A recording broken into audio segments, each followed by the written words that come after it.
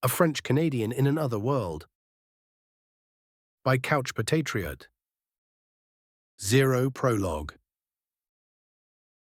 Somewhere deep in the northern Canadian forest, the wind whispered through branches of pine and birch. The scent of wet dirt, evergreens and rain drifted through the air, carried on the breeze to a low hunting blind nestled close to the ground. A deep grunt echoed. 20 yards away, a black bear. Inside the blind sat Sam, a retired veteran of the Canadian Forces and a game warden. He was still silent, cradling a modified Soviet SKS.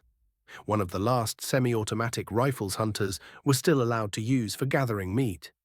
His focus sharpened 1,000-fold the moment the sound left the bear's throat. The 400-pound animal lumbered toward the bait, unaware of its impending fate. The pile of doughnuts, thick with molasses, was too enticing. Sam moved slowly, disengaging the safety and raising the rifle. Then, a flash of white light, a deafening crack. The bear startled, sniffing the air. The sharp scent of ozone and scorched gunpowder filled the blind. Lightning. Pain exploded through Sam's body. Every nerve screamed as his limbs contorted under the electric force. Then, stillness. He collapsed, motionless. When Sam awoke, all he felt was fire. Liquid fire, coursing through him like maple sap in spring. He was paralyzed by the pain, but sheer will pushed him to open his eyes. That was all he could do. He lay there, helpless, watching, waiting. He might have to witness himself being eaten alive. The irony stung worse than the burns. After surviving wars and years of chasing poachers, it was lightning that finally caught him. When his eyes opened, confusion flooded his mind. He was no longer in the hunting blind, or even in the forest. Instead, he found himself in a room filled with bright white light. A hospital, maybe? If only the pain would stop. But no, it only grew worse, spreading like wildfire through every vein. He could hear voices, alarmed, urgent, but couldn't understand a word they were saying. Was it the lightning? Had it scrambled his brain so badly that he couldn't recognize his own language? Or was the fire in his blood making him delirious? Then into his view stepped a young woman. She moved with the grace of wind, dressed in what looked like the elaborate costume of some kind of priestess. Her eyes, though beautiful, were shadowed by exhaustion. She approached the stone slab he was lying on, her brows furrowed before she disappeared with haste. Mother Katrina's point of view, Katrina had been working tirelessly since the age of 6 under the guidance of the Sisters of the White Chapel. By 12, she had become a full-fledged sister, a record within the empire of Melanor. At 20, she was named a mother, setting yet another unprecedented milestone. Some whispered she would be canonized a saint before long, should her meteoric rise continue. She was a striking brunette, her emerald green eyes vibrant and commanding. Her figure, though hidden beneath loose ceremonial robes, was said to turn heads when glimpsed. But Katrina cared little for such distractions. Her ambitions lay with the divine and the powerful. Recently, she had been summoned by the Marquis of Lavendale to the Empire's northernmost province on the eastern coast. The mission, to conduct a ritual in strict secrecy. The details were vague, unsettlingly so, but Katrina understood the importance of forming bonds with the nobility. If she wanted to ascend further within the order, she would need allies in high places. The journey took 2 months by carriage, across rough roads and shifting weather. When she finally arrived at the isolated town, her nerves were taut with both exhaustion and anticipation. The ritual text Katrina had been given to study was extraordinarily complex. Written in a long-forgotten runic language, its deeper meanings were lost to time. Thankfully, the church had preserved the pronunciation of most runes, enough to recite the incantation properly, if not understand it. These ancient rituals were notoriously dangerous. Performing one without knowing its true purpose was the ultimate gamble. Yet the church still allowed them to be tested by those within the order deemed trustworthy and expendable. The scroll had been discovered 6 months earlier, hidden within the walls of a crypt during renovations at the provincial cathedral. After thorough research, it was identified as originating from the hero era, over 2,000 years ago. A time of gods, monsters, and myths few dared to take literally anymore. The ritual, they determined, required a young maiden of considerable power. It wasn't that Katrina was the best candidate. Rather, she was the only one of such renown not backed by a powerful noble house. That made her perfect, a pawn. If she died, the Marquis would likely craft a heroic tale. The brave Mother Katrina, who gave her life to banish an ancient evil. A convenient legend, wrapped in honor, hiding the truth of her sacrifice. However, nothing could have prepared her for what the ritual would do, how it would change everything. Not just her life or the fate of the province, but everything. To maintain secrecy and shield the nearby town from any potential fallout, the ritual was to be conducted in a remote, vacant cabin deep in the woods. Or so she had been told. In truth, the cabin was more of a small mansion, long abandoned but still sturdy and hauntingly elegant in the moonlight. She arrived with the Marquis's personal mage, 2 of his handmaidens, and 4 of his knights. A silent entourage, each person carrying the weight of the unknown on their shoulders. They shared a quiet, well-prepared meal that evening. No one spoke. Even the clinking of cutlery seemed muted by the tension hanging in the air. Midnight approached. When the moon reached its zenith, casting silver light through the tall, narrow windows, they would begin the ritual, whether they were ready or not. She walked to the garden alone. Not even the servants were permitted to hear or witness the ritual. The isolation was part of the protocol, and perhaps part of the trap. Katrina stood before the fountain, nerves coiling in her stomach, but her resolve held firm. She would see this through. She began with a hymn to the God King, her voice trembling at first, then steadying as faith took hold. She unrolled the ancient scroll onto the grey marble pavers, letting her mana flow freely through her body. A pure white aura surrounded her, radiating warmth, grace, and divinity, like a mother's embrace. Then she began to speak the runes aloud, her voice infused with power. The spell was long, far longer than any she had attempted before. The archaic words clawed at her throat. She pushed through. 2/3 in, she began to feel ill. Over an hour had passed, but stopping now would mean certain death. The ritual had to be completed in full to maximize her chance of survival. Her vision blurred, her limbs trembled. Then came the nausea. She doubled over and vomited, her body rejecting the strain, but even as bile burned her throat, she continued reciting the runes, her will unshakable. She forced the final syllables from her lips and then collapsed, the scroll now silent on the stone beneath her. Nothing happened, or so she thought.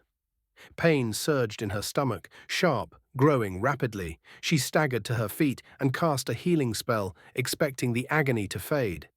It didn't. The magic did nothing. A terrible realization took root. Was this not a blessing, but a curse?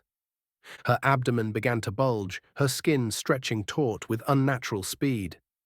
Horror gripped her. She could feel life moving within her, a presence that grew faster than any human child ever could. She fell to her knees, then rolled onto her back, writhing in agony. Just then the 2 handmaidens burst into the garden, alerted by the commotion. Their eyes widened in shock. "She's giving birth," one whispered. The mage arrived moments later, but was swiftly turned away by a fiercely protective handmaiden, determined to preserve the mother's dignity. By the time 2 hours had passed since midnight, it was over. A child, no, a boy, lay cradled in the white grass, his body bathed in radiant light. Before their eyes, he grew, first to a youth, then to a man, his form maturing in moments before the glow finally faded. Katrina and the strange boy were carried inside. Weakened, confused, yet alive, Katrina healed herself as best she could. Her body was restored, but her mind reeled. What in the name of the God King had she just brought into the world? She hesitated at the door before stepping inside the room. Was he really her son? Everything had happened so quickly, too quickly for her mind to catch up. And yet, something inside her knew, felt it. A powerful primal attachment had bloomed in her heart. It wasn't reasoned nor logical, it simply was. He was hers. A treasure more precious than anything she'd ever known. A fierce, almost carnal instinct surged in her chest, the overwhelming desire to protect him. She moved closer. The young man, if he could be called that, stood over 6 feet tall with the broad, honed musculature of a seasoned knight. His eyes, the same vivid green as her own, scanned the room with confused animal panic. His brown hair, slightly tousled, mirrored hers as well. There was no denying the connection. He was of her. His eyes opened wide, then, "Ha!" A scream erupted from his throat, raw, agonized, primal. He began to thrash, muscles convulsing, back arching, hands clawing at the linens. Katrina rushed into the hallway, panic gripping her heart. And then she felt it, a sliver of his pain, like fire curling in her own belly. His body was changing, burning, melting from the inside. Her hands trembled. Something was wrong, terribly wrong. "Quick, get the mage and my satchels," Katrina barked, the calm, measured grace she usually spoke with utterly gone. The maid blinked, startled. "My medicine is in there," she snapped. "Go." She turned back to the writhing man, her son, as he gasped and screamed, his skin slick with sweat, veins bulging unnaturally beneath the surface. "He's in pain. His heart can't take this much longer. We have to calm him down or he'll—" She didn't finish the sentence. Instead, she dropped to her knees beside him, hands already glowing with healing light as she tried desperately to stabilize whatever was happening inside him. One death and war. Sam's point of view, a rotund man with a long waxed mustache, sweating bullets and wearing a fancy cape embroidered with intricate star patterns, walked into my peripheral vision. Something felt off about him, but I couldn't put my finger on it. Breathing was more important right now, so I focused on that instead. He started talking to someone, and though their language sounded vaguely familiar, like someone had mixed all the words of Europe into a single tongue, I couldn't make sense of it. Am I in Europe? He and the woman from before started conversing. They seemed confused, but their words were a blur. This was definitely a new language, one I'd have to learn from scratch. They argued for hours before the man left.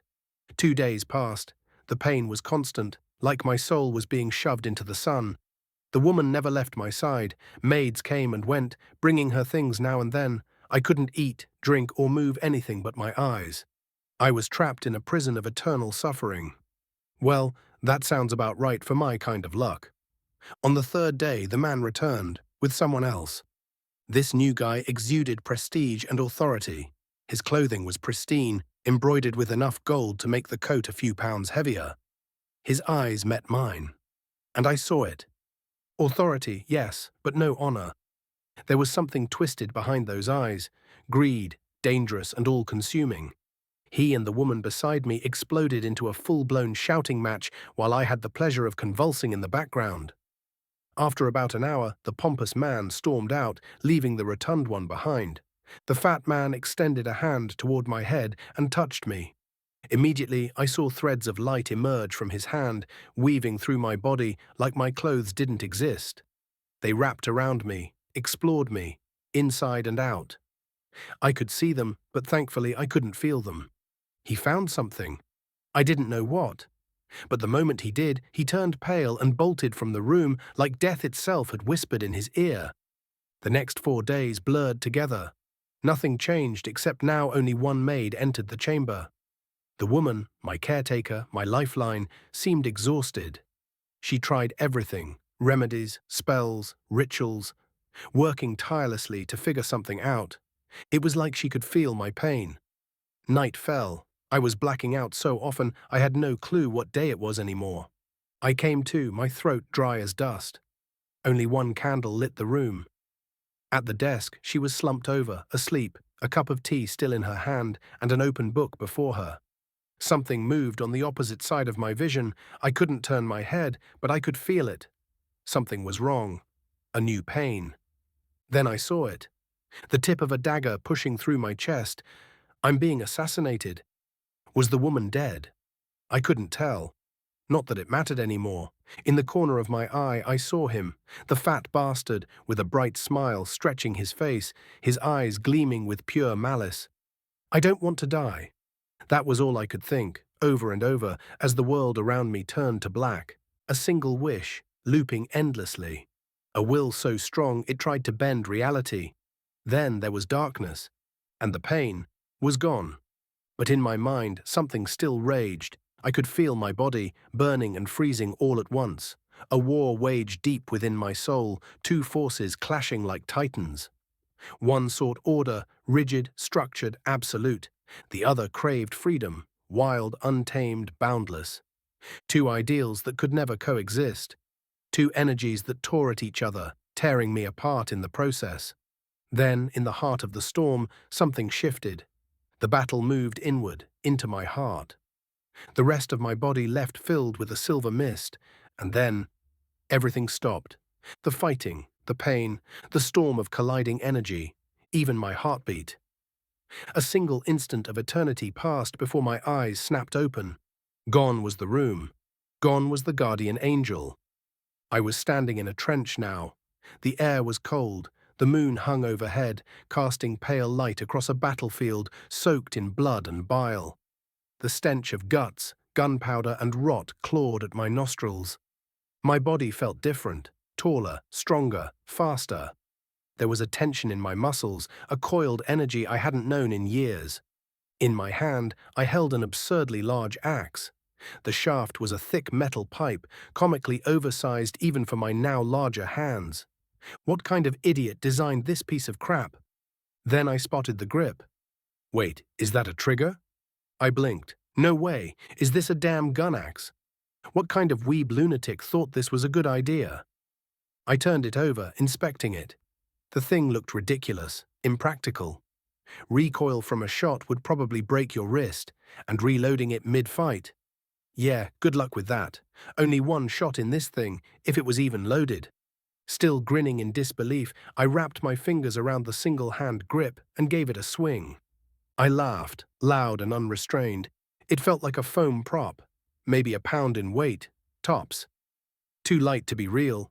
Curious, I placed my hand on the blade. No foam, cold steel, sharp as hell.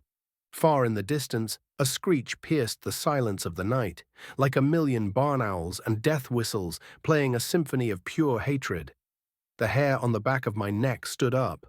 I looked over the edge of the trench, an eerie calm washing over me. For the first time in a long while, my thoughts stopped racing. Everything was quiet. That's when the real surprise began. I wasn't staring at anything I'd ever seen before. Across the battlefield stood an army that stretched to the horizon. Twisted things, mockeries of life, monsters, half something, half utter abomination. Some looked human.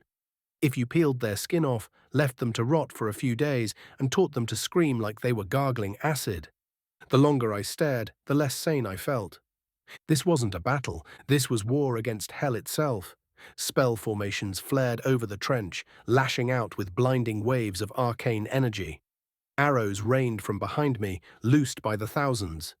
But against those numbers, it might as well have been kids throwing rocks into the tide. I had to do something, tip the scales, make numbers irrelevant. I looked down at the absurd axe-gun thing in my hands, raised the barrel toward the enemy line, and made a small prayer to whatever god dropped me into this world. Please don't let this blow up in my face. Then I pulled the trigger. The axe came alive with a scream of metal and hate, unleashing a beam of raw power that roared across the battlefield, like a 30mm Vulcan cannon fueled by spite and bad decisions. For about 8 seconds, I carved a trench through the enemy ranks, turning abominations into red mist. Then the magic ran dry. The gun clicked uselessly. I let go of the trigger. Silence returned, broken only by the sound of my own breath. And then I heard footsteps. I turned, still catching my breath, and saw 3 strangers approaching from behind. They wore uniforms similar to mine, though I couldn't tell if that made them allies or just better-dressed corpses waiting to happen. My attention quickly screamed at me to keep my eyes on the battle. I wanted to pull that trigger again so bad. Well, only one way to know, right? And damn, magic is beautiful. The beast started spitting hate like it hadn't just shut down on me a couple seconds ago. Maybe the burst of about 100 mad Red Bull cans per second flying at Mach fuck on a mission of pure destruction and mayhem had a cool-down time. I was starting to really like that gun axe thingy. Then the stench hit, putrid, burning, with a sour and salty taste of rotten meat that somehow coated my tongue. An aura of madness made physical rose from the enemy ranks. Vision warping, pressure rising like a migraine, building in the air itself. But I would not fall. Not now, not yesterday, and not tomorrow. I would bathe the soil in their blood, erase them, genocide their existence from the face of whatever planet this was. After that, maybe I could finally rest. I blinked. Gone was the battlefield. But my hands remembered the axe, my nostrils still burned with the smell of festering meat. I looked around. My body was back to the one filled with pain. But the pain was gone. So was the mansion. Confusion started brewing like a storm in my gut. I tried to move, but my muscles were unresponsive. All I could do was scan the area with my eyes. Dead bodies, everywhere. But they didn't look like they died in battle. Some looked old and sick, others so decomposed it was hard to tell. This was no battlefield. It was a pit, an open grave. In the distance, I heard a soft voice, a woman singing gently to the dead. I tried to yell, but only a croak came out of my dry throat. I tried again. My arm twitched, barely. But it was enough. She stopped singing. Footsteps approached. I want to live. I felt my body being turned, and then I saw her, and for a second, I forgot how to breathe. I hadn't expected this. The maiden standing over me didn't look like any woman I'd ever seen. She wore some kind of nun-like outfit, white and black, modest but oddly elegant. Her silhouette was mostly human, but parts of her skin were covered in a short, soft-looking fur, and there were the horns, graceful, curling back from her head like a ram's. A ram girl? Her smile was gentle, ethereal. Her bright yellow eyes caught the moonlight, glowing just a little too brightly to be natural. And the way she smelled, fresh-baked bread and something clean, like lavender and mountain wind. After everything I'd been through, that scent alone made my chest ache with something like peace. She whispered something in a hush I couldn't understand. Then, without warning, she stood, picked up a mace, and ran off into the night. About an hour passed. I lay there, clinging to consciousness, until she came back, this time with a burly man in priest robes and a wheelbarrow. At that point, all I had left was hope and faith. The man had a nervous smile plastered across his face, the kind you wear when you're not sure if you're about to save a life or trigger a curse. But when his eyes landed on me, something shifted. That jittery tension melted into something calmer. A small, reassuring smile took its place. He left the wheelbarrow and walked over without saying a word. Then he knelt beside me and placed his right hand over my heart. A golden light bloomed in his palm, soft and warm, wrapping his hand in a glow that felt both holy and weirdly familiar. I could feel the light seep through my skin, and honestly, I didn't resist, not like I could even if I wanted to. Then it happened. I felt my heart mend itself from the inside out, and with a sudden thump, a single pulse shook my entire body like I'd been jump-started by divine jumper cables.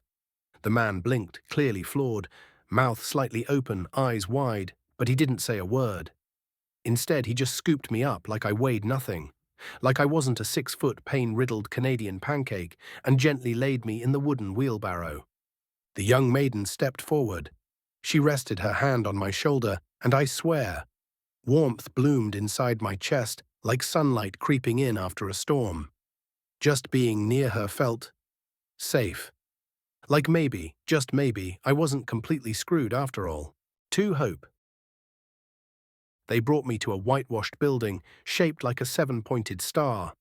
3 stories tall, maybe 100 meters wide, it loomed like something important. Every point of the star had its own tower, and dead in the center stood a bell tower that climbed 6 stories into the sky. Considering how much bigger this place was compared to the buildings around it, I figured it was either a church, a hospital, or a very dramatic bakery. The man didn't say anything, just dropped the wheelbarrow in front of the massive door, scooped me up like a crippled princess, and carried me inside. The interior was quiet, clinical, too clean. He went through a set of heavy wooden doors and up a flight of stairs. On the 2nd floor, we passed through a narrow corridor lined with stone arches before he turned into a small alcove. The room was simple, a bed, a table, a chair. On the table, a single candle flickered beside a pyramid-shaped crystal glowing faintly yellow. He laid me down on the bed as if I might break. Honestly, I wasn't far off. He placed his hand on my shoulder, gave me a slow, silent nod, and left. Then she entered. The ram girl moved toward me with that same strange calm, pulling something from her satchel. It was a bracelet, ornate and elegant, made of 6 thin silver bands woven into complex, almost hypnotic patterns. She slipped it gently onto my wrist. Then she took my hand in hers. I felt a gentle warmth flow through me as her golden energy seeped into my skin, traveling up my right arm and focusing into the bracelet. The metal glowed faintly, humming with something old and powerful. I didn't know what it meant, but for the first time in what felt like forever, I wasn't afraid. "Here, can you understand me now?" she asked softly. "My name's Hope, by the way. I'm a priestess here at the Chapel of the Order." I nodded with my eyes. It was all I could really do. "This bracelet is enchanted with a translation spell. If you use it moderately, the charge should last a couple of days. I'll recharge it for you when it runs out." She smiled gently. "I'll go grab something to clean you up. And maybe something to eat too." A small blush crept up her cheeks, and she hurried out of the room in a flustered pace. I was left alone again.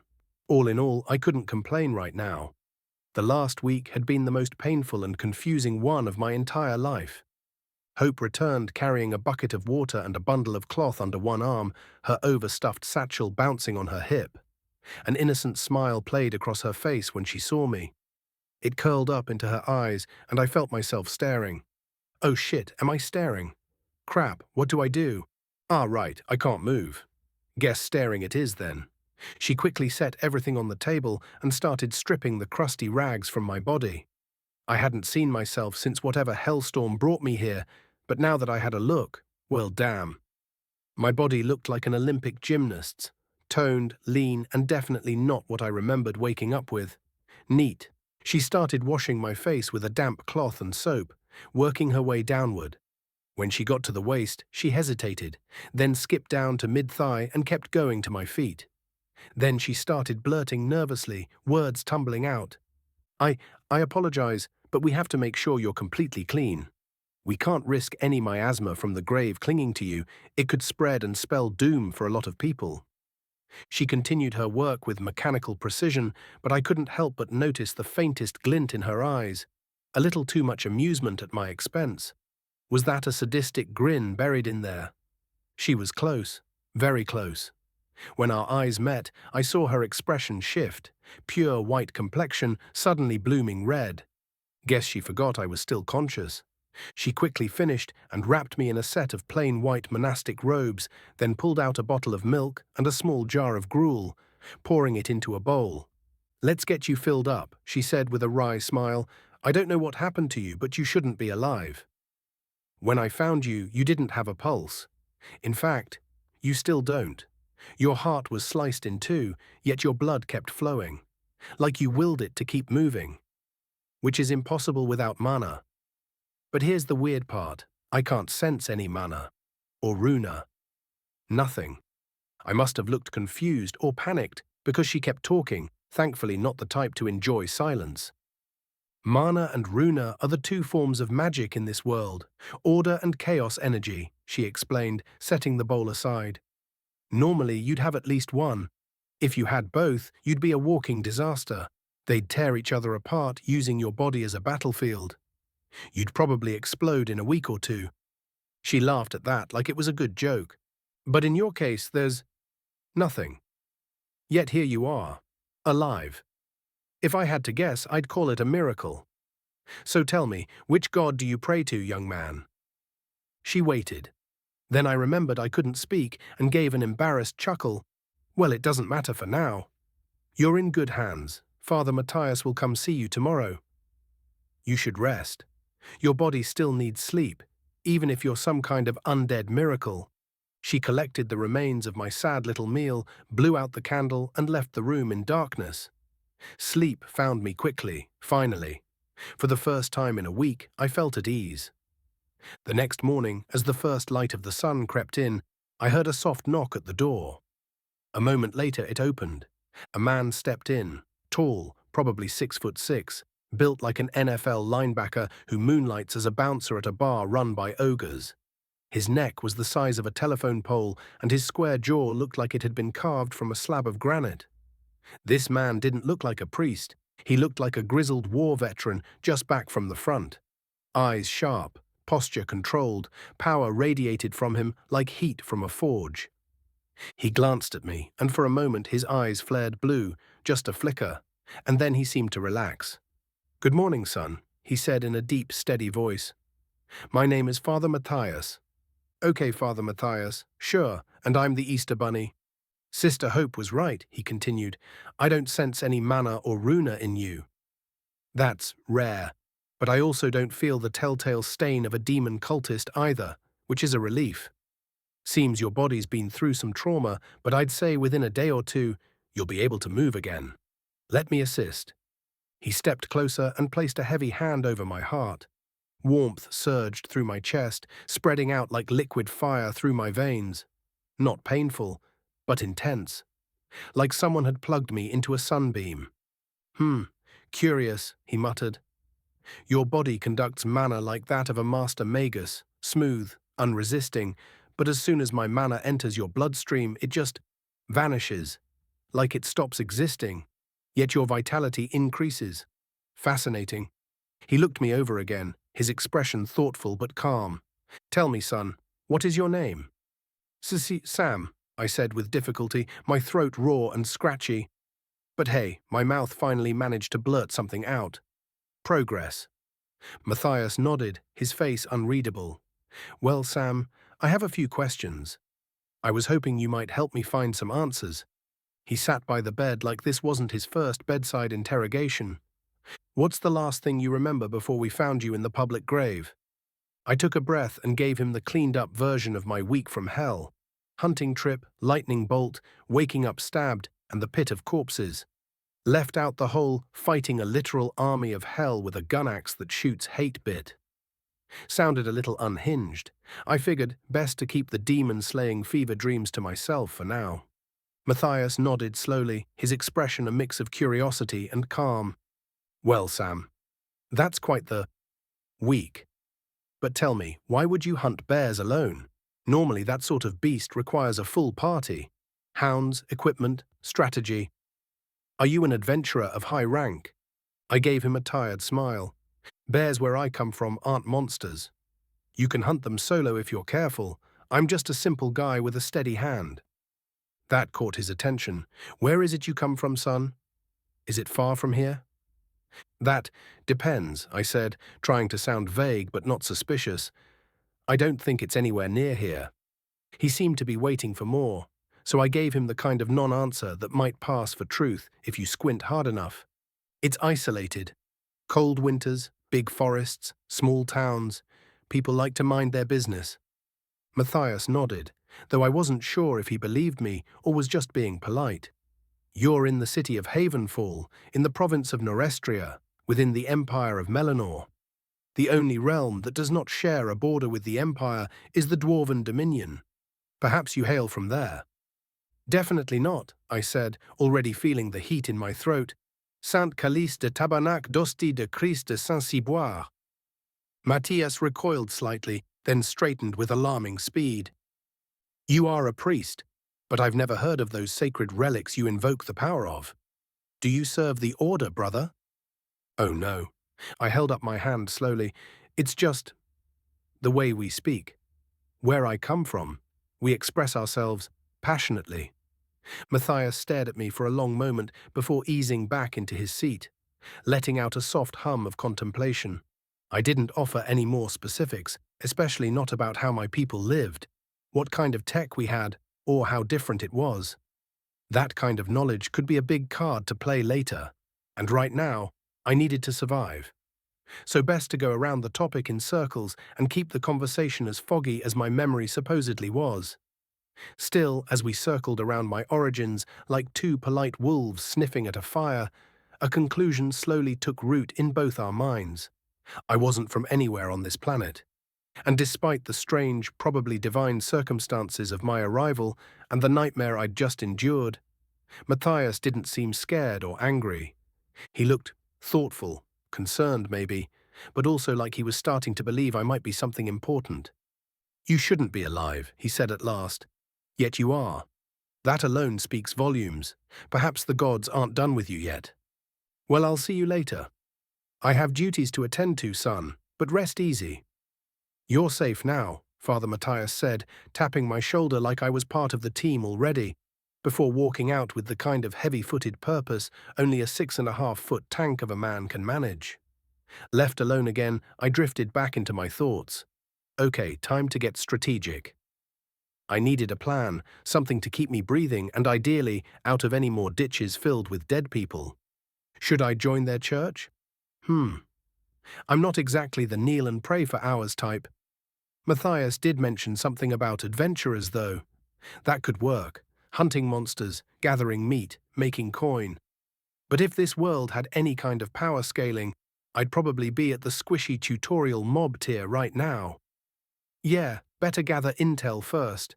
Maybe work my way up from tragically unprepared to mildly competent. Weapons. I needed weapons. Something that didn't require divine intervention or spontaneous reincarnation to wield. That axe gun thing I saw in the trench still haunted my dreams.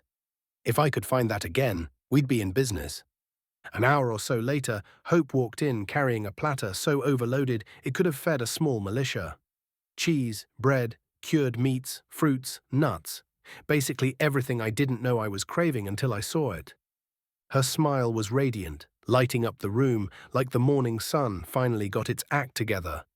Even her voice had that same kind of warmth, brushing away the tension in my shoulders like it never existed. "Good morning, stranger," she said, her tone so soft I practically melted into the bed. "May I hear your name?" When my eyes fell on her, I understood. Her name couldn't have been chosen more perfectly. Hope. She was exactly that to me. A thread of light reaching into the nightmare, dragging me back from the jaws of death and madness.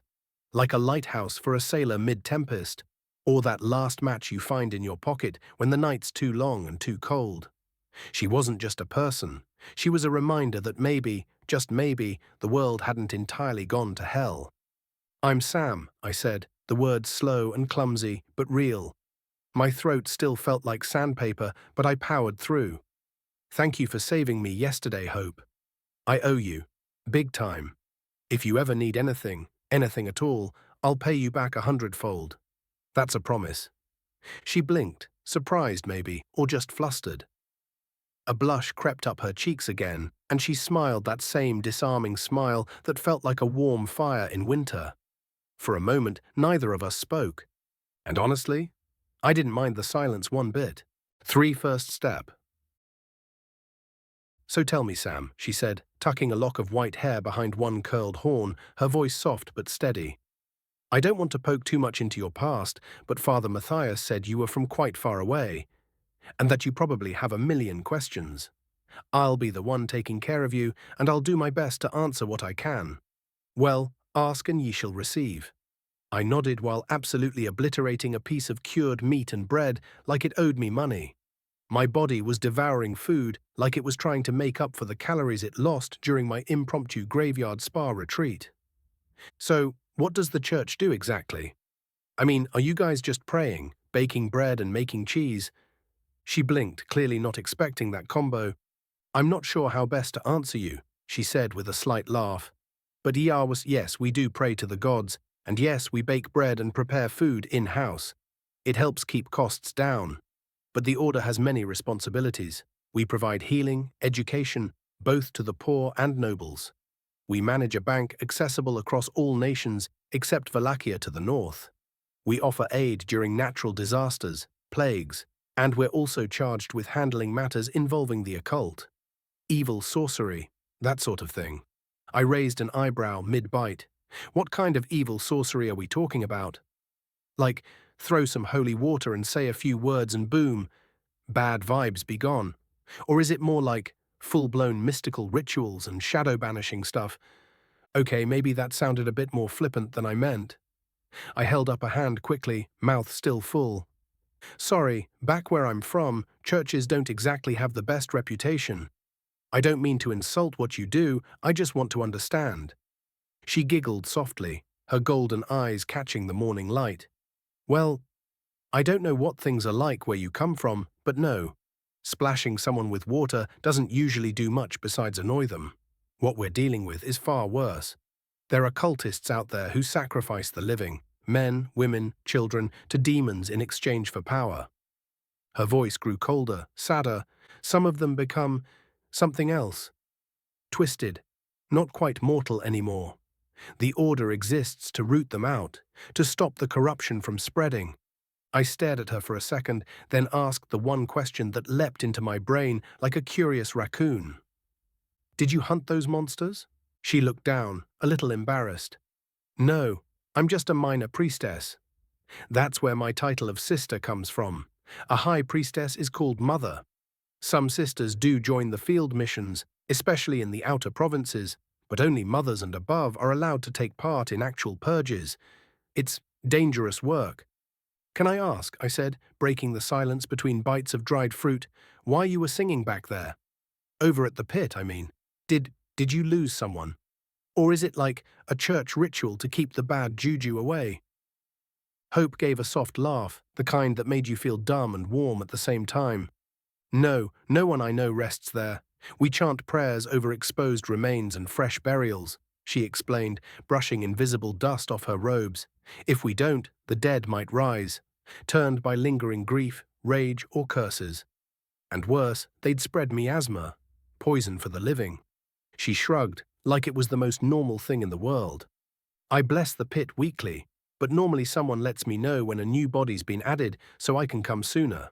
Speaking of which, she leaned forward, narrowing her eyes like a cat that just spotted a bird on the windowsill. Why exactly were you stabbed through the heart and still breathing? Who stabbed you and why? Ah, there it was. She stabbed that question back at me without warning, and I had to scramble mentally not to trip over my own story. So I gave her the short version: the forest, lightning, the pain, the sudden darkness. I told her about waking in the grave pit, barely holding my guts in. What I didn't tell her was anything about Canada, or Earth, or my coma dream. That part, definitely classified. Strange, she said, tilting her head. The wound you had should have killed even a dragon. Yeah, well, maybe I'm just too stubborn to die, I said with a tired grin. Her smile returned, soft and amused, but it faded as her tone turned more thoughtful. I saw her curiosity bubbling beneath that calm surface, so I flipped the script. What god does your church serve? I asked. And are there other religions? Or is it all one big choir? Her expression softened further. Now we were in her domain. Every church of the order serves the god king and his 7 children of virtue. They're the central pantheon. But we do recognize many others, lesser gods, local deities. Their worship is permitted even within our halls. Huh. Open-minded church. That's rare. She nodded. We believe all gods are a part of the tapestry, even if they're not all kind or benevolent. I leaned back, digesting both the food and the information. So what exactly is a god in this world? Not to sound rude, but where I'm from, the term gets thrown around a lot. Hope folded her hands in her lap, thinking, gods are the embodiment of a concept. When a being, mortal or otherwise, rises high enough to fully embody a universal truth or principle, they ascend. Some claim abandoned domains. Some create new ones. Others steal them through force. She looked at me, her eyes catching the light like molten gold. They don't just influence reality, Sam. Their existence shapes it. That's a lot to take in, I muttered, scratching my head. So there are dwarves, humans, and, fuzzy folks. Are there more races I should know about? Trying to figure out where exactly I landed in the whole fantasy lineup. Hope chuckled, flicking one of her curled ram horns playfully. Yes, many. I'm what's called a beast folk. There are dozens of us, all part human, part animal. We come in all shapes. Ram folk like me, fox folk, wolfkin, avian clans, and more. Elves and dwarves are common too, at least in trade cities. Then you have the dark races. She hesitated slightly at that. Like vampires? I asked, raising an eyebrow. Please don't say zombies are a race. I do chant at the dead pit every week, Sam, she said dryly. But yes, vampires, devilkin and others that once served the old devil courts. Most of them live beyond the northern frontier now. Why the separation? Her tone darkened. There was a war. A bad one. How bad? She didn't answer right away, just stared at the food on the tray, her ears twitching slightly. Millions died, she finally said, voice quiet. Whole cities vanished. Villages turned to ash, the bloodiest war in known history, all sparked because one greedy noble wanted more dirt to grow his crops on. I winced. Hell of a price for a garden. She nodded grimly. The Empire won. Barely, but the cost was enormous.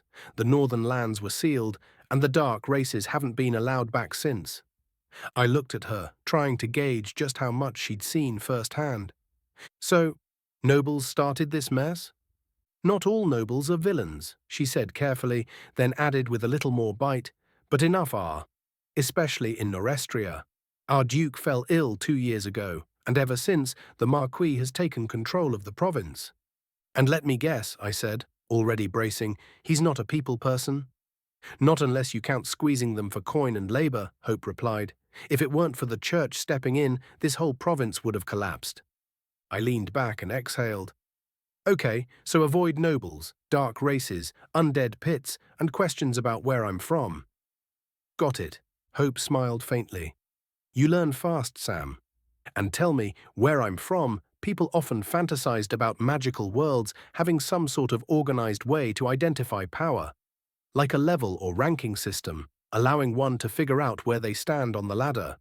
I might have sounded a bit too enthusiastic with my question, but I had to know if there was some cool way to power up other than just hitting the gym and marching around with a heavy rucksack. Well actually, she said, amused. For a moment, I felt like she could see straight through me. There is. It's quite simple. It goes from level 1 to 100. Then, once someone reaches level 100, some people experience a breakthrough, becoming what we call a stage 2.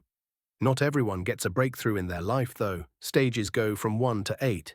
Thousands of years ago, the invader's champion and the hero reach stage 12. Immortality. Godhood. People who can manipulate the own fabric of the world. Only able to intervene with the voice of their avatar, their champion. People with more etheric density have more chance of a breakthrough happening. To give you a reference point, I'm a level 69, stage 2, which, might I say, is quite impressive for a non-combatant, she said, clearly boasting a little. Nice, I said without thinking, grinning like an idiot the moment I heard her level. She gave me a curious look. I quickly deflected. I just mean, having a clear system to track progress would be such a blessing. Makes improving feel possible, you know? She smiled, then pulled out a square piece of glass about the size of her hand and a brass quill. Would you like to see your level? Oh, hell yes. I grinned wider. My body looked around 20 years younger than before and in peak shape. I was probably going to have a solid level, maybe even surprise her. She pricked the tip of my index finger with the quill and let a drop of blood fall into the center of the glass. When the drop of blood hit the glass, a soft blue shimmer pulsed out like ripples on a pond. Then, glowing faintly, the tablet displayed name, Samael race, high human class, error stage, 1 level, 1 mana, none. Runa, none. Well, that's weird, I muttered, squinting at the text. I can read this no problem, but that's not how my name is written. And high human, what the hell even is that? Apparently, the tablet translated itself based on the reader's language, since Hope was just as baffled as I was. I've never heard of a high human before, she said, frowning, and the fact that there's absolutely no mana or runa in you is impossible. What is it that powers your soul? Is there another kind of energy where you're from? She looked truly puzzled now. I'll have to consult the bookkeeper. She stared at the tablet again, then at me, her brow furrowing deeper. Also, how can you be level 1? It's like you were just born a week ago. But the amount of intelligence and awareness you've shown would usually bring someone to at least level 10, maybe 15. I gave her a half shrug, trying not to let my unease show. Well, I've always been a bit of an overachiever, I said with a nervous grin. Hope shook her head, clearly rattled but trying not to show it. All right, how about we change things up a bit? I'll go grab a wheelchair, and once you're settled, I'll give you a little tour of the church. Maybe seeing more of this place will help stir your memory, or at least help you feel more grounded. Hope picked up the empty plates and left with the platter. My legs were still like jello, but at least I could move them a bit now. My arms still felt like ants were crawling under the skin, but I could start to move them too, which was extremely reassuring after spending so much time being completely vulnerable. I wanted to train, see how this new body of mine moved, how far I could run, how fast too. I had a ton of tests to carry out. I wondered how long it would take to level up. It was hard to tell the time without a clock, but it felt like at least an hour had passed before Hope came back. I heard her voice through the door before I saw her. She was speaking to another man, but I couldn't make out what they were talking about. "I'm back, and I brought company," Hope exclaimed as she stepped in. "Sam, meet Harold." "Harold, meet Sam," she said, gesturing to us both. In front of me stood a short, stocky, and extremely robust bearded man. My brain froze for a second. Could it be? A dwarf? My heart skipped a beat. Dwarves were definitely the coolest of the fantasy races. Wait, I could have been a dwarf. No! What a waste of potential. I sighed. Wait, am I saying this out loud? Sorry, I mumbled, suddenly flustered. Just, processing things. Harold chuckled under his beard, his grey monastic robes bouncing up and down over his round belly. Now I understand what they meant when they said a curious fella came in. Can you walk? I shook my head with a sigh. Well then, come here, you big ugly vegetable, he said, scooping me up like a sack of potatoes. Ain't gonna let the lady do all the work. I have a feeling you and I are gonna be good friends, sir. He plopped me into the wheelchair like it was nothing before correcting me with a grunt. I'm no sir, young man. Do I look like a knight to you? Apologies. How should I address you then? Because princess doesn't seem to fit either. He let out a wheezy laugh. You really are a clueless one. Hey, just call me brother or Harold. That should do just fine for now. Hope stopped us before the banter could escalate again and gently began pushing me out of the alcove into a narrow corridor. She showed me around, first the kitchens, then the library, the great hall, the dormitories for residents, and the hospital wing. We greeted a lot of people on the way. Hope was definitely a favorite around here, and I couldn't blame them. She radiated love, with a capital L. Her presence sparked something in me, something I hadn't felt in a long time. Back in my old life, I'd divorced during my third combat tour and never stepped back into the dating scene. I threw myself into my career instead, working too much, drinking too often, surviving without really living. Well, she is a priestess, so I'm guessing that's a no-go. But one day, I'd have to thank her for reminding me that some people really are worth trusting. Next, she took me to the training grounds, an open circular arena with a dirt floor, hardened by years of stomping feet and relentless sparring. Racks of arms lined the outer walls, wooden weapons of every kind, and 7 piles of stones, each a different size, were neatly stacked at equal intervals around the perimeter. A dozen shirtless men were sparring in pairs, each wielding a different wooden weapon. They weren't just monks, no way. These guys moved like trained soldiers, sharp, focused, scars peeking out from under sweat-slicked skin. The clash of wood on wood echoed like a war drum, swords and shields cracking against each other in a brutal rhythm. The sound hit me right in the chest, one solid thump from the heart, loaded with power and will. I want to play too, I mumbled, barely realizing I'd said it out loud. Without thinking, I started to rise from the chair. It looked like the kind of brutal fencing club I would have paid to join back home. And then I was standing on my own. I took a breath. Then I took it. My first step in this new world. 4 blood, sweat and tears. By the grace of the God King, you will not. Hope tried to interject, her voice sharp with concern, but Harold stepped in like a grinning wrecking ball. How about I entertain the young lad? He said, rolling up his sleeves. I'll go soft on him. Even if he were at the end of his first stage, I could still teach him a thing or two without breaking a sweat, especially since he's half crippled right now. Challenge accepted, old fart, I shot back with a grin. How about we do some knife work together? Harold gave a short laugh, then turned and waddled off. He came back a moment later holding two short wooden swords. When I picked one up, I nearly dropped it. What the? They looked like wood, but the weight told another story. These things were as heavy as iron, maybe heavier, and I could swear there were specks of rust clinging to the blades. Ironwood, the dwarf answered with a grin, good for training. Also makes great shields. But heavy, he gave his beard a tug. Now show me your moves, Sun Dweller. We started exchanging blows. Years of combat had taught me how to fight with a wide range of weapons, but medieval ones.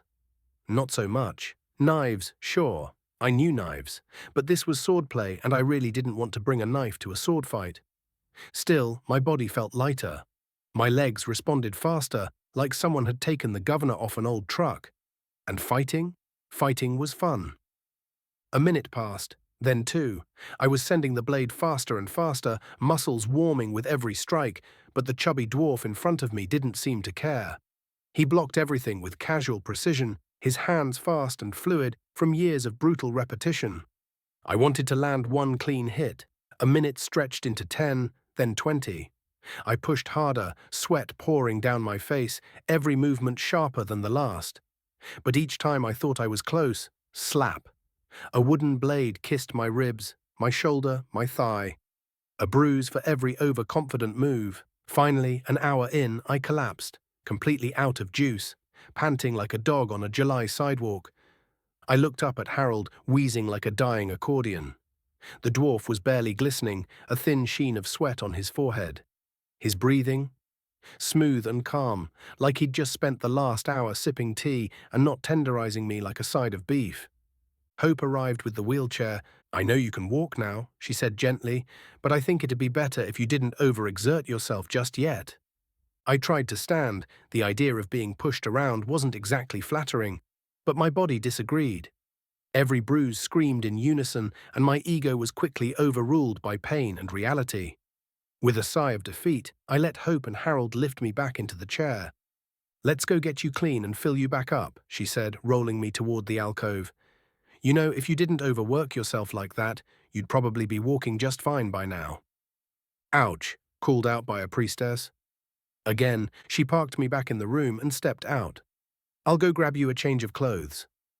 The door closed behind her. My eyes drifted to the table. The strange glass tablet and brass quill still sat there, taunting me. I stretched out, aching limbs protesting all the way, and snatched them up. No way I was still level 1. I fought for over an hour. I bled. I sweated. I got owned, sure, but still. That had to count for something. So, of course, I pricked my finger again and tapped the glass. Name, Samael Race. High human class. Error stage, 1 level, 2. Mana, none. Runa, none. A grin spread across my face. Ha! Gotcha, you stingy magic rock. I flexed my arms like I'd just benched a truck. Okay, 1 level wasn't exactly a massive power spike, but it was progress. Proof I wasn't completely useless in this new world. I'd survived a full beatdown session with a training-hardened dwarf and lived to tell the tale. In a wheelchair, sure, but still, I leaned back, tablet in hand, staring at the oddities on that screen. Class, error. No mana, no runa, whatever that was. But I was a level 2 high human now, whatever that meant. I had no idea what the future held, but I knew one thing for certain: I could grind for more power. I used to hunt with a bow, so that skill set should translate just fine. But I'd need to learn how to be efficient with pretty much everything else. Sword, shield, spear, maybe even throwing axes if I wanted to get fancy. And somewhere in the back of my mind, I had this itch. This stubborn little voice asking, can I still hunt evil shitheads even without magic? Lost in my reverie, I didn't even hear Hope come back in. She placed a bucket of warm water on the ground, set a towel and some robes on the table, then turned to me with that same radiant smile. She started picking at my clothes. Hey, I'm a grown man. I can undress and wash myself, I argued, trying to preserve the last shred of dignity I had left. I'll help you, Sam. Don't worry, she said, completely ignoring my protests as she kept going. You're still weak, and I'll patch you up a bit while we're at it.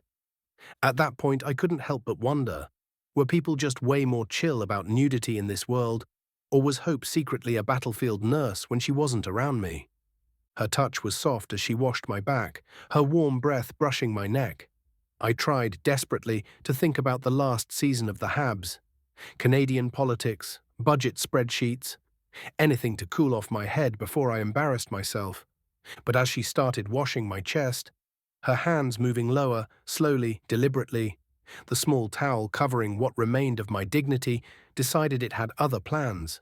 It lifted like a flag in a stiff breeze, proudly betraying me. I stared at the wall, hard, like it had the answer to world peace carved into the stone. Hope said nothing. Not a word, just kept going like this was the most normal thing in the world. She washed my arms next, then worked her way from my toes up to my thighs, not missing an inch. I was turning redder by the second, a perfectly cooked lobster marinating in shame and confusion. I risked a glance at her, and there it was. That smile. That smug, sadistic little grin that said she knew exactly what kind of torment I was going through. She was having fun, enjoying every second of it. And me? In her hands, I felt like a bee facing its queen. Powerless, obedient, praying the floor would open up and swallow me before she finished polishing me like fine silverware. She finished cleaning me, then started dressing me with calm, practiced ease. As she pulled the robe over my shoulders, she leaned in close, so close I could feel the warmth of her breath tickle my ear. "Don't worry," she whispered, her voice soft and playful. "It's okay. I won't tell anyone." Before I could even formulate a half-decent comeback, I felt it. Energy, warm and soothing, pouring from her hands and spreading over my chest. Heat rippled through my body, melting the aches and bruises, breathing life back into sore muscles that had long since thrown in the towel. It was healing, yes, but it felt like more than that. It felt safe, comforting, like being wrapped in sunlight after surviving a storm. And yet, despite the calm in my body, my mind was a chaotic battleground of embarrassment, gratitude, and whatever strange cocktail of emotion her wink had just stirred in me. "Want to grab some grub?" she asked, flashing a smile so bright it could have jump-started the sun. For a second, I just blinked at her, brain still rebooting from the whole full-service sponge bath/divine healing combo. My dignity was somewhere under the bed, curled up in a fetal position. But food. Food I could do. "Yeah," I managed, voice cracking like a teenage bard at open mic night. "Food sounds really good right now." I tried to play it cool, failed. But hey, hunger trumps pride every time. On the way to the cafeteria, she explained how the calendar worked. 14 months, each with exactly 28 days. Neat, tidy, and suspiciously efficient. According to her, they only had 2 seasons. Winter and summer. No spring, no fall, just emotional extremes. But as she went on describing it, I started grinning. "Let me guess," I said. "Too cold, then mud everywhere. Too hot. Nice for a couple of days, and then back to freezing your butt off?" Hope looked at me like I'd just read the Book of Seasons upside down and backwards. "Yes, that's basically it, actually." I chuckled. "Feels just like home, except with fewer Tim Hortons and a higher chance of spontaneous monster attacks." Still, I couldn't help but feel a flicker of actual gratitude. If I'd been dropped into this place in the middle of winter, my body might have been mistaken for a misplaced statue. And the cold? Yeah, it wouldn't have waited politely for someone to find me. "Guess I owe someone up there a thank you," I mumbled half to myself. Could have been a real short isekai otherwise. Hope gave me a curious look, but didn't pry. Good, one step at a time. The line for food looked like a parade of rumbling stomachs and tired faces, but it moved quickly, efficiency powered by hunger and routine. Apparently, people of Norestria love a hearty meal for supper. No complaints from me. I piled my platter with scrambled eggs, thick sausages, some roasted boar meat that looked straight out of a Viking buffet, a roasted root veggie that screamed sweet potato's jacked cousin. And for dessert, a blue pear the size of a grapefruit, exotic, intimidating, and very likely to explode with juice. As we sat down, my eyes caught on a curious centerpiece, a rack of 7 bottles arranged in a neat line. 7 again. These people really liked their sacred numbers. I nodded toward it. You guys got a thing for sevens, huh? Hope smirked and reached over, putting a drop of each sauce on the edge of my plate like a sommelier with a streak of mischief. The first one hit my tongue and I almost gagged. Rancid mustard. Hard pass. The second, ketchup. Sweet, tangy, dependable. That one was going on everything. Third, tasted like soy sauce got cozy with a plum. Weirdly delicious. Fourth, green and angry, like sriracha with abandonment issues. Fifth, sweet, floral, and something I'd never tasted before. Not bad, mysterious. Sixth, pain. Pure, blistering, hell-brewed pain, like napalm tap dancing on my taste buds while shouting war chants in a language made of fire. I tried not to cry, and then, the seventh, golden, thick, glorious, maple, freaking syrup. I dropped to my knees without thinking. Oh God King, whoever you are, I thank you for this holy nectar of life. You truly are a merciful and wise deity. Hope blinked at me, somewhere between entertained and deeply confused. A few people nearby paused mid-bite, casting curious glances before muttering their own quiet prayers. Whether they were thanking the God King for the syrup or just joining in the weird Canadian's fervor, I didn't know, or care. Hope knelt beside me, stifling a laugh. You really like that stuff, huh? I wiped a tear from my cheek, still staring reverently at the syrup. You don't understand, Hope. This isn't just syrup. This is identity. This is culture. This is my people's birthright poured into a bottle. And with that, I dug in. I was going to be okay in this world, maybe even more than okay, as long as there was maple syrup. After dinner, she rolled me back to my alcove. She pulled out a book, an educational tool meant to teach the basics of letters and numbers. Then she asked me to take off the bracelet so I could start learning the local dialect properly, using images paired with words. The method was solid, but it would take time to adjust. We studied well past sunset. During those sessions, I wasn't allowed to use the bracelet at all, and Hope was very strict about it. Not that I had a problem with proper discipline. I mean, I was in the army for a while after all. 5 Sly Fox. The next day, as the sun rose, I grinned. My body felt great. I quickly ran through a test set: 100 squats, 100 push-ups, 25 pull-ups, and 150 sit-ups. Not bad, but that was about all I could give in one go. Still, it felt damn good.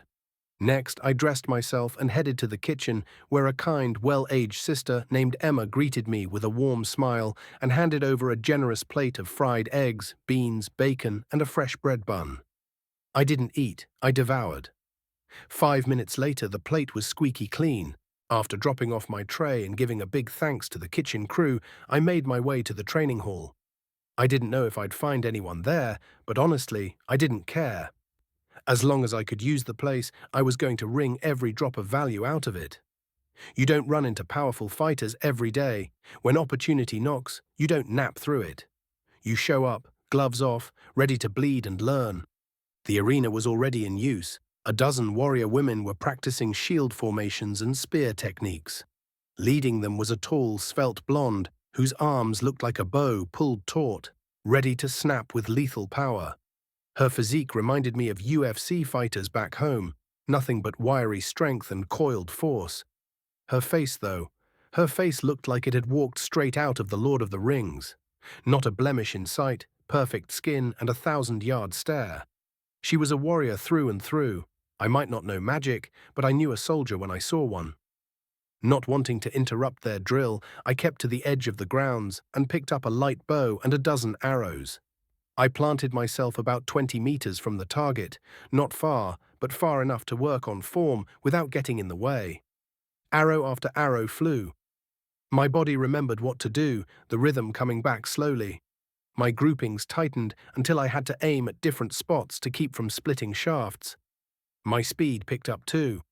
I'd always believed a good bow was better than a bad gun, and I didn't miss the damn thing at all. An hour passed quickly. The squad of warriors rotated out, replaced by another group, still under the watchful eye of the elven drill sergeant. I figured it was time to switch things up, so I grabbed a short spear. I wasn't fooling myself. Messing around wasn't going to get me far. I took a basic stance I'd copied from the shield maidens and practiced a single thrust, over and over, trying to understand the weapon system in my hands. No magic, no shortcuts. I was a baseline human in a high fantasy world. That meant I needed every edge I could grind out, one drop of sweat at a time. Time passed. My arms burned. I kept going. Eventually the elf approached, picking up a spear of her own. "You've got strength in your arms, boy," she said flatly. "Your feet are planted well, but your thrusts are slow.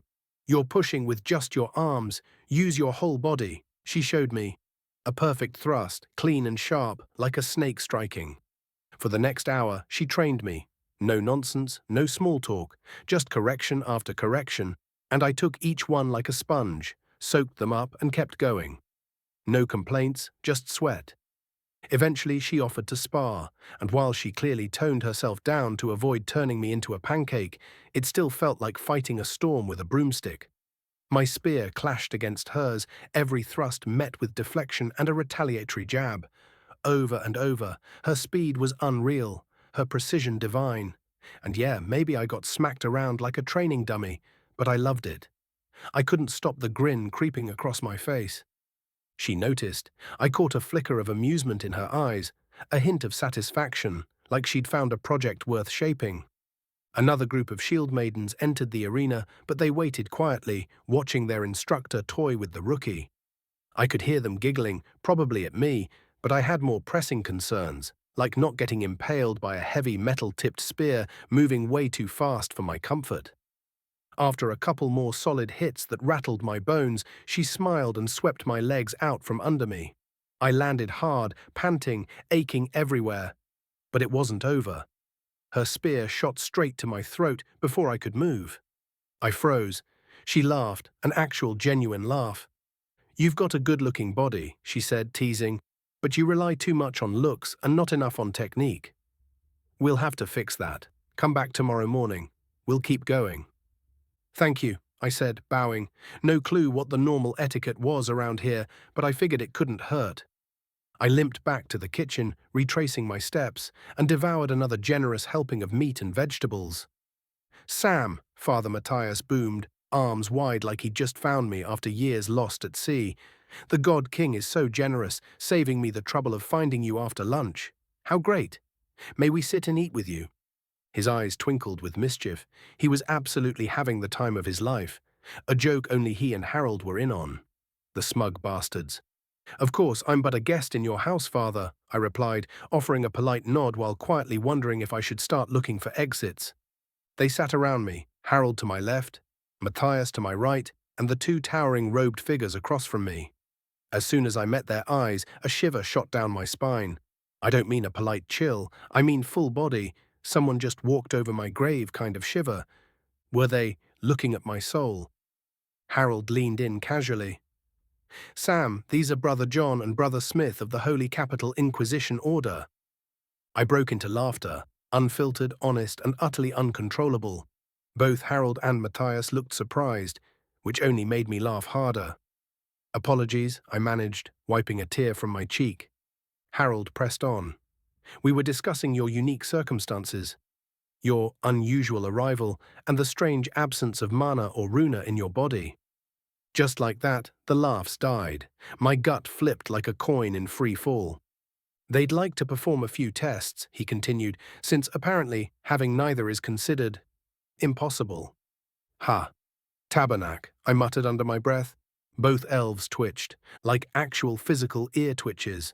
Their eyes flicked wide for half a second before snapping back into that high-grade inquisitorial poker face. I swallowed hard. Probably shouldn't swear in front of the goddamn Inquisition, I thought. Let's not get disappeared by the fantasy CIA. But Father Matthias, he nearly choked, trying not to laugh. I swear, this man might be my spirit animal. I cleared my throat and straightened up. Of course, I have no objection to helping the brothers with their investigation. "Please, excuse my earlier rudeness," I gave them a respectful nod. They returned the gesture, polite but unreadable. Brother Smith reached across the table, his calloused hand resting gently over mine. His grip was firm, not forceful, just enough to hold my attention. "Worry not," he said, voice calm like the eye of a storm. "I sense no evil in you. Thus I have no interest in your demise.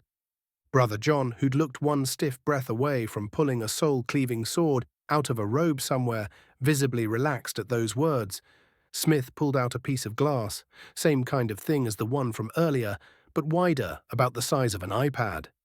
He also produced an ornate gold quill with a nib that looked like it had been carved from ruby. One thing bugged me, though.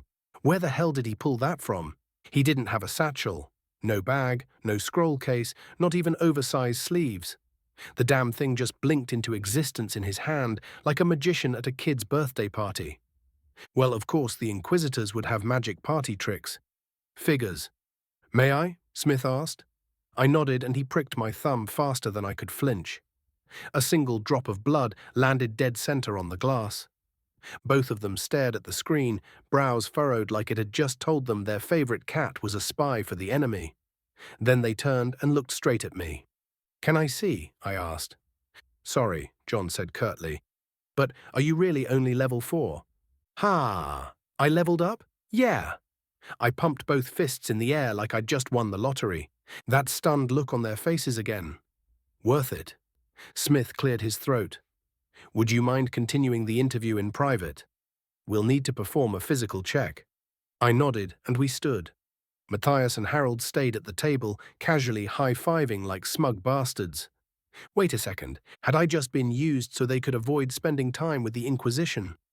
Sly assholes. Reminded me of my time in the army, dodging brass, pulling dumb pranks, and getting into trouble with the boys. Ha! I missed shenanigans.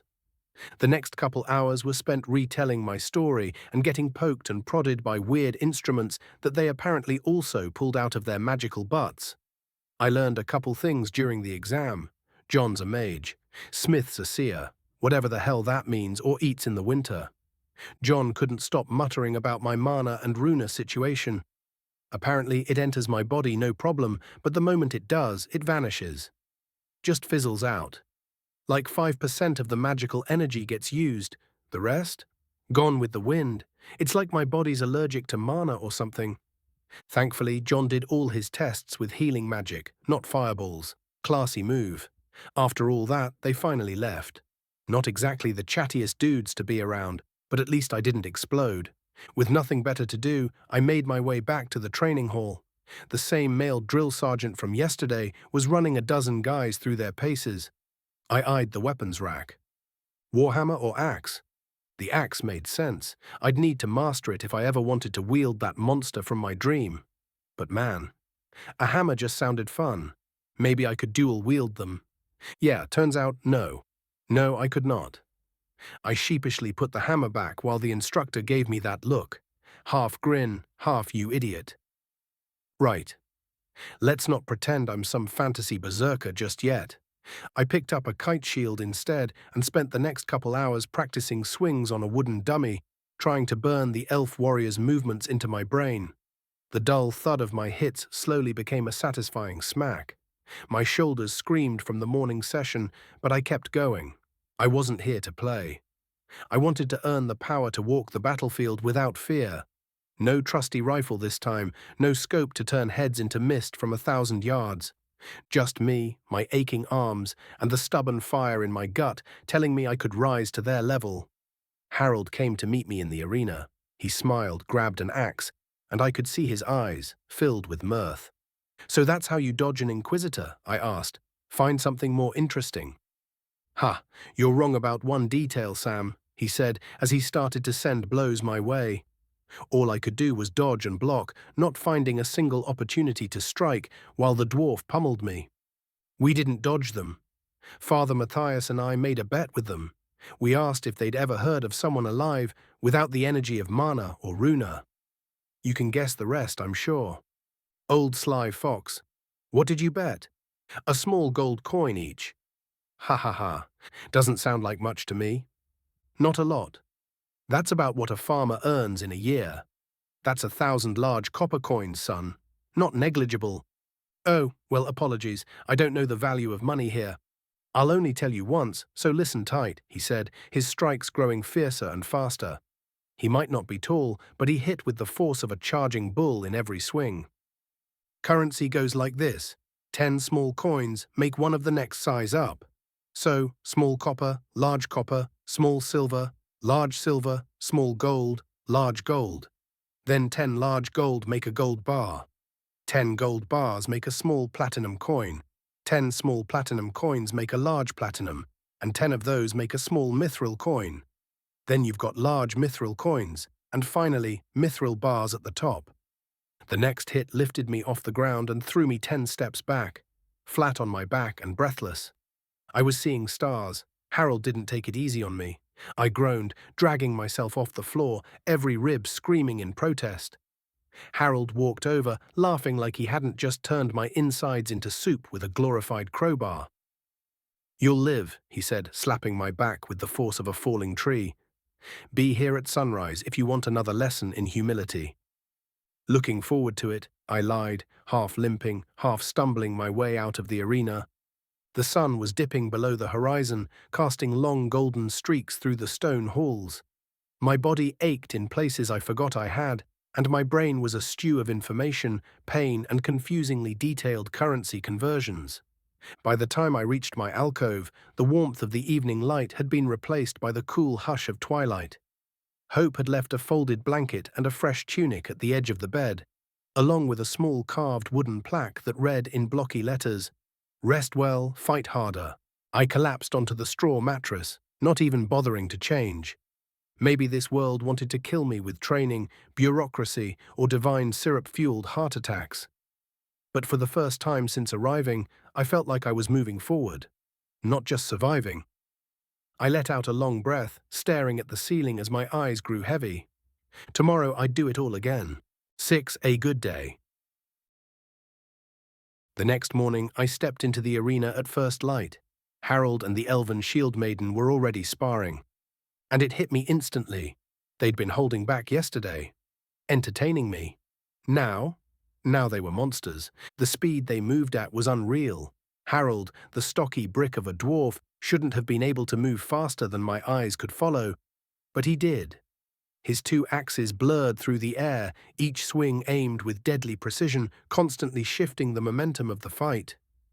The elf was just as terrifying.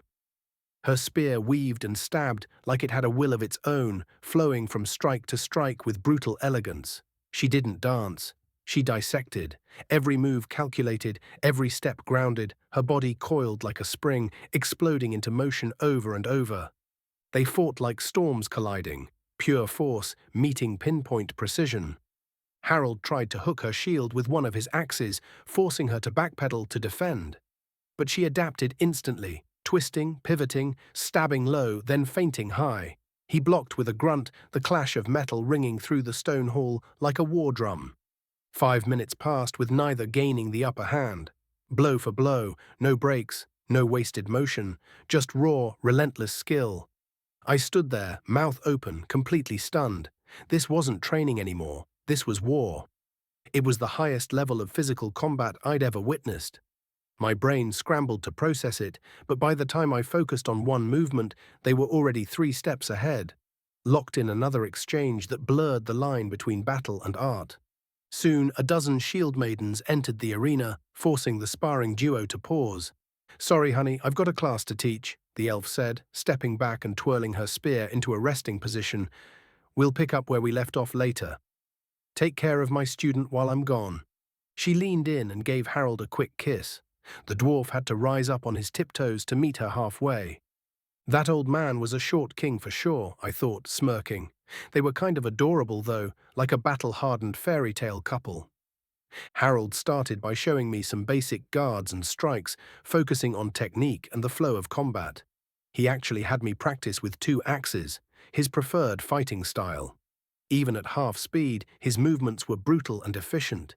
Every strike had a purpose, to deal maximum damage or to crack open a hole in an enemy's guard. We were having a hell of a time. Between swings, I asked him, "What do you think I should do once I know enough to survive in this foreign land?" He didn't even stop to think. "I think you should go to school in the holy capital. From there, maybe become an adventurer. You've got guts, kid. Do that for a couple years, get a wife or 2, have some kids. Then if you still want to hunt evil, come back and become a Templar." And by the heavens, if you figure out how to fix your magic, you might even become a paladin of the order. Well, that's refreshing, I said, stepping back to wipe sweat off my brow. I half expected you to try and recruit me on day one. Then it hit me. Wait, your church folks can get married? And have kids? Multiple wives? The kiss between the two warriors flashed in my mind. That was unexpected. Harold must have seen the look on my face because he blinked, just as surprised by my surprise. Well, of course we can, he said plainly, like it was the most obvious thing in the world. Nothing is more sacred than love. What purpose is there to fight if there's no one to share the joy of being alive with? His words hit like a hammer striking an anvil, clean, heavy, and echoing deep. A reminder I hadn't asked for, that I had lost everyone I once knew. The dwarf must have felt the shift in my mood because he stepped in before I could spiral. Don't worry, boy. Trust in the will of the God King and your life will smooth out. And don't you go hitting me with that wah, I'm a poor sorry ass with no one crap either. He poked a thick finger at my chest, grinning wide. We're friends now. You've got an open road and a world full of opportunity in front of you. So don't waste it pitying yourself. Harsh words, but they landed right in the heart. Harold wasn't done dropping surprises. Also, yeah, you can have wives, husbands, whatever floats your boat. Normally, folks follow what matches the land's birth rate. 2 wives and a husband's pretty common. But it's not rare to see groups made of just women, or just men, or even mixed pairs and quartets. Love's love, you know. He looked at me again, squinting like he was trying to solve a riddle that talked back. Sometimes, Sam, I swear, you must come from the strangest place. Half the time I think you're just pulling my leg. Either you've got the best poker face in the world, or you're the most clueless man I've ever met. I gave him a wide grin. Well, back home I was voted most likely to trip over my own feet and accidentally start a fire, so you might be onto something. He barked a laugh, loud and hearty. But for now, Harold said between strikes, how about you focus on learning to not lose your head? We were still sparring at half speed, technically, but it felt like his arms were made of lead. Every blow sank deep into my muscles, rattling bone and pride alike. The only reason he stopped battering me was because his wife returned, just as the third group of shield maidens limped off the field, drenched in sweat and bruises. She looked me up and down with the precision of a medic and the judgment of a general. Go eat, boy. I didn't argue. I racked the training axes and started making my way out. Not you, honey, she added, halting Harold just as he was about to put his weapons away. I caught the flash of panic in his eyes, the universal I'm in trouble look every man learns to fear. Grinning like an idiot, I ran out laughing before I got drafted into whatever lecture was brewing. After a quick lunch, I grabbed a spare set of clothes and made a beeline for the baths to wash off the sweat and grime. The place was more impressive than I expected, split into 3 separate sections. 1 for men, 1 for women, and 1 for both. I stuck to the men's side, not looking to start a diplomatic incident with a towel. The facilities were surprisingly complex. Apparently, the church had figured out how to pump water from an underground river running beneath it. I stepped under a narrow waterfall, the water hitting me like liquid ice. I could have sworn it glowed a little. Probably magic, probably not my business. I scrubbed myself clean under it, freezing my ass off before stepping into something much more civilized. There was a sauna and a few hot baths, and after the cold plunge, the warmth was divine. The icy water had dulled the sting of my bruises, but the heat melted the knots out of my aching muscles. After soaking for a while and feeling slightly more human, I dried off, dressed, and headed off to study the local language with Hope. We studied until dinner, after which she left again to go back to whatever secret job she had. I'd tried asking a few times, but she always managed to dance around the question, slicker than a sheet of ice with a fresh coat of snow on top, that one after that, I went back to my spot and studied until my eyes felt heavy, then crashed for the night. The rest of the week was a rinse, wash, repeat of the same routine, eat, train, get beat up, study, sleep. I was improving, slowly but surely. By the end of the week, I could follow most casual conversations, string together a few sentences, and even write them down without butchering it too hard. Still a long way to go, but hey, It was a hell of a lot better than fuck all. On the last day, Hope took me out into town. Before we left, she grabbed her flanged mace, just casually strapped it to her belt like it was a purse. Apparently, open carry was the norm around here, and walking around armed was the best way to tell folks in the sketchy parts to keep their distance. This would be my first time going around town on my own 2 feet, and I was excited, if a little wary.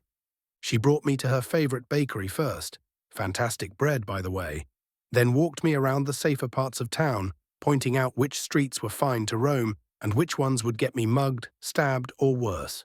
She strictly forbade me from going to certain areas, the black market, the pleasure district, a few seedy taverns, and one particular adventurer's guild that apparently even she didn't want to mess with. Hope seemed extremely well informed about local affairs and the shadier side of town. Almost too informed. I couldn't help but wonder, was she part of the Inquisition? We went to a really nice restaurant where we had steaks that left a special kind of warmth in the belly, the kind that made you forget your worries for a while. The change of pace, the noise of the city, even the little things like the way the light played in her hair, it was a good kind of different. We walked back to the church in comfortable silence, both of us tired from a long day of wandering through the city and talking for hours without pause. It was a good day. Later that night, lying in my alcove, I stared at the ceiling, listening to the quiet hum of the church, settling into sleep. My body ached from the week's training, my head was full of new words, and my heart, well, it didn't feel so empty anymore. I still didn't know what the hell I was doing in this world, or what the God King wanted with me. But for the first time since I got here, I didn't feel like I was just surviving. Maybe, just maybe, I was starting to live. 7 different world, same old bullshit. My night was short-lived. It felt like I had just closed my eyes when the bells of the church started ringing, deep, urgent, and echoed by others across the town. Years of military service kicked in fast, a cold jolt through my veins. Get up, move. Something's wrong. I threw on my clothes and made my way to the tower, heart pounding. Looking out the window, I spotted the northern side of town. Several buildings were on fire, the flames licking at the sky like angry serpents. A stream of Templars raced through the streets, their armor catching the moonlight. Most wore heavy plate, others chainmail over padded gambesons, all of them moving with practiced urgency. Then I saw her, Hope. Her white hair and horns made her easy to spot, even from a distance. She was running full speed, a kite shield nearly as tall as she was strapped to one arm, a flanged mace gripped tightly in the other. The shield looked massive in her hands, but she moved like it weighed nothing. I didn't have any weapons, but I could still make myself useful, so I ran. The air grew thick with smoke as I neared the blaze, visibility dropping, but the distant clash of steel kept my legs moving. The screams came next, raw, panicked, human. Just ahead, I spotted a militiaman limping back toward the city garrison, his bow slung uselessly at his side, or rather, where his arm used to be. An opportunity. I met his eyes. He saw something in mine, maybe desperation, maybe resolve. But he didn't hesitate. He dropped the warbow and the half-empty quiver without a word and kept hobbling toward safety. 100 yards ahead, the shield maidens held a perfect phalanx, shields locked, spears steady, while the men flanked and cleared the sides. Still, I couldn't see what they were fighting, just smoke and silhouettes. I climbed the closest 2-story shop, kicked out a window and took aim. Then I saw them, orcs, goblins, lizard folk, pale-skinned elves with eyes like dying stars. A horde, 3 times our number, pouring into the city. I didn't wait. The first arrow flew, then another. I kept 2 in the air at all times, my hands moving faster than thought. Time stretched, breath slowed. I became the rhythm of draw, loose draw again. But 24 arrows could only go so far. Out. I dropped the bow, jumped through the window and hit the ground running. No time for stairs. On the field, I grabbed a fallen Templar's spear and shield and pushed into the line. Hope was in the center, glowing now, gold and green light wrapping her like a second skin. She raised her shield, gave a war cry that made my spine shiver, and charged. 7-foot orcs went down like wheat before a scythe. No time to admire. I felt the hairs on my neck rise, instinct screamed, I dove. A firebolt blasted the ground where I'd just been. Mage. I traced the angle in my head, found the bastard halfway behind a cart. I didn't think. I hurled the spear with every ounce of strength I had left. My arms screamed, my chest pounded, my heart pounded. It shouldn't have. It hadn't in a week. But it did now. The throw was perfect. The mage's head disappeared. I ripped a crude sword out of some poor bastard's chest, civilian, militia, I didn't check, and dove into the fight, slicing and hacking like a madman. Then I saw him. An orc, 8 feet tall and built like a goddamn bulldozer, locked eyes with me and charged. "Not so fast, dickwad," he roared, swinging a massive axe that would have split me in two. I dodged the blade, just in time to catch his boot full force in the ribs. My world turned sideways. I flew straight through the wall of the nearest building, smashing through plaster and wood like a sack of meat. Everything rang. My ears, my bones, my damn teeth. But all I could feel was rage. I sucked in a breath through cracked ribs, hauled myself to my feet, and stormed out the front door like a man possessed. I spotted that oversized bastard in the crowd and let loose in fluent Québécois fury. "Mon hostie de mange-marde du calice, va te faire bouffer ta crise de hache par le cul. You goddamn shit-eater, I'm gonna make you gobble your axe by the arse." Blood boiled in my veins. I sprinted at him, jumped, and mid-air, I caught the edge of his now purple glowing axe on my blade. Twisting my core, I poured every ounce of inertia into a counterswing. For just a moment, I saw it. Like a golden guitar string humming along the sword's edge. The chop was perfect, but to my surprise, the orc's head stayed on his shoulders. The blade cut halfway through his throat and stuck. Tough bastard. He roared, slamming my shield with his glowing axe. It cleaved through the metal like paper, shearing off the top half a hair from my fingers. Just like that, I was weaponless, but not helpless. I ducked under his neck swing and weaved around him, keeping moving, stretching the seconds. All I had to do was outlast him. Finally, my hand landed on the hilt of a knife sticking out of a dead goblin's chest. Not ideal, the reach was trash, but it would do. The clash of steel faded, replaced by the groans of the dying and the quiet, wet squelch of blood seeping into dirt and cobblestone. Smoke hung low over the street, thick and acrid. It stung my eyes and clung to my skin, mixing with the stink of sweat, shit, and iron. I stumbled forward, half drunk on adrenaline, the orc's massive axe still clenched in my hands. My arms ached, my ribs screamed. My heart, my goddamn heart thundered like it had something to prove. But the battle was over. The street was a butcher's block. Limbs lay where they'd fallen, hacked off and twitching in puddles of blood. A goblin's body had been trampled into paste by the warhorses. Its head was 10 paces away, rolled under a broken cartwheel. A lizardman had been gutted open, his steaming insides dragged across the cobbles like someone tried to unravel him. The knights dismounted, silent as tombstones, their armor caked in blood. One of them wrenched a blade free from a corpse that hadn't realized it was dead yet, its mouth still moving, eyes wide and glassy. I stepped over a Templar's body, face frozen mid-scream, chest cleaved open by something big enough to bite through plate. I didn't recognize the guy. I think I hated that more than I expected. Behind me, someone was sobbing. A woman, human, maybe half-elf, curled over a little body. Her kid, I realized. The child's leg was missing below the knee. Her hands were trying to put him back together like broken pottery. Like if she held on tight enough, he'd come back. He wouldn't. Children screamed in the distance, a high-pitched, panicked wailing that grated against my ears worse than any battlefield roar. I watched a group of shield maidens pass by, dragging a cart loaded with corpses. Some were orcs. Others were ours. Some were too small. A young Templar vomited in a gutter near me. He tried to hide it, but his hands were shaking. His tabard was soaked in someone else's blood. War was war. And no matter the world, steel, magic, rifles, or lightning, death looked the same. The smell was the same. The loss, it never changed. I leaned on the axe like a crutch, staring at the ruin around me. My stomach twisted, but I kept it down. I'd seen this before, in deserts, in forests, on roads that didn't exist anymore. I didn't know what city I was in or what the name of this place was, but I knew this scene like the back of my hand. The butcher's bill had been paid, but the cost? That came later. Always did.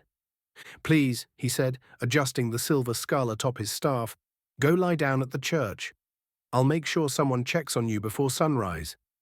He winked, that grin still stretched across his face like he'd just won a bet with the gods. I'd be rather displeased to lose such an interesting specimen. Then he turned and walked off, cloak swaying, staff clicking on the wet stone like nothing had happened. I stood there for a second, soaked, bleeding, sore in places I didn't know could get sore, and now somehow slightly flirted with. Was that flirting? Was he flirting? Great, now I'm bleeding and confused. I proceeded to limp my sorry ass back to my room and check this season's harvest. The adrenaline was crashing hard now, leaving behind aches, bruises, and the delightful sensation of blood drying in places it definitely shouldn't be. My loot clinked in my pockets like twisted little trophies. Hope wasn't at the front. I didn't see her on the way either. Maybe she was already at the church. Maybe patching someone up. Or maybe she was dead in a gutter somewhere. That thought hit like a sack of bricks to the chest. Heavy. Cold. No. She was strong. I'd probably see her later, cracking heads and giving me homework like nothing happened. Probably. I started emptying the satchel and laying things out on the table, one mystery at a time. A bundle of dried herbs and roots. Probably magical, probably deadly, probably both. 3 neatly rolled scrolls tied with wax seals. A dozen tiny bottles filled with liquids in shades ranging from swamp water green to definitely radioactive purple. A few trinkets. 1 gold chain with a 7-pointed star hanging from it. Big, weighty, and definitely not cheap. Embedded in the center was a golden gem that shimmered with an inner light, like it was holding its breath.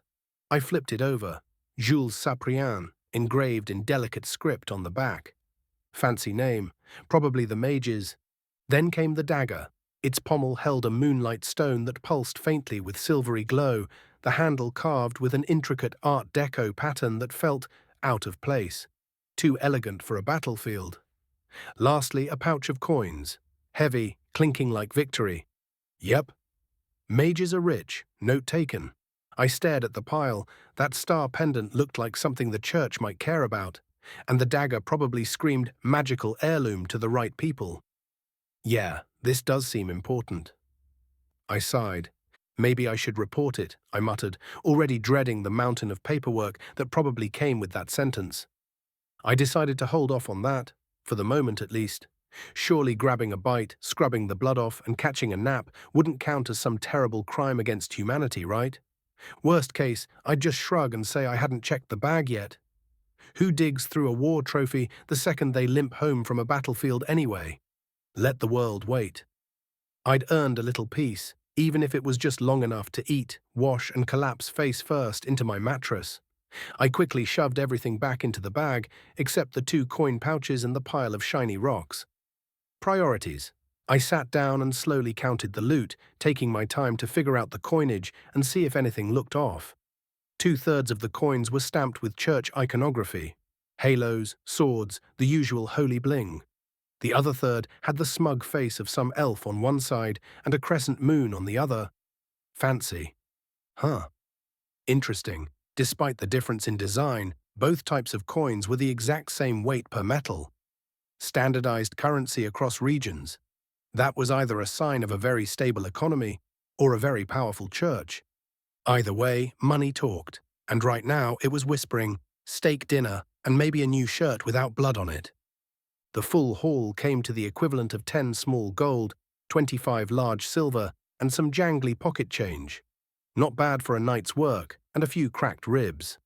I separated the shiny rocks, some sort of crystal or gemstone maybe, by size, ended up with about a dozen small ones and a dozen larger ones. They sparkled under the moonlight peeking through the window, like they were trying to convince me they were worth something. I wasn't sure yet, but they definitely looked expensive enough to pretend I knew what I was doing. I leaned back and took a breath. All things considered, yeah, could have gone worse. I slid the coins and stones back into their pouches and tied them up tight. No point in flaunting treasure like a moron when I didn't even know what half of it did. Maybe they'd turn out to be explosive, or cursed, or both. I tossed the pouches back into the satchel, dropped it beside the bed, and flopped down on the mattress like a bag of bricks. The adrenaline was finally wearing off, and the pain was sneaking back in like a thief in the night. Muscles throbbed, my ribs still felt like someone had shoved a boot through them. My hands stung from the strain of fighting, and there was dried blood under my fingernails. Not all of it mine. I stared at the ceiling for a while, listening to the faint sounds of the church at night. Somewhere in the distance, someone was crying. Probably a child. War, huh? Different world. Same old bullshit. 8 make it 2. I lost track of time as I crashed for a power nap while waiting for medical staff. A sister, probably in her 70s, eventually came by. She didn't say much, just quietly cast a healing spell. I could feel her magic weave its way through my whole body, then surge inward with a gentle but firm push, probably on Brother John's orders. "Thank you," I half grunted, half mumbled. She nodded wordlessly. Her eyes were tired, worn. No doubt she'd seen too much of war tonight. I dragged myself to the baths, needing to get the blood crust off my skin. The men's side was full, which made sense after a battle. So I resigned myself to using the mixed one. The center bath was only half full, mostly with lovebirds in pairs or trios, whispering sweet nothings like the battlefield hadn't just puked hell across the city. My brain kept spinning. War wasn't a thing of the past, not in this world. I found myself mapping out 100 ways to gear up, make weapons, fight smarter. I'd need something simple to start, maybe a sling, maybe something loud and mean if I got lucky. First, though, a meal, and maybe a few opinions on what to do with the loot. I figured I'd keep the knives, maybe a potion or two. The rest, up for debate. I threw on the only clean clothes I had, monastic robes, and went to grab food. As soon as I sat down, Father Matthias showed up. Both our plates were piled with roasted meat, eggs, and a root vegetable that looked suspiciously like a potato. Apparently they were called taters, which honestly made too much sense. He also brought a pitcher of ale and 2 cups. My man. Now I knew why he was called father and not brother. This guy had dad energy. I grinned like a madman. "Care for a drink?" he asked politely. "The sun's rising as we speak, father," I said, raising an eyebrow. "But as we say back home, it's dinner time somewhere in the world. Of course I'll share a pint." "Hell of a night, wasn't it?" he said, half authoritative. "I heard you fought beside the militia. But running toward battle with no weapons and no armor. Madness, child. We barely saved you less than 2 weeks ago. You have a death wish?" I shrugged. "You're not wrong that running in unarmed was questionable. But until yesterday, I didn't have weapons or armor or money to change that. Now I do, and I plan to fix that fast." He burst into laughter. "Fair enough. Still, don't rush into being a warrior. I can see it in your eyes. You already think like one. But you're young. Preserve your life while you can." I paused, tapping the table. "Well, might as well tell you something. This body? It wasn't like this 3 weeks ago. I was 40. Retired army vet. Game warden during hunting season. Saw a few wars. Enlisted at 16. Retired at 37 after a bad landing wrecked my back. Doctors couldn't fix it." Matthias blinked, jaw slack. "You mean, are you serious?" "Yep, and it gets weirder." I pulled up my sleeve, showing him my forearm. I had scars here. Nasty ones. And here, I pointed, I had tattoos, regimental ones. Gone now. I don't know crap about magic, but this isn't normal where I come from. He leaned in, eyes narrowing. "Even here, I've never heard of anything like that." "Keep that to yourself, Sam. Bad folks might get ideas." I nodded slowly. He reached into his robe and tossed a small pouch on the table. The clink of rocks inside was unmistakable. "You didn't collect the cores from your kills. Normally, unclaimed ones go to the town. But enough people talked about your part in the battle that the Templars and Guard set yours aside." I blinked. "Cores? Oh, wait, I reached into my bag and pulled out a similar pouch, the one I looted from the goblins. So that's what these shiny little rocks are." He chuckled. You can sell them at a crystallomancy shop. Usually the best price you'll get. But more than that, they hold energy. A kind of mana, though different than raw magic. He picked one up, cradled it in his hand. Cores hold elemental essence. 7 types: earth, water, fire, air, light, darkness, and unique ones. He cupped the core, a faint light began to glow. The energy inside can replenish itself when used gently. The glow intensified, or be used dumbly. It flashed, full supernova, like a flashlight to the soul. Damn, I flinched back, blinking. I can't see crap. You flashed me. I rubbed my eyes, and when I could see again, I saw white ash in his hand, my core, toasted. Hey, that was mine. He grinned, a fair trade for a valuable lesson. You old fox, I muttered, impressed despite myself. I leaned forward again. When you said energy, did you mean mana? Or runa? Well, yes and no.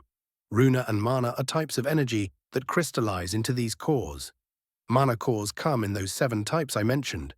Runa cores, though, they're different. All runa is the same energy, void, negative, or simply runa. Dangerous stuff. I nodded. Well, I guess I got my money's worth. You wouldn't happen to know a good artificer, would you?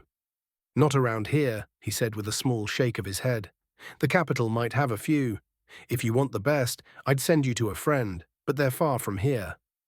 I'd love to meet them someday, but let's be real. I'm still way too green to be running around the continent alone. One day, though. He chuckled. With those questions you're asking, Sam, you might end up an inquisitor. I smirked. I've got 2 more questions for you. Ask, and you shall know. First, I've been training with Harold and his wife for a week, and I still have no idea what her name is, and at this point, I'm too afraid to ask. He burst out laughing. Her name is Princess Cassiope. Oh, hell, that explains a few things. And second, I added, quieter now, any news about Hope? I didn't see her after the battle. I just want to know she's all right. She left with Count Guimond and his riders. They pursued the retreating enemy. I frowned. Humor me here, but doesn't it strike you as odd that 300 troops showed up in the middle of the night and no one had the slightest clue? Armies need food, rest, people talk.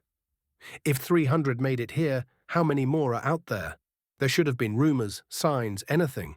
Unless they, teleported here? He paused, face grim. You're not wrong. A force that size from the dark races slipping in unnoticed. That's concerning. Raids like that don't happen in major towns for a reason, too much resistance.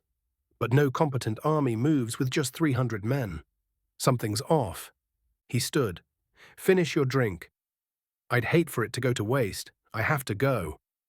I placed a hand on his arm, firm and reassuring. I'm heading out to get gear the moment I finish this. Don't leave without me. His gaze held mine a moment before he nodded. I'll send someone to get you. 2 hours, tops. One last thing, I added. Might matter, might not. Do you know a Jules Cyprian? His eyes narrowed. I do. He's a count. Got into some mess with the Marquise. Why? The mage had a necklace. Name engraved on the back, Jules Cyprian. If it's his, we'll need to look into it. But no rush. Your word's enough for now. As he left, I started chugging straight from the pitcher before taking my leave in a hurry. 9 Hope's Stand, Part 1. Hope's point of view. It was early morning when the first bell rang. I had just returned from the cemetery, breath still fogging in the cold air, when the northern gate bell started clanging, a sharp, frantic rhythm that echoed seconds later from the garrison, then the castle, then the church. Trouble. I was already dressed for it. Beneath my sister's garb, I'd pre-adorned my armor, drake-scale cuirass dulled to matte black, boiled leather greaves and bracers, maroon flex-leather trousers, high-laced boots, and matching gloves. A small heater shield hung from my shoulder. I'd worn it all to the cemetery. Technically, I was a day late. My duty to the dead had a deadline. I'd let myself be carried away by Sam's arrival, and now I was behind by just 1 day. 1 day was usually safe. Usually. The chance of undead was low in this region, but never zero, especially not in Chillo. And monsters like that? Their bites carried curses no novice could mend. I broke into a run, cloak flaring behind me as I raced toward the northern gate. Two of the town guards were already there, panicked and shouting, trying to drag old carts and barrels into place as an improvised barrier.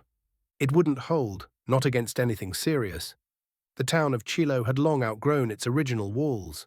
Most of the stone had been scavenged years ago under the last count's rebuilding efforts. Some said he used the materials for a bathhouse. Others whispered he sold them to pay for mercenaries. Whatever the truth, it left us exposed. Only a ditch, a few wooden watchposts, and desperate men to hold the line. And something was coming. Fast. Time. We needed more of it. I planted my boots in the churned earth and started chanting, voice low but steady. A long litany of mana-laced words spilled from my lips, resonating deep into the relic pressed against my chest. The necklace, an old holy piece, barely holding together after years of service, began to pulse, each thrum of power making the air around me shimmer. It took every shred of focus I had just to channel it. Slowly, painfully, the sanctuary circle began to form, traced in faint light over the ground. It was maddening, how slow it built. Like carving runes into stone with bare fingers. If my timing was right, the shield would hold. Maybe a minute, maybe less if they had a mage with them. Either way, it would have to be enough. Arrows were already pelting our position when the shield flared to life. A crystalline dome of blue light snapping into place just as the first volley came screaming in. The barrier stretched maybe 50 meters wide, not enough to cover the flanks, not enough for what was coming, but it was something. Better than nothing, if it held. The dozen guards from the night watch were already on site, bloodied but holding their ground. Militiamen, bleary-eyed and in half-buttoned tunics, were beginning to trickle in. Too slowly. By the God King's beard, hurry the fuck up, I hissed under my breath, fingers trembling from the strain of holding the circle. And then I felt it. A cold prickle, like a hand brushing through my spine. Someone on the other side had noticed the sanctuary, and they were trying to unravel it. The pressure built fast, a presence pushing at the seams of my magic like fingers prying open a wound. I bit my tongue and held firm. Outside the dome, more arrows rained down. Half the night watch was already dead. Men were falling faster than replacements were arriving. This wasn't a raid. This was a culling. The first wave of the enemy hit us like a tide, crashing against the shore, roaring like 1,000 storms. I could hear the Templars behind me, charging at full tilt, armor clattering like thunder, but my shield faltered, flickering, and then shattered in a rain of light. No time to hesitate. I screamed, a raw, savage sound, and hurled myself into the enemy lines, my mace raised high.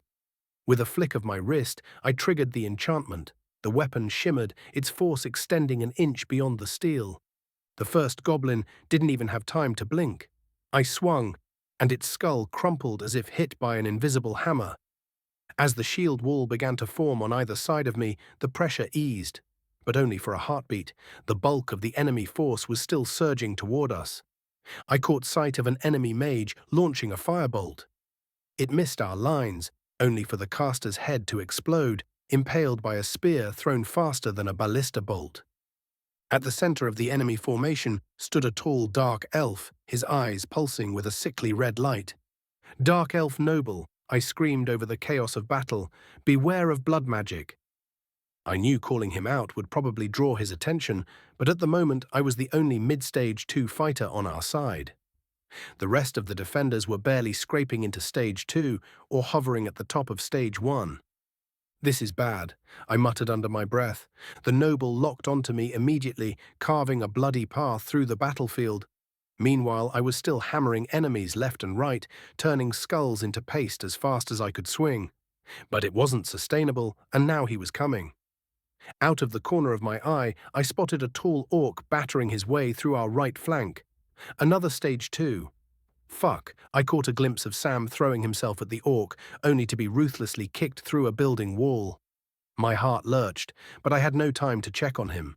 The blood-eyed elf was upon me. Clad in ornate full plate, he swung a long saber in his left hand and a thin dagger in his right, his attack so fast it took everything I had just to block. Steel screamed against steel. Thank the God King, my mace's enchantment specialized against armored opponents. displacing the force an inch past the impact point, ignoring their damned armor altogether. He had a slight upper hand on me, probably a level 80. All I needed was a single window, one opportunity. If I could land a clean hit, I might just live to see the sun again. Something to his left caught his attention. There it is. I struck hard, pushing through his guard and smashing his right elbow. I heard the satisfying crunch of breaking bone. His eyes snapped back to me, fury blazing in his blood-red gaze. In the next breath, his saber carved through my thigh, a white-hot burst of pain flooding my senses, blood pouring from the wound and flowing toward him. Like hell you're using me as a fucking health potion, I roared, throwing myself at him with reckless abandon. The sudden switch from defense to all-out offense caught him off guard. My shield slammed into his face with brutal force, the sickening crunch of teeth and bone echoing through the chaos. Before he could recover, I brought my bloodied mace down in a savage, crushing arc right onto his helmet. He dropped like the sack of shit he was. Panting, I spun to my right, but the tall orc was nowhere to be seen. No time to chase, I locked back into position, raising my shield. Quickly, I pressed my hand to my bleeding thigh, channeling a basic healing spell to stem the blood loss before more could seep out. I quickly sealed the wound on my thigh, the healing spell leaving an ugly scar but stopping the blood from flowing toward the fallen dark elf. I barely had time to breathe before I heard it. The distant rumble of hooves. At first it sounded like a storm. Then the shapes emerged, spectral through the smoke and dust, banners snapping in the rising sun. The Count's cavalry, armored knights and light horsemen, cut through the morning haze like a blade, crashing into the enemy rear with a deafening roar. Enemy lines buckled, their cries of rage turning to fear. I staggered to my feet, my mace slick with blood, and leaned heavily on my shield. The tide was turning. The enemy was breaking. I watched with a hollow kind of satisfaction as the cavalry tore through the stragglers. It was over, at least for now. Through the smoke, a group of mounted knights approached. At their head rode Count Guimond, his polished armor scorched and bloodied, but his posture proud and unyielding. He dismounted in one fluid motion and strode toward me, the battlefield falling away into a distant blur of screams, smoke, and dying embers. "Good morning, Sister Hope," Count Guimond said, bowing with surprising humility. "May I inquire if, once our position is consolidated, you would accompany us in routing the last of these vile raiders? We might even capture a prisoner or two." The Count was a short, robust man, barely 5'5", with a neatly trimmed salt and pepper beard and a barrel chest. If you didn't know better, you might have mistaken him for a dwarf. He carried a finely crafted halberd and wore a modest hauberk, splinted greaves and braces, and a minimalist breastplate. At first glance, his armor looked almost plain, but a closer look revealed it was made entirely of the highest grade, magic-forged ores and enchanted leathers. Subtle, deadly. Guimond was a self-made man, beloved by his people. A simple, lovable warrior who tried his best to stay clear of politics and used his strength to help wherever he could. I had found him myself as a child, an orphan of war, and brought him to the church much like I had done for Sam. He had grown fast and strong, and now, at just 25, he stood on the verge of breaking into the third stage. A genius among geniuses in the Empire. "I would be honored to accompany you, my lord," I said, bowing lightly. He grinned like a fool, the boyish expression cutting through the grimness of the battlefield for a moment. Nine Hopes Stand, Part 2. 1 hour later, thanks to the quick response, damage to the town was limited. We quickly tracked the retreating forces by following the blood trails of their wounded, using a bloodhound spell to amplify the scent. We were about 50 mounted troops, with as many on foot. Plenty enough to pursue the enemy. It only took 2 hours before we sighted them, retreating down a narrow, weaving trail out of the fields and into the forest. "I know these woods like the back of my hand," Guimond said, calculating. "There's a wider trail 100 yards west of here that exits close to this one. Let's send the footmen to push them through, and we'll circle around and cut them off." We moved fast. When we arrived at the exit trail, it wasn't fleeing bandits that awaited us. No, only a deafening silence. The air was dead still. Not even the whisper of a breeze dared break the tension. No bird calls, No shouting, no battle sounds from our men pushing the enemy. Something was very wrong. And then it got worse. A thick, clinging fog began to roll in, blinding us. Panic rippled through the rear lines. A few horsemen broke and bolted for town, only for their screams to be swallowed by the mist moments later. "Ambush," Gimond roared. "Dismount, regroup, let the horses go." Nobody argued. Guimond's command settled the troops like a rock in a storm. I focused, seeing faint threads of runa magic woven into the mist. I picked at them, unraveling the negative energy with my own mana, but the tension grew unbearable. When the mist finally lifted, what we saw was worse than any nightmare. Surrounding us in a perfect circle was a full shield wall, at least 300 strong. Pavises overlapped, spear tips bristling out 5 deep, every inch locked down like a vice. Is this how I die? Fuck. Panic, despair, then anarchy took us as we fought tooth and nail to survive the trap. These weren't mere bandits. They were trained soldiers, professional killers, clad in blackened plate and mail, orcs, humans, elves, an army of darkness. All I had left in me was maybe enough for a minor healing spell, barely enough to delay the inevitable. The circle grew tighter, squeezing the life out of us. "Watch out!" Guimond roared, lunging to block a spear aimed at me. He grabbed the shaft with one hand, tore it aside, and rammed his halberd through the spearman's eye socket. The strength behind the blow was explosive, monstrous. He bellowed a thunderous war cry that echoed across the battlefield. Then he took a spear to the gut. I turned, and a goblin sliced my leg clean off at the knee with one swift spear thrust. Blood gushed out, hot and fast. I tried to stop it, tried to heal. I hit the ground hard, blood pooling around me, the taste of iron thick in my mouth. Guimond's scream tore through the choking mist, then nothing but the wet sounds of slaughter as the world bled to black. Sam, riding to war. The carriage rocked and rattled down the rough trail, packed to the brim with men sitting shoulder to shoulder, their armor clanking with every bump. Weapons bristled in every free space, and the smell of sweat and oil already filled the air. Across from me, Father Matthias and the Viscount were quietly discussing strategy. They had managed to throw together 500 well-trained troops in record time, including many knights loyal to Count Guimond's banner. It was a miracle of organization, honestly. Most medieval armies took days to get moving, but here we were, barely 2 hours after the raid. Some random thought drifted through my head. Why the hell do people spend hours shopping? It had only taken me an hour and a half to get fully kitted out. And that included arguing with the dwarf smith who straight up refused to buy the dark axe back. Fine by me. The thing gave me the creeps anyway. I just left it tied up under my bed for now. Instead, I got myself properly geared. 2 short axes, sharp and balanced, a long spear just in case, a Pavis shield that reminded me way too much of a riot shield from back home. The purple knife was still tied horizontally at the front of my belt, easy to grab. For armor, a solid spangan helm with mail draping down to cover my neck and shoulders.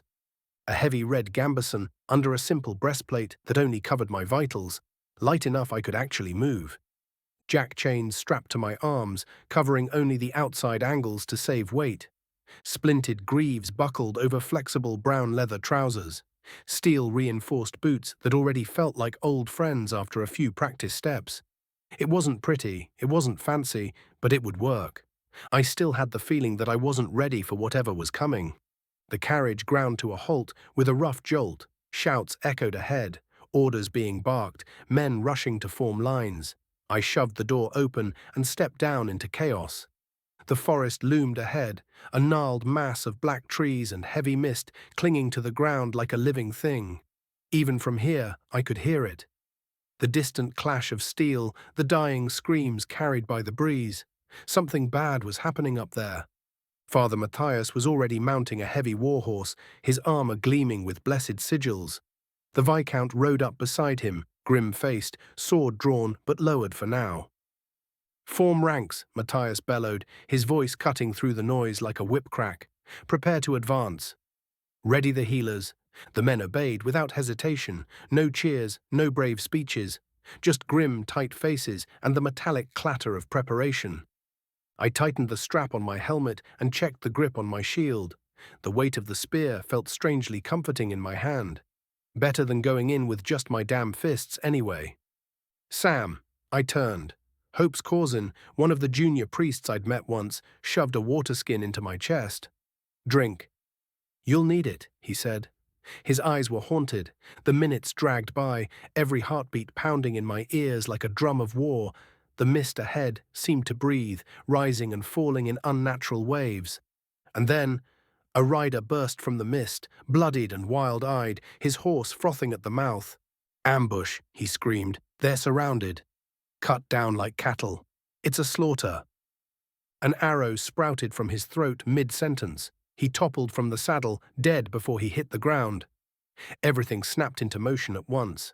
Matthias roared orders, horns blared, steel gleamed as men surged forward, and I, gripping my shield until my knuckles turned white, ran toward the mist and the screaming and the blood.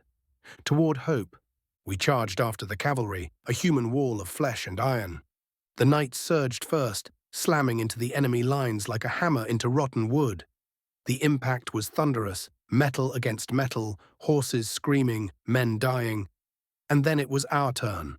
I slammed shoulder to shoulder with the shield wall, just another body in the tide. The world narrowed to a tunnel of noise and violence. Spears bristled ahead of us, meeting a mass of snarling, armored bastards.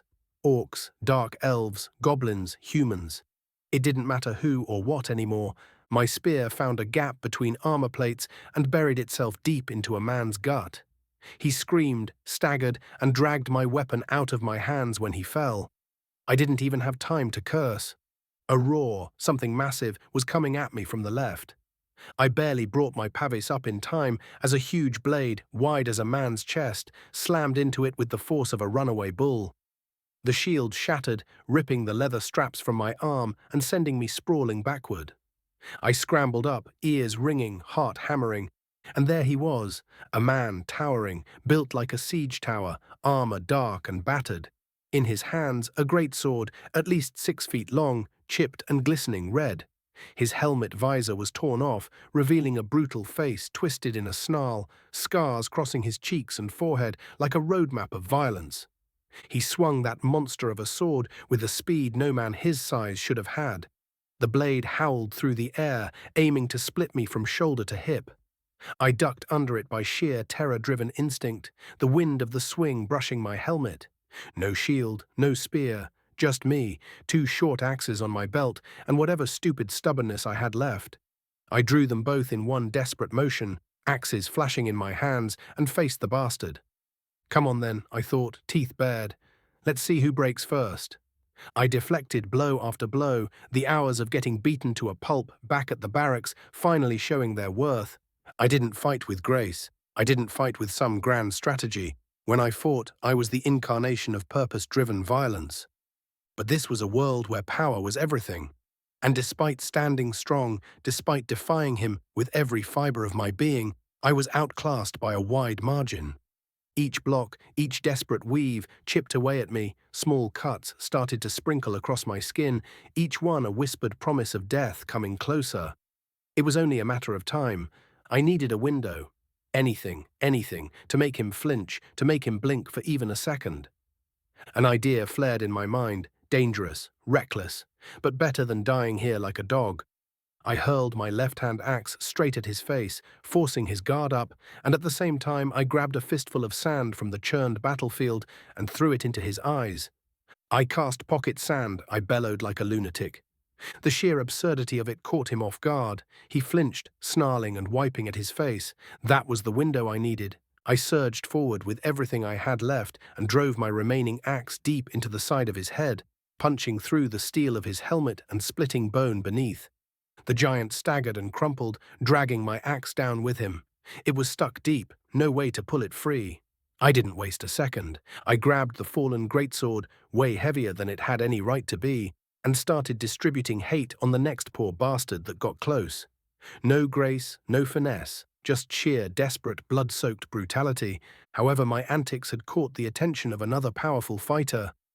Before I even realized what was happening, I was disarmed by an expertly performed maneuver. The dark elf, his eyes glowing like twin rubies, had closed the distance in a blink and slashed. Pain exploded through me as he cut clean through my left arm, severing it halfway between the elbow and the shoulder. I staggered back, barely keeping on my feet, grabbing at the purple knife still tied to my belt. If this was my last stand, so be it. I owed too many favors already to die without paying them back in blood. I was better with a knife than a greatsword anyway, but my vision was already growing blurry from blood loss. Still, I stood there, ready to fight to the bitter end.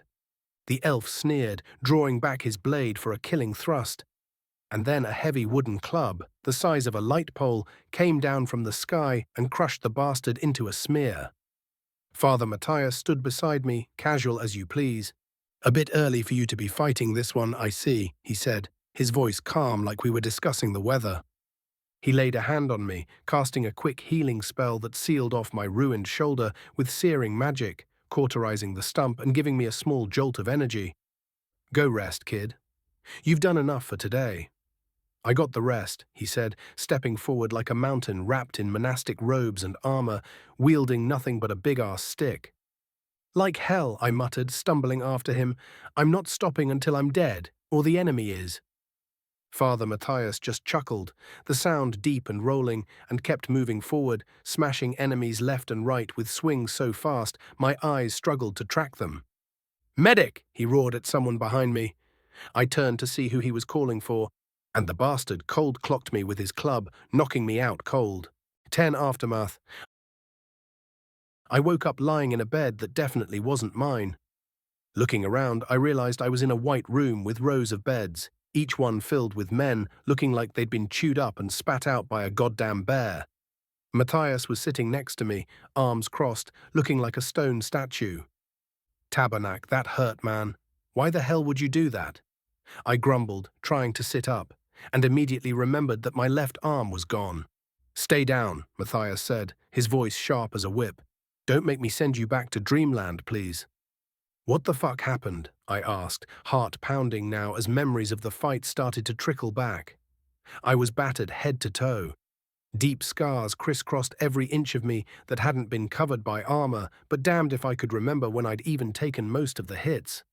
"It's honestly a miracle you woke up so soon," Matthias said, his tone softer now. "You had so little blood left in you, the head priestess wasn't sure you'd ever wake up. Or if you did, if you'd ever come back fully." Wait. How long was I gone? Also, can't you grow arms back with magic or something?" I asked, half serious, half desperate. Matthias threw his head back and laughed. "What a weird kid you are. Of course we can't grow arms back. You ain't a lizard, son. Only the Emperor or the Pope might have artifacts powerful enough for that. And I'm sorry to say," he leaned in a little, voice dropping low, "they wouldn't waste something like that on you." I chuckled bitterly, then asked the real question burning my throat raw. "What about Hope? Is she okay?" Matthias's expression darkened. "She's still in a deep coma," he said quietly. "She might wake up, she might not." The battle wasn't kind to her. He reached into his robes and pulled out a small rolled piece of paper that looked like a rough, hand-rolled cigarillo. "Here, smoke this. It'll help with the pain and calm you down a bit." "We're allowed to smoke inside?" I asked, blinking at him, still thinking with my old-world brain where that would have earned a beating. He didn't answer, just pulled out a candle and lit it up for me. The thick smoke filled my lungs. The smell was divine, vanilla, mint, and something fruity like candy banana. I coughed, my throat burning, but after a second the ache in my body eased a bit. That's good," I muttered, taking a bigger puff and starting to blow smoke rings like a bored teenager. "How long was I out?" I asked again. 5 days, Matthias said, glancing at me like he was weighing whether I could handle the truth. "Can I see Hope?" I asked. My voice cracked a little. I need to see her. Know she's still here." Matthias looked at me for a long moment, then nodded. "2 conditions," he said firmly. "1, you don't argue with me again when I tell you you've done enough. 2, until we say you're allowed to walk again, you stick to a chair. No heroics, no dumbassery. Understood?" "Yes, Father," I said, ashamed. I let adrenaline get the better of me. took unnecessary risks. He stood up, clapping a heavy hand on my good shoulder. "Give me a minute. I'll grab a chair, then we'll go see her." Rolling down the corridor in that battered old chair, I couldn't help but notice how damn quiet everything was. Stone walls pressing in, the air smelled like blood, boiled cloth and old prayers. The only sounds were the screech of my wheels and Father Matthias's heavy boots thudding along. "You know," he said, glancing down at me with that same half-smirk he always wore when trying not to look too proud. "I didn't believe it at first, when they told me you fought stage 2s. Walked away not a victim, but a victor instead." He shook his head, a heavy sigh escaping him. "But now I believe it. Still think you should quell the fire in your belly before it burns you down to ash." I frowned, confused, squinting up at him. "Wait, stage 2s? That's what those bastards were? Is that why they were so damn hard to kill?" Matthias barked a short, grim laugh. "Stage 2s, he said, aren't farmers swinging rakes, Sam. They're people whose strength, speed, and endurance are the match of 10 peak men rolled into one. When they swing, they break stone. When they charge, they shatter shield walls. You went toe-to-toe with several." He gave me a long look, one that felt heavier than a sermon. "You fought like hell, no one's denying that, but just because you can doesn't mean you should throw yourself into the meat grinder every damn time. Understand?" I let out a dry chuckle, the motion sending a stabbing ache through my ribs. "Got it. Might take a few more beatings for it to really sink in, though," I muttered. Matthias snorted. "Gods help me, you're a stubborn little shit." We entered the room, the heavy door groaning on its hinges. I saw her immediately, Hope.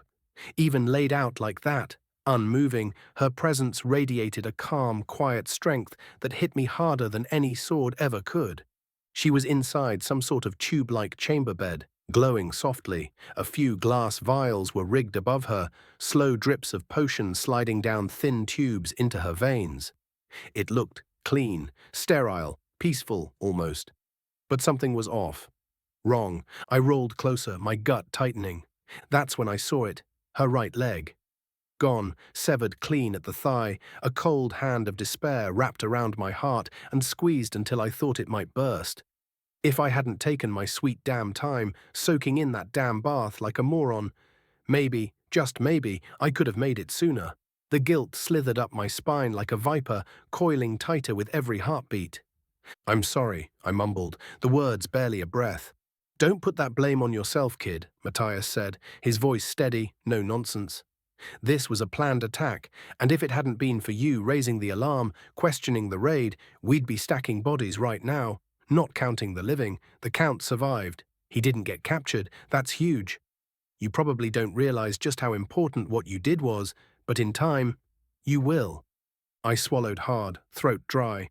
"If you say so. But I wasn't the one who did all the work." Matthias snorted, a rough sound, not unkind.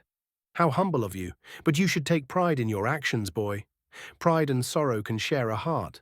You'll have to get used to that." I stayed there just staring at her. There were words clawing their way up my throat, but they stuck. Everything I wanted to say felt too big, too heavy, too stupid. What the hell was I supposed to tell her anyway? "Sorry you lost your leg because I was busy washing my ass." Yeah, real poetic. I leaned forward, elbow on my right knee, head hanging low. "Hope." "I'm sorry," I said again, barely louder than a whisper. "I should have been there. I should have—" My voice cracked, raw and ugly. Matthias stayed silent beside me. He understood. Knew some grief you had to bleed out on your own. I wiped my face with my sleeve, even though there weren't any tears. I just felt hollow. Like the part of me that was supposed to hurt couldn't even figure out where to start. "You were the first person that didn't look at me like a fucking freak when I showed up," I said, voice shaking. "You smiled. You handed me that stupid little bracelet without asking a damn thing. You gave me a chance." The words poured out, messy and clumsy and real. "I don't care what Father Matthias says. I don't care about victories or counts or whatever bullshit they're gonna pin medals on. I just wanted to make sure you were safe. And I fucked it up." I sat back, looking at her face. Peaceful, strong, even now. "You gotta wake up, Hope. I'm not strong enough to do this without you. I'm not—" I swallowed, forcing the words out.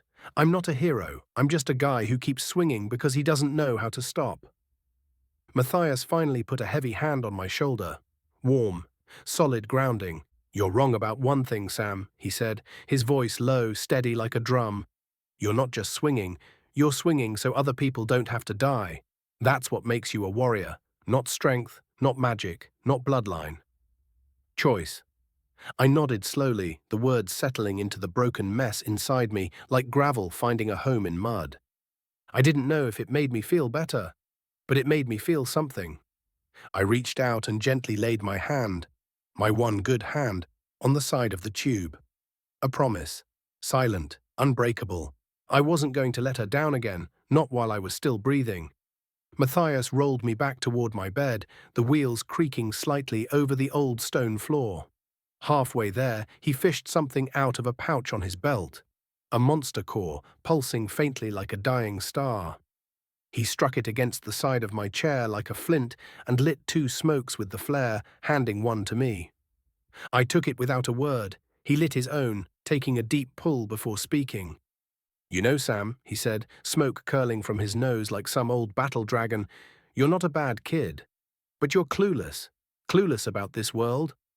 I grunted, dragging smoke into my lungs and letting it out in a long, slow exhale. What you need isn't just a bigger sword or a fancier trick. You need proper schooling. Real knowledge. He glanced sideways at me, serious. I intend to write a personal letter of introduction. For you, to the Dean of the Grand University in the Holy Capital. The kind of thing that might actually open a few doors. I blinked. And you're coming with? Matthias snorted, shaking his head. I can't leave the church, kid. Not now. Not with everything stirring. You'll have to deliver it yourself. I blinked at him, the smoke stinging my eyes. You serious? Deadly. He tapped ash off the end of his smoke, his face grim. Trouble's brewing around here. Real trouble. I don't like the smell of it. You getting tangled up in it, half-trained, already messed you up. He blew a ring of smoke that drifted over my head before continuing. This is a rare opportunity. The greatest minds of the continent are there. You might find answers to some of those questions rattling around in that stubborn skull of yours. He paused, giving me a meaningful look. Besides, the university happens to be where an old friend of mine works. A damn good artificer. If you're still hell-bent on your little project, she might be able to help. I took a slow drag, rolling the words around in my mind, a place full of people smarter than me. People who could maybe explain what the hell I was supposed to do in a world where monsters wore armor and magic fogs tried to eat you alive. Sounds like a real party, I said, exhaling smoke through my nose. But sure, why not? Worst case, I set the place on fire by accident. Matthias chuckled, a low, knowing rumble. Kid, with you, that's almost the best case. Matthias leaned back against the wall, arms crossed, watching me finish the smoke. Also, he said, his tone shifting a little, I apologize, but I had to go through your stuff. I raised an eyebrow, after finding some worrying shit in the pockets of the enemy. He fished into his robes and pulled out 2 coins, flipping them toward me so I could see. One was stamped with a 7-pointed star on one side, an aquila, some kind of stylized eagle, on the other. The second had the face of a sneering elf and a crescent moon. There are 2 types of currency you need to know about, he said, his voice low.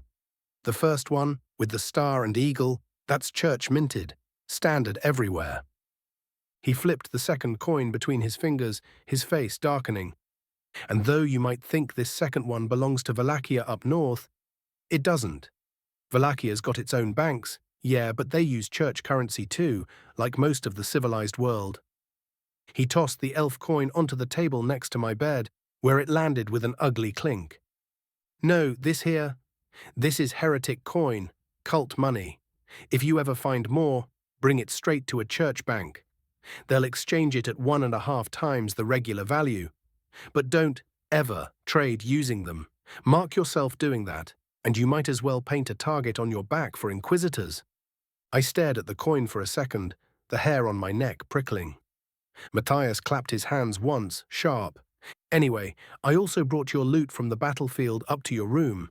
You'll find it by your bedside when you're ready to move around." He pushed off the wall, grinding the last bit of his smoke into the tin plate. "Get some rest, Sam. You'll need it." 11 send off. It took 2 more days of full rest before I was officially released from the hospital. At least the food was good. Rich stews, hearty bread, meat that actually tasted like meat. And the portions. Generous enough that even I couldn't find something to complain about. Every day, before and after the mandatory checkups, I made sure to visit Hope, just sitting there, watching her breathe, talking to her sometimes, even if she couldn't answer. Not sure if it helped her or me more. When they finally let me walk out of that place, it was like waking up in a new life again, a rougher, bloodier one. When I arrived back at my room, the first thing I noticed was the gear. 3 full sets of armor stacked carefully against the walls. A few weapons laid out across the table, including the great sword I'd torn from the battlefield, and a thin, wicked saber that had cost me my arm. I moved closer, curious despite myself. The armors looked pretty basic at first glance, rough steel, some dents here and there, but one of them caught my eye. On the inside of the plates, hidden where casual inspection wouldn't notice, were glyphs, intricate, swirling, woven like Celtic knots, but with a fluidity that felt almost alive. Magic. I reached out and brushed the inside of the cuirass with my fingertips, the metal warm under my touch, like it had its own heartbeat. I would keep the best parts of the 3 sets and combine them with what I already had. Wasn't like I had a blacksmith on call, but I could at least mix and match like a half-drunk scavenger. Might not look pretty, but it'd get the job done. Would definitely have some problems getting geared up for a while, though. Strapping plate to yourself with one hand? Yeah, that was going to be an adventure all on its own. In the end, what I kept was a mix of black runic articulated armor and heavy riveted chainmail underneath. The runes humming low under the surface, promising a little extra protection, or maybe just the illusion of it. Either way, I'd take it. The twin axe fighting style I was starting to get fond of. Dead as a dream now. I strapped a single axe on my right hip, familiar and comforting. On my left side, where the second axe used to be, I now hung the thin saber instead, lightweight, flexible. Good reach. And my weird dagger to the front. I felt weird, off balance, wrong. But I'd get used to it, had to. As for the stump of my left arm, I didn't know what the hell I was going to do with it. Maybe in time, with a good enough prosthetic, I could make it something useful. But for now, it just hung there like a bitter reminder. Dead weight. I tightened the belt across my waist and sat down heavily on the edge of the bed. "Well, this ain't going anywhere," I muttered to nobody. I took one of the wheelbarrows and filled it with all the extra gear I wouldn't use, leaving out the battered axe. Not that I didn't try, but the old dwarf had flat out refused to buy that thing before, muttering something about not wanting that kind of cursed metal anywhere near his shop. I strapped a leather belt around my neck and slung the wheelbarrow's left handle into it, leaving my good hand free to steer the squeaky bastard down the streets. It wasn't graceful, but it worked. Like most of my plans. When I finally rolled up to the smithy, the dwarf was sitting outside, puffing on a pipe long enough to pole vault with. He gave me a look, somewhere between pity and amusement. "What happened to your arm?" he asked, smoke curling from his nostrils like an angry bull. "Nothing much," I said, pretending like I wasn't dragging my haul like a one-armed bandit. Shield got turned into wood chips. Had to improvise. He grunted, tapping his pipe against his boot to knock the ash out. "You wouldn't happen to offer refunds by any chance?" I added, half joking.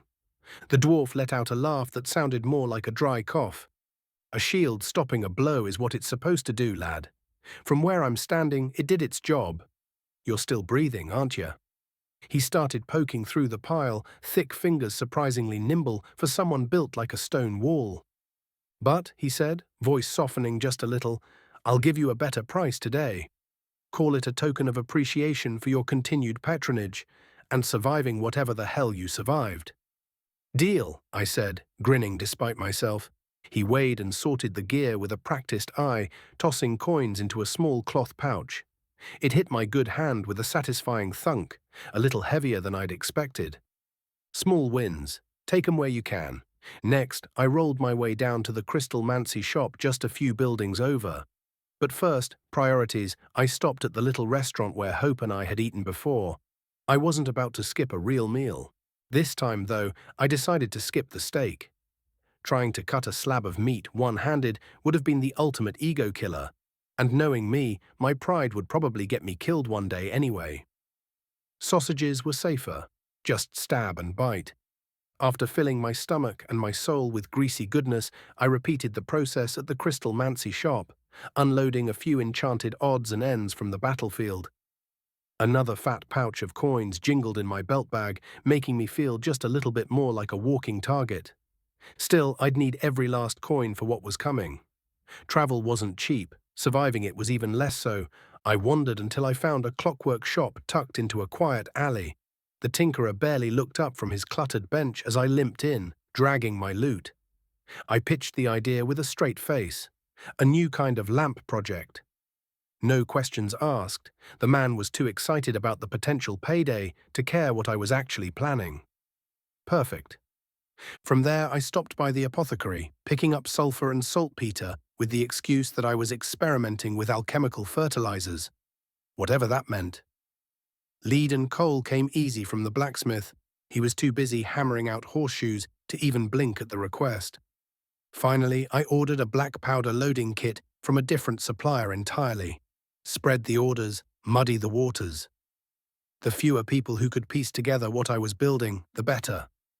Piece by piece, quietly, carefully, I was putting my future into motion. It took a whole damn week for the clockwork shop to finish the 2 flintlocks. Not that I was complaining. They turned out even better than I had hoped. The first was a double-barrel half-inch smoothbore pistol. Big enough to blast grape shot into a man's chest and send him straight to whatever gods he prayed to. The second was a full 1-inch rifled pistol, a beast of a weapon meant to punch through armor and bone alike with a single heavy slug. I rigged the shotgun to ride high across my back shoulder, easy to grab with my good hand in a rush. The big pistol I strapped under my left armpit, hidden under the cloak I'd picked up earlier in the week.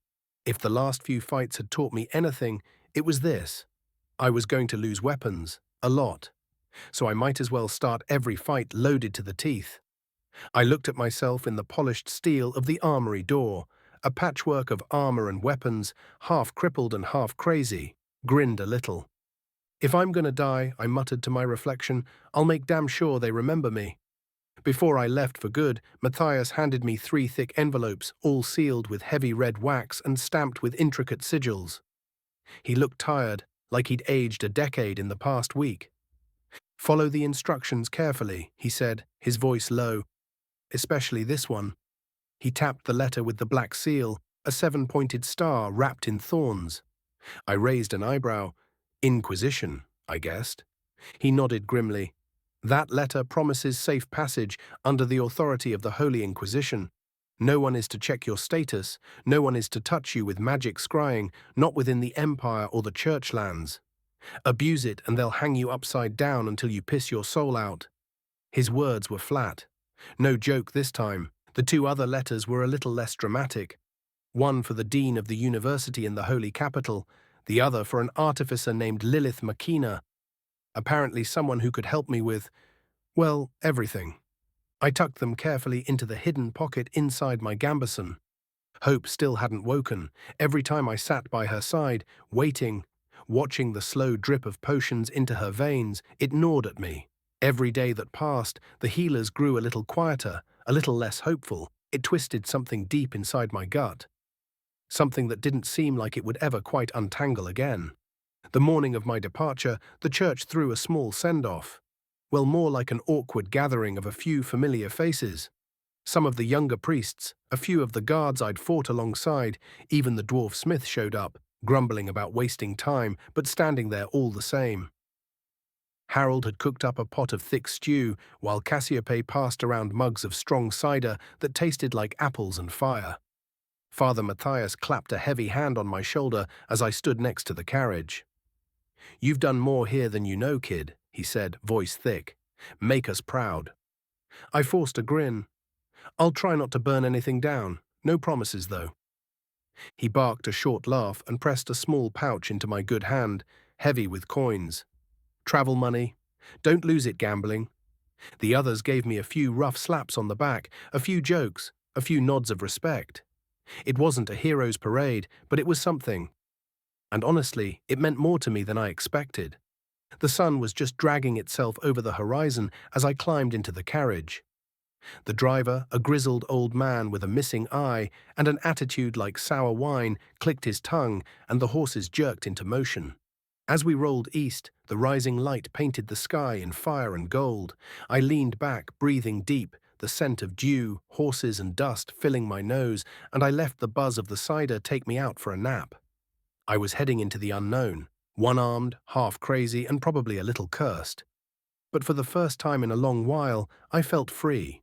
We rolled through hills, forests, and endless plains for the whole damn day, the wheels creaking, the horses snorting, and the driver cursing everything from rocks to the color of the sky. At dusk, we reached a small village, no more than 100 homes wrapped tight inside a tall wooden palisade.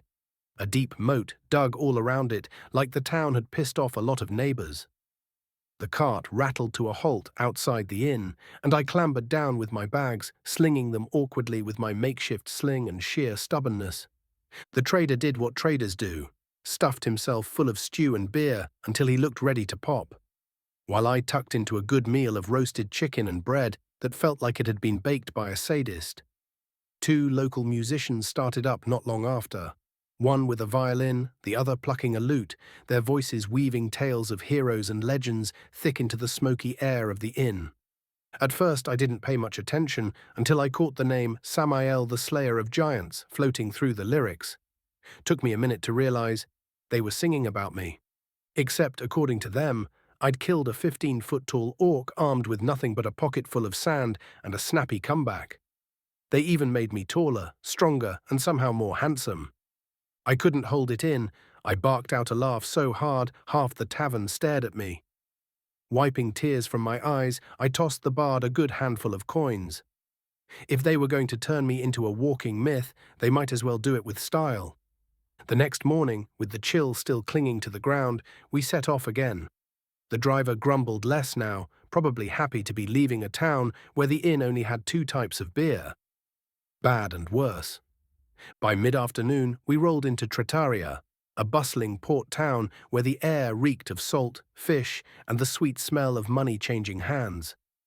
The driver, true to his word, dropped me off at the inn near the docks before vanishing into the crowd like a rat into a sewer. I hauled my heavy bags across the cobblestones, muttering curses under my breath. Getting used to having one arm was a pain in the arse through and through. Every door, every bag, every goddamn buckle on my armor reminded me of what was gone. I rented a room, dumped my gear, and hit the docks looking for a ride to the holy capital. Took a bit of asking around, and a few silver coins slipped into the right hands, but I finally found a modest trading brig willing to take me aboard. Nothing fancy, but it would get me there. Departure was set for tomorrow morning with the tide.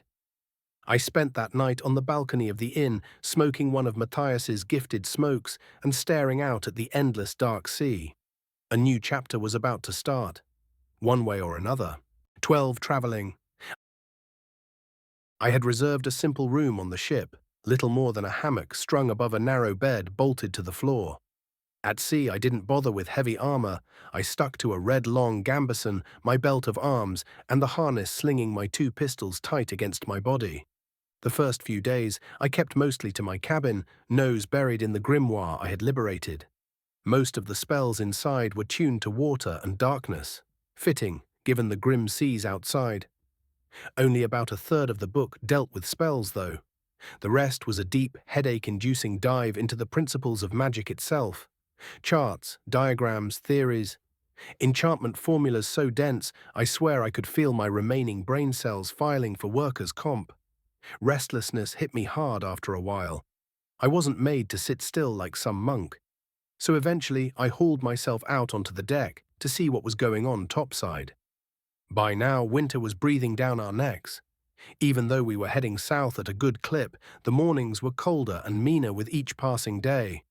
The sea looked like a sheet of frozen glass under a bruised sky, and the crew huddled in thick coats, their breath steaming like angry ghosts.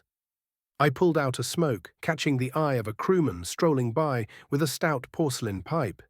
He didn't ask questions when he saw I had only one arm. Just leaned in and lit me up before getting back to work, his boots clunking hollow against the damp deck.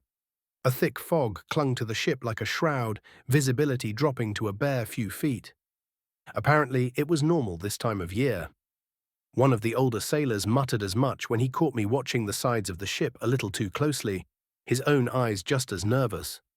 I nodded, but I stayed alert anyway. I trusted the ocean about as much as I trusted politicians. Soon enough, the fog began to peel back, revealing a town perched on the tip of a peninsula, the red cliffs jutting out like the broken teeth of some half-drowned god. We would dock there for the night, set out again at first light. Opting for safety, I wrestled painfully with my armor, fighting with straps and buckles like a drunk wrestling an octopus. After an hour of swearing and struggling, I gave up. Gambeson and chainmail would have to do. The itch in my missing arm was driving me mad anyway, like a ghost limb scratching at my nerves.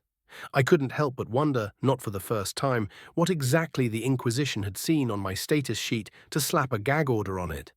I didn't have answers, just more questions stacked like bad debts. Shrugging it off, I found a pub tucked near the docks, the kind of place where the beer barely passed for drinkable, but the patrons minded their own business. The veteran sailors seemed to favor it, so I figured it was a good enough place to sit quietly, drink, and listen. Between mugs of sour beer, I caught snippets of conversation. Some spoke of ships vanishing without a trace in the waters north of Tretaria, whole crews swallowed up without so much as a floating barrel left behind. Others whispered about the Empire moving troops and gear north in a hurry, while the noble families quietly fled south. Something ugly was stirring. I could feel it in my bones, in the stale air, in the way the sailors kept looking over their shoulders when they thought no one was watching. But the one rumor that truly caught my attention was about a green comet. Sailors said it had appeared about a month ago.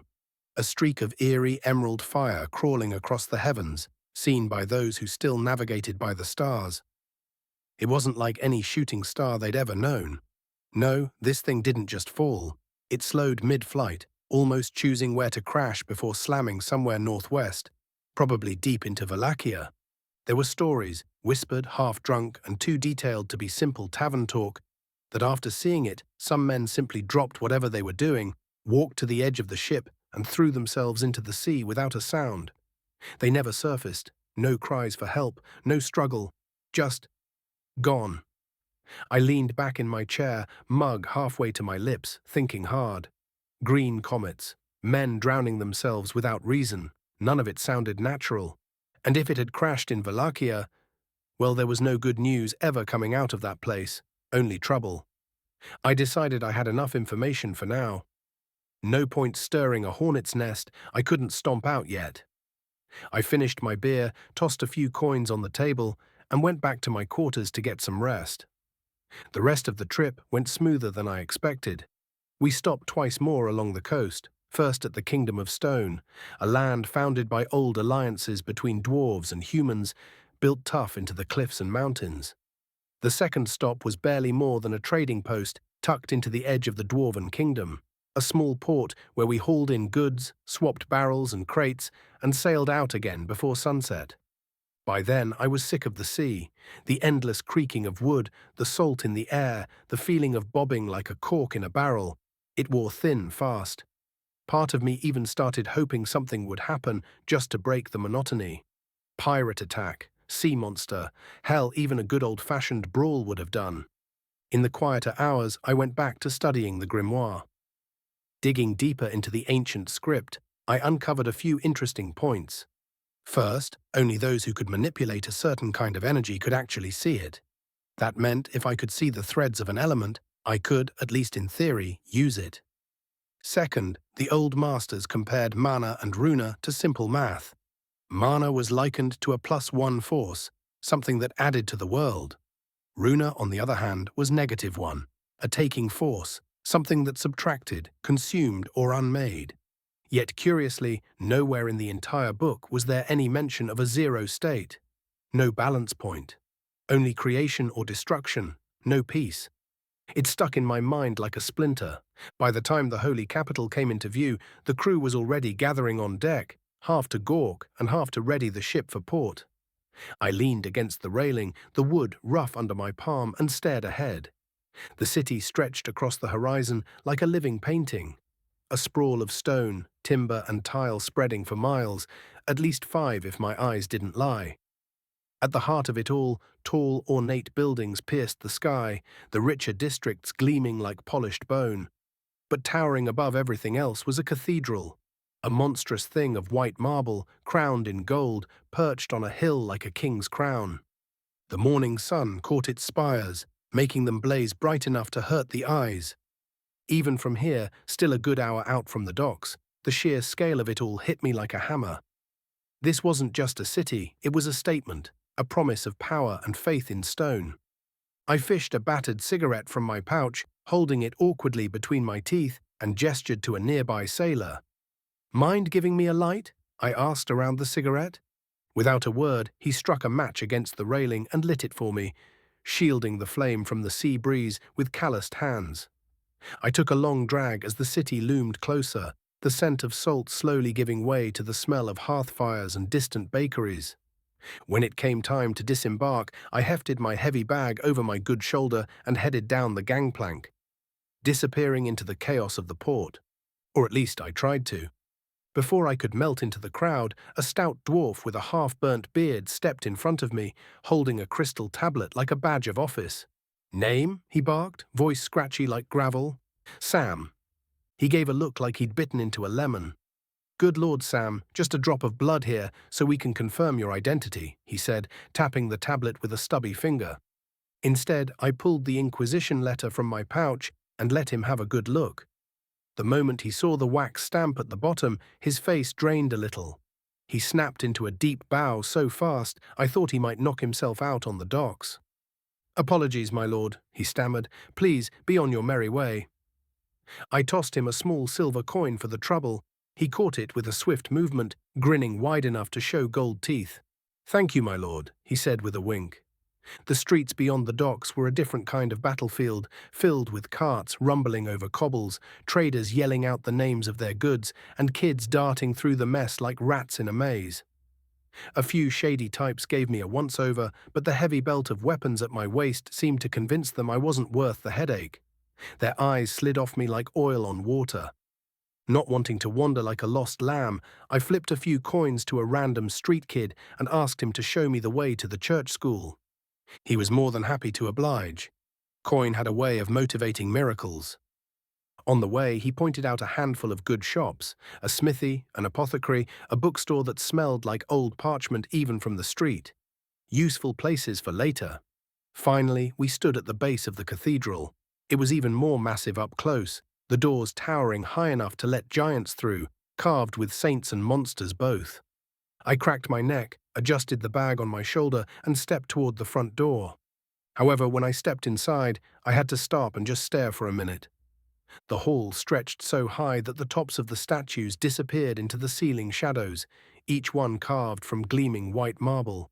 The floor itself glowed with a soft golden light, giving the whole place an otherworldly, almost dreamlike feel. It was the kind of beauty that kicked you right in the chest, whether you wanted it to or not.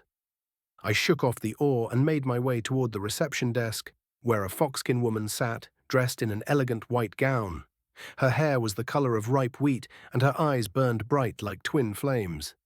"Hi, I'm here to see the dean," I said, trying to sound like I belonged there. She smiled politely. "I see. What's your name, and do you have an appointment?" Sam." "No appointment, sorry." "It's okay. Let's schedule one now," she said, lifting a golden quill and scribbling across a crystal tablet like it was second nature. After a moment, she looked up. "It seems the dean could see you. In about 6 months. Would that be to your liking?" I grimaced. "Sorry, I kind of expected to see him sooner if possible. Also, I'd like to visit Miss Lilith Mackinac if she's available." The foxkin's brow furrowed slightly at my pushback, but her tone stayed polite. "My lord, unless you have—" Special circumstances. 6 months is the earliest meeting. As for Miss Makina, she doesn't accept visitors. My apologies. Right, let's just get the ID part over with, I sighed. At her expectant look, I pulled out the Inquisition letter. Again. If this ID business kept up, I was going to need a damn holster for the thing. The moment she caught sight of the wax seal, her expression shifted from mildly professional to sharp attention. My apologies, Lord Sam. Please, follow me. The Dean will see you in a moment, she said, her voice just a little more careful now. She led me through a series of bright marble halls and up a short flight of polished stairs, finally stopping in front of a cozy-looking meeting room. Inside, soft leather sofas circled a low table carved from a single massive slab of dark wood. A fireplace crackled quietly at the far end, filling the room with a faint smell of cedar smoke. I dropped my heavy bag by the door and slumped down onto one of the sofas with a sigh. After fumbling around a bit, I pulled out a cigarette and looked around helplessly for a second. With a shrug, I got up, leaned down to the fireplace, and lit it directly from the flames. As I took the first drag, I couldn't help but chuckle to myself. Well, I thought, smoke curling up lazily, I guess the Inquisition seal has some advantages after all. 13 entry exam. The door creaked open with a groan, and in walked a man who made me blink twice just to be sure I wasn't hallucinating. He was one head shorter than me, bald as an egg, but sporting a thick, perfectly combed mustache that screamed 70s detective trying a little too hard. His white and gold suit gleamed under the soft light like some kind of holy disco ball, but it was the hands that really caught my eye. Every finger weighed down with fat, gaudy rings that made him look like he'd mugged a jewelry store on the way here. Golden chains around his neck and an ivory cane complete with a ruby the size of a baseball for grip. If someone had told me he was an undercover cop trying to play fake pimp, I would have nodded and ordered another drink. He moved with the kind of easy confidence that only came from years of getting his way, or being too stubborn to realize when he wasn't. Lord Sam, I presume, he said, his voice smooth and oiled like a carnival barker selling miracle tonics. I snuffed my cigarette against the stone fireplace and stood up, nodding. Yeah, that's me. He flashed a perfect two-white smile. Dean Cladius Crane. Welcome to the Grand Academy. He offered his hand, heavy with rings, and I shook it carefully, half expecting to hear the clink of coins. Great, I thought. First day in town, and I'm already dealing with a human chandelier. I offered him Father Matthias's letter of introduction, still not knowing exactly what it contained. The dean didn't bother reading it out loud. Instead, his eyes scanned the parchment, and the longer he read, the more his expression shifted, from curious to interested to downright giddy. Well, who am I? He exclaimed, rubbing his hands together like he'd just found gold in his breakfast cereal. We are thrilled, absolutely thrilled, to accept you as a full student with a complete scholarship. Congratulations. He beamed at me, practically vibrating in place. You'll spend the afternoon with one of my instructors so we can properly place you. But I can assure you, you'll have a marvelous time at our academy. I see you're already well equipped. He gestured vaguely at my belt of weapons and gambeson. So how about we start with your combat evaluation before showing you to your quarters? I grinned wide enough to show some teeth. Sounds perfect. Half joking, I added, you wouldn't happen to have a left arm gathering dust somewhere, would you? The dean's eyes flicked down to my missing arm, his eager grin freezing for half a second before melting into an awkward blank stare. Apologies, he said stiffly. I didn't realize. I laughed, loud and fat. No arm done. I was just asking. You never know. I slapped him on the shoulder with my good hand, nearly knocking him a step back. No, a spar sounds just about right, I said. Exactly what I need right now. That seemed to flip a switch in the dean's head. His awkwardness vanished, replaced with a look of bright, almost childlike curiosity, like he couldn't wait to see what kind of wild animal had just walked into his school. The training arena was a sight by itself, an indoor coliseum easily comparable in size to the one in Rome. The massive field was divided into sections, each used by different classes. Students ran drills everywhere, dressed in matching uniforms distinguished only by colored accessories, reminding me a bit of Hogwarts, if Hogwarts had traded wands for warhammers. The dean led me through the chaos, finally stopping beside a slender blonde elf, barking orders through a tin whistle clamped between his teeth.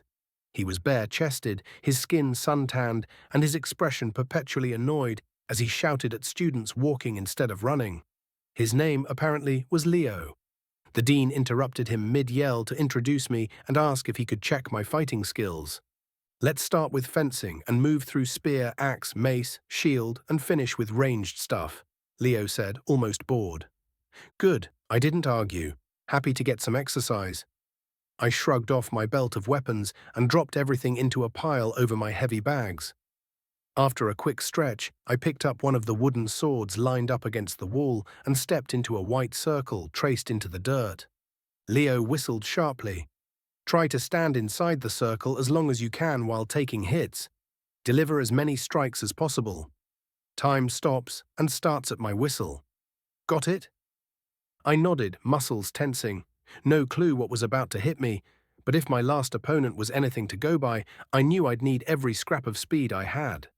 As soon as the whistle blew, I dashed forward to land a surprise hit. At the last second, I fake-punched with my left stump, and Leo staggered back, eyes widening as the realization hit him. I had no left arm. I pushed my wooden sword into his solar plexus, knocking the wind right out of him in a sharp fa that came out try of his whistle. For just a heartbeat, he blanked, but then he snapped back to reality. When he stepped back into the ring, he looked a hell of a lot meaner than before. The slender elf I'd first seen had transformed. Now every muscle on his body popped like steel cables under his skin.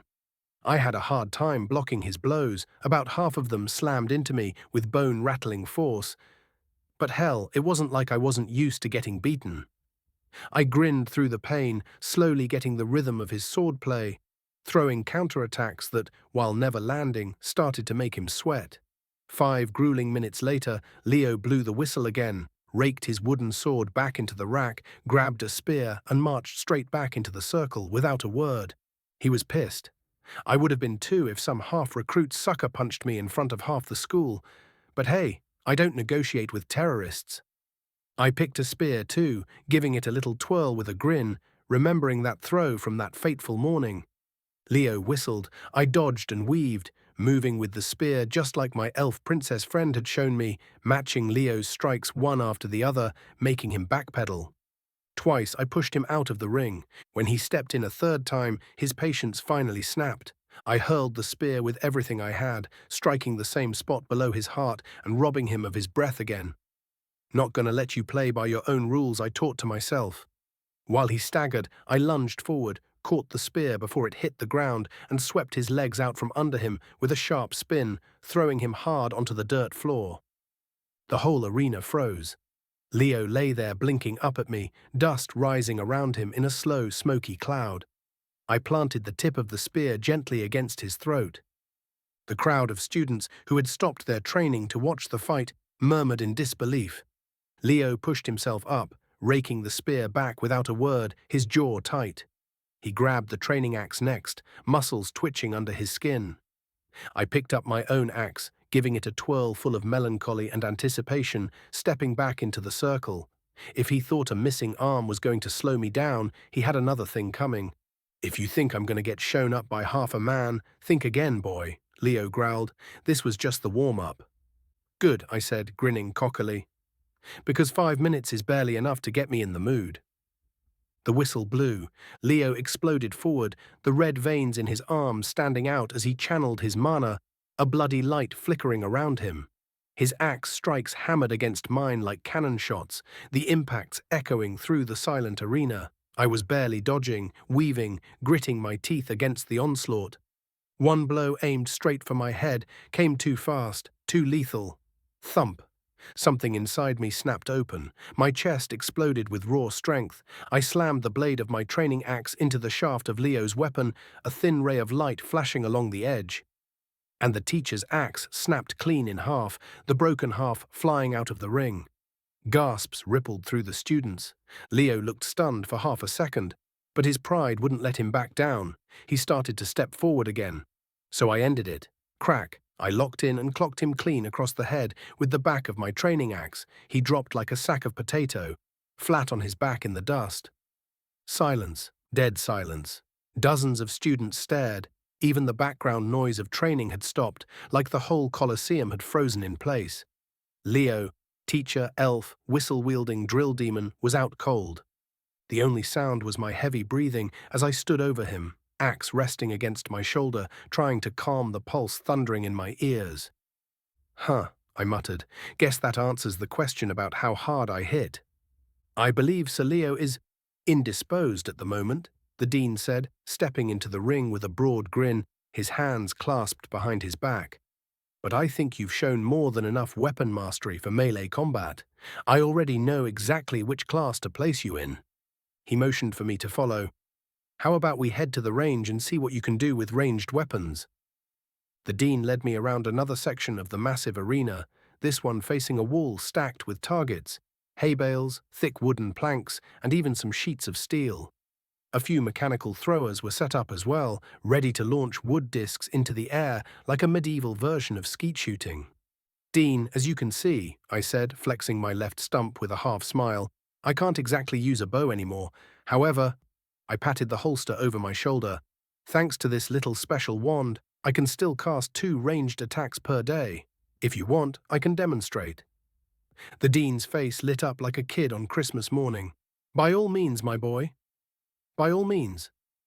I picked up 2 wooden discs from the nearby pile, casually tossing them up one after the other with the ease of a kid tossing stones at a pond. Without missing a beat, I drew my double-barrel flintlock and let loose. Bang, bang! Both targets shattered mid-air, sending splinters and shards raining down. A heartbeat later, not mine of course, the chunks of broken wood clattered to the ground. The dean whistled, long and low, clearly impressed. I reholstered the shorty with a practiced spin. A few students and instructors nearby were whispering, craning their necks to get a better look. Good. Let them think whatever they wanted. I had just hidden the technological revolution they didn't even realize they were gazing at. Most of them probably thought it was some sort of clean, fast and loud spell, not a weapon system that could change the face of warfare itself. At least I hoped they'd stay that ignorant for now. The dean's eyes sparkled behind his thick mustache. Marvelous, absolutely marvelous, he boomed, clapping his hands with the joy of a child witnessing fireworks for the first time. Precision, power, pacing, cleaner than most incantations I've ever seen. And no incantation required. Incredible. Then he turned to the growing crowd of gawking students. All right, that's enough spectating for one day. Back to your drills before I start assigning extra laps. A collective groan rippled through the arena, and just like that, the buzz of whispers turned into the thud of boots and clatter of weapons returning to their routines. The dean turned to me again, the corners of his mouth still twitching upward. Follow me, Lord Sam. You've more than earned your place into the elite of our academy.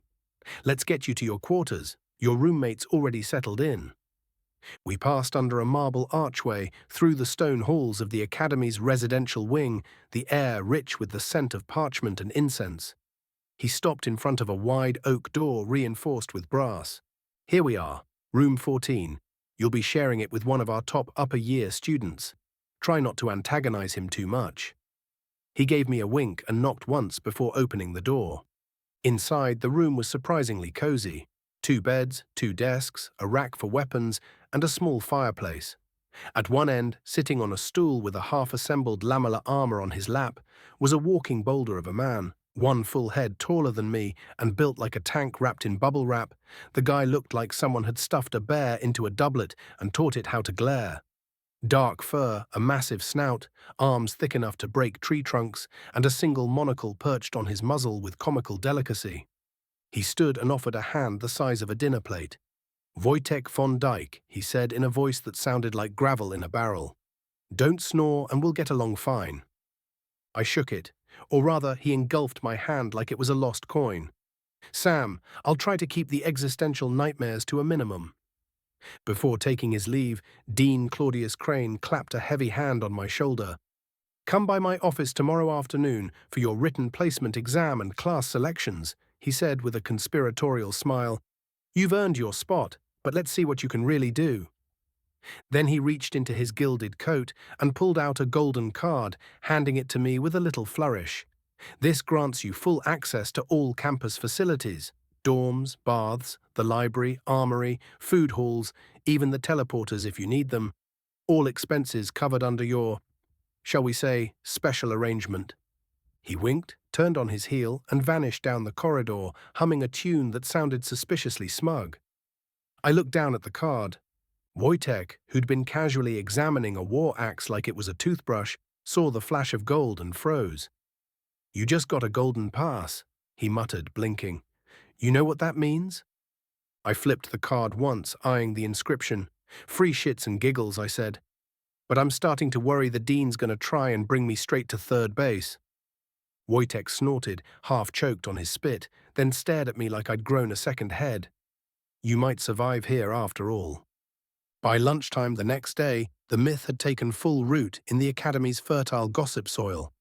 They said Sam, yes, that Sam, was attempting the impossible.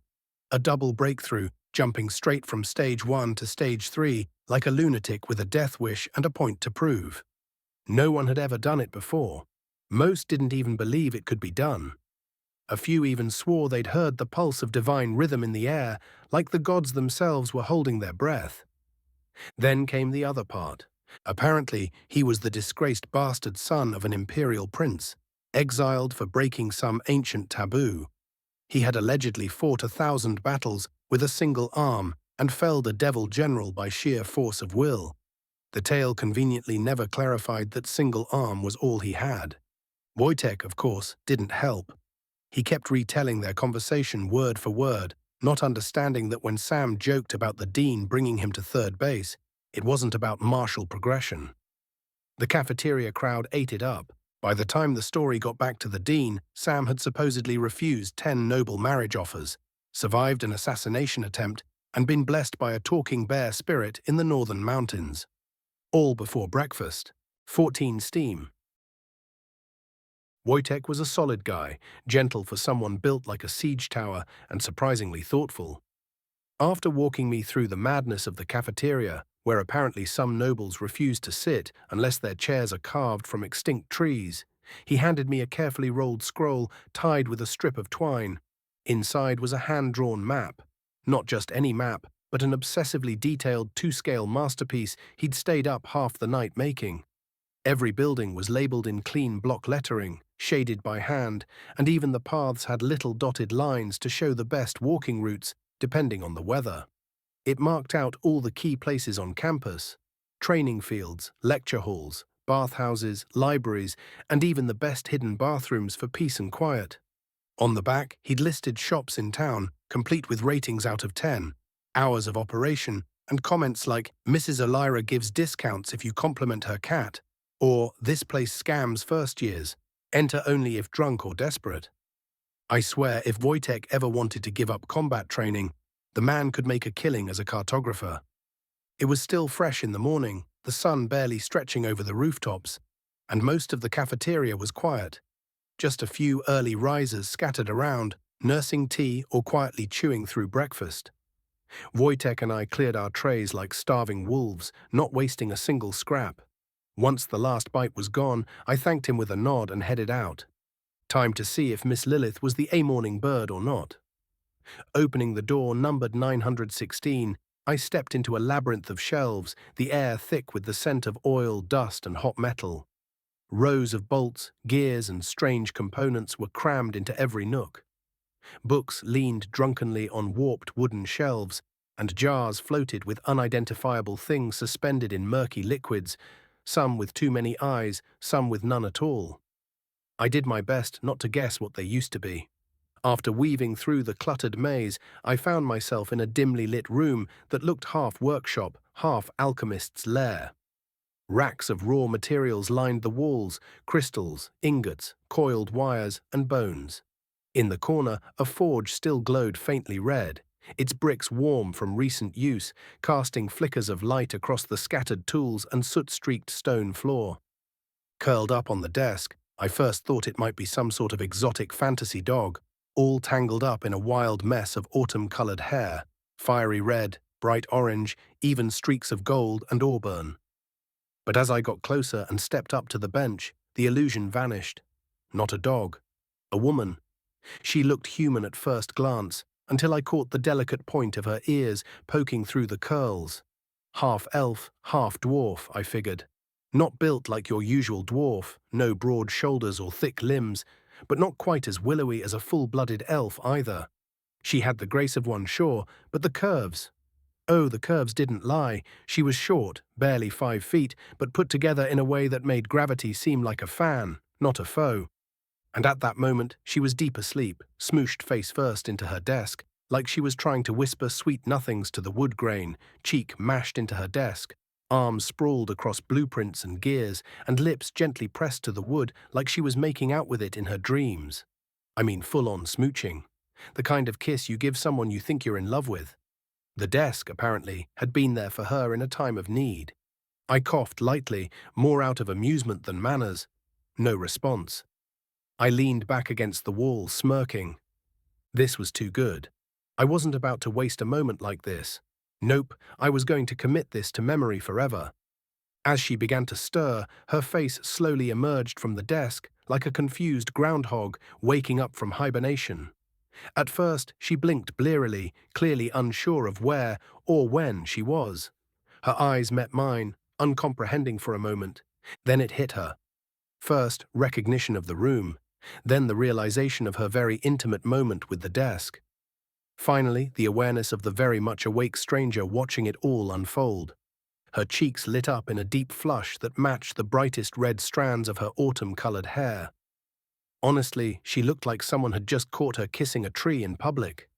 But to her credit, she recovered like a champ. She straightened her back, wiped at her cheek with the sleeve of her robe, and gave me a professional, if flustered, smile. "Hi. Apologies, I didn't see you there. How may I help you?" "Hi, a common friend of ours referred me to your services," I said with a grin, "claiming you're the best artificer in both the Empire and Talaria." I held out the letter. She took it without a word, turning it in her hands to inspect the seal, making sure it hadn't been tampered with. Satisfied, she broke the wax and began to read. Her expression shifted like clouds in a stormy sky. "That's not how it works," she muttered under her breath. Her eyes scanned on. A slow nod, then a little smile, then her brows furrowed again, like the letter was both complimenting and personally offending her, line by line. She opened one of her drawers, pulling out a sleek crystal tablet and a quill. "Wait," I said, raising a hand. "Don't waste your time. You might as well leave it there." Lilith paused, eyed me, then nodded with a smirk. "I knew he was screwing around with me," she muttered. "Fucking uncles, hey."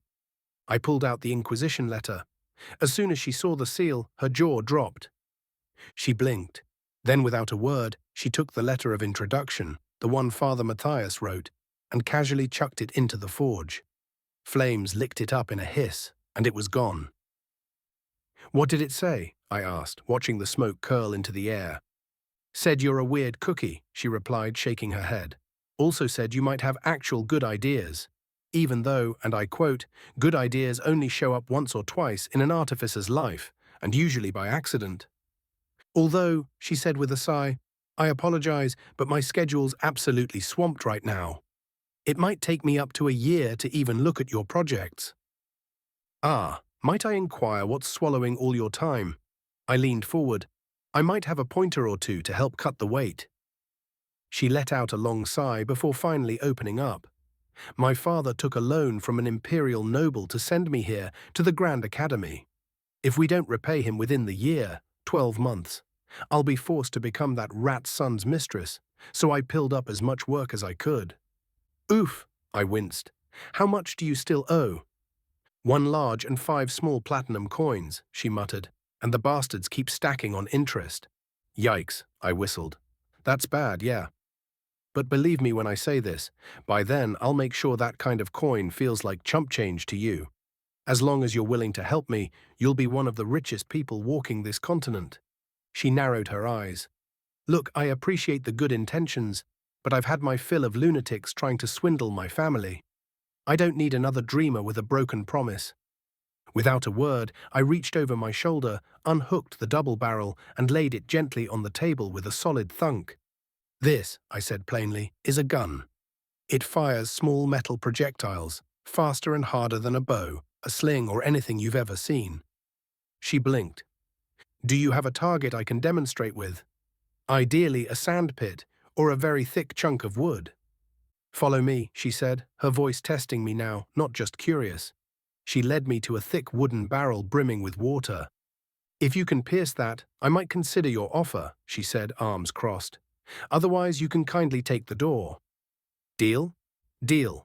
I left the double barrel on the table, reached under my stump, and pulled out the 1-inch hand cannon. Cocked the hammer, took aim. Boom! The shot echoed like a thunderclap. A plume of smoke burst from the muzzle. The barrel shuddered, then split open with a wet gasp as water exploded across the forge floor. Lilith yelped in surprise, stumbling back, eyes darting between the rising smoke and the now very empty, very ruined barrel. Okay, that's impressive. I'm not gonna lie. Lilith still stared at the ruined barrel like it had personally betrayed her. So that's your grand plan to make me rich? A loud stick that spits fire. I grinned. Actually, no. This? This is a low-tech version of what I plan to use myself. Nothing fancy. The real money comes after. Once I've built what I need, then these things go public. She squinted, skeptical. So if it's not the boomstick, what's the plan? I leaned on the table, meeting her eyes. Steam. A thing called a steam engine. From where I come from, it started a revolution in manufacturing and transport. That's the real game changer. This engine, I said, tapping the table for emphasis, is the foundation on which we'll build an empire. Once we harness steam, it'll unlock the speed and scale of production and transportation. Think of it as 500 years of innovation, all compressed into one. Lilith leaned back, arms crossed, her eyes still flicking between me and the waterlogged mess of a barrel. Let's hope that engine of yours is half as good as your sales pitch, she muttered, or at least as pretty as your face. So, she said, motioning to a giant chalkboard smeared with old equations and sketches, why don't you go ahead and tell me everything you know about that engine? Her eyes sparkled with a wild mix of curiosity, engineer's fanaticism, and, just beneath it all, a flicker of hope she clearly didn't want to admit to. All right, let's start with the basics, I said, grabbing a piece of chalk and dragging it across the board with a screech that made Lilith wince. I drew a lopsided circle with stick legs. This is a horse. She blinked. Is it? Shush, I'm not being graded on the art. I scratched out another mess of lines beside it. Now this is a cart. Horse pulls cart. Simple, old way, boring. I scratched a big X over the horse. But what if we cut the horse out? I drew what looked like a rectangle with steam lines puffing out the top. This is an engine. It eats fuel, heats water, makes steam. That steam pushes pistons, like arms punching back and forth, and that motion turns wheels. That's how you get power. I added a few arrows and gear-looking scribbles that resembled squashed spiders. Now imagine putting that engine here, I pointed to the sad cart, replacing the horse with the smoky box. No sleep, no feeding, no pooping, just work. Lilith was watching, head tilted, caught somewhere between amazement and the kind of expression you give a drunk genius at a bar. Now, I said, making a long, jagged line across the board with more little rectangles stacked behind the engine. You build a big one, a really big one that can pull 100 carts, loaded with people, cargo, whatever, across metal rails. Fast, smooth, safer than roads. You go from 2-month caravan trips with half your crew dying of foot fungus to a 3-day scenic ride with hot food and a comfy seat. I stepped back from the board, chalk on my fingers and soot on my shirt. It's fast, it's cheap, and it's gonna change the world. Lilith stared at the board. That engine better be prettier than your drawing, she said, eyes glinting with both doubt and wonder. Well, here's the kicker, I said, dusting my hands and leaning casually on the edge of the chalkboard. It's gonna be your engine. Lilith blinked. Mine? Yup, see, I don't plan on wasting my time building stuff unless I really have to. I'm more of an adventure, danger, blow stuff up kind of guy. All that precise lab work makes my head hurt. I leaned in, lowering my voice like I was revealing the secrets of the universe to her. What I am going to do is info dump a metric shitload of very, very, very advanced technologies on you. You're going to be the engineering messiah of your generation, the wrench-wielding, steam-powered savior of the modern world. Lilith stared, mouth slightly open, her eyes shimmering like she'd just been told the gods had handed her the blueprints of the universe. Her smile grew so wide it made my belly tingle a little. Damn, that was dangerously cute. I'll take a share of the copyright instead, I added, pointing a thumb at myself. And you, my dear Lilith, you get to do all the real work. Fair trade, right? Then I clapped my hands together like a back-alley preacher selling salvation through crypto. And that, my dear, is where you come in. In the first year, we'll have a few products on the market, I said, pacing a little in front of the chalkboard like some half-mad professor. But we won't stop there, oh no. That's just the foundation. Lilith raised an eyebrow. So what's the real goal? I spun around, grinning. Big bucks means working with the big guys, kingdoms, empires, military contracts, infrastructure. The kind of deals where you don't count profits in gold coins, you count them in vaults. Her eyes lit up, but I could see the questions bubbling under the surface. You talk like a man on a tight schedule. That's 'cause I am, I said, dropping the smile. We're going to change a lot of things in the years to come. And we'd better move fast. She leaned back, arms crossed, tone soft but sharp. Why the rush? I stared at the forge for a long second, then said quietly, I have a bad feeling something's coming. And I want to be ready when it does. Now, if you'll excuse me, I have to go take the other half of the entry exam at the dean's office, I said, giving her a low, theatrical bow. Duty calls. Come see me in my office once you're done, Lilith said, her voice a mix of excitement and command. I have many questions. 15 Adamia's Sunbrack. Sam walked into the dean's office and greeted him with a courteous, hi, before sitting down for the written exam. The test covered a wide range of subjects: history, geography, politics, military tactics, language, monster and beast knowledge, enchanting theory, magic theory for all known elements, mathematics, and religion. When the results came in, they were mixed. History, 0%. Geography, 2%. Politics, 40%. Military, 100%. Language, 60%. Monsters and beasts, 5%. Enchanting theory, 35%. Rune magic, 20%. Magic theory, in all elements except one, 100%. Darkness, magic theory, 0%. Medical knowledge, 70%. Mathematics, 60%. Sam's perfect military score came as no surprise. He was a war veteran and an avid history buff, especially when it came to tactics and battlefield logistics. His middling scores in politics and language reflected a working understanding, but nothing scholarly.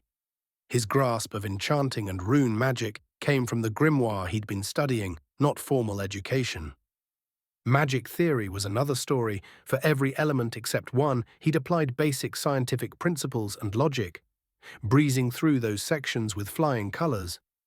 But darkness magic? It made no damn sense. Not to him, anyway. Next was the magic capacity test, something I had no hope for. I knew I didn't have any magic. They handed me a crystal ball and told me to focus on perceiving the energy inside and try to mix my own mana into it. At first, nothing happened, as expected. But when I closed my eyes and really focused, tried to imagine the feeling of energy, and then opened them again, I saw it. A faint glimmer of light inside the crystal, almost as if my mind could touch it. Figuring I had nothing to lose, I pushed harder. I visualized myself pressing into the ball, willing my energy to flow. And then it happened. Silver mist began filling the ball rapidly, spreading through the clear glass like smoke in water. It filled up fast, so fast I barely realized what was happening. Within moments, the entire crystal was shining with a swirling silver fog. I couldn't push more inside, the thing felt full. I placed it gently back on its cradle and stared at it, curious. The crystal was no longer clear. Now it looked opaque, like a ball made of polished sterling silver, swirling softly with an inner sheen. Apparently, I wasn't the only one impressed. The dean leaned in, inspecting the orb like it was his firstborn son, fresh out of the oven. With the second crystal, I did the same thing, and got the same result.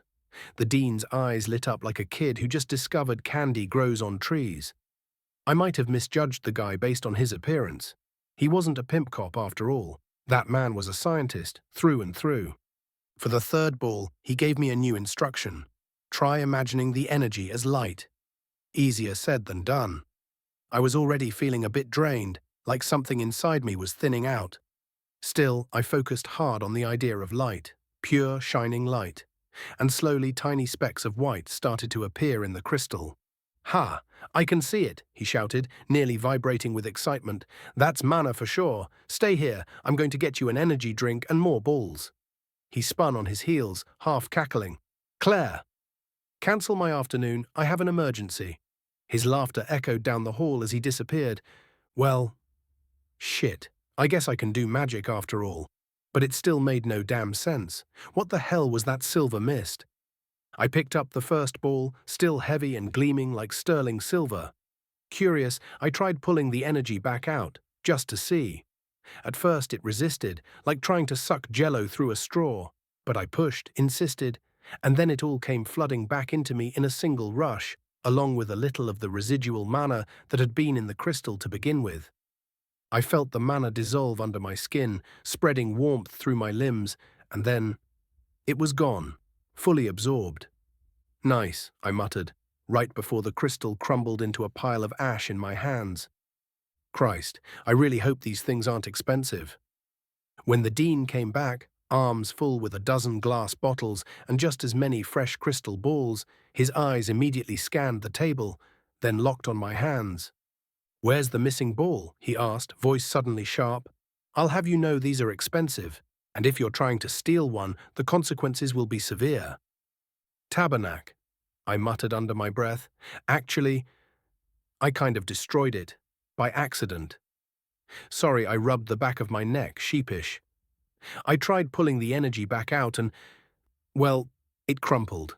Cladius's mouth dropped open at the foreign curse, then clamped shut again. He pointed at the second crystal. "Do it again. I need to see it for myself."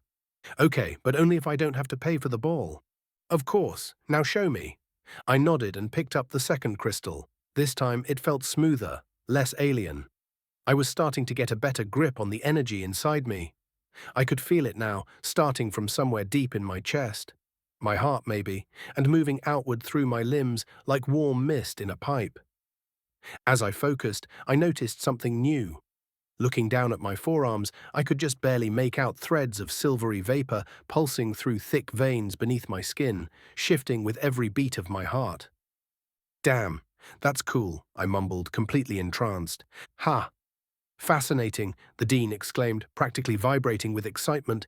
"I can see the mana dissolving passively into your system, yet I can't detect what it transforms into. How interesting." He suddenly tossed me another crystal ball. "Now try something else. Imagine pure, destructive, malicious, chaotic energy. Push that into the crystal." That one wasn't easy. My first attempt accidentally created fire mana. Not what he wanted. I tried again. And again. For an hour and a half I sat there, grinding through trial and error while chugging the dean's mysterious energy drinks. The moment the taste hit my tongue, sickly sweet like licorice and regret, I was back in downtown Quebec. Not literally, of course. I wasn't about to hallucinate a Tim Hortons or a poutine stand in the middle of a wizard academy. But damn if that drink didn't taste exactly like a Jaeger bomb. I chuckled to myself, earning a suspicious glance from the dean. It had been a wild night. Me and the boys had gotten ourselves kicked out of the base pub for reasons I still maintain were mostly not our fault. Someone may have tried to race an arm wrestling champion using only their face. Details are hazy. Anyway, instead of calling it a night like responsible adults, we commandeered an LAV, light armored vehicle for the uninitiated, and rolled straight into downtown Quebec like it was our own personal party tank. Parked it right in front of the bar like war heroes home from the front, which technically wasn't wrong. To be fair, we were fresh out the plane. The bouncer didn't even ask questions. I grinned, swishing the energy drink in my mouth. Back then, we drank Jaeger bombs until we either blacked out or someone dared someone else to jump off the second floor onto a snowbank. It usually ended in bruises and laughter. Now here I was, years later, in another world, drinking the fantasy equivalent of a frat shot before flinging magic around like a wizard version of a drunken demolition crew. Yup, I muttered to myself, just like old times. Then finally, I did it. Tiny specks of matte black absorbing the light formed in the crystal, like flickers from a black hole. Amazing, Claudius whispered, his face a perfect blend of awe and scientific glee. You possess a form of energy that can crystallize into both mana and rune essence. That's unprecedented. And you can absorb energy from monster cores too. He rubbed his temples like his brain was overheating, then looked at me with sudden seriousness. Sam, keep this completely under wraps for now. I need to report this to the higher-ups immediately. For now, you'll be placed in both mana and rune theory classes, but under strict conditions. You're not to use either in public until further notice. Your practical training will take place privately, under my direct supervision. His eyes narrowed. You are strictly prohibited from consuming mana or runa energy from monster cores, artifacts, or anything else other than standard potions, taken in normal doses. Am I understood? I straightened instinctively. Yes, Dean, I barked, reflexes kicking in like I was back in basic training. As for your classes, Claudius began, slipping into full academic mode, you will be receiving catch-up lessons in geography, history, and monster and beast knowledge. Once your scores reach the minimum standard, you'll be integrated into the standard curriculum. He walked to a large desk, picked up a thick stack of papers, and started leafing through them. You will also be placed in the elite class, a curated group composed of the Academy's finest students and instructors. You'll know them by their purple and gold accessories. I suggest you wear yours with pride and with awareness. Your classmates are the best of their age, and they'll expect nothing less from you. He paused, tapping a finger on the stack. I'll have the necessary books, uniforms, and equipment delivered to your room. Do not lose them. Most of it is expensive, some of it irreplaceable. As he turned to face me again, the tone of his voice dropped an octave, just enough to signal something important was coming.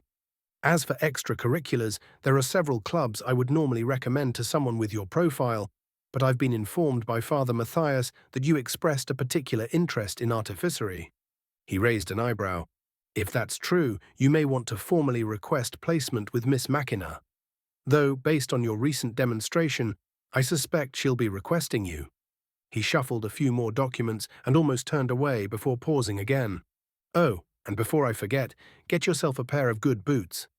The hard kind, meant for running and bleeding in. I blinked. Bleeding? You'll be joining the other elite class students on a monster hunt in 2 weeks. Standard survival exercise. Don't worry, we usually bring most of them back. Under 10% loss is considered acceptable in my book. How are your numbers? I asked. Tone light but not unserious. Claudius looked up from his parchment, unbothered. Around 8% of normal students and 5% of the elite, for the worst years we've had so far. I grinned wide, the kind of grin that made officers nervous during debriefings. Let's make this year count then, I said, winking like I hadn't just talked about student casualties like sports stats. Claudius didn't laugh, but he did smile, just a little. Let's. Lilith POV. Once Sam left, I had to take a solid minute just to breathe. He was one hell of a looker, and he'd seen me in quite an embarrassing position. Uncle Matthias said he'd be interesting, but there's interesting. And then there's that. It felt weird having some stranger just show up with ideas that were utterly out of this world, only to dump them in my lap with full creative freedom and a generous share of the business. I blushed, a bit flustered, then turned back to the chalkboard. The concept was sound, most of it simple, exploitable, and honestly revolutionary. Almost too simple. The tech would massively accelerate resource acquisition, lowering material costs, which would then drop the price of the engines and boost production even more. A feedback loop of progress. But also, I like horses. Sure, carriages suck, especially for long rides since only the nobles can afford decent suspension, but still, mounts have character, and carriages don't fly like griffins. I flipped the chalkboard and started sketching what a piston might actually look like, working out whether it could function using only hot water vapor. I was mid-calculation, totally in the zone, when a hand suddenly gripped my wrist. I yelped, startled, spinning around, half expecting Sam to have come back for the gun he'd left on the table, but the person standing there wasn't Sam. Instead, it was him, Adamius Sunbrak, the son of the Duke of Westria from the Melanor Empire. That smug piece of shit stood there with the same condescending smirk he always wore, the one he used whenever he came around to announce some new layer of ridiculous interest added to the loan. And my father, the fool, had named me as collateral. He was too naive to believe that anyone would use underhanded trickery to trap him like this. Too idealistic to see the Empire's nobles for what they really were. Now, unless something changed fast, I'd be chained to this bastard's whims, nothing more than a glorified slave to a shit-eating brat. And the worst part? I couldn't do a damn thing about it. My father might be a baronet, but that's barely nobility. Just enough title to get into trouble, but not nearly enough to escape it. How about you stop wasting your time with all that useless junk and submit already? You are wasting both of our time, Admamius said. Don't touch me, asshole, I said, ripping my wrist out of his hands. Before the back of his hand smacked my head so hard it sent me sprailing on my desk. Shut the fuck up, bitch. You are nothing, you hear me? Nothing. I'm done waiting for you ungrateful ass to accept reality. I didn't say a word, still stunned by the backhand and trying to get back up. When I finally stood back defiantly at him, he grabbed my neck, chocking me a bit. Now listen, bitch, if you keep resisting, I'll not only take you, but I'll take everything else, including everything your piece of shit of a father own. You are nothing but an ant for me to play with, you ear. I could have your parents turned into monsters, publicly executed as vile, incestuous cannibals.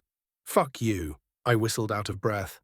Really, he said before starting punching my face again and again, still holding my neck in one hand before trowing me to the ground. Half-conscious, beaten to a pulp, unable to defend myself. He took off his belt and started beating me with it. If only it was the worst he did. 16 Retribution. After leaving the dean's office, I grabbed a quick dinner at the cafeteria before heading back to Lilith's workshop. On the way, I was reading the labels on the potions I had gotten identified at the apothecary while stocking up on black powder supplies. Most of the bottles were standard fare, remedies, antidotes to generic poisons, but 4 stood out. There was one fast and one slow healing potion, a paralytic nerve agent that could stop a heart in large doses or paralyze someone for a dozen hours with just a drop, and something called gimp pine extract. It was apparently used in water element rituals. The label warned never to let it touch skin.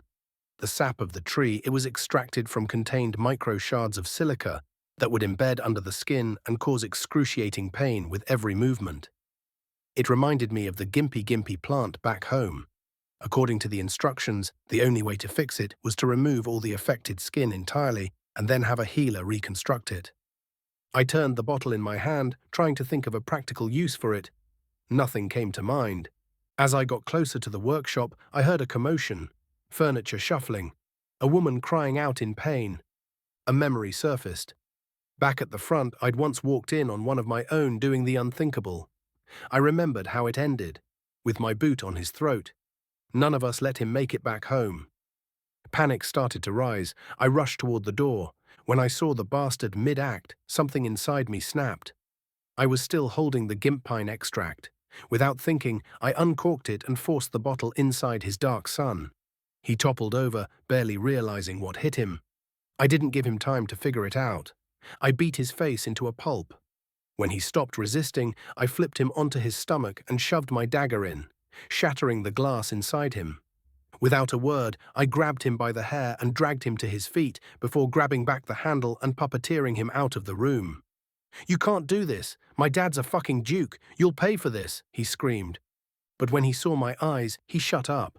Cold rage poured off me like a thunderstorm. He knew. I was just barely holding back the urge to finish it right there. "Tell your daddy if he wants answers. He can come see me himself.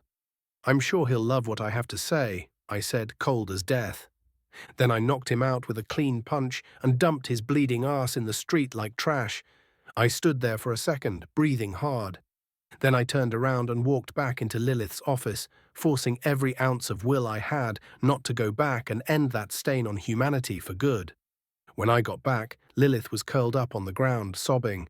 "It's me," I said softly, keeping my distance. I pulled out the fast healing potion.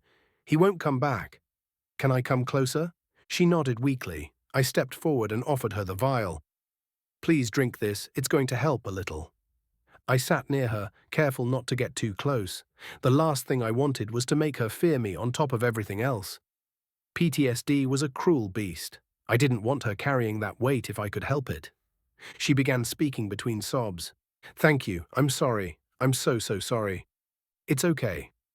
None of this is your fault. You're the victim here, not the aggressor." "No, you don't understand," she said, urgency rising in her voice. "You're in danger. They'll probably send someone to kill you, or torture you.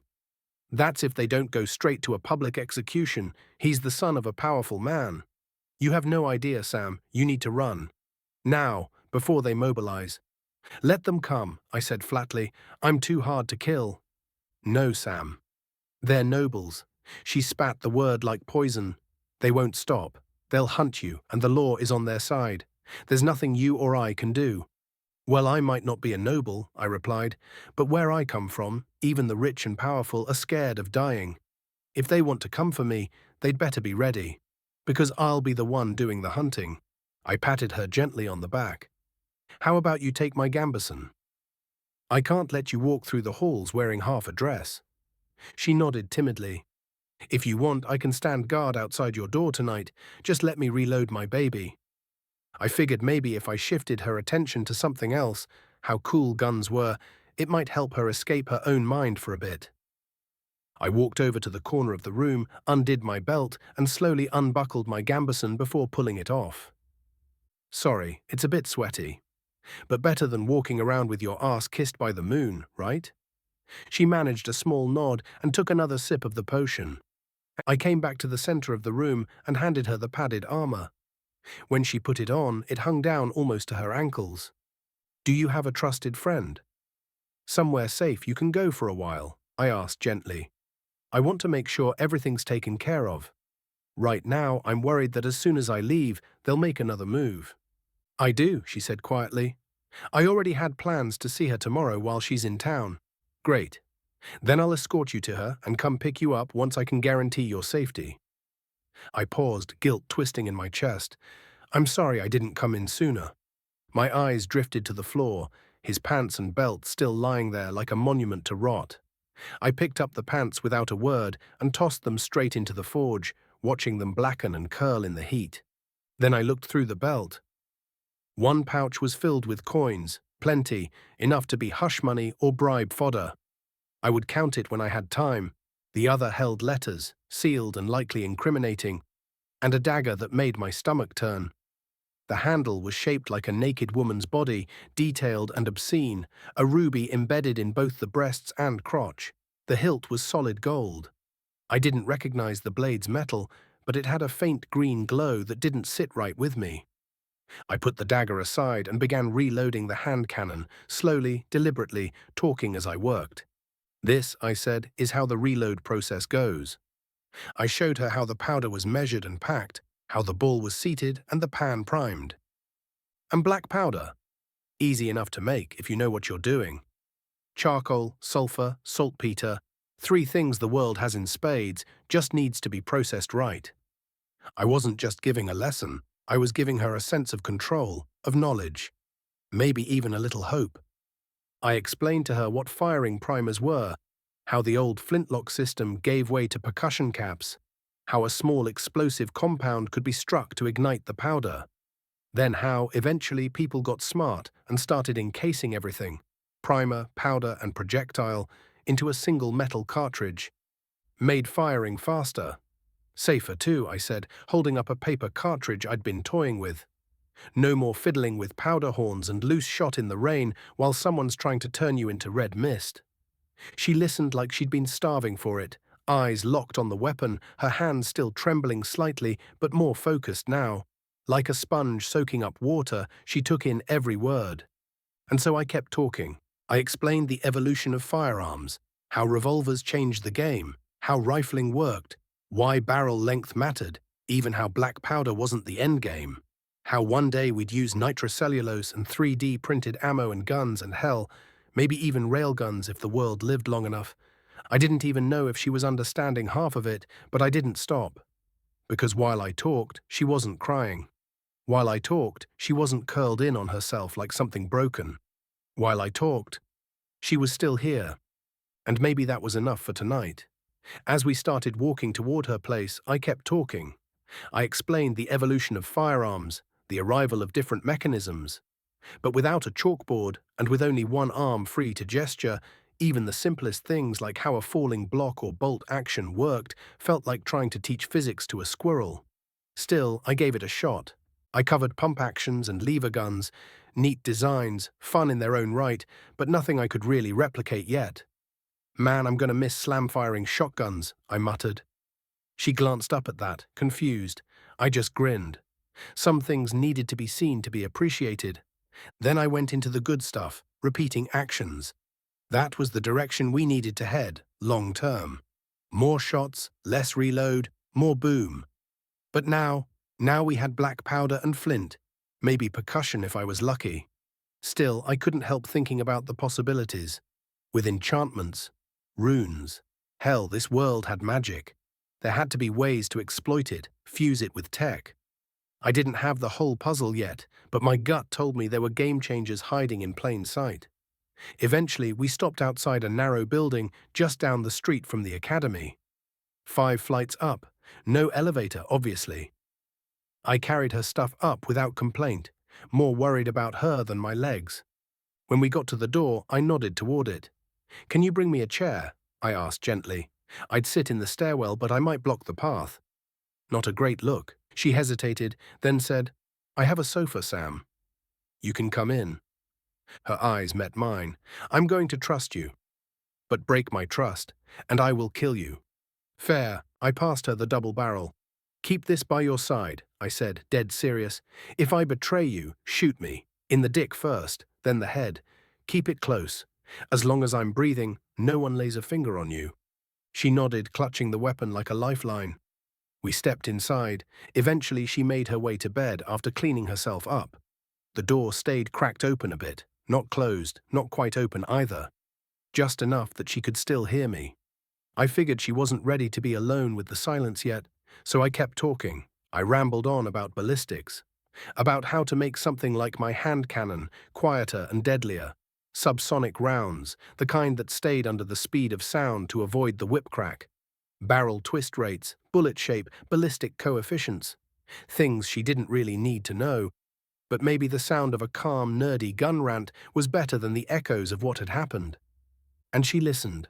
Or at least I think she did. She didn't tell me to stop. So I kept going, talking like my voice could put up walls around the hurt and hold the night at bay. I started to count the money in the pouch, but stopped the moment I recognized a few cult coins. Perfect. Something to report to the Inquisition. That might just be the leash I need on him. Then I heard movement in the corridor, 4 people, trying to stay quiet but not trained well enough to fool my ears. I heard the faint rasp of steel being unsheathed.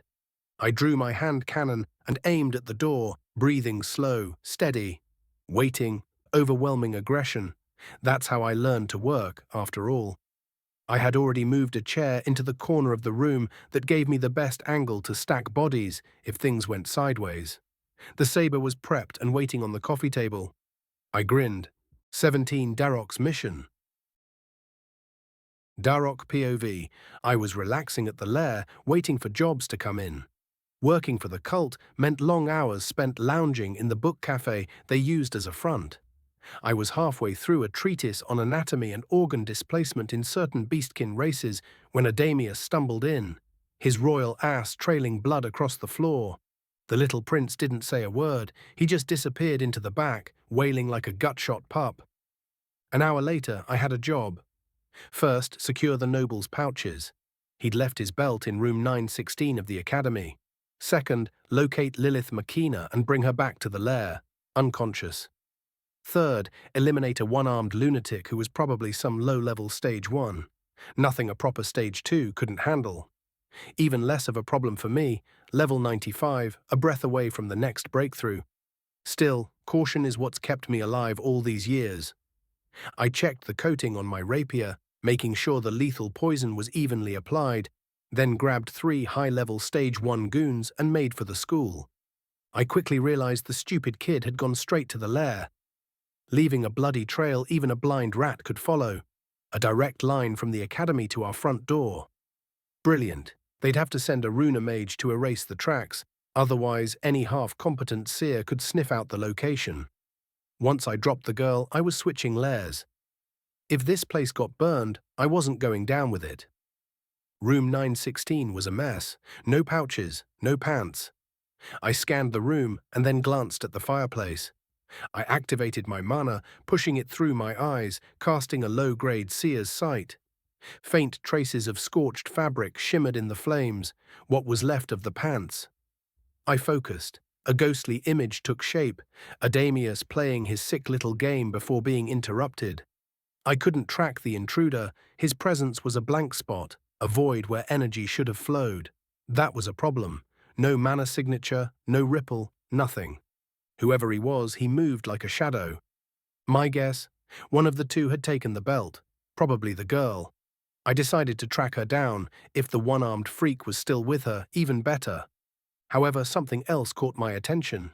Someone had been here, another presence, detached from the scene, a watcher.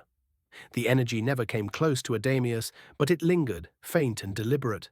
Quiet eyes in the dark. I couldn't track the main target, but if he had friends, I could use them. People like him always made mistakes when others were at risk. If I had his allies, he was as good as toast. When I came out of the school, the tracks split. One veered west. The girls went just down the street. Perfect. No cross-city slog tonight. We reached the building and climbed to the 5th floor in near silence. I had the 3 goons stack up by the door while I stood 15 yards back, rapier ready. Never go in first. That's for idiots. Second's worse. 3rd or 4th, usually safest, unless it's a mage with lightning. Then you'd best pray and stand clear. The lock clicked open with ease. First goon creaked the door, blade raised. They slipped inside, one after another. Then boom, a thunderclap. Indoors. I flinched, heart punching my ribs. Magic trap? Lightning? I lunged forward, speeding in fast enough most Stage 1s wouldn't even see me, but what I saw inside made my blood run cold. Smoke. Misty and acrid, blood sprayed across the walls in wide arcs, limbs twitching, heads gone. All 3 goons lay dead, not stabbed, not burned, just ripped apart with something explosive, something loud and wrong. I'd seen enchanted explosions before, firebombs, shatter runes. But nothing like this. What in the 7 hells? Then he came for me. One-armed freak, saber in hand, moving like he was born for war. We clashed. Steel sang. He wasn't flinching. He wasn't even surprised. He'd baited us. I struck with speed, grace, and poison-tipped precision. He gave ground, parried, circled, always drawing me deeper. But I had the upped hand. Then, boom, boom. White-hot agony consumed my knees. I collapsed, howling.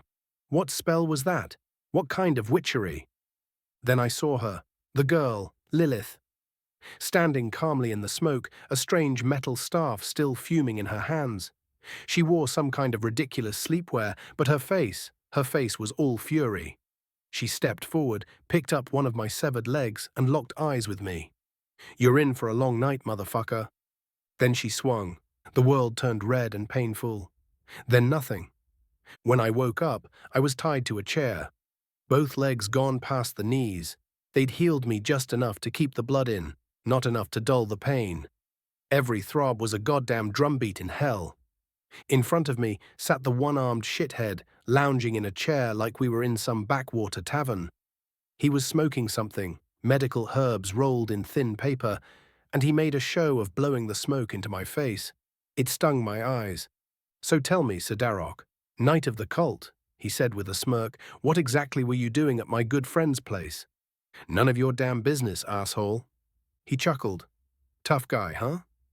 Well, good news. There's no bad cop in this room, just me. And I've had a long week." He stretched, cracking his back.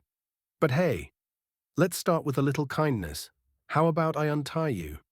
Don't want you to feel threatened or anything, right? Yeah, how about you do that, I said, flashing my teeth in what was supposed to be a grin. Idiot was making it easy. And then, unbelievably, he did it. The dumb bastard untied me. I lunged for his dagger, or I tried to. My body didn't move. Nothing below my neck responded, like I was wearing my own corpse. What the fuck? Yeah, he said, leaning forward, tapping ash into a tin plate. About that. I didn't want you getting grabby. That'd be rude, right? So I took precautions. Temporary, of course. Depending on how useful and cooperative you act yourself, you could win the privilege to move. I might even forget entirely what you tried to do and let you walk home free. Okay, maybe not walk since you know, but if you are a good kitten, you will be treated humanely. First, let's fix how you look. He smiled like we were sharing a joke. I stared into his eyes and realized this wasn't going to be a quick death. A shiver ran down my spine as reality sank in. The hunter had become the prey. Worse, I could feel my body just fine. Every torn muscle, every ragged nerve. I just couldn't move, which meant I'd feel everything he was going to do to me. So, he said, smiling like a devil in a dive bar, how about we start with introductions? I'm Sam. I spat in his face, and then, calm as a surgeon, he slid the tip of his dagger under my fingernail. Slowly, methodically, I screamed, "Fuck off. You won't get shit from me. Maybe, just maybe, if I dragged this out, the New Order's handler would notice the op had gone to hell and trigger the failsafe before the time limit. The Runa bomb that had been planted in my guts. One quick burst of destruction magic and I'd be out of this nightmare.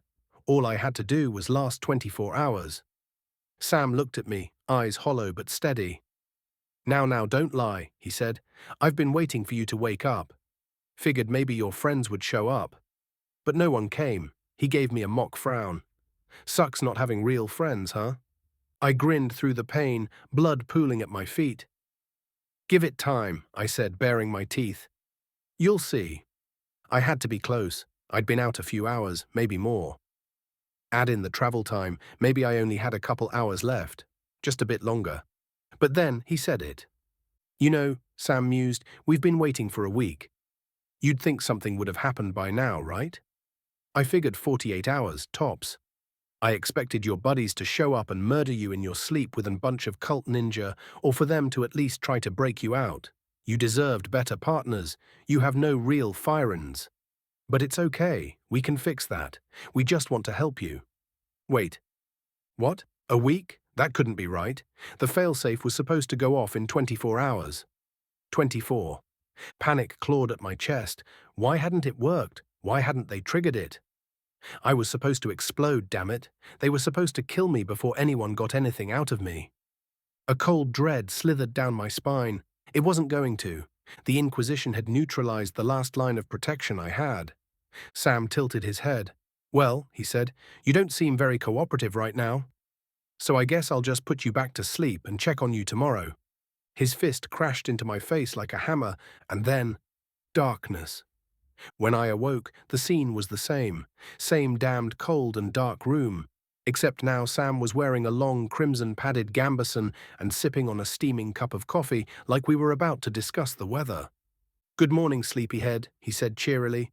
So I figured since we did your nails yesterday, today we'd focus on hair care. Ever heard of waxing? No? Well, today's your lucky day. The next 2 hours were, without exaggeration, the most excruciating of my life. He started by shaving off my mane, my pride, with dull scissors, humming a song about a family of sharks. Then came the wax. Hot, sticky, relentless. He worked his way down from my head to my chest in strips, each rip a scream, all while singing that cursed song on repeat. My sanity tested to its limit, fear gnawing at my back as he kept ripping long strips of waxed paper. By the time he started tugging at my pants, I broke.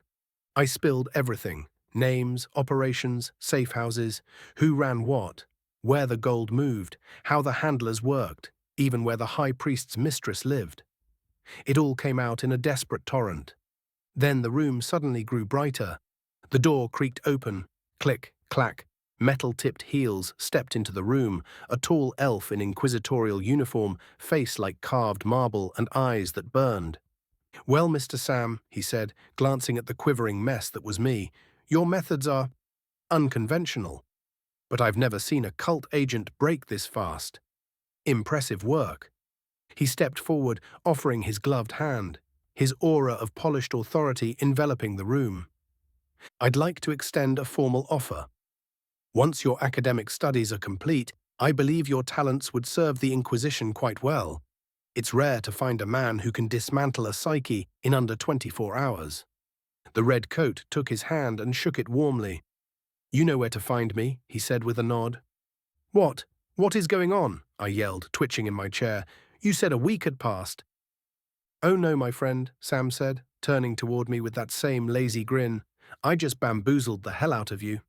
He sipped his coffee. Not my first time wasting days or weeks breaking someone. But that's the trick, time itself. If you control the narrative, you can control time. You have no clue when or where you are, leaving me with control over what your reality consists of. Oh, and as a token of gratitude, Sam added casually, I removed that little dark bomb thingy they stuck in your guts. Wouldn't want the Inquisition to miss out on all the quality time they'll be spending with you. He winked again, raised his cup in salute, and walked out humming that shark song. And I screamed, 18 Saphir Delphine. Sam, point of view. Honestly, I should have expected it. With the amount of noise we made, gunshots, blood, screaming, and let's not forget Lilith beating a grown man unconscious with his own leg. Yeah, guards were bound to show up quick. But the Inquisition, them showing up first, that was a surprise.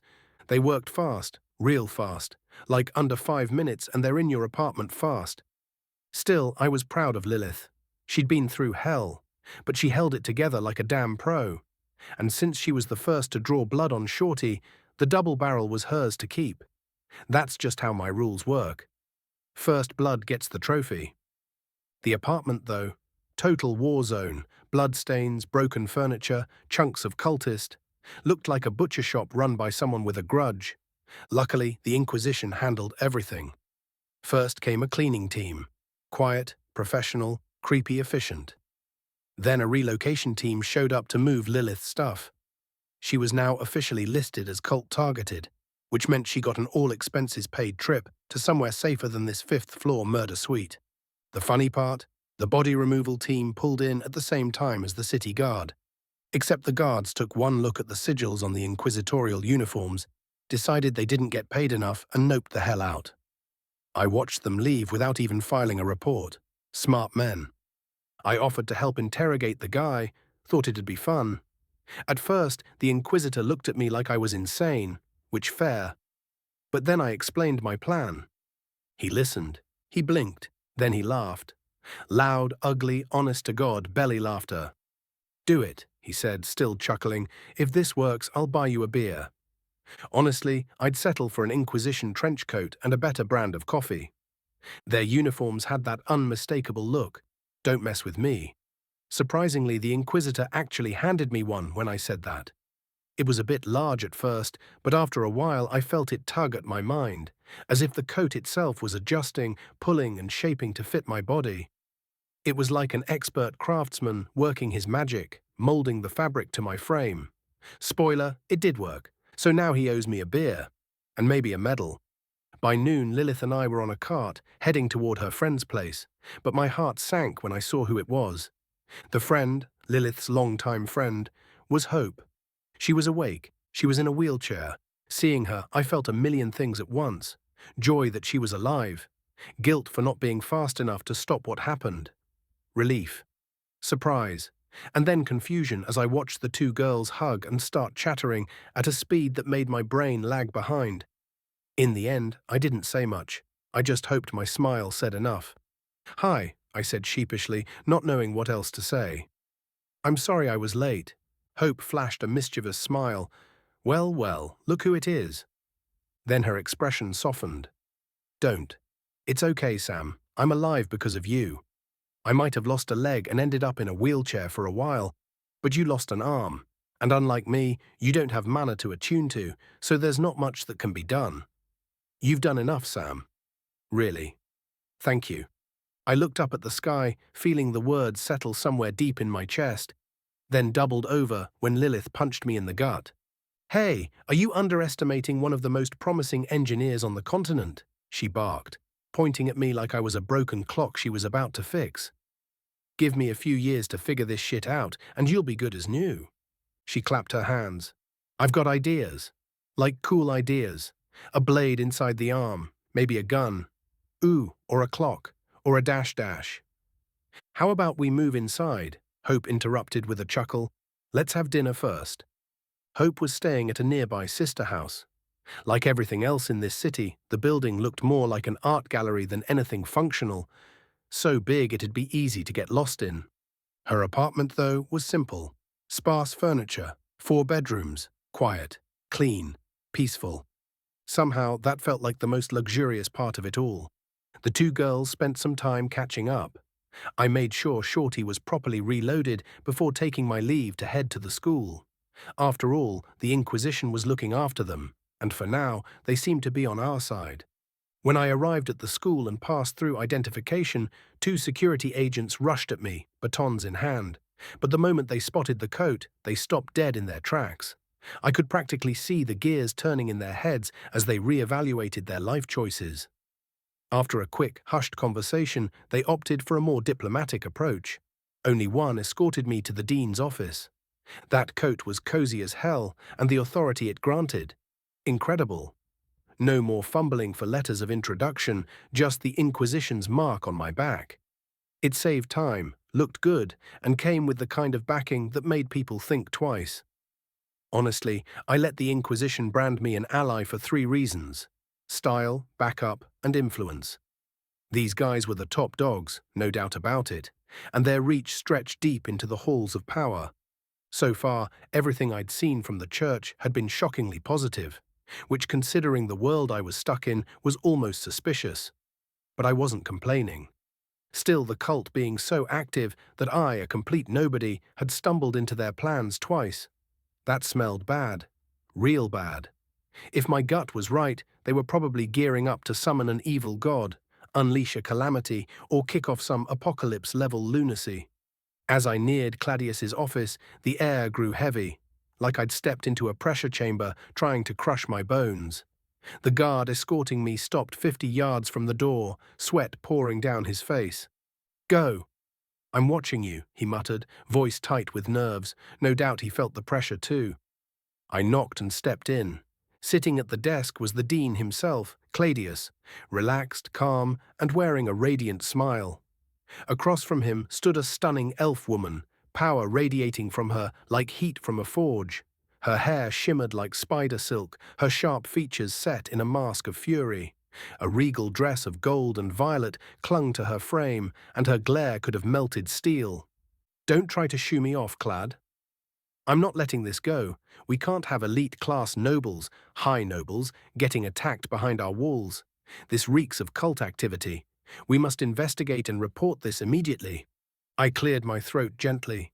She turned toward me, irritation etched in every line of her face. But then her eyes landed on the coat draped over my shoulders like a cape. I gave a polite nod. "Apologies for the interruption. However, I believe I can clarify the events of last night, and I trust you'll find the circumstances justify my conduct." The pressure I'd been feeling in the air vanished like a popped bubble. My shoulders lightened, and I could finally breathe without feeling like I was about to pass out. "Ah, Sam," Claudius said warmly, "please allow me the honor of introducing you to the head teacher of the elite class, the esteemed Miss Saphir Delphine, Grand Magus of the 7th Company of the 7th Paladin Order."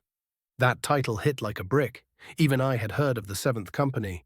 They were the real deal, battle-hardened, deeply respected, and, according to rumor, completely terrifying. The dean turned to her with that same smile. "My lady, this young man will also be your new student starting tomorrow. I trust you'll take good care of him." I swear I could see the gears grinding in her mind. So many questions, none she was quite bold enough to ask aloud.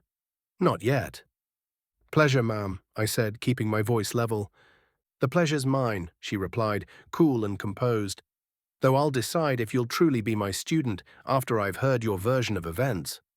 "Of course," I said with a small nod. It just so happened that I found Mr. Adamius engaged in behavior most unbecoming of a noble, forcing himself on a young woman. I took it upon myself to deliver a portion of his penitence. Her eyebrow twitched. Unfortunately, most of his crimes remain unpunished. Should you see him, I'd urge you to report it to the proper authorities, and perhaps keep an eye on him. That's all I'm currently allowed to share. She narrowed her eyes slightly, clearly unsatisfied, but not willing to push. I wasn't just wearing a coat. I was carrying weight. Further details, I added, are restricted to a need-to-know basis. I hope you understand. Years of military life had taught me many things. One of my favorites? The art of saying absolutely nothing while sounding like I said everything. Need to know was a shield you could hide a tank behind. I saw the flicker of rage cross her face at the mention of that asshole's behavior, but it wasn't aimed at me. No, that fury had a different target entirely. Good. At least someone up here still had a soul. Then, Sam, she said, her voice crisp like a blade sliding from a sheath, it will be my honor to teach you, to the best of my ability. Let's hope you're at least half as capable as some people seem to think you are. Her eyes locked onto mine like a hawk spotting prey. Training starts tomorrow, 6 sharp. Arena, if you're not there. She let the silence hang just long enough for my spine to itch. I'll show you exactly what the consequences of your actions look like. Am I understood? Yes, ma'am. I gave a small bow and a practiced smile. I'll leave you to your discussion. Please have a great day. Next, I headed back to my room for a change of clothes and a long overdue bath. And let me tell you, that felt like magic. The men's bath alone was the size of a couple of Olympic pools slapped together, all fed by natural hot springs. The whole place had this old-school Gothic vibe, like someone ripped the Sistine Chapel off the map and plunked it into a spa. Arched ceilings, stained glass, and columns carved like they belonged in a cathedral. It was the kind of place that made you feel like a noble just for being naked in it. I soaked for 2 glorious hours, letting the heat melt away the last of the adrenaline, blood, and stress. Eventually, though, even paradise has to end. I dragged myself out, dried off, and finally gave in. Time to catch some Z's before tomorrow decided to try killing me again. 19 first class in first class. I woke up early and checked the pendry. Dozens of neatly hung uniforms waited inside, each with a selection of purple and gold accessories so polished they practically gleamed. After some very serious deliberation, okay, like 5 seconds, I picked out a purple butterfly knot and matching bretelles, then threw on a grey trench coat with the academy insignia stitched into the shoulder. A blazing axe over a star. Clean, sharp, well-fitted. I looked like I belonged in a recruitment poster, or at least someone pretending to belong there. I packed my armor and a plain set of linen training clothes into a bag. No way was I showing up to a fight in a dress coat. And headed out with Wojtek to grab some breakfast before class. By now, I'd gotten into the habit of tucking my left sleeve into my pocket whenever I had one. Kept wandering eyes off the sore spot on my ego that used to be my arm. Years of piano, guitar, and violin, all wasted with one cursed swing of a sword. But that swing taught me 2 things. First, I had to become way stronger than I'd ever thought possible if I wanted to keep living. Second, the impossible wasn't always impossible. I'd never believed a sword could cut through metal like butter until one did. That changed everything. I needed to learn that trick. Or die trying. We sat at the same table as last time, except this morning every seat was taken, except for Wojtek's and mine. As we settled in, Woy leaned over and explained that everyone at the table was part of the elite class. Our plates were stacked with enough meat to make a butcher weep. Around the table sat 2 elves. One was a tall man, with the posture of a crossbow string pulled taut, like he might snap at any second. The other, a regal woman styled like a Victorian noble, her hair and poise perfectly sculpted to match. 3 human girls, 2 of them brunettes who looked like twins, and 1 blonde. All 3 had the airs of nobles who hadn't been told no in a long time. An owlkin boy with feathers in a bluish-purple sheen that reminded me of a great horned owl dressed for a royal banquet. A wolfkin girl with midnight black hair and a fox-kin girl with a mischievous spark in her eye. But the ones who really caught my attention were the dark-skinned orc, thick with muscle and stone-faced, and the red-eyed and black-haired elf girl who gave off a goth vibe with her pale face. Dark races. I blinked. I hadn't expected to see any of them here. The mountain range that split the continent supposedly kept most dark races up north. At least that's what the stories made me think. But that was just the problem. Stories. Biased fantasy logic that didn't hold up in the real world. Everyone at the table, except for the orc, Wojtek and me, had a servant standing proudly behind them, ready to refill their cups, clear their trays the moment they finished, and probably catch a thrown napkin mid-air if needed. Bunch of show-offs. The orc sitting to my right turned to me and offered a hand. "Hi, I'm Marcus Ferdinand. I believe we'll be in the same class starting today." His voice carried a strange lilt, like a Frenchman speaking English. It hit me right in the nostalgia, just enough to stir a little homesickness.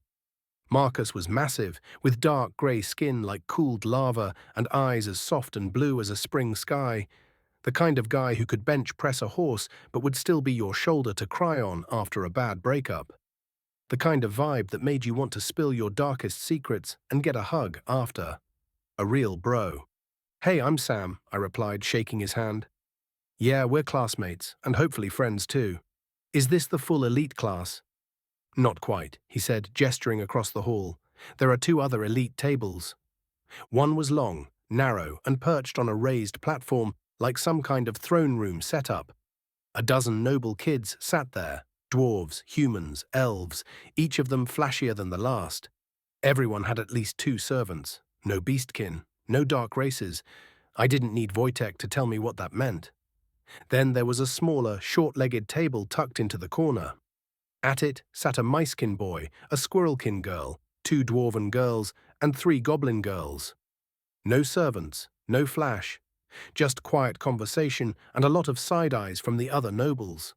Class divisions weren't subtle here, they were practically the first lesson of the day. As I looked around the cafeteria, something felt off. Then it hit me. There were way more women than men. Like, a lot more. Before the question could fully form in my brain, the answer slid in on its own. Right, men only made up about 30% of the birth rate in this world. It made sense. Still weird to see it play out so clearly in front of me, though. Twice as many women at least, chatting, laughing, arguing over seating. The gender ratio wasn't just a statistic. It shaped everything around here. Once we finished eating, the whole group stood up and made our way to the training arena together. I was dressed in my thick gambeson, steel armor strapped tight over it, standing in formation with the rest of the elite class. Most of the others looked like they'd stepped out of a Royal Armory catalogue. Engraved plate mail, gold inlays, even velvet capes. Hell, half of them looked like they'd just robbed the British History Museum and walked away with the loot. Everyone but the goblins, the orc, and me. We stood there like the discount rack at a blacksmith shop. Functional, ugly, and probably the only ones who knew how to actually bleed in their gear. Even their training weapons were carved ironwood, ornate enough to sit in a display case. Mine? A blunt ironwood saber that had seen some better days.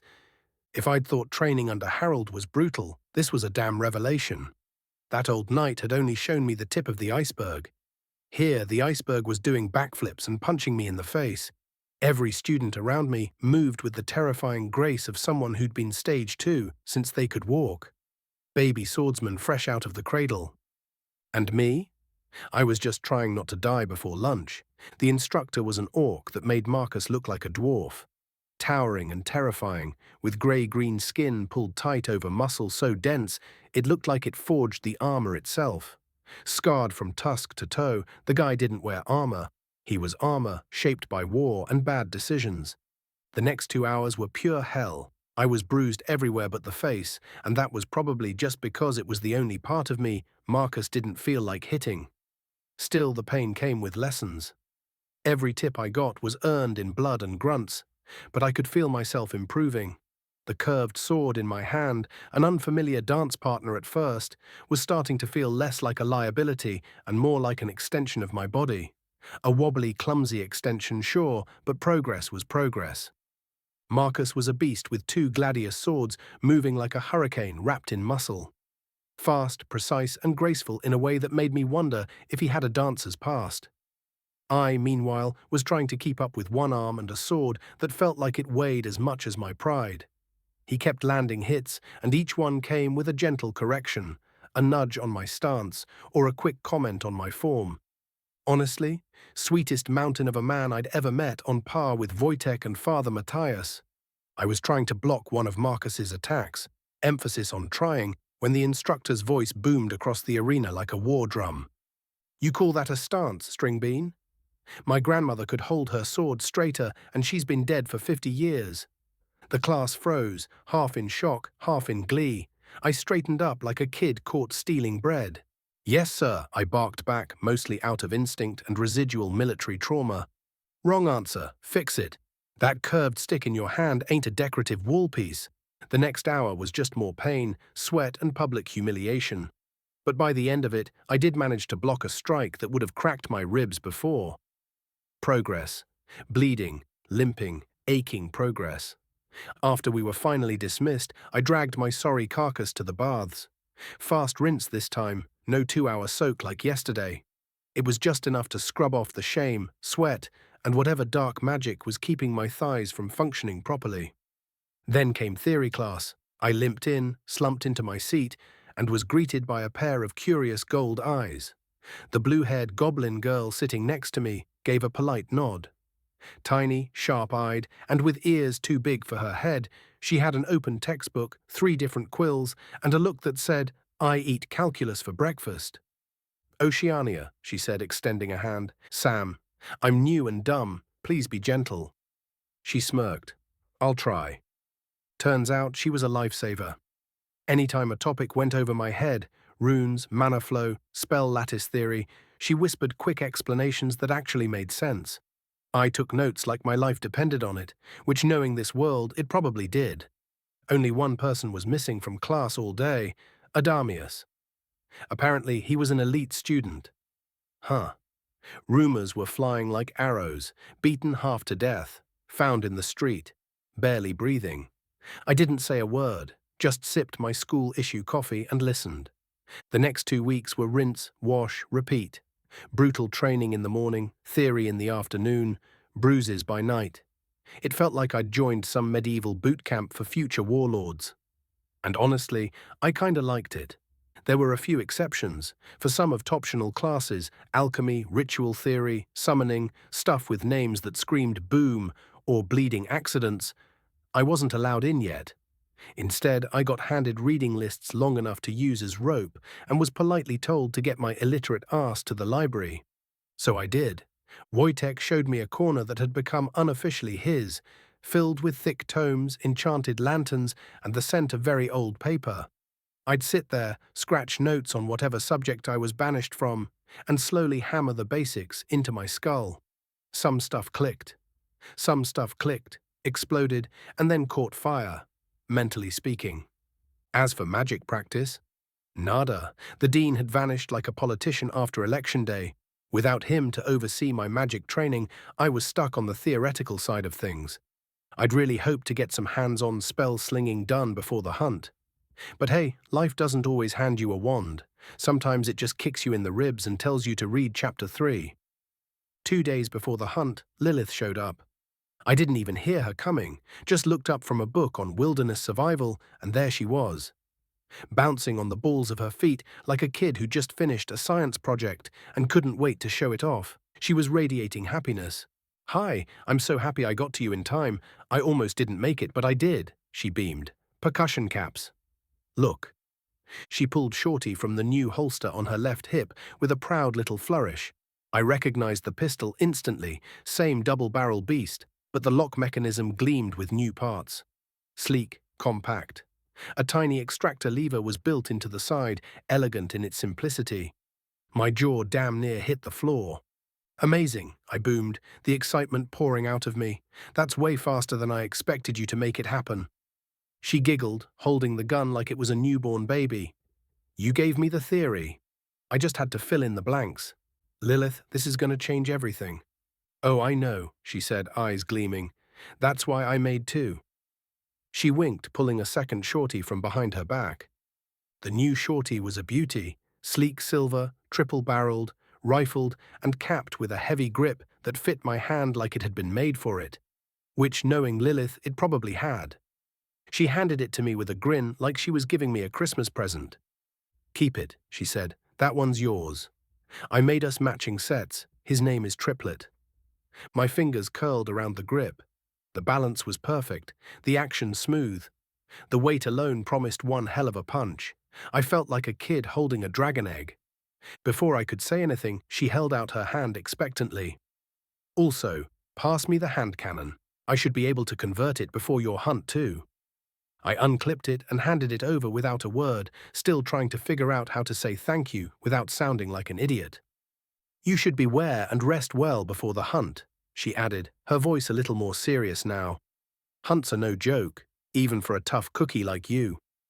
Then she winked, and damn it, I got flustered. Me, flustered, like some blushing schoolboy with a crush. I cleared my throat and looked away, pretending to check the sight alignment like it was the most important thing in the world. "Okay, bye." Then Lilith just ran out with the hand cannon giggling. She was nice. I watched her go, a mix of warmth and amusement filling me as she disappeared around the corner. Despite the chaos, her energy was a welcome distraction. I couldn't help but smile a little. It was strange, feeling like I had a purpose again, even if it was only temporary. The triplet was still in my hands, heavy and solid, its craftsmanship flawless. I could see how she'd modified it, some subtle, some less so. There was definitely a sense of pride in her work. I was going to need that for the hunt. This wasn't going to be a walk in the park. The last few days of preparation had been a blur, filled with drills and theories, hours of practice, and a constant internal battle to stay sharp. I hadn't expected it to be so demanding, especially with my focus split between classes and, well, everything else going on. But here I was, ready or not. The clock ticking down. I set the modified hand cannon down on the table, then glanced at the clock. The hunt was coming fast. Time to rest, to gather myself. Tomorrow we would see what I was really made of. 20 killer moose. The cart bounced over the uneven road as the sun slowly rose, casting a golden light over the rolling hills and forests around us. I sat at the front, leaning back against the cushions, trying to make myself comfortable. Marcus was next to me, still looking like he could rip a tree out of the ground with his bare hands. Maria, the red squirrelkin, was bouncing in her seat, clearly eager for the hunt. Her tail swished back and forth in excitement. Gibby, the goblin girl, sat opposite me, half mumbling to herself while playing with a vial of something bubbly and glowing. "Moose on steroids, huh?" I muttered, looking over the card we drew. It was the team's hunting target, the killer moose, a creature so absurdly large and dangerous it felt like the universe was trolling me. I turned the card around again, looking at the illustration of the creature. A hulking moose, 6 legs, antlers like jagged daggers, and a coat that seemed to shimmer with faint earth magic. Edible, though. Could be a good meal. Maria chuckled, her bright eyes dancing with enthusiasm. A good meal. It'll be the best meal, Sam. And the hunt should be fun, right? I mean, it's not every day we get to fight a giant moose. They must be rare. It's the first time I hear about student hunting them. We're so lucky. Gibby's purple hair bounced with each jolt of the cart, and she smiled at the mention of food. "I'll help with the potion making if we need something extra. Maybe a strength buff, some healing potions, or a paralysis brew. That could be fun to try." She gave me a wink, clearly not fully serious, but still hinting at her talent for alchemy. I nodded, considering the possibilities. We had a good team, a mix of strength, finesse, and brains. Marcus, with his raw power, was going to be the frontline tank. Maria's finesse with a rapier would be perfect for taking advantage of any openings. Gibby's alchemy and healing would make sure we didn't get too far in over our heads. And me? Well, I had the triplet and handy, official new name of my hand cannon given by Lilith. That and some experience. This could work. I flipped the card over, studying it again. The killer moose wasn't just a monster. It had earth magic, which meant it could manipulate the terrain, potentially creating deadly traps or obstacles. It also had those terrifying sharp antlers and hooves. Our first priority was to make sure it couldn't get close enough to land a solid hit. If we could catch it at a distance, we might have a better shot. Still, I couldn't shake the feeling that this wasn't going to be a simple fight. If it were, we wouldn't be facing it in teams. "We'll need to work together," I said, finally speaking up. "Keep it on the move. We can't let it get close to any of us, especially me. I can't take hits like you guys." I glanced at Marcus for a moment.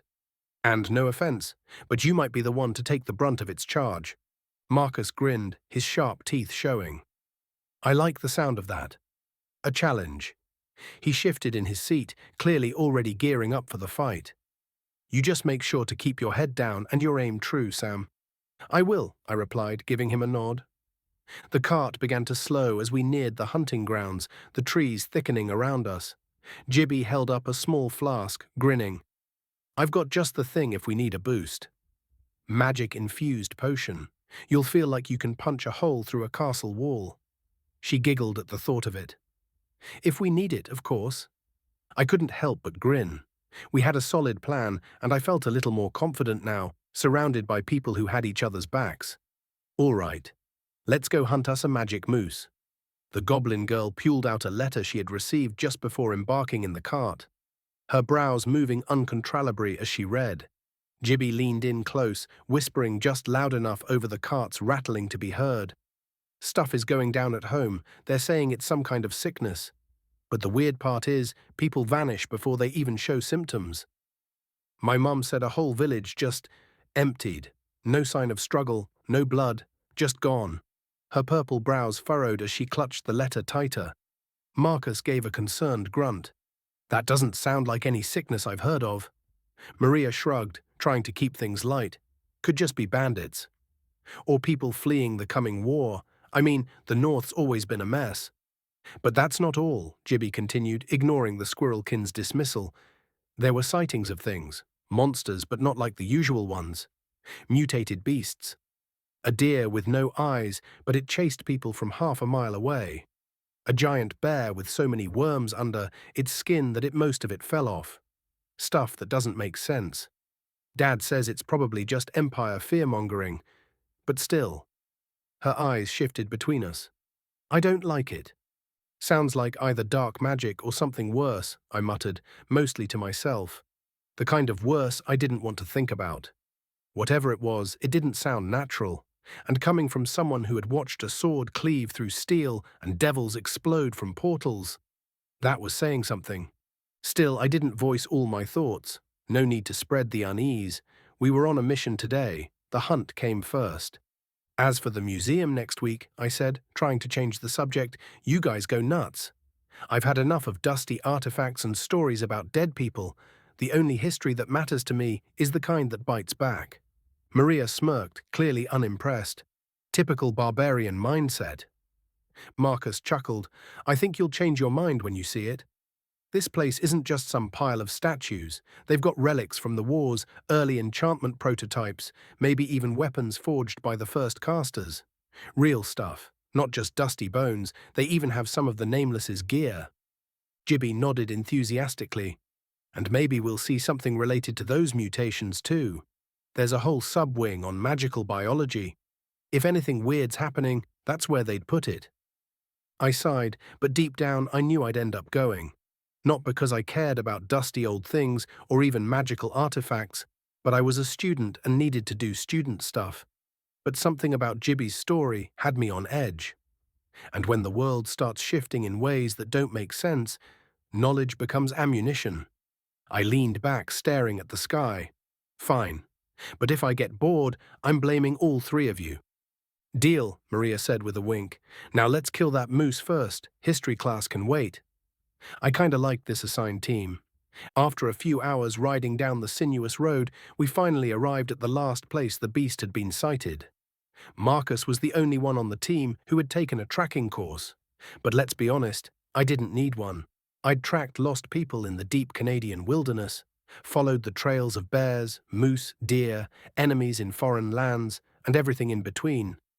But when I looked at these tracks, I realized this hunt was going to be something else. The moose's hoofprints were over a foot wide, way bigger than any moose I'd ever hunted back home. Still, their size made tracking stupidly easy. Marcus lost the trail twice, but I just pointed him toward fresh tracks each time, playing the innocent fool and letting him keep the lead. Honestly, I was impressed by how professionally everyone was acting. Words were kept to a minimum and spoken in whispers. I had the triplet in hand, ready to punch holes. I'd loaded all 3 barrels with slugs. No way was I trusting buckshot for this kind of shenanigan. We tracked it to a pond where it clearly came often to feed on the salt-rich plants growing there. Perfect. We set up a minimalist ambush along one of its well-worn trails and waited in complete silence. Moose had terrible eyesight, and we planned to exploit that. The sun began to set. Still no sign of the bastard. We waited another hour, tension thick in the cold air, but nothing. Eventually we agreed to hold position through the night.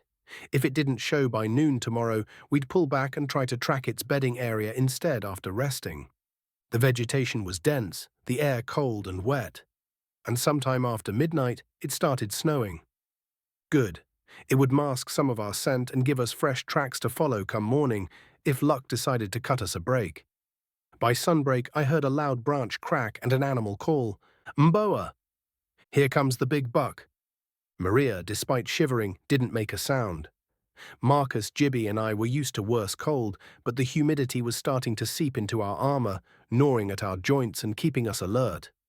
The coming fight would warm us up just fine. I was glad to have percussion caps. Flintlocks were moody in snowy and damp environments.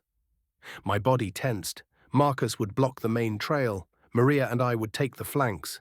Gibby stayed in reserve, ready to heal whoever got shredded. Marcus downed Gibby's strength-boosting potion, grimaced at the taste, and nodded. Then we saw it. 15 feet at the shoulder. This wasn't a moose, it was a goddamn elephant with antlers. The thing lumbered forward, casually snapping branches overhead and letting out deep mating calls like it was just bored and lonely. Completely unbothered. Any time now. Then we sprung the ambush, hearts thumping with adrenaline. Marcus threw himself in its path, spear raised high. I aimed and fired all 3 barrels, 2 slugs to the chest, 1 at the ear. The first 2 slugs hit and fell off, like pebbles. What the hell? Only the shot to the ear seemed to do anything, maybe messed up its hearing or balance. But with 6 legs, being dizzy wasn't exactly a death sentence. I should have gone for the eye. Dumbass. I holstered the triplet and drew handy, charging forward. Marcus had buried his spear deep into the beast's chest, just before it sent him flying 30 feet with a swipe of its antlers. He hit the ground hard and stayed there. Shit. Maria, get its attention. Use the big tree as cover. I yelled. Gibby, get to Marcus now. They didn't hesitate. They knew it was do or die. This school didn't mess around. I had 1 shot left, aimed again at the ear, the weak spot I'd opened up. The 4-gauge barked, a plume of white smoke blinding me for a second. The slug hit, and this time it worked. The moose collapsed in a thunderous crash. But I didn't see pink mist. Maria, stay back, I yelled. Then I ran in with my saber, aiming for the throat. To my surprise, the blade cut clean through the thick hide like butter. Must have hit the artery right. Blood started pissing out. But before I could jump clear, it stirred. One of its front legs lashed out, hit me like a truck. I flew backward, crashing into a tree, and everything went black. I awoke with labored breath, still in the forest. My body ached with every heartbeat. When I looked around, I saw Marcus lying next to me. A wide, open wound across his chest. He was unconscious and pale. Not good. Gibby sat slumped against a tree, hyperventilating, caught mid-panic attack. I coughed. It's okay. Where's Maria? Gibby looked up, eyes full of tears, hands trembling. She shook her head. I don't know. When you got punched through the tree, she rushed and chased the moose away. I can't stop Marcus's bleeding. He's gonna die and I can't do shit, she shouted, voice cracking. Okay, breathe in. You're gonna help me, I said, forcing calm into my voice. Let's start with his wounds. Are there any bubbles in the blood? I squinted, but my vision was too blurry to confirm anything myself. No, there's not, she replied. Good. That means his lung might still be intact. We need to keep the blood inside his body. We can cauterize, unless you've got coagulant powder? I don't, she said, nearly sobbing. We don't have time to start a fire. Can you do fire magic? I asked, praying for a yes. She shook her head, crying harder now. No, I can't. Then I'll try. Move me closer, please. I'm going to try and cauterize it. She dragged me, shaking, over to Marcus. I planted my palm near the wound and focused. The crystal, the flames. I did it once. I can do it again. I pictured the fire dancing in my palm, willing it to return. A flicker, not enough. More, more. My hand erupted in flame. Steam hissed from my gambeson, the heat soaking through, searing skin. I slammed my palm down on Marcus's chest, his body convulsed. He punched me once, twice, reflexive, violent, alive. But I held firm, gritting my teeth through the pain as the fire sealed the wound shut. Finally, I pulled my hand back. The bleeding had stopped, and then everything faded to black again. When I woke up, I was in the hospital. All I could smell was the front lines, trenches soaked in blood, rotted guts and shit. My body tensed before I even opened my eyes. I turned and puked, violently, the acid burn in my throat, dragging me fully into the now. There was urgency clawing at the back of my mind, a sense of danger, looming. Something unseen just over the horizon. Then the smell vanished, replaced by something far more mundane, my own mess on the floor. A nurse in long monastic white robes appeared beside me, face calm and impassive as she checked my vitals with a glowing crystal-tipped rod. Without a word, she turned on her heel and left the room, the scent of antiseptic and incense following in her wake. Moments later, a man walked in. Older, precise, with a kind of clinical detachment in his gaze. His robes were simple but immaculate, and embroidered on his chest, clear as day, was the Inquisition's aquila. I stiffened. "Am I in trouble?" I asked, voice hoarse, still tasting bile. "Good morning, Samael." The doctor's voice was calm, almost too calm. "It seems the awakening was rough, but don't worry. Things should settle themselves in time." I didn't answer. I just nodded, eyes still adjusting to the light. "We had to transport you to our headquarters for treatment. Your medical case is unique. One we'd rather keep quiet for now, right?" Another nod. My throat felt like it had been sandpapered. "As for trouble, no. Not really. Technically, you ignored a directive from a superior, but you did it to save a life. And we appreciate that. Marcus is the son of a Valachian duchess. His death would have caused political fallout we'd rather avoid." I let that sink in. The kid was nobility. Figures. He had that kind of poise, that kind of pressure. "Your organs were a mess," the doctor continued, flipping through something on a glowing pad. "Not to mention your heart. We kept the healing simple. Everything inside you is just wrong, but not in a heretical way. It's more like, well, like the God King's hand held you together just long enough to reach help. Either that, or you're just too damn stubborn to die." I cracked a weak smile. "I'd bet on the second." "By the way," I asked, bracing myself, "did all three of them make it out?" The doctor didn't even flinch. "No, Maria took a hoof to the head before the moose collapsed. Instant. But the other two made it." "Christ," I muttered, the word dragging itself out of my chest like a weight. The moment it slipped from my lips, I felt it. An odd pressure in my chest, like something twisted. The doctor's eyes went wide. He dropped his pad with a loud clack, apologized quickly, and scrambled to pick it up before rushing out of the room like he'd seen a ghost. I stared at the door as it clicked shut behind him. Right, I really needed to figure out why my swearing triggered these people so much. Still, I kinda liked it. 21 Shadow. The door creaked open with purpose. I looked up, expecting another nurse or a junior priest with a clipboard and a prayer. Instead, I saw her, the Inquisitor from the Adamius incident, the same one who'd nearly burned a hole through me with her gaze last time, stepped into the room. She wore the same stark robes, dyed a deep crimson this time, with the Aquila insignia gleaming against her chest. Her boots clicked sharply against the tile as she approached, every step screaming authority. Her face was all sharp lines and cold judgment. No makeup, no softness, just duty carved into flesh and bone. She stopped at the edge of my cot, eyes raking me up and down like I was some corrupted relic that hadn't been properly catalogued yet. "You," she said curtly, "you look like death." "Thank you," I said, always nice to be complimented by a lady. She didn't laugh. Of course she didn't. "I don't have time for jokes, Samael. I'm here because once again you're standing at the center of a mess the Inquisition has to clean up. I'm trying to figure out if that's coincidence or something more." I groaned and sat up straighter, pain blooming across my ribs like a bar fight. "You're welcome, by the way, for not letting Marcus bleed out all over your forest. That's not in question." She pulled out a small notebook, real paper, which was both expensive and ominous. "But something about you doesn't add up. You awaken fire magic with no mana. You survive a blunt trauma impact that would turn most stage ones into soup. And now we have reports of phenomena around you." I blinked. "Phenomena?" She didn't blink back. "Witnesses say the temperature around you dropped before you woke. Some say they heard whispers in a language no one recognized.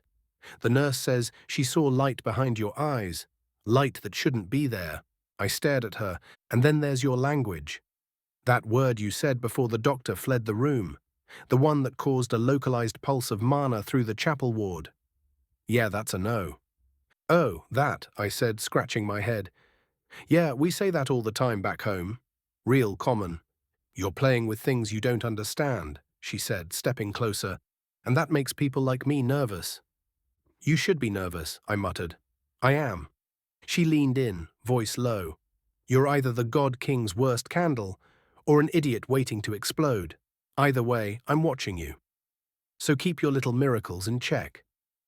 I slumped back against the bed, the weight of her words settling over me. Candle or idiot. Either way, someone was getting burned. "Wait," I said, just as she turned to leave the room. She paused, hand on the door, body still as a statue. I don't know why I spoke. Maybe I was just tired of holding it in. Maybe it was the meds. Maybe it was the ghost of Maria's crushed skull still lodged behind my eyes. "I don't know if you'll think I'm crazy," I continued, "but to be honest, in this place, one more crazy guy doesn't make a difference." She didn't speak, so I pushed on. "I've got this feeling, like something's coming. From the north, big, ominous, cataclysmic." I forced myself to look at her. "It's not going away. It's getting worse, stronger." Her face remained unreadable, marble with eyes. "I'm listening," she said calmly. "You might be a latent seer. Did you have a vision, or is it just the feeling?" "I had a dream once. Felt like more than a dream. A fight against hell or something like it. Annihilation. I was there, in the mud, the trenches. I could hear the screams, smell the rot. When I woke up, it lingered." She tilted her head slightly. "And now, I smelled it again. Just now, when I woke up. Same stench, same wrongness. Like something is clawing at the edge of the world and no one wants to look at it." She closed the door gently and took a step back toward my bed, her voice quiet now. "You will have an appointment with a dreamancer. If you've seen something, we'll extract it. And starting now, you're under observation. You'll be assigned an officer to keep you in sight at all times." Then she hesitated. Just for a heartbeat, a sliver of humanity breaking through the ice.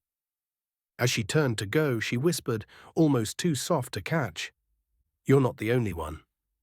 And then she was gone, leaving only the sound of my breathing and a cold weight in my chest that wouldn't go away. About an hour later, a dreamancer showed up. No words, no greetings. Just a white porcelain mask hiding the face, a deep hood over the head.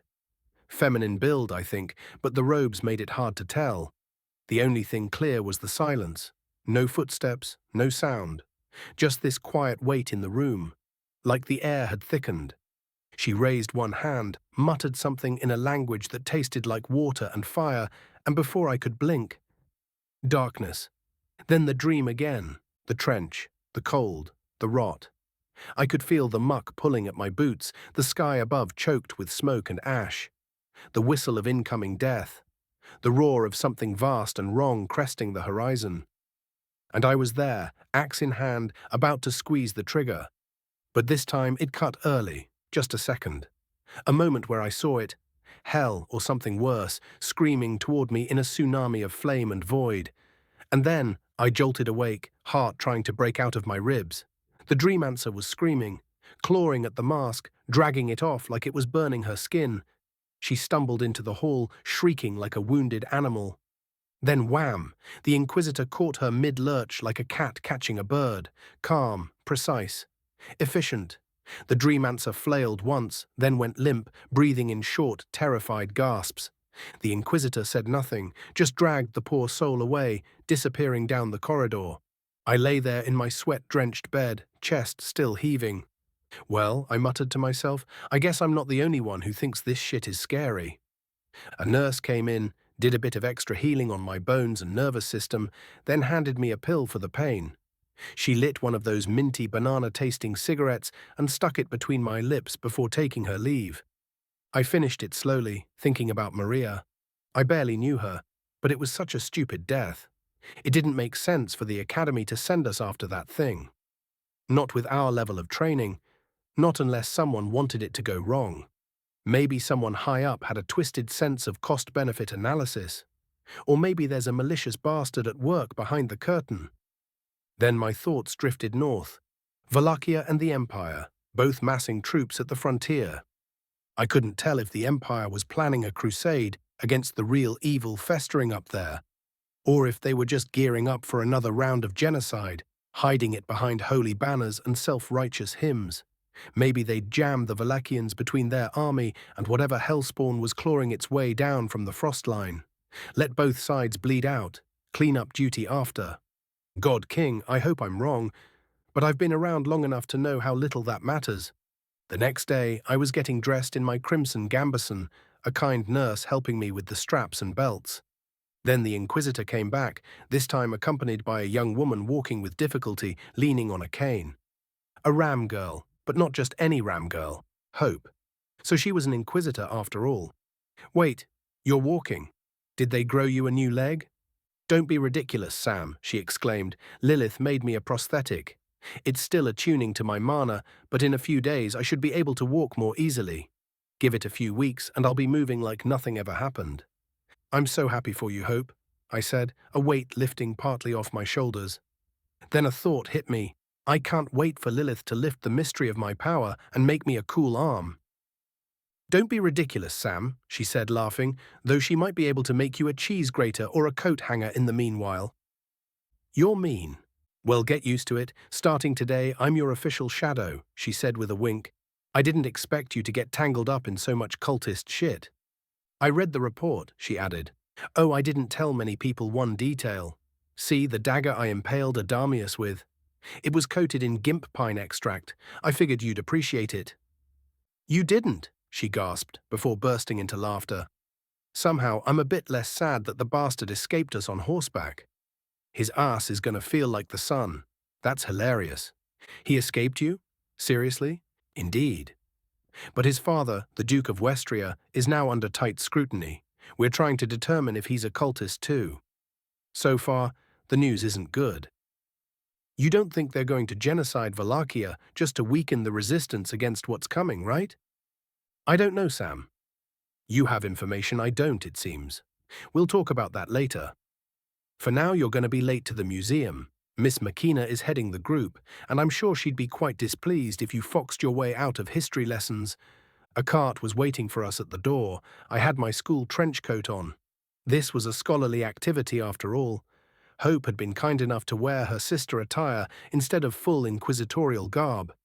That would have intimidated the other students and probably made them think I was some dangerous freak under watch. Instead, she was playing the role of a nurse, one specializing in my unique brand of magicless nonsense. Of course, the dean and head teacher already knew the truth. Apparently, most of the faculty at the academy were part of the church. Teaching the next generation was considered a holy duty for the strong, so many sought the honor, but only the best of the best were allowed to teach at the Grand Academy. It made for a very particular kind of environment, one where young nobles could conveniently build relationships with powerful future leaders from various countries. We arrived at the front of the museum just as the school carriages of the elite class pulled in. As soon as Wojtek saw me, he ran over and bear-hugged me. One of the most comforting hugs I'd had in a while. "Thanks, buddy. Sorry you were worried." "Don't be ridiculous," he said, straightening back into a more noble posture. We were in public, after all. Next, Lilith arrived on her own cart, horseless and super slow. "So she did it," I mumbled, watching as people all around us stared at the strange carriage, trying to make sense of how it moved with no visible animal pulling it. A smile of pure satisfaction played on her lips as she stepped down, dressed in a classy purple and gold silk gown that hugged her alluring silhouette. Damn, she was stunning, and she worked fast as hell, too. "All students, please assemble," she called out. We quickly formed into the standard 3-row formation.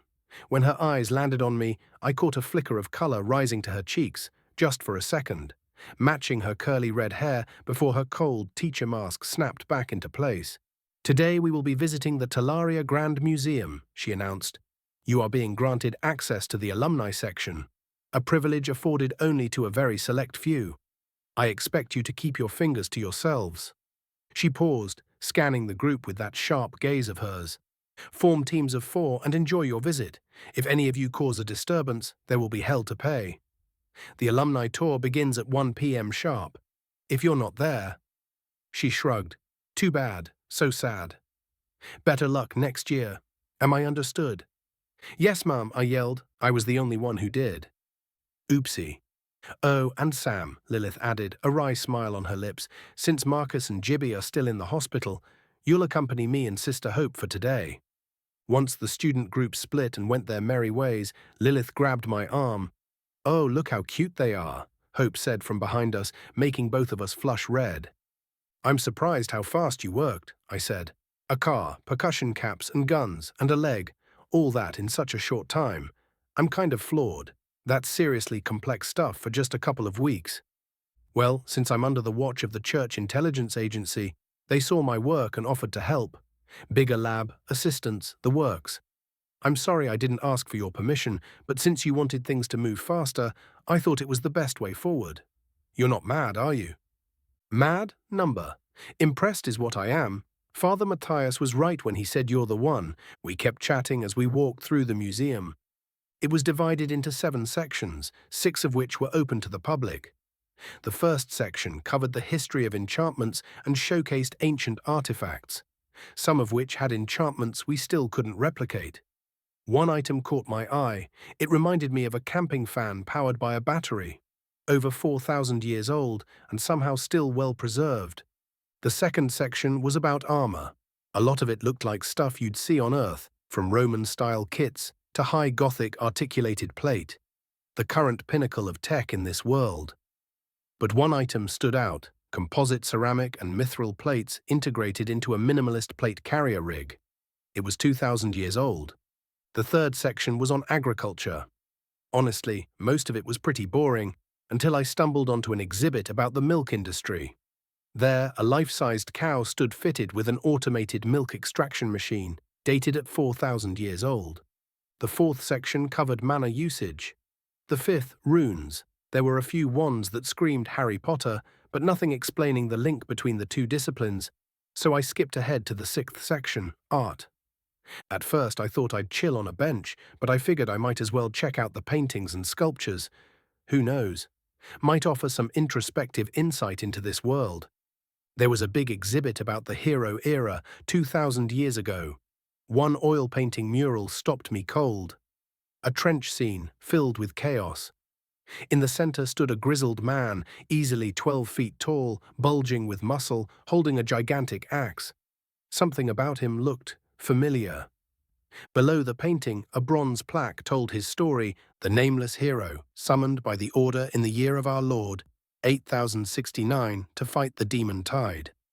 In 8076, at the Battle of the End, he finally pushed back the demonic invasion and wiped them from our planet, Valia, leading a coalition of the Order and every nation. He was killed in that battle while defeating a demon, a devil who had awakened as an immortal, stage 12. For reference, the strongest known existence today is the Pontifex at stage 8. The scale of that battle left scars across the land that are still visible to this day. Déjà vu are just tricks of the mind, right? I kept staring at the painting. You okay, Sam? Lilith asked. Yeah, I think. Nothing. Let's move on. How about we go eat? It should be about time, she offered, pulling a long, thin ebony pipe from her purse. She packed it with an herb that smelled like vanilla-flavored tobacco. I pulled out my last smoke, partially mangled, bent at the filter. Lilith just pointed to the bowl of her pipe, offering me a light. I leaned in. Our eyes locked as I took a deep drag to light my cigarette from hers. That's close. Oof. Why does this woman make me feel so weird? We turned and made our way toward the museum food court, the scent of vanilla and banana smoke lingering between us. So, I was curious, what's the deal with that hero being summoned? Like, what's his story? Does the church summon people often? I asked. Well, no, of course not. Summoning the avatar is extremely taboo, Lilith replied, taking a slow draw from her pipe. It's only acceptable during an active demon incursion, but since the last one wiped out the demonic forces with his party, there's no longer a purpose in summoning him again. They say the only thing left of him after the final battle was his axe. His party brought it back after the Battle of the End. And where is that axe now? Just wait till after lunch. You'll see it. The original, brought back by his friends, is in the 7th exhibit, along with a few of the hero's artifacts. We ate in the food court, Hope sitting at the table just next to us. She seemed quieter than usual today, and I didn't really understand why. But then again, I've never been great at understanding people, so I let it be. Instead, I just enjoyed my time in the good company of Miss Machina. After a hearty meal, we made our way to the entrance of the exhibit, where I rejoined Wojtek and the rest of the class. Waiting for us was a tall, suave elf. Man or woman, I honestly couldn't tell. Even their voice sat somewhere perfectly between the two. Good day, elite class of the Grand Academy. Today you are privileged to access our most prestigious exhibit, they said with a practiced elegance. I must remind you to keep your hands to yourselves. Some of the artifacts still contain lingering power that could spell your doom. The contents of this exhibition are to remain confidential. Now let us begin our tour.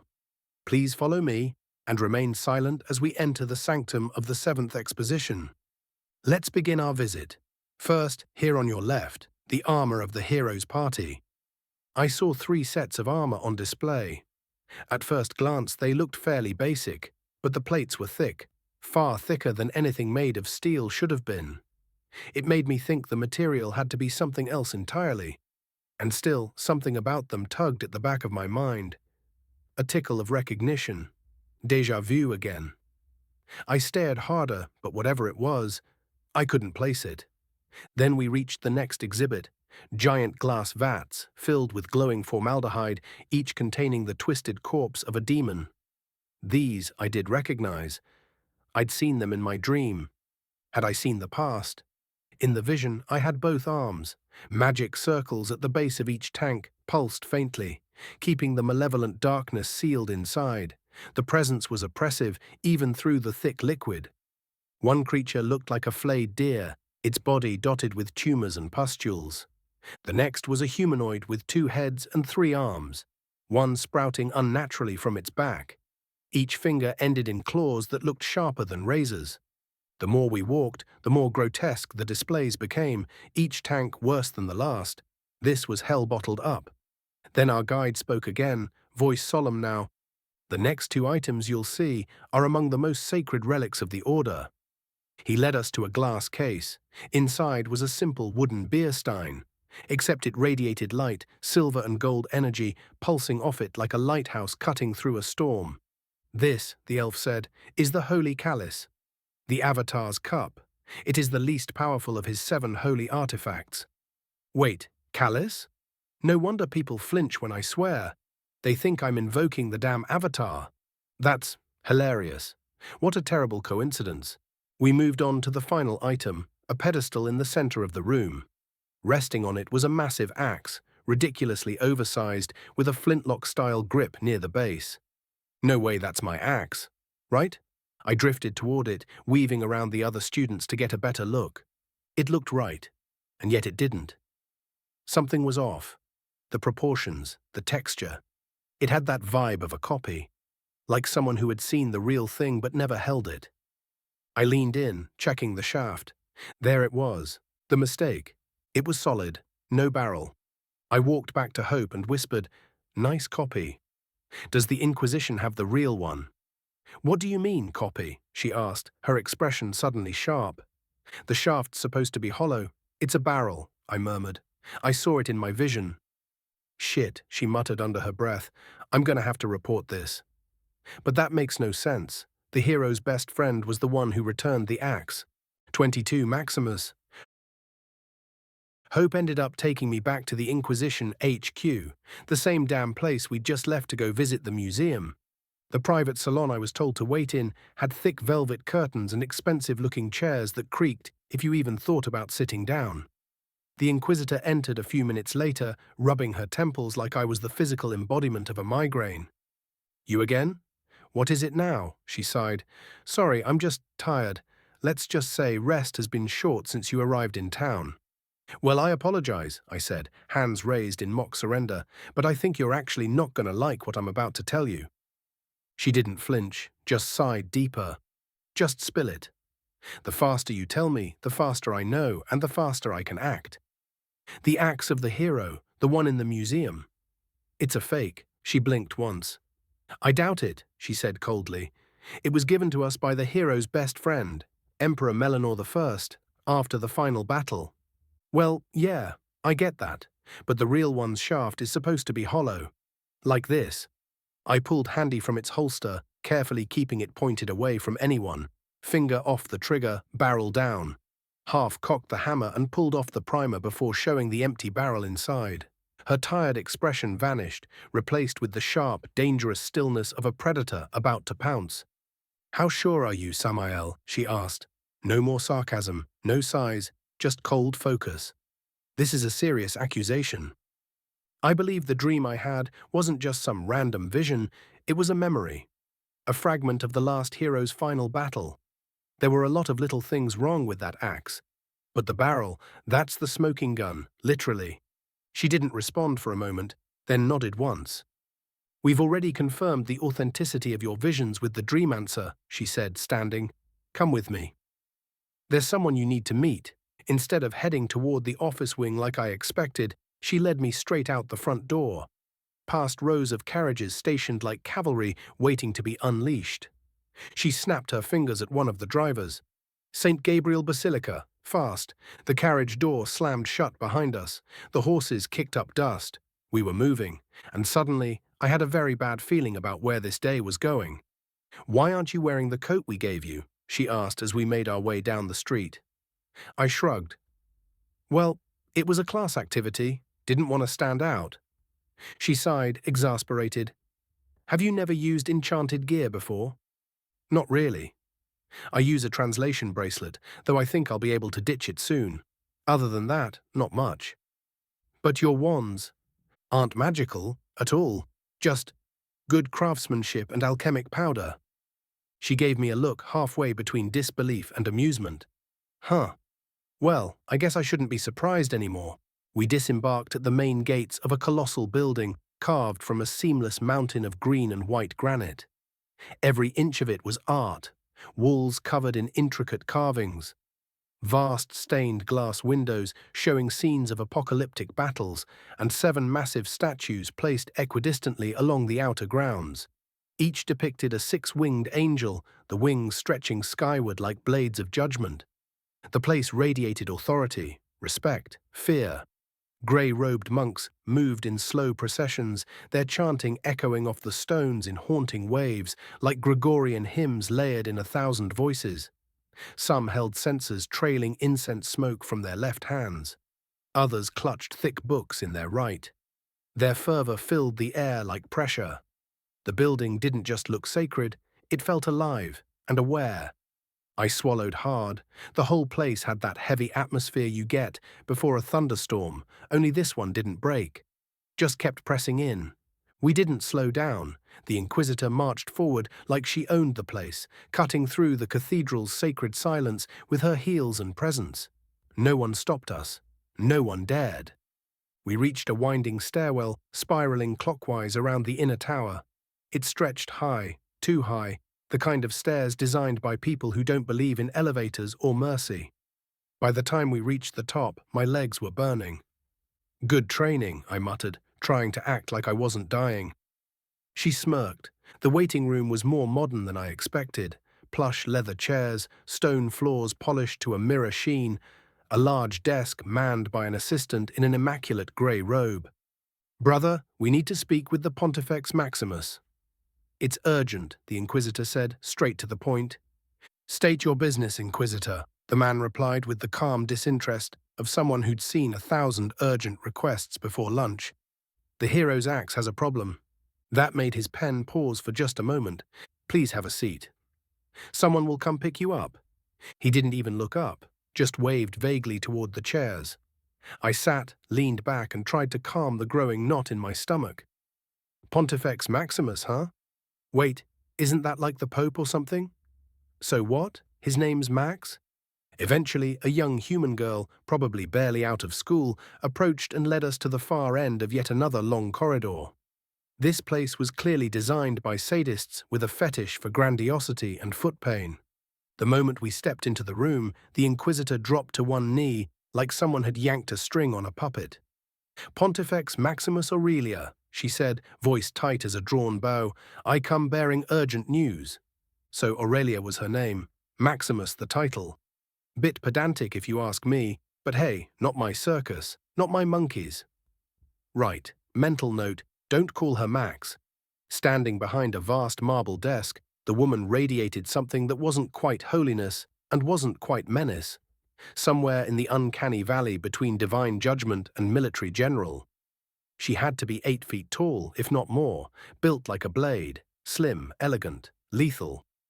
Her features were sharp enough to cut steel, and her hair wasn't hair at all, but long flowing feathers, pale like snow under moonlight. Her eyes were a cold, unreadable grey, and the massive white wings folded behind her didn't so much rest as loom. She looked like an angel carved out of threat and silence. I didn't kneel, not out of disrespect, but because I don't kneel for kings or gods or cosmic tax auditors. Only one person ever earned that kind of devotion from me before betraying my trust. Gods, popes, people who think their titles matter more than their actions. Nah, I stand until I decide someone's earned more, and no one ever did. She didn't react, not a twitch, not a breath of offense.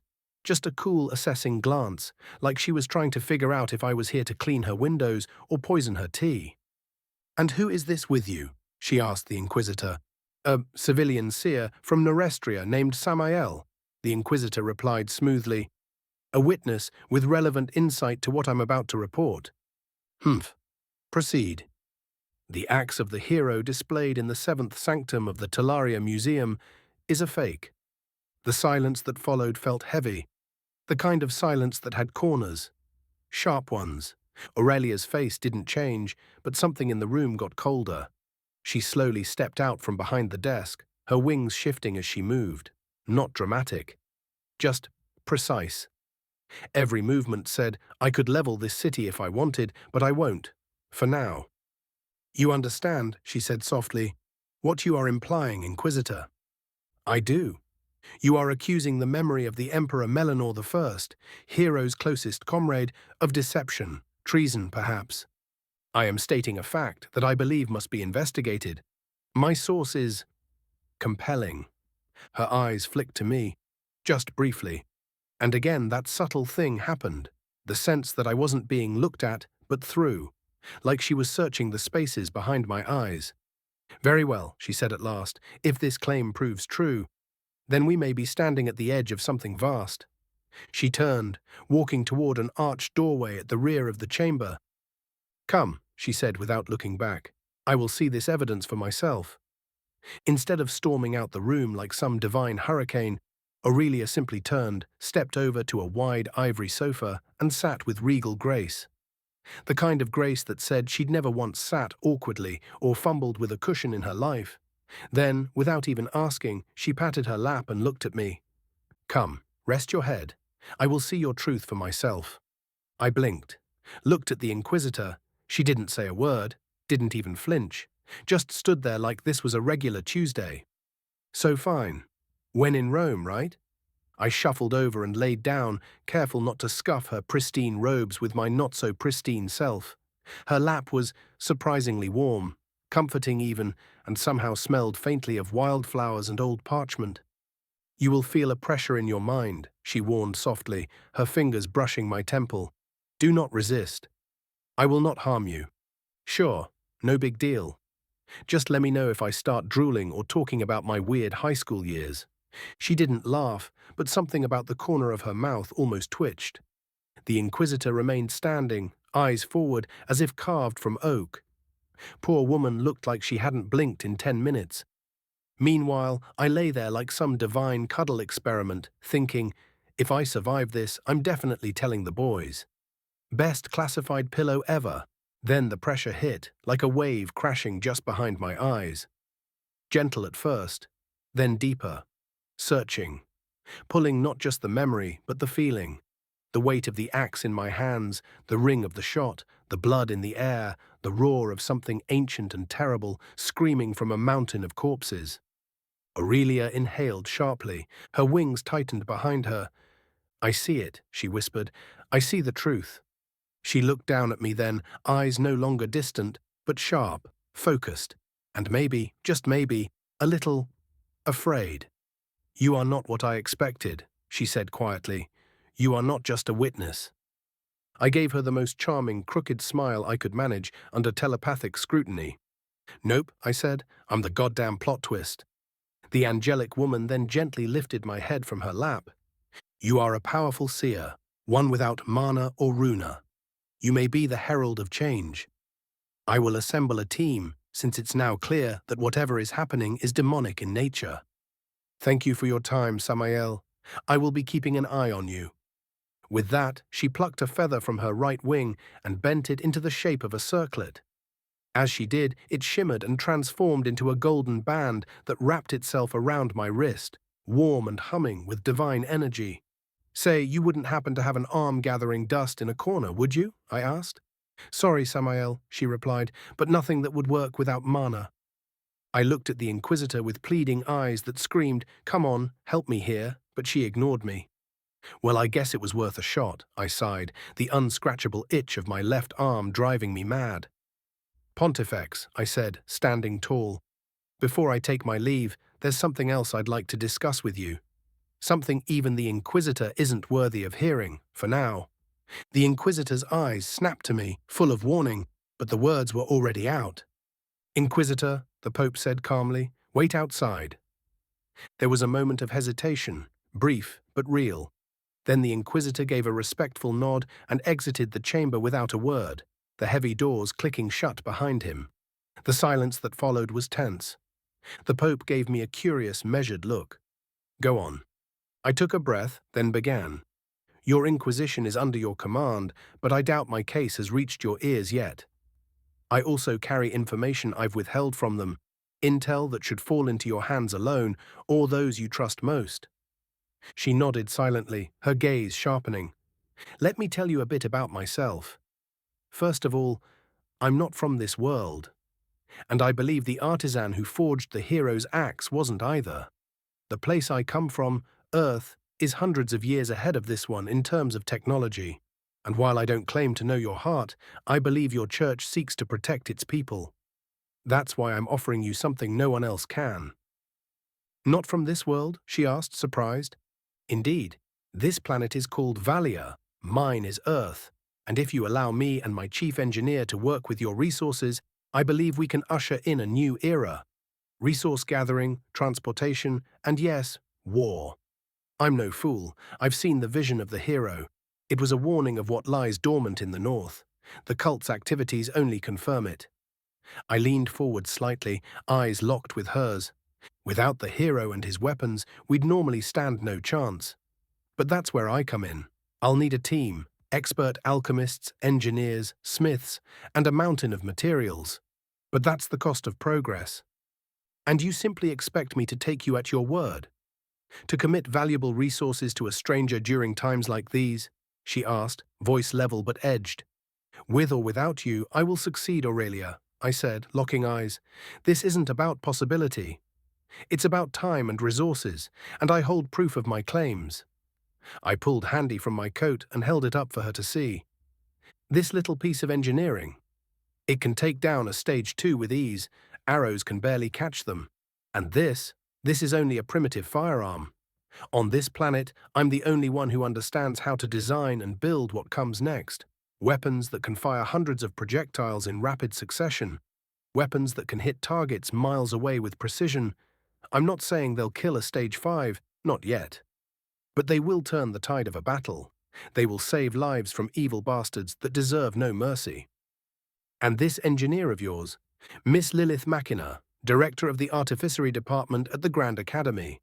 She's already proven what I say is more than possible. The only question is, do you want your forces equipped sooner or later? She studied me for a long moment, then said, This is quite the offer. I'll visit Miss Machina and see the truth for myself. If what you say holds up, I'll approve the first phase. However, she narrowed her eyes slightly, lips pursed in thought. I see you wear the academy coat. Even the greatest minds still need honing. You will continue your 2-year academic course. I don't intend to strip you of such a rare opportunity. If I deem your work worthy, I'll authorize a budget for the first year. After that, we'll evaluate whether to proceed. Thank you. I stepped back, nodded in respect, and turned to leave without another word. As soon as I passed the door, the Inquisitor punched me in the stomach. I doubled over, coughing. Tabernac! What's your problem? A pulse of energy surged from my chest with the word. What's your problem, Sam? She snapped. Do you have a death wish? Not bowing or kneeling in front of the pontifex. I get it. You've got issues with authority, but your attitude is suicidal. I don't even know how you walked out of that office in one piece. She glared at me, all fire and steel. Take your ego down a notch. Otherwise you might drag other people down with you. Her tone was sharp, serious. You're lucky what you said was enough to get her attention on your case. Otherwise, she didn't need to finish. And never, and I mean never, pointlessly invoke the power of the hero's artifacts. You're treading a fine line with heresy, and if you don't correct yourself, I will. By the way, she said casually, your coat. Just push a bit of mana into it. You can change the colors and style however you like. It's that simple. Noted, I replied, still clutching my stomach and scowling. I was not over that punch. By the way, Inquisitor, I said as we started walking, I still don't have your name. Would you mind spilling the beans, or am I going to have to call you Inquisitor forever? Valerie, she replied coolly. Now get moving. I want to go home. I got back with Hope at HQ to grab Hope before heading to the dorms. Once we reached my door, she asked me to wait a second and began silently chanting a prayer spell before turning invisible. You still there? I asked. Yup, she whispered in my ear. Are you going to stay in my room? Indeed, she whispered again. Well, that's a bit creepy, but suit yourself, I guess. So that's what she meant when she said she'd be my shadow. You know, I'm starting to wonder if she really did find me by accident. Must be on a need-to-know basis. I sat there on the floor, heart racing, trying to convince myself not to be embarrassed. Not that it helped. My face felt hot enough to cook breakfast on. Sorry, I muttered, dragging myself back to my feet.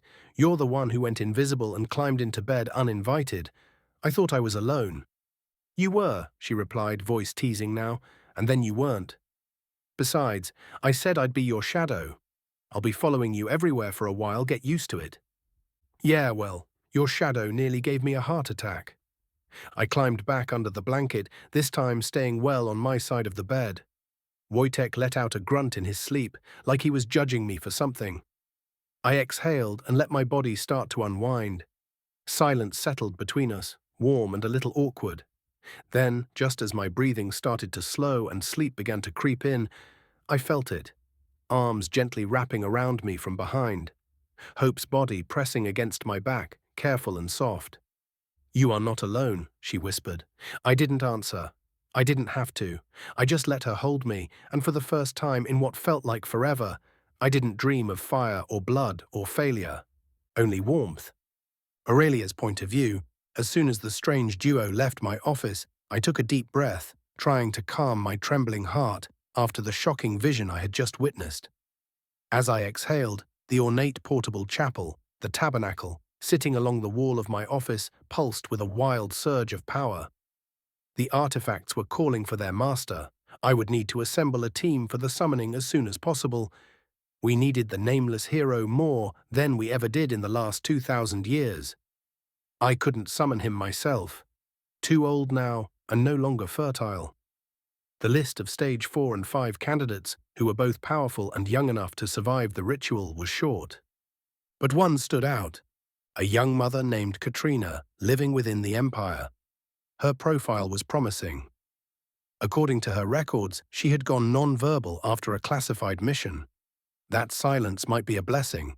It would help keep the summoning secret for a little while longer. 23 Duchess Elise Dauversière. The next day, I had to meet with Maria's parents. They wanted to know what had happened to their daughter, but I had nothing to say other than the truth. We fucked up. Gibby refused to leave her room, drowning in depression, and Marcus was still in a coma. The school kept the official story vague, but in private, Saphir came to me with news. The teacher who had handed out the cards was found dead, poisoned in his home the very same morning we picked them up. That meant someone from the cult had infiltrated the academy. And they had just tried to kill either me or my teammates. That part was still unclear. There were strong motives for wanting any of the 3 survivors dead. Me, for throwing a few wrenches in their plans. Marcus, to help spark a war. And Gibby, apparently she was the direct heir to a major alchemical remedy company in Wallachia, so same as Marcus. Maria's parents were both adventurers. They understood what it meant to die in battle. But that didn't make it any easier to bury their daughter. The ceremony was brief and gut-wrenching. It was a closed casket. I needed to get stronger and quick or watch everybody die. Marcus' parents arrived a month later separately. When they arrived, I was already standing outside the infirmary, trying to look calm. Duchess Elise Dauversière was as regal as I imagined. Tall, radiant, and commanding.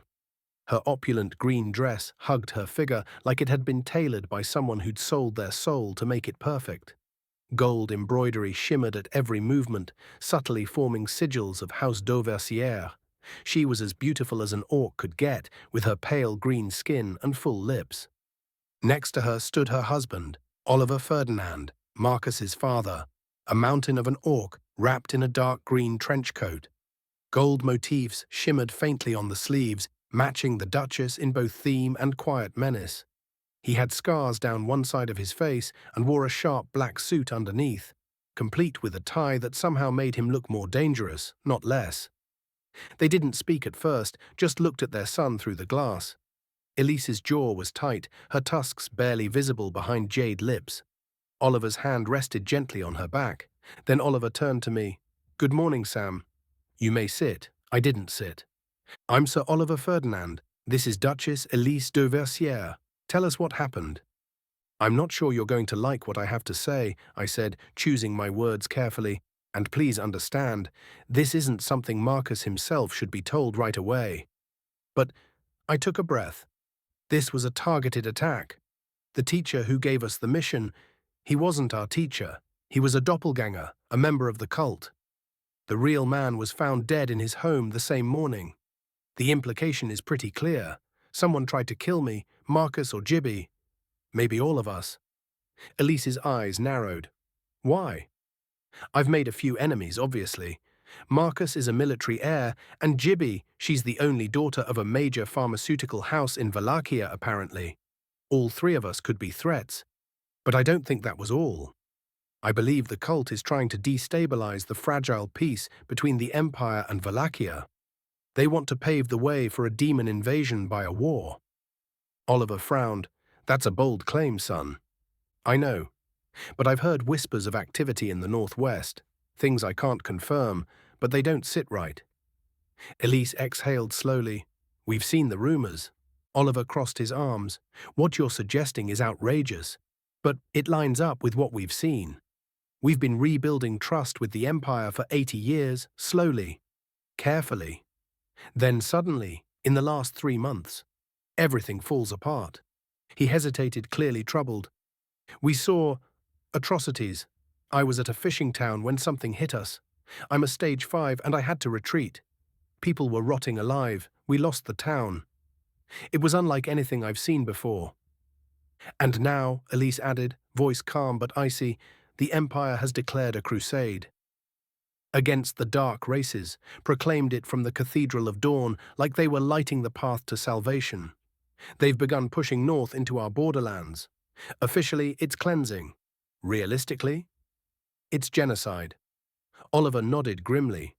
We can't afford a defensive war and a cult invasion. The Empire's too strong to fight head-on, and the cult is like an infection, spread too thin to cut out cleanly. He looked me in the eyes. You've been honest with us. That earns respect, but understand this, Sam, it'll be open total war. Wallachia might fall, Oliver said, his voice heavy with the weight of inevitability. And if our people can't flee into the Empire for safety, they'll be doomed, boy. Death by monsters, cultists, or the Empire's fire. Those are the only options left. Elise placed a hand on her husband's arm, then turned to me, her gaze softening just enough to show the mother beneath the Duchess. Please, keep our boy safe here. We have a duty. To Wallachia, to its people. We can't stay, and we cannot bring him home, where danger may be even greater now. The crusade has begun, and Marcus is our only child. I stood still for a moment before bowing my head slightly. Mom? Sir, I'll do my best, but only for as long as I'm able. And if the time comes when I can't, I'll make sure someone else takes up the torch. I looked up, meeting their eyes with all the seriousness I could muster. It's not just that Marcus is a good guy. It's that the world needs his parents focused on a problem that may not have a solution. If no one else carries that burden, if you're distracted, then what you might have prevented could cost hundreds, maybe thousands of lives. Elise's eyes glistened. Oliver nodded silently. It wasn't a promise of protection. I wasn't naive enough to offer that. It was a promise that I understood the stakes. And sometimes that was the best you could give. The next morning, after a quick breakfast, I headed to the arena. Most of the students in my class were either on the brink of a breakthrough to Stage 3 or already clawing their way towards Stage 4. Me. I had no idea where I stood. I hadn't expected the gag order on my stats to apply to me too, but when I asked Hope about it, she straight up shut me down. Apparently, even knowing your own numbers could be dangerous. Great. Some students got stronger in their sleep, which sounded like either magic or bullshit. And this was a world where both were real options. I honestly had no idea what a breakthrough even felt like. I'd never experienced one, but I'd seen it happen to others, and the difference was terrifying. A Stage 2 could easily mop the floor with 10 Stage 1s at their peak without even breaking a sweat. But a Stage 3, they could tear through 100 Stage 2s without drawing their main weapon. I'd managed to hold my own for a bit against a few Stage 2s and even land some decent hits here and there, but Stage 3s, they gave off this oppressive pressure. Not as suffocating as Miss Delphine or the Pope, but enough to make my instincts scream when they fought anywhere near me. Today's sparring partner was Miss Victoria Seraph.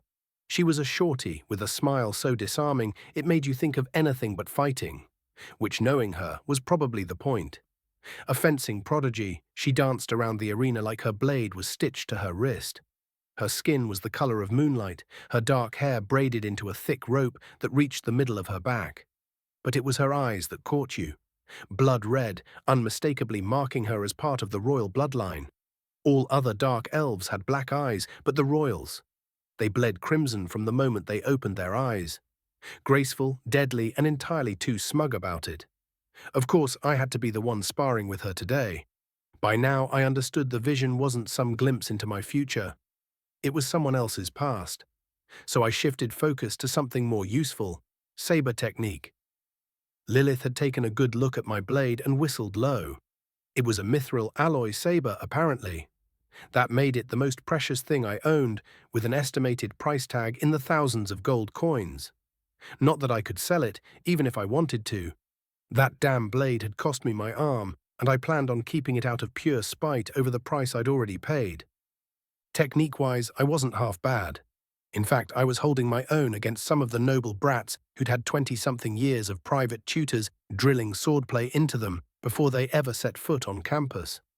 By the time the morning bell rang, I was sweating like a pig in a forge and covered in enough bruises to start a one-man protest against fencing. Victoria lowered her saber with a satisfied smile, flicked a bit of imaginary dust off her pristine uniform, and offered me a hand up. 2 hits today, she said, helping me to my feet. You're improving. Soon you'll only be losing with style instead of substance. Oh, I'll remember that next time you end up eating dirt, I muttered, limping toward the exit. She laughed. Bold words for someone who got disarmed 3 times in 10 minutes. Disarmed jokes? Really? I waved my stump at her. That's low, even for royalty.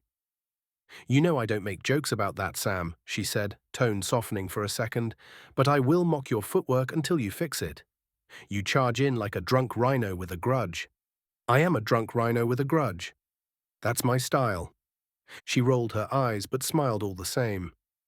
Well, drunken rhino, you still owe me a cider from last week. Don't think I forgot. Add it to the tab, I said with a grin, as we pushed open the arena doors and stepped into the courtyard light. Later that afternoon in the dean's office, "Well, Sam," Claudius said, adjusting one of his absurdly oversized rings, "I've got good news and bad news. Let's start with the good." He leaned back in his throne-like chair, draped in white and gold like some retired disco warlord. "I found a single mention of the energy you seem to possess. It's neither mana nor runa. It's called arcana, and the only mention of it was in a scroll that predates the academy itself, so I can't vouch for its accuracy." "Now the bad news," he said, his tone dipping. "There's no spellbook, no recorded techniques, nothing concrete for arcana users. Just a few vague mentions of manipulation, and that's it. So you're going to have to forge your own path from scratch. The only hint is that word, manipulation." He gave me a half grin. "On the plus side, I'll do my best to help." "Got any ideas already?" "Well, I mean," I pulled out a smoke, stuck it in my mouth and pointed my finger at the tip. A tiny flame flickered to life, just enough to light it. I took a drag and exhaled slowly. When I cauterized Marcus, a few ideas started to click. And now that I'm allowed to experiment. I looked around the gaudy office. "I think we're going to need a bigger room. I still have no idea how powerful my arcana is, and I'd hate to redecorate your place by accident." "Ha, I've got just the spot. Out of sight," Claudius said, flashing me a grin that sparkled as much as his rings. "Follow me. You're gonna love it." He started walking fast, surprisingly fast, and I followed him into a long corridor that looked more like a maintenance tunnel than part of a cathedral. No decorations, barely any light, just cold stone and the sound of our footsteps echoing around us. Then we reached a tight, clockwise staircase, and the bastard started sprinting up it. "Come on, Sam, you're almost there. Don't die on me already," he called down, now somehow way ahead. How the hell did he move so damn fast? Eventually he stopped at a door near the top, cracked it open, and gestured for me to go in first. "Meh, why not?" I muttered. When I stepped through the door, I froze. We were on the roof of the cathedral, an open space about the size of a hockey rink. There was a wooden table with a few chairs and a small circle of stones in the middle, used as a fire pit. A great little training area, but when I lifted my eyes, I got it. He wanted to see my jaw drop. The view was majestic. The harbour and capital sprawled out below. Snow-dusted fields and rolling hills framed the city. Even the slums had a certain quiet dignity, with tile-roofed homes puffing lazy plumes of smoke into the pale blue sky. My breath caught. I didn't even try to hide it. "Pretty nice, eh?" Claudius said. "Is this your secret spot?" "Of course it is," he replied, crossing his arms smugly. "Only one of my secret spots, mind you. A man's got to keep a few secrets. I found this place when I was a student here. Elite class like you. Don't really get the time to come up anymore." He looked around the place with a fond smile. Would be nice if you passed a broom here every now and then. Since no one comes here, this'll be the only place you're allowed to use your arcana. If you bring anyone else, keep your tricks to yourself. Am I understood, young man? Understood, sir. I paused. But may I ask you something random? There's something that doesn't make sense to me, and I'd like your opinion. Go ahead. I'm listening. Well, I've noticed something odd.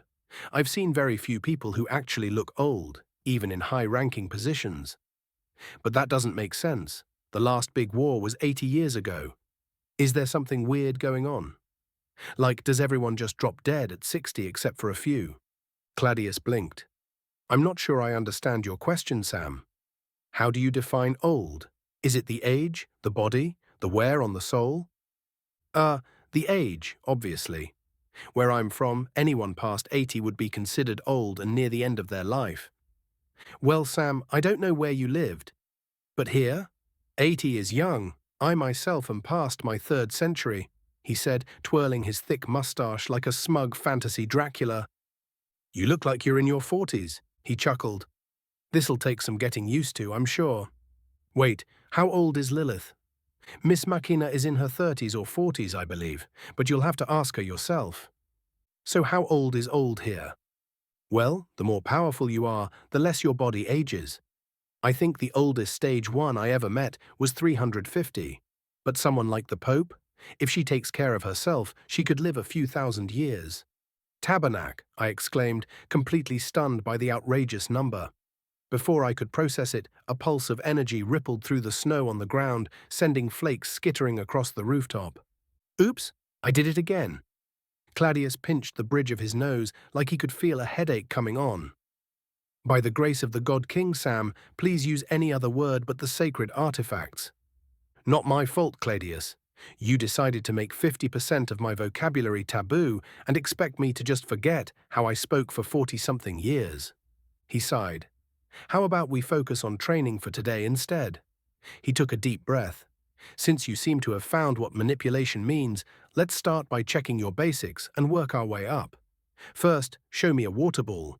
One you could throw in a fight without draining more than 5 to 10% of your arcana.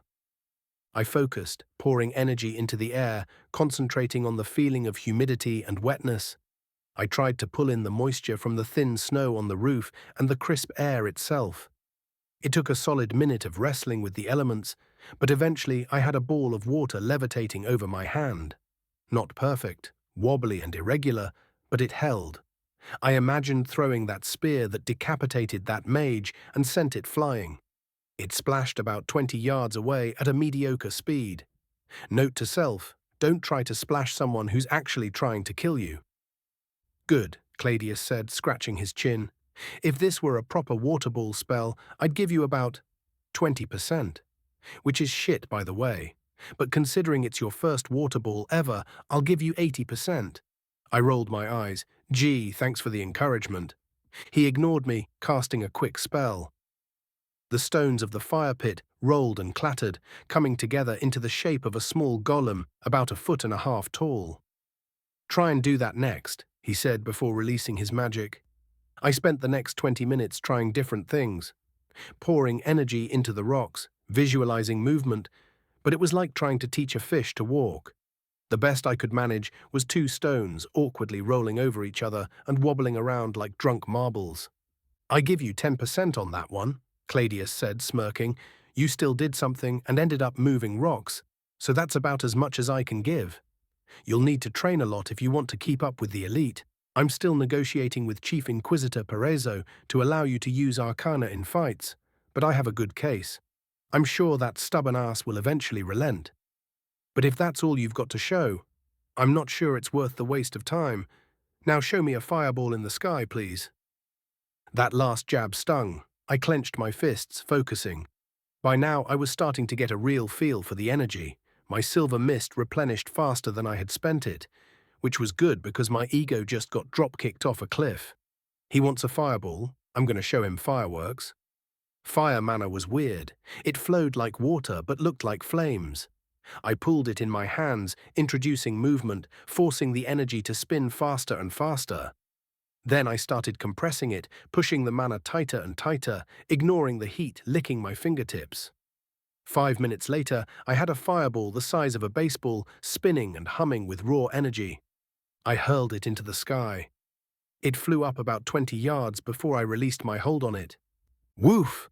The fireball exploded, a plume of flame stretching 10 yards wide, scattering sparks that glittered like embers. "Now you're talking," Claudius said, nodding in approval. "That's an okay fireball, but it's not your first time with fire, so I'll give you 80%. "That's it? Just 80%? I sputtered. "That was a pretty solid fireball for a stage 1. He just shrugged, a grin spreading across his face. "Welcome to the elite, Sam. 80% is solid, but solid ain't good enough here. Also, you might be only stage 1 for now, but the people you're fighting alongside aren't. Whether it's fair or not, it's your job to get up to speed." I sighed. "You're right, Dean. I'll do my best to catch up." Now, air is a bit tricky since it's not visible, especially if you're just brute-forcing your way around mana. But try and condense a ball of air. Let's see what you can do. That's where my knowledge of science came in handy. I wasn't a genius, but I at least knew what air was made of, and pressurized gas wasn't a new concept. Within a minute, I had a ball of compressed air roughly the size of a basketball. "Now throw it at me," Claudius said with a grin. "Okay." I focused, thinking of the smell of a fart for some reason. Don't ask me why, and pushed just a bit more gas into the sphere before sending it his way. I watched in pure delight as Claudius's mustache fluttered wildly in the powerful gust, his eyes going wide before he started coughing like a madman. "You little shithead, that's not funny," he shouted between fits of coughing. "Oh no, it definitely is." I laughed so hard I nearly choked on my own breath. He rubbed his mustache back into place, still glowering. "Well, I have to go. Stay here for the rest of the afternoon and practice, but don't go too wild. With a teacher missing and the cult so active, I have a ton of things to catch up on. Take note of every new feeling. Come back here, same time, in 2 days." "Thank you again." "I'll take good care of the spot," I replied, still grinning. What I didn't tell the dean was that I felt something unlock in me, sort of like a filter over my sight. When I looked around, I could see it, like faint-colored streams flowing in the air. It felt like I'd stepped onto some alien planet, the kind where you fall in love with blue aliens. Even the snow was glowing, and when I looked at Claudius well, he looked like he had bathed all his life in nuclear waste. Of course, I didn't want to spill the beans already, so I kept that part to myself. Might save my toes in the dark. 24 Mother Katrina. I was sitting at the White Chapel in front of the altar of the God King. By now, winter was at its worst. I shivered under my thick wool prayer dress, praying for justice to be brought to this world, for him to smite the evil masquerading as human, living on this land. Since that fateful night only a few months ago, everything had changed. My body would sometimes spasm with pain, seemingly at random. The skin on my left arm was red from stressfully scratching at it incessantly. The worst part wasn't even that. It felt like a spell had been cast on me, keeping me from speaking and giving me terrible headaches whenever I tried to remember what happened at the mansion. My voice had simply ceased to work. The Marquis had detained me for a few days at the mansion, even though I wanted to leave. He denied any involvement when the church asked him if he knew anything. So now I spent my days doing the bare minimum to stay alive, praying and mourning the death of my beautiful child. I was trapped in my own silence, unable to perform even the simplest magic incantation without my voice. Then they came, and with them came a flicker of hope for justice. The Inquisition had finally arrived. Maybe they would fix it all. Maybe everything would work out. "Mother Katrina, I am Commissar Dressius," he said, his voice sharp and precise. "I apologize for halting your contemplation, but I must ask you to please accompany me. Your presence is required, and time is of the essence." I nodded. The snow lay heavy on the roads, but the strong six-legged workhorse trudged through, pulling the cart along sinuous mountain paths and frostbitten fields. Once we reached the Great Lake, we embarked on a small brig that made its way down a river and into the sea. It took us more than a month, but eventually we reached the capital of Talaria. As soon as we docked, the commissar and I disembarked. He flashed his badge, and the dock worker taking names bowed deeply before stepping aside. A cart was already waiting. We climbed in, no words exchanged. I would have expected the commissar to ask me questions, but nothing. He was as silent as I was. Eventually, the carriage stopped in front of a gigantic and intimidating basilica. We made our way inside, the commissar leading, and people stepping aside with hurried bows and murmurs. The cathedral's towering spires loomed above, casting long shadows that seemed to ripple with the light of flickering braziers. I would have expected the commissar to ask me questions, but nothing. He was as silent as I was. Eventually, the carriage stopped in front of a gigantic and intimidating basilica. We made our way inside, the commissar leading, and people stepping aside with hurried bows and murmurs. The cathedral's towering spires loomed above, casting long shadows that seemed to ripple with the light of flickering braziers. We ascended a winding stairwell that seemed to stretch on endlessly before finally reaching a waiting room, where a secretary informed us to wait until the Pontifex Maximus was available. Wait, the Pontifex? The most powerful person on the continent wanted to see me. Was I really here to assist with an investigation, or was there something more? I looked at Dressius, silently pleading for answers, but he ignored my gaze entirely. Real helpful, that one. Not that I could exactly criticize him. Eventually, a noble stormed out of the office, his face flushed with rage. This won't end like this. Without us, your church will crumble to dust within a few years. An oppressive aura suddenly flooded the room, heavy and suffocating. The noble collapsed to his knees, trembling. The energy that filled the space was staggering. I was a stage 5, yet whatever power had just been unleashed was at least a full stage. Or 2, beyond mine. The secretary and the commissar stood unflinching, their eyes fixed on the noble with utter disdain. When the man finally noticed the commissar's presence, his face went pale, and he scrambled to his feet, fleeing like a child caught stealing sweets. The crushing pressure eased, and I could breathe again. The secretary gestured for us to enter. We stepped inside, and my eyes fell upon the angelic figure radiating power and authority before me. I immediately dropped to my knees, mirroring the commissar's gesture. Pontifex, I present to you Mother Katrina. Thank you, Dressius. You may leave, she replied, her voice smooth and commanding. Without another word, he straightened and exited the room. Please, my child, take a seat. We have much to discuss, you and I, she said, gesturing to a plush sofa. Allow me to explain. I need you to perform one of the most sacred rituals for me. I sat, then pointed at my throat to indicate my inability to speak. Why do you not speak, my child? I was told you were one of the finest sacred chanters of our order.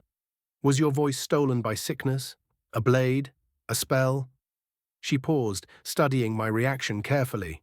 Her eyes sharpened with interest. Ah, a spell then. I may be able to break it. Please, look at this runic formation, she said, unrolling a thick leather sheet etched with ancient symbols and incantations.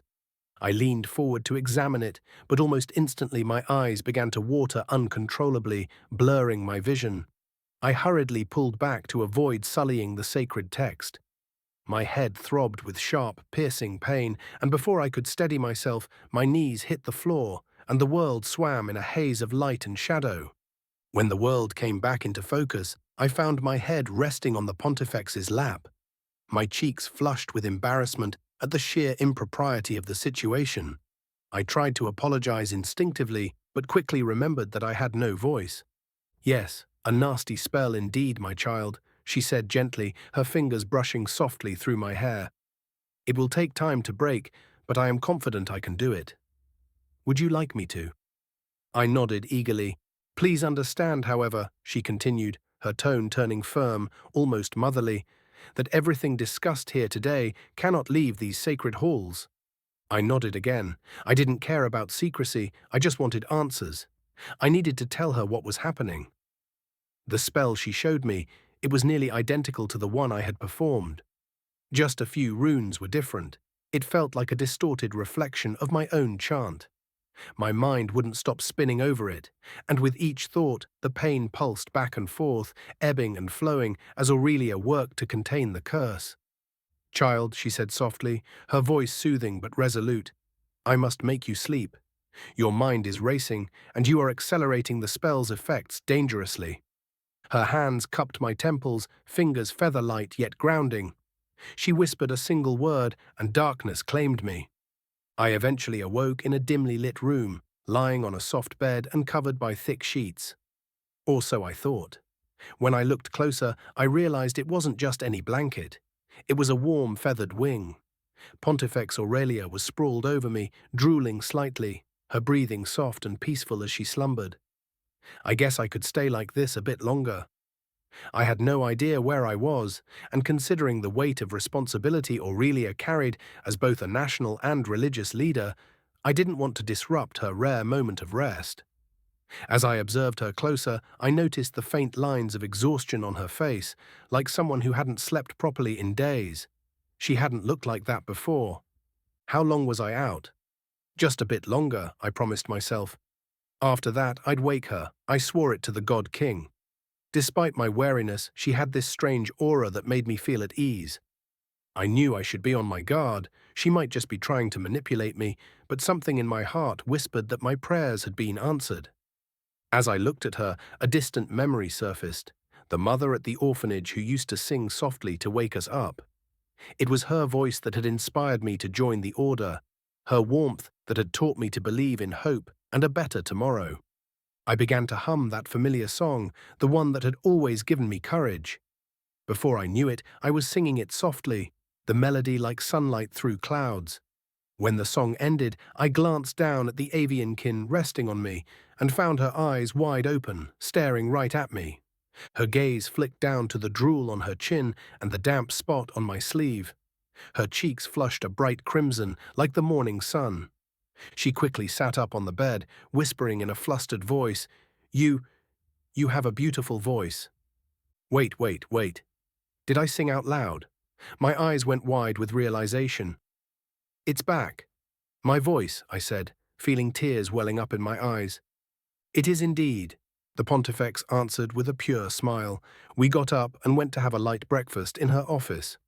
"Pontifex Maximus," I began, my voice trembling slightly. "In my last mission, I was asked to perform a ritual that was almost identical to the one you showed me.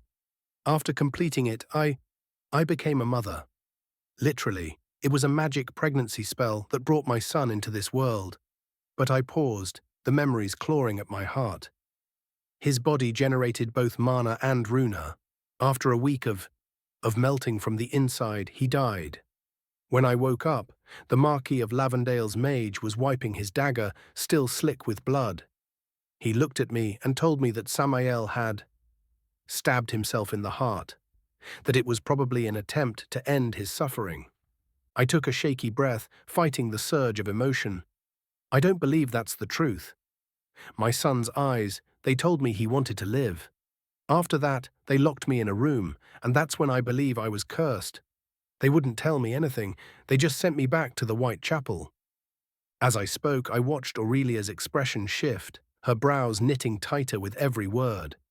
By the end of my story, the pressure in the room had grown so intense, it was almost suffocating. Her power radiated off her like waves of heat, not directed at me, but oppressive all the same. It felt like I was standing before a dragon, its fury simmering just beneath the surface. "Please look at the scroll, my child. Show me which runes are wrong and draw me the ones you think were there instead." And so I did. When I was done drawing the 13 differences in the spell and showed them to the Pontifex, her face paled. She collapsed into the sofa, her expression stricken. "Well, this is bad. Thank you, child. I will have you shown to a room. I need to go check a few books," said Aurelia, clearly panicking on the inside. If this was what she thought it was, a modifying spell that forced a last incarnation, it meant the hero couldn't be called back anymore. It wiped his memory of his past summons and forced his true soul inside the body. Even worse, the cultists had crippled him by tampering with the invocation even further. The hero was supposed to have only runa and no mana. Having both destroyed his wings before he could fly, this was a planned attack on a scale she couldn't guess. And doing so now was to make sure they didn't have time to prepare a new plan, while the cult summoned whatever demon spawn they intended. Not only that, but most of the nobility of the empire seemed to be part of the cult of the void. Later that day, she came back to see me and asked if I could perform the ritual. I agreed, not knowing if I would give birth to the same son or a new one, but hopeful nonetheless. I was given medicine to prevent my throat from sustaining damage from the long chant, and then brought to a small chapel where a bed was set. Surrounding the Pope were 6 women, all cardinals. The only cardinal not present was a man who stood guard on the other side of the door. We stood in front of the altar to the God King. I started chanting the spell, my voice echoing against the walls as the cardinals and the Pope began to chant prayers, following the same rhythm. The power was invigorating. Although similar, this spell felt completely different from the previous one, leaving me with a feeling of protection. The spell was long and took hours to chant. And then, nothing. I readied myself for the nausea, but it never came. After 2 long hours of chanting prayers to the God King, nothing happened. Eventually, one of the cardinals fell to her knees, crying. The elven lady started to wail in distress. But to my surprise, the others didn't come to her aid, most of them with eyes filled with panic and despair. Eventually, another cardinal fell to her knees. "He's not coming back," the Pope mumbled. "They outplayed us. The Emperor is not our ally. He sold us a lie while planning the demise of the hero for hundreds of years. The treasonous bastard is a fucking cultist, and he just doomed us." Her tone changed sharply. "I declare a holy crusade against Emperor Melanor. Send our best assassins. Tell all the members of the Order within the Empire to be on high alert." "This is total war," a tall snow leopard woman said with the firmness of a general. "Let's purge this world of evil. Hero or not, we cannot let chaos fester anymore," echoed her a dwarven lady. I understood my son was gone forever, and the pain tore my heart apart. 25 steam core. I had been spending a lot of time in the workshop with Lilith since we never knew when the Pope would show up. I skipped out on mana and runa theory since most of their knowledge didn't apply to me anyway. I converted those periods into practice on the roof, and since the hunting teacher still hadn't been replaced, all the hunts were cancelled until further notice. I had brought Gibby to the workshop, thinking it might get her out of the doom and gloom she was stuck in. In the end, it worked. Marcus was still in a deep coma, and no one knew if he would ever wake up. Apparently, Gibby and he were going to marry after their graduation. I hadn't even known they were dating. After a few days of being forced to come to the workshop, she started coming willingly. That was until I showed her black powder. Lilith and I had prepped her a rifled double-barrel .50 caliber black powder percussion rifle with a rail on top for mounting accessories in the future, featuring the new breech-loading mechanism. When I proposed she work with me on more advanced technologies, like better explosives and chemical weapons, she eagerly agreed. I believed she needed something to grip back onto life, and what had done that for me throughout my life was my love of firearms, so it was the best thing I could think of to bring her morale up. In fact, she fell in love with black powder. The first mission I gave her was to make nitrocellulose out of nitric and sulfuric acid and wood. The magic recipe for smokeless powder is yours to figure out past that info. And you better be careful, only use glass and brass. No fire in the room where you work, no static electricity. Ground everything, including yourself, and please don't explode anyone, especially yourself. The few members of the Order working with Lilith were very useful, but they were still too small of a team to move at the speed I wanted. The first 12-gauge brass cartridges were a failure since the precision of every shell was abysmal, but paper black powder cartridges did an okay job at speeding reload speed. The beast cores were incredibly efficient as a power source for the steam engine, and they self-recharged after a while, making them better than I could have expected. We now had a prototype 2-piston engine the size of a picnic table, bolted to a solid frame, and a machine we had built to gauge horsepower and torque. The first full power test was about to proceed when a dozen inquisitors in arms and armor moved into the room and started verifying everyone's identity and checking every corner. I showed my letter, but they still checked me. I mean, they are the Inquisition, so fair enough. Next, the Pope entered the room, and everyone but the Inquisitors and me bent the knee. I didn't care about getting the attention. "Stand up," she ordered, and everyone did. Then the inquisitors left the room. I don't have much time, but I promised you I would come to see if what you are building is worthy of the resources you ask. And let me tell you, they better be good. Otherwise, even the little you have now I will have to take away. A cold shiver ran down my spine. I didn't have much reference to the technology they might already secretly have access to, and if mine didn't satisfy, it would slow my progress for months, if not years. We had built a maquette of a train to help people understand the idea. I was no train expert, so the simplistic miniature would have to do. I did the best sales pitch I could, trying to explain the idea like I did to Lilith. No doubt the Pope could see how such technology could indeed help ease the hardship of transport around the country, and eventually other ones. Now let's show you our first official commercial prototype. This one is 1/8 the size of the official engine. Also remember that a train might have the possibility of running with multiple engines to ease the stress over terrain or pull more wagons. 1 horsepower is what it takes to move 550 pounds 1 foot in 1 second. This one should be putting out about 225 horsepower if everything goes well. Initiating boiler preheating, core sequence is responding, all okay. Lilith narrated every step, her voice steady. Temperature gauge rising. Boiling achieved, pressure climbing, piston cycling initiating, RPM 100 and rising, RPM 500, 1000, 3000. She turned to me with a grin. Congratulations, we did it. Pressure rising. Let's push up to max pressure, 4000, 5000, 6000. Release the excess pressure and stabilize heat. Excellent. Let's turn it off and let it cool, then check if everything inside is still in the right place, or if there's any unusual wear and tear on the piston. I could see the stress on every tech's face melt away when they heard that everything went well. Excitement quickly followed as they realized how important what they had just done might one day be. Horsepower, 242. Torque is above expectations too. If we thicken it a bit, we could probably get another 15% power for the same volume. But the concept is sound. What do you think about our first exhibit, if I may ask, Pontifex Maximus? Lilith asked. This is indeed an interesting machine you have built. I must admit that what you are saying is compelling and might actually be more than just a delirious dream by a young man. Her mood seemed to be a bit less sour than when she came in, but it wasn't won yet.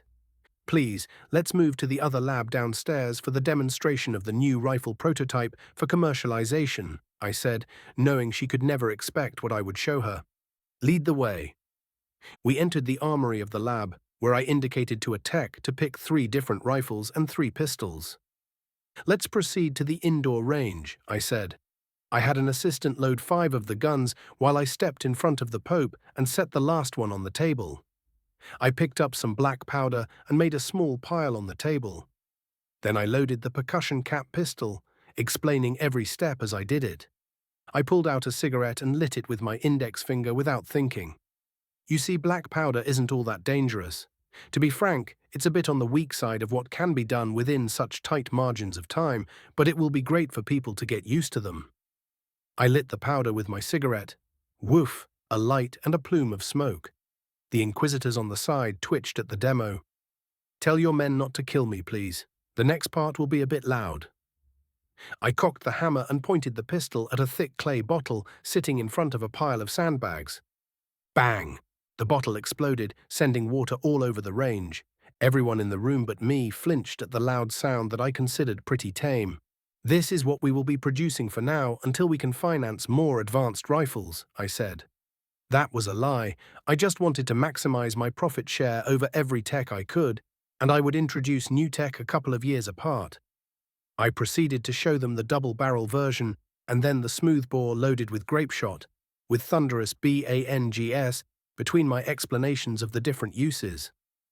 I mentioned pistols being ideal for law enforcement in towns and inside buildings. I made sure to slap the word modular a few times since I knew bureaucrats loved that too. Then I pulled out the single-barrel 4-gauge shotgun. Bang! One of the sandbags exploded and smoke filled the room. This is a 1/4 pound of lead that can be thrown in either buckshot or a slug. No need to mention this is ideal for a stage 2 and higher shooter. I put it back in the rack. This one is more adapted to a normal civilian with 2 barrels that shoot an ounce of lead. Bang! Bang! And this one, I pulled a double-barrel 4-gauge from the rack, is not for the faint of heart. Stop, the Pope ordered me. I want to shoot it. Sure thing, ma'am. Just put your hand here and put your shoulder on that part. Now look at the top of the gun. There's a little hole and a small metal dot at the front. Just look through the hole and point the dot at what you want gone. Pull the small lever with your index finger, and voila. Good, now you understand how to shoot. I pulled the first hammer for her with a soft click. Bang! She giggled. You still have another shot. Pull the other hammer and shoot the target. Click, bang. I've heard enough. What is your full offer, Sam? Co-ownership of the company between Miss Makina, the Order, and I. 49% to the Order, 25% to Miss Makina, and I'll take the last 26%. That's a bit greedy, Samael, even for you. Well, I've seen too many companies sunk by bureaucrats, and it's my future on the line. I'd rather make sure we keep moving toward my bigger goals. One condition, she said, her voice firm. The profit margin on commands from the Order cannot exceed 10%, and you have a deal. She offered her hand. We shook. Good. Start with a train line from the capital to our biggest towns, aiming to get the most coverage with the least amount of track possible.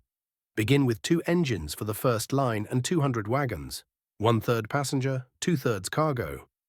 As for rifles, I want 10,000 4-gauge double-barrel rifles as soon as you can provide them, with the ammunition you deem necessary to fit their role for a frontline squad for a month.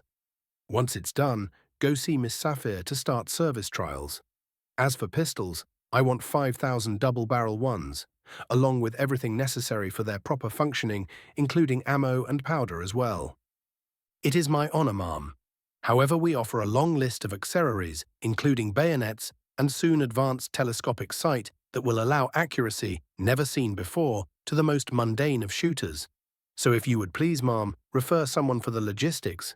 Miss Makina is the best person to arrange all the finer details of the selling contract. I'm just a guy who likes explosions, I said, scratching my head awkwardly. She nodded to an inquisitor who promptly took his leave, presumably to see Miss Makina. Well, Samael, this was inspiring. I can only hope the rest of what you show me in the future will be just as interesting. Have a pleasant day. Thank you, Aurelia. Have a good day too. She left the room, her heels clicking with purpose, and as the inquisitors followed, I couldn't help but notice the stark difference between their judgment of my inventions and my personality. Meh, so life goes. I shrugged. Ain't no way I'm facing hell with a bunch of folks shooting arrows like we're some medieval army. I went back upstairs to see how Lilith was handling the news. When I arrived, the whole lab was doing its best to look calm while practically squirming with excitement. All the staff were gathered around a chalkboard, talking over each other, trying to figure out the best way to produce so many rifles in such a short time. Well, you already have the answers, my friends, I said over the chaos of a dozen panicking lab coats. That definitely got their attention. Steam power, every tool that needs it. The first 10,000 are just a control batch. We'll make millions in the years to come. This is enough to try new machinery and train a whole team. I'm sure most problems can be solved if you brute force your way through. I then spent the rest of the day discussing what the shop should be capable of, outlining the basics of chain production and optimization. By the end of the workday, everyone seemed incredibly enthusiastic about the opportunity they were provided. We ended up going to a restaurant to celebrate the success we had achieved today, and I made sure to pay everyone's tab. These guys were going to change the world, and I promised myself I'd remember every one of their names. Except not tonight. I got way too drunk to even remember how I made my way back home, so the names would have to wait. When I woke up the next day, I had a few new scratches, a massive headache, the taste of bad decisions still in my mouth, and, wait, all of my guns had been fired. Khalees. Thump. Shit, sorry. But strangely, my headache felt a bit lighter. Weird. Clyde's point of view, the night was cold as I stood hidden in the shadows, assigned to assassinate a dangerous target who'd been stirring up trouble for the cult all over Talaria. His name was new, but the waves he was making were impossible to ignore, and he'd been tagged as a priority kill. Normally, a stage 3 like me would never waste time on a stage 1, but this guy was different. He was considered equivalent to a stage 2, a fact proven by his enrollment in the elite class. I watched from a distance as the building he used as his lair buzzed with activity. My fingers drummed against the spine of my journal as I waited, catching sight of a dozen inquisitors spilling out of the entrance, followed by the damn Pope herself. I cursed under my breath. Just my luck. The bastard was hiding under the church's wing. Even worse, tracking this slippery ghost was a nightmare. He left no magical trace, no aura to sense. It was like he didn't even exist. I pulled my hood lower and pretended to be buried in my notes as they left. Eventually, he came out, surrounded by over a dozen people, all of them chattering and laughing like they had just struck gold. They headed for a restaurant, and I shadowed them, slipping inside and planting myself at the bar. They partied hard, raising toasts to changing the world and bringing the future. If only they knew what the future had in store for them, they'd be shaking in their boots. When the cult marked you, it wasn't just for today, it was forever. And if fate had landed him with me, that forever was about to be cut real short. The crowd thinned as the night wore on, leaving just him and a curvy little redhead. They stumbled out of the bar, still laughing, the idiot lighting up a herbal cigarette before wandering off to piss in a dark alley. Perfect. I drew my dagger, slipping into the shadows, and dashed forward. He was still midstream, oblivious. But then, at the last second, he turned around. Still pissing, mind you, and my blade missed its mark, skidding off his coat as I slipped on the wet grass.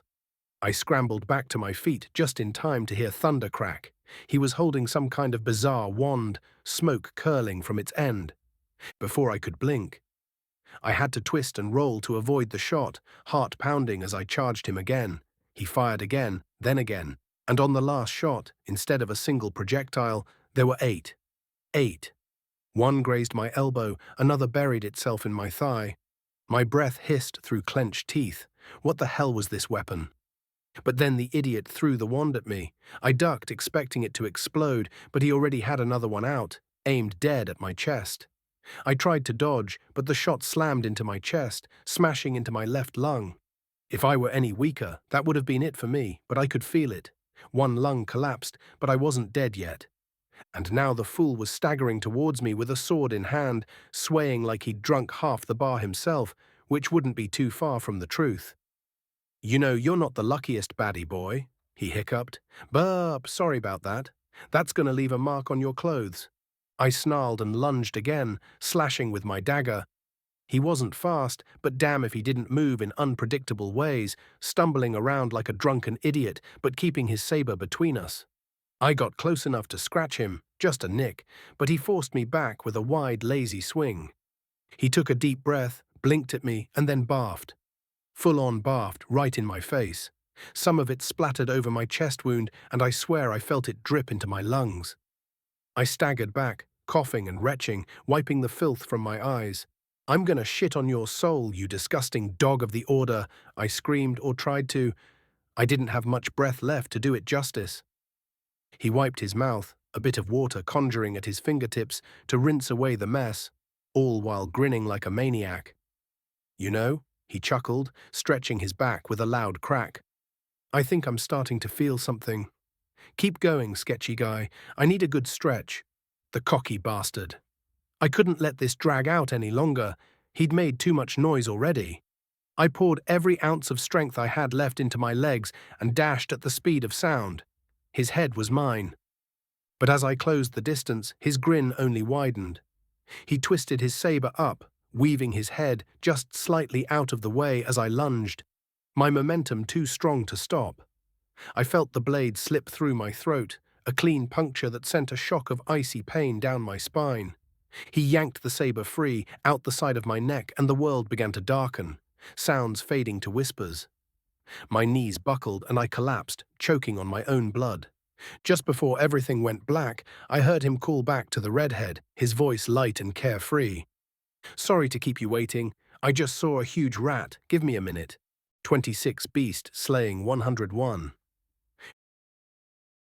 When I looked to my side, I realized I wasn't alone in bed.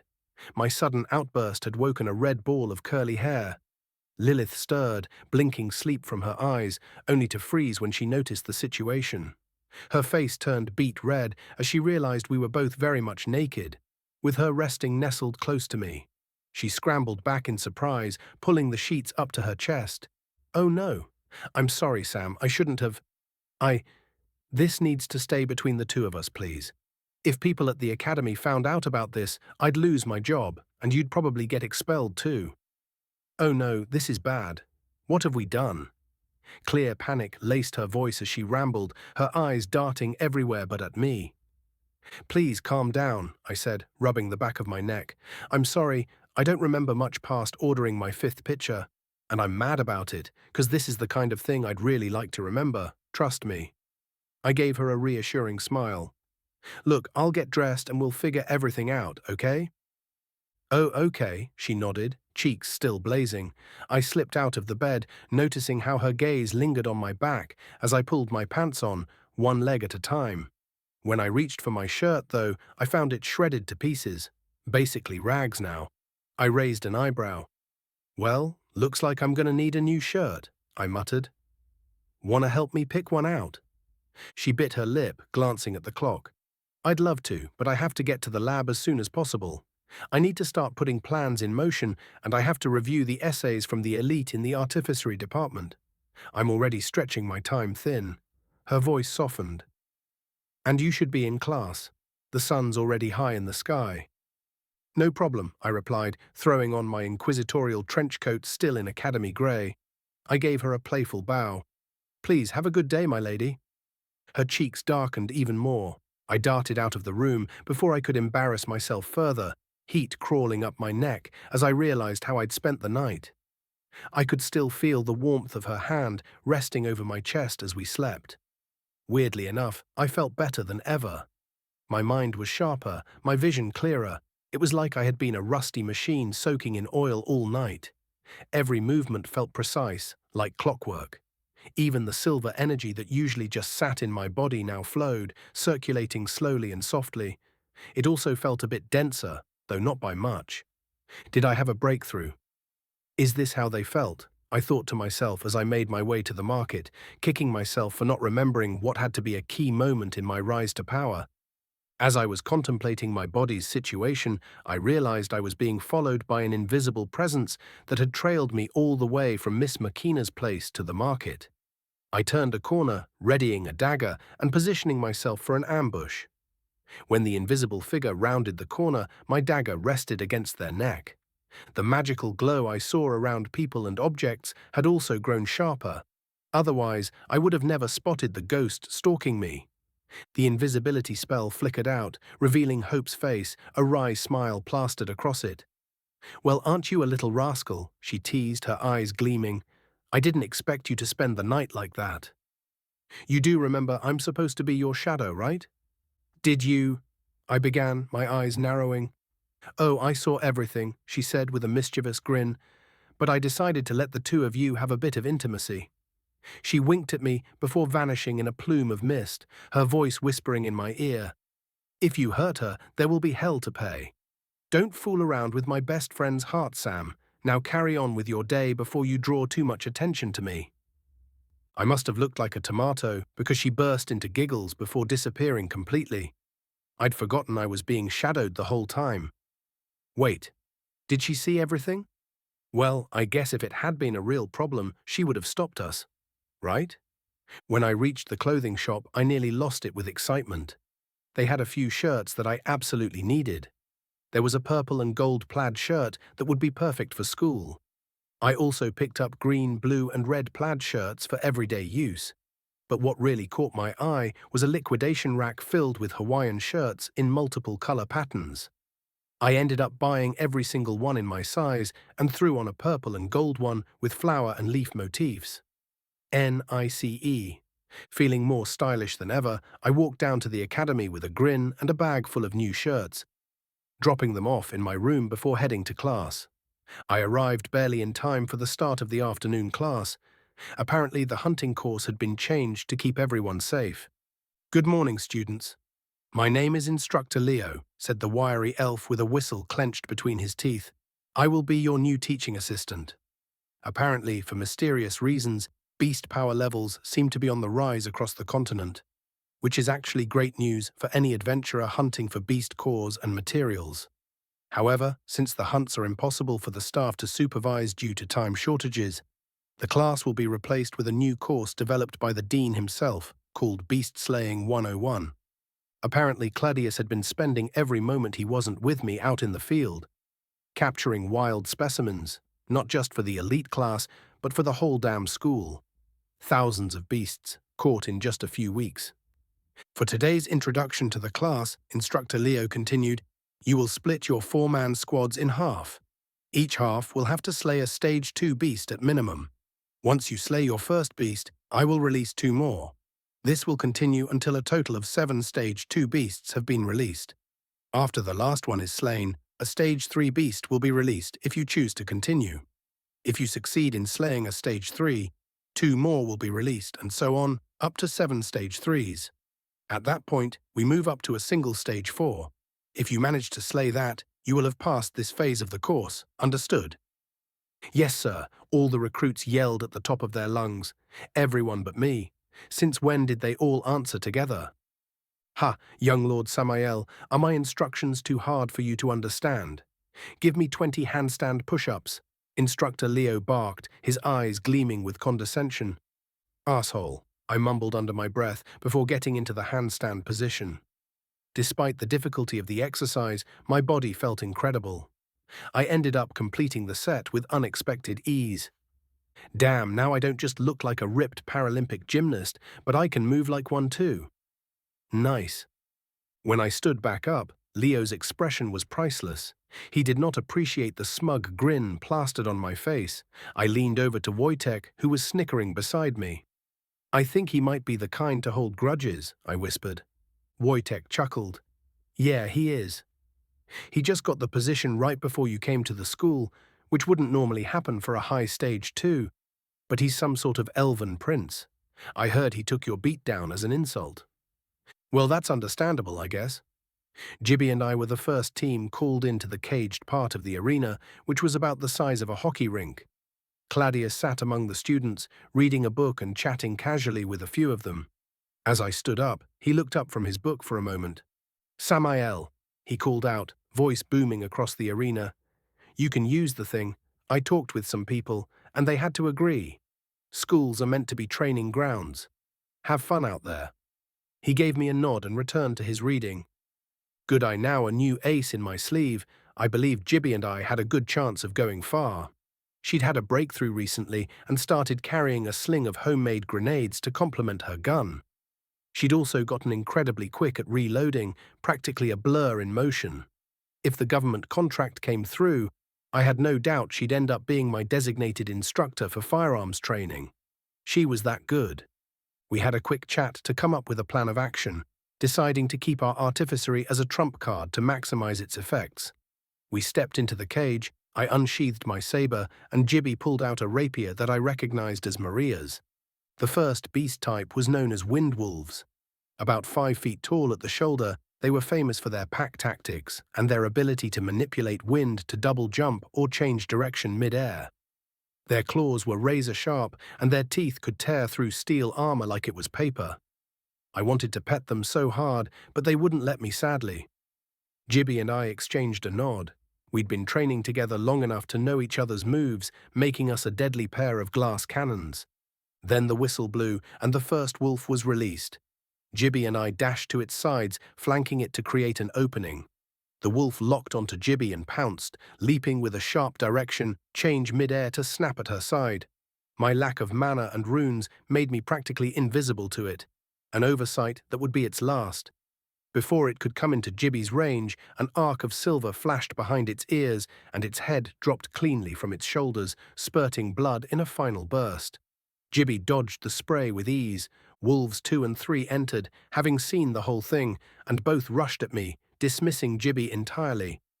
She swiftly planted her rapier into the back of one's skull while my saber flashed, leaving a deep gash across the other's neck.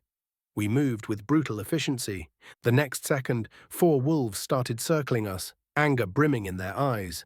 Their synchronization was impressive, but Gibby and I were outclassing them by too much for it to matter.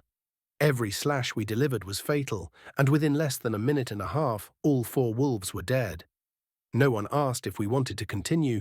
Leo simply released the Stage 3 beast immediately, cracking open the next gate to release a giant centipede, dark purple smoke seeping from the jagged spikes along its many legs.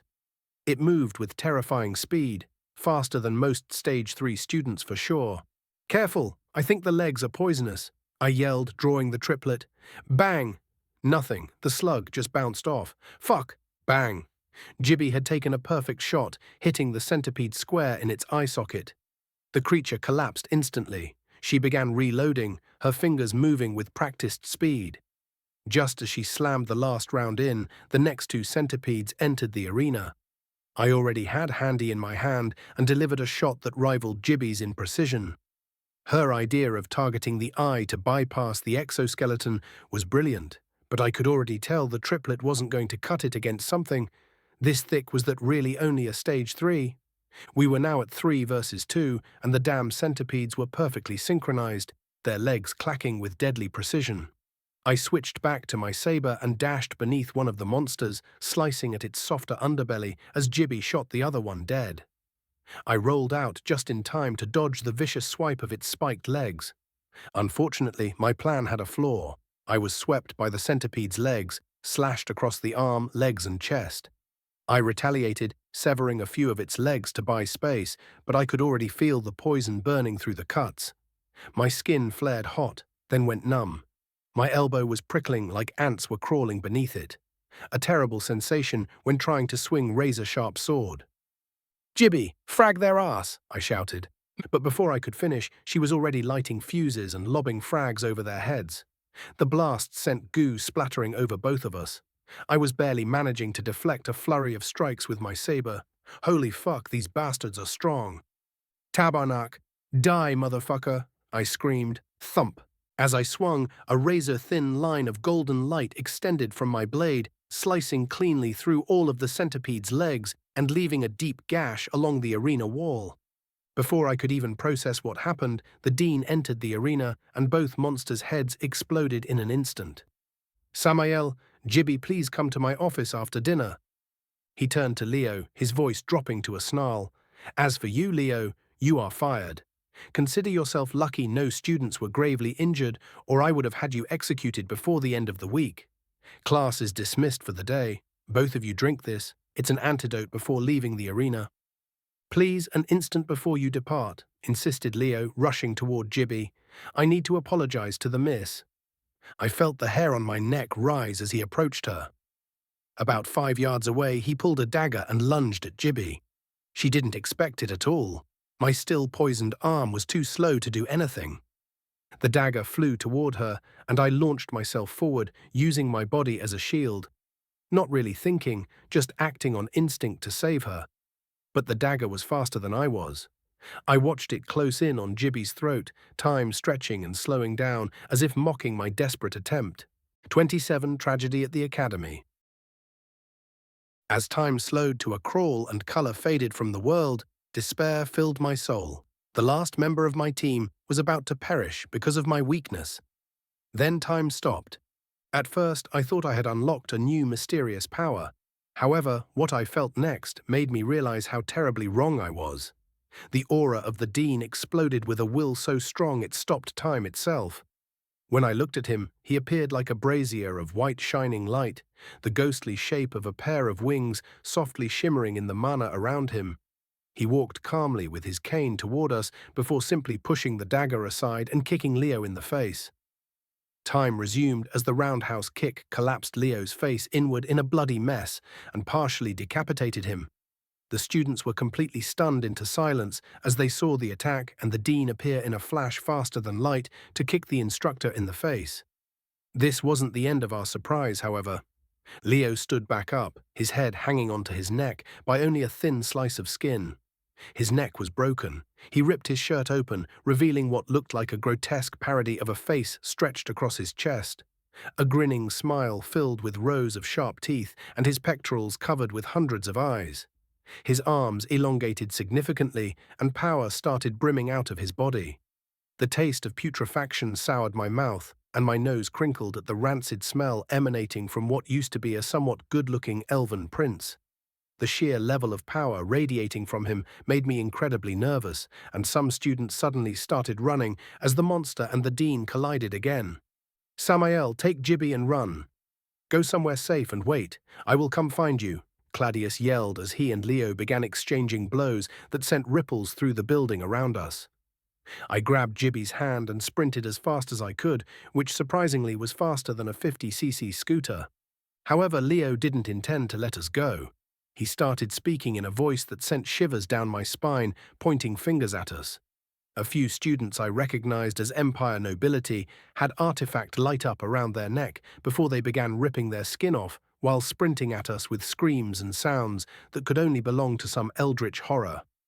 I felt the sanity of those around us slipping away as a few students started tearing out their own eyes while praying. I just kept running, the monsters keeping pace behind us. As we crossed paths with other students, some fled, while others turned into beasts, forcing us to dodge and weave as the circle around us grew tighter. As one of the monsters was about to latch onto Gibby, I saw a flanged mace flash into existence for a second before disappearing again. "What the fuck is going on?" I asked, glancing at Gibby, but she looked back at me with the same confusion. Clearly she didn't know either. "Fuck, where can we go if even the Grand Academy isn't safe?"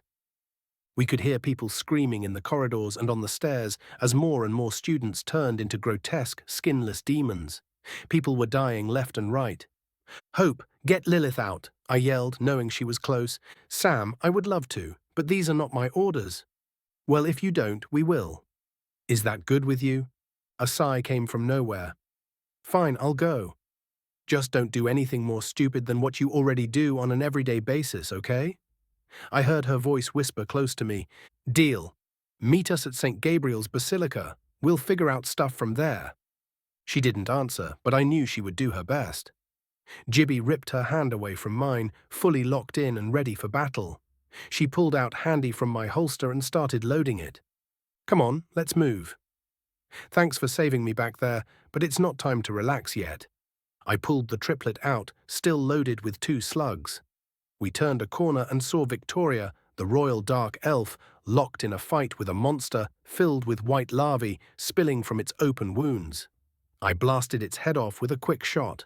"Hurry up, come with us," I shouted as she turned to see us. Without hesitation, she joined our ranks.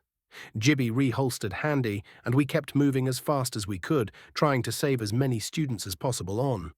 Our way out came at a heavy cost. As we turned a corner, I saw a young man clawing desperately at a pendant absorbing light around his neck before starting to peel his own skin off like it had never truly belonged to him. His eyes snapped to us, and he rushed forward with a surge of power that would have placed this first-year student, who wasn't even part of the elite class, at a high-level stage 3. He pounced, and I fired. Bang! But he blasted a wave of air from his hands, shifting out of the slug's path with surgical precision before lunging again. I waited until the last second, aimed for his head, and squeezed the trigger. Bang! But he anticipated it, dashing out of the way faster than I could track with my poisoned arm, forcing me to retreat out of his reach. Bang! Gibby's shot hit him square in the chest, tearing a cavity wide open. Blood poured out like a fountain, splattering the wall behind him. But the assailant didn't stop. I shoved the pistol into my pocket dimension, unsheathed the saber as fast as I could, and slashed, channeling light and fire mana through the blade. I parried blow after blow, his hands now sprouting bone spurs, like blades extending from his fingertips. I managed a few shallow cuts along his arms, but it wasn't enough. Victoria moved in, backing me up and easing the pressure just a bit. But while her strikes landed, the wounds closed almost instantly. Mine didn't. "Push fire or light mana into your blade," I shouted, instinctively feeling that the aura of destruction and void around him demanded it. It was more gut feeling than logic, but right now I'd take what I could get. The thing launched a reckless attack on Victoria, sensing no danger from her blade. It slashed at her stomach, leaving a deep, ragged wound as flesh tore apart. At the same time, she slashed its throat, her blade shimmering black and red. Blood spilled from the creature and was immediately drawn to her wound, knitting it back together. A vampiric attack. Even with two of us against it, the creature's insane speed was overwhelming. Bang! Its head exploded. "Jibby, you are the best," I called out with a grin. "Okay, let's keep moving." A few more creatures attacked, but they all hovered around stage 2, probably a stage higher than the students they'd spawned from, I guessed. We slashed and blasted our way through groups of monsters, saving a few students who joined our ranks as we fought our way out. When we finally made it outside, the chill of winter bit into us, stark and indifferent to the chaos within. "Jibby, do you have the flare prototype in your bag?" "I do, but it's midday and no one is trained on it." "What good is it?" "Better than nothing. We need to get to one of the guard posts and tell them to ring the alarms on our way to the basilica. Hurry up." She shot in the air, the red flare round's parachute deploying high in the sky with a blast of red light. "Let's go." When we arrived at the guard station, the soldiers were relaxed. After all, this was supposed to be the safest part of the city. But when they saw our faces covered in gore and fluids of unknown origin, their attitudes shifted instantly. "The Grand Academy is under attack by monsters. Demons." "Calm down, kids. Demons aren't real. And the blood on us is salt water. Get fucking moving," I snapped, sending a bit of mana into my coat. The front of it shimmered, displaying the Silver Inquisition Aquilas. "Yes, sir. Immediately. Get us a carriage." "Now?" "No, yesterday." "Get moving." "Yes, sir." "Sound the alarm. The Academy is under attack." Thunderous bells began ringing, echoed by others signaling that reinforcements were on their way. But as I watched the chaos, an idea struck me. Communication here was painfully slow. Even if I couldn't bring radios, Morse code would be a massive upgrade. It was like they'd spent the last 2,000 years doing everything except innovating technology. We climbed into the carriage that had been sent to take us to St. Gabriel's Basilica. Troops were already gathering in the streets, rushing toward the guard station. "What the shit was that?" Jibby asked, wiping gore from her face. "What do you mean? The demons?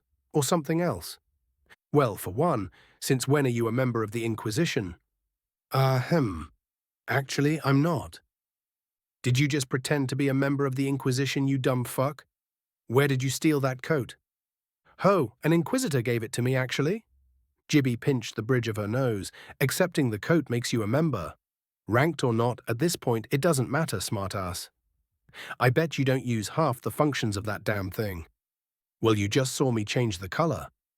And it fits really well, don't you think? Are you telling me that's all you think it does?" "Yep, of course. What else do you think it can do? I'm curious." She grinned. "I heard you're about to be a rich man, so it's gonna cost you." What do you want?" "I want my own branch in your company. With a big flashy title. How about Head of Chemical and Alchemical Research and Development?" Her eyes gleamed. "I like it." "Deal," she said, offering her hand. We shook on it. Technically, I know that the color switch is one of the 2 public functions known by most, but my cousin slipped up once when he was drunk. The second function is armor. This thing is made of chameleon wyvern scales turned into wool. The pockets have a special feature too.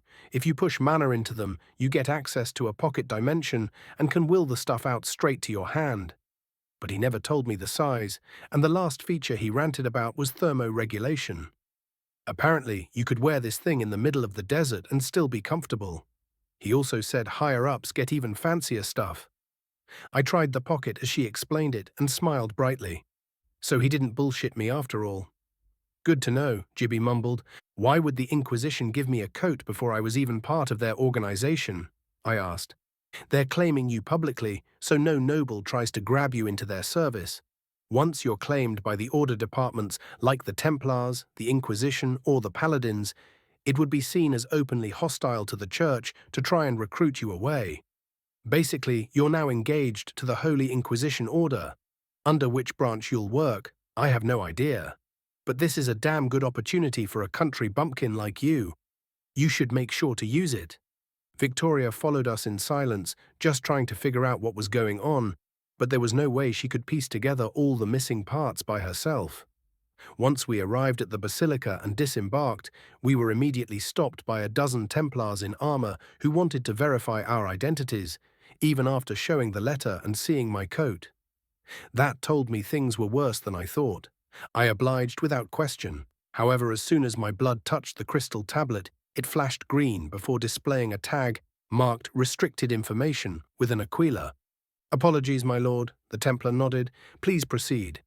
Let as few people in as possible, and I'd recommend doubling security until further notice, if I may," I told the guard before making my way in, Victoria and Gibby in tow. We moved through the long, winding corridors, followed by that damn stairway to exhaustion that was the path to the Pontifex's office. When we arrived in the waiting room, the secretary looked at us sternly, clearly judging if he should allow us in or not covered in grime. Before I even reached his desk, he sighed. "What trouble are you bringing the Pontifex today?" "Demons," I answered. He stood up immediately and told us to wait, running to a briefing room instead of Aurelia's office. He came back after a few seconds, nodding toward me. "Get in." He then asked the two girls to wait in a separate room under the careful watch of two paladins wearing complex articulated plate armor covered in runic enchantments and purity seals depicting the seven-pointed star over a shield. Both paladins stood easily over 7 feet tall, towering over the two short ladies with an aura of intimidation, their faces hidden behind the metal visors of their helms. I entered the briefing room. The Pontifex was seated at the head of a long table, with 3 people flanking her on each side. My head instructor sat directly across from her, her expression grim. "The Academy is under attack," I began without preamble, "and I believe it's of demonic origin." "Don't be ridiculous," one of the advisors started, but the dwarvish woman beside him, with grey curly hair that reminded me a bit of Lilith, raised her hand. "Apologies, boy." "Please speak," she said, her voice steady and firm. I nodded, gathering my thoughts. "I'm not sure about the specifics, but an instructor from the Elven Kingdom, who I believe might be a prince, transformed into a monster after attempting to kill a student named Gibby. She's the heir to some big alchemical company from Wallachia." I kept the explanation as concise as I could, detailing the chaos, the students turning into grotesque horrors, and Claudius's intervention. When I finished, the dwarvish woman leaned back in her chair, rubbing her temples. "Well, fuck," she muttered. "The cult really does have a deep foothold then." On the table, maps and files were scattered, marked with notes and symbols. Some of the files had pictures of imperial VIPs, and tall coffee mugs sat beside platters of sandwiches, cheeses, and greens, casual comforts in the middle of an unfolding disaster. "Cardinal Saphir, take your Templars and clear the Grand Academy, then put the survivors under tight watch." "Your will be done," Saphir said as she rose from her seat and left the room. "Please have a seat, Samael. At this point, I believe you might as well be in the room and provide some of your insight over the situation we are facing," said Aurelia before proceeding to spill the beans. "Emperor Melanor, who we believe to be the strongest ally of our church, has declared himself the nameless hero. The few members of the dark races that were within the Empire have been put into slavery with control collars. Most of them are being sent to mines all around the Empire.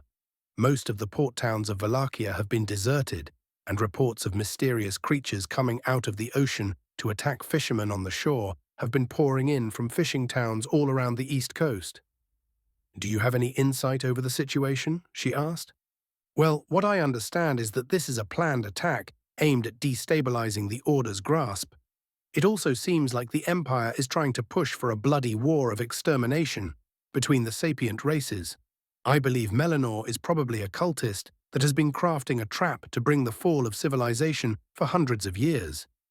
But it seems that whatever is sleeping in the ocean is even worse than the Empire. Normally, I would order the evacuation of all fishing towns until safety can be guaranteed. However, this is not realistic, since people still need to eat, and without the fishing industry, the population might face a food shortage. I have a few ideas that could probably help reduce the deficit, but I'm afraid it probably won't be enough in the short term. I'll have a section of the new shop working on short and long-term solutions. Vertical farming with stacked poultry and fish farms might be enough to help fill the gap in the mid to long term. As for the Grand Academy, I believe it would be best to send every Empire student into holding cells. As for members of other countries, I suggest scanning them before allowing them to stay in school. I would also suggest scanning any member of the Empire within the country to make sure they aren't conspiring with the demons. Anything else? Aurelia asked. I lit myself a smoke before speaking. Yes, actually, I would advise building defensive stations all across the shores and along every frontier we have. I would send the same suggestion to allied countries. As much as no one wants to hear that demons are back, it is still the responsibility of those in the know to pass the information to their neighbors. And you believe this will be enough? No, but I believe it might give me enough time to roll out breech-loading rifles. If we can put a rifle in the hands of half the citizens, then we might have a chance of surviving long enough for me to roll out the next generation of rifles and munitions. I will send a few mages to accelerate the building of your factory. You can leave. Thank you for your insight, Samael. I nodded. We are already short on resources, and you wish to spread them to build factories instead of defensive structures. This is ridiculous, a white-haired elf woman said. A new gadget will never be enough to win the war. What we need is a plan to summon a new hero. If the Nameless One cannot be called, we need to seek the guidance of the God King in creating a new summoning spell. They are demons, and this greedy kid is just asking for the little resources we have to make himself richer, Pontifex. For all we know, he might even be working for the cult. Lady Pepper, please control yourself, the dwarf stopped her.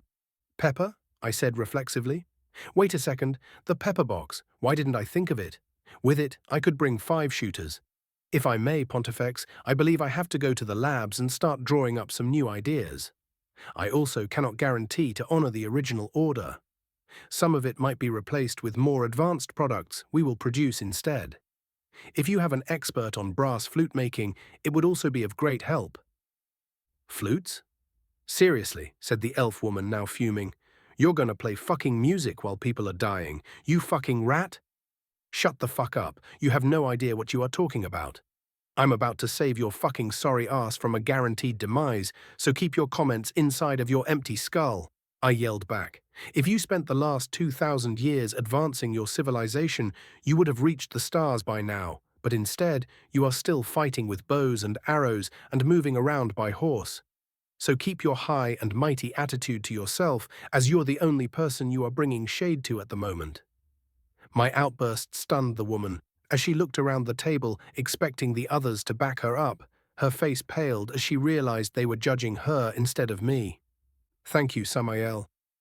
Your insight is as sharp as usual. Dismissed. I pulled a long drag from the cigarette in the corner of my mouth and went to get the girls, waiting for Hope and Lilith at the entrance of the basilica. It took everything I had to keep my language in check. No matter the world you're in, there will always be some fucking idiot at the top making life miserable for their troops. 28 War Declaration. Lilith eventually appeared, Hope in tow, both of them covered in blood and guts. Y'all okay? I asked. I've had better days, but no critical injury. Lilith simply answered.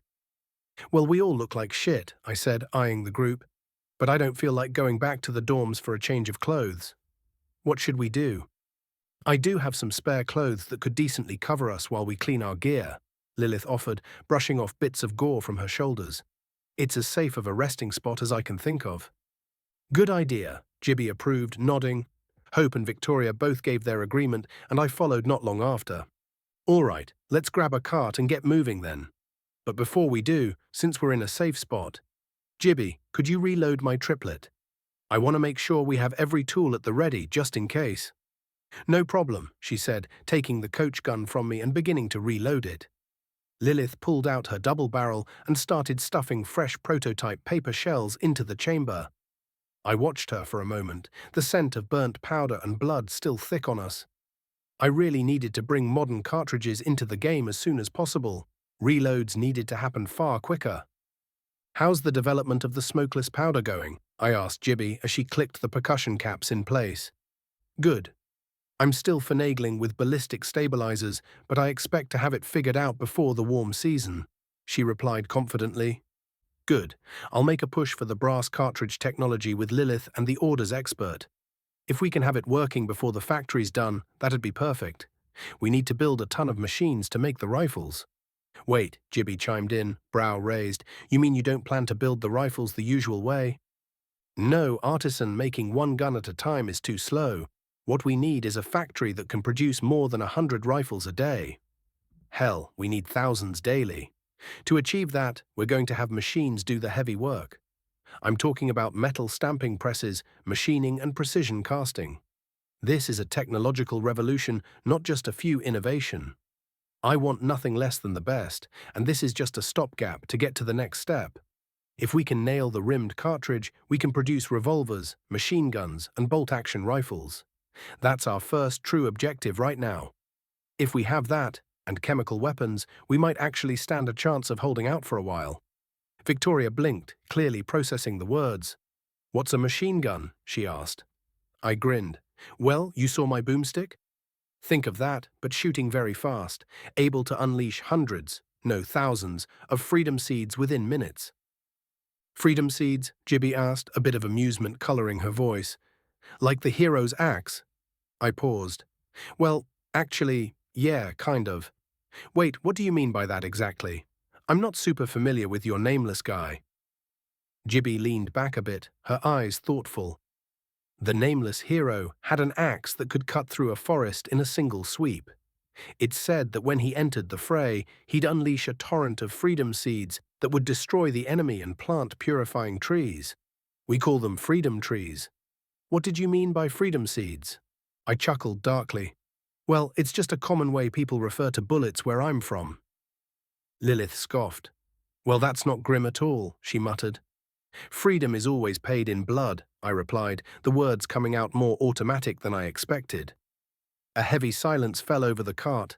The clattering of wheels on cobblestone filled the void, stretching out the moment until it felt like even the world itself was holding its breath. The cart eventually stopped in front of the sister house. Armed, shield-bearing battle sisters patrolled the perimeter, their intricate armor adorned with ecclesiastic seven-pointed stars. At the center of each star, a candle flickered with an ethereal flame, casting an eerie glow even in daylight. Templars moved in disciplined groups of 14 along the streets, their heavy boots thudding in unison. The tension in the air was palpable. Every so often, the distant boom of powerful attacks echoed from the academy grounds, sounding more like artillery fire than the clash of swords. From the windows of the sister house, we watched the chaos unfold. Thousands of armored Templars laying siege to the school, their formations securing the perimeter with mechanical precision. Small teams of paladins and inquisitors kept arriving, barely pausing before rushing inside the breached walls. Occasionally, a blast would tear through the structure, sending debris and shattered stone skyward before crashing back down in a rain of dust and smoke. Yeah, I think classes will be cancelled for a while, I mumbled, the understatement heavy in my voice. We watched in silence, the grim reality of war settling uncomfortably around us. When darkness finally settled, the chaos subsided, leaving an uncomfortable silence over the streets that were once bustling with vendors selling their wares and children playing. Now only the distant crackle of flames and the whispers of patrols broke the stillness. Lilith grabbed clothes for the girls, and when she got to me, she handed me a pink silk dressing gown. It would probably reach her calves, but on me, it was uncomfortably short. A sister came in with a basket for our clothes and a basin of water for me. Apparently, the baths in this building were exclusively for the ladies. The girls disappeared to get cleaned up, returning several hours later with flushed skin, the kind of redness that only came from soaking too long in hot spring water. Lilith looked as charming as ever in her one-piece pajama, while Gibby wore a bright yellow silk nightgown that suited her playful demeanor. Victoria, with her taller, slim build, wore a short nun's dress that gave her an unexpectedly elegant look. Hope, meanwhile, sported a black silk nightgown she claimed she had left here for emergencies. Apparently, sleepovers counted as one. I was surrounded by beautiful women, but now wasn't the time for frivolity. If I let any thoughts stray, it would be painfully obvious in this ridiculous pink silk get-up. Still, I tried to burn the image into my mind. This would make for some great blackmail material one day. I laughed to myself, drawing curious eyes from the girls. "What are you laughing at, perky butt?" Hope shot at me with a grin. "What?" I looked over my shoulder, confused, only to realize that when I turned, the silk robe had lifted just enough to expose more than I'd intended. Lilith and Victoria went bright red. Gibby burst into laughter, and Hope approached with that usual sadistic grin of hers. "Fuck, okay, you got me," I admitted, turning to face her, our eyes locked in a silent battle of wills as we got closer. "But you know," I said, dropping my voice a notch, "you don't look half bad yourself in that tight dress." Her face instantly flushed, and before I could blink, wham! She head-butted me hard, right in the chin.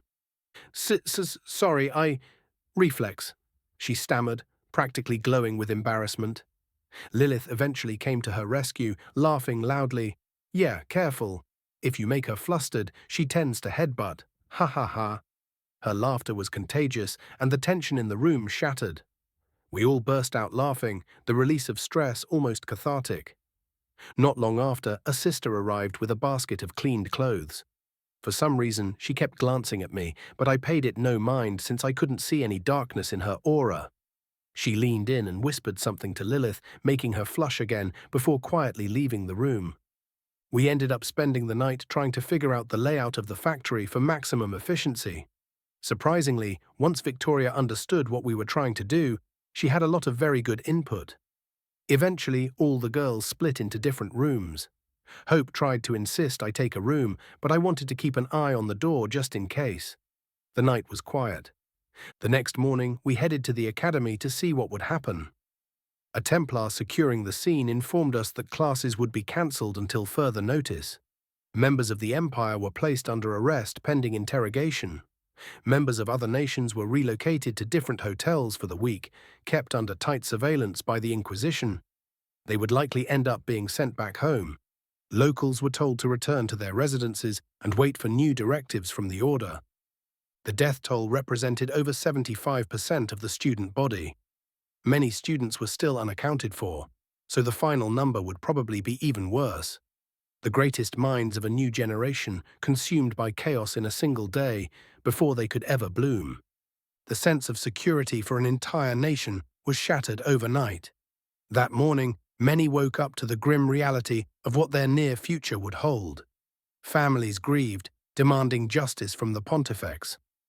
The nation clamored for total war, against the Empire, against Wallachia, and even against the pontifex. Everyone wanted someone to blame. We made our way to the construction site of the new factory, a wide-open plot of land with enough space for future expansion. We spoke with a few engineers as earth mages leveled the land and began digging the foundations. The announcement from the pontifex. Maximus came just past noon. The Order is declaring a holy war against Emperor Melanor and his followers. We do not recognize his claim as the nameless hero. He never was and never will be. He is excommunicated from the Order for his crimes of conspiring with the forces of chaos, genocide, the murder of thousands of the Grand Academy students, high treason, and the theft of holy artifacts. The actions of the Empire in Wallachia and our sacred lands cannot go unpunished. Any slaves of the Empire are to be released on sight. This crusade will only end once our common enemy is vanquished. We will free the Empire from demonic influence. The 5th and 6th Paladin Orders are to be deployed to aid our brothers in Wallachia. All able fighters are asked to present themselves to their local station. All citizens capable of fighting are to report to recruitment stations to be assigned training dates. Our first contingent of troops has already begun fighting at our borders. May the grace of the God King bless you all in these troubled times. Bishop of St. Gabriel Basilica, Pontifex Maximus Aurelia. To say that the proclamation made waves within the city would be an understatement.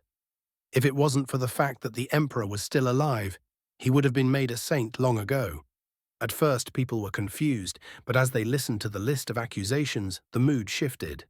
Approval spread like wildfire. I was surprised at how smoothly things went, until I remembered that anyone opposing the church right now would be quickly taken care of. All around the streets, people began chanting. The war chant echoed through every alley and marketplace. The entire city sang its grief and rage as one. The ambient mana in the air swirled violently, taking on a golden hue. I had noticed the mana in the atmosphere seemed to thicken as time went on, subtle but still apparent. To see so much mana react in unison sent chills down my spine, almost as much as seeing hell itself. The power of a unified people diffusing an aura of grief, pain, acceptance, love, and hate. This was unlike anything I had ever witnessed. To see a whole city unify its will to the point where it affected natural phenomena was the most powerful display of faith and force I had ever seen.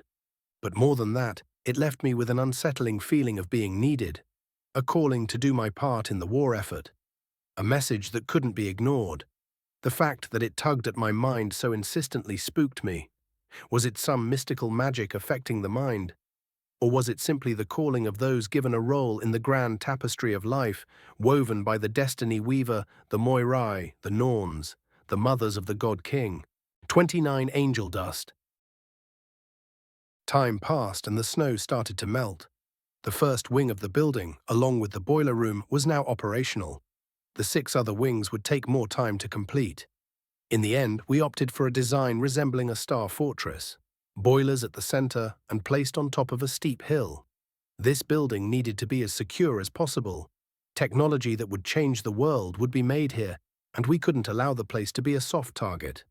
Security was handled by the Inquisition, who would also be the first issued with the new gear. Our first brass casing machine was a success. After many trials and errors, we finally achieved consistent results of satisfying quality, allowing us to produce the first batch of brass ammunition and start stockpiling. Since our machining capabilities were still in development, we decided to go with a rimmed cartridge inspired by the infamous 7.62 by 54R. With the help of a dreamancer who also worked as an engineer, we pulled fragments of my memory about different rifles. The simple, rugged design of the Mosin Nagant became the foundation for our first prototype. By now, we had delivered the first 10,000 rifles. They were making a difference against terror attacks in town, but hadn't yet been used in major field engagements. We were still working on machining out our prototype Maxims, but we were hopeful they would help take the pressure off the front lines in a month or two with the first batch of garbage rods. We were also secretly working on self-propelled howitzers powered by a small steam core engine, propelled by 2 treaded metal tracks to allow travel in the worst conditions. The vehicle was equipped with a mount that would eventually be paired with a Maxim once it was ready. The 200mm shells were fitted with high explosive heads and impact fuses. We hadn't yet figured out a way to implement proximity fuses, but it was on the list. For now, the mobile artillery piece was painfully slow. The first train engine was set to make its debut in a few months, with a section of rail connecting the capital to a mining town. A team of around 100 workers was building the tracks at a ridiculous speed. Earth magic proved to be a great boon, allowing for work speeds I wouldn't have imagined possible. The Pontifex had agreed to wait a bit longer for better guns instead of ordering 1 million rifles immediately. She wasn't entirely convinced about my shock and awe strategy, but since I had proven to be a formidable tool so far, she allowed me to try it my way, to the dismay of her entourage. The last 3 months had been a blast. I spent my time shooting new guns and giving input here and there. The work atmosphere was fantastic. While I admired the geniuses and experts in their respective domains, they looked at me like I was the real genius, which I found quite funny to say the least. I saw the girls pretty often, especially since Victoria had accepted a factory supervisor role while she couldn't go back to Wallachia. The students from the other nations had gone home, but the Wallachians were allowed to stay, while citizens of the Empire remained detained. By now, terror attack by the cult and the Empire were happening almost every week, but they were mostly contained and the death toll never passed the 12 per attack. Today was my last day at the shop, and they threw me a goodbye party since I would be joining the Inquisition officially in a few hours. I was about to take a drink, but Hope shut that down before I could start. "Maybe not on your first day, rookie," she said smugly. "Quit breaking my balls. At least let me say goodbye properly. I don't know when I'll be able to set foot back here again. And Lilith, you better not forget you owe me an arm," I said with a grin, pointing at her. "I might forget it, so make sure to come check every now and then to remind me." She answered with a smile that thugged at my heart. We ate and laughed while we could, and as the bell signaling the end of the lunch break rang, I shook everyone's hand, gave hugs to the girls, and departed toward the Pontifex's basilica to get my first posting. I hoped I'd get one of the good departments, though I still didn't know what any of them were. The city felt calmer, quieter than before. Even though the large military campaign hadn't started yet, its effects on people's lives already had. St. Gabriel Basilica was under careful monitoring at all times. Templars, paladins, and inquisitor squads patrolled day and night. The attack at the academy had definitely been the most devastating, but many smaller raids also chipped away at the morale and logistics of the army. Thousands were dead, and this was just the start. We got a quick ID check at the entry and made our way to the same stairwell I used previously, but instead of going up, we went down. The building must have been at least 100 meters deep, if not more, and becoming colder as we descended. Eventually, we reached a doorway at the bottom where a salt-and-pepper middle-aged man, who looked like he could tear me apart with just a glance, was standing behind a desk.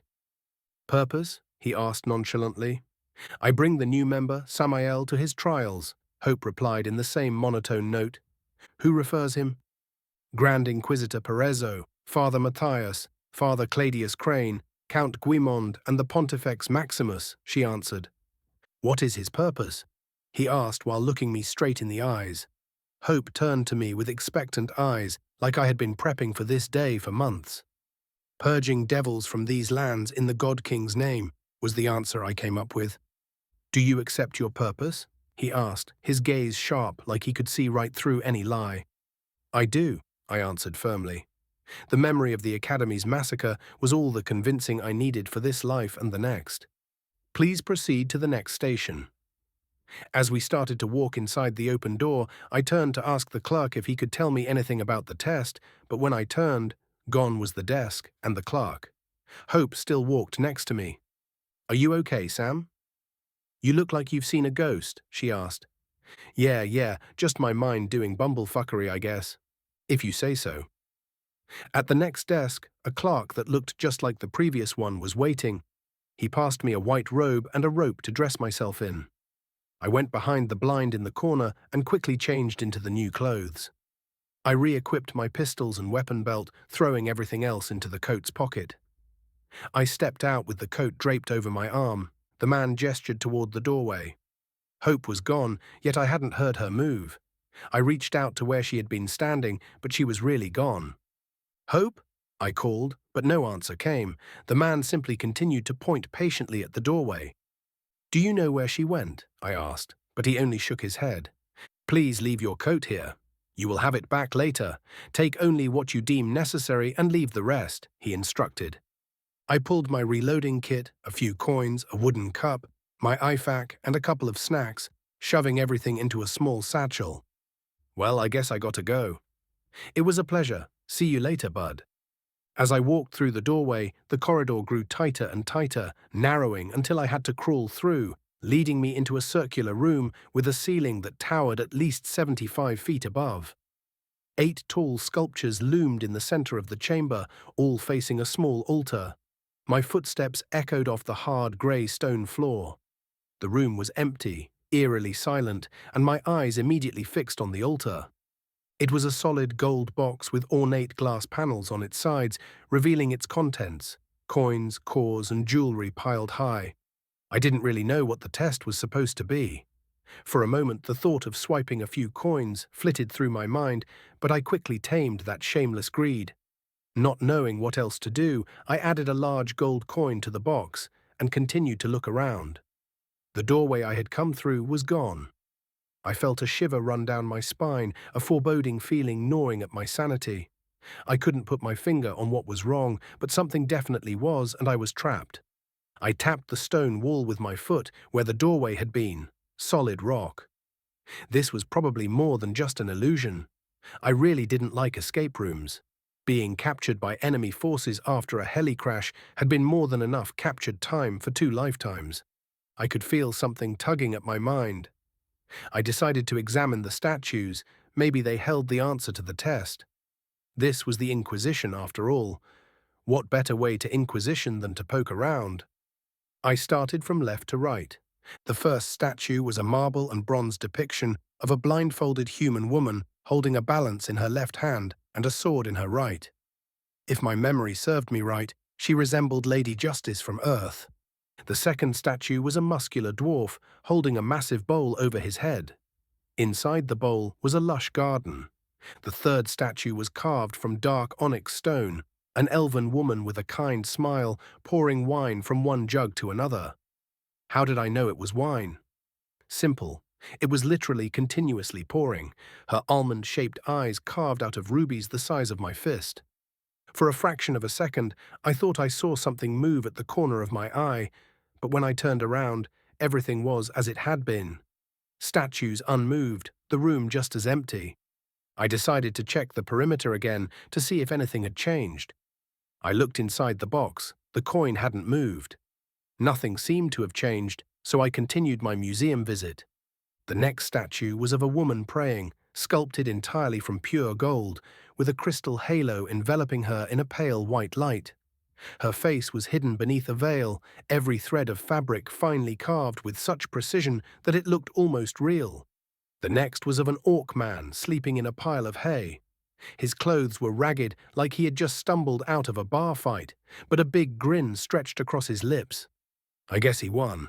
The following statue was carved out of pale jade, depicting a skin-and-bones goblin girl handing a small copper coin to a human woman holding a baby. Despite her tattered clothes, the goblin's eyes shone with pure cheerfulness, while the woman receiving the coin had tears brimming in her eyes. That one hit me in the feels. It wasn't some obscure theme with hidden messages, it was charity, plain and simple. I contemplated the scene for a few moments.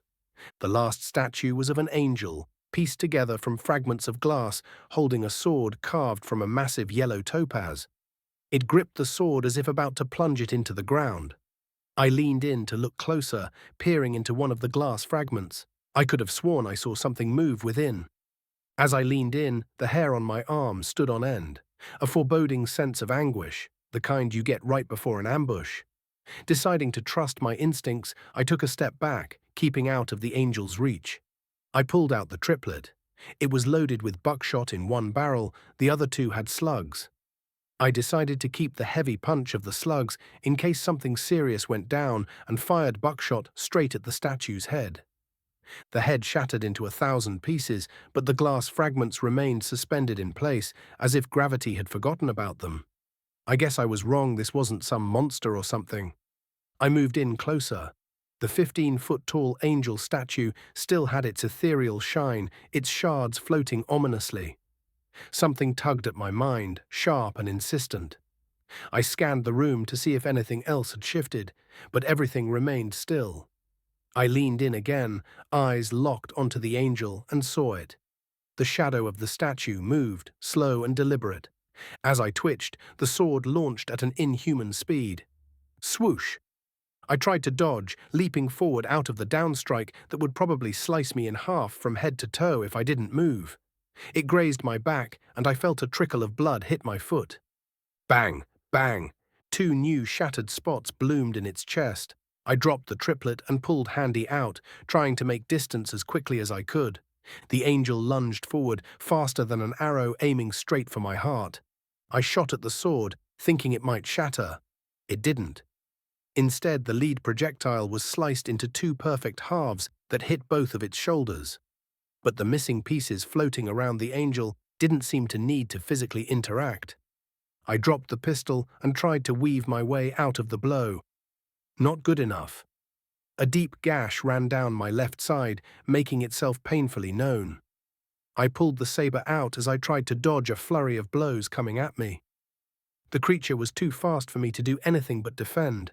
It struck with the power of a maul. I blocked a blow aimed at my neck with the saber. I was outmatched. I tried my best to hold, but every second I felt myself getting pushed back further and further. I blocked another strike. This one came so strong it made my arm go numb, and the saber launched into the air before planting itself into the wall.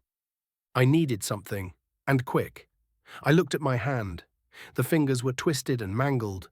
The time it took me to realize that was the same it took for the angel to kick me in the gut, launching me through the air and knocking the wind out of me.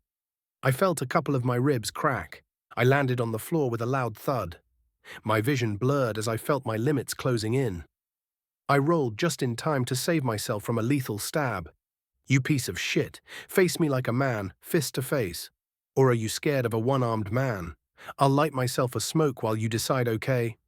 I saw the thing tilt its head, the shattered pieces of glass forming the shape of a smile too large for its face. It sat still, analyzing me. I pulled a smoke out of my bag with difficulty, placed it at the corner of my mouth, lit it with my finger, and puffed out a big lump of smoke. I cracked my neck. It dropped its sword. Let's dance, fuckface. I dodged a few good punches and dove under a kick. Magic, worth a shot. I maneuvered myself closer to its sword, just in case things didn't turn out the way I expected. Rule number 1, cheat all the time, win all the time, I yelled.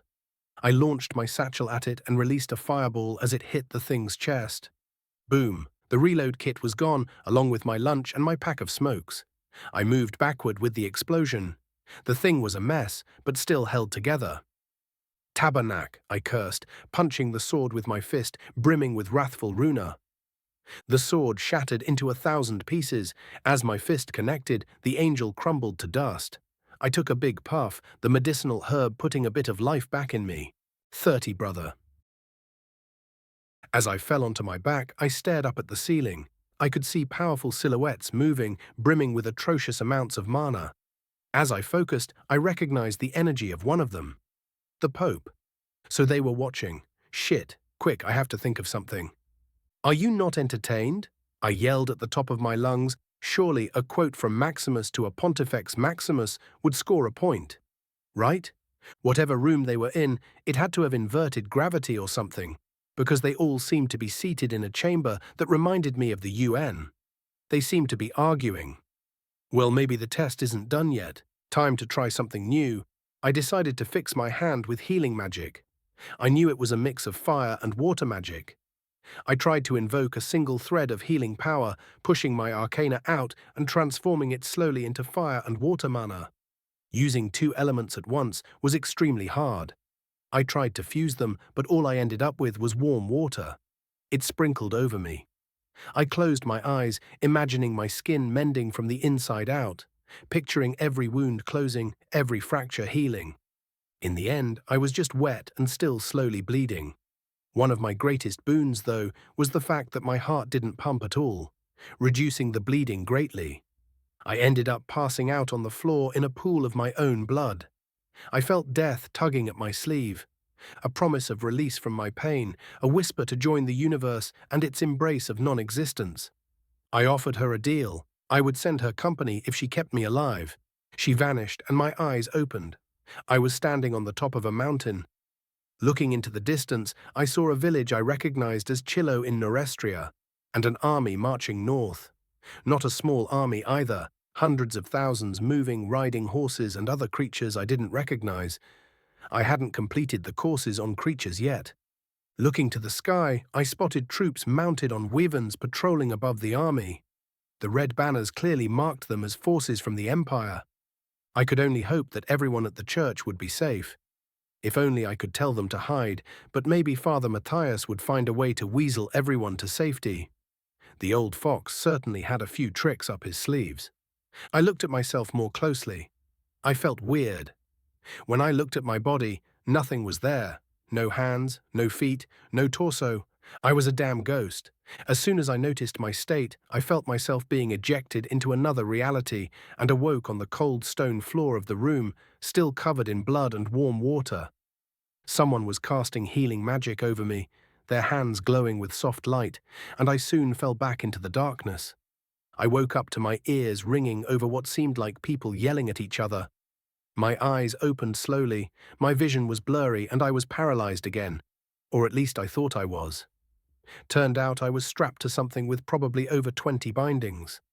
The healing seemed to have closed my wounds, since I didn't feel the trickle of blood on my skin. But the pain from the injuries was still very much present. My vision slowly cleared. I was positioned at a 45-degree angle, and the room was filled with around 50 individuals, each radiating powerful auras that made the air feel heavy. If that damn ringing would stop, I could at least understand what they were saying. A gag kept me from speaking my mind, much to my dismay. I guess this was some sort of Inquisition initiation ritual, and they thought they were going hardcore with the BDSM stuff. Sweet summer child. Eventually, someone said something and the room went quiet. Somehow the animosity in the air grew tenfold. The ringing finally started to fade. Apparently, tinnitus had followed me to the new world. Listen carefully, boy. These next moments will determine whether you may see tomorrow. The solemn voice of an old man I had never seen before said, pausing before continuing. The person known by the universe as Samael stands here accused of destruction of a sacred relic, dangerous invocation of a sacred relic, and the use of weapons in an offensive manner in the sacred sanctum of the Holy Inquisition. Blink twice if you understand. I hesitated for a moment, then blinked twice, adding a wink at the silhouette standing in the crowd. The little shit is amused. He's clearly a cultist. We must prune his life at once, yelled an old woman, sounding like I'd just killed her dog. Lady Sunbrack, language, please, replied another older woman, her voice calm and composed, like trickling water. The old man's voice continued, understand that you are treading a fine line. We will ungag you, and if you vainly use the name of the artifacts again, your head will roll before you finish the word. I blinked twice. The gag in my mouth melted into vapor. Do you plead guilty to your crimes? He asked. This is a bit confusing, but I believe there's been a misunderstanding. The language thing, I'm still trying to get used to it. Apologies. That's just how I've been speaking all my life before, and it never had that weird effect. I'm doing my best to figure out ways not to use it, but when I get, excited, I tend to have slip-ups. As for the use of weapons, I mean, I did kinda do that, but I must specify that nobody told me not to. And I think that crystal meth angel got its own few shots in. How was I supposed to know what not to do if no one ever told me so? Not being told not to kill a child doesn't mean you should, Lady Sunbrack yelled. Well, apologies, I thought it was the Inquisition test, not some book-reading study group, I snapped back, earning a few chuckles from the crowd. Would you care to elaborate on why you didn't kneel to pray in front of the altar before picking a gift from the God King and simply leaving the room? A younger, gruff voice asked, Oh, so that was what I was supposed to do? Well, that does explain a few things. Let me tell you how I saw it, I said, finally understanding why they seemed so outraged at my way of doing things. I didn't get told anything before the test, so I walked in blind. When I entered, the door disappeared, so I figured it was some sort of boss room or puzzle. Now I was raised not to steal stuff, and I thought people dropped valuables as part of the test. Also, everything the church does, they do in sevens. But there was one more statue than usual. Only one statue depicted something not from here, and it was armed. All the others seemed to have significance, but that one seemed off. The style also didn't match the others. So I went with my gut and shot the thing, but when it didn't react, I believed I was wrong. So I went to examine it, and the damned thing tried itself at me. Came pretty close to finishing the job too. It does seem to fit the narrative of his actions, the peaceful old woman laughed softly. Ignorance of the law doesn't excuse anyone from it, another man said in a monotone voice, like reading out of a book. Indeed, he did break the holy artifact, Sunbrack yelled. I swear this woman doesn't know how to speak normally. Calm yourself, Lady Sunbrack, or leave, a voice I recognized as the Pope replied. So she's here too, huh? I thought to myself. Until this kid entered the room, none of you knew it was more than a beautiful statue. Why not simply have another one built and charge the boy for the replacement? Asked a young woman with a voice as soft as honey. If I may, I interjected, I believe this statue shouldn't have been in that room. Are you really sure it was actually meant to be there? Of course. Why else would it be here? Lady Sunbrack asked. Well, maybe it was placed there in case someone like me, who looks twice at stuff, passed by. Someone who can think twice and act once can be a great boon in the right hands, and I'm sure some people would love to keep such talents out of the ranks of the Inquisition. I tried to sound convincing, even though I was just bullshitting my way out of trouble. The fact the artifact answered to his call should be all we need to free the boy. He might be the hero, someone far in the back said. Impossible. We checked his memory, even though we couldn't understand the language of the otherworlders in it. There are clearly no traces of the multiple incarnations in him. Not only that, but the hero has Runa. Not whatever demon magic this weird boy seems to have, answered a stern, mature-sounding woman. It's called arcana, not demon magic. You're welcome, I winked in the generic direction of the person who spoke. He's clearly a cultist. Why are we even discussing it? Sunbrack demanded. Are you mad at me because Adamius had some butt pains or something? You're being a pain in the ass and make me feel like you have a grudge on me. Maybe you're a cultist like him too. I tried to sound as smug as possible. This has nothing to do with my nephew, she yelled, now fuming. Oh, so even though he is a recognized cultist, you still like him and consider him family, huh? Guess you might really be into something then. I started to grin. You arrogant brat, you're dead meat. To even question my loyalty to the church is almost heresy. Her aura started brimming violently, taking the shape of sharp blades. Lady Sunbrack, please remove yourself from the room and wait for me at my office. You are embarrassing yourself, the Pope said. As for you, Samael, do you have anything else to say for your defense? Questioned Aurelia. I think I've said enough already. I'm quite the shy guy, you know? A few more chuckles erupted in the audience. Maybe I would see tomorrow after all. The next second I was gagged again, and the tinnitus came roaring back. So it was a noise scrambler spell. Interesting. I watched as a tall, slim silhouette stood and left the room. I made sure to memorize as many details about her aura as I could. The others continued to debate fiercely. I would have loved to hear what they had to say. They blabbered for far too long, going back and forth, pushing their points through with the ridiculous amount of power they projected. Eventually, they seemed to come to some sort of agreement and stopped talking. Eventually, the ringing stopped too. I felt the restraints on my head loosen a bit, just enough to allow me to turn it around. Samael, by my authority as Inquisitio Legate Maximus, I hereby declare you not guilty of all charges. Your test will be considered fulfilled, and you will be allowed to join our ranks. All we need to do now is decide which branch, said the old man. He is obviously meant to join the artifact tinkering force. His knowledge is what we need most, the peaceful old woman, Mother Regalia, said with fervor. While I do understand your point, Mother Regalia, I believe his quick wits in these troubled times are what we need most. He has already proven to be a great hound. He would be best used in the ranks of the Church Intelligence Agency, said the younger, gruff voice. His warrior mentality is best suited for the military Inquisition septum, added another man with a voice as sharp as a razor, clean and concise like a machine. If I may speak, I believe that spending my time making machines would be too boring for me. I already started a company taking care of bringing what we need most.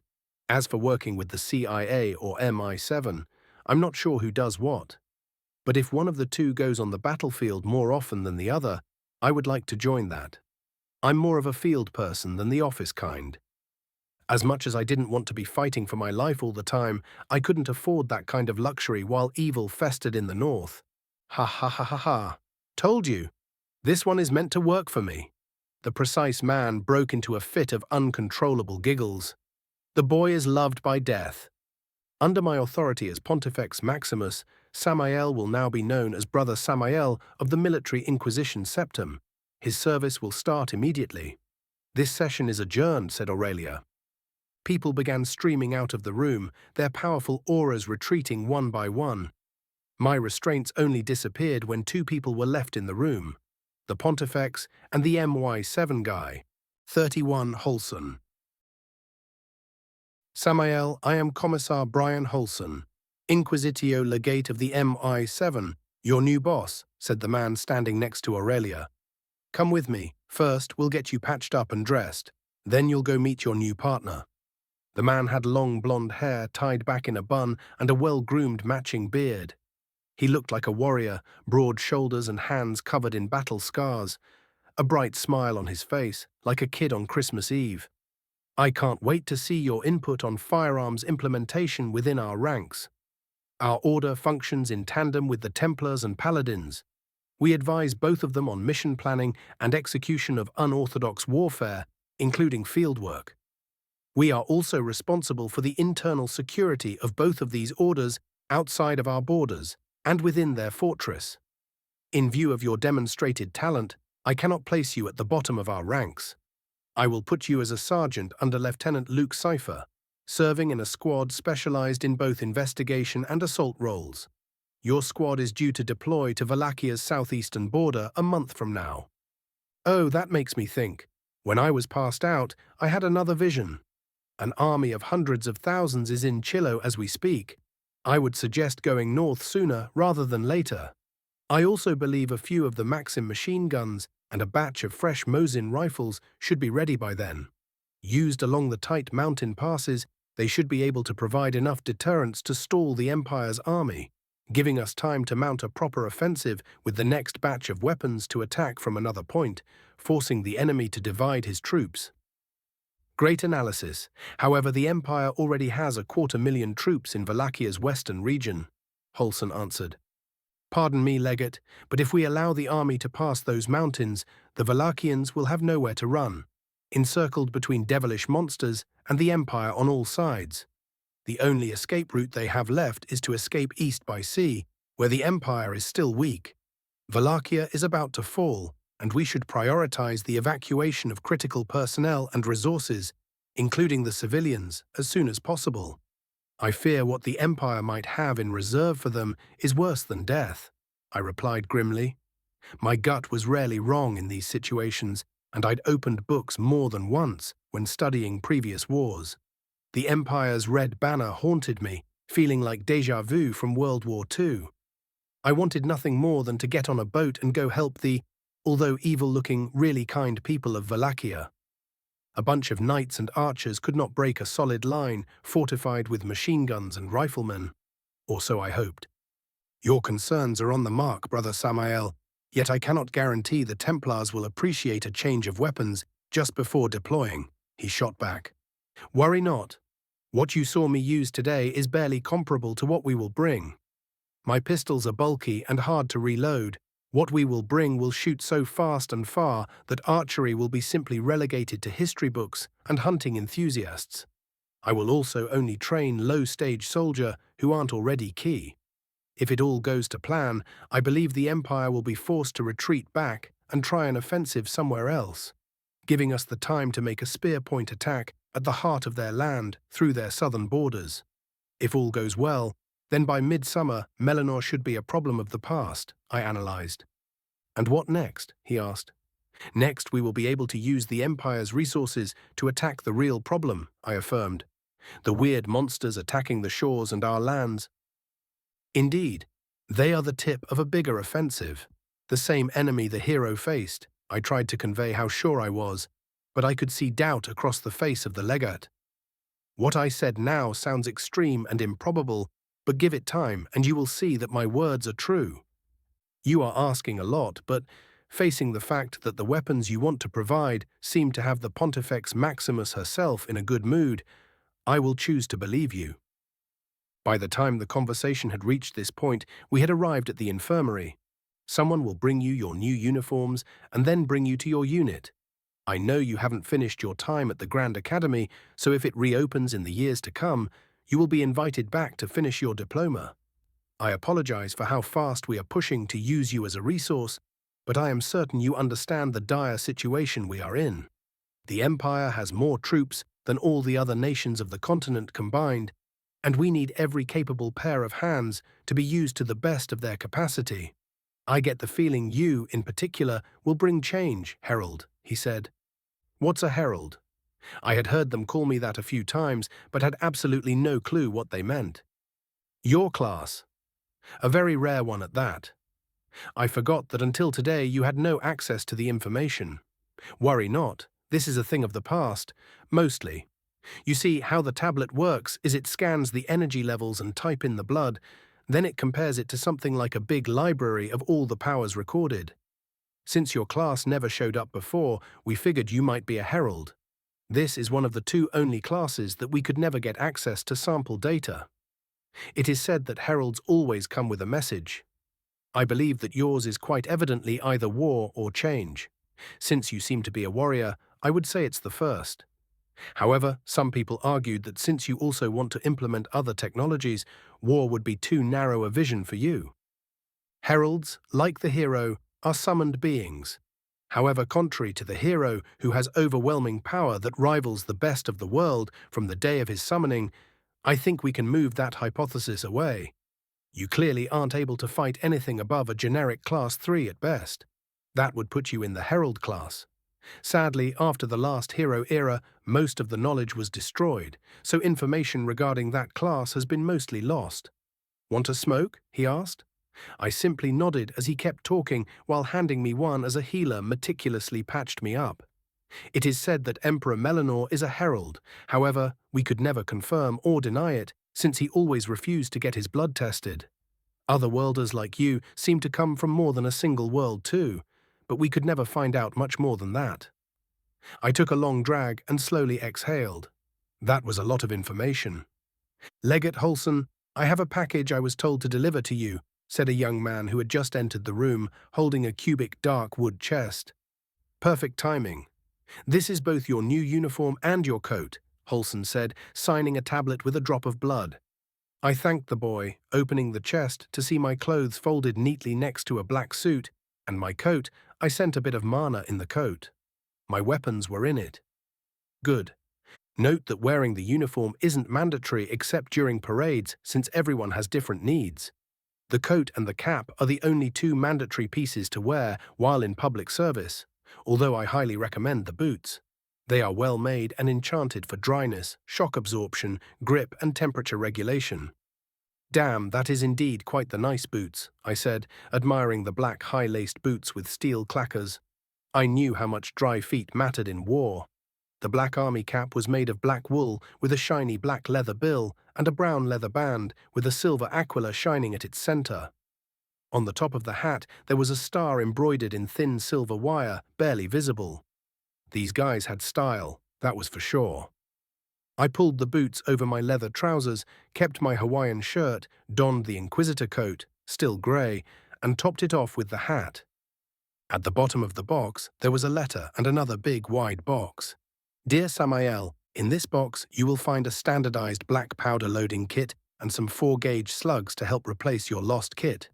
You will also find 2 gifts, one from me and one from a dear friend of yours. Congratulations on passing your exam. It was quite the show. You are in good hands. I have high expectations. Make sure not to disappoint them. Thank you for exposing Lady Sunbrack publicly. You have quite the talent for making people slip up. PM Aurelia. Inside the box, there were 3 wrapped packages. One was a commercial loading kit that would fit handy perfectly, but there was no ammo for the triplet, sadly. In the second, I found a simple gold ring that fit perfectly over my right middle finger. I felt the tug of an item trying to connect with me. I knew it probably wouldn't work passively. Like every other enchanted item, I would have to push mana actively inside of it to use the enchantment. Except that's not what happened. Instead, it connected. Somehow that ring could attune to arcana. I pushed some silver mist inside of it, and I felt my fatigue clear up, leaving my mind fresh. I unwrapped the third package, and what I found inside was interesting, to say the least. It was a sort of prosthesis that looked like a short grenade launcher with a spatial pouch filled with shells and a crumpled note around one of them. The note simply said, "Exploding cartridge impact fuse prototype. Can't give you better for the moment, but come back safe, and I promise I'll find a way." Lily, I played with it a bit, searching for the firing mechanism, but couldn't find the trigger anywhere. I pushed a bit of mana in it, and the firing pin clicked. Neat. I pushed mana inside the coat. Major alteration demanded a ton of mana, but eventually the sleeve material retracted back into the coat, leaving my exposed stump, onto which I fixed the new iron. I loaded a shell and reloaded my hand cannon before Holson accompanied me to the door of the basilica and sent me to join my new unit in one of the Inquisition carts waiting outside. We rode to the side of the city, where I stopped the cart to grab some grub before we kept going. Apparently, a popular street food around here was small pies cooked with a creamy filling of fish and what tasted like lobster meat but looked a vivid green color. I ate 3 small pies and drank a pint of beer before we continued. I also paid for the driver's meal, which surprised him a lot. The guy's name was Steve, and he was a proud father of 6 daughters. Apparently, his wife had a 7th in the oven, which made him happy since he would soon be deployed. and a seer had predicted a boy. His wife was a stage 2, and apparently a side effect of being powerful was producing smaller amounts of boys the more powerful the parents were. However, a few races had the inverse problem, mostly the orcs, royal bloodline beastkin, elves, and dark elves. And apparently it had been getting worse with time. We chatted about the weather and small stuff like that before getting back in the cart and moving out of town. Suspension technology was abysmal and the road was rough, making the 5-hour ride feel like an eternity. The roads were heavily patrolled by squads of around 50 Templars. The squads moved to the side to let the recognizable black cart of the Inquisition pass. Eventually, we arrived at a fortress sitting on top of a steep hill that gave it a great field of vision over large swaths of land. It was a gigantic walled citadel, more than a castle. The pristine white walls looked like stones polished by the weather. The fortress didn't have any of the elaborate designs of the capital from the outside, opting instead for a simple style that conformed to the shape of the land, with towers and gates spaced evenly. Hundreds of banners floated over the wall, while giant flags of the Templar Order flew proudly. As we approached the building, I realized the white stones were bones. The bones looked like those of humans and other sentient races. The wall emanated a golden light between the bones that seemed to be the mortar of the construction. It was eerie, the most gruesome display I had yet seen. The sheer amount of bones needed to build the fortifications of a dam fortress out of it was insane. Even if only the outer walls were covered, it was both impressive and disgusting. We passed the gate after a quick ID check and made our way to the main building. 32 marching. Steve dropped me off at the fortress's main building entrance before picking up some letters and making his way back to town. Only the walls of the fortress were made of bones. The interior buildings were fairly simplistic in architecture, but every inch of wall space was covered in complex paintings of saints and prayer texts, interwoven with runes. The interior of the HQ was a comfortable, luxurious palace in stark contrast with the brutalistic exterior. Heavy with the smell of incense, clerics moved around, chanting monastic prayers in unison. I walked to a reception desk where a young brunette dwarf was sifting through parchment rolls. "Good afternoon, Sergeant Samael, here to report to Lieutenant Luke Cypher." She handed me a tablet on which I quickly signed. "Good afternoon, Sergeant. Please take a seat. Someone will come to pick you up," she instructed, not looking me in the eyes, but instead staring at my weird prosthesis with curiosity. Half an hour passed before someone finally arrived. He looked like he was in his 30s, with curly hair the color of flames and a pristine beard. About 6 feet 6 inches tall, with wide shoulders and pointy ears, half elf, half dwarf, like Lilith probably. His eyes landed on me with the stern look of someone disapproving of what he saw. Apparently, I didn't make a good impression for reasons that escaped me. "Sergeant Samael, follow me," he ordered, and so I did. "I've heard of your feats. I hope you're as good as they say you are, since you apparently came with a ton of trouble. The Templars are not happy you're stealing one of their companies of fresh recruits, along with its chain of command for a new form of weapon training right before deployment. You better show good results, or you'll have made a lot of enemies for no reason," he explained as he walked me through a complex labyrinth of corridors. "Since we have 26 days to train them, I hope you've got things planned well. Don't worry about the small stuff. First, I'll have to train these guys to understand the weapons they're going to use and how they function. Then I'll shove a ton of theory into their brains. If we're lucky, we should have about a quarter of the weapons a week before deployment. Just enough to get familiar with the more intricate details and get a bit of practice. If everything goes well, a single company will be enough to push out the Empire. The only thing stopping us is the speed at which my factory is producing the weapons." "I hope you're right, Brother Samael." "I really do. We're here. Welcome to your new squad. This is our office. Half our unit is on pre-deployment missions, so there are only 2 others with me here. This is Specialist Sister Chloe, a mage specialized in fire spells, and this is Corporal Sister Sasha, our healer. This is our new sergeant, Brother Samael, weapon expert and tactician for the experimental company," he said, pointing at a grey foxkin wearing leather pants and a pink silk shirt under her black coat. The edges of her coat looked like they had been pulled out of a fire and never repaired. Then he pointed at a blonde girl with hair that looked like she had just woken up, wearing a white linen shirt under a pale blue coat and dark blue leather pants. So he's Sarge's replacement. Doesn't look so tough to me. I can't even feel power coming off the guy, said Chloe. Doesn't matter how powerful he is. What matters is, he's your superior and you will show respect. The lieutenant shot back at her. Yes, sir. Sarge, train them with the new company so they can still fill their role properly. I'll participate in the training too. But I'll let you lead since you're the weapon expert, not me.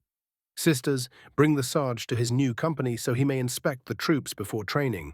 If you make haste, you should catch them before dinner. Dismissed. I kinda liked that dude. He was a straight-to-the-point kind of person. No bullshit, just precise actions and reactions. Efficient.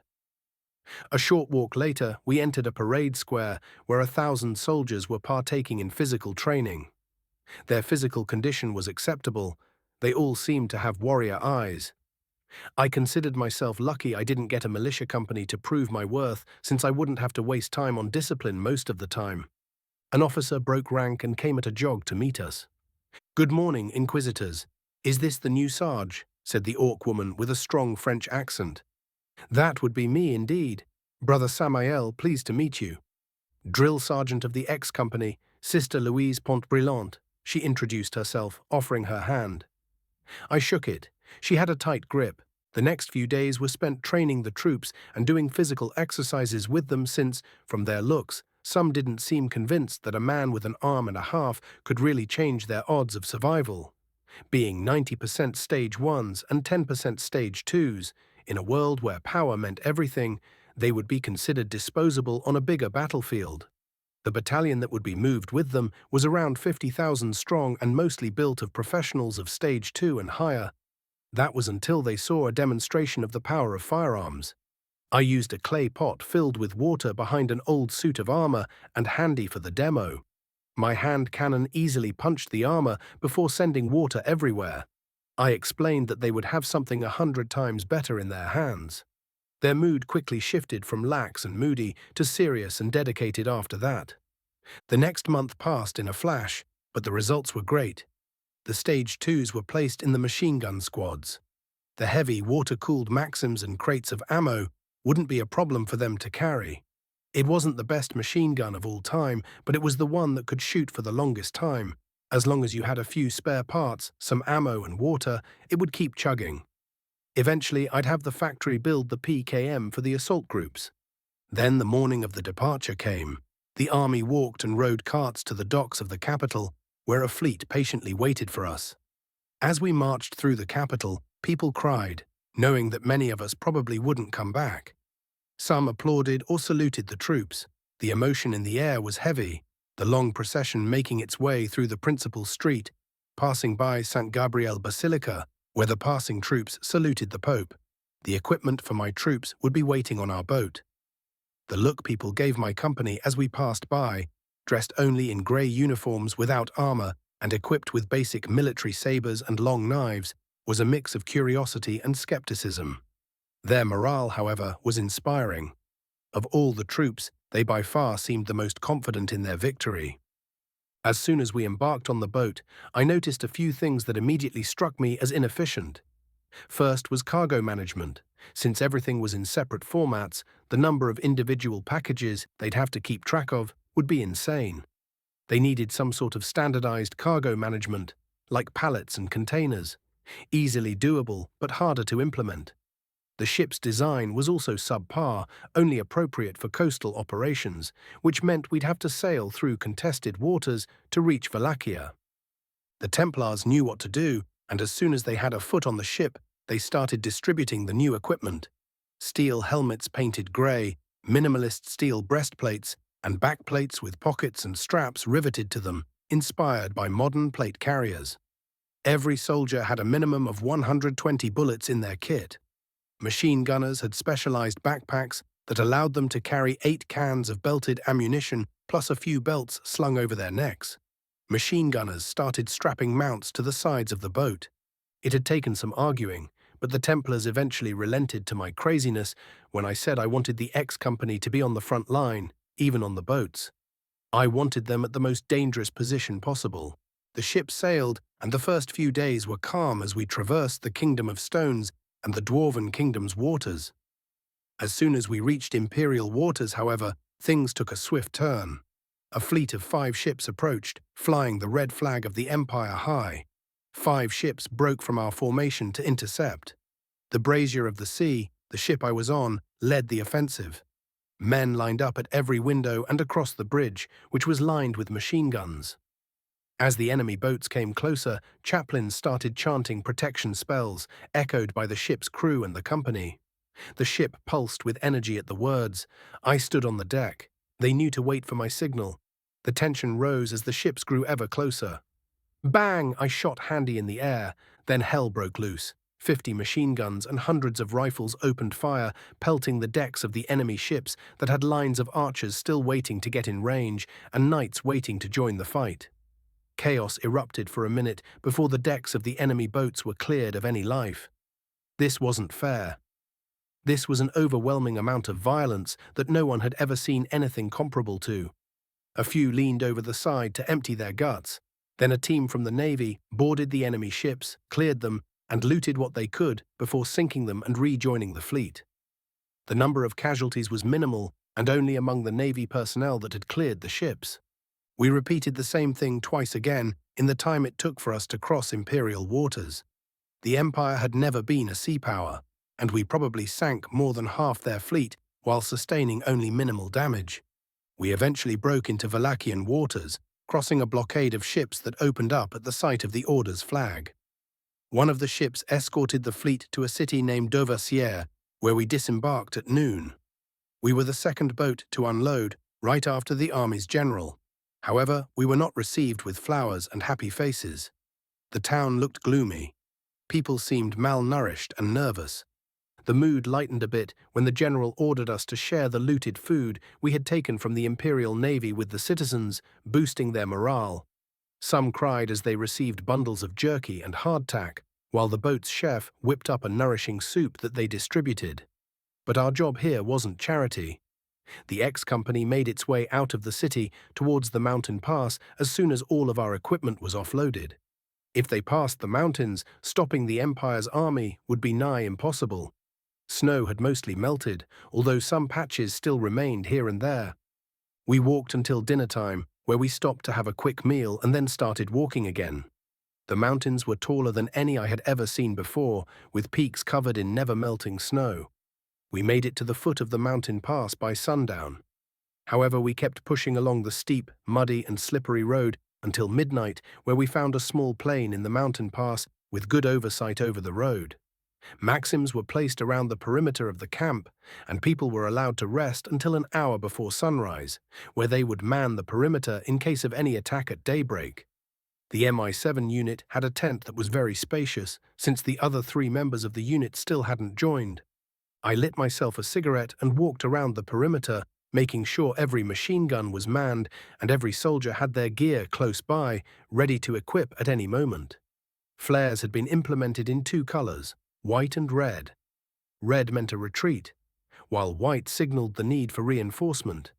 Troops would take a few days to disembark and organize with the local army, leaving us and only 500 scouting units of the Valachian forces to block the path for a minimum of 3 days. The Valachian scouts would be waiting for us further down the trail. I didn't plan to stay on a defensive backfoot approach, however. The mountain pass was around 60 miles long and narrow in some places, so I wanted to push at least to the halfway point if possible to give us a safety margin. I went back into the tent where everyone was already asleep. I joined them in the bliss of darkness. 33 Massacre. Someone came to wake the MI7 up before sunrise, bringing us a jar of hot coffee. By now the troops knew that when I didn't have my morning coffee, they'd have a shit day, so they took the initiative to make sure I always woke up with a hot cup. I filled my mug to the brim, lit a cigarette, and went to do the perimeter check. I had improvised some buckshot for my triplet. Drill Sergeant Louise joined me in inspecting the troops. Technically, we were still behind friendly lines, but complacency kills. As the sun started to break between the mountains, I noticed some big birds flying towards us, hugging the shadows. "Wyverns, ready the guns!" Sister Louise yelled before I could. Nobody moved. They were already in position. She unslung her Mosin and waited. Once they were within half a mile, I saw mana gathering around the Wyvern riders. "Fire!" I shouted. Hell broke loose. We sent lead flying their way as enemy spells launched back at us, setting some of our tents ablaze. One wyvern and its rider exploded into a pink mist as a strange pink fireball detonated next to it. I dodged an explosion, pulled out the triplet, and infused Runa into the lead. A fireball aimed at Louise and me came from the lead rider. I shot it mid-air. The Runa destabilized the mana, causing it to burst into a harmless aerial fireball that injured no one. The riders turned tail, but by then half had already been shot down, and many of the rest were wounded. Their skirmish was crushed before it could do real damage. "Drill Sergeant, I want a situation report. Send half the company to pack and prep breakfast, keep the rest around the perimeter. We leave an hour after sunbreak." "Yes, Sarge." I must say, I never believed those weapons would be this good. "This is just a taste. You've yet to witness the true might of my weapons, Sergeant." I winked at her and took my leave, picking back the cup and sipping my coffee with a smoke hanging from the corner of my mouth. Damages were minimal, only a few injured, no deaths. I ate a plate of scrambled eggs and taters before we set out. The muddy trail made traveling hard, but that worked to our advantage. The more people passed through, the worse it would get, no doubt slowing the Empire just as much as us. We kept marching.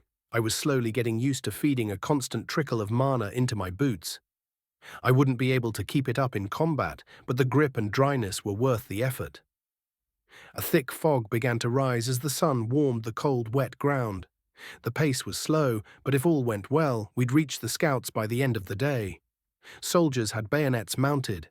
Low visibility slowed us further, but I urged the Templars to hurry. A bad feeling gnawed at the back of my mind. Eventually, we began to hear battle. "Give me a minute," the lieutenant said. "Drill Sergeant, halt the troops."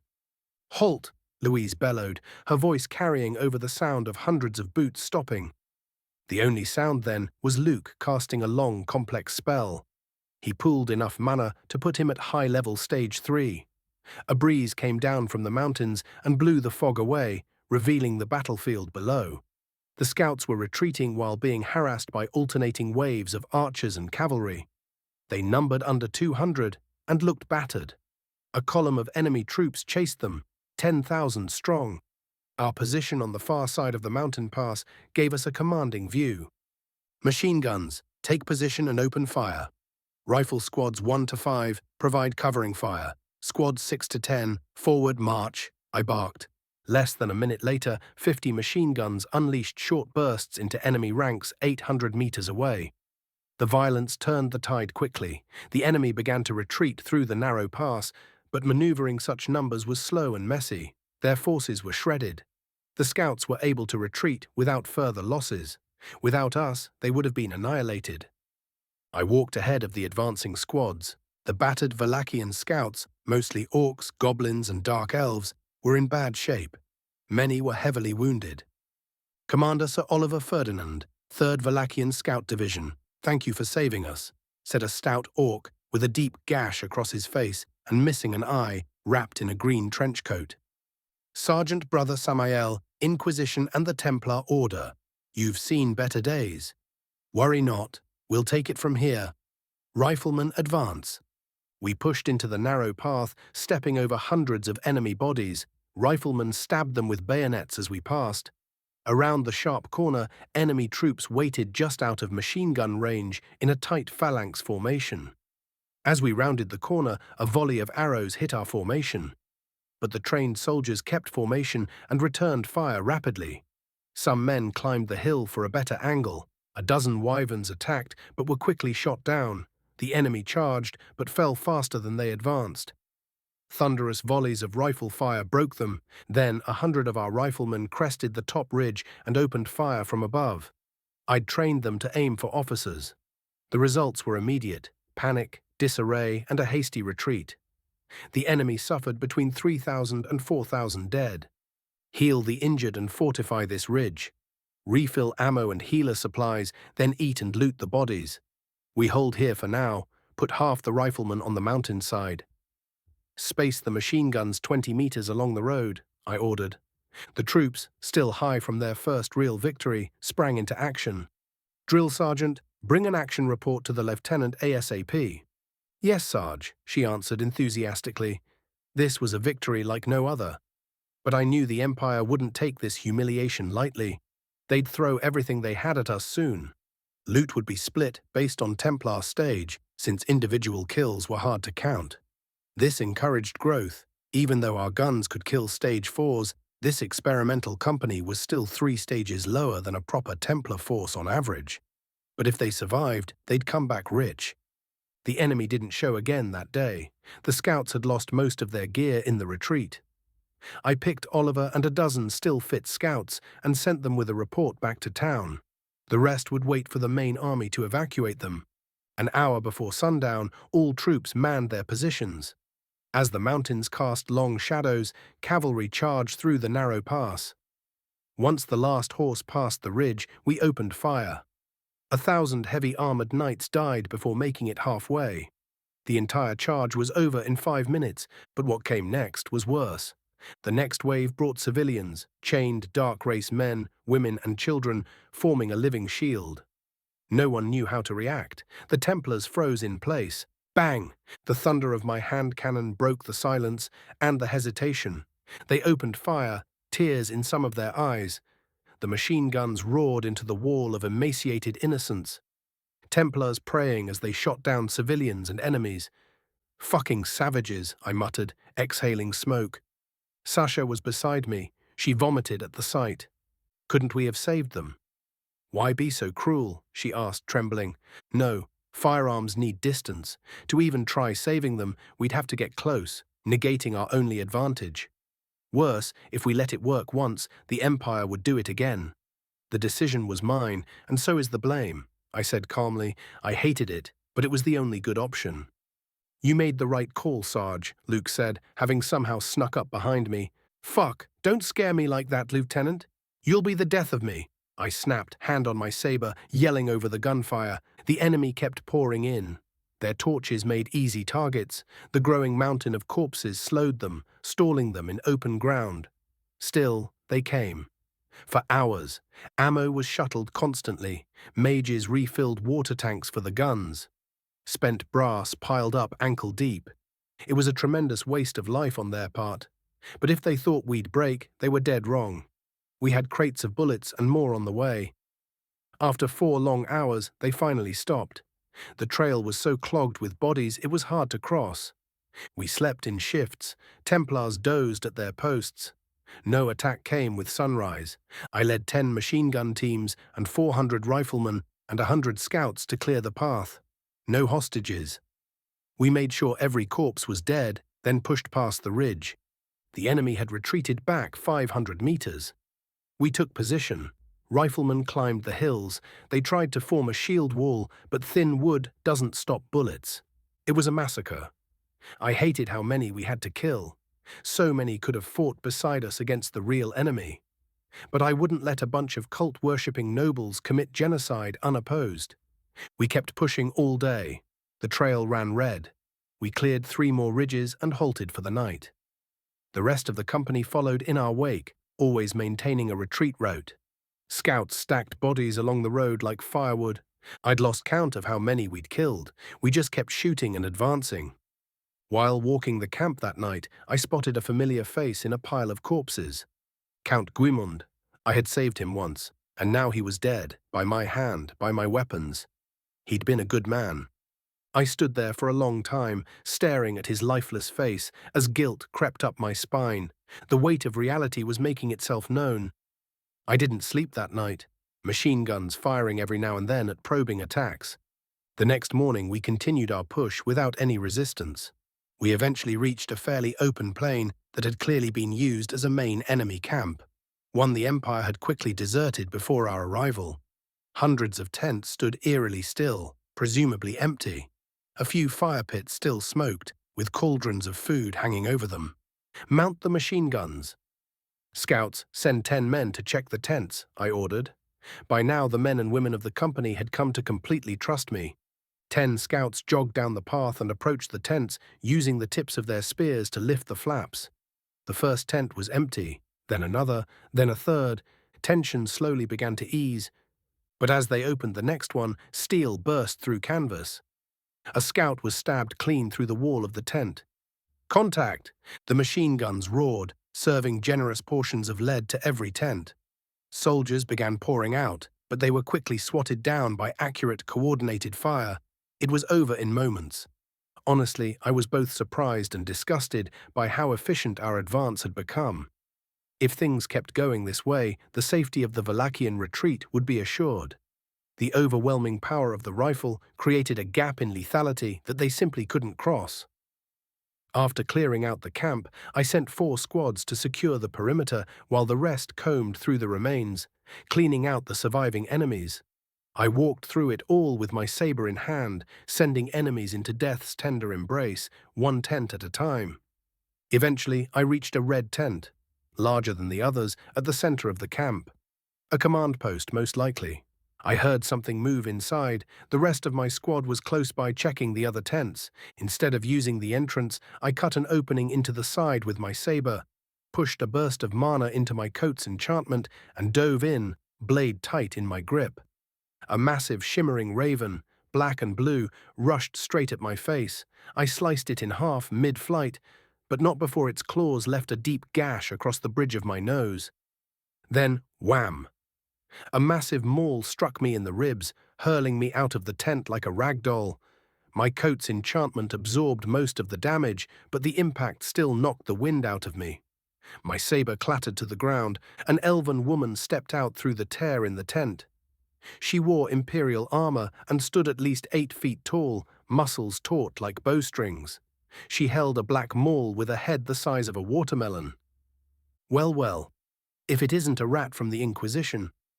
"Oh my, it must be my lucky day," she said with a grin. "The God King is dead, yet you refuse to join the new order. Your obstinance will be your death. In the name of the hero Melanor, I—" Bang, splat, thud. "Yeah, sorry not sorry," I said, reholstering handy. "Monologuing mid-fight is kinda dumb. You should have killed me when you had the chance." I picked up my saber and stepped back into the tent. Inside were maps, sealed letters, chests full of treasure, and a large cage with a single egg sitting in the center. As I approached, the shell began to crack. A tiny black beak poked through. The baby raven blinked at me, head tilted, as if asking a question. Luke, Sasha, and Chloe rushed inside the tent, weapons in hand, ready to strike when they saw me turn around with the baby bird in my hands. 34 steep climb. "You know, Sarge, I didn't take you for a softie," Sasha said. "So you prefer them young, Sarge?" Chloe burst into giggles.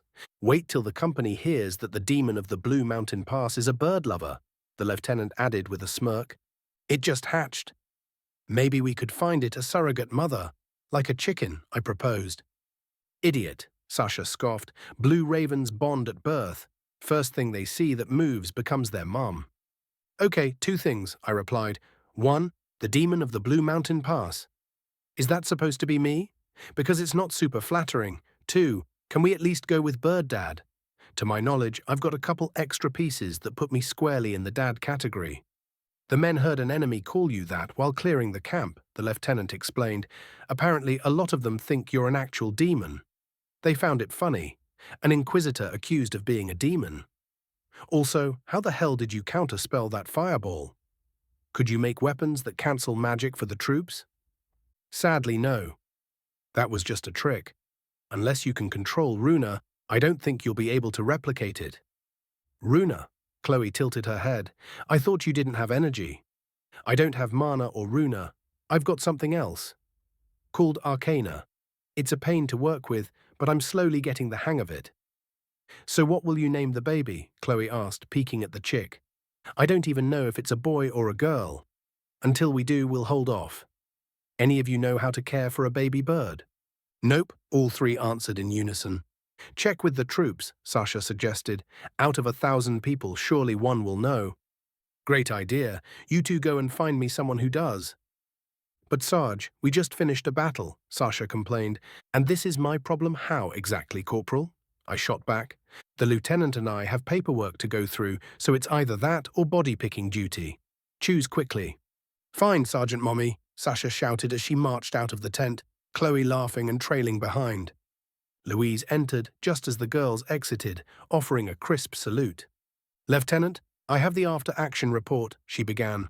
Allied casualties, 6 dead, 23 amputees, 40 minor injuries and 2 missing.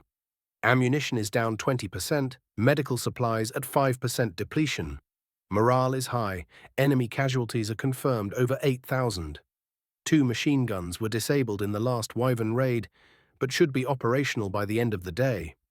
Oh, and I see the Sarge has a new recruit. So cute. Is that a blue raven? My brother had one. They make great familiars. You wouldn't happen to know how to take care of it, would you? Just feed it every 4 hours with a paste made of meat, fruit, and insects. Keep it warm. After 2 months, switch to solids. For the rest, I'd have to ask my brother. He's with the main force, should be reaching us within 2 days. Thank you, Louise. You're a lifesaver. Should we recall the girls? Luke asked. Meh, let them walk. Those 2 airheads wouldn't be much help with paperwork anyway. I gently placed the chick back in its nest and turned to the stack of documents with Luke and Louise. I never expected your weapons to be so effective, Sarge, Louise said. Without them, we'd have been decimated. Even one Wyvern Knight is hard to bring down with archers, but in just 2 days, we've confirmed over 20 Wyvern bodies. This battle will go down in history. Don't get too excited, Louise. We only routed 5% of their force. Things are going smoothly now, but if we run out of ammo before the war ends, we're in serious trouble, Luke said. Darling, why are you always so pessimistic? She asked, walking over to him, adjusting his coat and kissing him on the lips. The lieutenant turned scarlet. Sarge, I trust you can keep your mouth shut about what you just saw. If Sasha and Chloe get wind of it, there'll be hell to pay. Understood. Yes, sir, I said with a malicious grin. Until now, I hadn't known those 2 were a couple. Luke never talked about his personal life. Come on, Luke. You could be a bit warmer with the Sarge. He might become your stepbrother if he survives the war. My face must have made it clear I had no idea what she meant. I'm sorry, stepbrother. Well, if I believe the letters her sister sent, she said, you've really caught her imagination. I'm sorry, who is your sister, Lieutenant? Oh, so she's not even good enough for you to remember her name. Luke exploded, his aura flaring with jealousy. Louise smacked the back of his head before I could speak. Is Lilith your sister? I asked sheepishly. I mean, you do look kind of similar, but you don't have the same last name. What kind of country bumpkin are you? Family names follow the sex of the child. A boy takes his father's name, a girl takes the mother's. Everyone knows that. Well, sorry, I'm not everyone, I sighed. Let's look at those papers, shall we? Louise cut in before Luke could start ranting again. So the cold shoulder wasn't about the battle, it was because his sister liked me, and apparently she talked about me to both her brother and sister-in-law. Luke suddenly frowned, pulling out a few letters and laying them on the map. Shit, this isn't the main force's front line, he said. This force was just here to keep us from passing the ridge while they dig underneath. They're tunneling through the mountain, Louise and I exclaimed together. It's bad, Luke confirmed grimly. They've been digging for a month. They're 3/4 through. Send a messenger to the main force immediately, Luke ordered, handing Louise the letters and the map. We need a new plan, quickly. Otherwise, our army will get sandwiched from both sides of the pass, and we'll be doomed.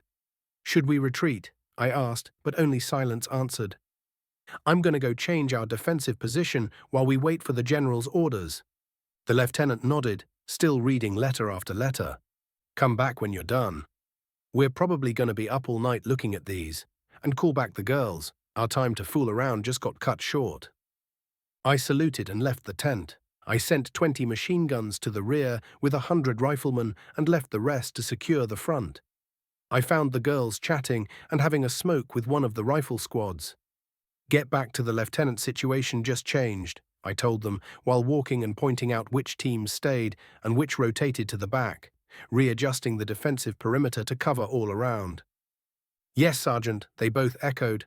The troops were confused at the sudden change of formation, but obeyed without hesitation. I just hoped that our force was still outside the mountain pass. Otherwise, things would get really hard, really fast. By now, the sun had already started to kiss the mountains, and visibility dropped fast. I stopped by the cook's tent, grabbed 2 plates filled with thick stew, large pieces of cheese, and 2 small loaves of bread. I gave 1 plate to the lieutenant and started reading and stuffing myself. I kept sifting through the letters, trying to find anything that could be useful. Reading a scroll, I found something even more worrying. Apparently, some Templars recognized Melanor as the nameless hero and spilled our plans to the Empire. We've been made. Either this is all a complex hoax by the Empire to stall us, or we have spies in our ranks, I said. What makes you think we have traitors? Chloe asked. The Empire's planning is too perfect. How could they move around us otherwise? With so many troops, they should have just pushed through the mountain pass. But instead, they used the pass as a decoy while circling around any resistance. They planned to get us stuck here before we even moved from Talaria. I passed her the scroll while explaining.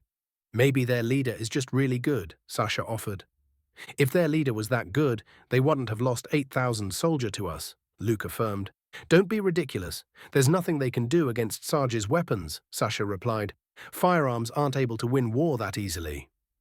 They don't make the user stronger, they're just very advanced stone slings, I tried to explain, but Sasha wasn't convinced. Stones? Fuck, Luke suddenly shouted, standing from his chair. Care to share your insight? I asked. The sound of machine guns started to ring from the front line. We need to move. This is an ambush.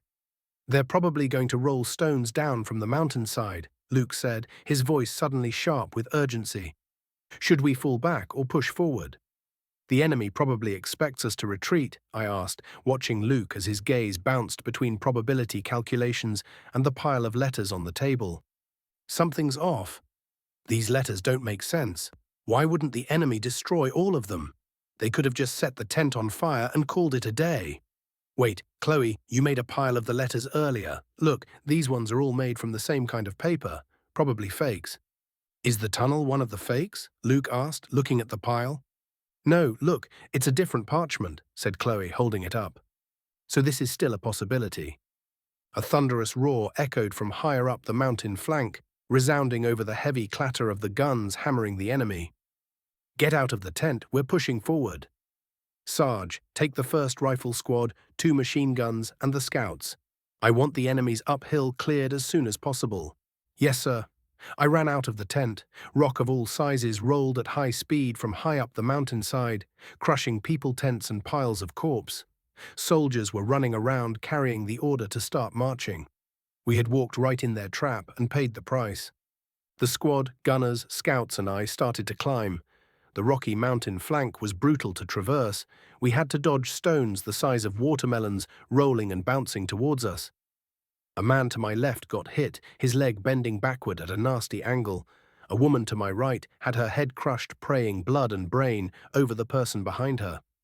The flash and thunder of gunshot echoing in the dark valley while the Templars were chanting prayers. Some things never change war in one of those. The darkness made precision fire difficult. The enemy had about 100 troops lined along a narrow ridge. Firearms were still effective, but the big rocks provided decent cover for the Imperial troops. As we grew closer, archers started peppering us with arrows. One arrow ricocheted off my arm cannon. I would have loved to use the grenade launcher, but I didn't want to risk sending more rocks tumbling down onto our own troops. Another one fell. I grabbed his Mosin and rested it on a rock. I took a deep breath and bang. Another family would mourn. I emptied the mag, dropped the gun, and kept climbing. I heard them yell something at the top of the hill. Then I saw a ton of water and wind Managatta towards a point out of sight. That was way too much mana. Fuck it, eat shit, punks. I aimed what was left of my arm just above the zone and shot. Boom. The explosion was comparable to a 40mm HE round and made a magnificent ball of fire which looked more like a gasoline explosion than a normal one. What the fuck was that, Sarge? I heard a young scout yell as a rain of pebbles started to fall. That, son, is a thing called taut love. I answered, reloading the grenade launcher and pulling a long drag off my smoke. Now keep climbing, otherwise I'm gonna start spanking y'all. Understood? Yes, sir, 100 soldiers or so answered. The show of force helped settle them. The troops pushed harder, climbing faster now. Up ahead, the remaining Imperials on the ledge stopped exposing more than their fingers when pushing rocks down, probably thinking we wouldn't dare rush their position. Dead wrong, everyone had bayonets fixed, sabers drawn, or whatever personal weapons they carried. The machine guns pinned the enemy down, forcing them to toss rocks blindly, making our ascent that much easier. Every now and then, an archer tried to peek out, but our rifles barked back fast and loud, scaring them off with raw, industrial terror. As we got within 10 meters of the ridge, I pulled out the triplet and loaded it with a runa, just in case someone up there had a spellcasting artifact. Then I started channeling a steady stream of mana back into my coat. We rushed as one, shouting as we crested the ledge. An arrow bounced off my arm cannon. 5 of them were still alive. "We surrender," they screamed. My troops turned to me, eyes pleading for permission to shoot. "Take them down the mountain. Make them drag our dead back with them. If they try anything, shoot them," I ordered, pointing to a group of 6 uninjured soldiers. "Pick up the rifles and the munitions while you're at it. The rest, grab the loot and burn the bodies when you're done. Good job, everyone. See you later." Then I pointed my finger at a young woman who looked more well-dressed than the rest, probably from a minor noble house. "You, come with me." A million thoughts must have passed through her mind in a second. Her face cycled from anger to despair, then finally settled into quiet, bitter acceptance. 35 Death Machine. The POW were tied and sat on the ground while I showed the noble girl to a tent where a table and a few chairs were placed. The lieutenant and the girls were still pushing the enemy, the mechanical sound of constant fire echoing in the valley as the girl waited for the Inquisitor to come in and torture her. I went to see a strong-built man with a new scar across the face, giving him an intimidating look that was no not for his rare magic skills, talking with his wife, a charming black-haired dwarf who was known as being one of the calmest shooter in the ranks.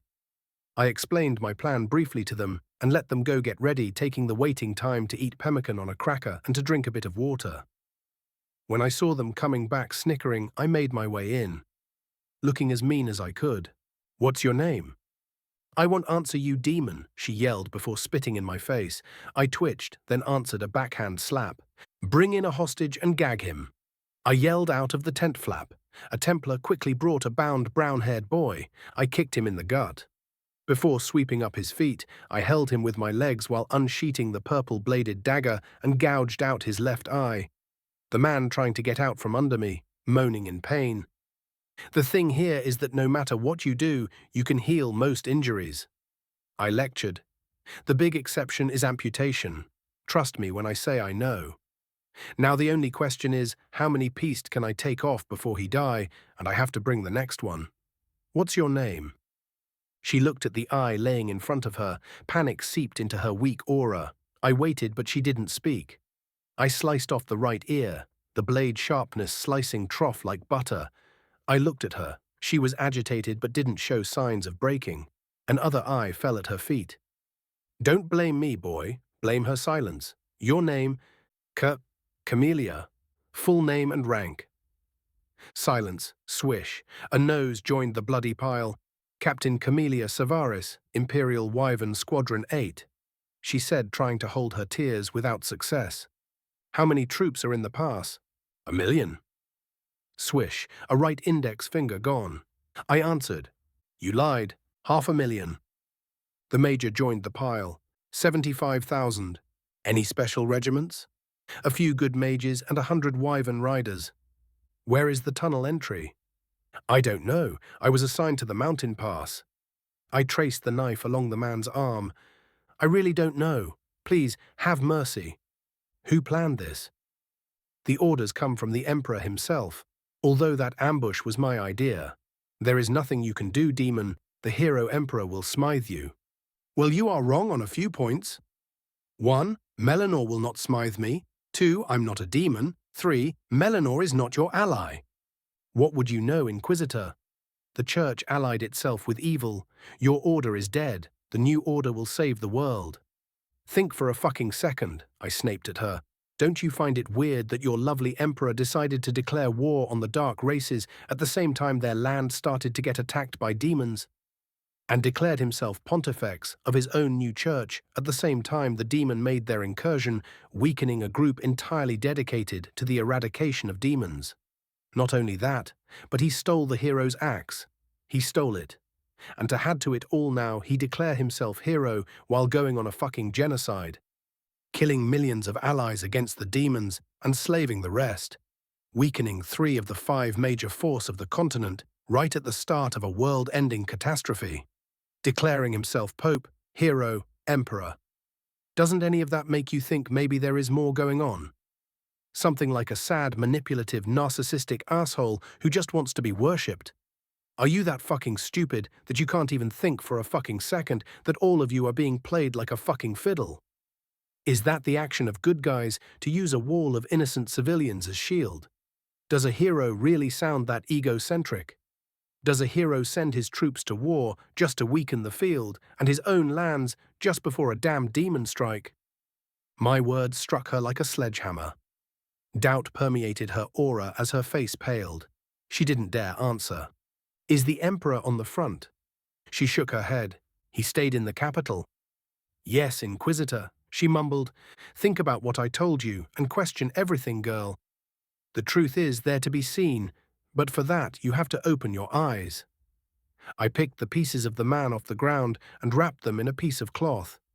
We still have time to put the pieces back and heal him. That is, if of course our medics have time to do so. I got out of the tent, ordering a Templar to take the injured one to a healer with his bag and to get the girl back with the other hostages. As Camellia glanced back to her friend, leaving with one of these weirdly equipped Templars, his appearance waved a bit in the air, his legs looking shorter for a second and the hips growing larger, but as she glanced back, they had already disappeared past a tent corner. I took 50 Templars, leaving the rest to protect our back. By now the troops were securing the next corner. I had to step over piles of corpses just to get to them. Machine guns still pelting the enemies without mercy. The water-cooled machine guns were the right choice after all. Very few mages had enough range to fire at our troops. However, I could see the lieutenant in the distance was engaged in a duel with a swordman that moved so fast that his movement were blurry. I realized at that moment that the lieutenant was no pushover. They both clashed swords at a speed that was impossible to follow with my gaze. Their swords shimmered with power, extending every time they stabbed and slashed with deadly power, doubling the reach of the blade. The lieutenant was chanting a sort of mantra at the same time. These guys were at least stage 5, if not 6. I wanted to stare, but the battle wasn't won yet. The enemies had got close enough for their archers to be in range. Every now and then, a stage 2 or 3 pushing out of their ranks with the luck of the devil and making it to our ranks, unleashing devastating blows. However, surprisingly, the troops were locked in more than usual, chanting a prayer in unison. I could sense that the aura of almost half the troops had reached stage 2. That was extremely impressive. Did this world use a sort of experience point like some weird game that allowed people to get stronger by killing? Interesting. I saw Chloe send balls of pinkish flames like mortars into the enemy's archer ranks, making impressive explosions of flames that sent chaos in the enemy's back ranks. Sasha was closing wounds and reattaching the people who were lucky enough to have a clean amputation.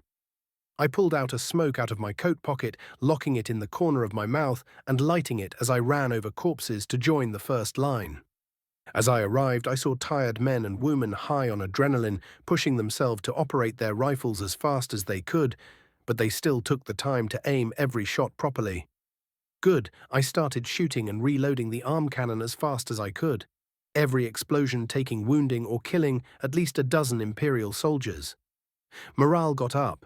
Suddenly a bunch of water and air mana gated at the enemy front. I pulled the triplet out and waited. I saw a complex runic formation of light gatter around, dressed in elegant white robes adorned in jewel and gold.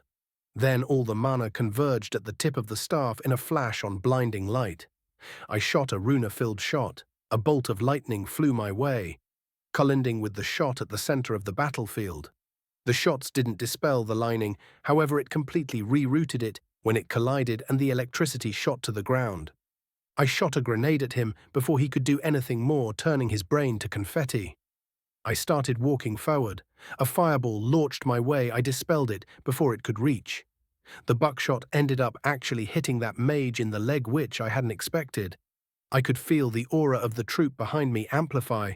They joined my march. Enemies kept pouring, desperate to try and stop our advance, but in vain. A cloud of weavens launched from the top of a mountain towards us, in tight formation. Big mistake, the machine guns mowed them down while the rifles kept the enemies at bay. The power of modern rifles dominated the medieval tech, but we still had casualties starting to pile on our side too. The enemy front kept collapsing as new ranks formed. Had they sent all their troops to try and stop us tonight? We had probably slain 20,000 in the last hour. Did the girl bullshit me? Her eyes told me she didn't, but I was no expert. It felt like an unending tide of blood and gore. The Templars standing by my side were just recruits 2 months ago, but right now they were the most efficient death distribution machine this world had to offer.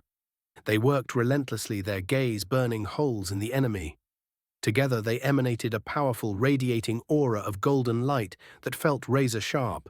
While the enemies seemed to be more and more desperate, such a small unit should not be anywhere near the killing capacity that we had. Even a Stage 4 Templar squad would have way more casualties than us by now.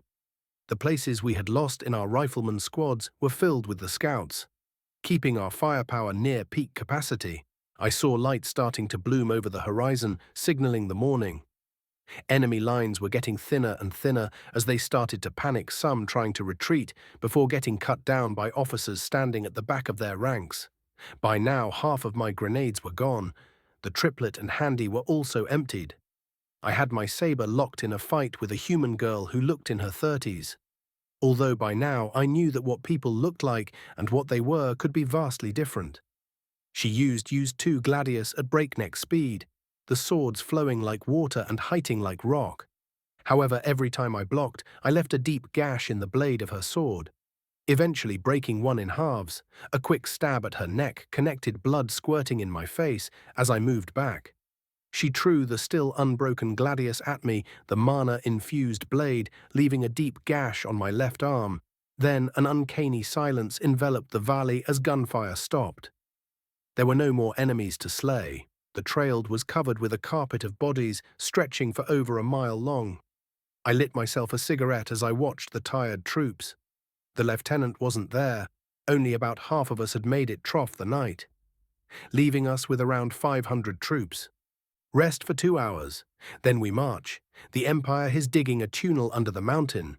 We will go find the entry, light a big fire inside, and close the thing down. We will let them smoke while we retreat back to the mountain pass. That should keep them off our tail for a while. The injured will stay here and get healing while they secure the pass and wait for reinforcement. Understood? Yes, Sergeant, they answered in unison. We would march in a crazy attempts at cutting the logistics off from an army 1,000 times more numerous. It was a crazy plan, but the chances of the enemy predicting it were almost none. After the rest, we disguised ourselves using fallen enemy gear and flags and marched towards fate. We looked at the footsteps and tracked back to where the army had split up, following the trail to the tunnel. Eventually, we found the entrance. Our uniforms were covered in grime and blood, and as we approached, an officer quickly intercepted us. "What happened to you soldiers?" he asked, his curiosity piqued at the sight of our tired faces and strange armament. "We defeated the demon of the mountain pass and repelled his army," I said with a wide grin. "The bulk of the army is resting, but we still have over 20,000 holding the pass." "Amazing. Good job, soldiers. Go get some rest. I'll transmit the information." "Thank you, sir. Glory to the Emperor," I shouted, and my men echoed me. We then split into small teams of 6 saboteurs. One team went to poison the water well, another searched for barrels of oil and alcohol, and another went to steal provisions. I took 5 Templars to check the tunnel entry. The camp was bustling with thousands of soldiers moving about. We had an hour to execute the plan. Even if it didn't fully succeed, the confusion alone would slow their advance and sow doubt in their ranks. The tunnel opening was larger than I expected, over 20 meters wide and supported by thick wooden beams. The entrance was guarded by no more than a dozen soldiers. A second team of Templars arrived, and together we relieved the tired guards, who were more than happy to let the morning shift take over. Teams began hauling in carts full of oil and alcohol barrels, which we stacked neatly on both sides of the tunnel entry.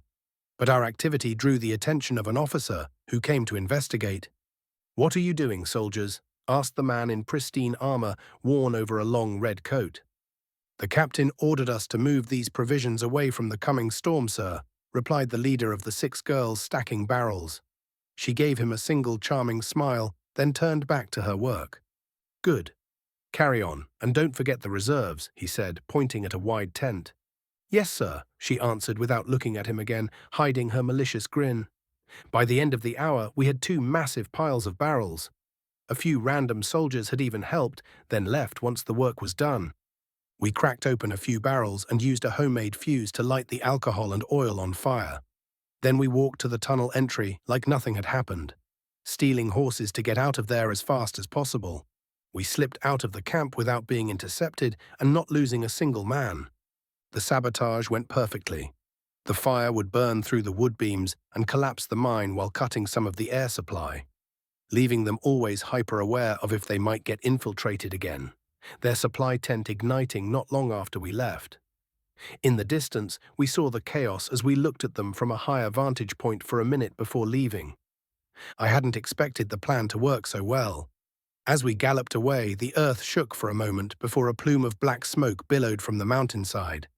The mission was a complete success. 36 tunnel. When we arrived at the mountain pass, we fired a white flare and made our way to the troops. We were still high on adrenaline, but by now most of the Templars were showing signs of fatigue. I saw the lieutenant walking toward me.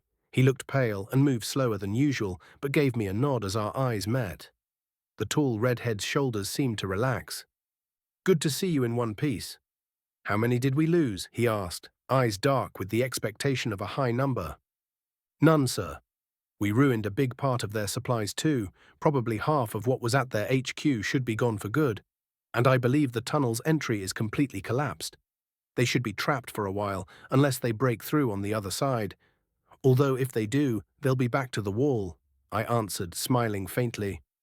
"You know, Samael, you're a terrifying man. Yet I start to understand why my sister likes you. Soldiers told me you tricked an enemy into thinking you were doing unspeakable things to her partner while mutilating an imperial corpse." He paused. "But however unorthodox your methods are, I can't argue with the results. Always above and beyond expectations." "Thank you, sir. Do we have any timing estimates for reinforcements?" I found myself getting surprised at how much I missed spending all-nighter talking with her about all sorts of technologies while working on developing the first Maxim and Mosins. Missed her cooking too. She loved to brainstorm while cooking. She said it calmed her. I tried to put my mind back on track, with difficulty. "The cavalry will stay out of the pass, so it'll take a while. Worst case, maybe by midnight. You should go rest. How about we talk about what happened over a plate and a cup of that mead some of you stole?" he offered. Yes. "We strategically transferred equipment to an alternate location, if that's what you mean," I replied with a grin. He laughed hard until he started coughing up blood. I caught him under my shoulder as more color drained from his face. "I think the mead will wait, Luke. You're going back to the medics. I know my humor is to die for, but your sister and wife would never forgive me, so I can't have that happen." I walked him to a tired-looking catkin girl who was wrapping a bandage around an orc girl's thigh. She looked at the lieutenant once, then again, before tying off the bandage and gesturing to an empty spot. "Be quick, I believe he has a severe hemorrhage, please," I implored. She arrived just as I laid him down, inspecting his black shirt and checking her hands for blood. Then she lifted her hand. Her right was smeared red. Without a word, she took a knife to the shirt and ripped it open, revealing a broken arrow shaft lodged in his lower abdomen. "Miriam, Karim, get over here now. We've got a bad one." "Inquisitor, thank you for bringing him in. Now get out. You're in the way." I didn't argue. I left the medics to their work and went to find a meal. If I was lucky, the bird would have one of the soldiers giving him some too. But my expectations were low. War is not a place for babies, but soldiers would do anything to keep their sanity. I'm a bad father. I just hope the little guy didn't die, I muttered to myself. Would it be strange to go all the way back just to check on it? I found a man roasting some freshly acquired meat over a makeshift spit of rope and branches. A big bowl of stew gave off a rich, meaty aroma that made my stomach grumble. As I approached, all attention turned to me. I looked behind me, but no one was there. I looked back at the troops as I made my way to the back of the line. I didn't remember when was my last meal, neither when was the last time I slept, but the Arcana ring kept my mind fresh and sharp. Please, sir, you don't have to wait. Just go to the front, one of the girls said, echoed by the others. Absolutely not. I must make sure everyone eats. To ensure that, I'll be served last. Understood? Yes, Sergeant, they echoed. They had been trained in my ways of thinking, though the class system they came from was the opposite. Even in the order, officers were always served first, then NCOS, then the grunts. Even Luke had resisted the change at first, but he eventually admitted it was the better model of leadership. Also, first one done eating. I need someone good at writing and a messenger ready as soon as it's done being written. At that, a few Templars began to shovel down their food like it was a race. By the time I was seated, a Templar was already waiting with quill and paper, ready to record whatever I dictated. I had 4 letters written. One was a situation report for the chain of command beyond the mountains, one for the team stationed at the tents, one for Lilith, and one for Jibby. The last 2 were heavily coded, referring to sensitive projects in case they were intercepted. The letters would leave on the next supply boat headed for Wallachia a week from now. With the messages handed off, I went looking for Chloe and Sasha. After half an hour, I found them. Chloe was in rough shape and would have a few new battle scars, her grey fur disheveled as she laid on a cot with Sasha sitting beside her, holding something like it was the last fragile piece of hope on this godless planet in one hand and Chloe's hand in the other. Her eyes were puffy red and tired. Good afternoon, Sarge. Happy to see you're still kicking, Sasha said. Good afternoon, girls. What are you holding, Corporal? She opened her cupped hand to reveal the tiny blue raven chick. After the battle, I went back to pick it up and fed it. Thought it'd be bad luck to let it die. Saha passed me the bird, and I picked it up carefully. Thank you. I owe you one a weight I hadn't realized I carried lifted from my shoulders as I held the little ball of fluff. As soon as it saw me, it started squeaking adorably. The lieutenant is at the field hospital, arrow to the gut. If you see the drill sergeant, pass the word. Both of you, rest for the day. We hold this position until reinforcements arrive. The Empire didn't try any counterattack in the pass. Teams gathered carts and surviving horses, clearing corpses from the road and stripping them of anything valuable. A mage specialized in levitation emptied carts into a growing mountain of dead at the pass's entrance. Priests chanted purification rites over the dead, guiding their souls to the universe. At dusk, the pile was set ablaze with pyromancy. If the Empire wanted to advance at night, they'd have to go through fire. The dirt under my feet began to shake. Everyone stood and began strapping on their gear again. As the pyre burned brighter, a commotion broke through the mountain behind us. Boom! Followed by the crash of falling stone and the sound of a fierce battle erupting, but no gunshots. The assault squad from this afternoon, plus machine gun teams, 1, 2, and 3, on me. Everyone else, secure the perimeter and keep the Imperials out of the pass. Red flare for retreat, white for reinforcement. Stay safe. See you all later. We move in 10 minutes, ready or not. Bring all the ammo you can carry on yourself. Leave the carts here. We marched. The horses were useless, the road still littered with bodies. The men were rested, or as close as one could be. Ammo carts were looking lighter than I liked, but it couldn't be helped. We moved through darkness. Lightning flashed in the valley every so often. The march was treacherous, every stone slick with blood. The stench of death lingered thick. The climb up the steep pass was brutal, but no one complained. We reached the summit and began jogging down the other side. The trail curled into a U shape. Half an hour later, we saw it. A tunnel had opened about 100 meters above the opposite slope. A steady stream of enemy troops poured out and down the hill, straight into our reinforcements, mid-column. Machine gun Team 1, shell that tunnel. Everyone else, move up. I placed Team 2 100 meters farther, then Team 3 beyond that. The tide turned quickly. The tunnel entrance came under relentless fire. Mana began to swirl, then a 10-meter wall of dirt erupted, blocking the entrance. It was too thin.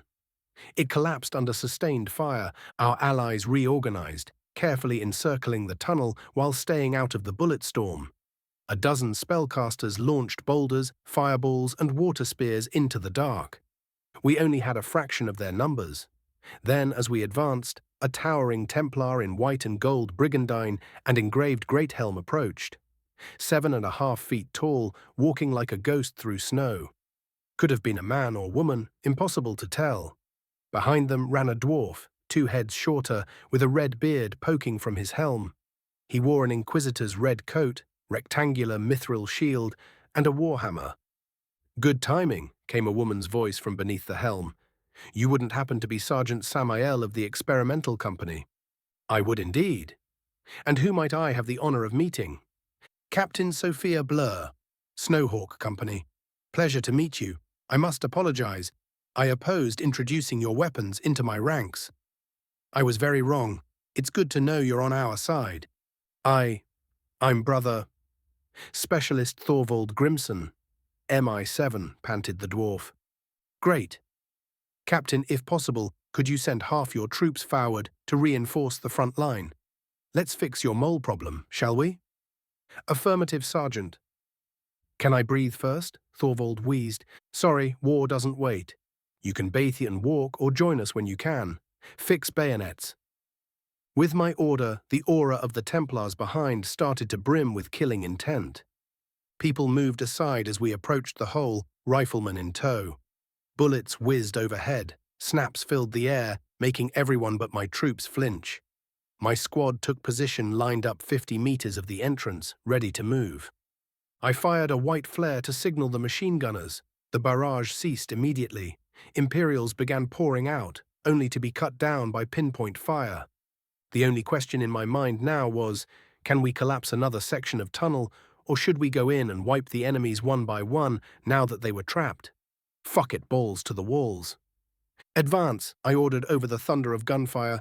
We pressed toward the hole. Fire mana swirled inside. Thump. A grenade from my left elbow launcher soared straight into the tunnel. Boom! Fire exploded outward, shaking the mountain.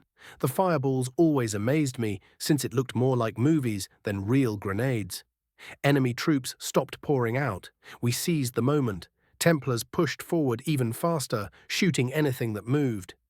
Cowardly warfare, the dwarf muttered out of breath, won't even give 'em a fair fight. Why would I?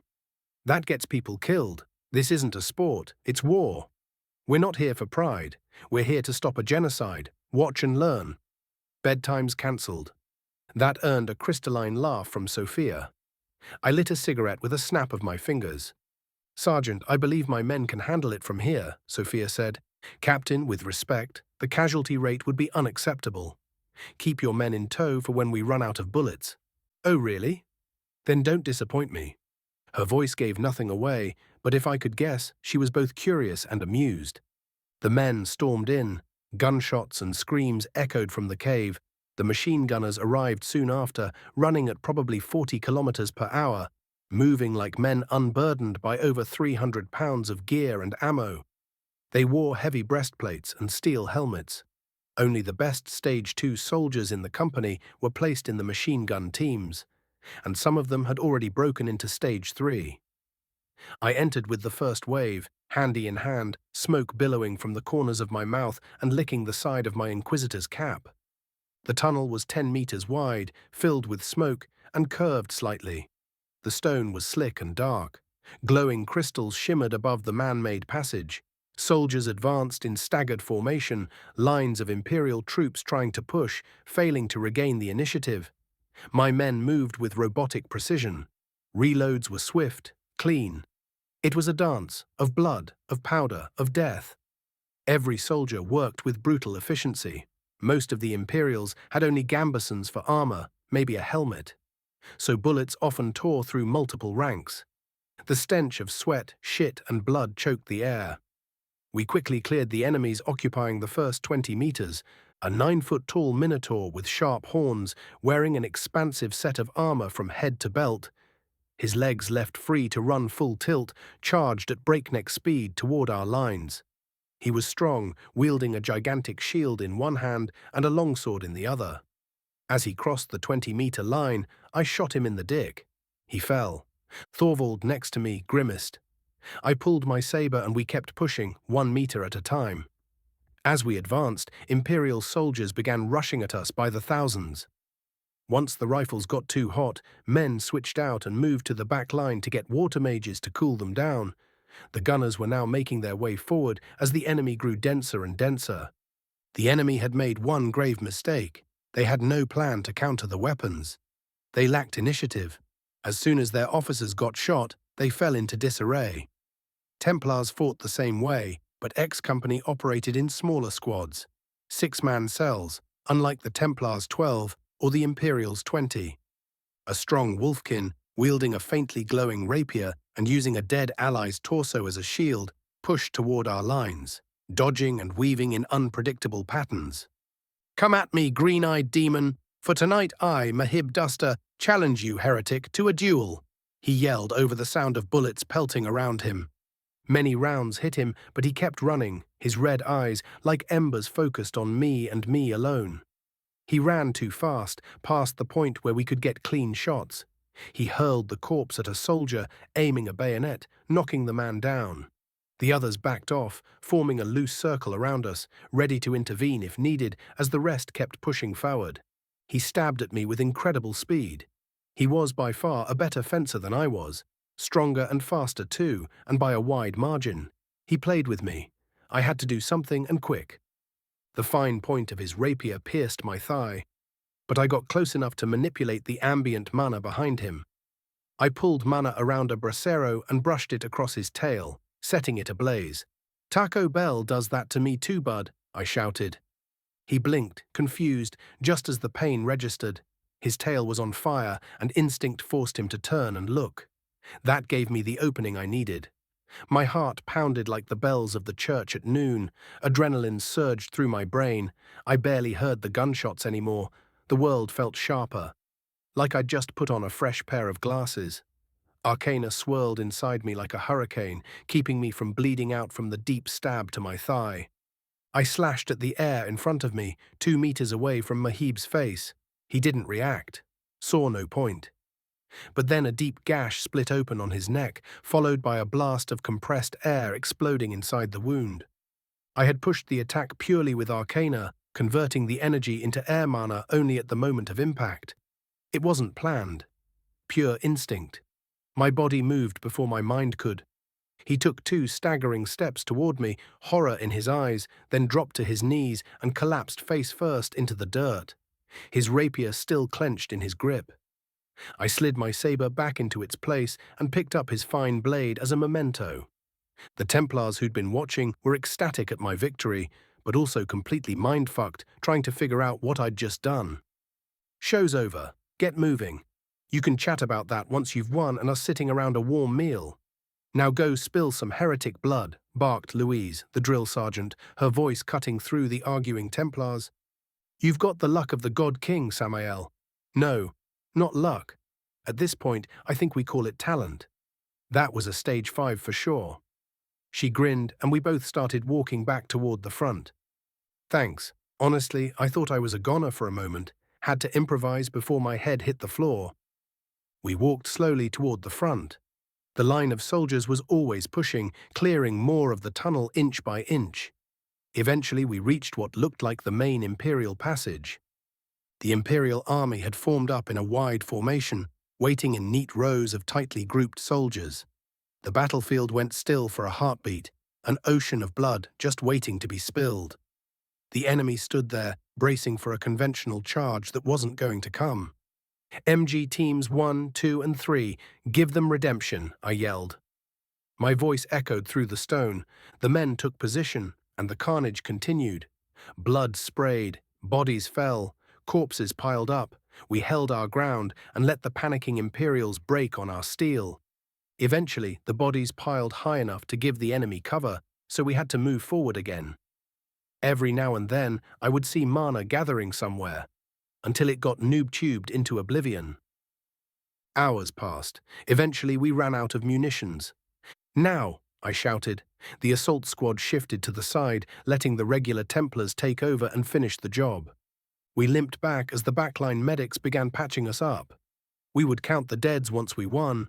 We spent the rest of the battle carrying injured allies to the backline. I used the time to reload everything I could. The battle raged for another 2 hours before things finally calmed down. Silence falling back in the tunnel again, but something seemed to have the soldiers at the front agitated. 37. Nope. I made my way back to the front of the Templar lines to see what had them in such a bad mood after winning a battle. I eventually reached a group of 6 Inquisitors who had been assigned to the main Templar force. As I finally glimpsed what they were looking at, I felt rage and pity boil in the pit of my stomach. Rows of Valachians, weakened by starvation, with bloody hands from digging. They showed signs of all kinds of abuse, their backs covered in wounds from relentless whipping. Most showed signs of forced labor. Some of the kids showed signs of pregnancy. Bodies were nailed to the walls, covered in runes painted with the innocent's blood for all to see. Signs of old, forbidden rituals. Clear signs of cultist activity. I finally understood the meaning of the word heresy. Any feeling of guilt over killing so many vanished, replaced by a burning need to cull more. This was a crusade that would only end when the cult was wiped off the face of the world. Our stupor eventually lifted as the Inquisitors slowly approached the slaves. Most of them were unresponsive. As the Templars began unchaining them, the MY7 attaché team started asking as many questions as they could to the more responsive victims.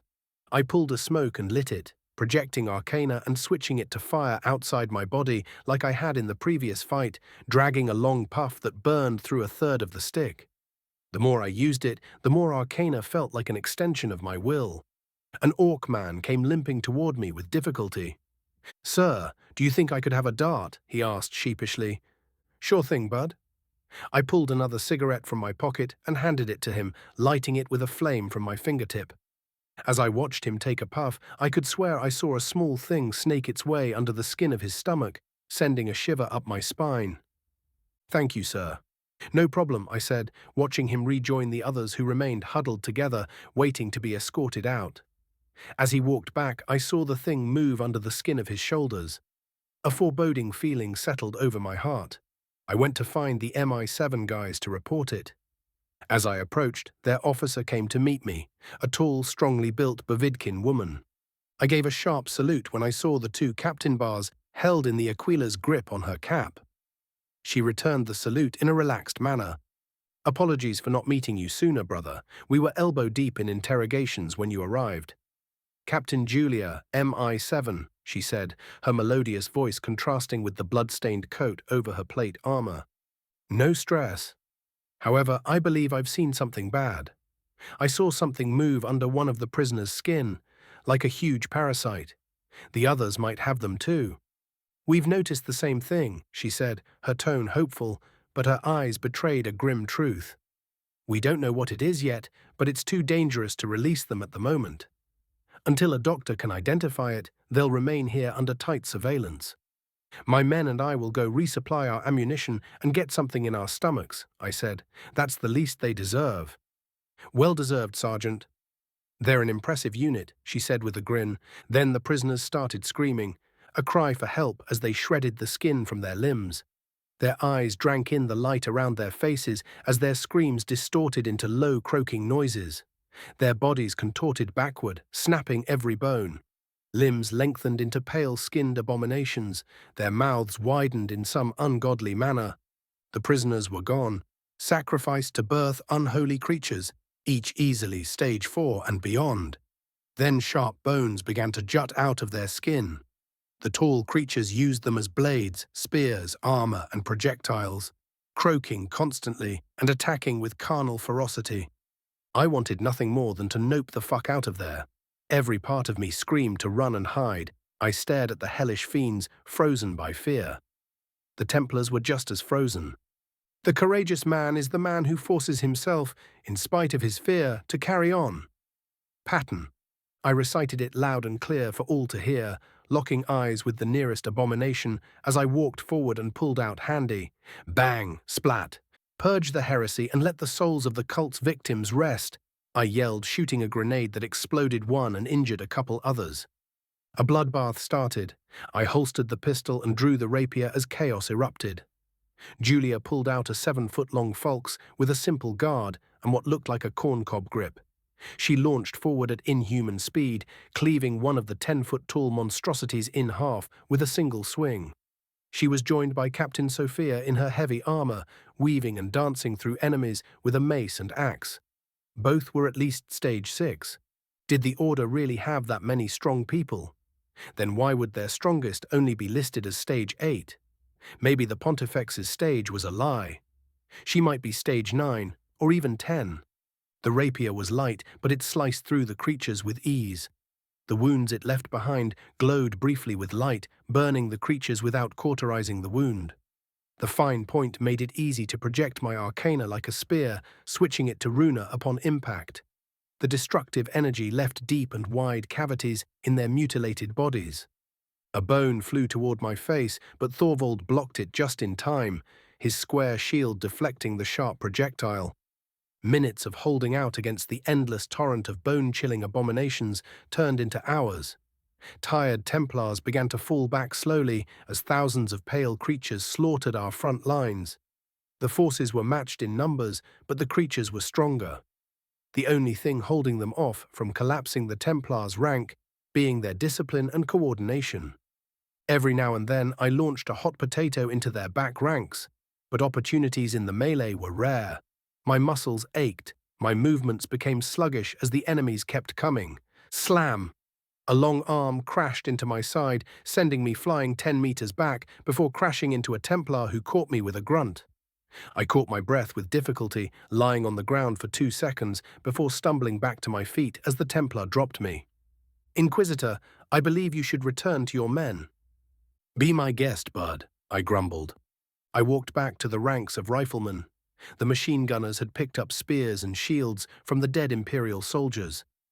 Their machine guns were strapped to their backs.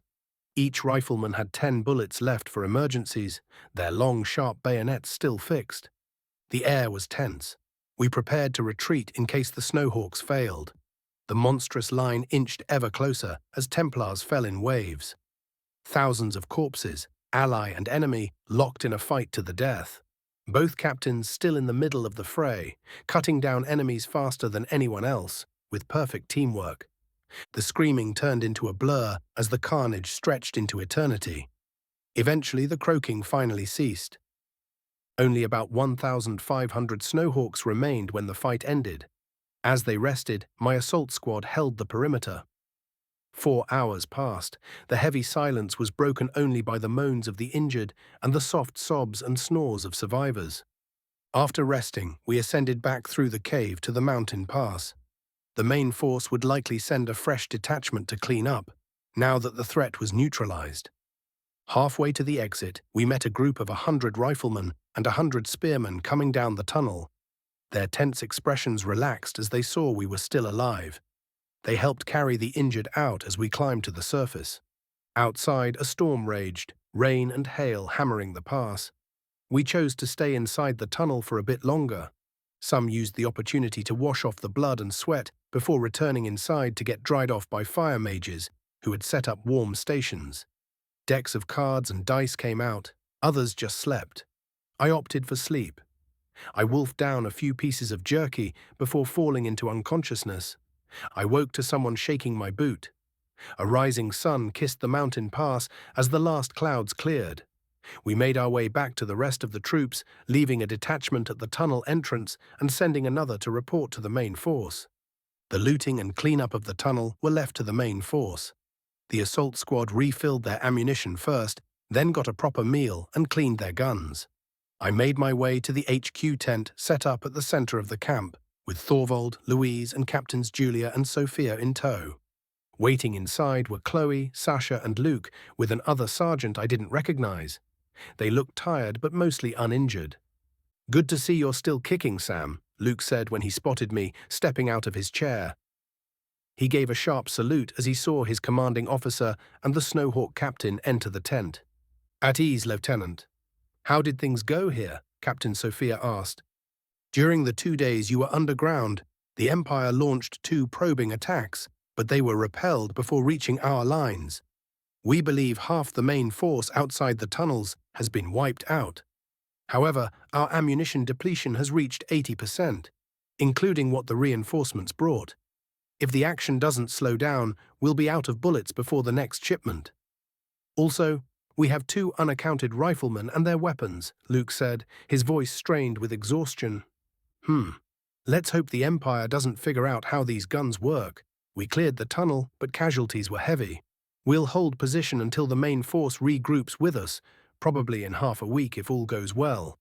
Your troops will likely be sent back to Talaria to replenish your numbers and train the next companies for the coming phases." "Good job holding on," Captain Julia added. "Thank you, Ma'am," Luke nodded, a small smile breaking at the corner of his mouth. I sat in a foldable chair next to Sasha, who was still caring for the little chick. She passed me the bird as soon as I sat down, along with a feeding tool someone named Perry in the company had crafted. "The little guy must be hungry. It's about time to feed him." I looked at the bird in my hand. The little ball of black feathers was ridiculously adorable. "Are you hungry?" I asked it like it could understand me. "Chip chip," it replied enthusiastically. "Well, I guess that's a yes, Sergeant Mommy," Chloe giggled. "Chirp chirp, that's bird for fuck off," I replied, laughing. "Guys, can you act like adults while the higher-ups are here?" "God King, help me," Louise groaned nervously, which of course only made us laugh harder. We were tired, and it showed. The rest of the day was spent sleeping, eating, and cleaning up. I had to throw my Hawaiian shirt into the fire. It was ruined by layers of gore. I replaced it with a red and black plaid shirt before heading back to the command tent. Scouts were sent out at regular intervals, but the enemy seemed content to stay in their camp, licking their wounds. The next few days passed without incident. We were bored out of our minds. We questioned the prisoners again, but didn't learn anything useful. With nothing else to do, we mostly played cards and dice, while waiting for the brass to arrive. Luke would probably get promoted after this. He'd grown a lot, physically and mentally. When I first met him, he must have been a high stage 4. He was definitely at stage 6 now. In such a short time, he'd gained tremendous power. A red-haired powerhouse, his aura felt so strong, I half expected to get a tan from standing next to him. An enlisted member at stage 6 was usually granted a small mansion by the order, staff included. Luke was still a young officer, but he was going places. Our reinforcements arrived without issue. They looked intimidating in their polished armor, but none of my men looked down as they passed. One stage 4 from the fresh troops broke rank to confront one of my machine gunners, apparently pissed about his defiant stare. A quick exchange of words turned into a fight. The regular Templar jumped the rifleman and started pummeling him. By the time I got there, the assailant was eating dirt. Louise had her heavy boot on his head, her aura calm like a waveless river. "Why are you fighting, Templar?" she asked, her voice like that of a patient mother, but her heel digging in told another story. "He disrespected me, Ma'am," the Templar moaned. "What did he tell you?" she asked the rifleman. "He told me to get up and get him water, Drill Sergeant." I told him he could get his own damn water. "See? He's not even denying it. He's a stage 1 or 2, and I'm a 4, the Templar cried, like that explained everything. "Your stage doesn't grant the same privileges as your rank, Private. This man is a stage 3 specialist and has killed thousands while you are still playing dice. Sergeant Samael, I leave him in your tender care." The man looked up at me, saw my Inquisitor cap and cloak, and fainted. I grabbed one of his boots and dragged him toward the interrogation tent, a smoking cigarette at the corner of my grinning mouth. 38 Po. When I finished interviewing the guy who had assaulted a superior, I brought him to see the pile of bodies that had been burning for a week. Bodies we kept piling onto, with a constant flow of carts being emptied into the pit. At the sight, the man vomited up his breakfast before fainting again. I waited for him to awake. "Remember, Templar, you might be strong, but sometimes strength doesn't matter. The 1,000 Templars that walked into this valley with me, and the 200 scouts that joined us, killed all these strong people. Now they're tired, they have very little patience left. So if you don't want to shit your pants for the next month because someone thought he could teach you a lesson by adding ingredients to your plate, I suggest you apologize. I passed him a cigarette after lighting one for myself. Helps with the smell. Go report to your commanding officer for disciplinary actions. Dismissed. He turned and ran like a gazelle. The man wasn't a New Order sympathizer. He was an idiot. Just a big, strong farm boy who had no idea how the army really worked and had been failed by his chain of command when it came to proper education. We packed up and left the next day. Apparently, the general was more than impressed with our company collapsing the Eastern Front effort of the Empire. I went to see Perry, the machine gunner who'd been punched a few times. Specialist Perry, why didn't you punch him back yesterday? I saw you beat stronger opponents in the training ring, I asked while walking beside him. Well, Sarge, I won and didn't have to lift a finger or say a word. I'd say that makes me more powerful than him. He grinned. Careful now. If you inflate your ego anymore, we won't be able to push you out of the valley. We'll have to leave you here as a natural obstacle to protect Wallachia. Ouch. We both laughed and kept walking. All the company's loot would be checked, evaluated, taxed, and distributed. But it was safe to say they'd all be rich when they got home. We ended up shipping out on the same boat that had brought us more munitions. The ride back was smooth. No boats attacked us as we sailed south, back to the holy capital of Talaria. I feared that Lilith and Hope would be disgusted by what I had done, refusing to ever talk to me again like my ex. Anguish gnawed at the back of my mind. I feared the reactions of the families who would learn of their child's death. We weren't as many as when we left. The company felt lighter than ever. The Snowhawks were sent home too. Both companies had suffered too many casualties. I ended up chatting a lot with the charming Captain Sophia on the way home. The cowgirl, as she liked to call herself, wanted the Snowhawks to be the first to transition to the new weapons. She talked about integrating X company into her ranks. I didn't hate the idea, but the decision wasn't in our hands. It was early summer when we arrived in the capital. Then came the part I hated most. A long-ass parade through the streets back to St. Gabriel's Basilica. After the Pope's speech, we'd walk our asses back to the fortress and wait for the next assignment. I just hoped I could weasel my way out of too much paperwork. One thing was different, though. I had left with boys and girls, but only men and women walked off the boat ramp today. Victors who had faced impossible odds and survived to tell the tale, forever changed, for better or worse. I made sure to brief every company leader about silent killers like depression and PTSD, but they all knew the people they fought beside in the Blue Mountain Pass would forever be their family. As we made our way down the streets, people sang a sad litany for the dead. Many broke into tears but kept walking as their brothers and sisters held them by the shoulders. Everyone came out and followed us to the basilica. I saw men and women scanning our ranks, searching for their lovers. I had my little raven in my hand. We weren't supposed to return so soon, yet here we were, and the news of our success was in a letter Captain Sophia held in her satchel. People were worried by our presence, and we weren't allowed to share the news yet. Aurelia came to meet us in front of the basilica. She saluted the officers before taking the letter and reading it. First, she nodded. Then her head tilted to the side. As she kept reading, her eyes grew wider and wider. When she read the last line, her mouth fell open. Is this true, Captain? Did the 11,000 of you defeat an army of 500,000 trained Imperial soldiers? Aurelia asked Captain Julia, who was standing by Sophia. Yes, Your Grace, Julia answered. This is what your words say, yet your aura tells me this is only a half-truth, the Pope said sternly, piercing her with her gaze. Your Grace, most of it was done by X Company.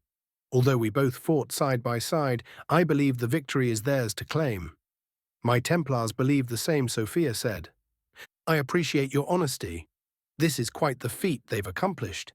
However, I am certain they are very happy you came to their aid when you did. Otherwise, they would have been crushed between the hammer and the anvil. And I'm sure you can understand what a loss of talent that would have been. You can walk with your head high. I can feel in their aura that both companies have great respect for each other, the Pope said, her voice briefly ethereal. Julia said nothing, but a tear rolled down her cheek, before she took a deep breath and wiped it away. The Pope gave a long speech, her voice echoing across the city. Somehow, she projected it with her powerful golden aura.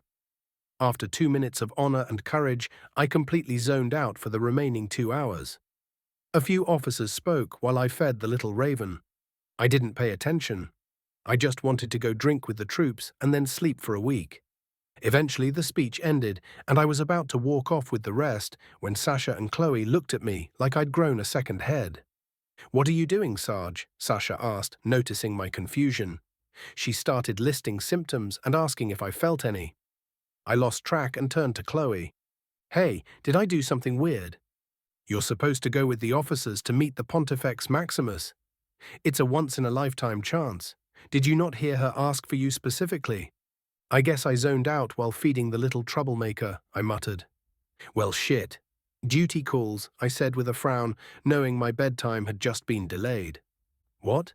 Is the Pontifex Maximus not an honor enough for your big head now? Come on before you get me in trouble too," Luke said, putting an arm over my shoulder and guiding me in. "You're so out of this world sometimes. You're always ready for a fight, but as soon as office work or meetings happen, you flee like it's the manic plague," Luke added, pushing me from behind. Okay, I'm coming." What did she want to talk about anyway?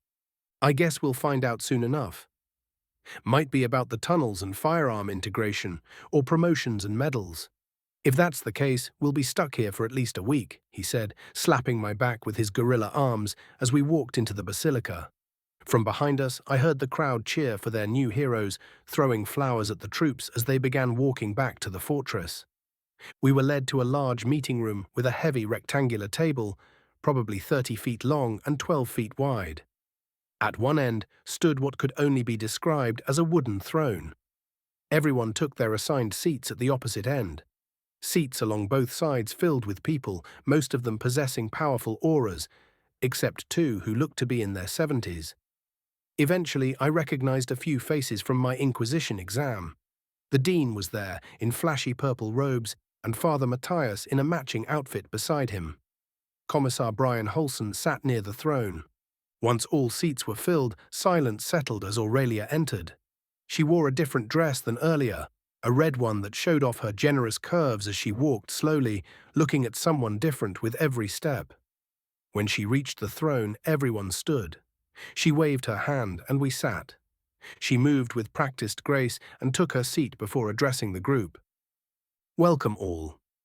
I would like to raise a toast to the X Company and Snowhawk Company for their success in the recent campaign." As she spoke, a long line of butlers entered, carrying trays of mead and cider. People cheered and drank. Someone near the center of the table started coughing, loudly. That cough was quickly echoed by 2 more. I rose from my seat, drawing handy and aiming it at the nearest person, hacking up a lung, expecting the man to turn into some kind of atrocity.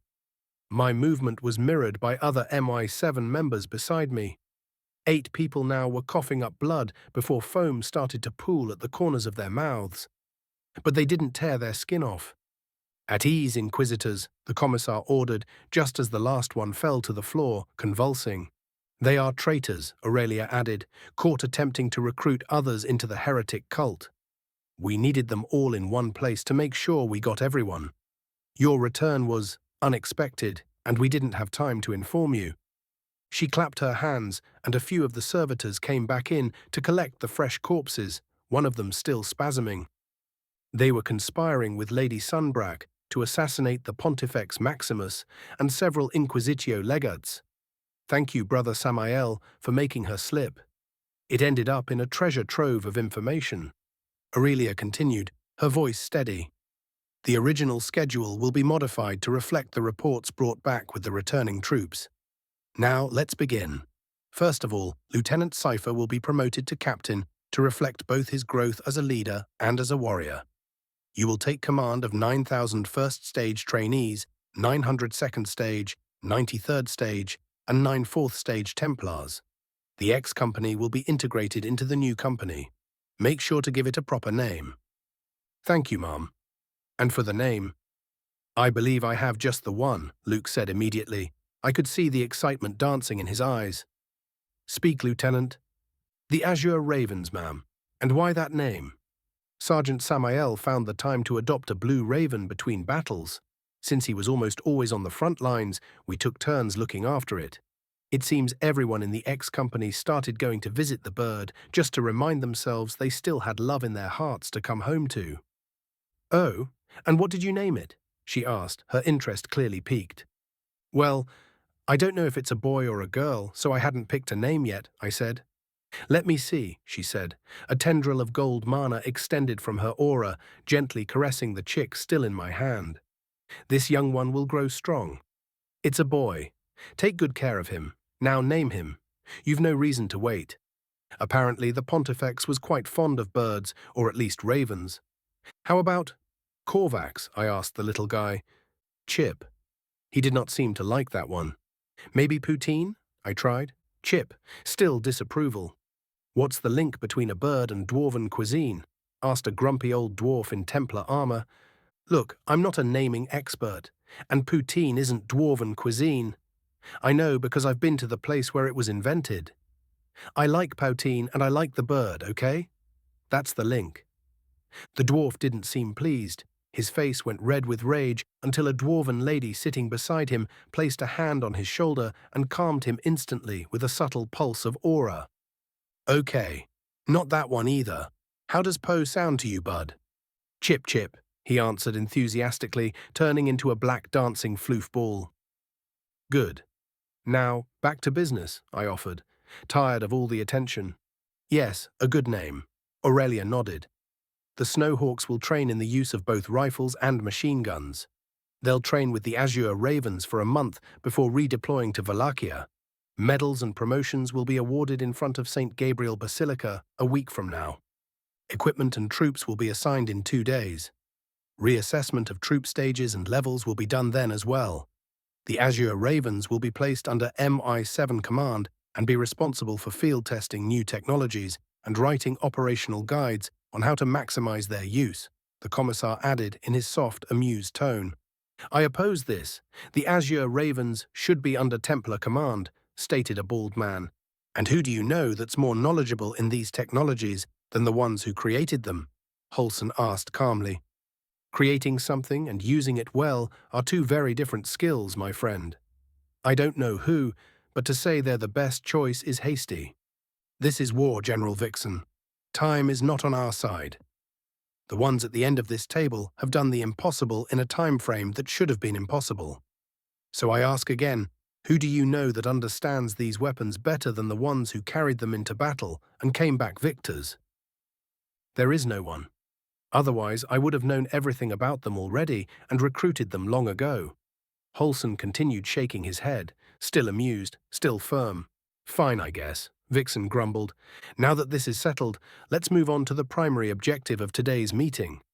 He unfurled a map and began speaking, his tone darkening. We have identified 4 types of demon-like entities so far. First, the growers, hybrids of algae and fungus, rising from what seems to be a queen plant. They've started attacking coastal villages in both the Empire and Wallachia. Second, the Chimera, artificial hybrids. The royals have human torsos grafted to magical beasts using dark heretic magic. The commons are less intelligent, but still extremely dangerous. Basically just heads fused to beasts obeying the royals. They seem to work directly with the cult. Third, the mutants, people and creatures twisted by heretic magic. They don't work in groups, but are extremely dangerous. Do not engage unless you're stage 5 or above. Stage 6 is recommended. Some are vulnerable to the 4-gauge patrol guns. Pistols were ineffective. Fourth, the most concerning, skinwalkers. These originate from parasitic dark mana worms.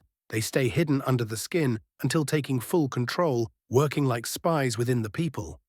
When their cover is blown, they rip their skin off to reveal mutagenic forms that always have the flesh exposed and tend to rot quickly. Signs show the worms keep the host's brain and nervous system alive.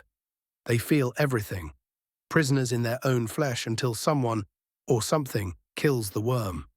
Maps were passed, lists of symptoms, signs of infiltration. The worst were the skinwalkers. Rare but terrifying. The fear they left behind, that feeling that you couldn't know who you were really speaking to, was bone-chilling. The rest of the meeting, politics, noble family drama, not worth remembering. 39 nightmare. I ended up spending the whole night in the Basilica, working on medals and promotions. Luke and Louise eventually took their leave as the sun began to rise. It was noon by the time I had done all I could. After a quick stop at the Bone Fortress, just to make sure no one had ended the night in jail, I headed to the factory. As I made my way in, people whispered and looked nervous. I didn't know what they were scared of, but the source seemed to be in the office. I opened the door and found something unexpected. Hope and Lilith were in the middle of a deep kiss. I slowly closed the door again and turned to go check if the tooling and projects had made good progress during my absence. I had only taken 3 steps when I heard Lilith's voice, snapping in fury. For fuck's sake, all I asked for was 5 damn minutes alone in 2 fucking months, and you idiots still managed to screw it up. Who opened the damn door? You better show yourself. I'm in no mood for funny business. Her tone was more furious than I'd ever heard. I turned around slowly. Apologies. No one told me you were having a moment, I said gently, like someone trying to calm a furious lion. Wait. No, why now, of all moments? Lilith groaned in frustration, her eyes betraying her confusion. Hope peeked nervously from the corner of the door, red as a tomato. Hi, Samael, can we talk inside the office, maybe? She asked sheepishly. A storm of emotions rushed through me as I realized they were a couple. I felt genuine joy for them. My 2 best friends had found love in each other. But I also felt a sharp pang of sadness. I still held feelings for them, feelings I now knew would not be returned. Lilith turned crimson and stared at the ground, quickly stepping back inside and collapsing into a chair, hiding her face in her arms. It's okay, girls. I'm happy you love each other, I said, trying to ease the awkwardness. If you want, I can give you more time. I'll go tour the factory, I said, once I had closed the door behind me. No, it's okay. I didn't expect to see you. When you didn't show up at the fortress yesterday, we feared the worst. When I asked the others in the unit, they said the info was on a need-to-know basis. We thought you were gone, Lilith said, her voice trembling as she fought back tears. Hope rubbed her back in silence. Well, as you can see, I'm doing pretty good, I said in my best Borat impression, but the joke fell flat. I was in a meeting with your brother, his wife, and a few others. We're scaling up operations. We won a battle, but the war isn't over. Don't sell the fur before killing the bear, as they say. Wait, my brother and his wife are alive too, and scaling up operations already. We thought the Templars would take months, except that their methods are now the ways of the past. What the hell did you do? Lilith asked, intrigued. Well, your brother, his wife, and 1,000 troops, guided by yours truly, are responsible for the collapse of the Empire's Eastern Front offensive. I gave a dramatic bow with a flourish of my hand. So, since when are you 2 together? I finally asked, my gut wrenching even as I smiled for them.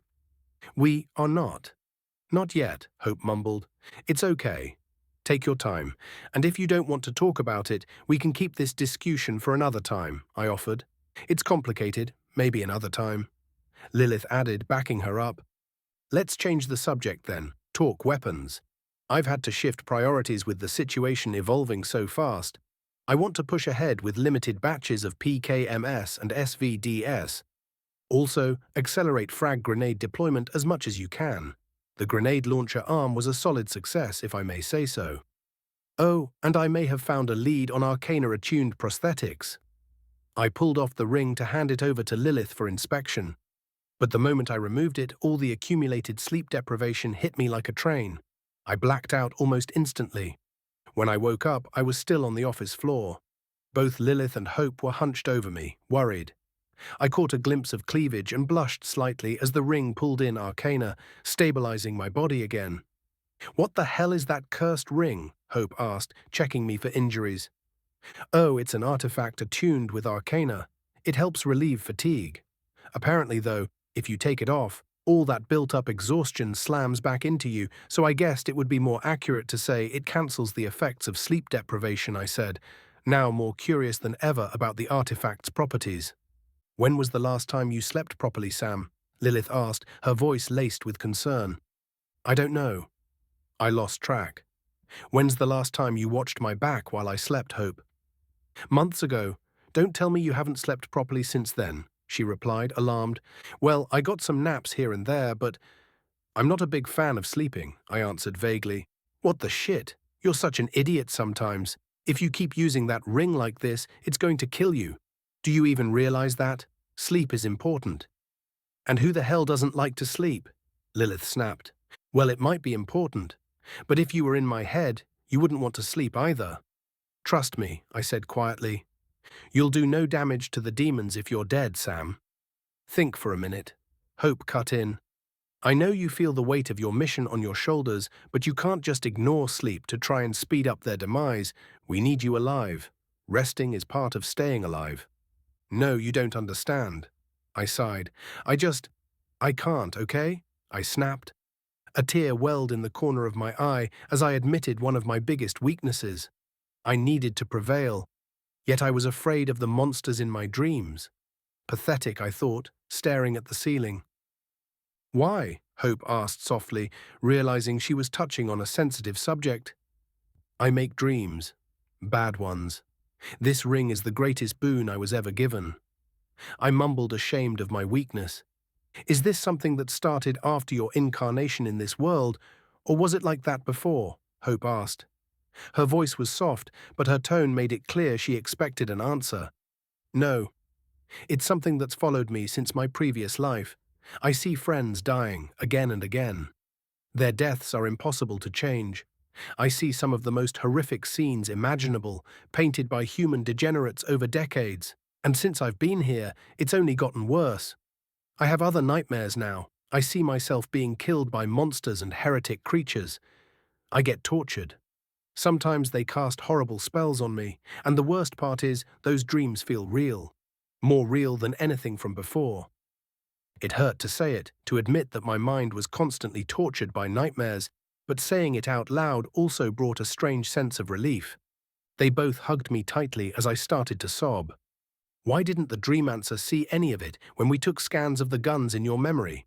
Lilith asked, holding me even tighter while Hope gently caressed my hair. "I had pretty strong control over what he was allowed to see," I explained. "I don't know how, but I could guide his sight and block everything else from his mind." "You have the willpower of a dragon, Samael," Hope whispered. "It's okay. You can rest for as long as you need. We'll watch over you. You're safe." She gently pulled the ring from my finger again. I felt weak, vulnerable, fragile. But I trusted these two more than anyone else. I let the darkness envelope me again, steeling my mind for the coming fight against the nightmares, while they watched over my body. I was sitting at a place I quickly recognized, the entrance to the tunnel that had appeared in the mountain pass. But the people around me, I didn't recognize a single one. About 100 of them wearing the Templars' regular campaign attire. Heavy plate armor over white tabards emblazoned with the holy septagram. I listened in on the chatter. Apparently the Templar cleanup crew was scheduled to start collecting loot and burning the bodies later in the day. The stench of rot seeping from the tunnel was already overwhelming. I felt sorry for the men and women who'd have to go down there, who knew how long they'd be stuck in that pit. The cleaning up made worse by the long wait. The troops were all at least stage 4, the minimum required to become a regular Templar soldier. I was in the middle of a dice game with another soldier who hadn't noticed my confused expression beneath the helmet as he raised the bid. I followed the game absently. As he lifted his cup to reveal the dice, something moved in the corner of my eye. Barely visible through the narrow slit of my helmet, the heavy design gave good protection but was terrible for situational awareness. I turned my head just as I heard a gurgle, followed by a wet thud. A mangled corpse had been thrown out of the tunnel. It didn't make sense. Everything inside was supposed to be long dead. Over a week had passed. Oh no, not any cleansing expedition into the cave had been sent. Undead. Fuck. We had forgotten one of the most basic rules. Now there was a hole in the side of the mountain, and it was likely filled with over 100,000 undead of varying strength and power. Send a white flare immediately. Phalanx on me now, I roared, grabbing my spear and shield and sprinting toward the tunnel's mouth. Yes, Lieutenant, came the chorus behind me. My movements were smooth, instinctual. The Templars fell into line, forming a tight shield wall, now the only thing standing barrier between the flood of horrors and the unprotected lands beyond. The city of Dauversière was exposed. The local troops had left days ago to reinforce the western front in Wallachia. Though boats were now coming more regularly to evacuate civilians, they could only take a few thousand at a time. It was a drop in the ocean compared to the millions still trapped in the war zone. But what emerged from the tunnel wasn't the usual mindless horde. These undead were bloated with rot, their bodies covered in festering fungus, the dark mana in them corrupting their flesh instead of stabilizing the corpses. Worse, they moved in coordination. They worked together, forming their own shield lines as they pressed into our formation. This was bad, really bad. They weren't as strong as we were, but they didn't tire.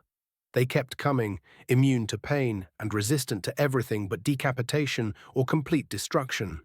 The pressure of their assault pushed us back slowly but surely.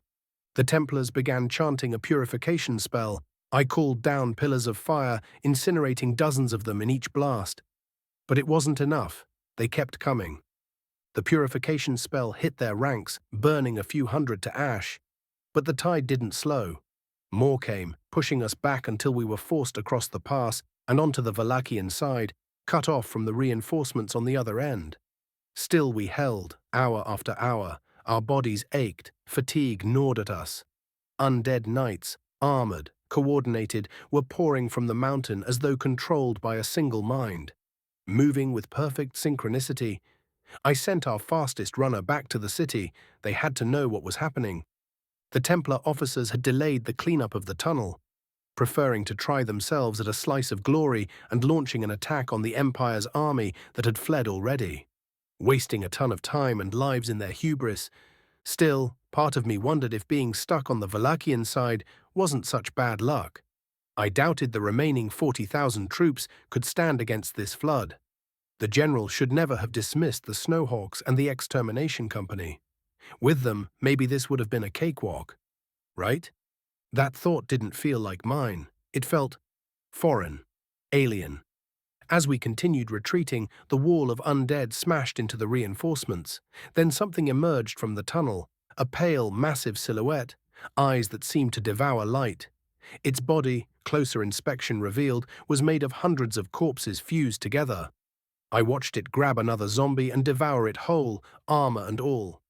It stepped out of the tunnel with terrifying grace and speed, its bipedal form ever-changing.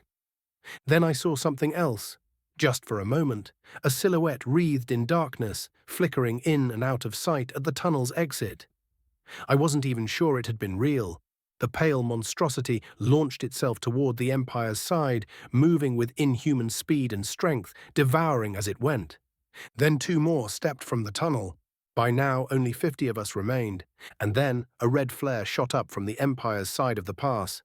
"We retreat, now!" I screamed as we turned and ran for our lives, hoping, praying that the monstrosities wouldn't notice us. Maybe the red flare would hold their attention just long enough. We ran. Zombies gave chase. The corpse golems didn't, but something else came out of that hellish pit of abominations. A skeletal figure draped in blood-soaked robes. A fucking lich. No, worse. A high lich fuck. That thing was definitely stage 7.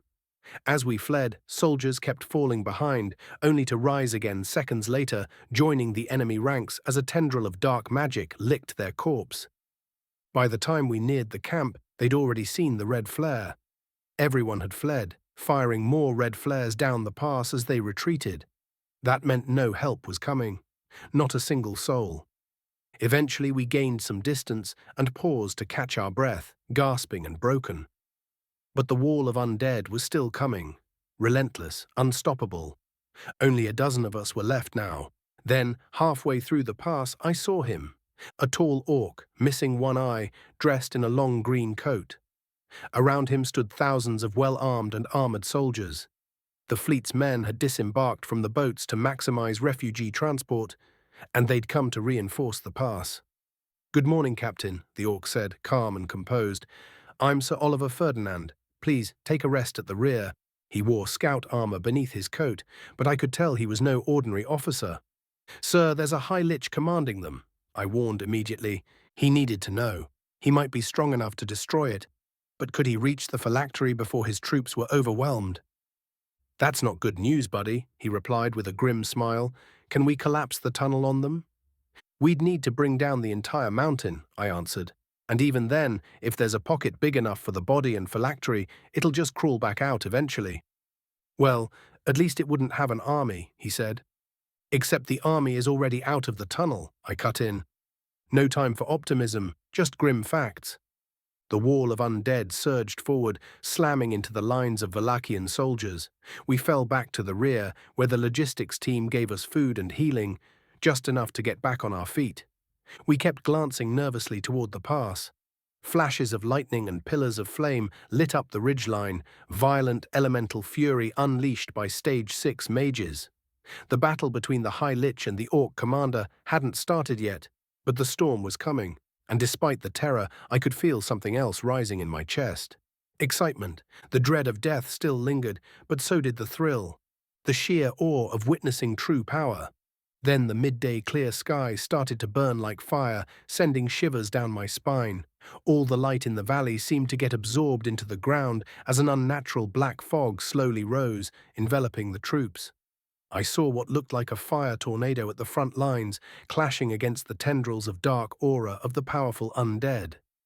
Tendrils of fire and shadow lashed out, colliding with explosive fury.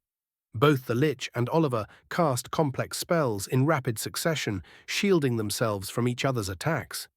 But Sir Ferdinand didn't just defend himself, he also shielded his troops, intercepting the Lich's deadly spells. It was noble, heroic, but it was also draining him fast.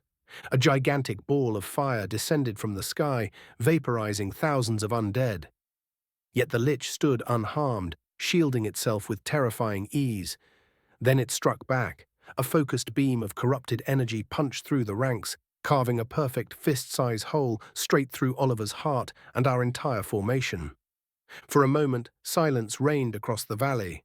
I leaned forward, seeing the hole extending perfectly over 100 meters through my buddy's chest and many others, eyes wide with shock. I leaned forward, confused. Then I saw it, the same hole in me. The fire tornado vanished. Despair swept over the valley like a second fog as writhing tendrils of unholy darkness snaked through the battlefield, immobilizing soldiers in place. I died, we all did. Then I awoke, sitting on a beach, mending a fishing net with small purplish hands. A fishing line bobbed gently in the water in front of me. The drastic shift in scenery let me breathe again. The sound of waves, the salt in the air, the familiar rhythm of coastal life. It reminded me of my childhood. It felt warm, safe. Something tugged the line. I pulled, struggling to haul in whatever had taken the bait. This body felt frail, starved. But the thought of food, of a real meal, kept me going. I waded into the shallows, the line coming closer. What I saw weren't fish, though long black algae had wrapped tightly around the hook and line. I brought it to face level, trying to untangle the mess, and that's when something cold grabbed both my ankles. I was yanked under the surface. I drowned. Then I was back on Earth, sitting in a dusty fob with my buddies, seconds before the mortar hit. I remembered this moment. I remembered what would happen next. Despair gnawed at me. I could stop it, I knew I could. But no one listened. They moved like puppets, ignoring my shouts and warnings. Possessed. I looked up and saw the mortar falling, just a faint dot against the sky. I braced for impact, but instead I felt something tug at my mind. As my two friends' faces' whole body shifting for a second into two weird people that looked like they were LARPing in the middle of a battle that somehow made my heart at ease. And then I was home, in my log cabin, sipping coffee and smoking a cigarette. A half-dismantled rifle lay in front of me on the table. I took it apart completely, inspecting each part, oiling them, then reassembling it with care. I moved to the next rifle, then the next. The collection, antiques and rare pieces, received expert hands and quiet reverence. The methodical rhythm calmed me, grounded me. By the time I reached the last one, I was exhausted. I fell asleep cleaning it, finally resting properly. 40 calm before the storm. Lilith POV. After Hope pulled off the ring, Sam fell asleep, his body showing clear signs of malnourishment and severe lack of sleep. She left the ring on the table and picked him up in her arms, holding him like a princess made of glass. "I'll bring him into your room," Hope said. I felt my cheeks flush at her words, too embarrassed to say much, so I simply nodded. "Some things never change. You always end up a wreck in my arms, you big oaf.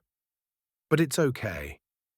I'll take good care of you," she whispered to the unconscious man, a small, sadistic smile tugging at the corner of her mouth before leaving the office toward the dorms. It was strange, watching them interact like that. They had a deep connection, too. I wondered, did Hope love Samael as well? Or were they just good friends? I couldn't help but imagine us all living together at the foot of a mountain, in peace. Trying to clear my head, I grabbed the ring off the table and began inspecting it. At first glance, it looked like a simple band.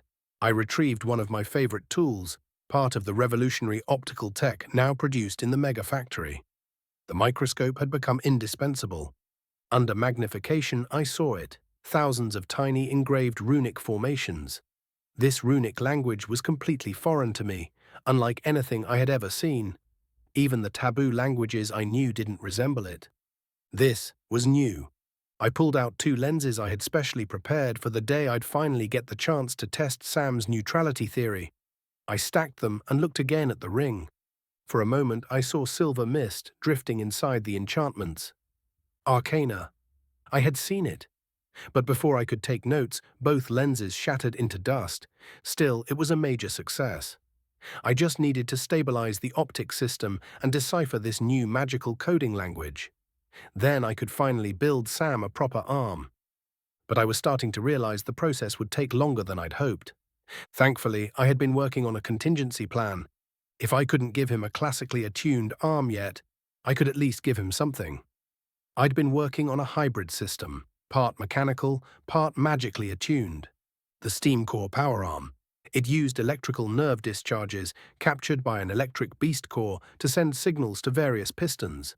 The hand was a sharp 3-pronged claw, while the forearm concealed a rifle fed by a belt wrapped around the arm, 49 rounds plus 1 in the chamber. It was designed to integrate seamlessly with the hellbow I'd already made. The whole arm would be powered by a miniaturized steam engine. Brutalistic compared to the elegance of a proper mana arm, sure, but the power output was absolutely insane. Even the ATF had shown up to deliver prototype materials for it. I didn't tell them anything, but somehow they always knew. The material was a golden-looking metal of unknown composition with exceptional resistance to both mana and runa. I was starting to get used to them breathing down my neck since they were actually helpful. The arm was nearly finished. The only thing missing was the micro steam core engine. I made the long walk through the complex to reach the engine manufacturing wing. We'd outsourced as many parts as possible for our newer machines. The Order's industrial influence had made that easy. The nation was at war, not just the soldiers. Everyone wanted to contribute in any way they could, which sped us up exponentially. As I passed through the transport wing, I saw the new train getting its final polish before its maiden run. The track stretched all the way to the frontier, passing through 3 mining towns and multiple farming and logging settlements.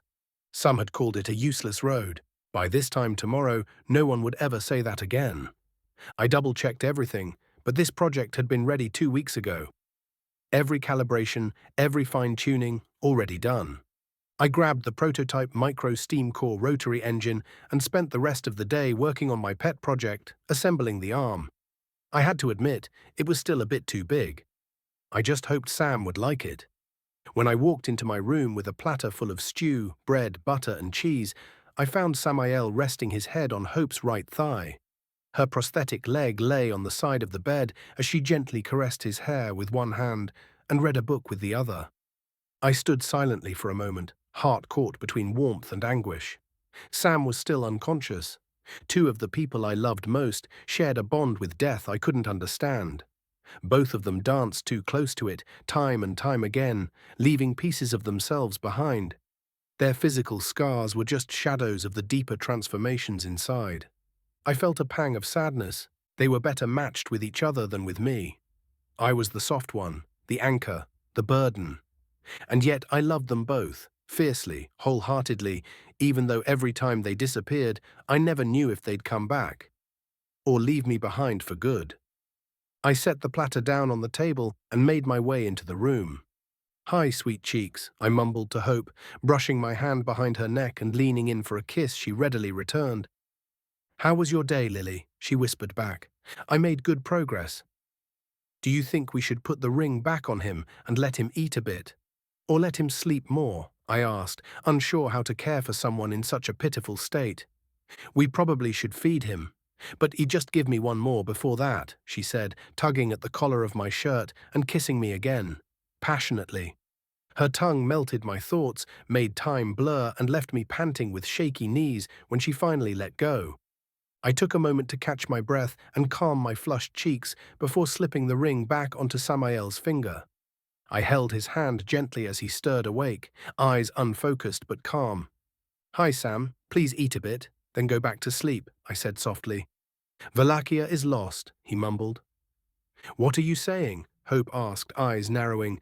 "Undead poured out of the mountain, a high lich and at least 3 corpse golems. I doubt our troops made it out alive. The undead army is heading for Dauversière. They don't have any forces left to defend it. Once Dauversière falls, millions of undead will swarm across eastern Valakia. We won the battle, but we lost the war.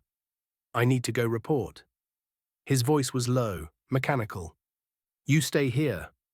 "I'll take care of it," Hope said, pressing her forehead to his. "Just eat and rest for now. You've done all you could." Then she reattached her leg and vanished into the air. "I need to go too," he grumbled, trying to get up. But I sat on him, stopping him in his tracks. "You'll go once you don't look like a zombie. Right now, people might mistake you for an actual undead and finish the job. So you'll eat, and you'll rest, until further notice." "Understood?" I said firmly. "I have to report to my chain of command, Lilith." "I could get in serious trouble otherwise," he tried to argue. "Don't worry. I can handle my brother," I replied without blinking. "So you eat and obey, or I put you back to sleep, still starving. Choose wisely." My fingers were already wrapped around the ring, ready to pull it off at any moment. "Okay, I surrender. I'm actually hungry. And that stew smells good," he finally said, defeated. He devoured 2 full portions of bread, stew and cheese, washed it down with a small cup of mead and a lot of cold water, then lay back in bed with a groan. I gently pulled the ring off and slipped into one of those weird pajamas my brother insisted on sending me for my birthday. This one was a bear-themed one-piece, and crawled into bed beside Samael. I held him close to my heart. His agitated sleep began to calm, and soon he was breathing in steady, even rhythms. As I felt myself drifting off, I noticed a young raven hopping onto the table and pecking at the leftover meat in my bowl. "When did you sneak in, little guy?" "Want me to show you the exit?" I whispered, amused by the immature bird. "Chip." It puffed up its feathers in the most adorably defensive stance I'd ever seen. "I guess that's a no then. You're so adorable." "Fine, I'll leave you to your meal." "You must be a friend he made along the way." "If Sam trusts you, so do I. If anything happens while I'm asleep, wake me, and I'll take care of it." The bird tilted its head as if it understood, and I drifted off to sleep. Chip, chip. I jolted awake as the raven shrieked into my ear. The alarm bell hadn't even finished ringing when I grabbed the prototype gun tucked beside my bed, the one Sam called the Swedish K. I pulled the bolt back and aimed it at the figure standing in my room. It was a man who looked like my brother, but almost twice as big. He immediately raised his hands. "Poe! Lilith, it's just me. Please, calm down, don't shoot." I kept the barrel trained on him, finger off the trigger, for now. Could be a doppelganger. No risks. "What the fuck are you doing in my room?" I snapped. "Sam didn't show up for his duties this morning." "We need him, badly," he said, eyes bleary and tired. "Did you know Samael almost didn't sleep or eat? Look at him. Without the ring, his body is in a comatose state. Today he rests. We'll see tomorrow if he's good enough for light duty. Luke peered over at Sam, visibly surprised. Damn. Yeah, he does looks like shit. I had no idea. He always seemed so fresh. Guess I never looked close enough. He sighed. All right. I'll manage without him. Just make sure he's ready for the ceremony in 5 days. That's all I ask. He looked genuinely shaken. I think I finally get what you meant when you said he's special. I slowly lowered the weapon, flipped the bolt to safety, and ejected the magazine. Definitely my awkward brother. Poe, apparently the raven's name, fluttered over and landed on Luke's shoulder with awkward grace. Even that bird knew not to fly in front of a gun barrel. Said a lot about how it was raised. Does he know about Wallachia? Luke asked, his tone suddenly grim. All the seers say the north is just death and corruption in the near future. One claimed to see a high lich leading an army, but it's only a rumor. He's the seer, I said simply. He's the one who saw the undead. Luke's expression shifted. I'll stay close for breakfast. He might have more to tell the order. How about this? I offered. You grab breakfast for all of us in the cafeteria, and I change into something less embarrassing than a bear onesie. Luke cracked a tired grin. Sure, see you in 30. He left, Poe still perched on his shoulder. I changed into a floral pattern short-sleeve shirt that was way too big for me, one I had stolen from Sam, and tucked it crisscross into a pair of tight black leather pants the Pontifex had gifted me. They were reinforced, form-fitting, and had a pocket dimension the size of a bull.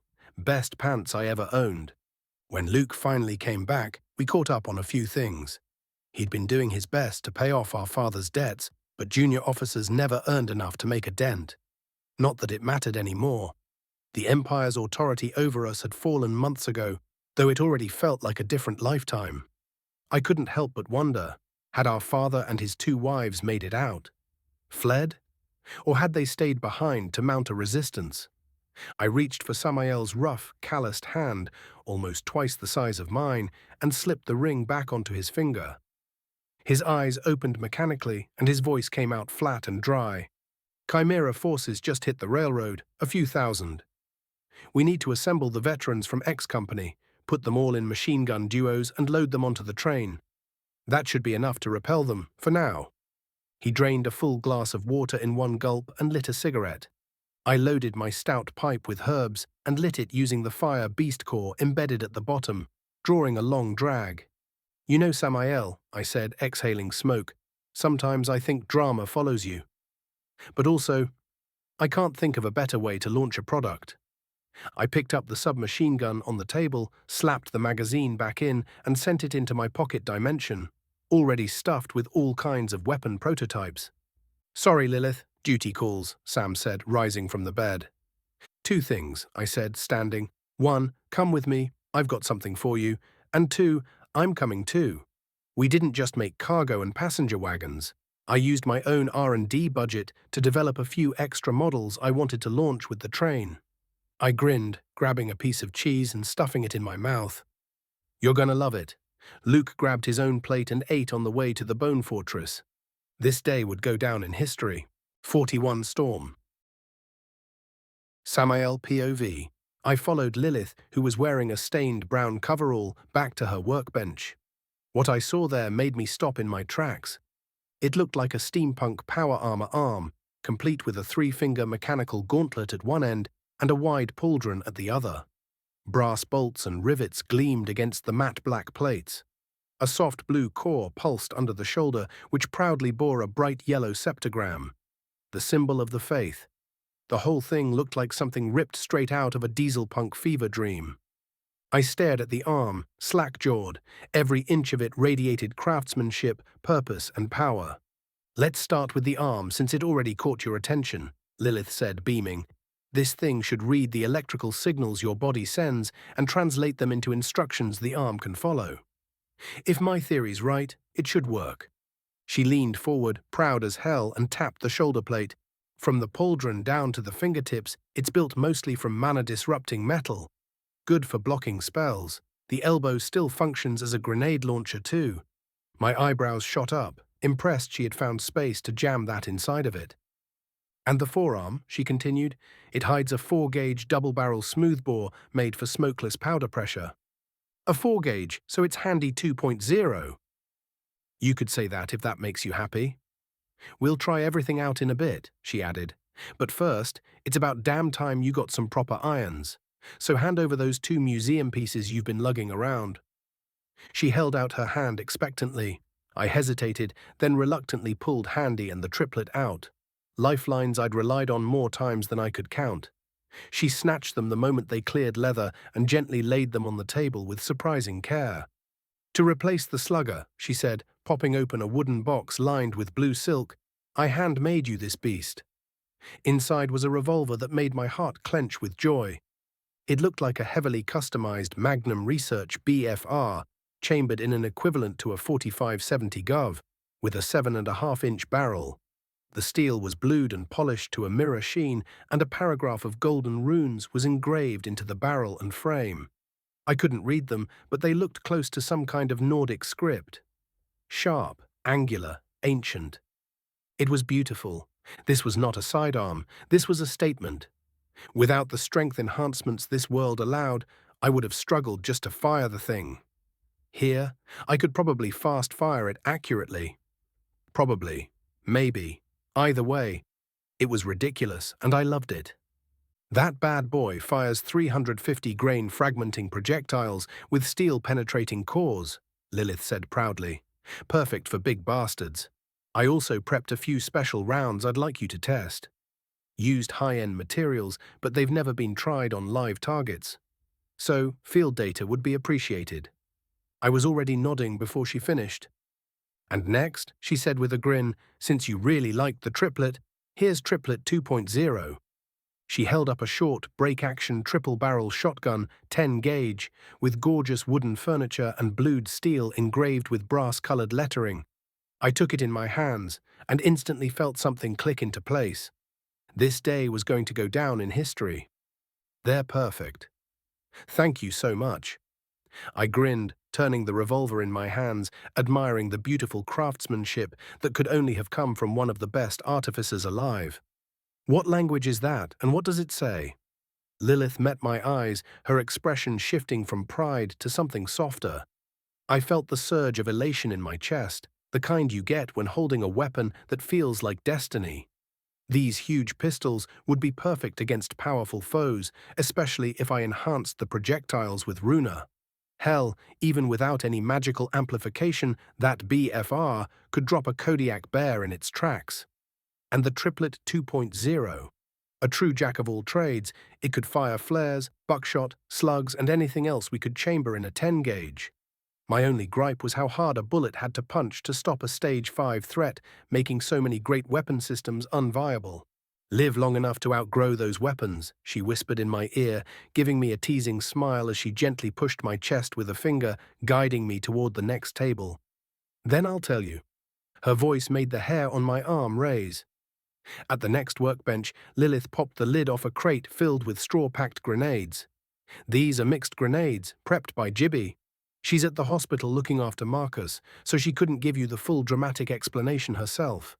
But she did say the fuse on the hand grenades is 3 seconds, and warned me that they're running a lot hotter than your old ones. So be careful. The grenade launcher shells still use impact fuses, but those have also been scaled up quite a bit. I peeked into the crate, noting the tightly packed payloads and sleek designs. These weren't just tools of destruction, they were expressions of intent. I felt a sudden urgency to grow stronger. I had to survive long enough to decipher the mystery etched in gold on those pistols. But beyond that, I just felt lucky. Blessed even. To carry weapons handcrafted by her. She pointed at the rapier hanging from my belt. That's cherubim steel. Excellent against dark mana-aligned creatures, undead, fiends, most demons. The wounds it makes are permanent against tainted souls, can't be healed. But, she hesitated, it's more brittle than your mithril alloy saber, so don't toss the saber. Think of the rapier as your ace in the hole. Noted. She then had me test every trigger on the mechanical arm. I crushed watermelon-sized rocks with the gauntlet and pulverized stone targets. the pistons purring like content wolves as the arm released a small plume of vapor. Lilith made a few minor adjustments, eyes gleaming with satisfaction, and finally gave her silent approval with a grin wide enough to split her face. We took a short walk to her office after that. Waiting by the door was Victoria, dressed in an elegant black silk dress that clung to her frame like shadow. Her ruby eyes scanned over me, stopping for a beat on the arm and guns, then flicked back to Lilith, sharp and unamused. "You missed 3 meetings," she said flatly, then sighed, defeated. "But I guess that's a good enough reason." She eyed the mechanical arm again, then offered me a charming, toothy smile. "Long time no see, half-man, so the arm actually works. That is great news." "Long time no see, Ketchup Queen," I replied with a crooked smirk. "And yeah, the arm works like a charm. But I have to apologize, I'm about to derail a few more plans." We shook hands. Her grip was firm and just a bit too warm. "I'll figure it out as long as you have a good reason," Victoria said. "Otherwise I won't hold the shit show, and you'll be blessed by the consequences of your inaction." "Good." I turned to her with urgency. "Victoria, set the locomotive to configuration 7 and have it ready to roll out ASAP. Troops should start arriving soon. Equip them with everything you can. Load as much belted ammo and preloaded mags in the cargo wagons as possible. If they can shoot Maxims, they can shoot PKs. Give my brother's soldiers PKS and issue the M/45s to healers and support units. Load the 200mm and 88mm wagons with full combat loads too. We've got enemies volunteering for a live fire demo." Lilith started barking orders like a seasoned commander, assigning roles and responsibilities with terrifying precision. People jumped to follow. "Sam, stop playing with yourself and come with me," Victoria said, a faint smile tugging at the corner of her mouth. She led me to the train station and showed me a detailed model of the full deployment configuration. Mounted armaments were marked clearly. The lead wagon had 7 dual-mounted Maxims set behind heavy armor plating, with a quad-mounted Maxim facing forward and an 88mm recoilless rifle mounted on top. Right after that came the engine, followed by 5 double-deck wagons, each side armed with 10 machine guns and each roof fitted with another 88mm recoilless rifle. Behind those were 2 mortar wagons, each carrying a single 200mm artillery cannon. Then came a dozen passenger wagons, lightly armored, equipped with steel blinds that had narrow slots for resting and aiming rifles. The train closed with a second engine and 5 cargo wagons filled with supplies, food, spare parts, and ammunition. Hours passed. The wind howled against the factory walls, and I could hear the heavy rain hammering the steel roof above us. Despite the rising tension, I found the sound soothing. Then I heard boots, dozens of them. I stepped outside. The Snowhawk Company and X Company were sprinting in tight formation, racing toward the factory at full speed. At their front I saw Luke, Louise, Sasha, Chloe, Julia, and Sophia, all moving like a well-oiled machine. Most of the Snowhawks had basic firearm training, but I preferred to keep them in reserve, using their traditional weapons. The fixed positions on the train would be manned by my machine gunners. They were going to love those dual Maxims. Perry was getting the quad, no question. The Snowhawks would ride cargo and receive Mosins in addition to their normal gear. My X-Company troops were issued PKMS and M/45s. Lilith's crew would handle all the train-mounted weapons. I just hoped whoever she'd recruited to fill out her team wouldn't get us all shot from behind. The troops moved fast, picking up gear and filing into their assigned wagons. The train let out a long hiss of steam and a plume of white vapor, signaling readiness. Briefings continued inside as soldiers got crash courses in the proper use of their new tools. The newly named Azure Ravens fell in love with the PKS at first glance. The Snowhawks were giddy over the Mosins. You'd think it was Christmas. I sat with the command staff in the lead wagon, where a map was laid out with the last known enemy positions. As the train's engine roared to life and we picked up speed, all eyes turned to me. Since I had the intel, I was given operational command. I grabbed the microphone, clicked it on, and started laying it out. "All right, listen up. Here's what we know and how this is going to go down. As I briefed the troops over the intercom about the enemy we were about to face, Poe perched on my shoulder, letting out a sharp chip-chip that somehow sent a surge of energy through the soldiers packed into the carts. The enthusiasm was audible over the rumble of the train. As I was wrapping up the briefing, I heard a door creak open behind me. I turned and saw a face I hadn't seen in forever walk into the wagon, casually picking up the mic where I had just left it. "Good morning, Snowhawks and Azure Ravens. This is Corporal Wojtek speaking, newly attached to the Azure Ravens. Today we will be using some experimental indirect fire weapons. Please do not charge enemy ranks and use melee weapons only from within our lines. That is all. Thank you and have a safe ride." He clicked off the intercom, having just broadcast his message across every wagon. "By the God King's beard, Samael. Are you collecting scars or something?" he said, laughing as he pulled me into a crushing hug, completely ignoring the three captains beside me. I didn't complain. Woj's hugs were the best by far, and I made sure to enjoy it. He looked taller and stronger than before, with a fresh scar slashing across his nose. He still wore his signature golden monocle, but now also had on an inquisitor's cap and a long black trench coat over his dark brown fur, giving the powerful bearkin an intimidating, sharp look. "And I thought you went home to become a mapmaker." "Good to see you, old friend. After the attack at the academy, how could I just ride home and ignore the evil festering in this world?" he said, eyes serious for a moment. "That day I lost my incense, but not my will to fight for what's right. I joined the Inquisition instead. Figured my skills might be useful. Apparently, someone thought my map knowledge and math skills were required for a special project with your name and Miss Makina's on it." He chuckled, patting my shoulder. "And I've got to say, that artillery of yours? Coolest shit I've ever seen. Technically, I'll be fully joining the Ravens once you get your new troops and gear, but today was the perfect chance to test out the 200mm on some live targets. Turns out all I needed to love math was for something to explode at the end of the equation." "Glad to see you too, buddy." "Meet my new pal Poe," I said, stroking the raven's beak. "Trust me, Woj. Most good things are explosive in one way or another. Now, allow me to introduce you to your new chain of command." But before I could start, Chloe stepped forward, her face red as a tomato. "Hi, I'm Spur. Specialist Chloe. Fire mage," she stammered, biting her tongue mid-sentence. "Corporal Sasha." "Healer," Sasha added smoothly, stepping up behind her. Calmer than Chloe, but also a bit flushed for some reason. They shook hands, and just like that, introductions were made. The mood shifted, nerves giving way to resolve, as we all began preparing for what would be a historic moment. A first for many things, all at once. "First of all, allow me to clarify by telling you what I saw in my dream," I began. The vision was brief, so I only caught a few details. I saw an army marching along the forest edge, following the train tracks.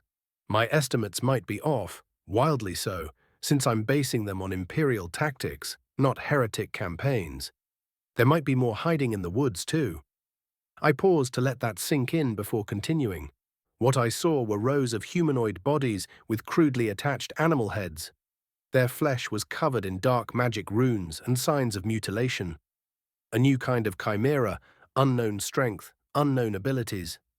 I called them tortury. Further down the track, I saw half a dozen massive silhouettes moving toward the town. I believe these are chimera royals. If that's the case, we'll need to hold out until reinforcements arrive. We're keeping the train out of enemy range.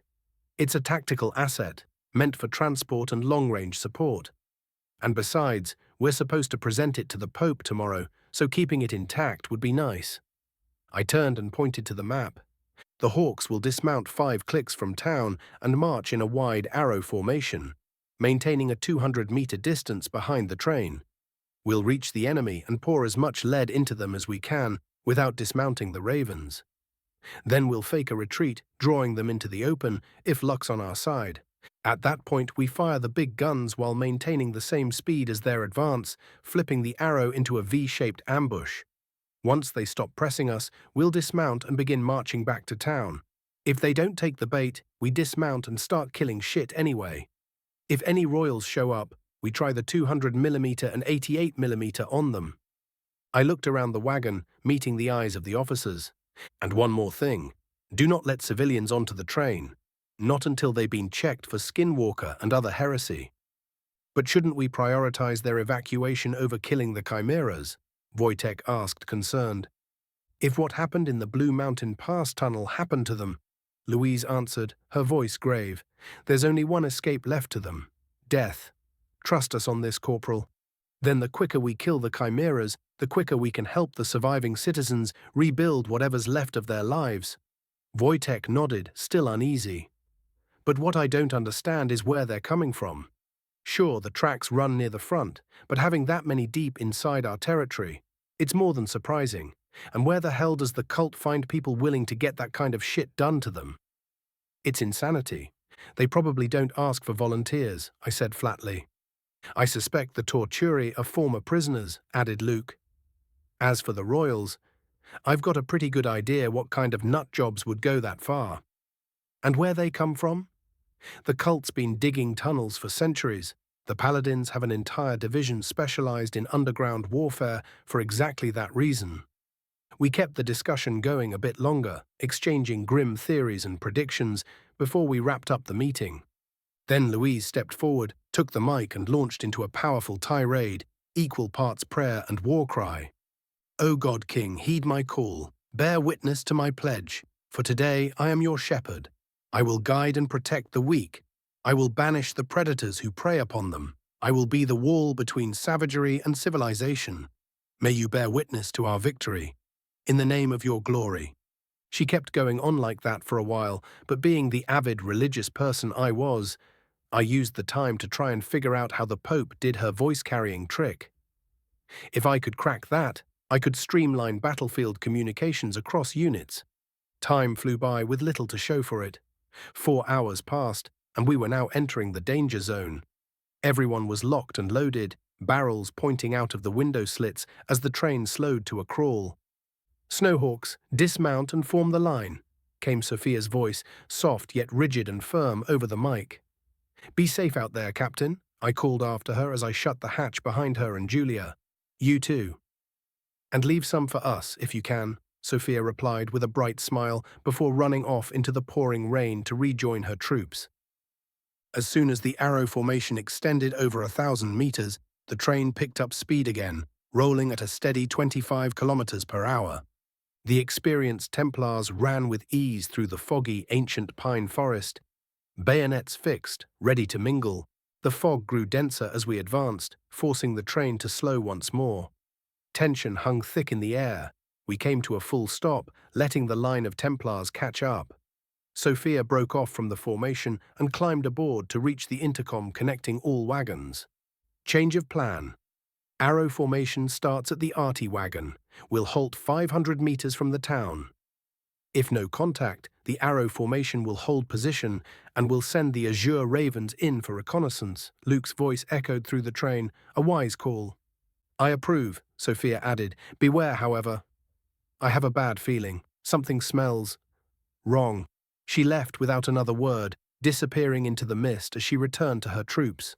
The front gunner assistant was scanning for any damage on the rails as we closed in on the town's outskirts. In the forest, the Templars advanced slowly and methodically, searching for any trace of enemy movement. Nothing. 500 meters from the town, we came to a full stop. Still no sign of life, no smoke, no cries, no fire, no carrion birds. Even Poe seemed agitated, his feathers slightly fluffed.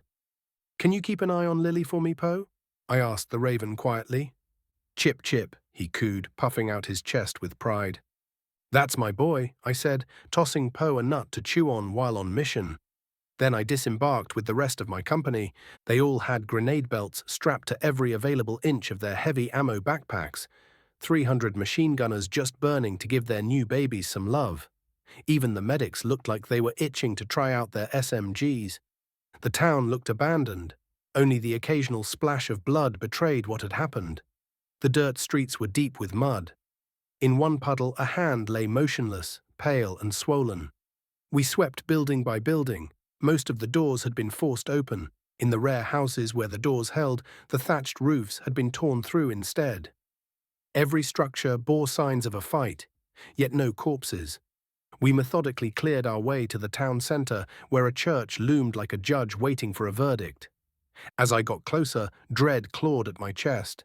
Nailed upside down along the outer wall were silhouettes that from a distance looked like people. Bloodied, mutilated. We moved in to confirm. It was worse, way worse. Every person on the wall was a pregnant woman, or had been. Their stomachs were torn open with what looked like bite marks. Their babies had been nailed beside them, each tiny corpse dissected with the precision of a mad surgeon. Blood vessels and nerves were pinned in delicate spirals, like a butcher's anatomical exhibit. I clenched my teeth and lit a cigarette. 2 long puffs burned it down to the filter.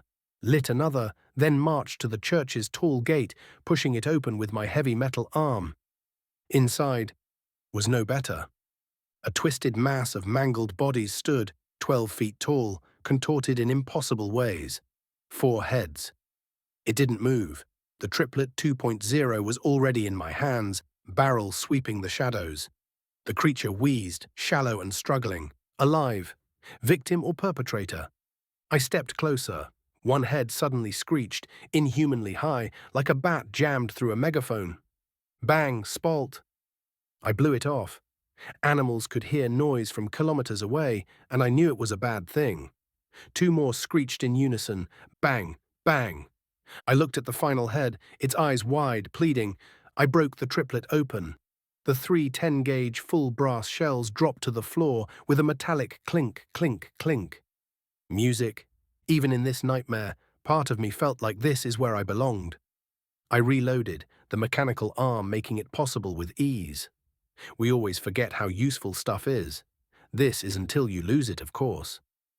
Any last words before I let you go home? I asked the last head, wheezing, eyes wet. Duck, sun, brack, everyone. Gone. Purge, please. Kill. Me. Quick. Each syllable dragged through agony. A single tear slid down its cheek. Bang. Thank you. And sorry for failing you. May you find peace.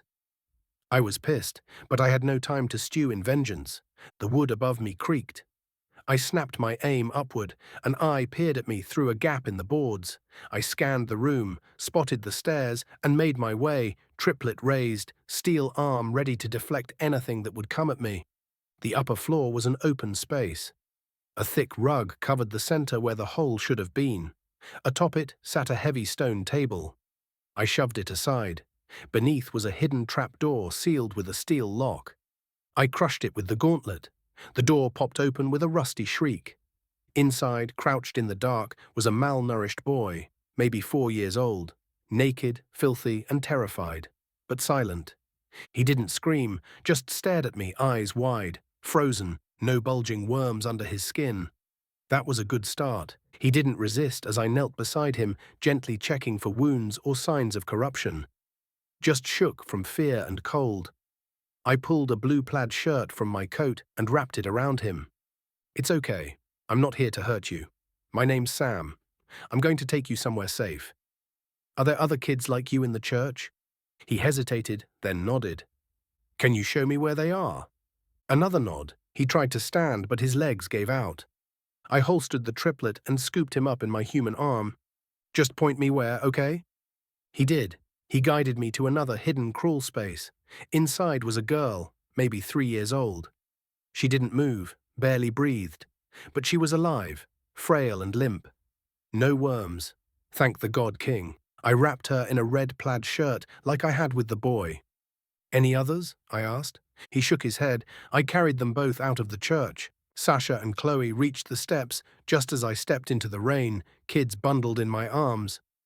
What the hell happened here? Chloe asked, eyes wide.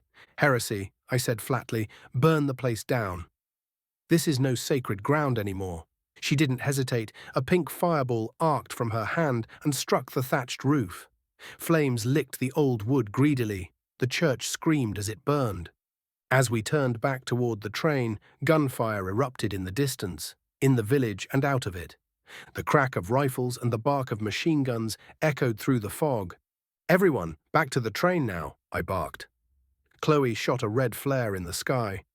We broke into a run, trudging through the fog, calling out to friendly positions before we came into view. I rushed to the cart where Lilith was. Her eyes widened when she saw me walk in, carrying 2 children out of nowhere. "Take care of them. Things are getting spicy. Thank you. Gotta go." I left before she could get a word out, but I heard a medic rush over the intercom a moment later. That set my heart a bit more at ease. The Ravens reconvened at the train, climbing aboard and manning every firing slit, window, and mounted station. The Templars held the arrow formation outside, their lines disciplined and unshaken. The last straggler had barely climbed on when the front quad Maxim opened up with a bone-rattling brrrt. Dozens of other guns joined in a heartbeat later. I weaseled my way through the chaos toward the front wagon. Through a narrow window, I caught sight of something sprinting toward us out of the fog. A massive orc, but with a grotesque insectoid head grafted to its shoulders. It ran hard before getting shredded by a burst from the left side front gun, his corpse igniting in purple fire as it died.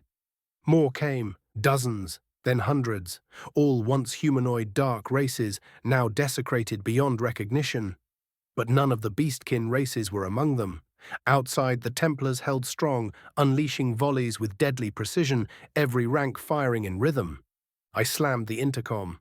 "Wodge, blast the town with incendiaries, then drop me some flares. After that, frag everything forward in a wide fan." "Aye, aye, Sergeant," he answered. The train's artillery roared, the sky lit up with a massive fireball that swallowed a quarter of the town. Many buildings burst into flame. The blaze caught speed, and a great brazier was born, lifting the fog and casting the battlefield into sharp relief. And that's when we saw it, the horde, thousands, 20, maybe 30,000 twisted abominations pouring out of the burning ruins and surrounding hills. An ambush. The church had been the whistle, but they had no idea what we had a reverse Uno card. Time stretched, endless gunfire, muzzle flashes lit the wagons like strobe lights. The Ravens were already asking for extra barrels, 4 per gun wasn't going to cut it. The Maxims, though, thrived, old warhorses built for this kind of punishment. They buzzed, spat, and tore through the enemy like gods of war. Reload, fire, repeat, the wide arcs of fire tearing dozens apart. Hell opened before us, and we answered with lead. Wave after wave of torture surged from the flames, their shrieks drowned beneath our barrage. But still they came, ruining like starved beast. Then I saw it. Something huge moving at the town's edge, a monstrosity, 20 feet tall, 10 legs, like a spider made of nightmare and keratin. 88S, target the head, blow that thing back to hell. The recoilless rifles thumped in unison. The blasts weren't as thunderous as the 200mm, but they did the job. Explosions ripped through the creature's head. It thrashed, legs buckling, and collapsed with a ground-shaking crash, getting a few torturi to follow him in death. Then the hairs on my neck stood up, a foreboding feeling setting at the back of my mind. I looked up.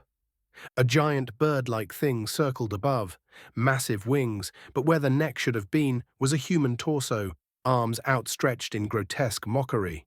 Its twisted face looked straight at me. Traught the roof hatch. "Get PKS on the roof. Bring that bastard down." The Royal launched a giant fireball towards me that was disrupted by a well-timed Runa-empowered salvo. The fire dissipating before reaching me. Gunfire erupted upward. Tracer rounds stitched the sky. Feathers bursted in puffs as rounds found their mark, but the thing twisted mid-air in a fluid dodge, slipping out of view behind a burning building. Only injured, not dead, not done. "Engage phase 2 of the plan," I barked over the intercom. The train starting to slowly move backward, creating a wide open field to intercept the flood of enemy in crossfire. Runners kept coming and going from the cargo wagons, distributing ammo as fast as it was spent. Purple fire covering the field in front of us and emanating dark miasma that stayed low to the ground. Wild explosions ripping in the distance every few seconds as artillery blast tore everything to shreds.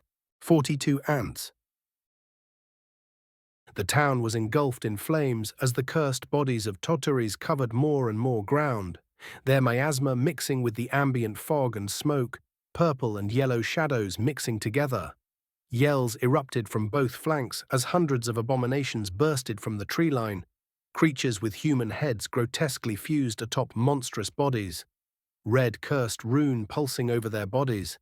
I saw a killer moose charging with the crying head of a goblin girl mounted on its crown. It looked smaller than the one I had faced before, but no less deadly. The beast dashed forward at terrifying speed. Most of the creatures were stage 2s and 3s, though more and more emerged with power signatures marking them as stage 4s. They tanked many rounds before falling. The first few hundred were torn apart by machine gun fire. The 200mm artillery roared, launching direct fire into the forest and sending shockwaves and shrapnel through the woodline on both sides of the train. The 80s followed suit. With so many machine guns mounted, the waves of melee attackers were simply mowed down. Every few minutes, the big cannons fired flares to keep the battlefield lit, casting long shadows in the smoke and fog as we pummeled the enemy relentlessly. Still, the sheer volume of enemies had us on edge. Occasionally, a stage 5 made it through the hellstorm and into the Templar line, cutting down a few before being overwhelmed.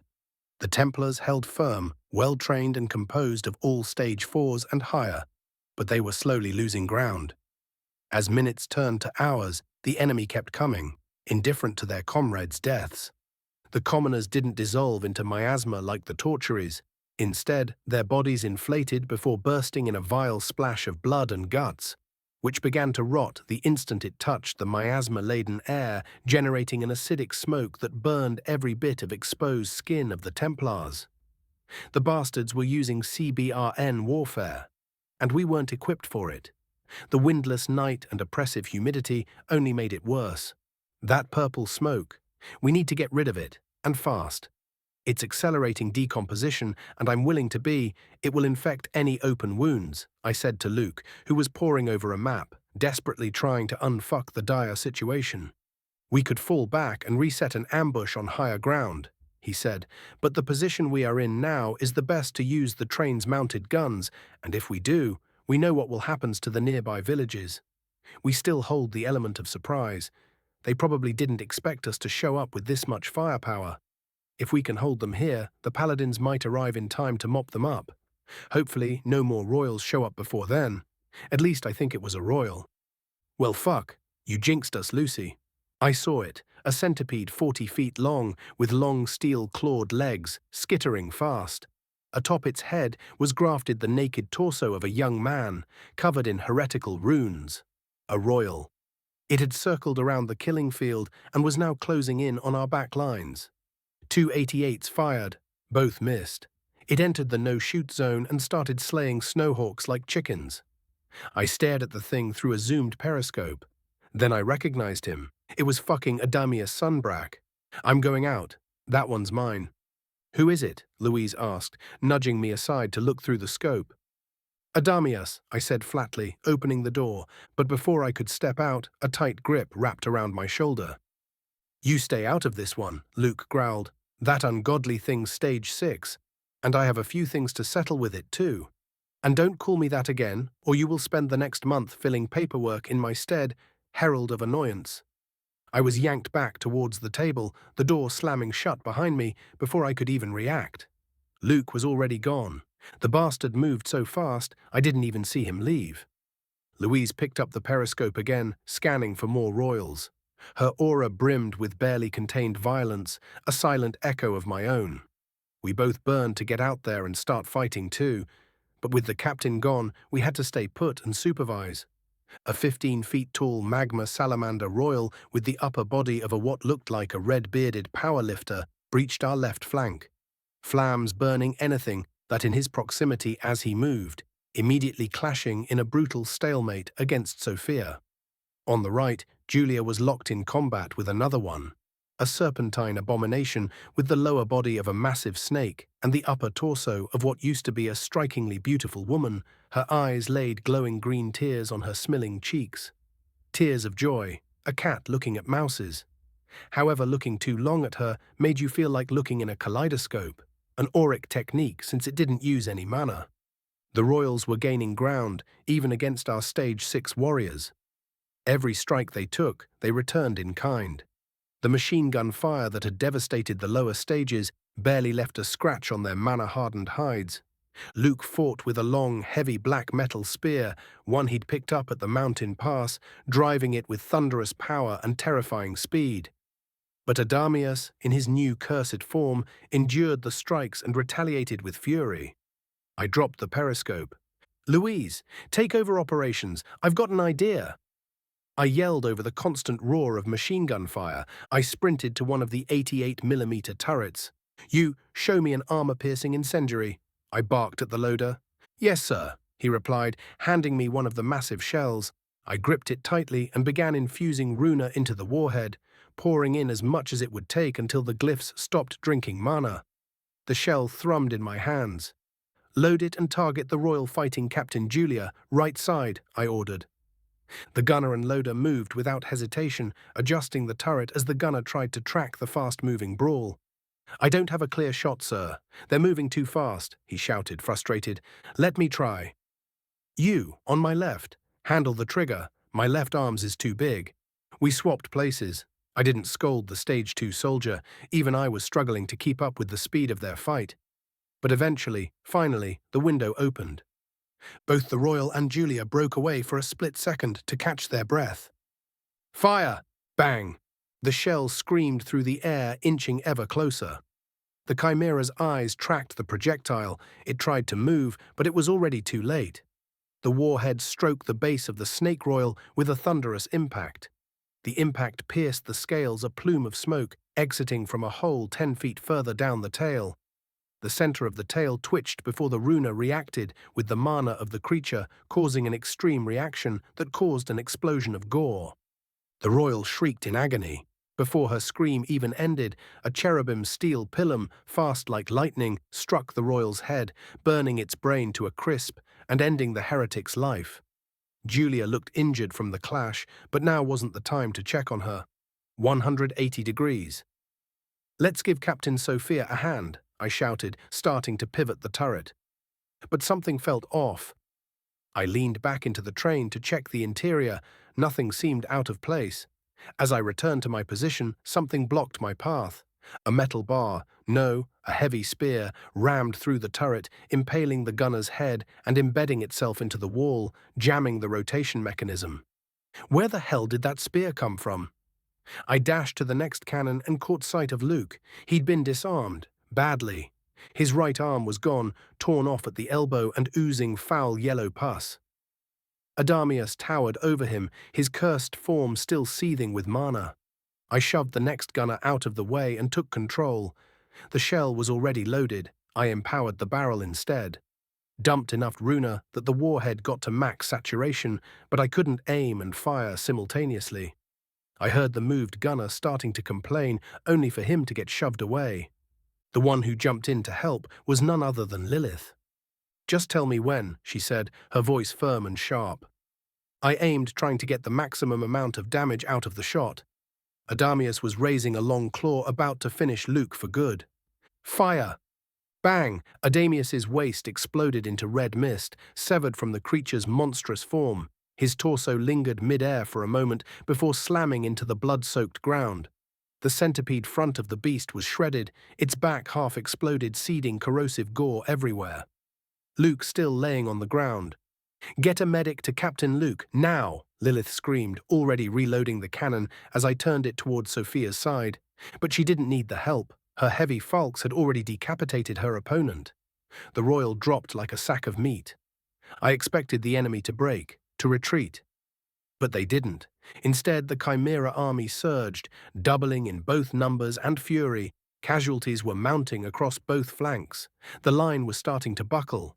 Then came the shiver. A pulse of dread rolled through me and everyone else. Something had arrived. I didn't see it first. I felt it.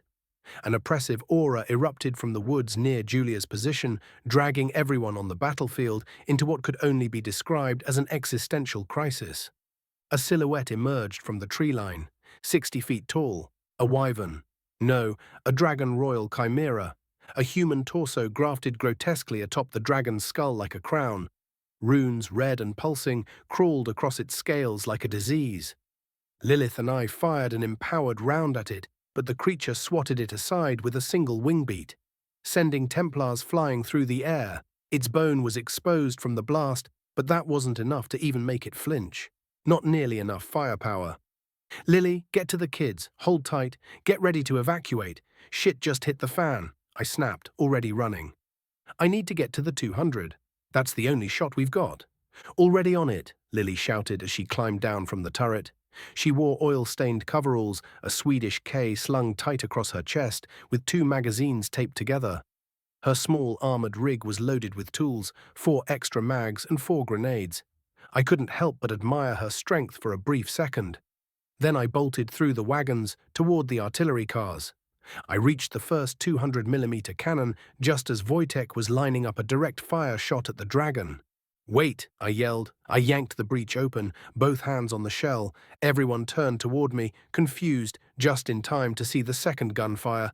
The round tore through one of the dragon's wings, punching a ragged hole, but it barely scratched the creature's chest. The scales were too thick. I stared out the viewing port. The dragon had already engaged Captain Julia. She met its claws with her blade, but it wasn't enough. The human torso atop the beast raised a hand and cast a spell. A thick, dark beam of acid launched toward her. She didn't even have time to scream. Julia collapsed, convulsing. Her body melted in the miasma, gone within a second. "What the fuck are you doing, Sam?" Wojtek barked, panic rising in his voice. "Shut up and pray," I snapped. That silenced the bear kin. In fact, it silenced everyone for a second. A moment later, they began a desperate litany to the God King. I poured every drop of arcana I had left into the shell, pushing myself to the edge. My vision swam, and my limbs felt like ice.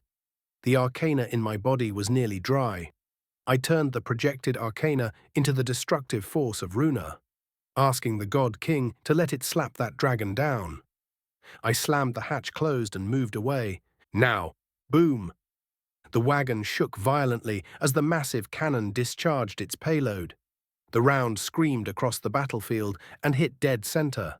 The explosion was colossal. Shockwaves flattened the trees between us and the Stage 7 Royal. Black smoke billowed up in a churning plume. Then the Runa explosion came. It sucked all the air around the dragon like a thermobaric bomb before releasing all that pressure. A gust of wind hit us like a wall, flinging rocks and uprooted trunks in all directions. When the smoke cleared, we saw the damage. The dragon's thoracic cage had been torn wide open, but the internal organs were still in good shape, glowing like liquid mana. Not destroyed.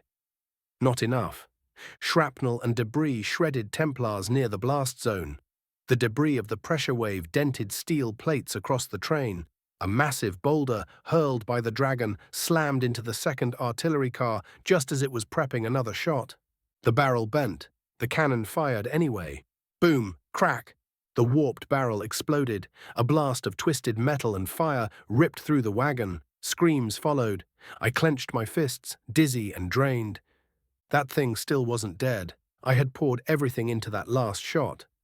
There was nothing left in me. No arcana, no strength, just adrenaline and the will to live another day. But maybe if we landed a direct hit to the heart, it wouldn't matter. Maybe, just maybe, the 200mm still had a chance. I tried to tell myself, knowing all too well it wouldn't come nearly close to the power needed. Then it came. Another powerful aura surged from behind the train. Everything froze. Even the dying soldiers on the ground seemed to pause, as if the world itself had been gripped by an instant of pure dread. The new aura was as terrifying, maybe more, than the dragon chimera itself. Pure, unbridled power. We couldn't survive 2 Stage 7s. The one already in front of us was threatening to wipe us out. The chimera sensed it too. It didn't hesitate. The dragon let out a guttural roar, then launched skyward, wings shredding the smoke and ash as it streaked north at a speed that defied physics and reason. Leaving a trail of glowing blood, it fled. The wind it left in its wake churned the battlefield, tossing mangled corpses like toys.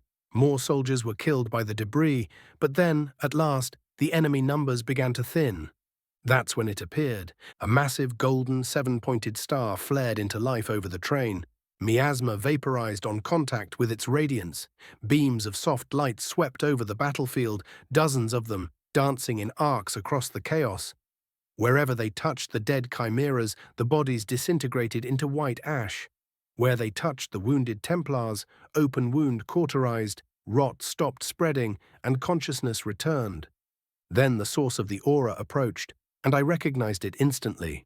Sapphire Delphine, Paladin Grand Magus, former head teacher, for a time my superior.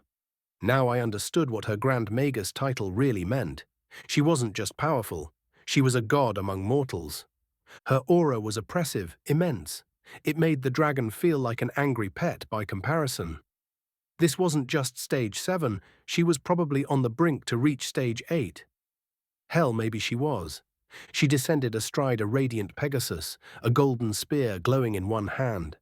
Behind her followed 100 more paladins, each one a stage 5 or 6, elite mages and peerless warriors, their auras blending into a sky-blanketing wave of golden light in the night.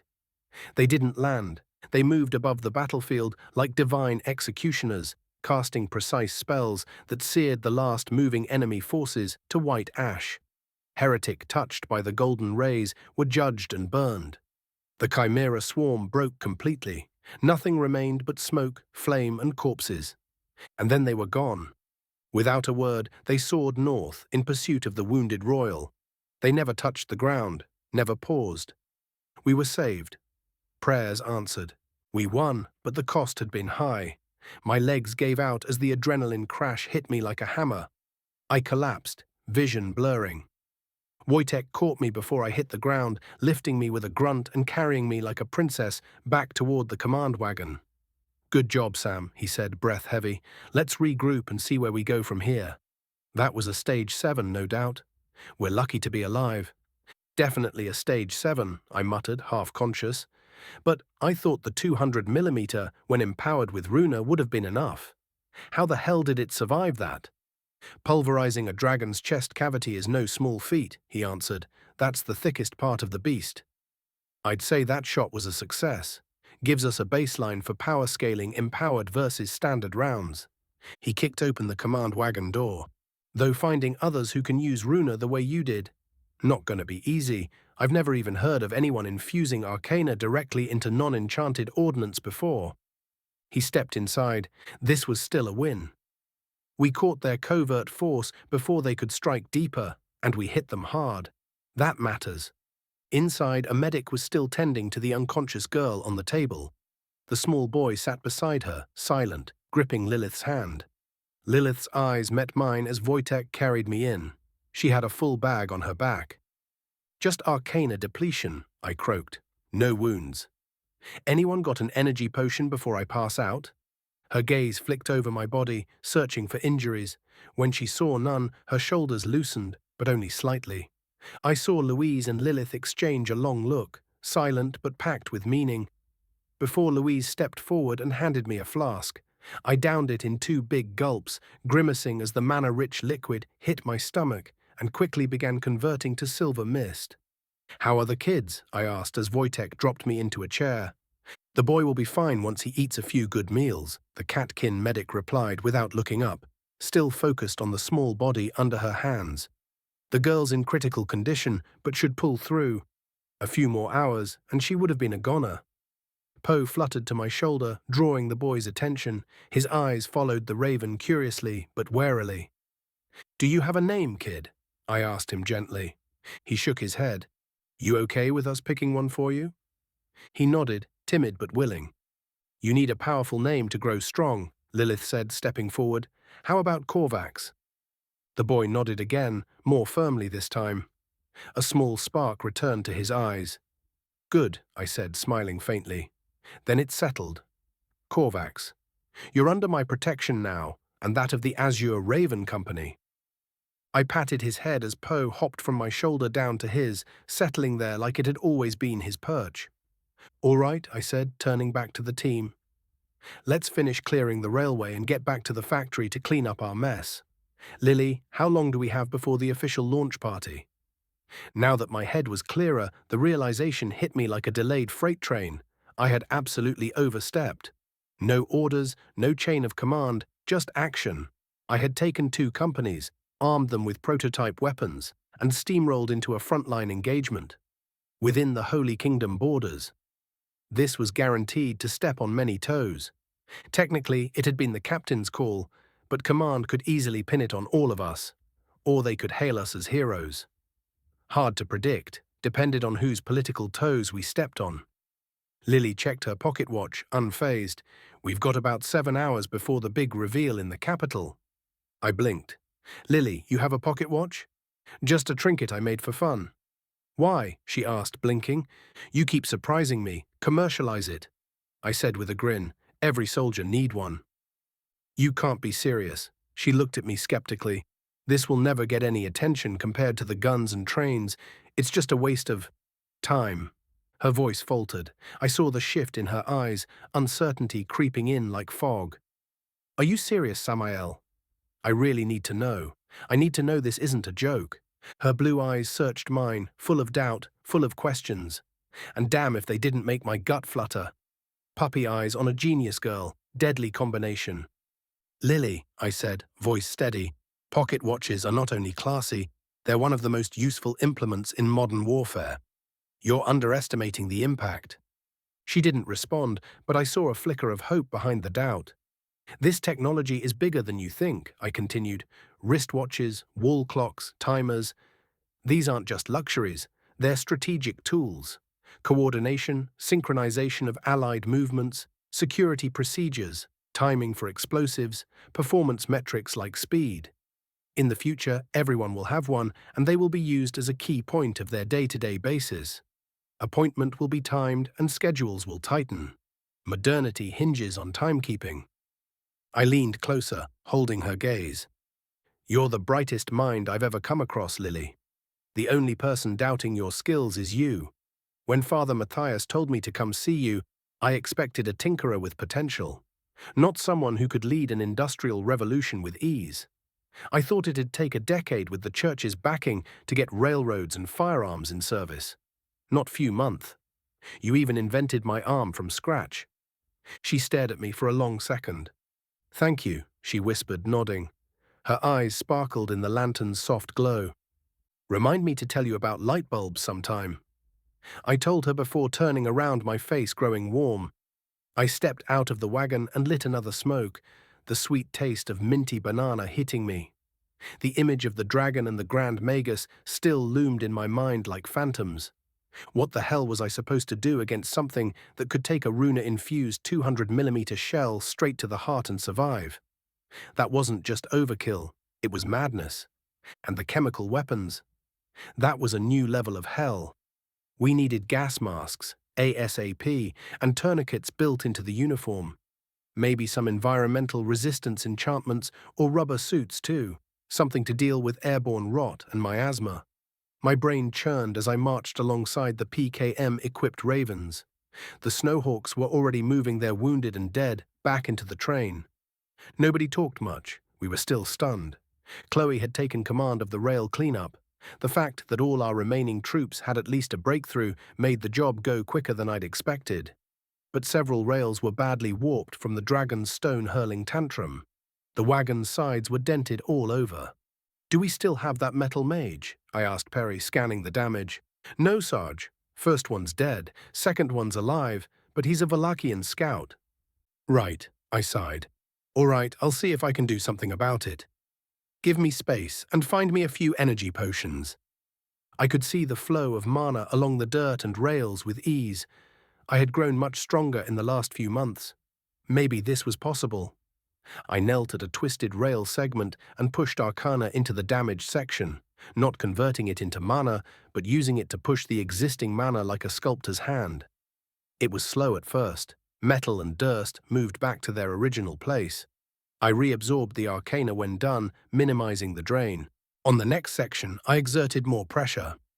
It responded smoother, like muscle memory but with magic. Less fighting, more shaping. It felt like cheating. Within half an hour, the rails were operational again. The remaining Snowhawks and Azure Ravens stayed behind to finish off the last chimeras. They offloaded supplies from the cargo wagons. Enough to survive a week. We left with the train packed with corpses and injured soldiers. Good thing the floor were not carpet. 43 crowds. Mother Katrina, point of view. Months had passed in the capital, the snow had melted and summer had come. After revealing my story to the Pontifex Maximus, my life had changed completely. I was now working directly under Aurelia as a member of the Talarian Healing Corps of the Paladins. She had taken me under her wing and found a place for me to belong. A new hospital still under construction on the outskirts of the capital, near a newly built but seemingly useless metal road. I took the night shift alongside a kind gentleman named Father Matthias. Of the 4 powerful healers assigned to the hospital, 2 had children waiting for them at home every night, and we made sure they would be there to tuck them in. I found relief in helping others. Grief was a long process, but healing others healed me a bit too. Aurelia granted me full access to her personal library once a week. She even took the time to personally recommend some of her favorite books. Every time I went, she was already waiting for me with tea and sweets. Months of talking about literature, medicine, and life experiences over steaming cups of tea had forged a tight friendship between us. Turns out we had a lot in common. Talking with her reminded me that life could still be beautiful, even when horrors happened daily. She had strongly insisted that both Matthias and I attend a ceremony the next morning. Matthias had also pushed for it, saying his niece's special project would be showcased, and that if it was half as impressive as her other work, it would inspire me for years. The stage for the event had even been erected right next to the hospital. I suspected it had something to do with the massive fortress being built just outside the city. They called it the Industrial Factory. It employed over 50,000 people, specialists in all fields, and a lot of manual workers. A lot of them were Valachian refugee, and that number grew larger every week. Yet the only products anyone had seen from it were the patrol rifles and pistols now used by the Inquisiton. I was not a fan of big crowds, and just thinking about the upcoming ceremony sent waves of anxiety through me. Everything had been packed and double-checked 10 times, all neatly tucked away in a suitcase by the door. My shift wasn't set to start for another 2 hours, but the impatience gnawed at my mind. I needed to move, to do something, anything. So I decided to start early. At worst, I'd just end up helping more people. My healing abilities had grown by leaps and bounds since arriving in the capital, but being here wasn't as safe as I had once thought. Every week brought new cases of skinwalker worms. The procedure for those cases was simple: sedate them, cremate them. The Inquisition officer assigned to the hospital would handle informing the families. At first I resisted. I refused to believe such horrible things were possible. Then one turned into a skinless abomination right in front of me, paralyzing me with fear. After that, my mind changed. Mac, the Inquisitor, saved me from a quick death by decapitation using the strange explosion rod he called a gun. From that day on, I made full-body inspections for worms standard for every patient admitted. I made my way into the staff cafeteria. "Good evening, Mother Katrina," said the chipper voice of my apprentice, a white with patches of caramel mousekin boy with impressive potential, already stage 3 at the age of 29. He set down the book he'd been reading and pulled out a second cup, pouring me a spiced tea. "Hi, Eddie, you're here early. You know your shift doesn't start for another 2 hours, right?" I asked, raising an eyebrow. He was always early. The man had a phobia of being late, I swore, but 2 hours early was pushing it, even for him. "Better early than late," he answered with a grin. "Since we're both here, let's get started. I'm sure Josie would love to make it home early for her son's birthday." I sipped my tea as we welcomed in our first patient. Multiple fractures along the arm, nothing too serious. A perfect case for Edward to handle. The night turned out surprisingly calm, so we used the extra time to check the inventory, making sure every first aid kit was complete. While most of our healing relied on magic, every Stage 1 sister and brother was still trained in manual medicine. It was protocol, just in case we ever got too low on mana.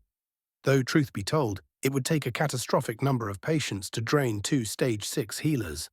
As Edward was closing the last kit, Matthias entered the room, dressed in a simple white nurse uniform.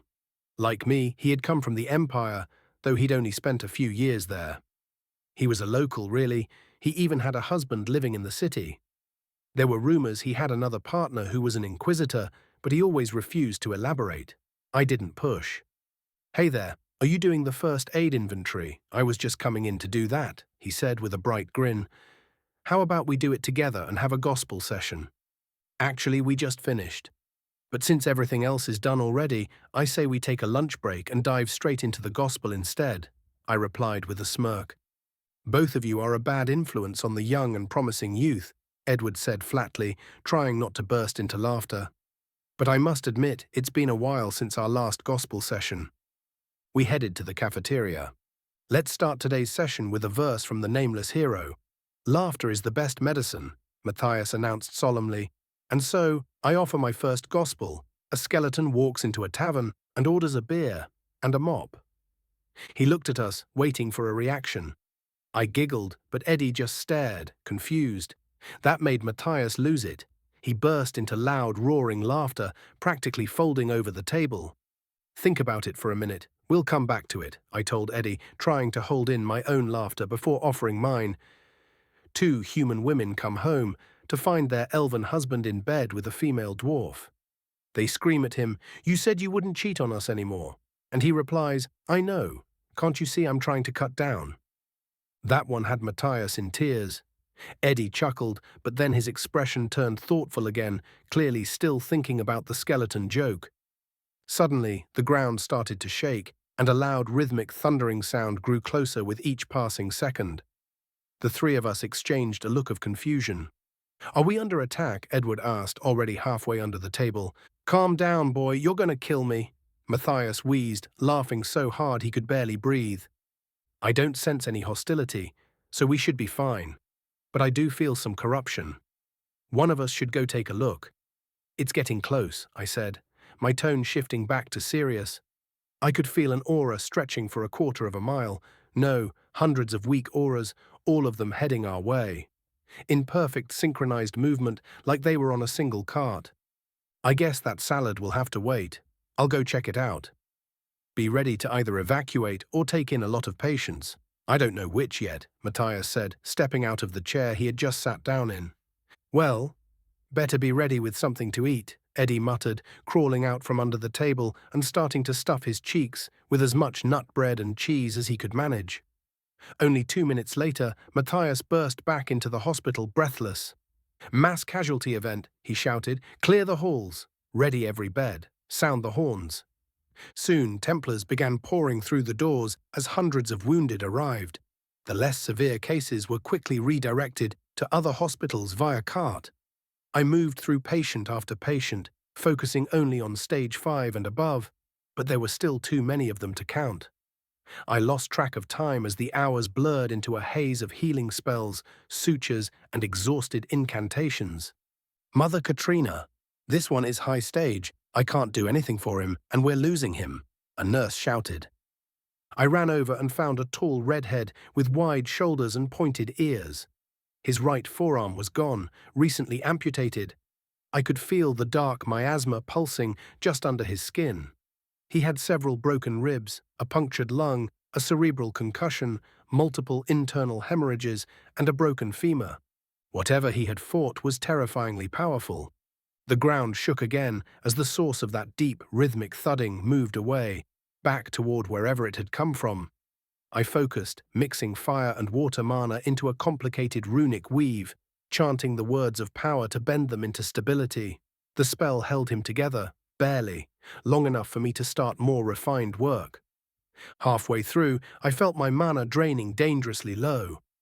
Then a warm hand settled on my shoulder. Mana poured into me like a slow, steady current, and I watched as my own spell was overwritten by something far more complex. A far more powerful runic weave stabilized the patient's body completely, erasing the miasma, sealing the injuries, and even restoring some of the lost tissue. Not a single word had been uttered. I turned to see Aurelia smiling down at me. She wore an elegant red silk gown that clung to her figure with effortless grace, her pale skin practically glowing with an ethereal light from the contrast, her full lips covered with a simple gloss. She was stunning. "I've got this," she said softly, her voice like a whisper on the wind. "Go get ready for the launch ceremony." I nodded, dazed, and stepped into the corridor. As I made my way back to the staff room where I'd left my suitcase, I passed dozens of stunned faces, healed soldiers, their wounds closed with barely a scar remaining. Aurelia hadn't just healed them. She had purged corruption, cleared fatigue, restored vitality, and she had done it all without speaking a single rune. To the Stage 1 nurses, it was nothing short of a miracle. To me, it was a masterclass in perfect auric control, flawless technique born from years of study, wisdom, and relentless dedication. And somehow, that was even more awe-inspiring. I dressed in an elegant white gown with a green ribbon belt that Aurelia had gifted me. Long silk gloves and socks matched the dress perfectly, contrasting with my tanned skin and dark brown hair. I had an umbrella, but the rain had already ceased, leaving the air fresh and the world glistening. At the hospital's exit, I found Matthias waiting with a short, bald man who had a luscious mustache, wore heavy jewelry, and walked with a jeweled cane. Both of them were dressed in matching pale blue silk suits. The sky was clearing as the sun began to kiss the rooftops, painting gold on the stones of the city. The main road, which used a new underground drainage method, remained pristine despite the heavy storm earlier. People were already beginning to gather around the stage, erected near the newly built, though still unused, metal road. Father Matthias, his husband, and I were on the VIP list, our seats placed front and center. Freshly healed soldiers began to file out of the hospital, joining the swelling crowd instead of returning to the fortress. They spread evenly throughout the crowd every few meters. When asked about their torn uniforms, they deflected with vague excuses, training accidents, or run-ins with a stubborn tree branch. But their eyes told a different story. They had seen something out there, something they couldn't yet speak of. I recognized a few of them from the parade that passed through town a few days ago. Our hospital had been one of the last stops before the fortress. Back then, half the nurses had lost their hearts to those battle-hardened warriors. These soldiers looked like any other Templar, yet something was undeniably different. They were gentler, but carried themselves with a quiet, unwavering strength. When they looked at you, it wasn't with detachment, it was with responsibility, as if they saw it as their duty to protect every citizen personally. A far cry from the usual Templar demeanor, who weren't cruel but lived in their own closed-off military world where strength alone defined value. And then, in classic Aurelia fashion, she made her entrance. From the roof of the hospital, she launched into the sky, her wings catching the golden light of dawn. She descended gracefully onto the stage, bathed in sunlight, radiating power and poise. By now, the streets were packed. Thousands of people had gathered. The crowd made me deeply uncomfortable, but I stood my ground. "Ladies and gentlemen," Aurelia began, her voice echoing across the city through a masterful auric projection, clear as crystal from the stage to the furthest alley. "Today we celebrate the last great victory of the nameless hero in the name of the God King. On the 7th day of July, 2000 years ago, he vanquished a demon, a being that had achieved complete immortality. In the face of unimaginable adversity, he did not falter. He paid the ultimate price. He fell, but in his fall, he left us a final charge to protect these lands and the people who call them home. For 2000 years, we have held the line, and for 2000 more, we shall endure, hand in hand." The crowd erupted in cheers, the sound like thunder in the city's heart. "We will fight against heresy now and forevermore. We are his last will. We are the final wall. We fight now, and until the last falls." She paused, letting the words settle before continuing. "Today the world changes. This day marks the first day of a new era in transportation and commerce.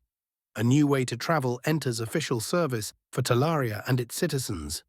If you look to your left, along the rails, you will see a new invention making its way toward us. It is called the train. Any moment now, it will arrive. Today you have the chance of laying eyes on this complex artifact that is guaranteed to surprise you more than you could ever expect from a day-to-day machine.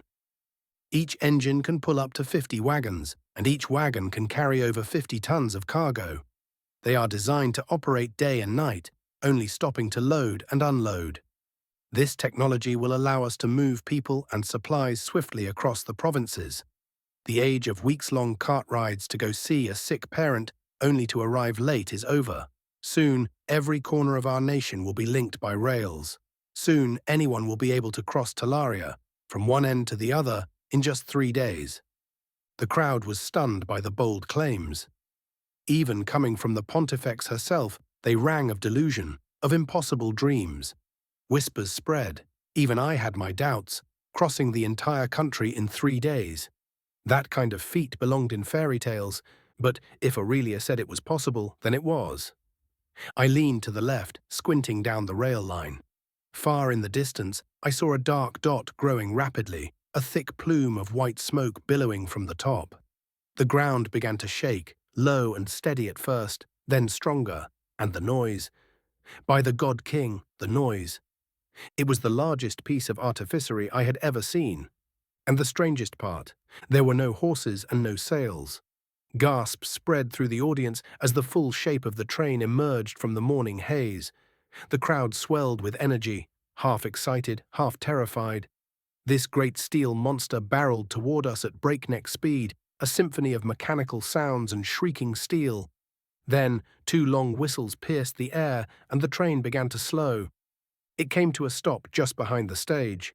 The train gleamed with fresh paint, though here and there minor dents and scratches were visible. Odd. Most machines were unveiled in pristine condition, not like this, scarred, used. But then I remembered the night before. That thing had likely seen combat. On its side stood a tall, broad-shouldered man with a neat brown beard and a strange, bulky prosthetic arm. The glint of brass and reinforced black plates made the thing look more like a weapon than a limb. His inquisitor's cap was pulled low over his brow, casting his face in shadow. A sharp black inquisitor parade uniform gave showing only the ranks of sergeant and the aquila on his chest. No medals, which was surprising for a person of his rank. The essok shimmered on the silver eagle and surprisingly on his boots, drawing the eyes. At his side, holding his arm, was a striking young woman, petite, red-haired and radiant in a deep green dress that complemented her curves with elegant grace.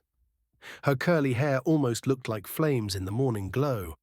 She looked to be in her early 30s and moved with the confident poise of someone who knew she belonged exactly where she was. The man helped her down from the train, and together they ascended the stage, the inquisitor snaping a military salute to Aurelia, who answered with one of her own. This invention comes from Brother Sergeant Samael's wild, inventive mind, Aurelia announced, her voice ringing like a bell across the plaza, and was engineered by none other than the great Lilith Machina, the most promising artificer born in the last century. Please, give them a round of applause. She was basking in the moment, and in her pride. The crowd hesitated only a second longer, then erupted in thunderous cheers. The contrast between the pair was striking. On one side, one of the most beautiful young women I'd laid eyes on in years, fiery, elegant, and alive. On the other, a man clouded in mystery who looked like a weapon more than a person. He carried himself like a soldier, but his presence wasn't cold. In fact, his aura shone warmly, unlike any I had ever seen. It almost made him seem like a kind shepherd looking over his flock. Yet something about him felt wrong, like a void. Then it struck me. There was no mana, no runa, nothing leaking from his skin like every other awakened being. And yet, his presence was strong, overwhelming. Then his eyes met mine. They were green, green like grass after the rain, green like mine, green like... My son, I felt my knees weaken. The world blurred for a second, and a tight pain clenched in my chest. I had to get out before I burst into tears and ruined the entire ceremony. "Excuse me, Father Matthias," I whispered, voice barely holding. "I'm not feeling well. I need to go." He glanced at me with quiet understanding and gave a gentle nod. "It's okay. I understand. I'll tell you if you miss anything good," he whispered back. He knew I had trauma from losing a child, but not much more than that. And now, I wasn't sure I could ever tell him the truth. 44 Identity. Samael, POV. The train came to a halt in front of a dense crowd. It was my first time wearing the parade uniform. I had spit-shined the calf-high boot caps to a mirror finish. It gave me a strange sense of comfort in this foreign world. I wasn't nervous about the ceremony or the crowd. No, that was fine. I'd seen worse. But the silver mist inside me, the strange force that sometimes stirred in danger times, was reacting like I was in the middle of a battlefield. My instincts were on high alert, but I felt no danger. Just nervousness every time my eyes laid on the stunning woman next to me. I did my best to keep my eyes off her on the way to the event. When she had grasped my arm, I had to pull my cap down to hide my reddening face. I kept my expression as neutral as possible, professional, disciplined. I saluted Aurelia as we stepped onto the stage. She responded in a surprisingly relaxed salute of her own. I scanned the crowd, looking for the ravens and the hawks. They all looked surprisingly good. Magic again, still not used to it. That God King guy really took care of his own, even in all this chaos. I silently thanked Death for leaving them untouched. I had the feeling she liked them almost as much as I did. Then I looked at the VIP rows, the only seated section. I spotted Father Matthias and Dean Cladius side by side, dressed in nice matching blue suits and holding hands. Suddenly, I understood why Matthias's words carried so much weight with the Dean. That warmed my heart. Sitting beside Matthias was a woman in a white dress. She looked nervous. Then I saw her face, her eyes. Maybe it was the fatigue, maybe the emotional overload, but to me, she looked more like an angel than the Pontifex. She looked so much like her. I blinked, and she was walking away, rushing toward the hospital. Every fiber of me wanted to jump off the stage and chase after her, but discipline kept me in place. Barely. I searched for Perry in the crowd. If anyone would understand, it was him. I caught his eye, then looked at the woman, then the wagon, then back at him. He caught on quickly. With a few quick hand signs and a nod, he moved, grabbing 2 other ravens and approaching her. She didn't resist and followed them to the wagon. 4 more ravens took position around it, forming a perimeter. I exhaled, but my mind was still racing. I lost track of the speech. I nodded along, trying to act the part, but my thoughts were elsewhere. I forced myself to refocus. Lily in that dress wasn't helping. There was nowhere safe to rest my eyes. So I fixed them on Aurelia instead. She spoke with the ease of a television host, drawing cheers and gasps with every pause and flourish. The crowd was still skeptical that this strange engine could pull so much weight. A fair doubt, honestly, but we'd planned for that. The train was equipped with 2 engines, pulling nearly 100 wagons in total, some armored, some passenger, others cargo or platform wagons. A few specialized wagons, like those for rail building or specialized military use, had been left out of the display. The 2 engines had been in service the night before and bore fresh repairs and a new coat of paint. Any remaining grime had been blasted off by water mages. The damage was minimal considering the ambush we'd survived. Lily took the mic and began explaining technical specs for the merchants. Then she made it clear that this wouldn't replace all horse-drawn carriages, but she did hint at a new project meant for farmers and rural folk. A horse that doesn't eat, sleep, or take a dump, she joked. Tempting, right? The crowd laughed. Then Aurelia turned to me. My son, do you have a word for the crowd? Her voice had an edge of insistence. I realized I hadn't said a word all ceremony. I stepped forward, Aurelia's auric technique projecting every sound on the stage far and wide. Today we mark the first step of a long march, I said, voice steady. This is an important day, but it is only the beginning. One day we will reach for the sky. We will fly faster than any bird. We will conquer the oceans, walk on the moon, tame the sun, and travel the stars. Some gasps, the crowd leaned in. Some of you, yes, you, will live to see all of it. We may be at war, but fret not. It is in adversity that we grow stronger. Today is both a first and a last. Today marks the first day of the past. Remember it. I took a breath, letting the words settle. But do not fear the future. It holds more opportunity than you can yet imagine. Then I raised my hand, placing it over my heart. In front of the God King, I swear, may he smite me if I lie. The silence was absolute, for 1 perfect second. Then the crowd roared. A few people twitched, ducking behind their forearms. Even some of the VIPs flinched. Then came a collective gasp as they realized I was fine and dandy, just standing there with a smirk on my face. I lit a cigarette with my index. Then, with a flick of my wrist, I loaded black powder blanks into the triplet 2.0, using the secret feature that the cute redhead had built into it, just for me. Bang! The 3 barrels roared in unison. "Welcome to the future," I grinned. For a moment the crowd was stunned, silent. Then it erupted, cheering like it had the day the Pontifex announced our small victory. After that, the VIPs were ushered onto a wagon for a short ride through the countryside, aboard the first of the 2 luxury carriages. I followed the others into the second one, joining Matthias, Claudius, Aurelia, and a few other curated guests. Sitting at a table near the center was the lady in the white dress. She turned toward us as we entered, eyes already teary. "Apologies," she said with a soft grin. "The pollen is harsh this time of year." I took off my cap, heart pounding. I looked deep into her eyes, searching for a lie, and found one. "This is going to sound weird, milady," I said carefully, "but you remind me of someone I met before, someone who helped me when I first came here, before I could even speak properly."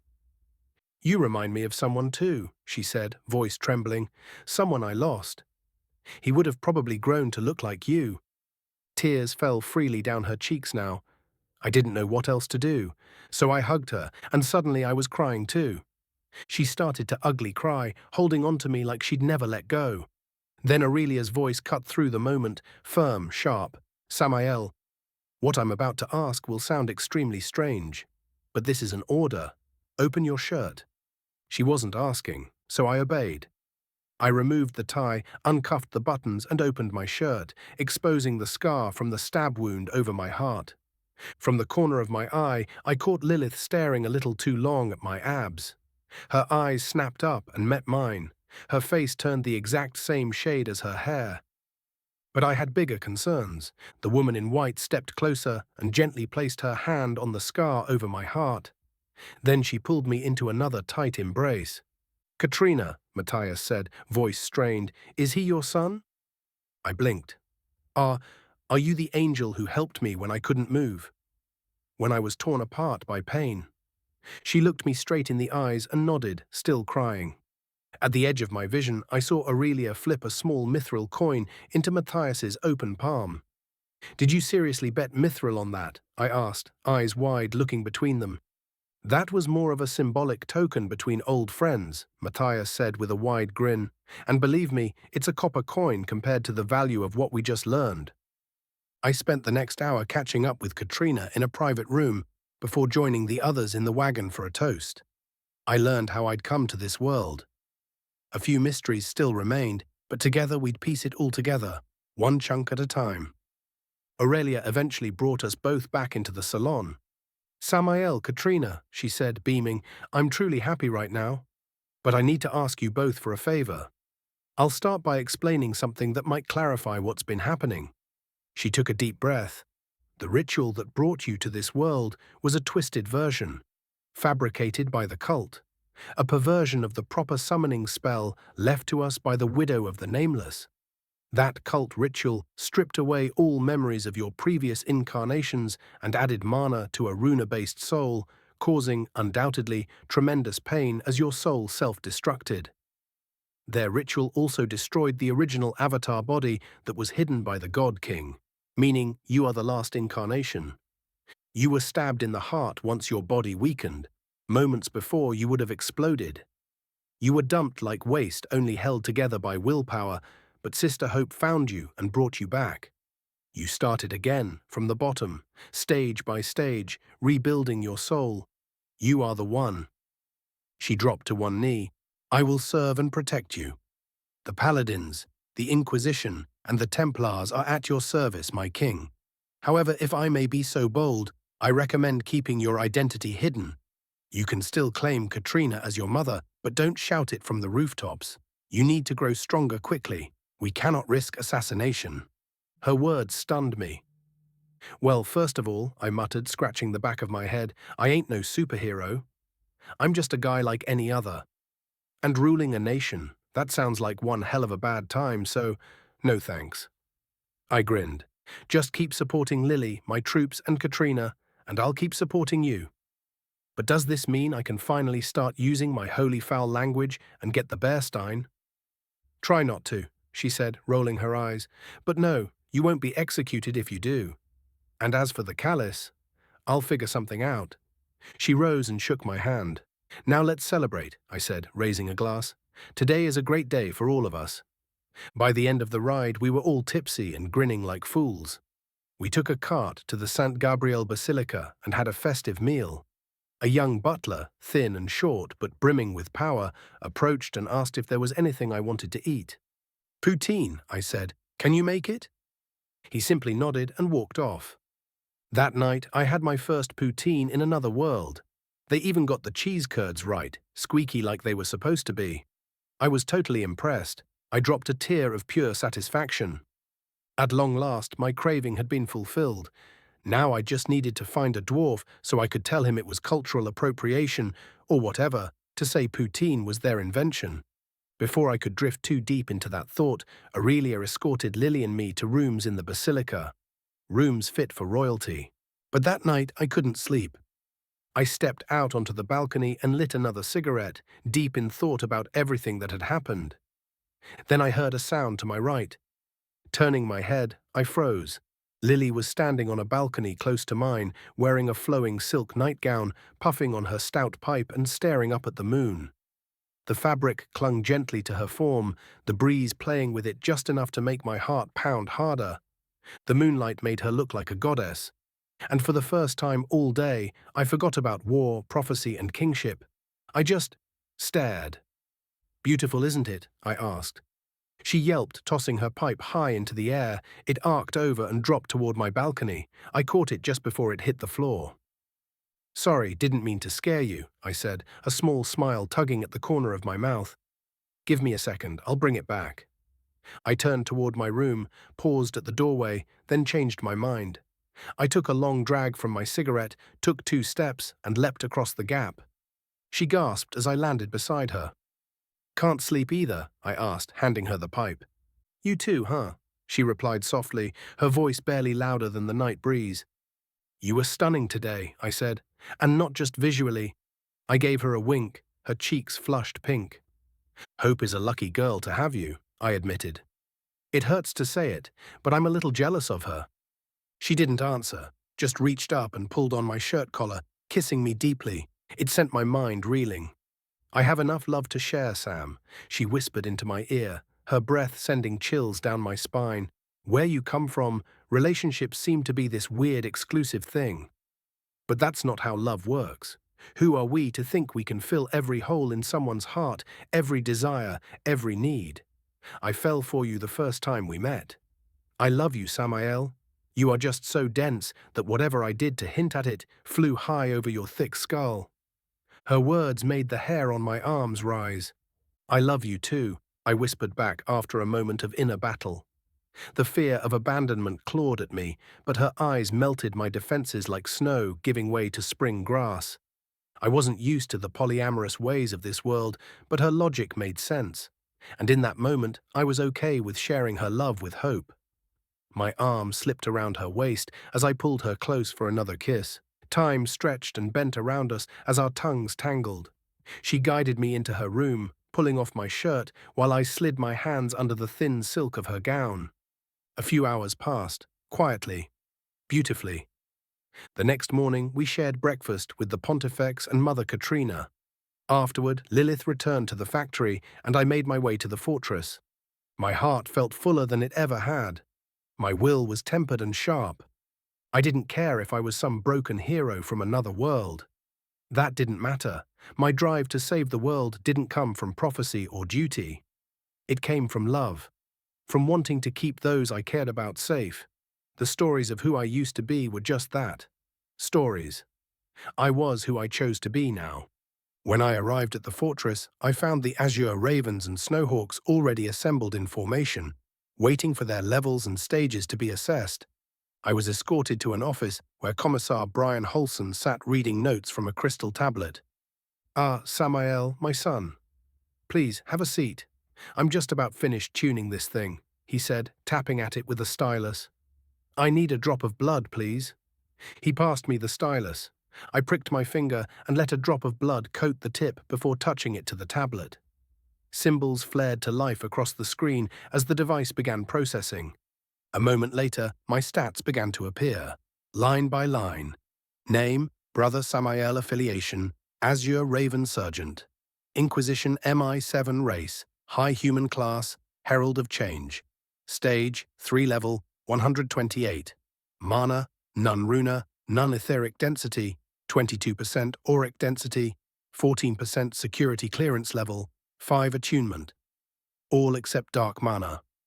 Is it good? I asked, handing the tablet back to Brian. It is, he replied, tapping the screen, although your level seems to have busted the limit. Normally, once you reach level 100, you'd reset to level 1 and gain a stage. But apparently, not you. Considering the circumstances, we'll place you at stage 4 equivalent, which matches your current recorded rank. However, he paused and gave me a look. Your combat feats and responsibilities do not match that rank. Therefore, I'm promoting you to Sergeant Major. He said it as if it were obvious, but it still hit me like a truck. Promotions were not that easy in the Canadian forces. This is quite exceptional, but warranted. Most soldiers under your command over the past 6 months have advanced 2 full stages. It's almost as if just being around you pushes their souls to grow stronger. He passed the tablet back to me and leaned back with a sigh. Now that's all fine and dandy, but there's one thing I need to warn you about. Yes, sir? I asked, a little nervous now. Some people aren't happy about you stealing all the glory, he said, massaging the bridge of his nose. The Templars are a proud bunch, and having some new guy show up with a bunch of stage 1s and 2s and outperform them hasn't exactly made you many friends. That counter-assault 2 days ago? It was the final straw. While everyone in the Inquisition and Paladins were very satisfied with the results, the Templars may try to keep you confined within our borders for a while. I grinned. I'd love to see them try. All those numbers still made no sense to me, but they were going up, and that was good enough for now. I spent another 2 hours with the Commissar before being dismissed and rejoining the rest of my team.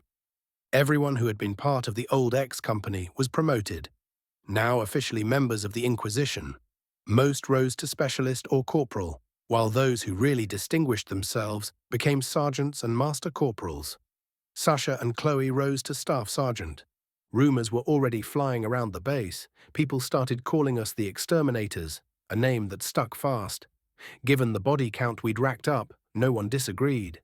New troops rolled in. The little over 300 surviving members of the X Company were split into combat triads. A sergeant with a PKM, a corporal with an M45, and a specialist with a second PKM. Each triad would lead platoons of 100 riflemen.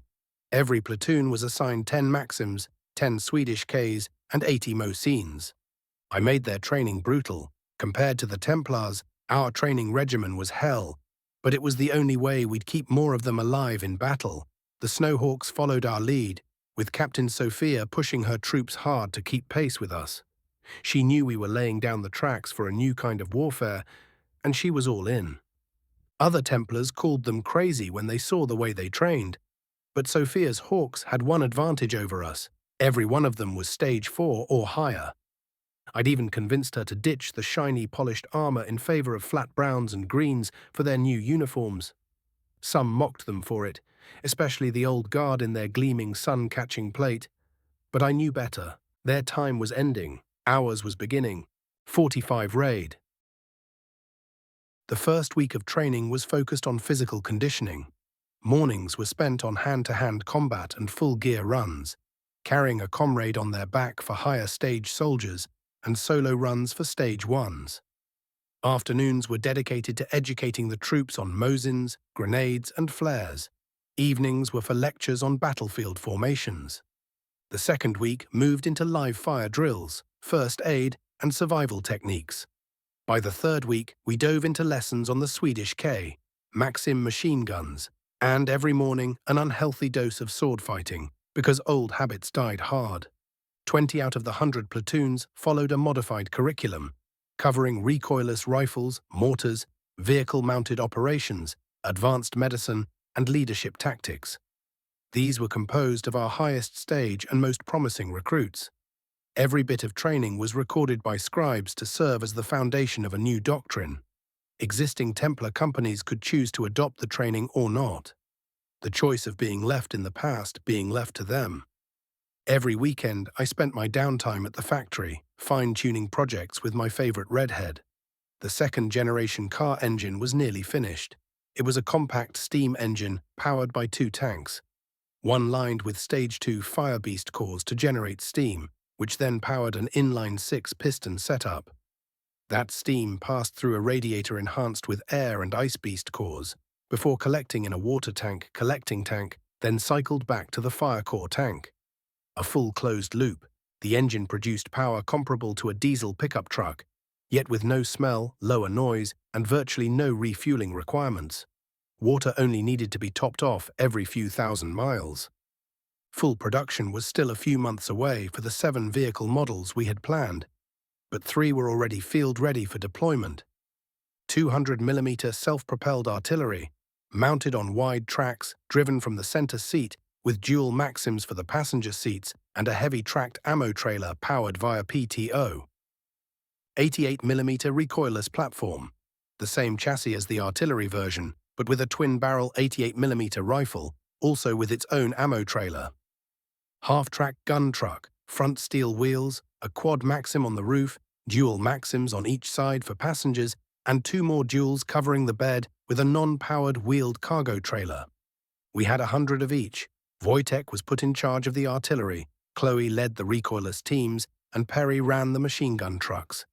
We even rolled out prototype wireless communicators using Morse code. They weren't perfect, but they were a huge step up from firing flares. Each platoon received 2 radios. Gibby had also completed our gas protection measures. Everyone was issued an Air Corps-assisted gas mask that filtered air cleanly and included a thermal vision mode, which, when activated, made the wearer's eyes glow faint red. Each soldier also wore under their clothes a tight black rubber bodysuit, almost like liquid latex, designed for both comfort and protection. The undergarments were enchanted using the liquid of a Black King slime, able to dispose of any biological contaminants during prolonged exposure. With their gas masks, brown Inquisitor trench coats, and matte green armor, my troops looked like something straight out of fantasy WWI. In this world with no Geneva Convention, if the enemy wanted chemical warfare, we'd be happy to participate. As soon as training ended, we boarded the train heading northwest. Officially, we were being deployed to reinforce border security, patrolling friendly lines and supporting Templar operations. Unofficially, we were there to work with the Paladins, clearing out cultist caves and strongholds. Our first target was near the town where I had saved that boy and girl. I'd chosen to take them in, instead of sending them to an orphanage. With me deployed, Lilith would be looking after them. I named the still unconscious girl Ravnica. I found myself thinking of them more often than I'd expected. Apparently both the Empire and the cult believed machines were the downfall of civilization. They saw true power in the forces of nature, particularly beasts and monsters. Publicly, they accused the Order of destroying the original avatar of the nameless hero when it was called while still being incarnated in the Emperor.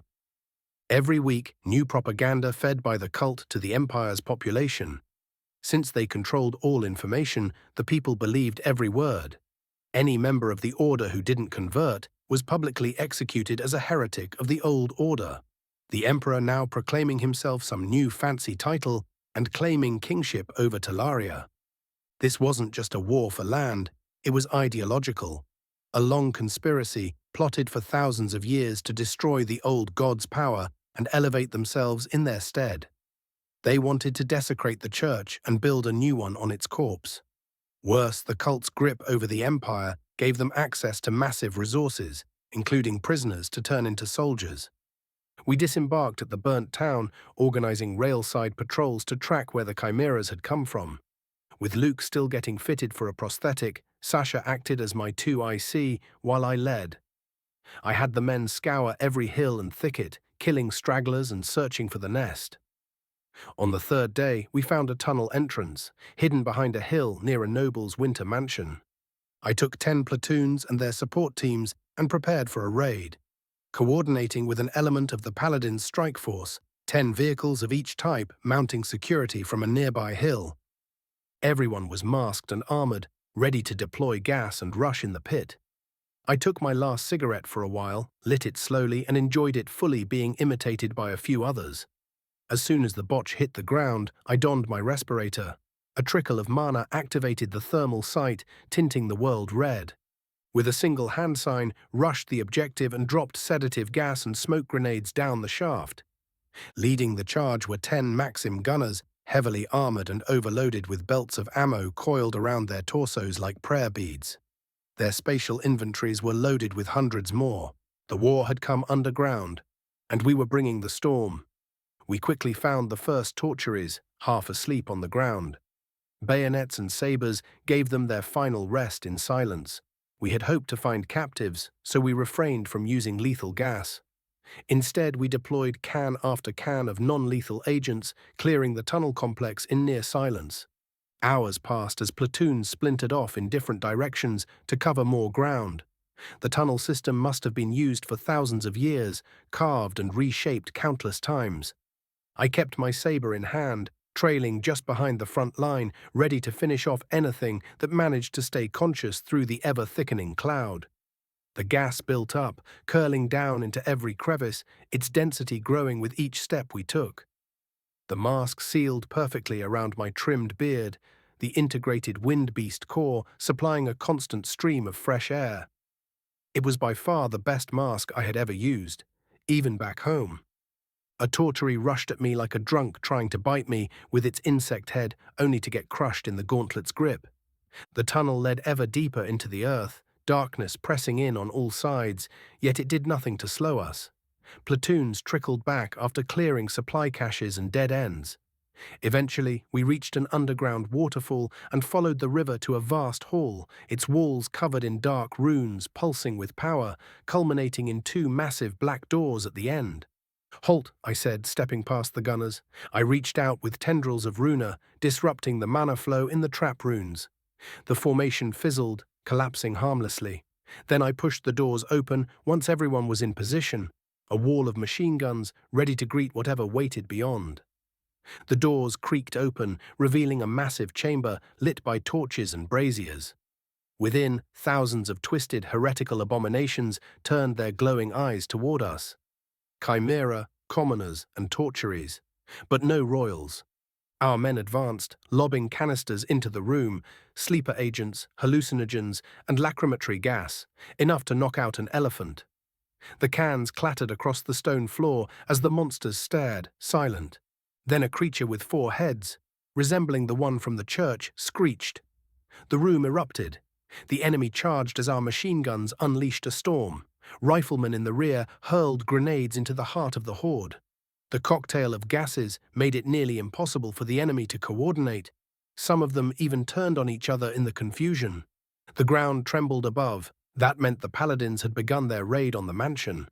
Creatures exploded into noxious gas, their skins melting and blackening as we advanced, unaffected. The chamber stretched nearly 1 kilometer wide and half that tall. It seemed to go on for 5 times that length. An underground army, hidden in our own territory, waiting for the right moment to strike. I couldn't help but wonder how many more like it were scattered across the countryside. We culled them methodically, cutting down thousands without a single casualty on our side. When the last one fell, we regrouped and pressed forward into another corridor. Room after room, tunnel after tunnel. We had long lost track of time. Without the element of surprise, we pushed faster, forcing momentum to be our weapon.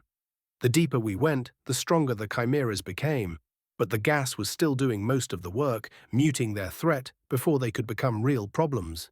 Eventually, we reached 2 more massive gates, covered in a blend of dark mana glyphs and disturbing religious iconography.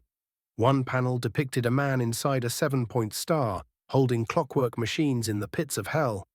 Above him, another figure hung upside down on a cloud, nailed in place, his blood raining down on the people below and transforming them into aberrations. I placed my hand against the gate. Immediately dark mana surged into me, trying to devour my essence. My arcana rose instinctively, forming a shield. Not only did it block the energy, it converted it, feeding me instead. The runes on the door sputtered and died. With a simple push of my mechanical arm, the doors opened. We stepped into a wide corridor lined with thick iron doors. Cells. I approached the first one and peered through the viewing slit. Then I opened the door. Inside stood a royal, her lower half that of a massive black widow spider, her upper half that of a young woman in a silky black lace nightgown, her eyes staring at the wall empty. Heavy red chains pulsing with mana bound her limbs, keeping her in place.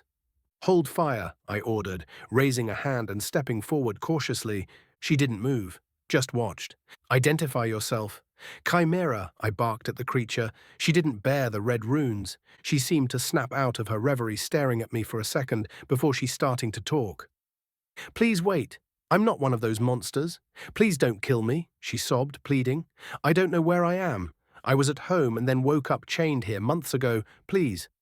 "Identify yourself now." "Matilda. Matilda, Black Widow of the Arach clan. Please don't hurt me." "Matilda," I said, softening my tone slightly.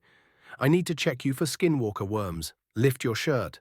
Then, to the troops behind me, "Boys, look away. Girls, watch my back." If she was telling the truth, it would be wrong to completely rob her of her dignity, but looking at where her torso met the rest of her body would tell me if she lied. "I'm sorry, what?" she asked, red in the face. "I need to see your skin." "The worms are planted subdermally. They're not what you're thinking. Just do it." I'm a virgin, I swear," she yelped, trembling. "That's not what this is about." "Just lift the shirt." She did, one hand clamped protectively where a human's lower half would be, the other covering her chest as best she could. My thermal showed nothing, but I kept my saber drawn just in case as I stepped closer. She was shaking, scared shitless probably, and I didn't blame her. I turned off the thermals. Her pale white skin was flawless, no signs of infestation. Her torso connecting naturally to the rest of the body. I moved around her, careful not to startle her. That's when I saw it. Black silk threads emerging from her back, being pulled through a pulley system rigged with weights. "How long have they been extracting your silk?" I asked, stepping back. "You can put your shirt down." "Since I got here, sir," she said quietly, covering herself again. Then it clicked. That silk. It was the same used to bind the chimeras. How many others had they kidnapped? How much suffering had been spun into those threads? I placed my hand on the red pulsing chains binding her and absorbed every last drop of energy from them before pulverizing the remains with my gauntlet. "We still need to sweep the rest of this place. Wait here for extraction." I turned to the troops. "Platoon 9, mount security here and prepare to escort the VIPs out." The corridor held nearly 100 more Arach clan members, all telling similar stories, abducted not long after their leader met with the Emperor in Southwestria. This whole operation had been a massive human trafficking ring, feeding a war machine. We pushed forward into the next corridor and found what could only be described as a mad scientist's lab. The place was empty, but signs of recent activity were everywhere. Half-eaten food, warm coffee, candles still burning. The library was packed with heretical texts, every shelf a sin. I dumped them all into my dimensional space, including a notebook that seemed to belong to the artist of this massacre. That's when I saw it, a shimmer in the air. Illusion magic. Not strong, but there. I pulsed a wave of runa. The enchantment collapsed, revealing a thick wooden door. I opened it. Inside was a narrow room with a spiral staircase leading up to the left and a door to the right. I took the door first. It led to a hidden underground dock, built along the same river we'd followed earlier. One boat was tied up, barely big enough for 10 people. The other slots were empty. "What do you think, Sergeant Major?" came Sasha's voice from beside me, distorted by the gas mask. "I think that stairway leads up to the mansion," I said. "As for the river, this might be our luckiest find yet. If my gut is right, it probably connects multiple cult bases. Problem is, there's only room for 10 in that boat, and if royals are down there, we're going to be in trouble." I paused, looking back toward the hostages. "Let's regroup with the paladins. If the way up is clear, we'll evacuate the civilians that way. But later," I looked down the river again, "we might have to ride that current straight into hell." Because what made this operation easy wasn't tactics, or magic, or luck. It was volume of fire. And 10 people? They couldn't bring that kind of storm, right? 46 fish on. As we were about to climb the stairway to the mansion, we started hearing noise coming from above. We halted, waiting in silence for whoever, or whatever, was on their way down. 24 machine guns pointed up the staircase, steady and unwavering. I stood beside them, my giant revolver in hand, hammer cocked, infusing arcana into the 5 rounds, perfect time for a science lab. The sound grew louder, not boots, slithering, clicking, like chitin on stone, just like the Arak clan and something else. They were descending fast. I felt 3 auras approaching fast. One was warped with twisted dark mana radiating greed. The 2 other were untainted. They radiated an unyielding will that could only come from someone stronger than they appeared. 2 stage 5s, 1 stage 1. Yet the will that transpired the aura was stronger than any of the 2 high stages preceding it. A stage 6 hitting his aura maybe. Spies. Then 2 royals turned the corner. The first was a white-haired woman whose upper torso was fused to the crown of a massive albino cobra. Her body covered in red pulsing runes. Her only garment was a thin belt across her chest. The serpent beneath her coiled and shifted, cursed purple mana slithering down its pale scales like lightning under the skin. Beside her was a spiderkin, a black widow like Matilda, but bigger. Twice her size and more mature. Not fat, not overly muscular, just scaled up, every proportion exact. Her black silk gown clung to her curves like it had been poured. Over her, matched by mesh gloves that ran up her arms, a thick silver collar sat around her neck, radiating fire mana and something else, a unique type of mana I hadn't seen before. I memorized it immediately, to experiment with when I would get bored. They filled the hallway completely. The 3rd aura stayed out of view, hiding somewhere behind them. "Inquisition," I shouted. "Halt! You're under arrest. Hands in the air." "We didn't expect you," the pale cobra lady said, freezing in place. "Nobody expect the Talarian Inquisition," I said with a grin. The widow's face was unreadable, but I caught a flicker of something. Recognition. Then it hit me. Killing intent. Washed over me, a spike of it flaring from the cobra, subtle but sharp. She turned slightly toward the widow to say something. I didn't wait. Time slowed. I raised the big fucking revolver, took aim at her head. The hammer dropped. I saw the experimental round leave the barrel in a bloom of smoke and fire. It screamed through the air, gliding silently toward her forehead.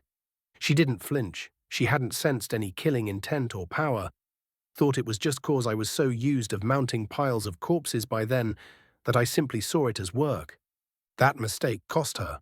The arcana-infused bullet ignored her mana reinforcement, pierced her skull cleanly, and exited in a mist of pink and grey. Chunks of bone and skin flew on her tail. Time resumed. Bang, splat, thud. Power 9 out of 10, cleanliness 4 out of 10, style 11/10. I really needed a hip hostler for this one. Her body dropped to the floor, convulsing. The corridor echoed with the death rattle of a royal. Then the widow's collar flared red, charging up to explode and take us all with her. Bang! No hesitation. If my aim was true, she wouldn't die. Otherwise, better her than us. The second round slammed into the side of the collar, ripping a gouge in the thick metal. The mana pulsing through it stuttered, then fled the collar into the air. I let out a quiet breath of relief. The impact knocked the Spider-Woman off balance and chocking her. I moved in fast. The heavy clasp at the back of the collar gleamed like a padlock from hell. I grabbed it with my left hand and crushed it to dust, snapping the collar open. Her breath hitched, then came fast and shallow. Free at last. I looked around for the last aura. It was fading. I holstered the BFR, drew my saber, and without hesitation, slashed open the snake's belly. My soldiers gasped behind me. Inside, coiled in a digestive tube, was a boy. I cut deeper and reached in. He dropped out, soaked in acidic goo, gasping and trembling. I summoned Arcana and switched to water mana, forming a low-pressure weave to rinse the acid from his body. The fluid steamed and hissed as it peeled away. I worked methodically, wiping every trace from his skin and clothes. A few of my troops just stared, stunned into silence by the whole display. I usually didn't do magic in public since my methods were different, but I wasn't interested in their reaction. I was focused on the only thing that mattered: saving lives. Medic, get that boy back on his feet and come get me as soon as he can talk. Keep an eye on him, I barked. The command shook them out of their stupor, and they snapped back into motion. I turned to the Spider-Woman, still gasping for breath. Arak lady, are there other royal chimera or hostages up there? I asked, voice sharp. Paladins, explosion, few minutes, left, she panted. My daughters, don't know where. Her teary eyes locked onto mine, desperation and hope mixed into one pleading stare. How many daughters? I asked coldly. 98, she whispered, trembling. Her words hit like a hammer. We've secured them. They're safe. If you show me where the bomb enchantment is, I'll guarantee their safety. She nodded slowly, then extended a hand. I took it. She squeezed it with surprising strength, throwing me on her back. I had to grab her waist not to fall off. Hold tight, sir, she said as she started dashing up the stairs, pulling a few G's for sure. Weaving through the still-in-battle corridors until she led me into a hidden room. There, pulsing on a pedestal, sat a black and red orb, waves of mana and runa rolling off it like heat from a forge. 2 beast cores, one fire mana, the other runa, fed its reaction in a volatile dance. It looked like the earth globe I used to have on my old desk. I placed my hand on it. Pushing arcana in, I isolated the cores, absorbing both without letting their essences mix. The pulse began to fade, its frequency slowing as I drained it. Crack! The door exploded open. A paladin burst through, axe ablaze. He barely processed the scene before launching at me. The Arak matriarch gasped in horror. I didn't flinch, just caught the end of his flaming axe in my gauntlet and kept draining the bomb. The mana pouring into me pulsed like a second heartbeat in my chest. You fucking moron, I roared. Can't you open your goddamned eyes for one fucking second, Tabarnak? The last word blasted out with a golden ripple of holy aura that rippled through the mansion, snuffing the flames on his axe like a candle in a hurricane. Shacking the whole mansion for a moment. The paladin froze, shock etched into every line of his face. More of them piled into the room, weapons drawn, only to find a spider-woman cowering, a bomb pulsing between my hands and me slowly crumpling the axe head like tinfoil in the grip of my mechanical gauntlet. Their confusion was obvious. Sergeant Major Samael, Azure Raven Company, Inquisiton MI7. Pull back your weapons, or you will be considered traitor to the order and executed immediately, I said calmly, still draining the orb, now nearly inert. The warrior looked between his twisted axe, the bomb slowly turning to sand, and my eyes. He stopped pushing. I released the weapon. The orb cracked and then crumbled into dust, the beast cores drained and inert. As a puff of vapor exited the back of the arm, making the paladin flinch. Move aside. What the hell is going on in here? Came a familiar voice from the hall. The soldiers parted instinctively, and through the crowd strode my favorite gold and white pimp-looking, 80s mustache-rocking, chain-wearing bad cop, Cladius Crane. Well, well, well. Look who it is. The inventor of the train, the gun, the radio, Morse code, and much more. Sergeant Major of the Azure Ravens, MI7 Inquisitor, and pupil of mine. Brother Samael, my son, how are you? Did one of my men raise his weapon against you? Cladius asked, eyeing the twisted axe blade imprinted with my gauntlet's fingers. His gaze shifted, becoming sharply reprimanding.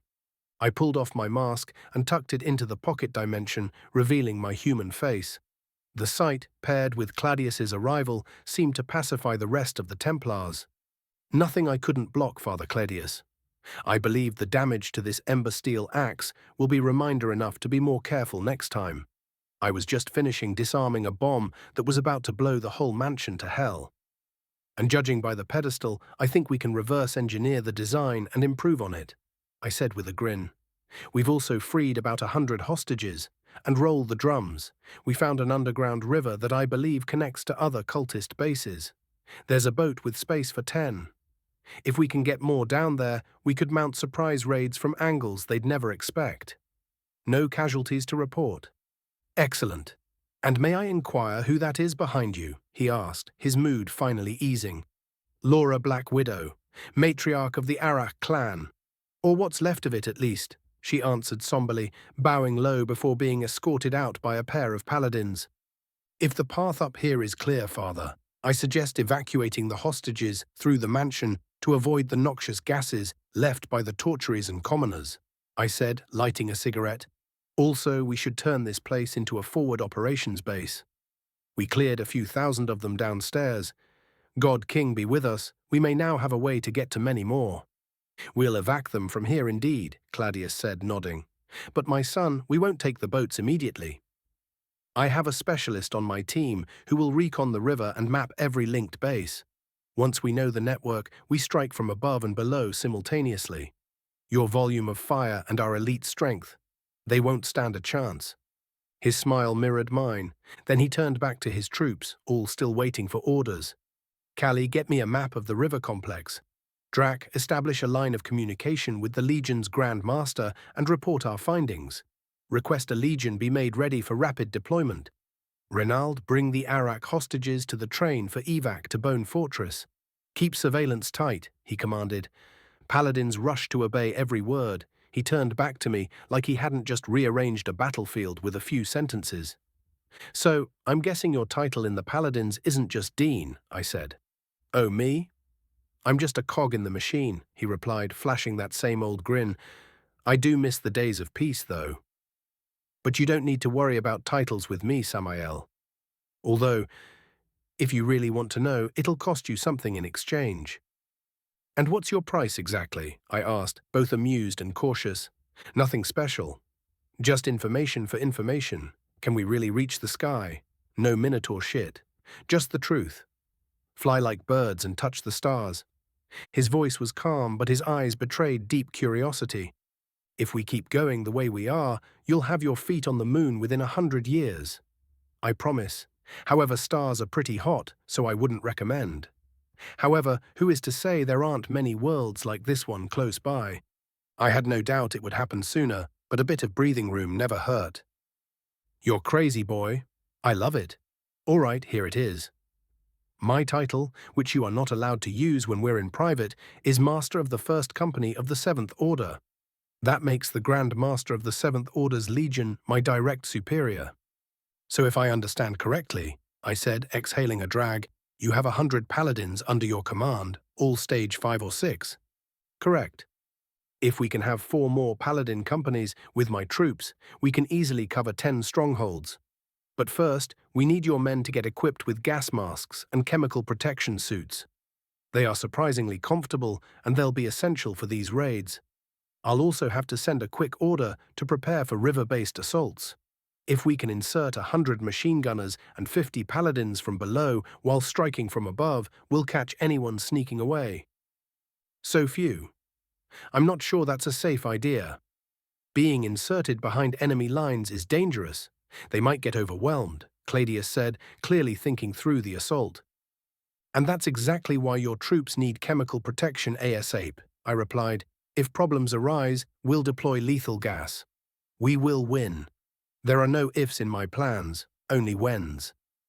The rest of the day was spent planning and sending equipment orders over comms while the site was investigated and cleared. Once all evidence was secured, cleaning crews began to purge the area. The mansion's owner was the heir of a long line of paladins, himself a Stage 4 Templar currently deployed. His family had served Talaria for thousands of years. And now we had clear evidence they'd been working with the cult for just as long, if not longer.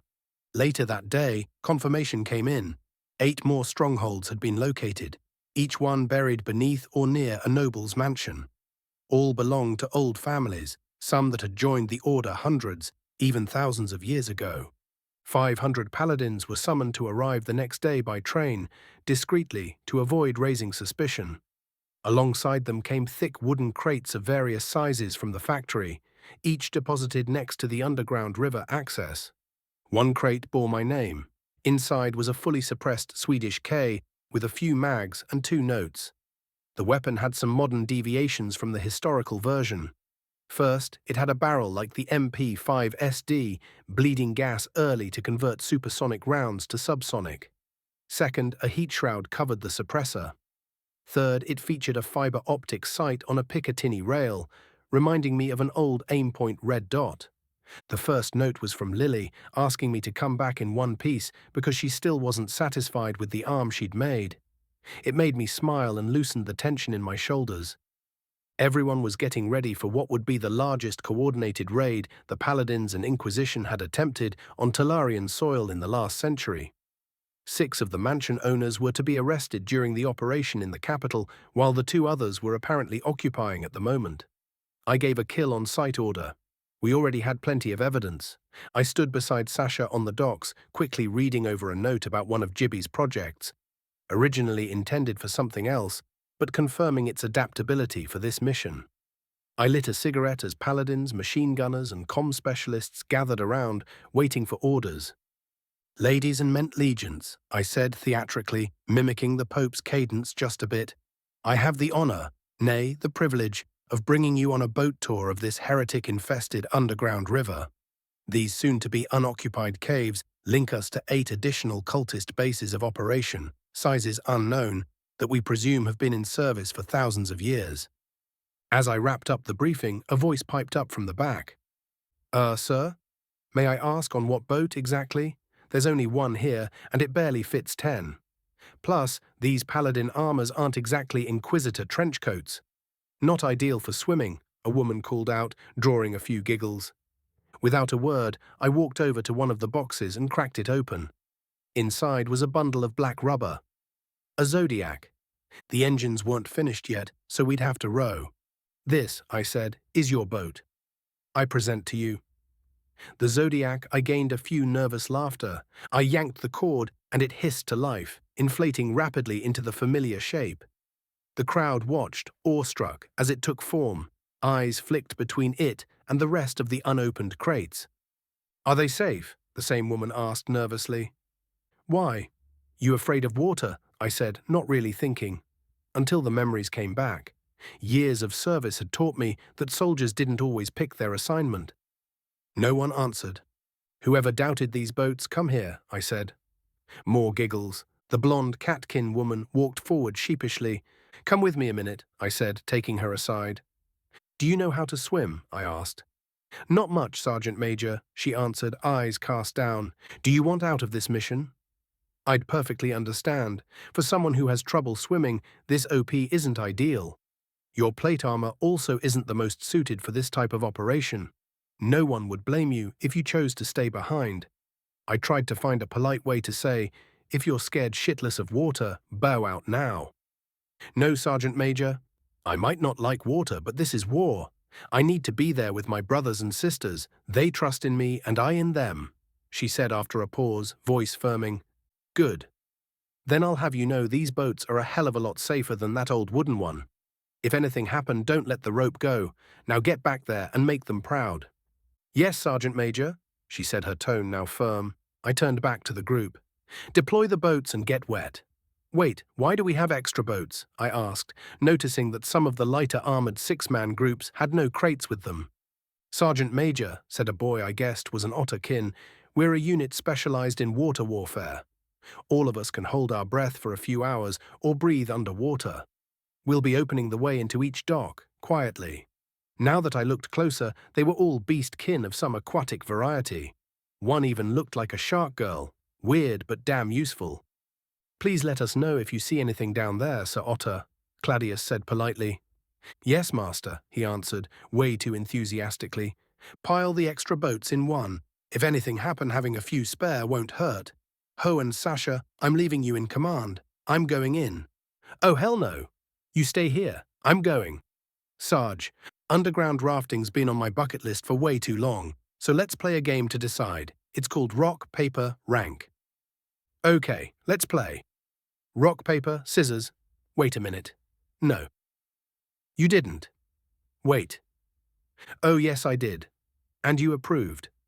See you later, nerd," I shouted, laughing as I pointed at my rank insignia and climbed onto the boat next to Claudius, who was taking notes. One day I'd have to come back here with a fishing line. The fish seemed big, and they bit fast. 47 will. We let the current do most of the work, only correcting course every now and then. The only thing revealing our presence was the thick aura of the 50 paladins, but that would be overshadowed by the assault force on the outside. The raids were following the same pattern as before, a tunnel raid by the Ravens and an air assault on the mansion by the paladins. Gas would flood the tunnels again with the same rules of engagement. The Zodiac drifted slowly down the stream. I lay at its front, resting the M45 SD on the rubber bow as I shouldered it. The metal arm was great, but still too clunky to properly handle two-handed weapons. The first dock we passed had 2 dead torturies. 7 paladins and a dozen machine gunners disembarked without issue, pulling their boat out of the water. The dock had 3 small boats attached, similar to the ones we'd brought. The second dock was unoccupied, except for a single boat. Troops disembarked, moving in to check for hostages before all hell broke loose. The third dock had a single dead torturi. As we passed it, another one popped a door open and froze at the sight of us. One short clack from my SMG later, and the problem became past tense. We kept going. The 7th dock saw the last bunch of paladins disembark, leaving Cladius, 14 machine gunners, and me to take the last stretch. The insertion went off without issue. Cladius stayed at my side, while Otter covered every angle as we began sweeping for hostages. Cladius had better perception than I did, so he took point, guiding us toward what looked like another mad scientist's lab.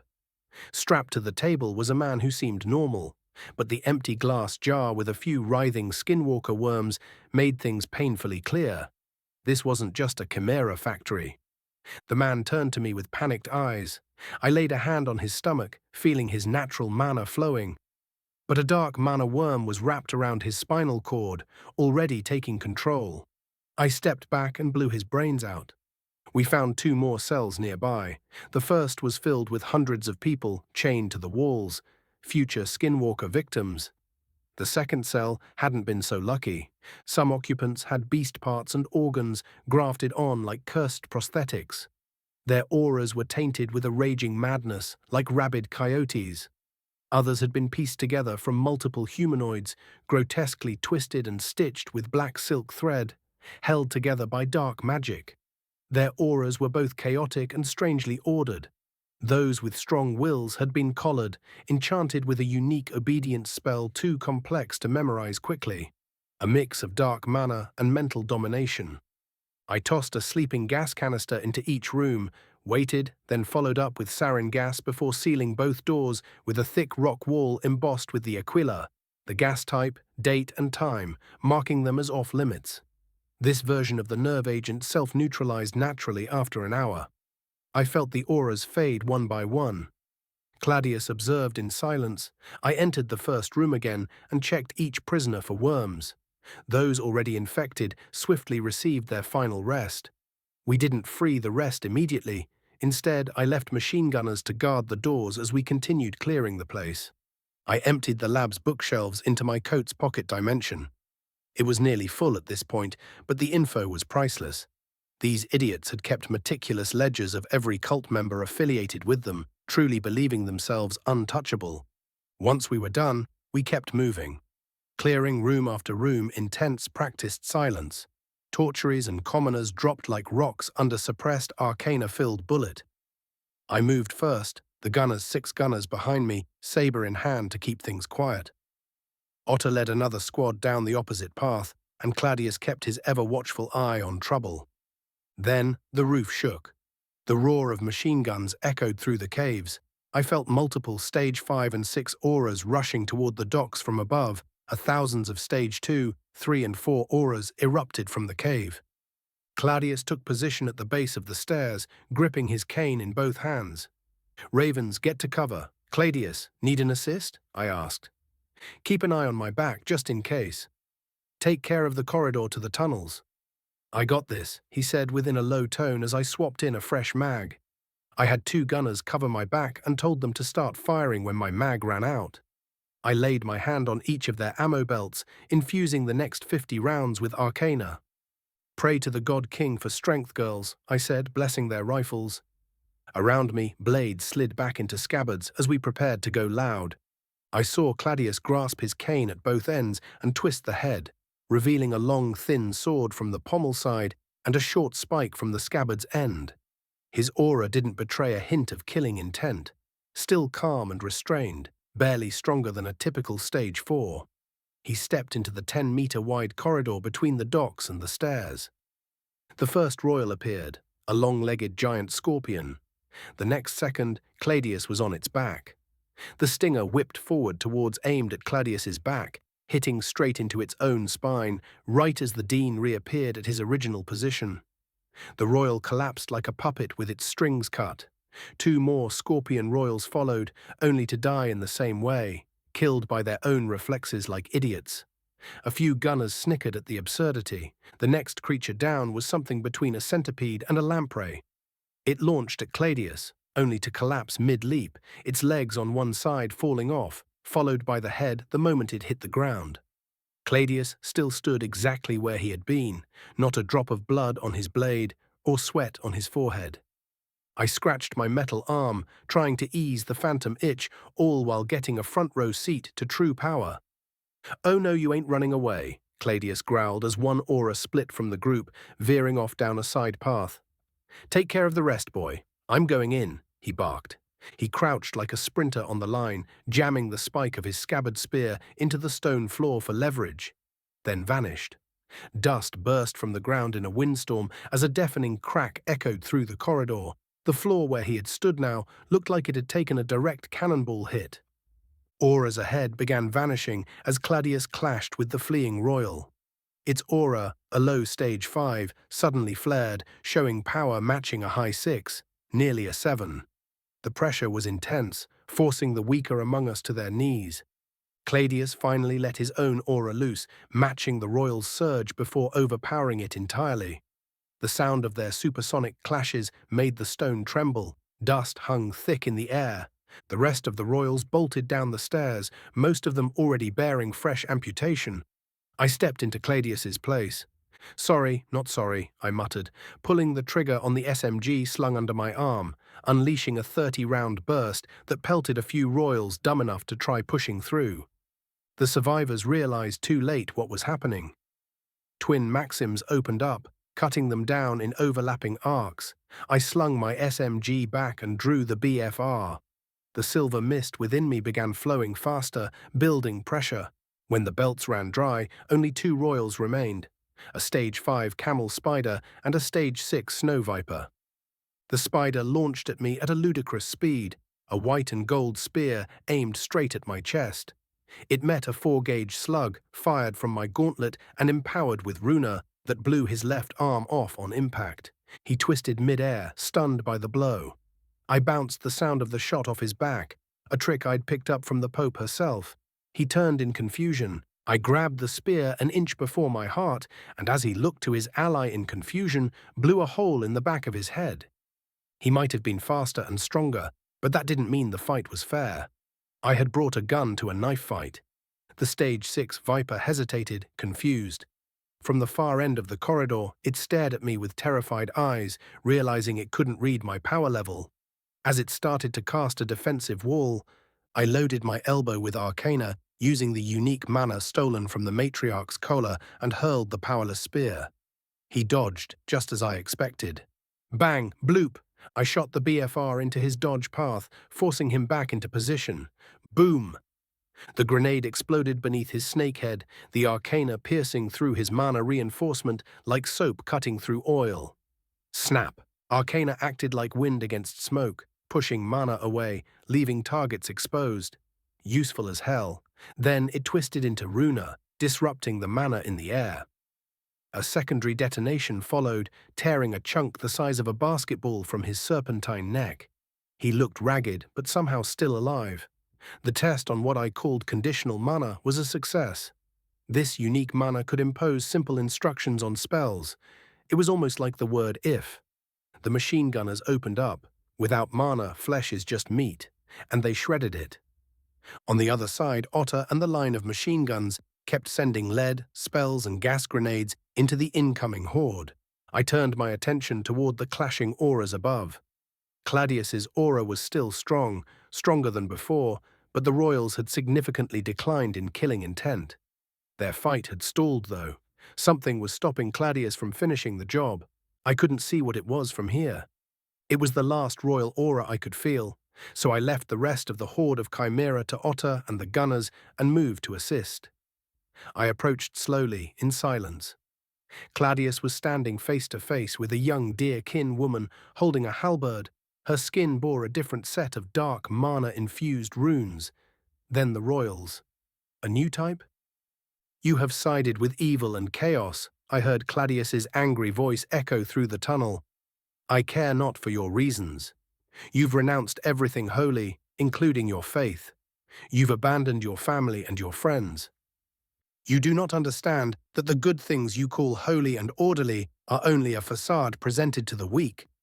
To hide the true horror of what the God, King, and Order really are," answered a feminine voice, exasperated and full of conviction.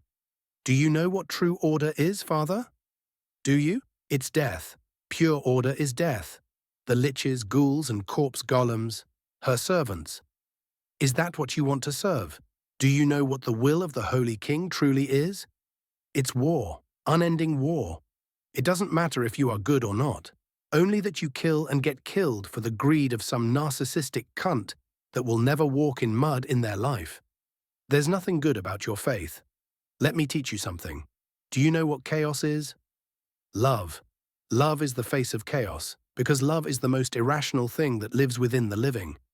And dark magic. Dark magic is the magic of life. With it, new life can be created, reformed, curated, healed. But you refuse to see it. You won't admit you're wrong. Your sect is fighting to end us, not save us. The machines your church wants to spread will only drain away natural resources and our humanity, until all that's left is numbers and cogs, feeding a war machine that will wipe out everything alive in the universe. Death and war, that is your faith. When you die, your soul will be claimed, your body owned by order, forced to fight against love and life forever and ever.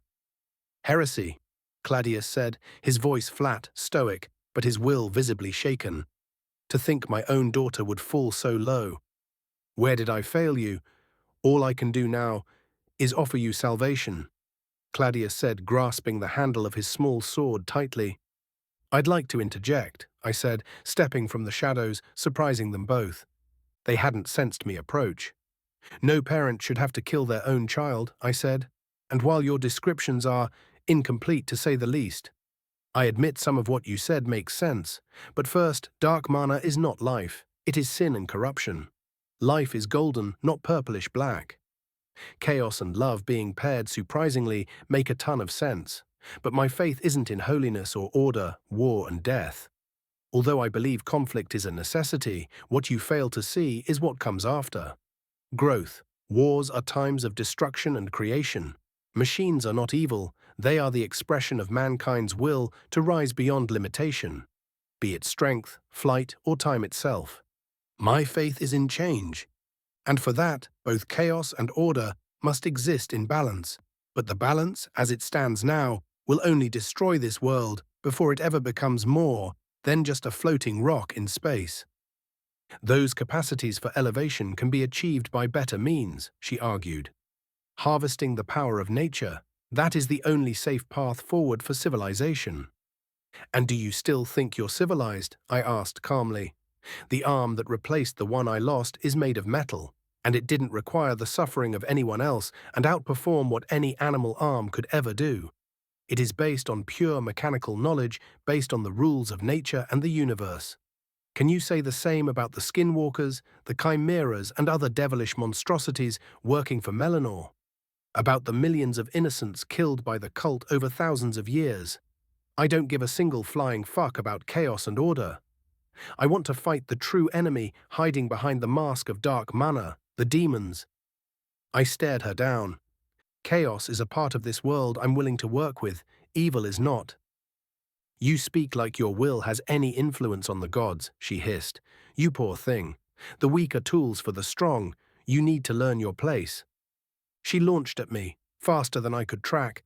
Claudius stood frozen in horror. She stabbed me through the chest, lifting me off the ground like a trophy for her father to see. "Look at me, Tabernac," I whispered, grinning. "You have no idea who you are talking to and look like an idiot right now. Look me in the eyes and tell me I'm wrong." I provoked her. She glanced up, staring at my eyes as the wave of golden aura pumped taut the air. Her face paled as some of the runes engraved in her skin fluttered. She grabbed the sword at the best, unsheathing and slashing in the same movement. Her eyes fell on my palm, pointed at her torso, just in time to see a full salvo of arcana-infused 4-gauge buckshot tear through her belly button. Blood sprayed me as a wave of golden aura washed over her and Claudius. She dropped with a heavy thud. I fell on my feet, staying perfectly straight, calmly pulling out the halberd out of my heart. "I'm sorry, Dad. I fucked up. I love," she said as she passed away, never finishing her sentence. My aura held firm, forcing my blood to keep flowing, holding every organ and bone where it should be, keeping my body together by sheer will. I looked at Claudius. His face was covered in tears, his aura shattered, torn with grief. "I'm sorry, my friend," I said, placing a hand on his shoulder. She was my child, Samael." He choked, voice breaking. "I couldn't kill her. It's all my fault. Forgive me. To think that my failure would cost us the war." "No, Claudius, I'm not going to kick the bucket just because I got stabbed in the heart by someone. It's not even the first time they tried it," I said quietly. "You did all you could. If you must place blame, put it on me. The me a long time ago who failed to protect this world. Now we're all paying the price. But was it really you? You have no recollection of it, memory and power wiped clean. What made the Nameless what he was were those two things, knowledge and power. The Nameless was a half-god with memories of countless lives, able to wipe armies from the lands with a sweep of his axe. You, Samael, you're just a man holding on for dear life, riding a raging boar bareback. Knowing that, I can't, put the failures of the gods, or my own as a father, on your shoulders," said Claudius, his voice still trembling. "And yet, I believe they forgot the most important part of me, Claudius. They only wiped the memories of my incarnations, leaving the most important knowledge behind. They forgot who I was before all that, before the power, before the incarnations. Not only that, but they also forgot the most important part of any being. Will. My will to exist, my will to change things. Will is what holds my soul together. And I believe I have already proven that I have more than enough knowledge to push things forward. Power without knowledge is useless. But knowledge without power, it can still topple mountains. I'm sorry we couldn't save her. Let's make sure it doesn't happen again together." He didn't speak, but I could see something in his eyes shifting. "Take whatever time you need," I said gently. "I'll have the others give you space. But don't forget, there are many who share your will, and many who will share your grief, if you let them. We all carry the weight of this future together." I turned away, walking toward a group of inquisitors and paladins making their way up the stairwell. Machine guns were still barking endlessly in the caves below. The paladins, done clearing the mansion, had begun pushing into the lower tunnels to finish off the remaining chimeras. Outside, perimeter teams kept a sharp watch on the mansion and the surrounding roads. I flagged down one of the gunners with a radio. "Sit rep on the other assaults?" I asked. "All ongoing, sir." "Except the fourth mansion," the gunner replied grimly. "Chimera force escaped through a tunnel during the breach. Exit led into a town nearby. We've deployed a quick reaction force, 2,000 ravens and 50 paladins, to ease pressure and save as many civilians as possible." "Casualties?" "Heavy civilian casualties, few thousands. Under 100 casualties on our side. The gun trucks made it first, camped the tunnel exit. Rest of the units sweeping the town, door by door and street by street, to get every escaped Chimera and Skinwalker, Sergeant Major." "Fuck," I snapped. A dozen of the original X Company and 100 of the new Ravens had wives, husbands, parents, and kids living in that town. I cared. But war didn't. It never did. 48 The Shed. I botched the cigarette and placed my mask back on as I headed down again, hoping we could finish off the horde in time for lunch. Time flew as blood, guts, and shit accumulated on the floor. The methodical eradication progressed quickly, but the cave complex was massive, packed to the brim with thousands of Torturi and common chimera. Every now and then, we found a few hostages. Half of them had already been seeded with worms. Once confirmed, the medics executed them cleanly. 3 bullets and a quick prayer. No hesitation. Everyone working in the tunnel was already a religious fanatic, so they got the same treatment the chimera did. The paladins worked seamlessly alongside us, making up for our lack of big hitter. But when it came to tunnel clearing, gas and machine guns reigned supreme. I saw a few riflemen throwing prayers while reloading their rifles, and even saw one with perfect accuracy whose motion shone a dim white-gold color of pure light mana, visible even through the thermal imaging of the mask. This wasn't a fight. It was a well-executed extermination march, an orchestra of machine gun and orchestrated genocide. The constant bark of machine guns talking to each other, echoing for the longest time in my ears as monsters wailed and screamed their way to us. I could see muzzle flash blinking in the heavy chemical-laden air, the red circle glasses of the gas mask piercing the smoke as blood and gut painted the walls. I decided to try something I had been practicing for a while, an adaptation of the Pope's auric speaker technique. I had plenty of sound waves to work with. From what I saw, her aura synchronized every sound frequencies to the sound she chose to isolate, allowing her to. The sound of machine guns and atrocities slowly morphed around me, the rhythms being twisted to accelerate and decelerate, matching and isolating frequencies that I knew all too well as an old classic from when my father went to war. Glitch Mob's 7 Nation Army remix started blasting the tunnels. A few people seemed to worry at first, but as soon as they realized it was my doing, they started vibing and pace accelerated as a long playlist of Powerwolf, Sabaton, AC/DC, and many more followed us. I might not be able to play music the way I had learned, but I was growing tired of the wailing and wanted some proper entertainment. The Ravens and Paladins didn't understood the words, but still appreciated the break on their eardrums provided by the uncommon music. We walled the zone and started dropping sarin as the density grew a bit too strong. Paladins were both horrified and impressed of the weapon that didn't use mana or runa, yet could invisibly disable even them. I wondered how the Empire had done to bring so many under our nose, even though the answer was simple. Corruption, lots of it. The Empire had been playing the long game. The only reason they failed was the speed at which we implemented new weapons and tactics. But even then, we were on the back foot. It was close to noon when I surfaced with the first batch of unconscious hostages. The town siege had ended a few hours ago, and the other assaults had wrapped up as well. Final numbers were more than acceptable. Civilian casualties, between 7,000 and 8,000 dead, twice as many with injuries. Azure Ravens, 82 dead, 22 in critical care, and 156 with minor injuries. Paladins, 1 dead, 2 amputees, and a few bruises. Enemy dead, approximately 120,000 Torturi, and as many common. Royal class, 86 stage 5s and 6s, 2 stage 7s.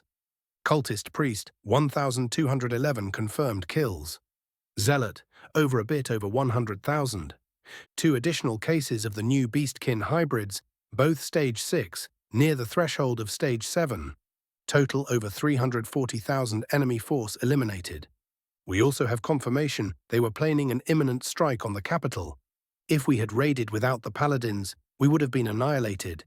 If they had gone in without us, the Chimeras would have flooded northwestern Talaria, slaughtering hundreds of thousands. Now it was clear why the Pope had insisted for us to work together.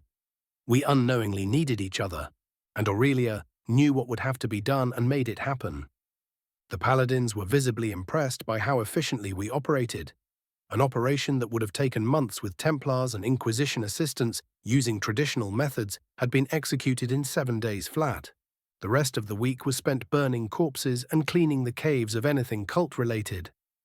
Pyromancers burning anything left to white ash. I dove into the books with Sasha and Chloe. Luke and Louise showed back up, Luke now sporting a prosthetic forearm that doubled as a grenade launcher. His was a hybrid between new tech and traditional prosthetic methods, a marvel of engineering powered by a minuscule steam core engine and an earth core completed with a five-finger gauntlet that resembled a real human hand, or at least more than mine did. I wondered if Lilith could have made me a normal hand and decided not to, but she would have no reason to. Louise looked fresh, having stayed by his side the entire time. Luke, however, even though he looked tired, wore the brightest smile I'd ever seen plastered on his pale skin. He wasn't pissed about the missing chunk of flesh, no. He was proud of his sister's work, like some deranged big brother showing off a science fair project that was actually worth a Nobel Prize. Apparently, the spell the Pope had cast on him worked for days and nights without stopping. I couldn't tell what was more impressive, if she made the spell work autonomously or if she controlled it remotely while juggling everything else. Either way, it was a ridiculous feat of power, knowledge, and skills. We picked ourselves a nice meal from the noble's pantry. The food was inspected by both a chef and a poison specialist before we were allowed to leave the kitchen with our picnic. We lounged on the grass, discussing the details of the operation, with other ravens and paladins also soaking in the sunshine, while the smell of burning corpses wafted from the distance. Some of the new guys were still shaken, but the old guard looked after them like big brothers. I overheard a few passing down the same advice we gave them just a few months ago. Our new way of warfare wasn't heroic. Far from it, we didn't challenge our enemies to fair duels, we hunted them like rats. A lot of the ravens had switched from traditional pipes to cigarettes and cigars. A few new herbs were in testing by the labs too.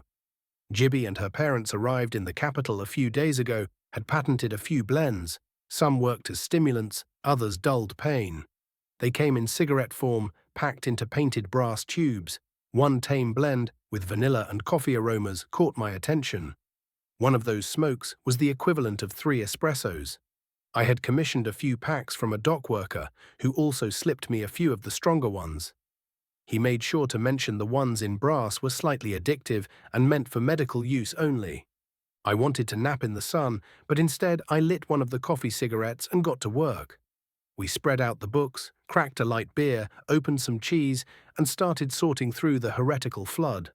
I wondered how the kids were settling in as I skimmed a volume on dark runes. I pressed doubt against every word, half-truths twisted into knots, designed to deceive without ever technically lying. After a quick skim, I tossed it into the burn pile and reached for the next. Every now and then, one of us would find something worth keeping. Those went into the do not burn pile that would end up in a CSIS library vault once every good information was distributed to those who would need it. Later that day, Sasha and Chloe returned with a few paladins, carrying heavy bags filled with books, folders, and potentially dangerous materials. We'd be stuck here for days. I sent word to HQ to dispatch some CIA or CSIS agents to help sort through it all. We'd struck gold, among the intel maps indicating entrances to other tunnel systems, proof of corrupted civilians and nobles in Valakia, Talaria, the Empire, the Dwarven Kingdom, even one corrupted diplomat from the Elven Kingdom. I would have the names and portraits of the 52 most notable individuals printed on cards at the factory, deck style, one for each Inquisition and Paladin Legion unit. None were in the country at the moment. Those were easier to catch. They were the hidden leeches bleeding the population from the inside. We summoned all of them to a grand banquet where they'd be receiving medals and promotions for exemplary service to the nation. The Grand Master of the Legion signed each invitation personally. Multiple agencies wanted in on the sting. The CIA tracked every noble on the strike list, and their families, servants, friends, and associates. When the hammer came down, they'd all be caught in the net. The FBI provided SEER reports on potential disasters linked to each target, sourced directly from the universal web. They also would handle public executions, heads on pikes, corpses burned in the square, their sins announced over to everyone in every city, town, and villages. Shaming them publicly wasn't just for vengeance, it was theater. It worked. The CAF handled anyone they could get their hands on that were out the borders, quiet, clean assassinations. No fireworks, no noise, just disappearance, suicide, and tragic accidents.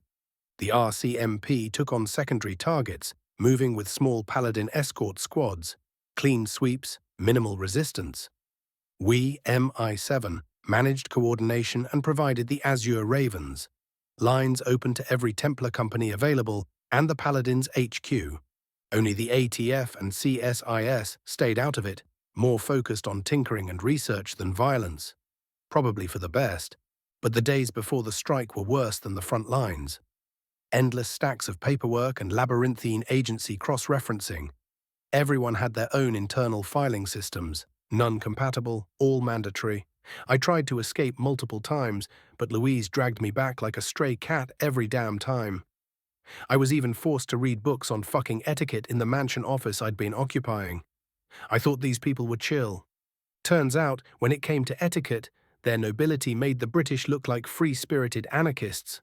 It gave me migraines. I'd arrived in one format. Raw. They'd just have to learn to deal with it. Instead, I spent my time doodling new tactics and drawing up the next stage of small arms development. Got lost fantasizing about what kind of hardware I wanted in my hands next, until my thoughts drifted to the prototype rounds for the BFR. I pulled the top 5 from the pile, a micro-thermobaric round with a tiny Stage 1 fire and air core enchantment baked into the jacket of the round, a mithril alloy flechette with a sabot casing, one with a Stage 1 artificial runa core, a high-explosive round powered by a compact fire core, and the last, a hybrid of light and runa cores embedded directly in the projectile. That one got a raised eyebrow out of me. If these worked well, a Stage 3 might be able to drop a Stage 5, maybe a 6. She'd made one of each variant using every metal alloy she could get her hands on. I had over 100 rounds in all, experimental ammo for almost every situation. Once I tested them, I'd have a solid baseline to compare performance.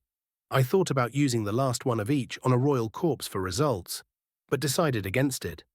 Better to save those rounds for the living if necessary. I placed a notebook in the ammo case. On the second day, the kid I'd pulled out of the serpent's belly came to see me. Turned out, Rico was an orphan.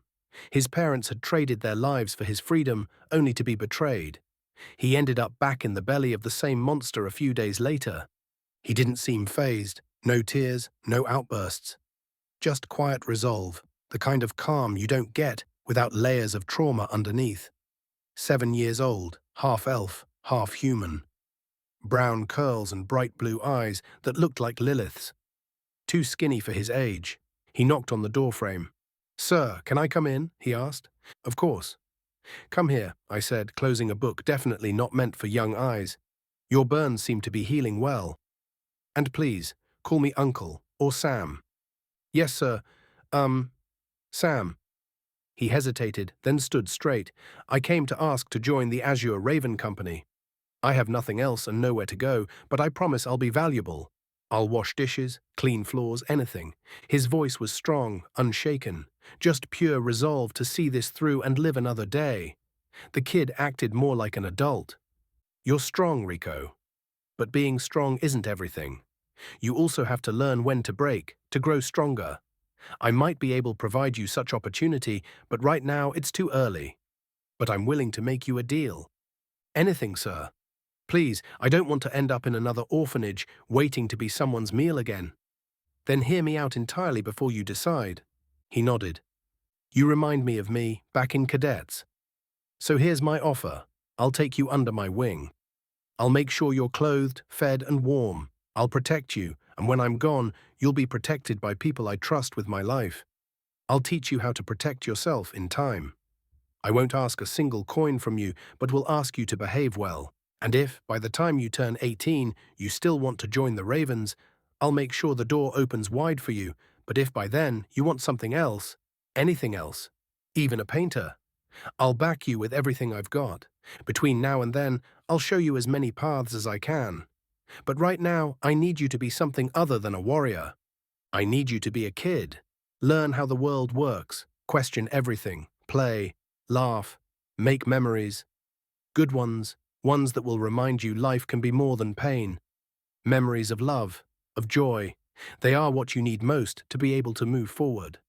I held his gaze. He stared back, confused. "Sir Sam, I don't understand.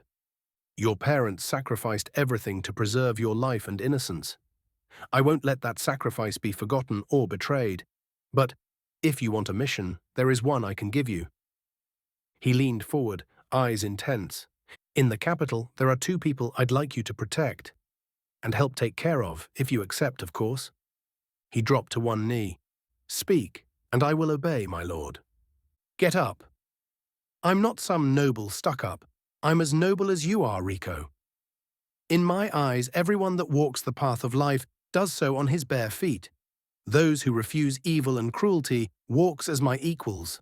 Now the people I want you to protect are named Korvax and Ravnica. I'm sure in time the three of you will grow closer than you can imagine. Also, know my lord with me ever. Uncle or Sam will do just fine. Talk to me like you would to family. Thank you, he said with a grin, a single tear rolling down his cheek. I hugged him. We leave for the capital in 2 days, at sunrise. Be in front of the mansion by then. Now, I have to apologize, but I've got hundreds of papers to fill out before we leave. He nodded and ran out without another word, bouncing with excitement. His will to live shone in his aura like a beacon in the dark. No, not a beacon. A lighthouse. That kid was going to grow into something incredible. I wondered if Lily would be mad at me for bringing in another stray, but probably not. She loved kids like nobody's business. Still, I'd need to buy a house. Maybe have one built on top of the factory with an elevator. I joked with Lily about it when I was drunk, but the idea tickled the back of my mind. Could I even afford that? I hadn't been to the bank in weeks, never checking on what I had, only pulling out enough to buy a few bottles and smokes.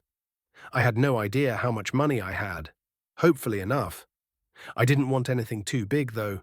If my power kept growing, the Inquisition would eventually assign me a mansion, or a plot of land somewhere strategic, hopefully. Talaria was rich, and half of it remained wild and unexploited territory.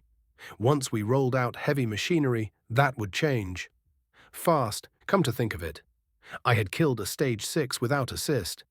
That was bound to change my evaluation, maybe even bump me up a whole tier. The cleansing of the nobles would cut down almost a third of them. We had solid proof that many were long-time collaborators or active members of the cult. We had to strike all of them at once. If even one escaped to the Empire, they'd leave behind a trail of death and chaos that might kill thousands or millions. The next days were spent planning the assaults and, of course, drowning in paperwork. Then we boarded the train, Rico, 10 Ravens and me. The rest of the team stayed behind to prepare for the large-scale, multi-pronged offensive.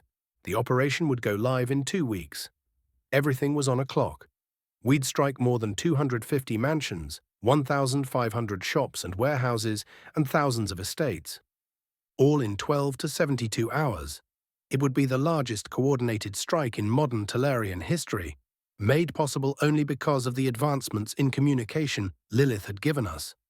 We arrived at the factory. It had grown larger every single day.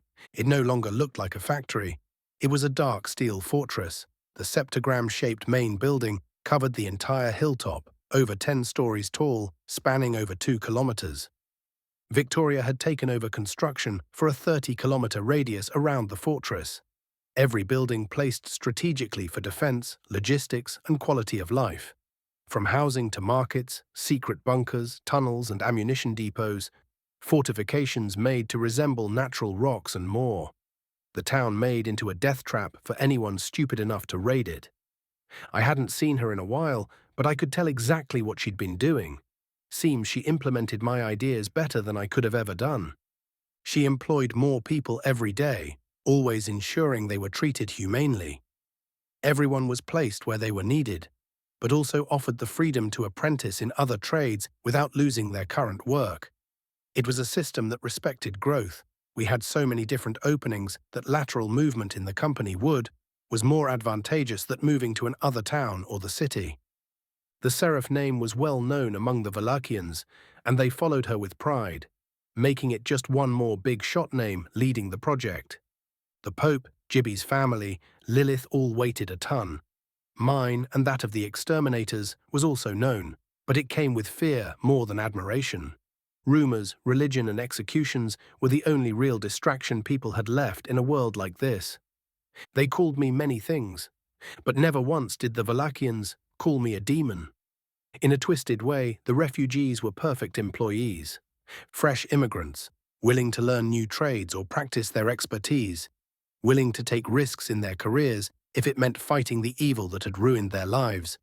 We made sure the opportunity genuinely benefited them and their families, offering wages and services far beyond competitive standards. Free prosthetics, future housing, dental care, therapy, religious services, double the normal pay, and much more. The mega factory kept growing, now with two twin sister factories being built on the opposing hills to increase production and security around the perimeter. 5 more would complete the formation latter. Tens of thousands worked across 3 shifts, 6 days a week. One would allow workers with lower specialization levels to work on items that didn't have any special technology inside under supervision, mostly metal, wood, and textile work. The other would specialize in vehicle and engine production. The Empire and his cult might not want technologies, but the Dwarven Kingdom was another story. A town was under construction between the hills to house the workers. For now, thousands of tents served as temporary shelters. Food was always available, with fresh ingredients, and communal kitchens also made available for free 24/7. 90% of the employees were refugees, with outstanding work ethic and professional backgrounds, having been pre-selected for evacuation by the Inquisition. The medical process vetted them for any ties to crime syndicate, skinwalker worm, or dark runes, all overseen, of course. The refugees understood, and they didn't resist. Their hearts were with us, and they knew what we would be facing. It also meant that if the cult captured anyone, they'd gain little to no valuable intel, since they understood the need of a veil of secrecy around our projects. Still, a bitter taste lingered in my mouth. If I hadn't failed, maybe they wouldn't have been forced from their homes. Maybe they wouldn't be here in the first place. Now their future rested on my shoulders again. A second failure was not an option. Gibby met us at the dock, wearing her usual lab coat over a short red dress, sipping something glowing from her belt. Her pink hair flowed in the wind. Did women use magic to keep their hair from growing white and change their color? Some things never change. Next to her was Marcus, seated in a wheelchair. He looked nothing like the muscle-bound orc from a few months ago. His limbs had atrophied from lack of movement, but his aura was stronger than it was before the moose. "Glad to see you guys," she called out. "Marcus," I grinned, rushing forward. "Feels like it's been forever." "And Gibby, those gas canisters and chemical suits. Absolute genius." "Do I know you?" Marcus asked, eyes curious. Gibby turned to him, stunned as Marcus stared at me with glossy eyes. "Good to know I'm not the only one with memory holes. You remind me of what I looked a year ago, you big green vegetable. You seem to forget that the Inquisition have eyes in the hospitals, and that I have a high security clearance," I said with a neutral face. Then Marcus burst out laughing. "Okay, you got me. Good to see you too. Nice arm, by the way. I've only been gone a few months, and it looks like you've aged 10 years. Gibby filled me in on what happened after my accident. I'm getting my strength back soon, so when I do, you better have a spot for me." His usual wide grin returned, full of fire. "One condition," I said seriously, "you're not allowed to get injured again. If something happens to you now, your missus is probably going to have me publicly whipped before sundown." He chuckled. "And know this, I'll hold you to a higher standard. I can't allow favoritism. I'd be happier knowing you stayed back here, honestly. This war is hell. The battles aren't some glorious tale. They're gruesome, disgusting. Once you see the horror, you can't unsee it. Everything you know will be put in perspective." "Deal," he replied without hesitation. "Favoritism isn't bien vu anyway. If anything else happens to him, I'll have the both of you publicly whipped for 14 days. "Oh yes, honey, you too," Gibby said sternly, to which we both just laughed. "And who's that boy behind you?" she asked. "I present to you Rico. I took him under my wing during the last raid. He's a good kid.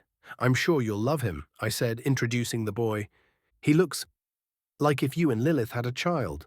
"Holy fuck, the resemblance is insane," Marcus blurted out, eyes wide. "Damn, Mark, that's on point. You sure, Samael, you haven't had a kid with Lilith's sister or something? Gibby added with as surprised as Marcus was. Pretty sure, yeah. Anyway, speaking of Lilith, is she in her office? I asked. She's on the roof. Come on, her project should be about ready for the big reveal. Also, what about that bien vu? You speak French? Or is it an expression for the old hero? I asked Marcus enthusiastically. That's just old Orcish. Most people of the newer generations in the north don't speak it anymore, but some words stuck around. For the longest time, everyone past the Blue Mountains spoke it. Haben Kalis, juste quand je pensais que je m'étais enfin habitué aux coïncidences, I exclaimed with a golden pulse of energy that felt revitalizing. You're so weird, dude. I really wonder where the hell you fell from sometimes. To think you speak perfect Orcish and speak of the Nameless's artifact like that. I'm sorry, however, I'm really not that good at it, and only use a few expressions. Marcus said, a little embarrassed. To think you got out-orced by a human, Gibby whistled as we reached a beautiful, ornate elevator door. Gibby pulled a golden key out of her cleavage, inserting it into a complex mechanical lock on one of the two masterfully made elevator door, equal parts security system and work of art. I could see the inner workings through the reinforced steel, glass, and gold door. We entered the elevator, only accessible with a special complex key that used a mana signature and a physical gears on the key itself, which took us up to the roof. I expected gravel and vents. Nothing could have prepared me for what it actually looked like. The entire roof was covered in neatly trimmed green grass. In the center stood a massive 3-story log house, still wrapped in scaffolding. A playground, a shooting range, a garden and a pond, and even a big willow with pink and purple leaves and glowing moss that shone a dim blue on his trunk and branches. This wasn't just a rooftop. It was a safe haven. The kind of place perfect for this world. Everything reinforced to survive Stage 6 and bellow like the breeze, and enough to give a headache to any general. I made a mental note to ask Lilith to let me stay here once in a while, or maybe I could afford to have one of those built. Or maybe, if she wanted to, we could share this one? It was a grassy island on top of a star-shaped mega-factory fortress, its walls lined with firing holes and mounted guns of every size and every worker having a battle station. This militia service gave them extra money while training was done on their regular work hours. Basically free money as long as they could qualify in their battle station monthly test. The safest place in Talaria, probably. Lilith was in the playground with Korvax and Ravnica. Poe rested lazily on a post above them. The kids, 4 and 3 years old, already looked healthier, stronger. I felt 2 powerful familiar auras inside the log house. They came out a moment later, both dressed in matching green and yellow sundresses, Katrina and Aurelia. Katrina held a pitcher of what looked like lemonade. Aurelia carried a large picnic basket filled with fruits, nuts, cheese, cured meats, and bread. As soon as Rico saw the Pope, he dropped to one knee, staring at the ground with confused eyes, clearly wondering why we hadn't done the same. "Hello, I'm back," I said loudly enough to catch Lilith's attention, and the kids. They turned around. The boy bolted toward me, arms wide, while the girl paused.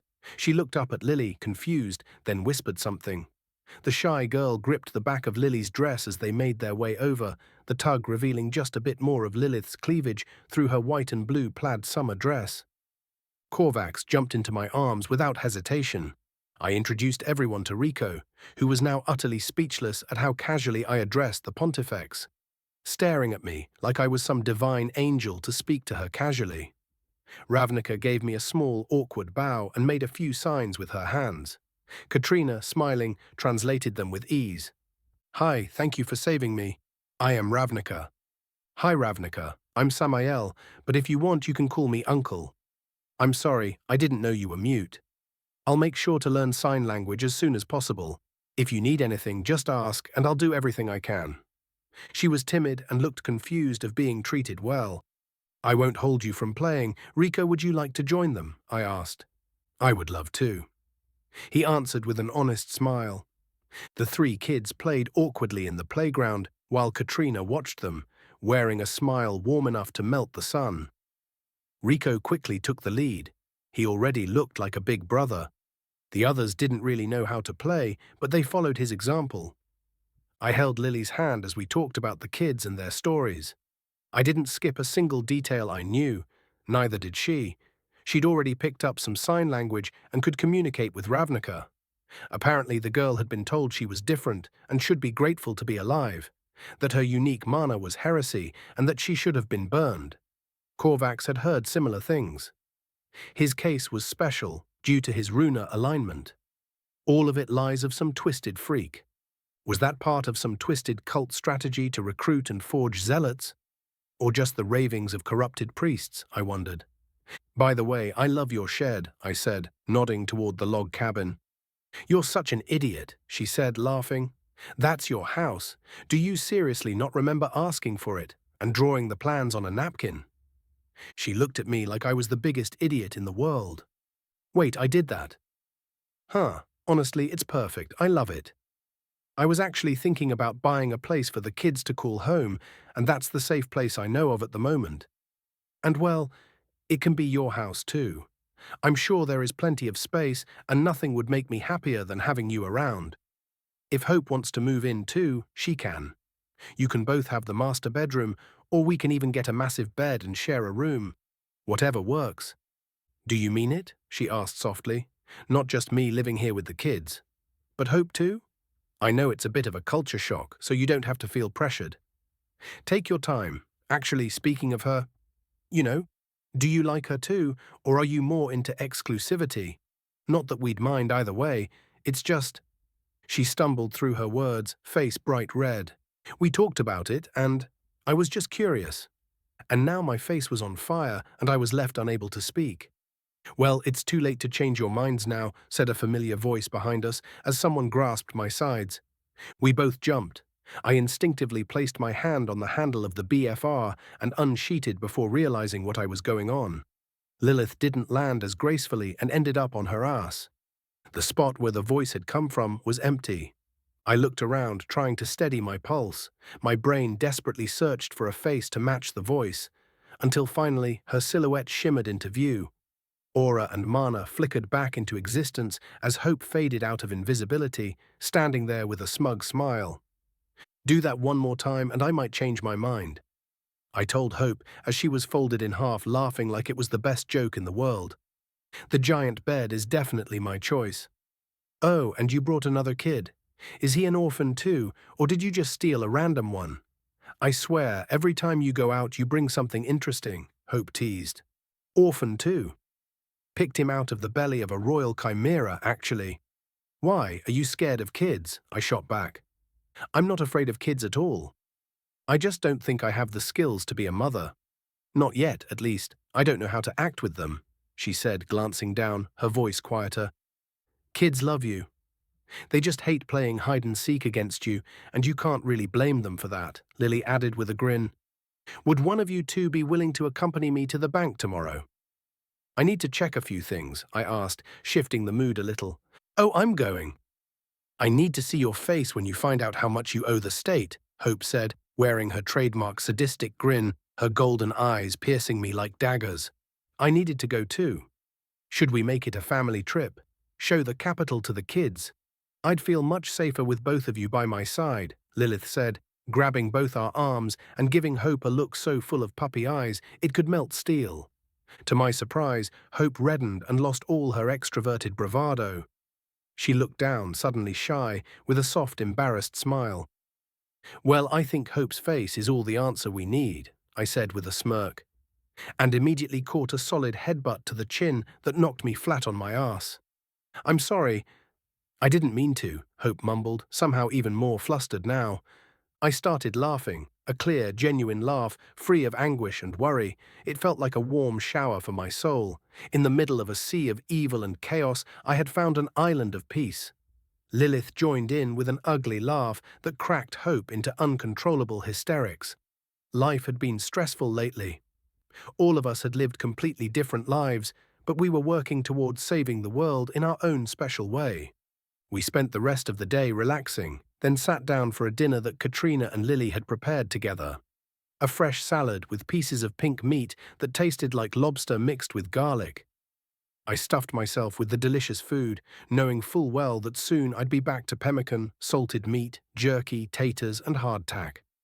Rico was hesitant to eat with the others at first, but with a bit of gentle insistence from Lilith, he joined in. Lily had this secret magic in the way she spoke, words laced with tenderness that melted through anyone's shell like warm jello. Later, we brought the kids to their shared room. Korvax and Ravnica looked up at us with grateful eyes before quickly falling asleep as Lily read them a story. Rico stayed awake until the story ended. "Thank you. I'll make sure to honor you," he said, bowing his head low. I ruffled his hair. "Just live your best life and have fun, kid. You're safe now." "Hope, do you think you could sing that lullaby you sang me that time?" Lilith asked her. "Of course, but after that it's light out." "It's getting late and we have a big day tomorrow," she answered before singing the kid to sleep with her soft angelic voice. Hope, Lilith and I went to the master bedroom and laid in a bed that was not meant for three. We cuddled, and then Hope gently removed the ring around my finger, pulling me into a deep sleep. 49 Imperial Court. Princess Suzette of Centralia point of view, tension rippled through the Imperial Army HQ as we prepared for the next phase of the operation. Officially, the first phase had been declared a success. But to me, the land expansion program was a disaster that cost 1.2 million highly trained Imperial soldiers. Its only success was the decimation of the Valachian population and the capture of millions of slaves for manual labor and weapons production. I was responsible for the assault on Talaria, and I wanted a swift, decisive victory. Everything was in place for the offensive, set to launch in 2 weeks. We would send a force of 2.5 million men to strike their borders and rush toward their capital. Hidden within their northwest province, 500,000 chimeras were already in position, ready to be unleashed the day before the assault. Their purpose was simple: flood the land, overextend the Templars away from the capital, and drain them of any will to fight. Once their capital is down, we strike them out of their fortress. Their pitiful army would be crushed, and the last remnants of Wallachia would fall with them. We even had a Stage 8 assassin embedded in our force, an unseen weapon whose single mission was to eliminate their machine-worshipping sect leader when the time came. My friend had paid a steep price for his failure in Wallachia. When his planned offensive in eastern Wallachia collapsed, he retreated, and for that he was punished. His head was sewn onto the body of a donkey-sized wolverine, the kind whose scent glands could melt metal armor in minutes. A disciple, his lower half had been turned into a pawn. The surgery, agonizing and public, was performed in front of the other nobles. His mind was trapped inside the beast until death claimed them both. I wanted to say I felt sorry for him, but that would be a lie. Weakness was a capital sin, and he paid in full. As the Emperor's daughter, failure was not an option. The old order and their death priests had to fall, or I would. "Your Highness, the Emperor requires your presence," a butler said, bowing deeply as I stared at the continental map. "Prepare my formal attire at once," I snapped, not even turning to look at him. The Emperor Hero had something special prepared for the occasion, Princess. "An heirloom from your mother," he said before turning around. He fled quickly, and 4 maids entered with the gown. A heavy ball dress made of translucent ruby fabric, and black undergarments that left very little to the imagination. The cursed sigil on my lower abdomen, etched there since birth, would now be exposed for all to see, a mark of my mother's failure, and hers before her. I hated it. I preferred my military uniform, but my opinions held no weight when it came to imperial decorum. If my father had clothes prepped, I would do best to wear them. I made my way to the palace where my father awaited in the great hall. Servitors bowed and moved aside as I passed, hurrying out of the way. Whatever my father needed, it would have to be quick, as I had to leave in a few hours. Inside, nobles lined either side of the room, forming a corridor down the middle. Each of them pulsed with dark mana, blessed by my father in exchange for loyalty. Some had been turned into powerful chimeras.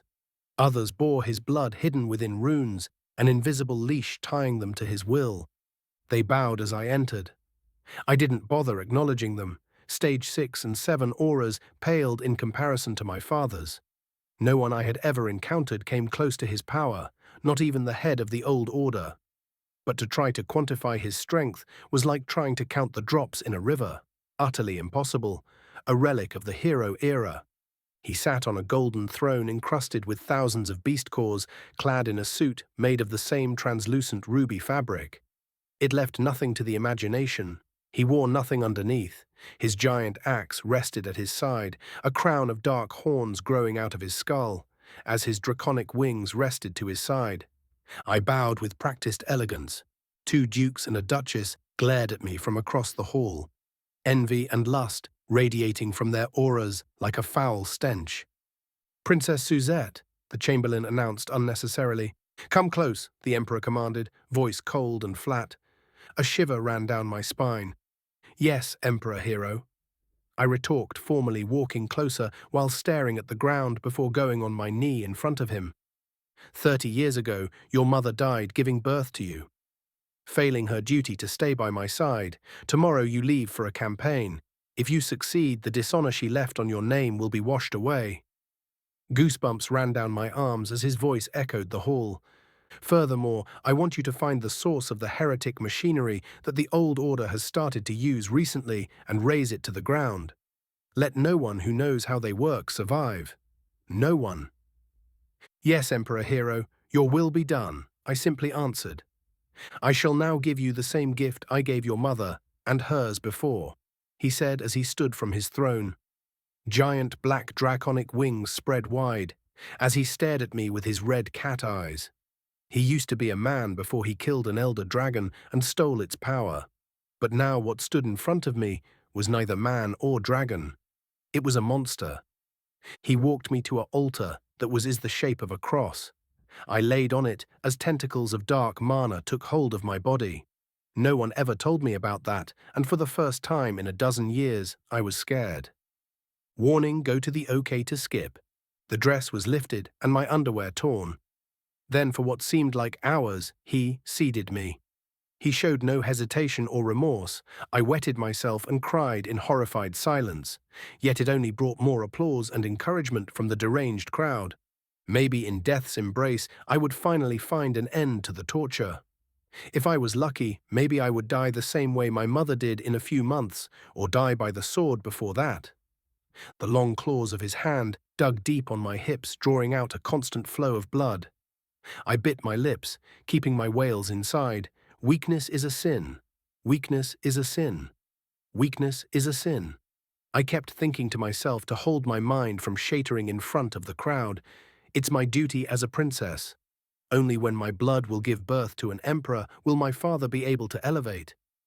I tried to rationalize. Very few knew the truth. He was a simple man, bound by lust, envy, greed, and cruelty, the best friend of the god of war that ruled over the world, his power stolen from a dragon.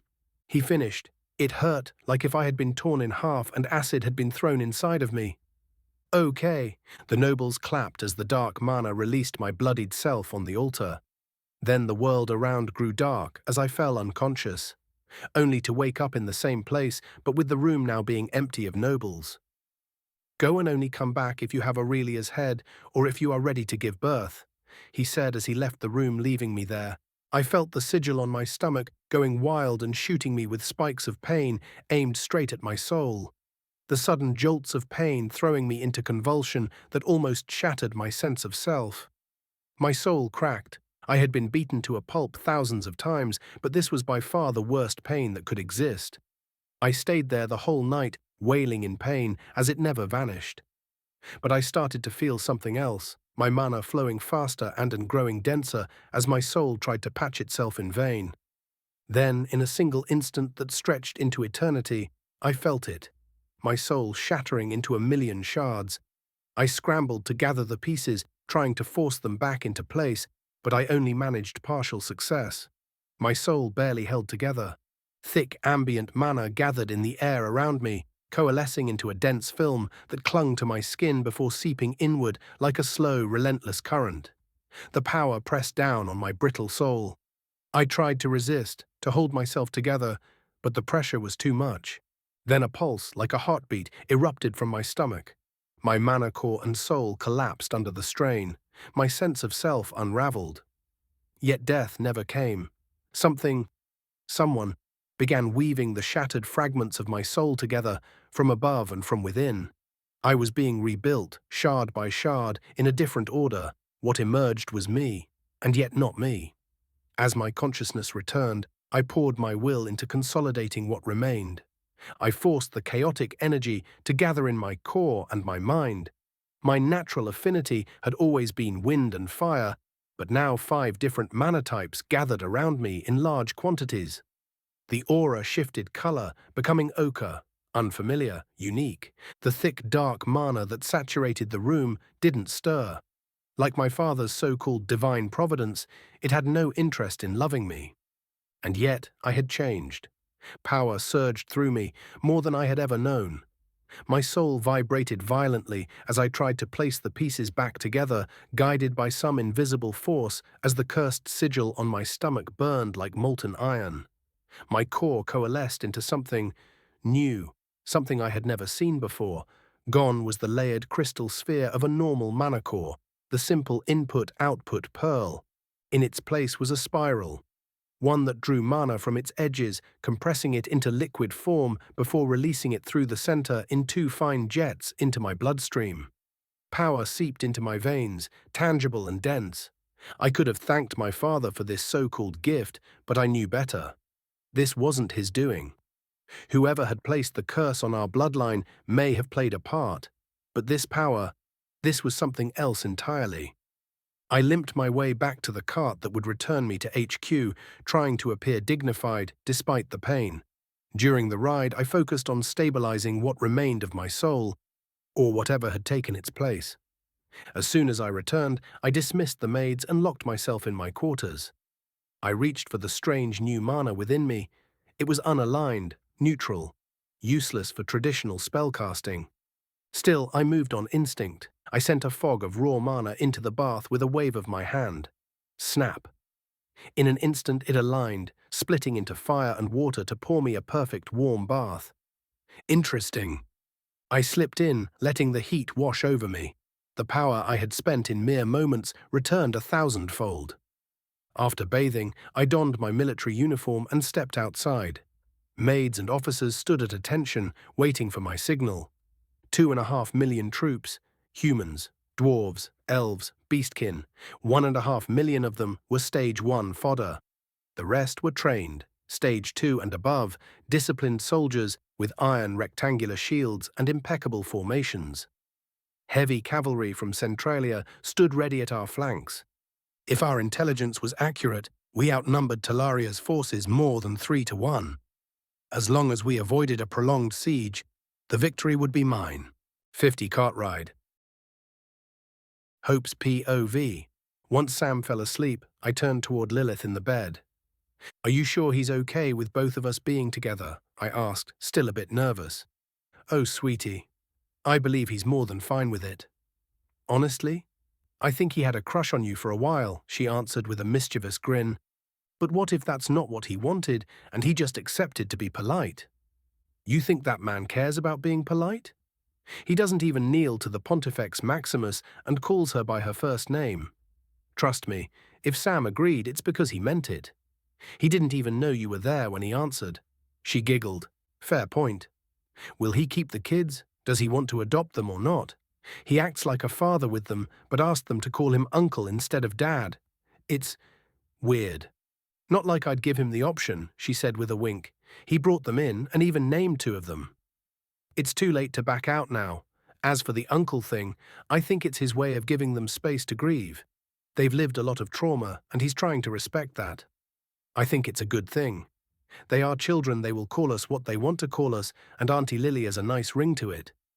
She paused, then asked with a smirk, "By the way, did you like your new toy?" "It's a bit big for what I normally do, but it was useful on my last mission. Do you think you could get me one of those chemical protection suits too?" "Funny you ask. I have received them earlier this morning, and Jibby sent one just for you. Want to try them on before we wake Sam tomorrow?" "Sure, why not?" We kissed softly before falling asleep on Sam's wide chest. I felt lucky to have them both by my side. I woke to Poe pecking on the window. I let him out, then quietly roused Lilith, who was sprawled over half the bed and drooling on Sam's arm. She stretched, yawned, and brought me to a small office in the log cabin where two boxes sat on the floor, one with her name and a larger one with mine. Opening it, I found something that looked more like a shimmering ball of tar than a suit. I undressed, and with Lily's help slid into it. It felt strange, like breathable liquid glass had been painted across my skin. The suit adjusted perfectly to my body, hugging every curve and shaping everything. I felt a flush creep into my cheeks as Lilith watched me with unmistakable interest. I helped her into hers.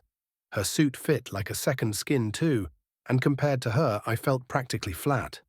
Still, the material was fascinating, silky and smooth, yet strangely strong. I couldn't help brushing my fingers along the curve of her back. She turned, pulling me into a kiss that was deep, slow, and full of promise. When she bit my neck playfully, I gasped. "Come with me," she whispered, heat in her voice. "There's a few more features I need to show you." She took my hand and we disappeared back into the bedroom. Samael's point of view. I awoke to the sound of kissing and made sure to get my share. Best breakfast in bed I'd ever had. Turns out power levels and stages didn't just apply to the battlefield, and I found myself impressed at the possibilities. After a long awakening and a bath that also stretched a bit, I started cooking a proper breakfast. Broiled eggs, ham and cheese omelets, bacon, sausage, pancakes, waffles, fresh pressed fruit juice, and beans for everyone. Lilith went to wake the kids, and Hope picked up the mess we'd left in our wake. I rarely had the occasion to cook for more than myself, so I went all out, drawing on every bit of experience I had from working at a little riverside breakfast joint as a teenager. I even made healthy smoothies for everyone and strong coffee for the adults. The log house smelled divine. I saw Rico and Korvax come down the stairs while Ravnica held Lilith's hand as they entered. I opened the window and Poe flew in, quickly perching on my shoulder and fluffing his feathers like a prince. Judging by the way their eyes lit up, this much food was clearly not something the kids were used to. After the meal, the girls took care of the dishes while I got the kids washed up and ready as best I could. Lilith improvised outfits using my red and blue plaid shirts for Ravnica and Korvax. Rico ended up wearing an oversized shirt that hung to his knees, but for some reason, wearing my shirt seemed to make him happy. Lilith wore a green and white polka dot sundress, while Hope had on her usual nun outfit. I opted for a bright yellow plaid shirt today and even activated the coat to match. The kids were impressed. Hope, not so much. She gave me a side-eye at what she considered a frivolous use of military enchantments. We took the train from the factory to the capital. As soon as we got off at the terminal, I brought everyone to the Inquisition Court, where carts and wagons were waiting. I spotted a wagon big enough for all of us, pulled by two massive horses. I recognized the driver. "Hey Steve, how are you? Think you could take us around town for the day?" "First stop's the bank," I said with a grin. I immediately got kicked in the ankle by Hope. "What are you doing, Samael?" she whispered harshly. "Inquisition carts aren't for personal business. They're for Inquisition stuff. He could report you for this." But before I could answer, the man shouted back, "Is that you, Samael? Climb in. You're looking bigger than last time, and more yellow too. With all the trains and tech popping up, what's the plan for city travel, huh? Don't get me wrong, I love horses, but I wouldn't mind a horseless cart that doesn't get spooked by the dark or bunnies." I laughed. "Well, I can promise you something's coming. You might even be part of the test crew for the new vehicles if you want in. Honestly, the only part we're still figuring out is the tires. Materials are tricky, but we're getting closer." "I'll take you up on that," he said, matching my grin. "How's the wife and kids?" I asked. "Wife's back home, waiting on her prosthetics. Lost both legs below the knee in Wallachia, but in some strange way it's been a blessing. She gets more time with the family, decided to stay in the military even after they offered her an out. Big fan of yours, by the way. Says what you and the X company did was some of the most inspiring stuff she's ever seen." He paused, his face tightening a little.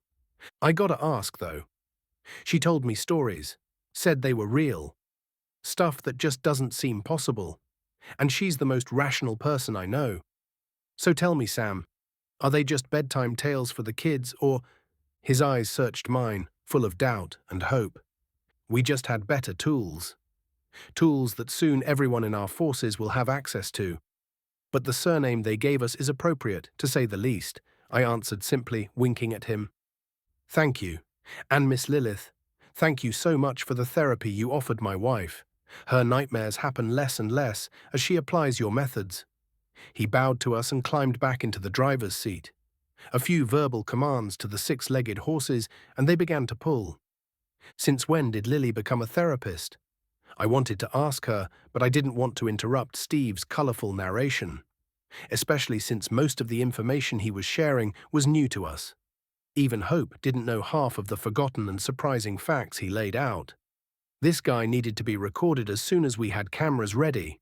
Black box photography using flash powder had just hit the market, but at the speed we were moving, we'd have proper cameras and screens within a few years.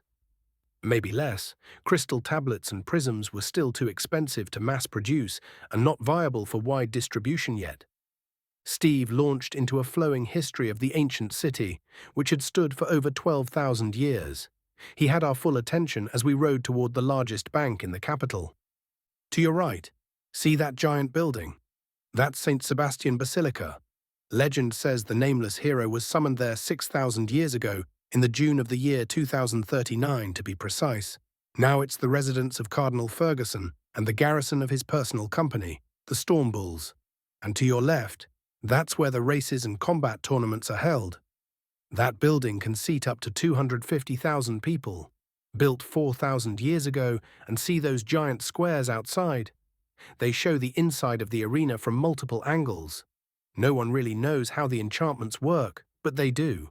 It's one of the only working examples of lost enchantment left to us from the lost generation. He was an amazing tour guide, and clearly excelled at simplifying complex topics. Once we arrived at the bank, he offered to tell the kids more about the square's history while we handled our boring adult stuff. Honestly, this cab driver might have made a better teacher than half the professors in the academy. Hope, Lily, and I walked arm in arm to the polished marble counter, where we were greeted by an older dwarf woman. She had a kind smile and wore an elaborate plaid dress with gold Art Deco motifs embroidered along the lines of the fabric. 4 feet tall, with the warm, watchful eyes of a grandma. "Welcome to the Capital Central Bank. I'm Zig. How may I help you today?" she asked politely. "Hi, I'd like to look at my account and transaction history." "This gentleman and lady would also like to do the same," Lily said, taking the lead. "Of course. Just a drop or token, please," the dwarf said, pulling out a pen. Lily pricked her finger while I pulled my Inquisitor coin from behind Hope's ear like a magician. Hope just fliked hers in her to the dwarven lady who caught it with ease. "Please wait a moment. Someone will bring you to a private room." She indicated a nearby salon. We were brought water as we waited in a quiet, carpeted space. A few minutes later, we were led into a luxurious salon equipped with scrollable tablets for reviewing account details. The room had a well-stocked bar, a selection of tea and coffee, sweets, and 2 large red velvet sofas with a table between them. We sat on the same sofa. Lilith in the center, of course. "Ready?" she asked, smiling mischievously. "I'll show you what we did over the last few months." First, we were both given a loan of 7 large mithril bars. That was used to establish the company's value and matched by the church. So you owe the church 7 billion small gold coins. That red line you see right there, that's the debt. I stared at the screen and paled. "Do they have laws to protect people in case of bankruptcy?" I asked slowly. "Or am I going to get a slave collar?" "Don't worry," Lilith said, her grin widening. "As you can see, the company then paid us for our creative rights on the items, giving us a lump sum and royalties for as long as they're being sold. That's the green line right there. Half your loan was paid off through production rights, and that green curve is your monthly royalties. You'll notice we reached break-even about a month ago. That means, yes, we sold over 21 billion small gold coins worth to the government alone. In total, we actually sold about 1.5 times that. But that is a separate account you can see on that tab as a co-owner." As you can see, we reinvested all of it in building infrastructure to expand the production while respecting security protocols. We also bought a few digging sites and farms to test the civilian-oriented products and ease access to metals, every piece of land being within 100 yards of where we laid the rails. Now back to the first page. She pointed further down the tablet. And those are your Inquisitor salaries. Damn, they do pay you well. That's a payment of over 100 million not long after your... Oh, makes sense. So yeah, right now you've got a few 100 million sitting there, free to use however you want. Her grin practically glowed. My jaw dropped. So, I owed money to the government, but now I don't. I'm rich, I asked slowly, like the words were a spell I wasn't quite sure I could cast. On the lower tier of richness, she teased, about what a mid-level noble owns, but with less passive income, since we only get royalties on what's produced, not on the company's valuation itself, unless we sell shares. But hey, we've just started. Who knows? Maybe in 100 years we'll rival the richest dwarves. She flicked through her screen. Let's see what's for sale. I need a couple of bigger farms to do stress testing on the tractors. Wait, you're already at break-even? Hope asked, surprised. Yep. The trains and guns are basically licensed to print money. We don't have huge profit margins, but the order volume and price more than makes up for it, Lilith replied with a bright smile. I think you should wait a few weeks before buying, Hope advised. Wait until after the harvest. That's when good land will show up. Probably another 3 or 4 weeks, but not yet. A few prime spots should become available. Could you maybe grab me a few plots of land? I asked, improvising a reasonable excuse on the fly. Hope and I having a silent stare conversation. As long as you've got access to a bank, you should be able to do it. But sure, I don't mind keeping an eye out and buying if an opportunity comes up. What are you looking for? She asked, clearly intrigued. I don't know if you have them here, but a hunting ranch would be nice. A vast plot with forests, mountains or plains, a good fishing lake or river. 2 or 3 near the Kingdom of Stone, and same near the Elven Kingdom border, as long as it's at least a few square kilometers. If there are waterfalls, even better. Since I've got some money now, might as well support the local economy while I'm here. I'll pick up some pocket change along the way and maybe treat the boys to a few rounds. As long as they don't drink through 7 large mithril bars, he should recover, Hope added dryly. The ravens work hard and play harder. If I let them loose, they'd only stop once the last bottle in the capital ran dry, and half would end up in jail until they sobered up. I never thought it possible, but these guys might outdrink the 22nd Regiment. So yeah, no open bar tab. But first, I continued, I need to splurge a bit. You guys know any good places to buy clothes and magical gear, or should we ask our guide? Well, now that you can afford it, I might have a few suggestions, Lilith said, amused. But I'm sure Steve already knows all the good ones. I say we ask him. He knows every building in this city, and probably even the secret shops that don't rip people off for being trendy. Hope's golden eyes shifted to my trench coat. How long have you had that coat, Sam? She asked, something not quite sitting right in her tone. A few months, I'd say. Why? Only a few months? It looks short. We should stop by the Oksana shop and see if they can fix it. Coats like that are supposed to go down to the calves, not end above the knee. Either you got attacked a lot and the coat took the hits, or you grew taller. Maybe both, actually. She stared at me like she was reading my medical chart with X-ray eyes. Needing a break from the golden stare that made me feel way too exposed, I launched a tickle attack. It worked magnificently. She tried to headbutt me, but I saw it coming and dodged. I followed with a hug, a perfect counter-strike. 0 casualties, victory. No, but she has a point, Lilith chimed in. Your wear and tear rate on that coat is way higher than usual, and you do look taller. And broader. See? I told you. Hope stood back. So much for the distraction. Fine. Once the kids have everything they need, we can go, I yielded. Steve ended up showing us a few shops that had more competitive prices than the ones Hope suggested, while still being able to dress all of us in some of the best quality of clothes. Kids' clothes and shoes could be enchanted to stretch up a few sizes as they grew, all for a reasonable price, so I paid for the option. I spent a few thousand on each kid. Anything they liked, or that Lilith or Hope liked for them, we got. I ended up buying a few things for the ladies too, while they were distracted. I even bought a couple of good shirts for Steve to thank him. We ate pies from a street corner shop, filled with lobster and fish in a cheesy white sauce. The kids devoured everything we gave them, marveling at the flavors in their fresh new clothes. Ravnica wore a white dress with a red ribbon belt. Korvax wore a blue shirt with a dark green vest and a cap matching his plaid blue pants. Rico wore a green shirt and brown pants, clearly preferring earth tones. He turned to me, still a bit shy, like he was afraid to be a bother. Uncle Sam, I have a tooth that feels weird. It's like jiggly, Rico said, pointing at one of his front teeth that was clearly loose and ready to fall. Oh, that's normal at your age. You lose your baby teeth so your adult ones can grow in. And if you put a baby tooth under your pillow, the tooth fairy might come and leave you a coin. The cleaner you keep your teeth, the more she gives. Want me to pull it out tonight when we're home? I asked him. He just smiled and nodded. Lilith and Hope both looked at me wide-eyed. Don't do that. Tooth fairies are young bone fae. Very dangerous. They start with eating your teeth to grow big so they can eat your bones, Hope interjected. Now I looked at her weirdly. Samael, is that an actual thing people do where you're from? Lilith asked, clearly stunned. It's... Wait a minute, bone fae. Those are a thing here, I asked, perplexed. Oh yes, and they are vicious creatures. Traditions are different everywhere, but for example, the dwarves use them for their wedding jewelry, and the elves bury them under a seed before having a child, Lilith explained. I don't know about humans, but beast folk crush them into fine powder and mix them into the kids' food to make their bones stronger, Hope added.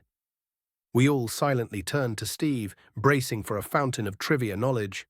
Well, if you insist, he said, clearing his throat. Humans normally throw them in a river or a pond and make a silent prayer to the God King to protect someone dear to them. Well, that's a lot of options. But hey, I said to Rico, you have your whole life to think about which one you'd like to pick. No need to choose now. Steve, can you take us to the Oksana shop? Lilith asked the jockey. On our way, he replied cheerfully, as the horses started to pull the cart filled with bags through the city, his voice continuing to paint the city's rich history for the next half-hour drive to the shop. The carriage eventually stopped in front of a building in the town centre that didn't match the architecture of the rest of the city. It looked like a small home had been stretched into a giant workshop over a long period, one small expansion at a time. Each addition was built in a different style and painted in a new colour, creating a chaotic yet charming patchwork against the whitewashed stone square. Across from it loomed yet another ginormous church. The kids and Lilith seemed particularly excited, while Hope showed no sign of surprise. Probably a long-time customer, I guessed. As for me, I was mostly confused that this building was even allowed to exist at all within city limits. I wondered what the story was behind it, but for the moment I just wanted to get in and out as quickly as possible. If there's one thing I knew, it's that inventors don't usually appreciate seeing their hard-to-build creations torn to shreds. Most of the time they take them back to study, and if you're lucky, you get a rental downgrade in return. I, on the other hand, tend to get attached to the objects that helped me not die on a regular basis. Call me sentimental. 51 Oksana shop. We entered the strange building. The hall was a small room with a few display items in glass cases. One was an Inquisitor coat that didn't match their current look. This trench coat was made of some kind of scaly lizard hide. It showed years of wear and tear, the bottom torn and burned in many places. A small plaque read, First Generation Inquisitor coat, made in 6012. Material, dragon hide and scales. Hats, gloves, dresses, suits and shoes lined the other glass cases like a museum of the most prestigious garments from the last 2 millennia. Welcome to the Oksana shop. Are you here for church business or civilian business today?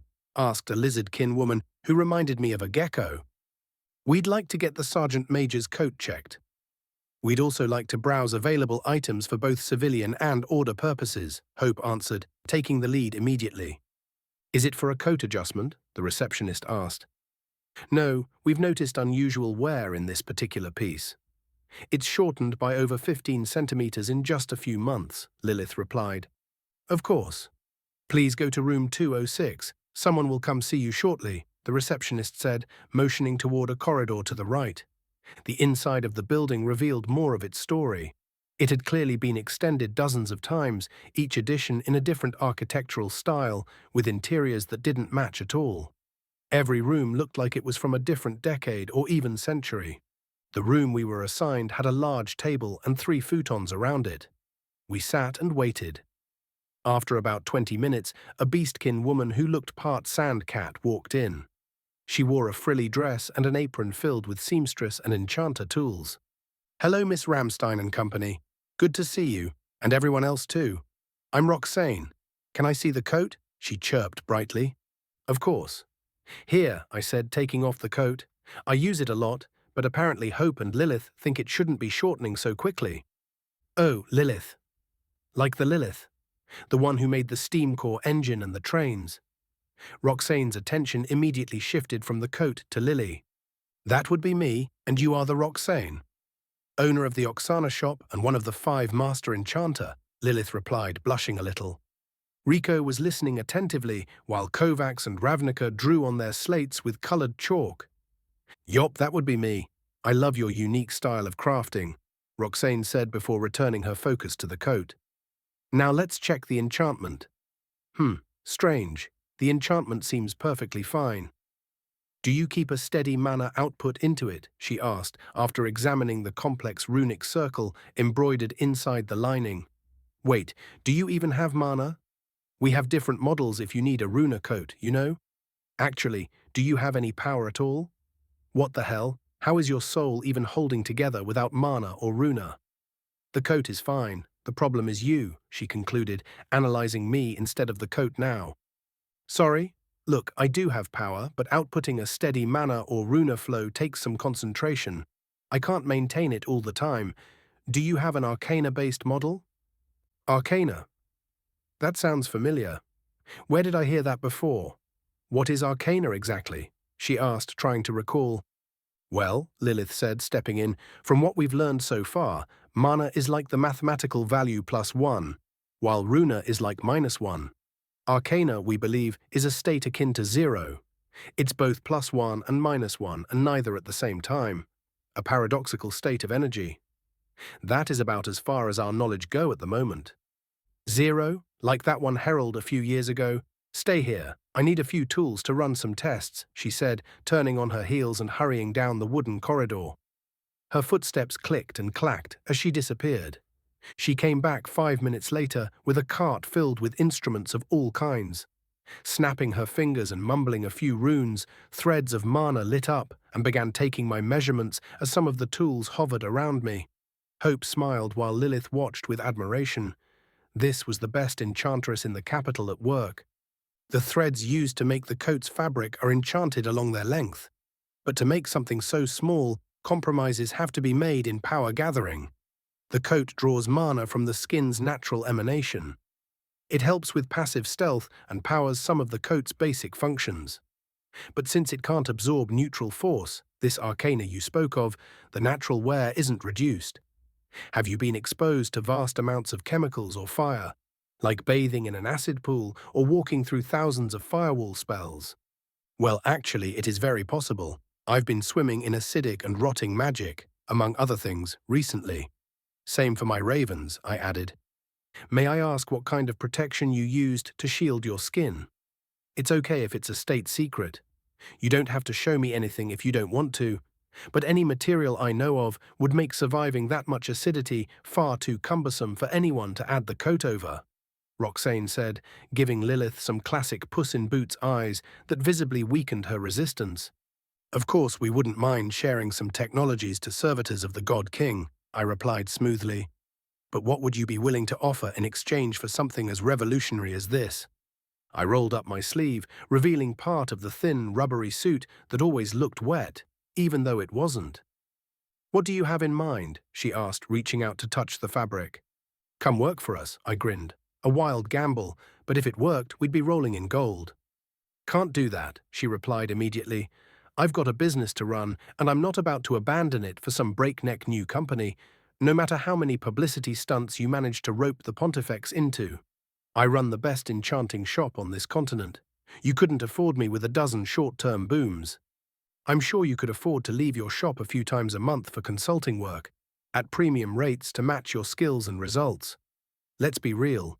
We both have tech the other would kill to get their hands on. This weird fabric still isn't enough. And your trains seem to work just fine without my help, so what do you need me for? She asked, clearly intrigued now. A new generation of battle uniforms, I said, and mass low-tier enchantment integration.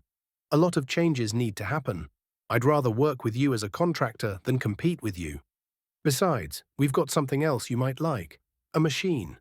One that can weave fabric with almost no supervision, at speeds 100 times faster than a normal person. I leaned in slightly. Honestly, there's so much stuff I don't even know what's useful and what isn't, at least when it doesn't explode. But Lilith here could mechanize any process you want. And if I refuse, she asked, trying to gauge how far we'd push this. Then your spatial pocket enchantments could also be useful, Lilith added smoothly, meeting her gaze. And if I still refuse, she asked again, this time with a little more hesitation, starting to wonder if we'd try to rope her in by force. Then we'll figure things out on our own and miss a great collaboration opportunity, I said simply. Nothing more, nothing less. If we can't figure it out by then, we'll wait for you to retire naturally and ask your successor. I looked her straight in the eye, letting the silence hang. I'll think about it and send you an answer when I'm ready. I also regret to inform you that we'll need to take the coat for study, to analyze the impact those chemicals had on the fabric's integrity. We'll make sure you have something proper in the meantime. Due to your particularities, you won't be allowed to continue using the standard coat. They're too expensive to be replaced every few months. They're designed to last around 10 years, even under extreme adverse conditions, and under normal use can go for 120 years easy. She said after thinking for a moment, I want it back once you're done studying it. I won it fair and square and I don't want to lose it.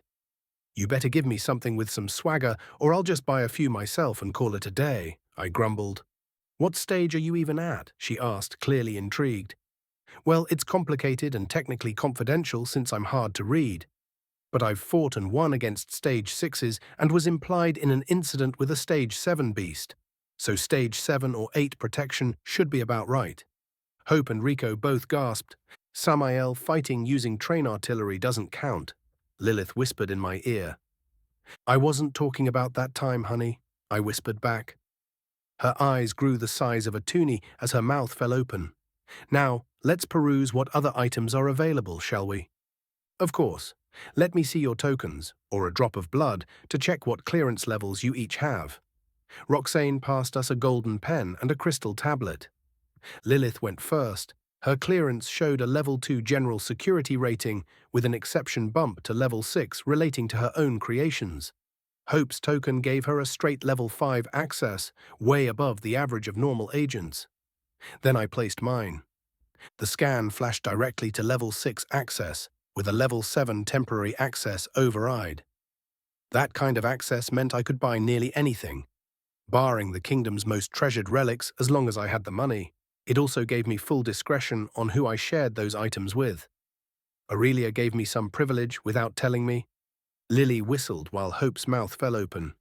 Yes, of course, Roxane said. Just use the tablets to browse through our enchanted inventory. We've got some new enchantments for boots and ear cuffs that are worth a look. I'll be back in 15, maybe 20 minutes. She left with her cart of instruments, a floating feather taking notes in perfect calligraphy as it hovered beside her. The items were listed by enchantment, dimensional pocket, shock absorption, noise cancelling, mana armor, jump boosters, adaptive threads, quick shield, and many more.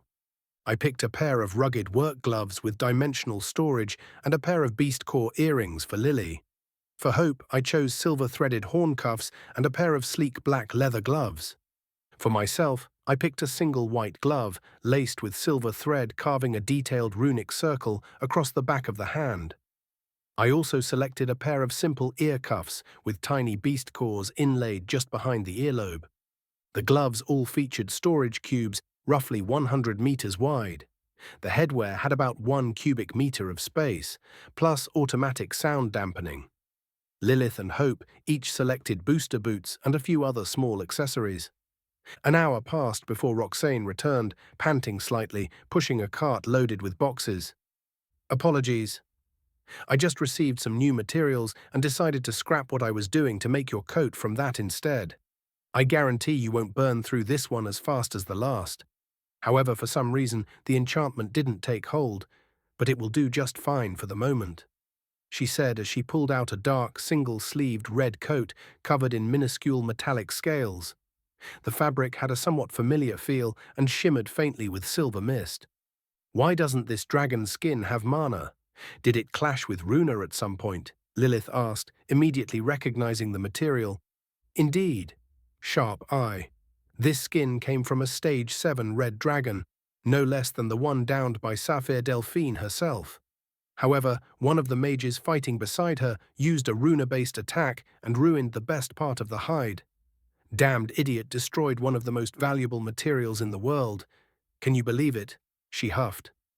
That skin is loaded with arcana, I said, trying not to think about Julia melting into a fucking puddle. It might be best to enchant it with arcana-based runes. Well, now that explains everything. She paused, thinking. The stuff you ordered on the tablet is in the boxes. Wait here, I want to try something. You big guy, follow me. She pointed at the cart and then grabbed my mechanical claw, dragging me out of the room with the coat still in her other hand. I followed her through a maze of hallways, past rolls of fabric, stacks of leathers, enchanting tables, alchemists doing strange things to bolts of cloth, more rolls of fabric, and dozens of employees moving about through a jumble of rooms, each filled with items at various stages of construction or repair. Eventually, we arrived in a chamber lined with mannequins. I recognized the dress Aurelia had worn the day I met my mother, as well as a fantasy nun outfit nearly identical to Hope's. She laid the coat on a table and opened a massive tome on a pedestal. Wait here, she said, then disappeared through a small door and down a ladder. She returned 5 minutes later holding a dusty old book. Yes. I knew I had something written down about Arcana, it was just on the wrong shelf. I might be able to work with it. If we can get a runa core to balance the output of a mana core and run 2 enchantments doing the same spell in reverse. Sorry, that's as far as I got before the client died and the project became irrelevant. Now, runa cores are extremely hard to come by. Even artificial ones are wildly expensive. You wouldn't happen to have some, would you? She asked, scribbling arcane designs on a board with a light core. Sure, pass me a core, and why not just use an arcana one? By the way, what you see here stays between us. I can't weave something I can't feel or interact with, she replied, handing me a Stage 7 air core. And of course, everything here is confidential. What are you going to do with it? She asked curiously. I began pouring arcana into the core while simultaneously pulling a fine thread of mana out. The pale white crystal filled with silver mist as the mana collapsed into the arcana and lost cohesion. The overpressure of the rapid movement flowed safely out through the venting mana thread. Can you see that? I asked her. It's clear, empty yet not shattering. What the hell? I think I see a bit of silver, and it's gone. I'm keeping this one for study. I can't work with it yet, but give me time and I'll figure it out. Even the Herald of Time couldn't do that. We'll need to schedule a proper appointment. I've got a ton of questions. Now do a runa one. Time's running out and my day is already overbooked. She passed me a Stage 7 unique core. It looked like a polished metal star, totally inert at first glance. I repeated the process, infusing it with arcana while forcing a thin thread of mana inward. Arcana gripped the fleeing mana like a vice and pulled it toward zero. The power inside was on a scale far beyond mine, yet it couldn't resist the neutral force. Excess pressure vented from the top like a demonic pressure cooker, one that could easily wipe out half the building if it failed. But in the grand scheme of things, details. Then I formed a tiny ball of pure runa at the core. I let the inside grow chaotic, unrestrained.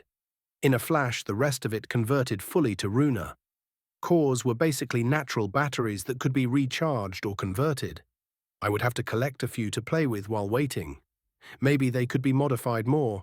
Interesting. No way. But it's a natural core. How did you convert it? And how weird. It still feels a bit like metal. So it even kept some of the natural properties of the animal. Yeah, that Stage 7 security clearance is starting to make sense now. Forget about stealing my void tech. If I started sharing that, I'd run out of business. But I'm willing to work with you guys. I'll give you 4 days of consultation per month for as long as I use your weird fabric or the machines you provide. You're gonna love what we do. Let's hope this becomes a long partnership.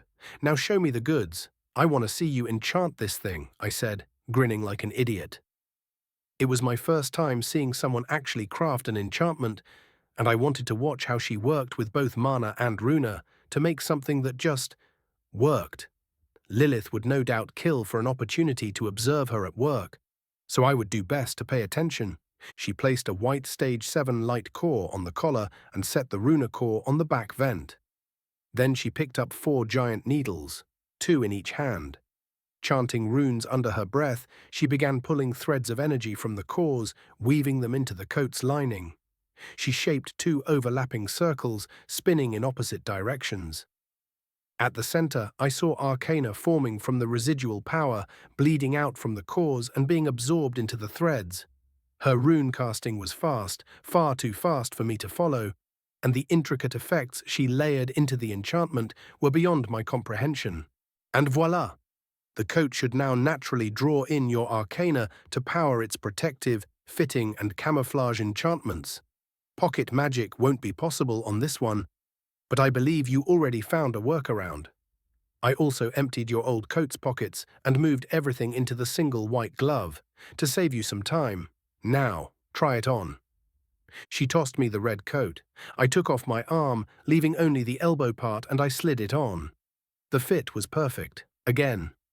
I could feel the arcana tugging slightly, similar to the sensation I got from the ring, but distinct in its own way. It's perfect.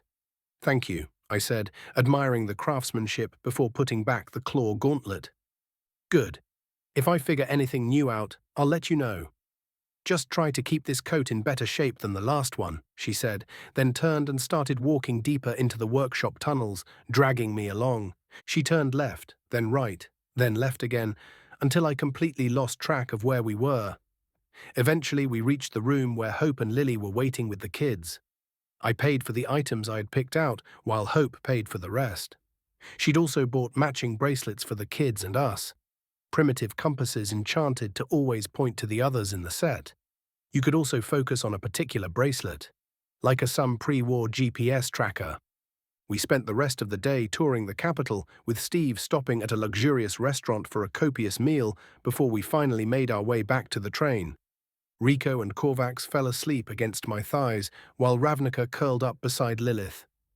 For the first time in a long time, I grew tired of the battlefield. I genuinely hoped peace would come soon. 52 Filligan's exit. Filligan Gildor POV. I walked into the St. Gabriel Basilica's reception hall with my wife on my arm. We both wore our finest attire for the occasion.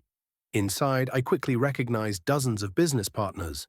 Once the bell struck midnight, we would all pile into carts, headed to the docks, flee back to our estates, and wait for a messenger to bring word that the capital had fallen. The old order was blind to its impending downfall, but I wasn't. They would fall and become a relic of the past, but not before granting me ownership of a new piece of land.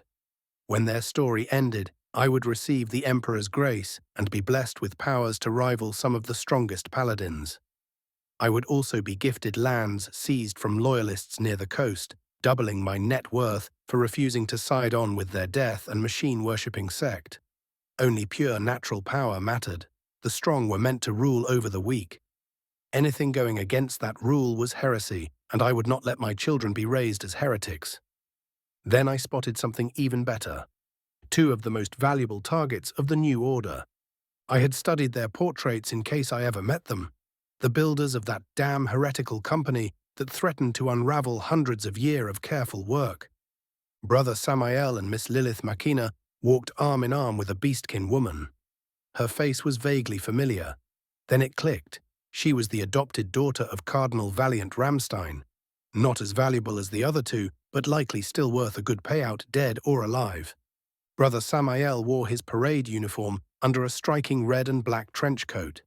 Lilith wore a matching black silk ball gown with gloves that covered most of her skin, while the cardinal's daughter wore a simple yet elegant black lace dress. She would do a fine slave for sure. I tried to approach them, smiling with all my teeth, but the moment my eyes met Samael's devilish green gaze, an uncontrollable shiver ran down my spine. I felt intimidated, as though I were a mouse under a lion's gaze. My palms grew sweaty. I wanted to turn and run, but I forced myself to stay. I, a stage 6, should not feel this way about a puny stage 4, no matter how flamboyant their reputation was. I told myself to no avail. A dumb and young warmongering, battle-addicted maniac. That's what I was staring at. You must be the famous Lilith Makina and Brother Samael, and is that Lady Ramstein? I am Philigan Gildor, son of Templar Captain, Mother Melina Cassius. Pleased to make your acquaintance, I said with a bow, laying on the charm and my family's influence to lower their defenses. Ah yes, of course. A shining noble of the Southeast Territories. Your administrative skills are quite impressive, sir. I salute your dedication to our holy kingdom and its future, the fool replied, shaking my hand with his white glove. His hand felt like a vice crushing my fingers in his firm grip. But as I looked more closely at him, I blanched. His coat was made of red dragon skin, yet I knew of no recent slaying of a red dragon. Could it be Lord Byron's? Impossible. He was the one who had insisted I attend tonight. Maybe it was just a copy.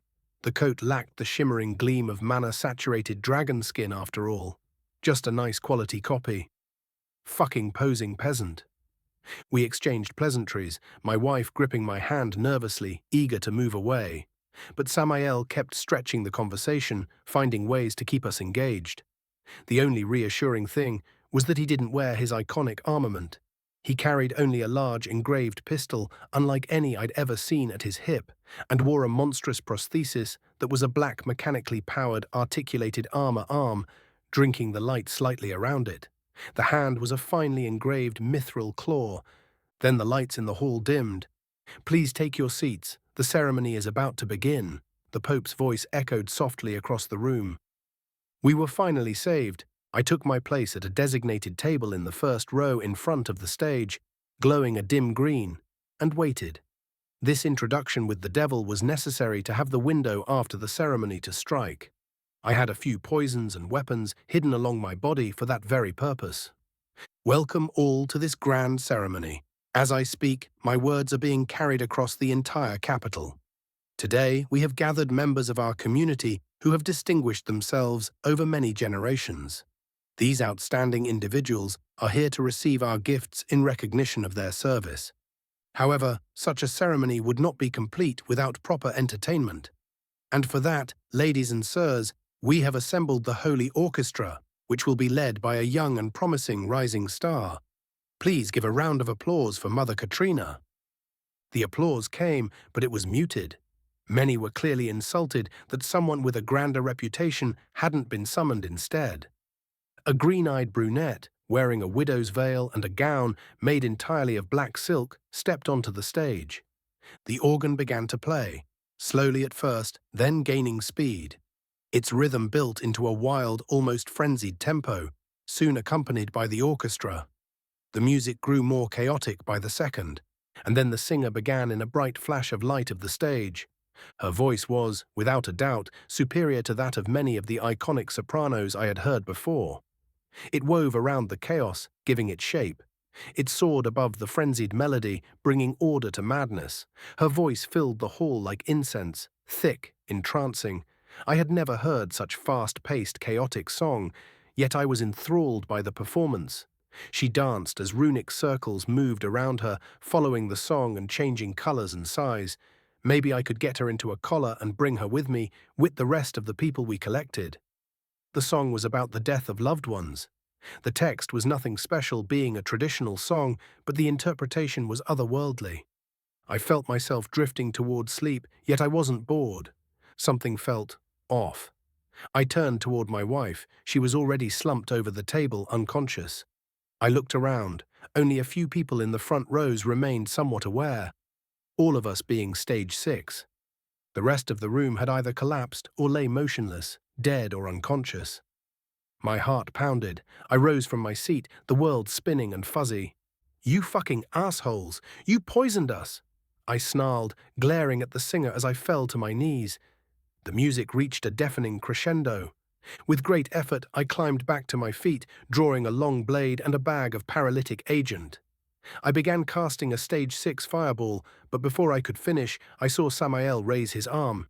His mechanical palm opened, revealing 2 wide barrels. Fuck! Bang! A large projectile screamed through the air toward my chest.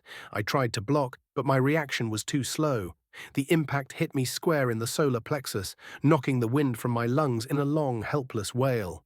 The spell collapsed, but the mana didn't backfire as expected. It simply fled.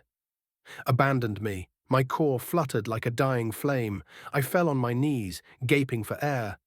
I looked down, expecting a gaping hole in my chest, but instead, a heavy, leathery projectile filled with some kind of sand was embedded in my skin. It hurt like hell, but was survivable. Then the realization dawned. The sand, it had to be the weapon. Some kind of mana-suppressing agent. A new invention. A devastating one. I grabbed the leather pouch on my chest, dropping the poison bag. A brilliant idea flashed in my mind. If the Pontifex lost her mana, I could take her down before anyone could do anything. Someone 2 tables away tried to discreetly cast an air blade. Bang! Denied. The second barrel barked. The same effect. The mana wouldn't stabilize, it just dispersed like smoke. I climbed back on my feet and launched the pouch at the unaffected, annoying birdkin waiting in the corner of the stage, launching the dagger a fraction of a second after.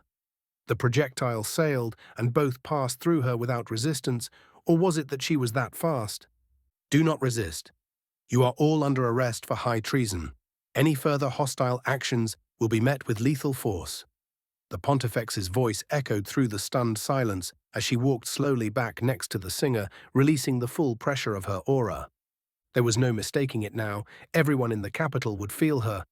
Yet even as insurmountable as her power seemed, I had seen worse, far worse. If I was a spark, she would be a campfire, and the Emperor a burning church. Ha ha ha ha ha. So you think that is enough to intimidate me? Face reality, heretics. You've already killed your Chaos God. Resistance is meaningless against the Emperor hero. Soon the stain your filth has left on this world will be wiped clean. The Emperor will conquer all, and we will finally know peace. He will shred your legacy of war from the pages of history and reduce this capital to sand. Just wait. I spat in her direction. There was nothing I could do against her power, not now, but that didn't mean I'd go down like a dog. My words gave some strength back to the few who still clung to consciousness. We all knew what falling here would mean. We would not let go easily. My mana began to settle, but the weight in the room grew heavier with every heartbeat. I looked up. Samael hadn't moved, but his eyes were fixed on me like a hawk sizing up a dying rat. Cold, dispassionate, as if he was already choosing which piece of me to tear off first. The Pontifex descended the steps, her heels clicking with deliberate calm. Every step she took made it harder to breathe. It wasn't just pressure, it was suffocation. My lungs ached as though her mere presence denied me air. Behind her, the veiled singer, Katrina, stood motionless, arms lowered, voice gone silent. But the song still echoed in my head like a curse, a residue that clung to my soul. You speak of the Emperor hero, the Pontifex said softly, but her voice carried like thunder, yet you tremble like a child before the shepherd's shadow. She looked at me. No, into me. I felt something slide beneath my skin, something invisible, invasive. Her gaze pinned me like a sword through the chest, my fire spell, gone. My courage rotting in my gut like spoiled meat. Do you feel it, traitor? She whispered. Do you feel the weight of divine judgment? My legs gave out. I dropped to my knees, not out of choice, but because my body refused to carry me any longer. I could feel her aura crawling across my skin like fire ants, biting, burrowing. My soul recoiled, desperate to escape my own flesh.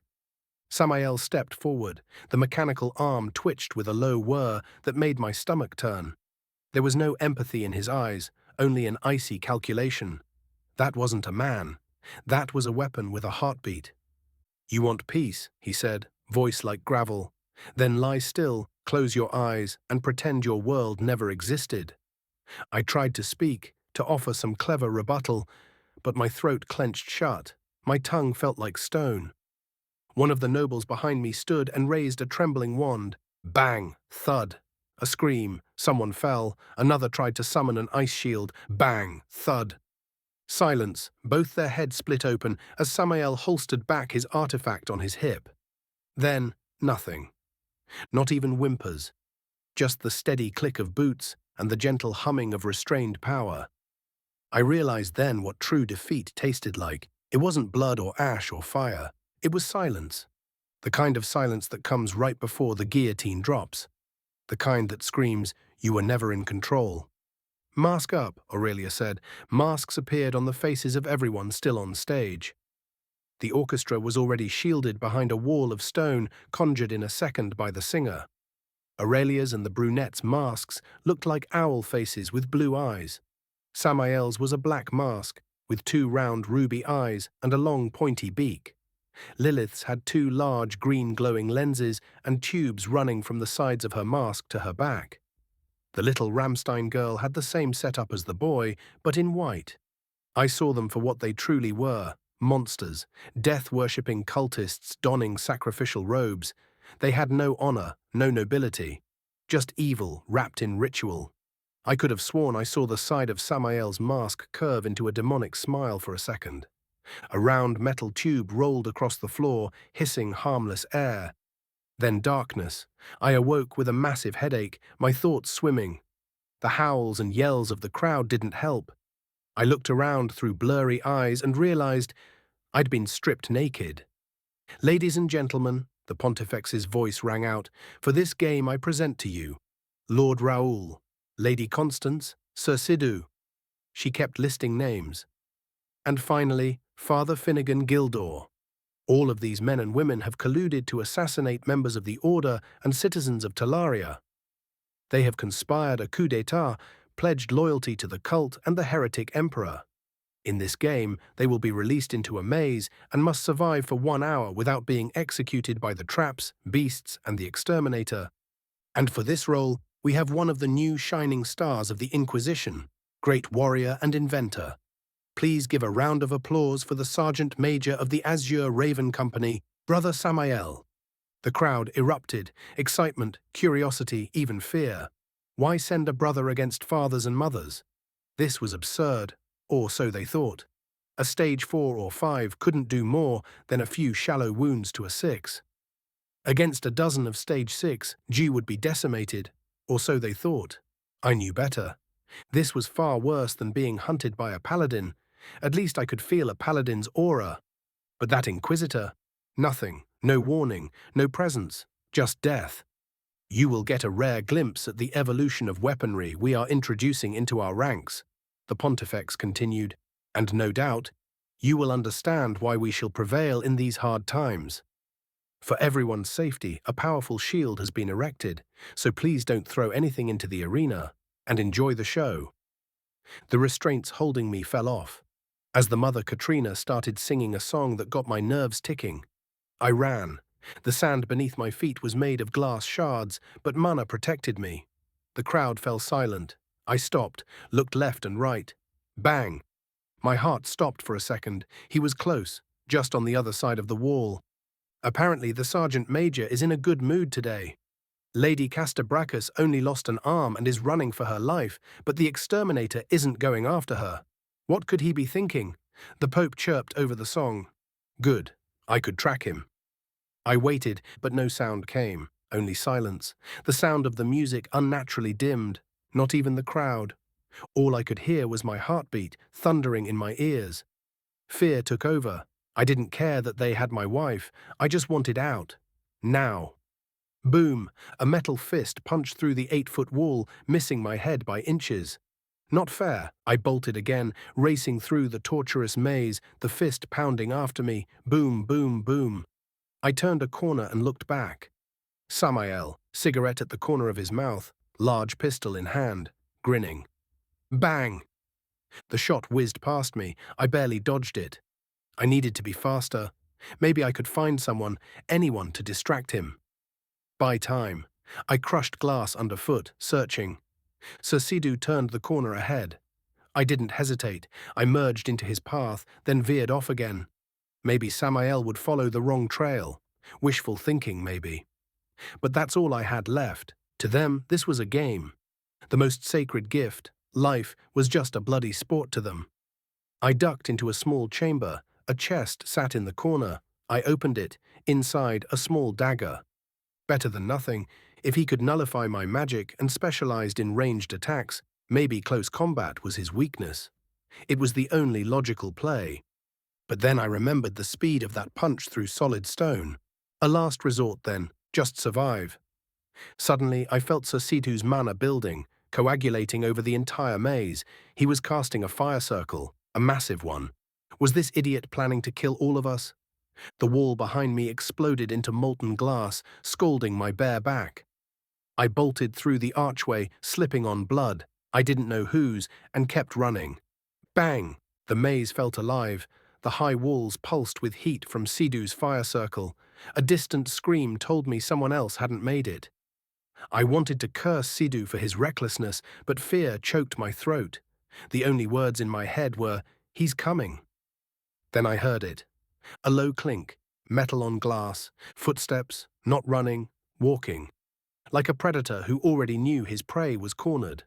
"Come on, Gildor," a voice echoed from the walls, calm, amused. "You're the smart one, right?" The administrator thought ahead, knew this day would come. I pressed my back to the wall, eyes darting between corridors, the dagger slick in my trembling hand. "You should have run when the bells rang. Not walk into our party like a pig to slaughter." The voice shifted. It was coming from everywhere. I couldn't pinpoint it. I couldn't see him. I couldn't feel him. It was like being hunted by death itself. Then came the whisper, right in my ear. "You thought you were untouchable just because you were rich. But bullets don't discriminate." I turned and slashed, but there was no one there. A scream rang out nearby, followed by a sharp bang. The smell of ozone and roasted flesh filled the air. I gagged. Another one gone. "Wow, barely 10 minutes have passed and 4 are already gone," Aurelia said as the music grew more frenetic. Sir Sidhu's fire circle had activated, but something was wrong. The flames began to flicker, then reverse direction, spiraling back inwards. I heard a clank, a whir, and then a pop. The air felt like it cracked apart. "No, no, no, no," I muttered, stumbling backward. That wasn't a spell breaking. That was technology. My heart raced, adrenaline screaming in my veins. Samael had overridden the magic. That shouldn't have been possible. That wasn't just heresy. It was sorcery of the unknown. He was rewriting the rules of our world in real time, and we were rats trapped in a maze with a fucking monster. Suddenly, through a break in the walls, I saw him. Standing on top of a ruined pillar, smoke curling from the muzzle of his oversized pistol. The glowing red lenses of his mask locked onto me. He raised one hand, 2 fingers pointing at me like a gun. "Bang! Bang!" he yelled at me. I dodged. The arsehole was mocking me. But the fear hit like bullets. I ran. Again, I couldn't breathe, couldn't think. I didn't know if I was running toward freedom or into a dead end. But all I could hear, with every breath and step, was that voice echoing in my skull. "You thought this was a game? It isn't. It's a lesson. And failure means extinction." My face slammed against the ground, the impact sharp and humiliating. Worst, my left eye had a long shard planted in it, blinding it completely. The crowd roared, not with horror, but with joy. They howled like animals at a feast, drunk on spectacle. My lungs spasmed again, trying to draw in breath that wasn't there, the charred lining of my throat bubbling and cracking. My vision was blurred, edges painted red, center streaked with static and pain. I tried to move, but the mechanical hand around my skull held me still. Cold metal, humming faintly, pressed against my temple. He leaned in. "Stage 6, Samael whispered, his voice a low rasp behind the mask. "You're more disappointing than a poutine with shredded cheese," he said with disdain. I couldn't speak. I could barely see. but I felt it. That smile. He didn't need to laugh. The silence that followed the insult was louder than any mockery. "I'll let you crawl," he said, letting go. My head hit the floor again, this time softly, deliberately, like a cat letting the mouse run again. For fun. Bang! Both my legs felt like they had been peppered with fire as my mana core destabilized. Mana fleeing my skin, bringing my body back to the power of a stage 1.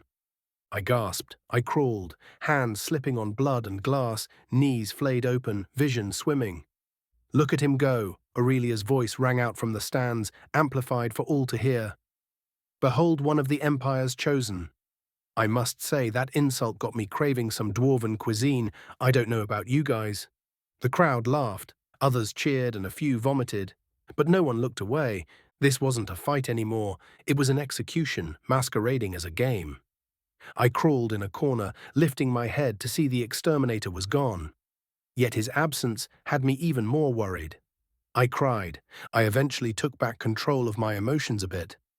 My mana refused to come back. I could still feel aura. I felt around me. 2 small groups had formed among the still-powered individuals. The others were dead in the same state I was in, which wasn't much better. I felt the mana of the first group intensify. They were no doubt battling Samael, yet only a minute passed before all of their power vanished at the same time. I crawled in the opposite direction, still wanting to live. My pain had me lose track of time. I felt something in front of me.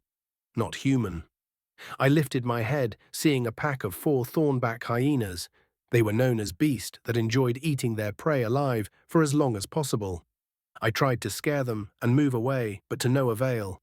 They moved and surrounded me, nipping at my legs and hands with their razor-sharp teeth.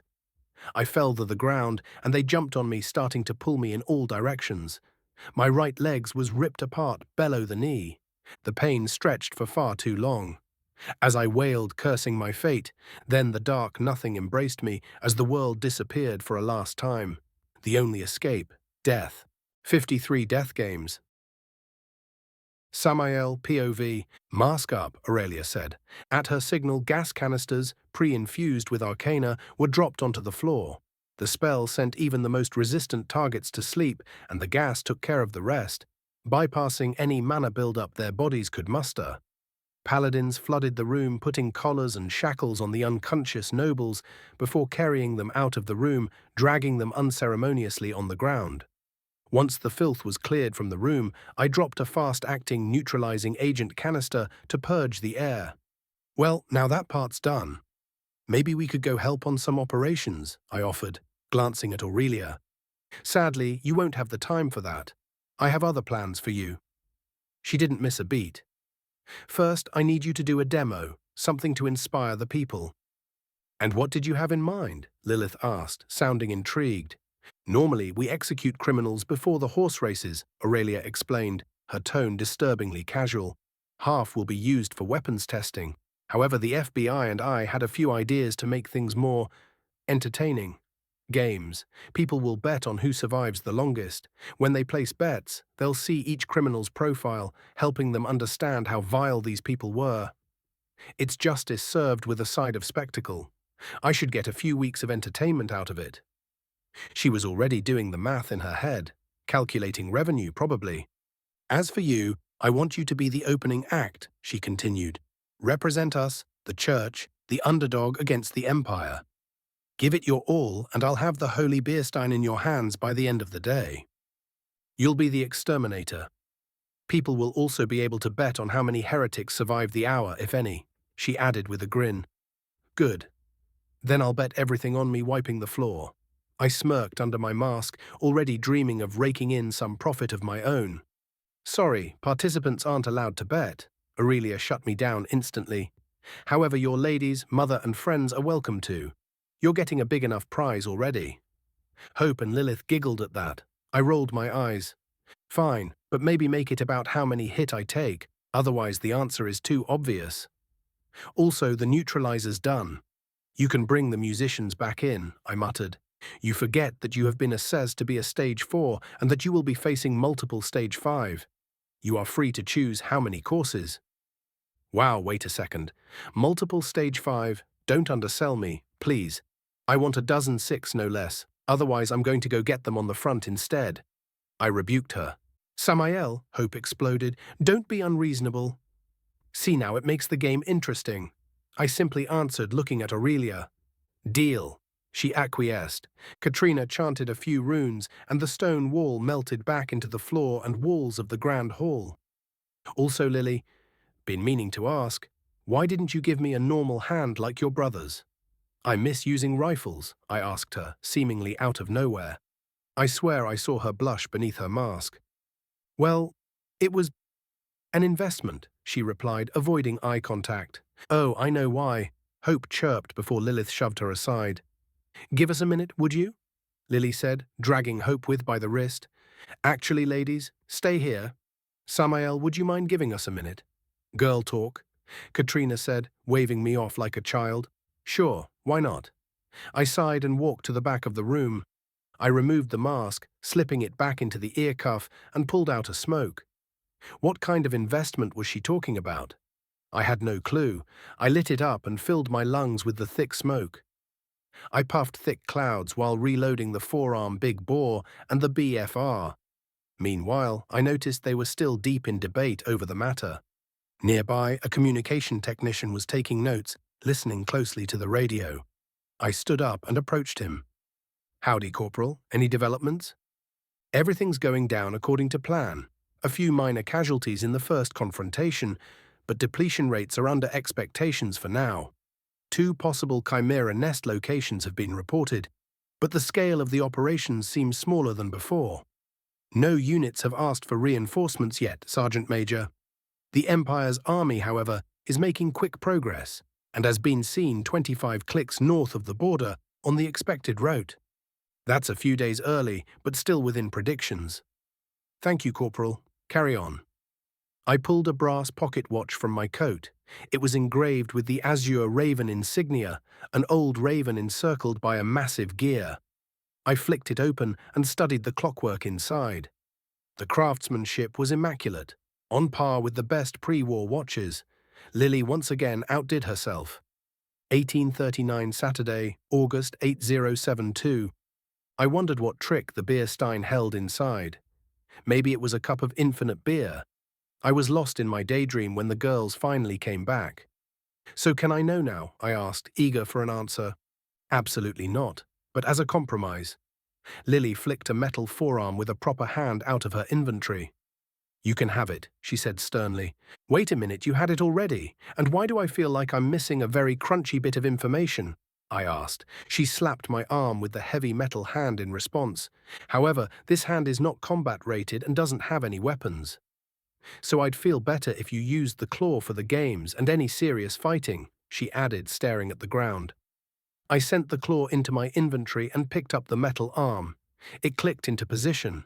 Lily adjusted it in a few seconds. I could almost feel the tips of my fingers. The hand was a masterpiece. I hugged her.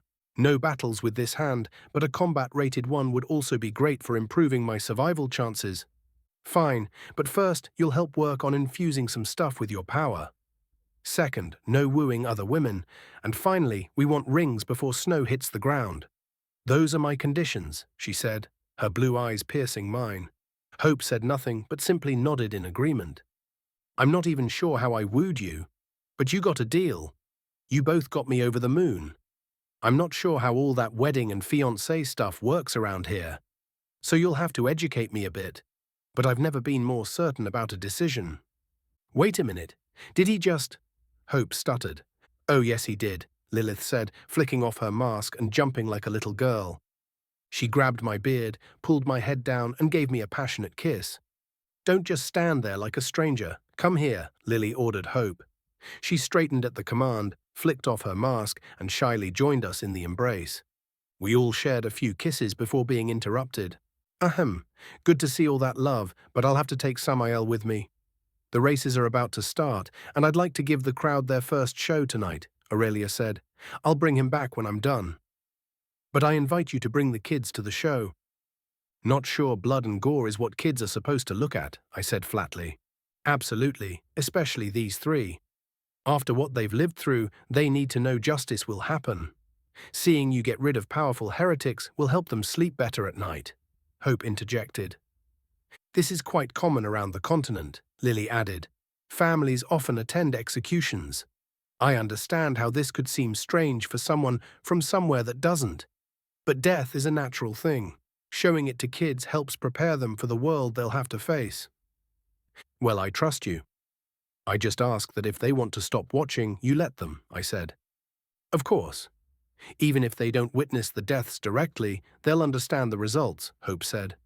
Well, I guess it's time to start the evening shift then, I said, drawing a long puff of smoke and storing the hand, replacing it with the claw. 1928, Saturday, August 8th, 8072.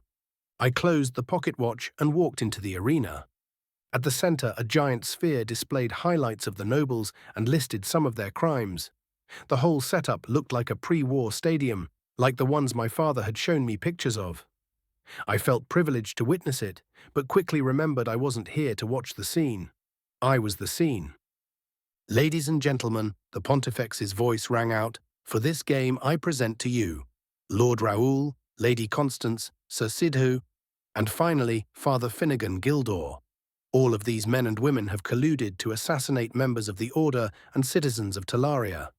They conspired in a coup d'etat, pledged loyalty to the cult and the heretic emperor, engaged in illegal slavery, ruined many lives out of greed.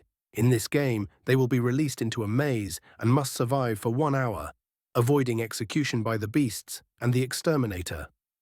And for this role, we have one of the new shining stars of the Inquisition, a great warrior and inventor, the Herald of Change.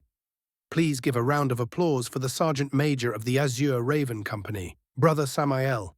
Today he represents us in a wild chase for justice against power often far stronger than ours. I raised my arms and saluted the crowd. The roar of cheers echoed through the dome. I felt giddy. You will get a rare glimpse at the evolution of weaponry we are introducing into our ranks. You see, the Sergeant Major is a Stage 4, yet today he will face a dozen Stage 6, the Pontifex continued. And no doubt you will understand why we shall prevail in these hard times. For everyone's safety, a powerful shield has been erected. So please don't throw anything into the arena. And now, enjoy the show. I had been asked to showcase a few items in particular, the BFR, the Mosin, and the mustard gas. The rest were left to my discretion. Most of our weapons weren't meant to go against Stage 6 enemies without Arcana or Runa infusion, so of course I had a green flag for anything and everything. My mother began to sing as the Holy Orchestra accompanied her. I lit a smoke and went for an enthusiastic walk. The labyrinth had 15 Stage 6 aura signatures, 3 of them beasts. I had been given no more intel than my prey to avoid giving me too much of an advantage. I felt the aura of someone approaching my position rapidly. I pulled out a Mosin. It was loaded with a new round type, one that had a runatite penetrator. I spotted a sliver of blonde hair brushing around a corner. Bang! I hit her bicep. The arm exploded, leaving everything below the bullet wound on the ground, or the wall. The toned blonde froze, then turned tail and ran. I didn't pursue.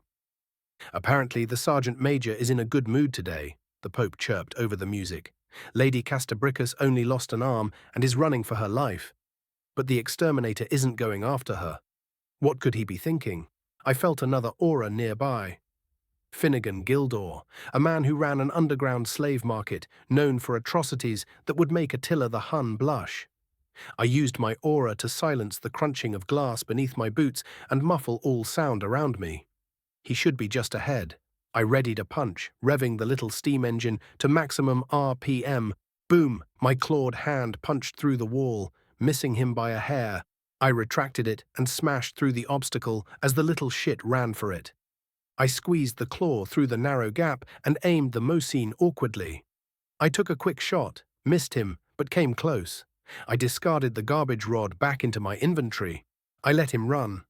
2 other auras were approaching. I turned and walked in their direction. I pulled the saber out and waited at the corner.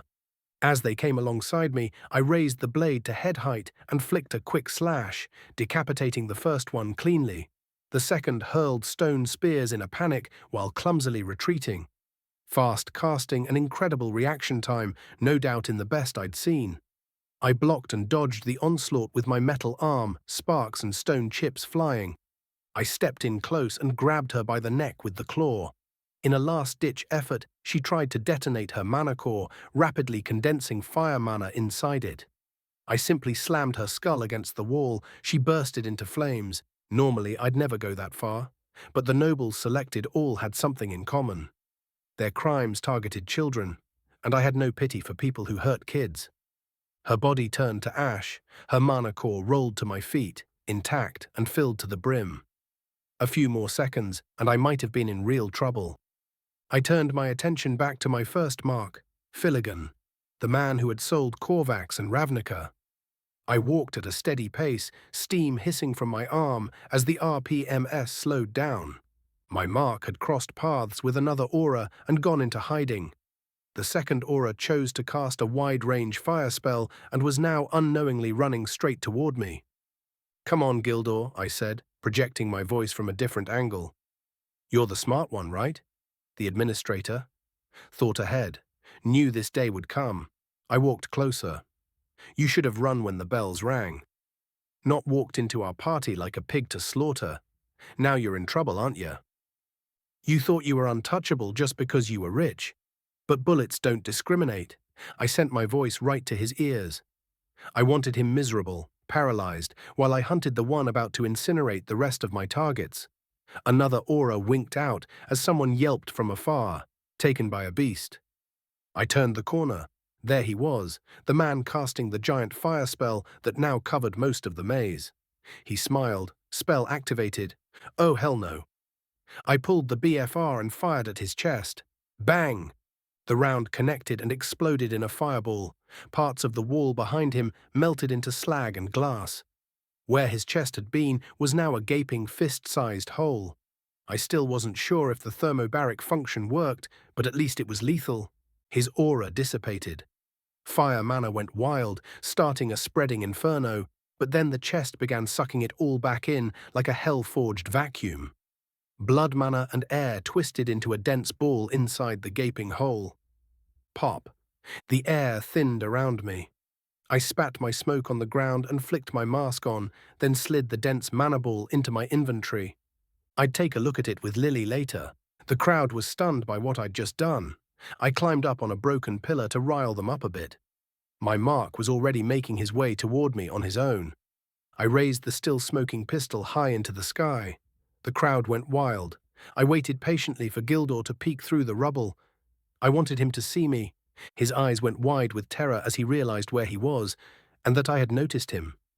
I holstered the BFR and raised my empty hand in a fake quick draw, forming a pistol shape with my fingers, and yelled at the top of my lungs, "Bang, bang!"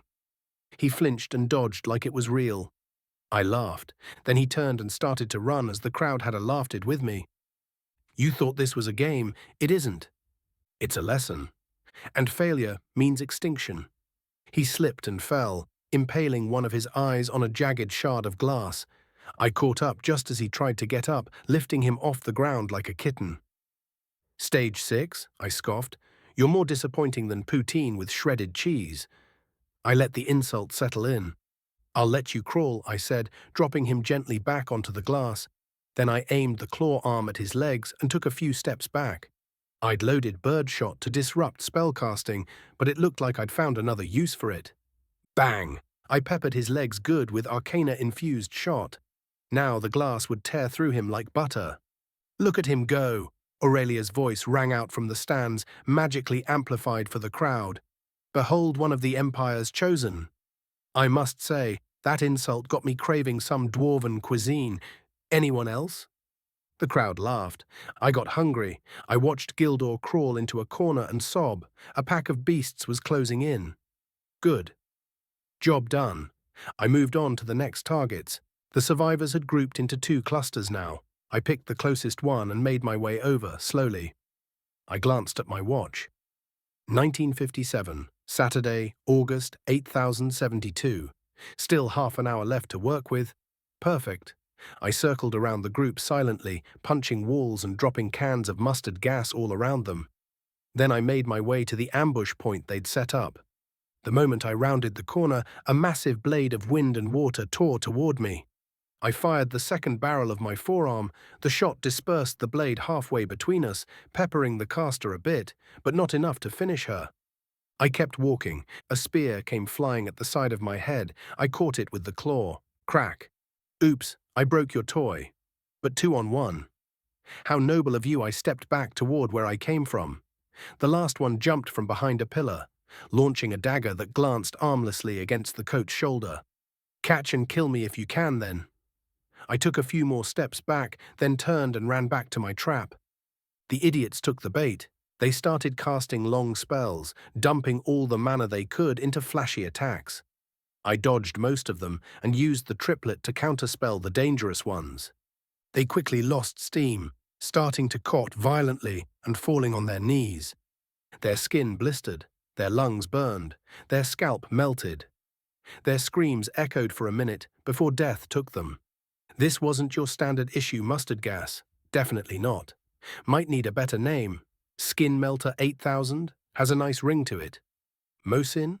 Check BFR. Check gas. Check. Now let the free-for-all begin. I reloaded the twin 4-gauge arm and continued my enthusiastic march. A PKP appeared in my hand. I slung it under my arm, ready for hipfire, grinning as I infused just the tiniest drop of mana into the sling. Oh, this was going to be fun. 54 big cup. I traced my way back to Finnegan. Most of his aura was gone, but he still clung to life. As soon as I arrived, I saw a pack of big Stage 6 hyenas having the time of their lives with him. Sadly, I had to interrupt.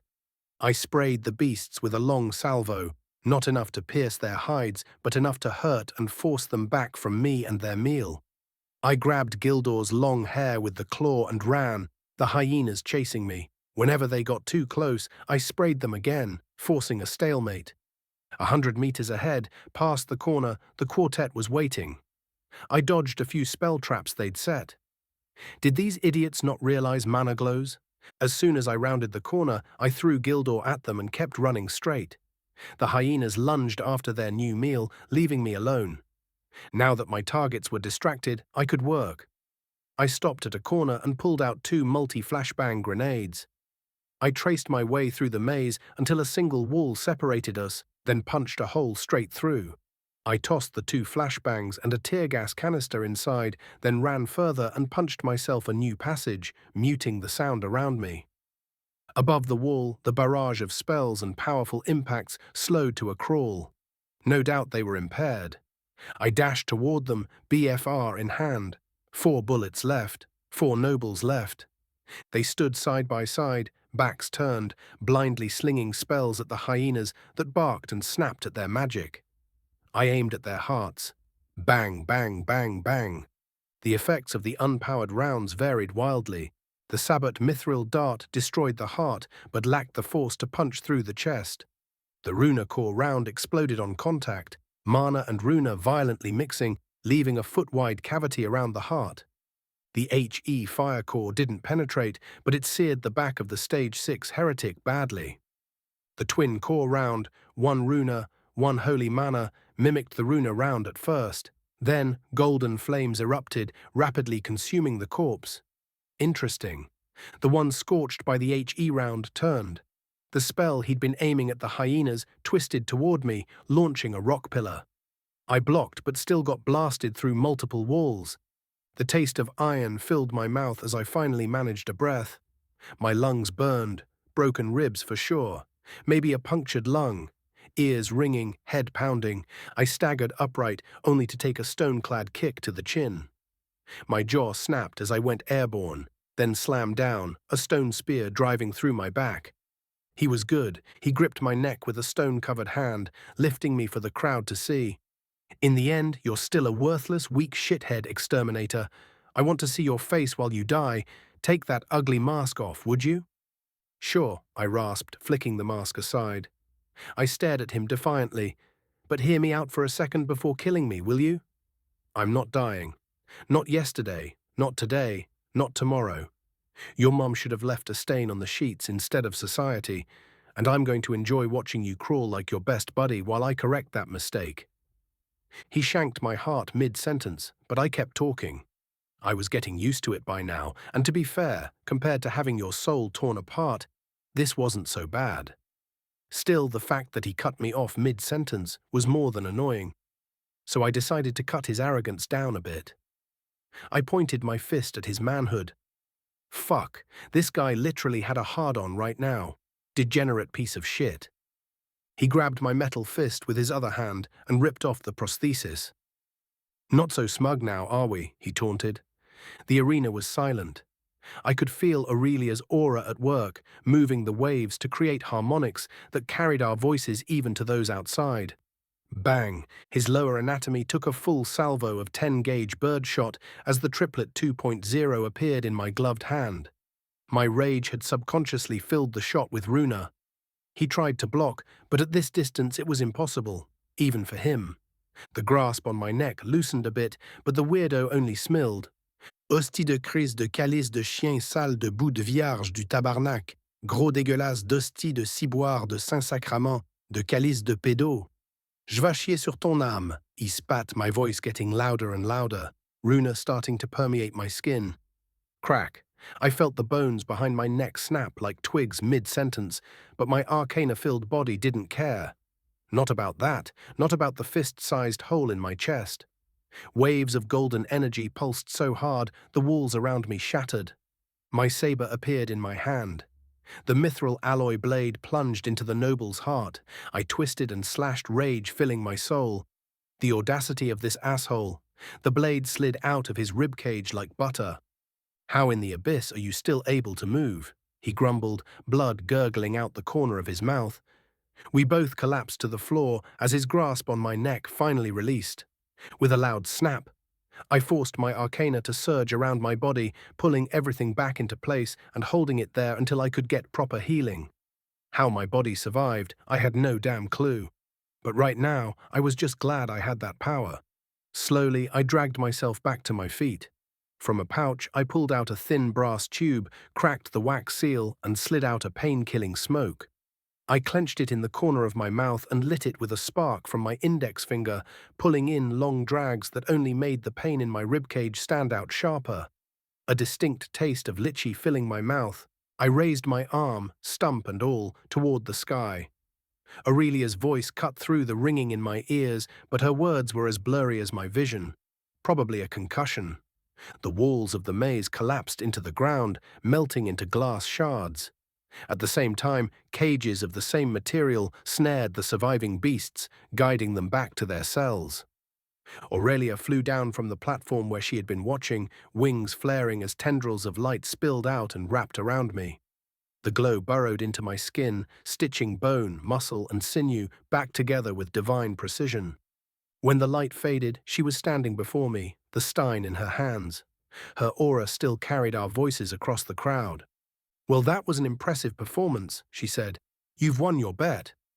From this day forward, you are the guardian of this holy artifact. May it protect you, as you protect it, in the hard times ahead."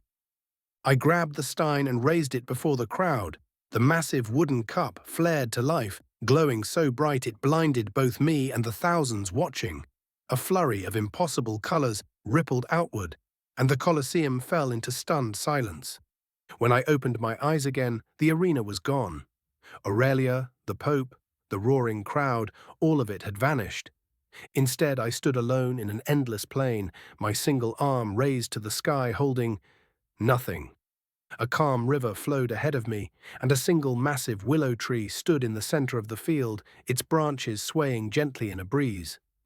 When I looked up, the sky was a river of molten gold and crimson, split by 6 moons, each one glowing a different color. This wasn't Earth. This wasn't Valia. The air here was so thick with power it pressed against my skin. The ground itself bled mana, dense as the Pontifex's aura, if not stronger. At first I thought I had passed out, but no, this place was too vivid, too sharp, too real to be a dream. "Hello?" I called. "Anyone here?" No answer. Just the river, the tree, and the quiet. my combat prosthetic still on the other side of whatever portal that was. I slipped the normal hand on. I started walking along the stream, scanning the land. I recognized a few tree species from Valia, some kind of connection between the two worlds. But something was off. There were no animals, no insects, not even a single cricket or spider. Artificial? Eventually, I crested a hill and found a lake, still and glassy. At its shore towered an even bigger willow. The trunk was so massive that 100 tree huggers couldn't have gotten their arms around it, not even close. Its moss-covered roots looked like the perfect bed after hours of slogging across this strange terrain. The tree sat on a sandy beach, flanked by an old-growth forest and rolling hills of tall grass. Still, no birds, no mosquitoes, not a single damn fly. I made myself a thick moss bed, reloaded every weapon I had, and stretched out on the roots of the giant. The whisper of leaves in the breeze carried me into a deep, uneasy sleep. Crack. The sound of splintering wood jolted me awake. Something big. The noise was too deliberate. No animal with a shred of survival instinct would break a branch that thick by accident while sneaking. Still, it was oddly reassuring to know I wasn't the only living thing here, besides trees and grass. If it turned out to be a big fluffy bear, maybe I could try taming it. Not sure how Wodge would feel about that, though. I'd have to ask Hope if there were any taboos about pet owning. Either way, I was starving, and the prospect of meat sounded good. I flicked my mask on, thermal vision bathing the world in heat signatures. Keeping downwind, I crept along the sandy beach before slipping into an old forest of maple and birch that reminded me a little of home. I found a creek running deeper in and followed it. Life always follows water. Whatever had made that sound was probably stopping for a drink. The creek widened into a hidden lake beneath a small waterfall. I scanned the area, spotting a heat signature near the falls. Dropping low, I crept closer, moving as silently as my father had taught me years ago. From my glove, I pulled out a prototype scope, switched off thermal, and kept my mask active. Then I froze. The figure wasn't an animal. It was a woman. She had curves like Jessica Rabbit, long pointed ears, and silver hair woven into a braid that fell to her calves. Her skin, dark and smooth, gave off a faint glow under the moonlight, and she was completely naked. Fuck, retreat, now. Still, I couldn't stop myself from stealing one last look before crawling back. I reactivated thermal and turned, only to find myself flat on my back, a spear pressing into my neck hard enough to draw blood. How did you get here, demon? And why can't I feel your power?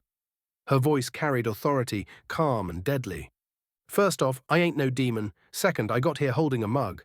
Third, you can't feel my power because I don't have much to begin with. Not entirely true, but not entirely false either. Hopefully good enough, my muffled voice carried through the mask. Silence, demon. I do not believe your lies. You asked questions and I answered. Now maybe take your toothpick off my throat before I break it. My metal hand gripped the spear tight. The likes of you could never break Yggdrasil wood in 1,000 years, she sneered. Lady, that stick looks expensive. So how about you move it off my throat and put some clothes on, and we have an actual conversation? Never, and there is no need for clothes. In a few seconds, the only witness will be dead anyway. Fine then, let's bet on it. If I break it, we talk. If I don't, you stab me in the throat. Fine, I accept your wager, demon. The shaft of the spear was just wood heavily infused with mana. I infused a single point with arcana. It took half of my energy pool, but a weakness was made. The rest was left to the prosthetic that twisted and bent the shaft with speed and precision. Snap! The spear shaft shattered in my hand, like any other stick. I told you to get that damn thing off my neck. Now put some fucking clothes on, Khalees. The French-Canadian swear ripped through the forest like a shockwave, reverberating through the trees. I wasn't sure what rattled her more, the shattered spear, my outrage, or my language. But it worked. I snatched the spear tip, slipped it into my glove, and stood. How did you— That's impossible. What have you done? She stammered, stunned. Realizing the mask might be part of her confusion, I flicked it off. I broke it. Told you I would, and I did. Now, are you going to listen and cover yourself so we can talk? Or are you planning to stab me with your nipples next? She hesitated, then slowly nodded, still staring at the broken shaft in her hand. Fine. Follow me. This wasn't how it was supposed to go. She waved me along before heading back toward the waterfall. I kept my eyes on the ground, doing my best not to stare at her hips as they swayed with every step. So, I asked as she slid a thin white dress over her shoulders that barely covered her, where exactly are we? Prison, she answered without pause. Did you end up here by accident too? No, I was asked to stay here for my own safety. And you just went along with it. How long have you even been here? I planted the tree you slept on. Sheet, I muttered, the weight of her words sinking in. Looked like my stay here might last longer than I hoped. Wait, you saw me asleep and just decided to go for a bath and trying to murder me instead of talking first. You know, lady, you're even weirder than I thought. She flushed slightly but ignored the jab. How did you break my spear, mortal? She asked instead. The thing was flooded with mana, so I just bled it off and cracked the wood. Her eyes narrowed. What's your name? Sergeant Major, Brother Samael. And you? My name doesn't matter, but you can call me Carrie. So you're a priest warrior? You look more like a soldier to me. What year is it, and how's the world outside? 8072. As for the world, it's not good. A war rages between the Holy Kingdom and the Empire over religion. In the north, a great lich is fighting an army of strange monsters pouring out of the sea. Also, are we in the cup's pocket dimension or somewhere else entirely? Both answers are correct. We're in a pocket dimension tied to the Beerstein. This pocket exists in the space between the planes of Ethereum and the low material plane. To make it short, we're hidden in a deeper layer of reality between two dimensions. Even order and chaos couldn't find you here in a million years. Not that they'd have any reason to, of course. Are you hungry, perhaps? Order and chaos, Ethereum. I'm not sure I follow. What are they to you? And sure, I could eat. In the time it took me to blink, a table appeared in front of me with two intricately carved wooden benches. On the table sat dozens of steaming plates piled high with meat, neon-colored salads, and several kinds of pie. The mysterious woman lounged lazily on one of the benches, mouth half full of berries.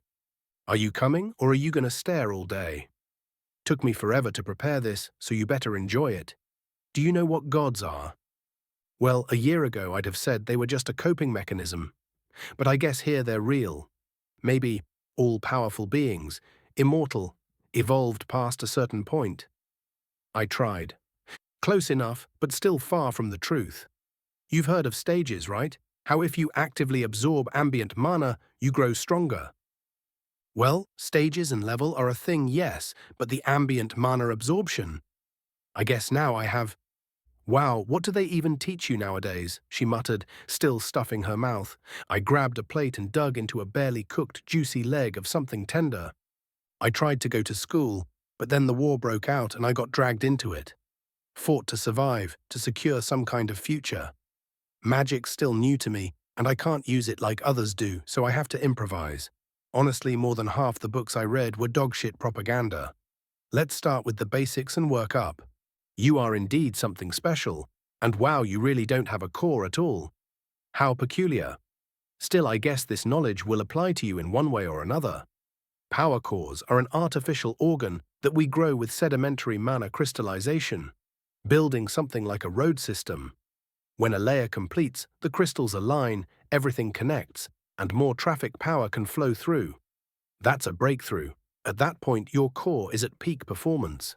Eventually, you grow again, more power, more traffic, so you build another road system, and when it gets completed, a new layer can become accumulating. But if you practice using high traffic density, the extra stress on the system help build a stronger road system. In the early stages, this isn't so bad, but it can quickly become a growth-limiting factor if you don't correct it by stage 5 or 6. She explained, alternating between gulping large amounts of food without chewing and talking. The mortal realm, also called the low material plane, runs from stage 1 through 12, shaped by the basic dimensions. Someone reaching the 12th stage is called a demigod, the first step into the 4th dimension. But that's when things stop being fun. Everything has a price. The power you wield also wields you. It has many names, power madness, mana sickness, alignment dysphoria, runa blindness, etc. Elemental mages are prime examples. Fire mages grow impulsive the stronger they get. Holy mages? Not as pure as you'd think. They're driven toward total order, efficient but emotionless. Runa mages? They end up chaotic, emotional wrecks. Over generations, mutations set in creating new races, like elves adapted towards a symbiotic relationship to their unique mana. All right, that makes some sense. What about the 13th? That's when you step into another dimension, your physical body becomes just a shell holding a spark of your true self. That's when you become a lower god, someone cursed by a concept. See, what's happening in the material realm is just a ripple of the real war out there in the vast universe. Factions fight to hold their territories. And this planet, it's in the worst damn spot possible. Trust me on that. Her voice carried a weight of sadness. Doesn't sound that bad to me. Yeah, it's twisted, but I've lived in worse. In the end, humans don't need some cosmic enemy to self-destruct. Trust me on that, lady, I said, mocking her a little. The meat was soaked with mana, filling me up fast. Still, I couldn't stop eating. My body craved the stuff. You sound ridiculous. Without the clashing influences of magics, the world would definitely be a peaceful place. Not that anyone would survive in such an environment, but still. The only one who ever argued that with me was my father, and by then he was deep in power sickness. I come from Earth. Over there, mana and runa aren't a thing. Still fought in a war that cut the population from 10 billion down to 4. By now, probably even less. No elves, dwarves, or beastkin, just humans. I survived through a lot of luck and good timing, I said plainly. She stared at me, her dark skin paling a shade, eyes wide. She gulped down a huge chunk of meat. 55 in a flash. No, not that. You said you're from Earth. That means you were either summoned by spellwork, divine intervention, or moved from one planet to the other on your own. Which one was it? Her face was still pale. Spellwork, though the spell was modified and the incarnation didn't exactly go smooth. Barely made it out alive, I answered, confused. Do you know what the spell did to you? She pressed, eyes sharp with sudden interest. Yeah. Erased memories, messed with my soul so it would absorb both mana and runa. Basically set me up to implode. Then they tried to finish the job with a knife through the heart. For some reason, my insides don't really care about that kind of damage. But you have neither mana nor runa. Show me your power. I need to see it for myself. I condensed a ball of arcana in my palm, the mist swirling until it thickened into something almost liquid. There. Can you see it? I do. Ha! You crazy little man almost died for sure. Primordial energy, also called free will. Very few mortals have ever touched it. The only ones I know were my mother, who theorized its existence, and the Herald of Time, who confirmed it. So, what can you do with it?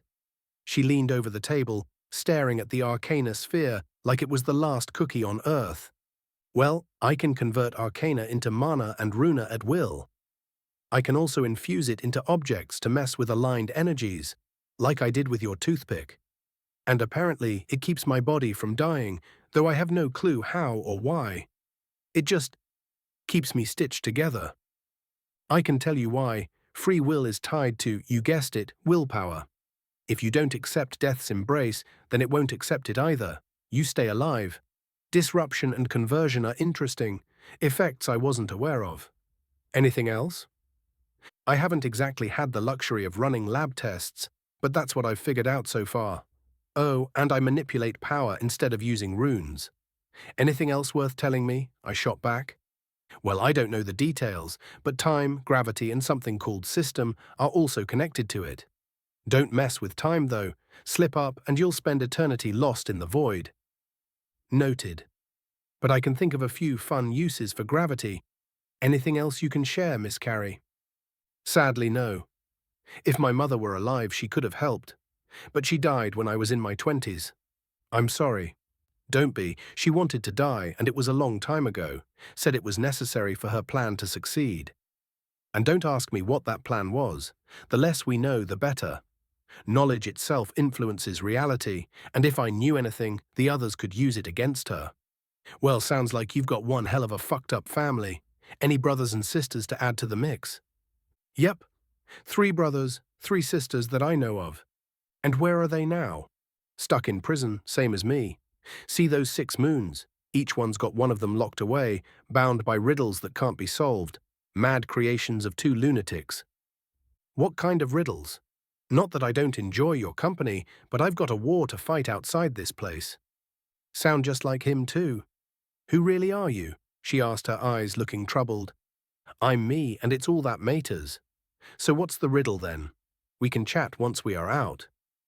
The riddle that isn't a riddle goes like this. The night carry. That's it. Nothing else?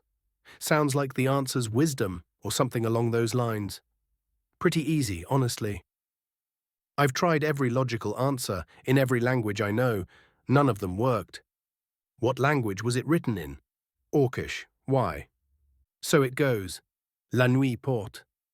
De garage? The sky cracked open and fissured like shattered glass. What the hell? How did you… That doesn't even make sense. The night garage door. Your Hope's POV. The kids watched the fight, eyes locked, not daring to look away. When Sam's chest was pierced by a pillar of stone a foot wide, they screamed for him to win. When his neck snapped and his head twisted unnaturally, their tears fell. But still they didn't look down. They didn't want to see, but they couldn't miss a second. Rico sat between the 2 younger ones, holding their hands tightly, Poe perched on his head, screaming at Sam with the kids. Lilith was on one side, and I on the other. When I saw Sam getting torn apart, I silently feared for his life. He, however, didn't seem to give a damn about having his body mangled. The only thing that actually pissed him off was losing his metal arm. Not just him, though. Lilith was boiling with rage. She stood and started swearing furiously, only for her voice to be muted in an instant, silenced by the Pontifex Maximus's aura and followed with a stern gaze.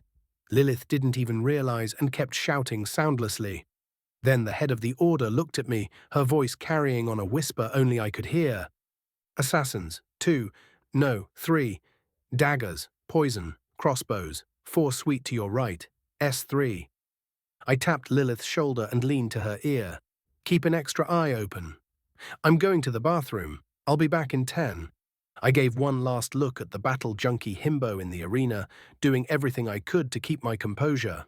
By the God King's beard, I wanted to yell at him to stop screwing around, fighting like a kid playing with food. If it weren't for that ridiculous constitution of his and complete lack of self-preservation, he'd have been a corpse long ago. In my heart, I wanted to hold him, heal him, cradle him close, while simultaneously wanting to beat him bloody for being such an idiot. I stepped into the corridor and quick cast, invisibility, mute, presence nullification, magic armor, giant strength, cold blood, and topped it off with a new spell I'd learned. Retribution, 7 spells layered at once. I flicked my mask into place, retrieved my custom M45 BSD in my left hand, and gripped my trusty old mace in the right. Then I sprinted toward the indicated door and waited. One of the assassins pushed it open. His barely formed aura dripped with killing intent. I kicked the door straight into his face and smashed his head with the mace. His nose bled as his brain turned to slush, though his skin barely split. He collapsed, body convulsing violently. The second assassin leaned in to check on him. As he knelt, I crushed his skull too. The last one drew a dagger. I opened fire, emptying the whole magazine into his chest. He dropped like a bag of tater. Meanwhile, in the arena, the crowd gasped as Sam finally executed the last traitor, standing victorious. Most of them had lost their bets, but they accepted it in good humor, relieved by the outcome. I looked back into the arena, watching Sam lift the holy stein, the holy chalice, like a trophy. Then, in a flash of blinding light, he disappeared. The cup remained, floating in the air as if his hand still held it. It pulsed with mana so dense that even the Pontifex staggered backward. When she tried to approach again, the artifact repelled her. "What the fuck did you do this time, Sam?" I muttered, worried and confused. Waves of mana surged outward. The first wave refilled my half-drained pool instantly. The second pushed my core to its absolute limit. I braced myself for the third to shatter it, yet it simply washed over me, leaving me renewed. The Pope herself took a full minute to recover, then she began a long prayer, echoed by everyone in attendance. I couldn't believe what I was seeing. Ha! Ha! Ha ha ha ha! I collapsed to my knees, tears streaming, though I wasn't sad. I shook like a leaf in the wind, though I wasn't cold. I laughed, though nothing was funny. Shock and fury tore at me. I wanted to tear the God King apart, to scream at him to bring my man back. My man, the God King. Wait, something clicked. Pieces of the puzzle fell into place. Sam's casual use of the holy artifacts as punctuation marks, his indifference towards sacred texts and traditions, his irreverence toward the Pontifex herself, his summoning. Maybe he wasn't just some random herald. Maybe he was the nameless hero reborn, the God King's avatar. Oh no. Did what we did break rules? Does that mean he's as old as the world itself? What the hell am I supposed to do now? The revelation shook the very foundations of my faith. How could I revere the idiot I loved? My thoughts spiraled until the echo of the prayers pulled me back. My body stilled. Now wasn't the time for prayer. I had people to protect until Sam returned, whether in 2 minutes or 2 days. All around, the stadium was alive with unified prayer. Whatever happened today, it would be remembered as a turning point, not just for the nation, but the entire continent. The prayer ended as I returned to Lilith's side. Nothing had changed. No one knew what to do. Even the Pontifex looked uncertain. Then Mother Katrina, Sam's own mother, leapt calmly into the arena. She walked to the Pontifex, placed a hand on her shoulder. Despite her son vanishing before her eyes, she wore only a serene smile. Slowly, she looked out at the crowd and began to sing a lullaby. Her voice, carried on the waves of mana, reached every corner of the stadium. Her peaceful tone calmed the storm in my chest. The words were long forgotten, but their meaning was universal: faith, hope, love. When she finished, she cast one last look at the artifact, then turned and walked away. Aurelia lifted her gaze to the crowd. Well, it seems someone has switched the original and the copy. Considering the peculiar situation, races will be paused until the Sergeant Major's return. Access to the stadium will remain open for believers who wish to meditate and pray. The heavens are watching. Let us give them something worth remembering. With that, she turned and followed Katrina out.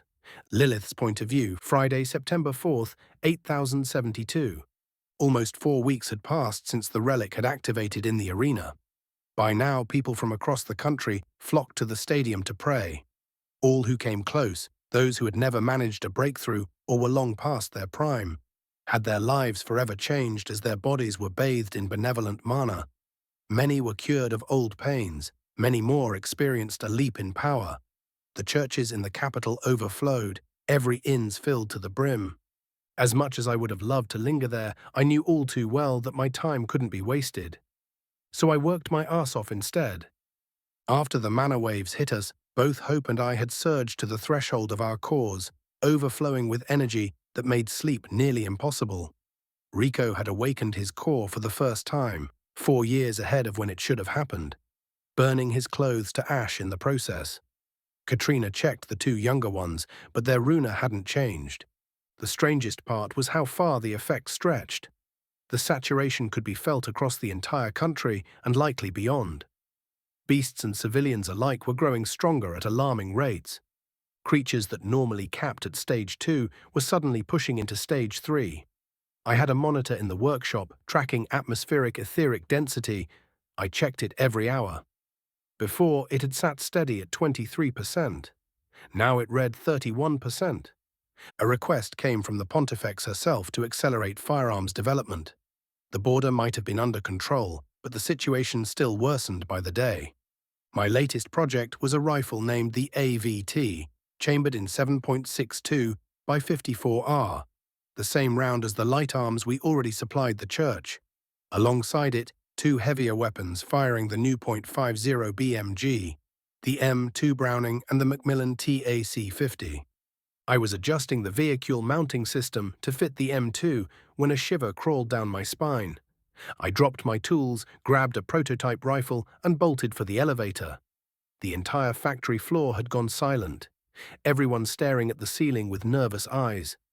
When the elevator doors opened, I stepped out onto the roof and looked up. A tear had opened in the sky itself, hanging between the sun and the clouds, a hole ripping the world apart. Something stepped through before the void sealed shut.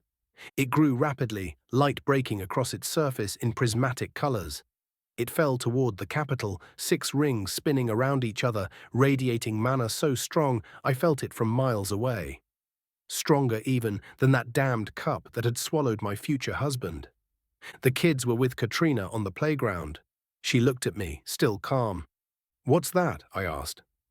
"If I were an optimist, I'd say help from heaven," she said. But being the realistic type, troubles beyond our ability to deal with. The object passed behind a hill. A wave of mana hit us, then, suddenly, the ambient levels dipped. The surge was gone. Things were back to the way they had been. "I'm sorry, darlings, but duty calls. I'll be back to play as soon as I can." Katrina signed and spoke to the children at once. The elevator dinged. Roxanne, the master enchanter, stepped onto the roof. "What's going on?" the Sandford catkin asked. "Lady Roxanne, may I ask you to keep them safe while I'm gone? Keep a messenger at the landline terminal. I'll send word the moment I know more." Katrina brushed past her, already climbing back into the elevator. "I'd prefer to see for myself, Mother Katrina," Roxanne said, voice respectful but firm. "And leave my son's family without protection? I can't stay. People may be injured. You still have work here, and the best place to be is away from the capital and its chaos. I'm sure you and Lilith will find good use for the time." "Fine," Roxanne muttered, reluctantly conceding.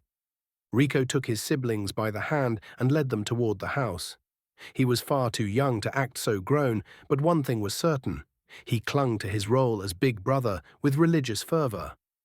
Korvax and Ravnica followed him like lost ducklings. I cooked us a simple lunch. I was far from the best cook, but the kids never complained. They ate everything, even when I burned it. I didn't mind the taste of charcoal, but apparently that wasn't popular with the tall folk. I ate slowly, eyes drifting toward the horizon more often than I wanted to admit. I prayed Hope was safe wherever her new mission had dragged her. Hours passed with no word. I put the kids to bed, singing them an elven lullaby about the Raven King and his throne of cheese. Afterward, I went downstairs and invited Roxanne to the bar. I made her tea and poured myself a generous glass of moonshine. I pulled out my herb pouch, stuffed the barrel of my long pipe with dried limegrass and lit it, dragging thick puffs of the calming herb. Roxanne and I filled the time by working on her enchantment integration into a modular vest system with pouches and accessories enchanted to ease ammunition loads. The vest was black silk reinforced with mithril alloy plates over the vitals. Front, back, sides. Minimalistic compared to the heavy Templar standard issue and far lighter. If adopted, a machine gunner could carry twice as much ammunition without feeling the weight. Perry, one of Luke's gunners who'd been advising at the factory, flat out opposed the idea at first. His reasoning? If they can't carry their ammo, they don't deserve to shoot it. Only after hours of arguing did he finally give in to the idea of more firepower. The moon rose, then gave way to the sun. Still no news. By then, Roxanne and I had made real progress.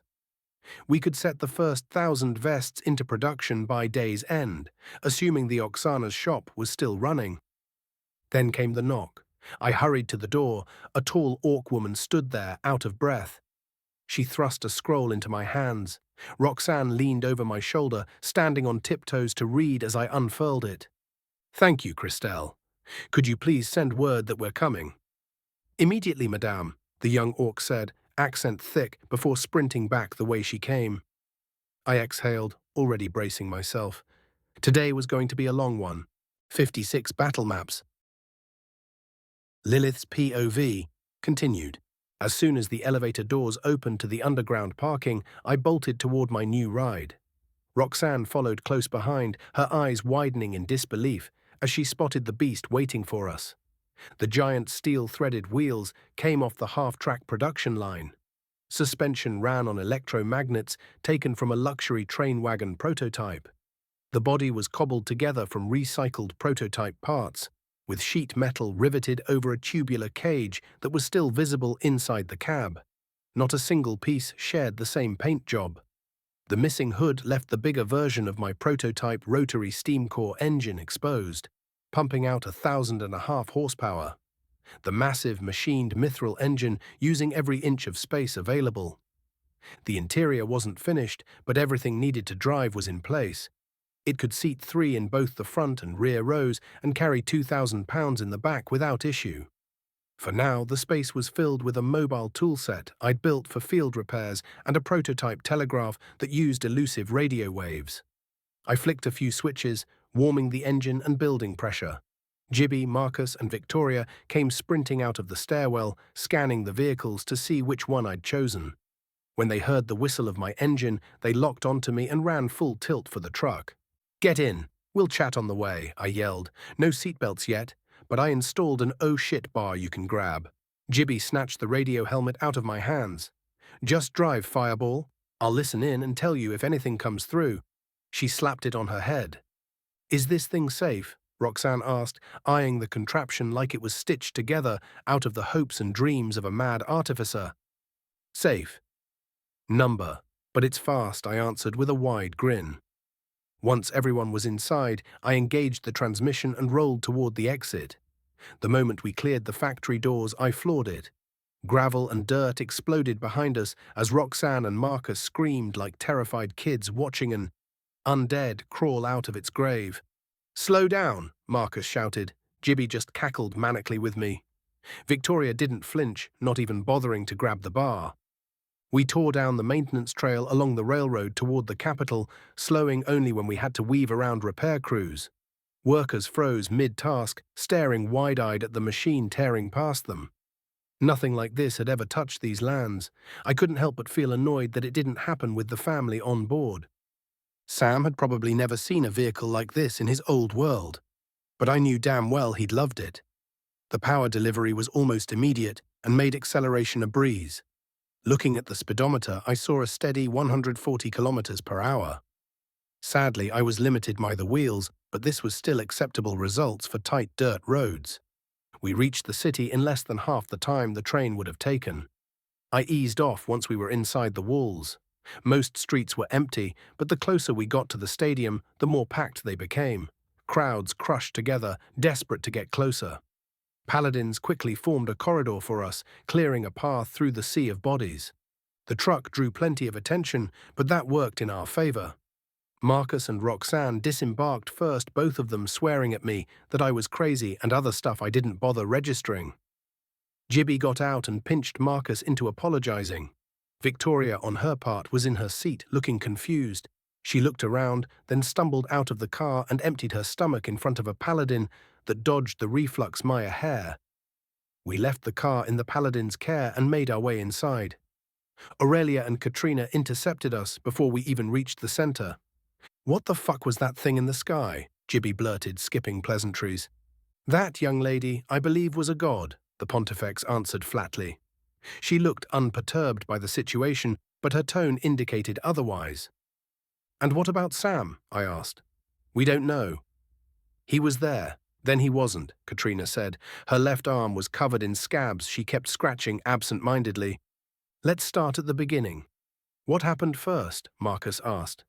"The cup began glowing brighter," Aurelia said. "Then the sky ripped open and a god descended into the stadium. When it approached the cup and tried to get closer, it was repelled. Then it forced through, and as he was about to grab the cup, Samael appeared. Another figure beside him, another god. The three of them exchanged words, then there was a flash and a wave of mana. After that, the two gods, the avatar and the artifact, were gone. When I went closer to investigate, my skin burned. I had to retreat. Damn it. Wait, you're saying Samael is the nameless hero? Marcus pressed. Yes and no, Aurelia sighed. It's complicated. He'll tell you when he finally accepts his destiny. For now, the priority is figuring out where he went. I've already sent my best seers, but She looked to Katrina. I think maybe you five might uncover something I can't. Katrina's voice cracked with anguish. What exactly did they say? Marcus asked. The Skybreaker called itself Valia's Principality, Aurelia answered. It tried to claim the artifact as its own, calling it the Cornucopia, demanded the woman beside Sam to pledge allegiance or die. Then Sam, she actually hesitated. Sam called it a gigantic, glorified cockring, whatever that is, among other things. Then the air grew so heavy I nearly passed out. There was a blur, a flash of light, and then nothing. They were gone. Wojtek's point of view. September 4th, 8072, 1:15. The last weeks on the northern Talarian border had been rough, to say the least. The Imperial Army's repeated assaults bringing heavy casualty tolls. The new Templar companies, trained in the modern ways of combat, had been effective for the first few weeks. But poor logistics had already caught up to them. Ammunition shortages crippled machine gunners, riflemen carried barely a fifth of their recommended combat load. That was according to the last report Luke read to us about the front. Worse, the Templars didn't mention it anywhere in their reports. We'd been relegated to stand by, the Templars brass insisting they didn't need us, even as they lost hundreds of good men daily. Good thing we weren't under their command. We had free rein while they polished that useless cooking pot they called armor. We delivered 100 wagons of ammo straight from the factory to the front, slipping in a few ravens disguised as reinforcements for dead riflemen. Others posed as logistics staff, tracking supplies to make sure no funny business happened. As for me, I wore a specialist's rank in the standard Inquisitor uniform, cartographer's insignia on my chest. My plan was simple: check every map I could get my hands on. I strolled through the sprawling tent city, thousands of canvas shelters pressed together, the terrible yet familiar stench of war hanging heavy in the air. Festering meat, shit, ichor and blood, the smell of fear, hate and death. I had to resist the envy of putting my gas mask on. One thing stood out more than the lack of sanitation: security was far too lax. No one was checking the blood of the new soldiers. Worse, the way some Templars eyed me did not inspire confidence. I found the MI7 tent and slipped inside. Empty, maps and plans sprawled across tables. All this intel should be considered compromised, a complete waste of time and effort. I started leafing through them. Some were outdated, missing bridges, rivers flowing around towns that didn't exist. But one thing struck me: all of them presented the same irregularities. Maybe they were meant to be compromised. But the central battle map, conjured by an earth mage, told another story. Troop placement on it matched received reports. A 50-kilometer front line stretched across it. Most companies massed along the main road between the two kingdoms. Yet when I looked closer, problems leapt out. Hills where none existed. Rivers that weren't real. Worst of all, missing roads. The tent flap opened. A BFR leveled at my head. A wolfkin woman strode in, calm as death. Black fur glistened under the oil lamp. A black Inquisitor coat draped her shoulders over a black silk shirt tucked into leather pants and high boots. A cap tilted low, scar running across her left eye, cigarette smoldering at the corner of her mouth.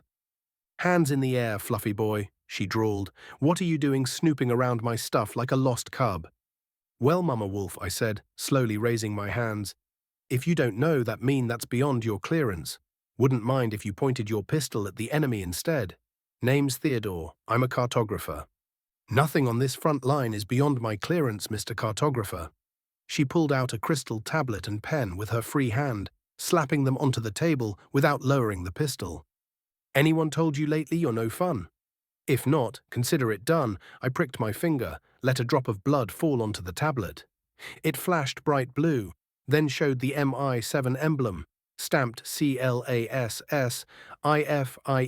in red. "Satisfied, Mama Wolf?" "Fine," she said, tone sharp as her aim, "and never call me that again." "Major Mirabelle, is that understood, Specialist?" "Yes, ma'am. I was sent to verify map conformity. I noticed you were luring infiltrators with fakes." I feigned the wide-eyed naivete of a green recruit. "Funny boy, fake maps." She grinned, then stopped when she saw I wasn't joking. You're not joking. Fuck. Show me. Yes, ma'am. I spent the next hour pointing out irregularities, missing terrain, false rivers, roads erased. Finally, I showed her the battle map's problems. Either she was the best actress I'd met, or she was truly unaware. Which brings me to my next point, I said. Shuffle the frontline troops. Assume all intel is compromised. Whoever fed you this is enemy force until proven innocent. Trace them quietly. Don't tip your hand. I wasn't born last winter. I don't need you telling me how to do my job. But her tone softened, if only slightly. You have potential. Thank you. Can you draw me a proper map? No need. I've got a few copies of my latest print. I handed her 3 wax-sealed brass tubes, embossed with the Inquisition aquila. Grid system makes telegraph call-outs easier. Troops will adapt quick. Just keep these in trusted hands, not on tables in empty tents, and keep my presence quiet. Cartographers are prime targets. For your safety, I'd advise you catch the next train back to the capital. Can I ask you to deliver a letter on your way? Things are about to get messy here, and I really need my message to reach. I'll keep my stay brief, and I'll see your mail delivered without issue. Good. Come by before you leave. Train's at 7:30 tonight. Be on it. Enemies are digging trenches, and our guns aren't killing them fast enough. I'll be on it, I said, smiling faintly. Care for a drink in the meantime? I pulled a bottle of mana-infused red wine, worth a small fortune. She hesitated. I shouldn't. But fine. 1 glass. It's been a long week. I poured 2 generous glasses. She vented. I listened. Shortages ignored. Ammunition requests denied.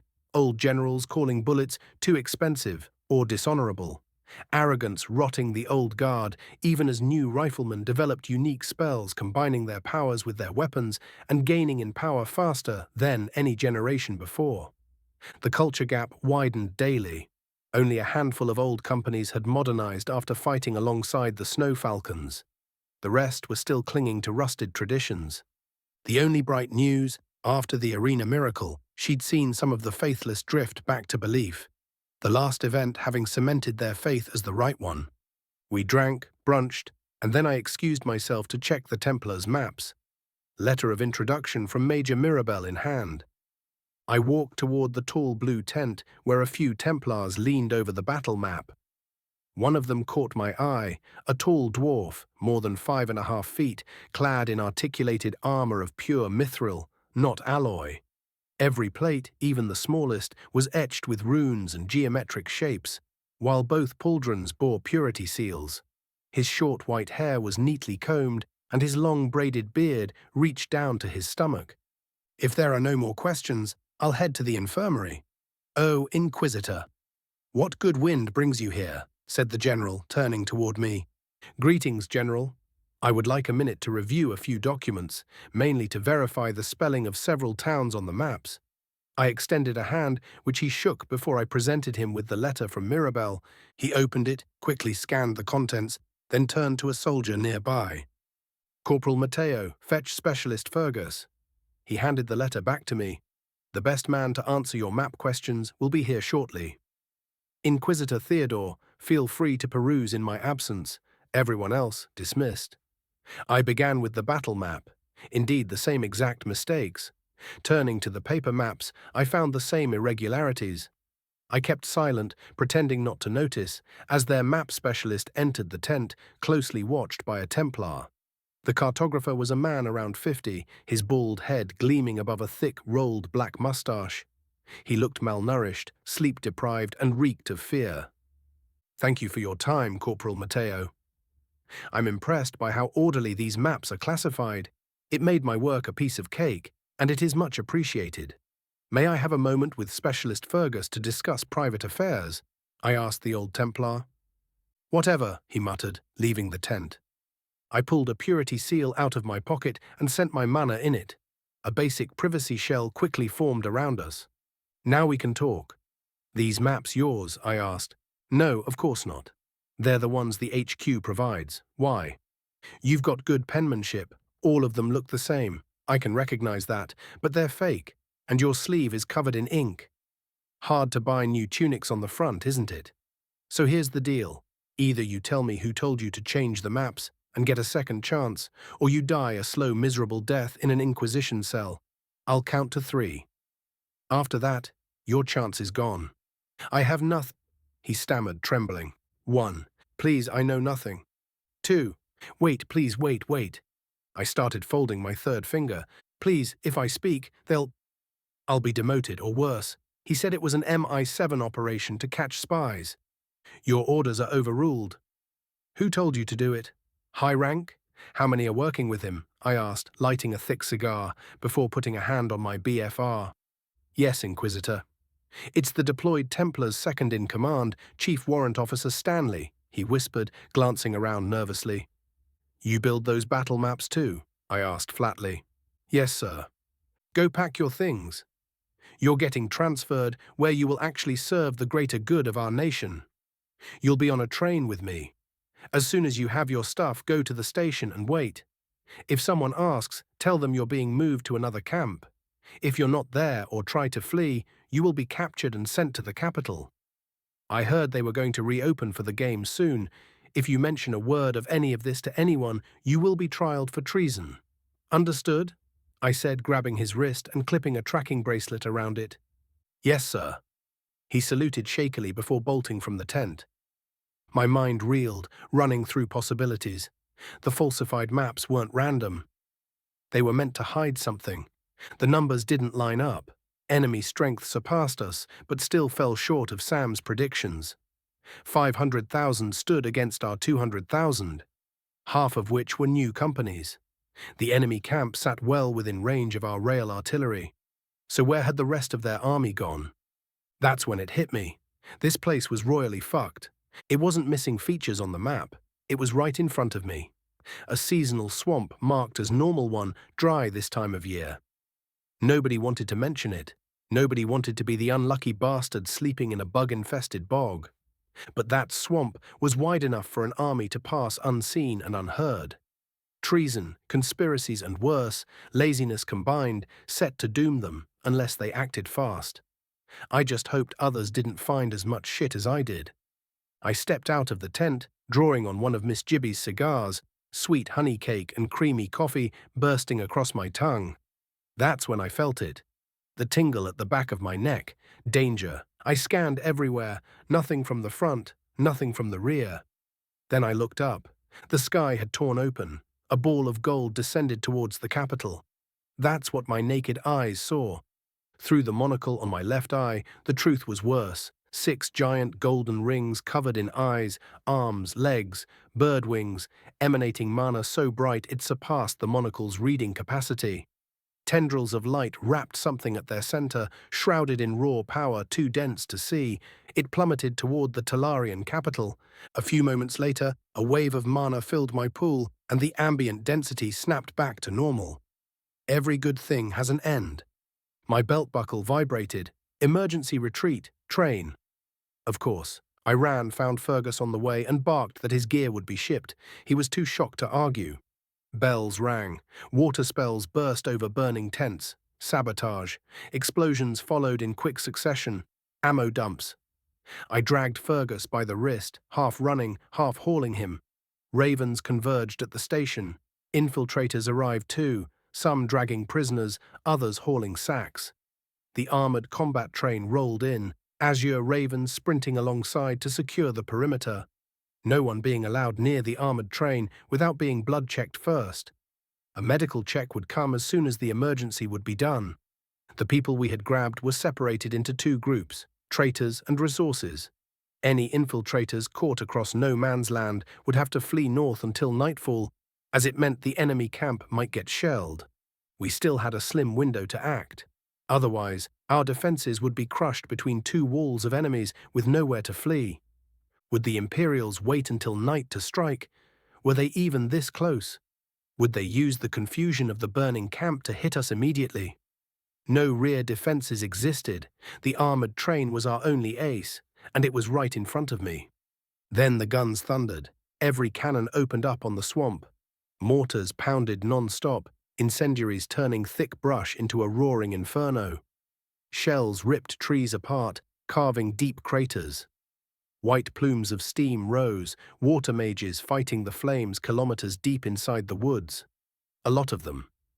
How long, though, would they hold against both a burning forest and artillery?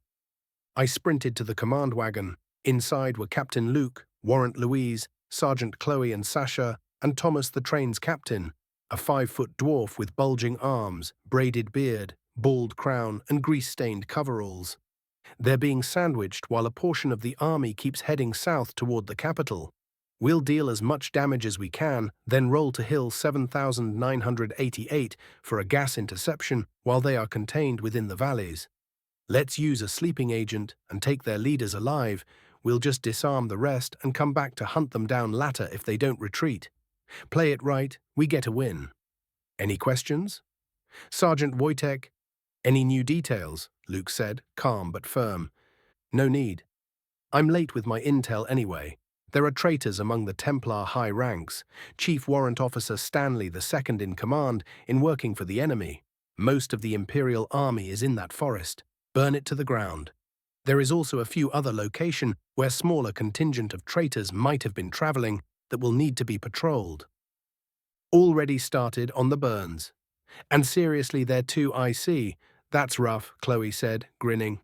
The train's machine guns roared to life, hundreds of Maxims and PKs roaring in unison all of a sudden.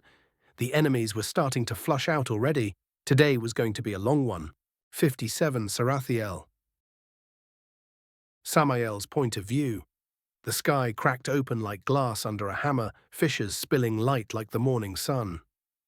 What the hell? How did you… That doesn't even make sense. The night garage door, your Carrie yelped, her voice swallowed by the distortion ripping reality apart. Space folded in on itself. We were hurled upward at Mach fuck, stomachs wrenched into our throats, the world tearing away. Then, a tendril of yellow mana coiled around us, dragging us through a blinding abyss. When sight returned, I was standing in the arena, trophy cup in hand. Only it wasn't just a cup. It radiated power so violently, it bled through my bones. My body guzzling mana like a starved beast, yet never catching up with the overflow. Carrie was beside me, blinking in confusion before launching herself into my arms. "Dad, it has to be you," she sobbed against me. I held her tight. For 1 second it felt real. For 1 second it felt right. Then the shiver came, a primal warning down my spine. I turned. Descending into the arena was a horror draped in sanctity. 6 golden rings, vast as cathedral arches, each twisted with flesh, arms, eyes, and wings. Every eye locked onto the cup in my hands, wit their golden pupil, and onto my daughter. From their center emerged a figure, a man's silhouette but wrong. Too perfect. Blonde hair, milk-white skin, 4 arms and 6 crystalline wings that fractured light into stabbing rainbows. His eyes burned like twin searchlights. "Charity of Valia," the thing intoned, voice vibrating in my skull, "daughter of the usurper and the oracle. By the order of light, I, Archangel Sarathiel, place you under arrest for crimes of revolt, conspiracy, and illegal use of order artifacts, Gungnir and the cornucopia. Do not resist. Command your pet to release the cornucopia. Any resistance will be met with deadly force." The prismatic light radiating from his wings bored into my skull, numbing thought, whispering obedience. My arm started lowering, cup sliding toward the ground. Since when did I want to obey? My fingers refused to unclench. "Fuck off with your glory holes, shit stain." I straightened, cup still in hand. Inside it, liquid shimmered and filled with beer. A cornucopia, huh? I didn't think. I drank. It was the best damn ale I'd ever tasted. Cool, rich, endless, pure liquid mana disguised as drink, flooding my veins, burning like fire while healing like water. I drank like a man dying in the desert. Sarathiel's halo of wings flared. "Lowly, unevolved creature, you dare defile the ambrosia of the gods? Then hear your sentence, death, delivered immediately. You don't have authority over me, cunt." I slurred, drunk already on god brew and adrenaline. "You glorified cockring, go fuck and duck and leave us the alone. This isn't your planet. Never was, never will be. Now get lost and let me enjoy my brew, yeah? This shit's mine, okay? Tabernacle. The curse cracked like a gunshot. Golden mana ripped outward, stronger than anything I'd ever unleashed. I took a step towards the angel impersonator. Wait, he's dangerous, Carrie whispered. I knew, that I did. But I also knew she'd already suffered enough being trapped alone for thousands of years because of my clone or whatever. I wasn't letting this winged bastard chain her again. Yours? Sarathiel tilted his head, mockery curdling his words.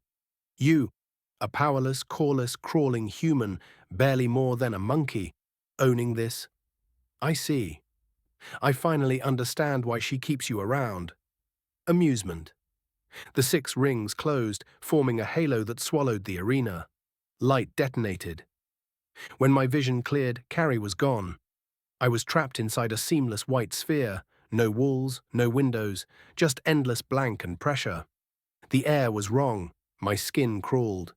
The walls weren't walls at all, but liquid mana, so dense and condensed it might as well have been molten steel. I pushed Arcana against it, but the mist wasn't able to penetrate the dense mana shell. For 2 minutes, panic clawed at me. Then clarity came. The cage wasn't just prison, it was fuel. A small part of my enemy's power. If I couldn't break it, I would consume it.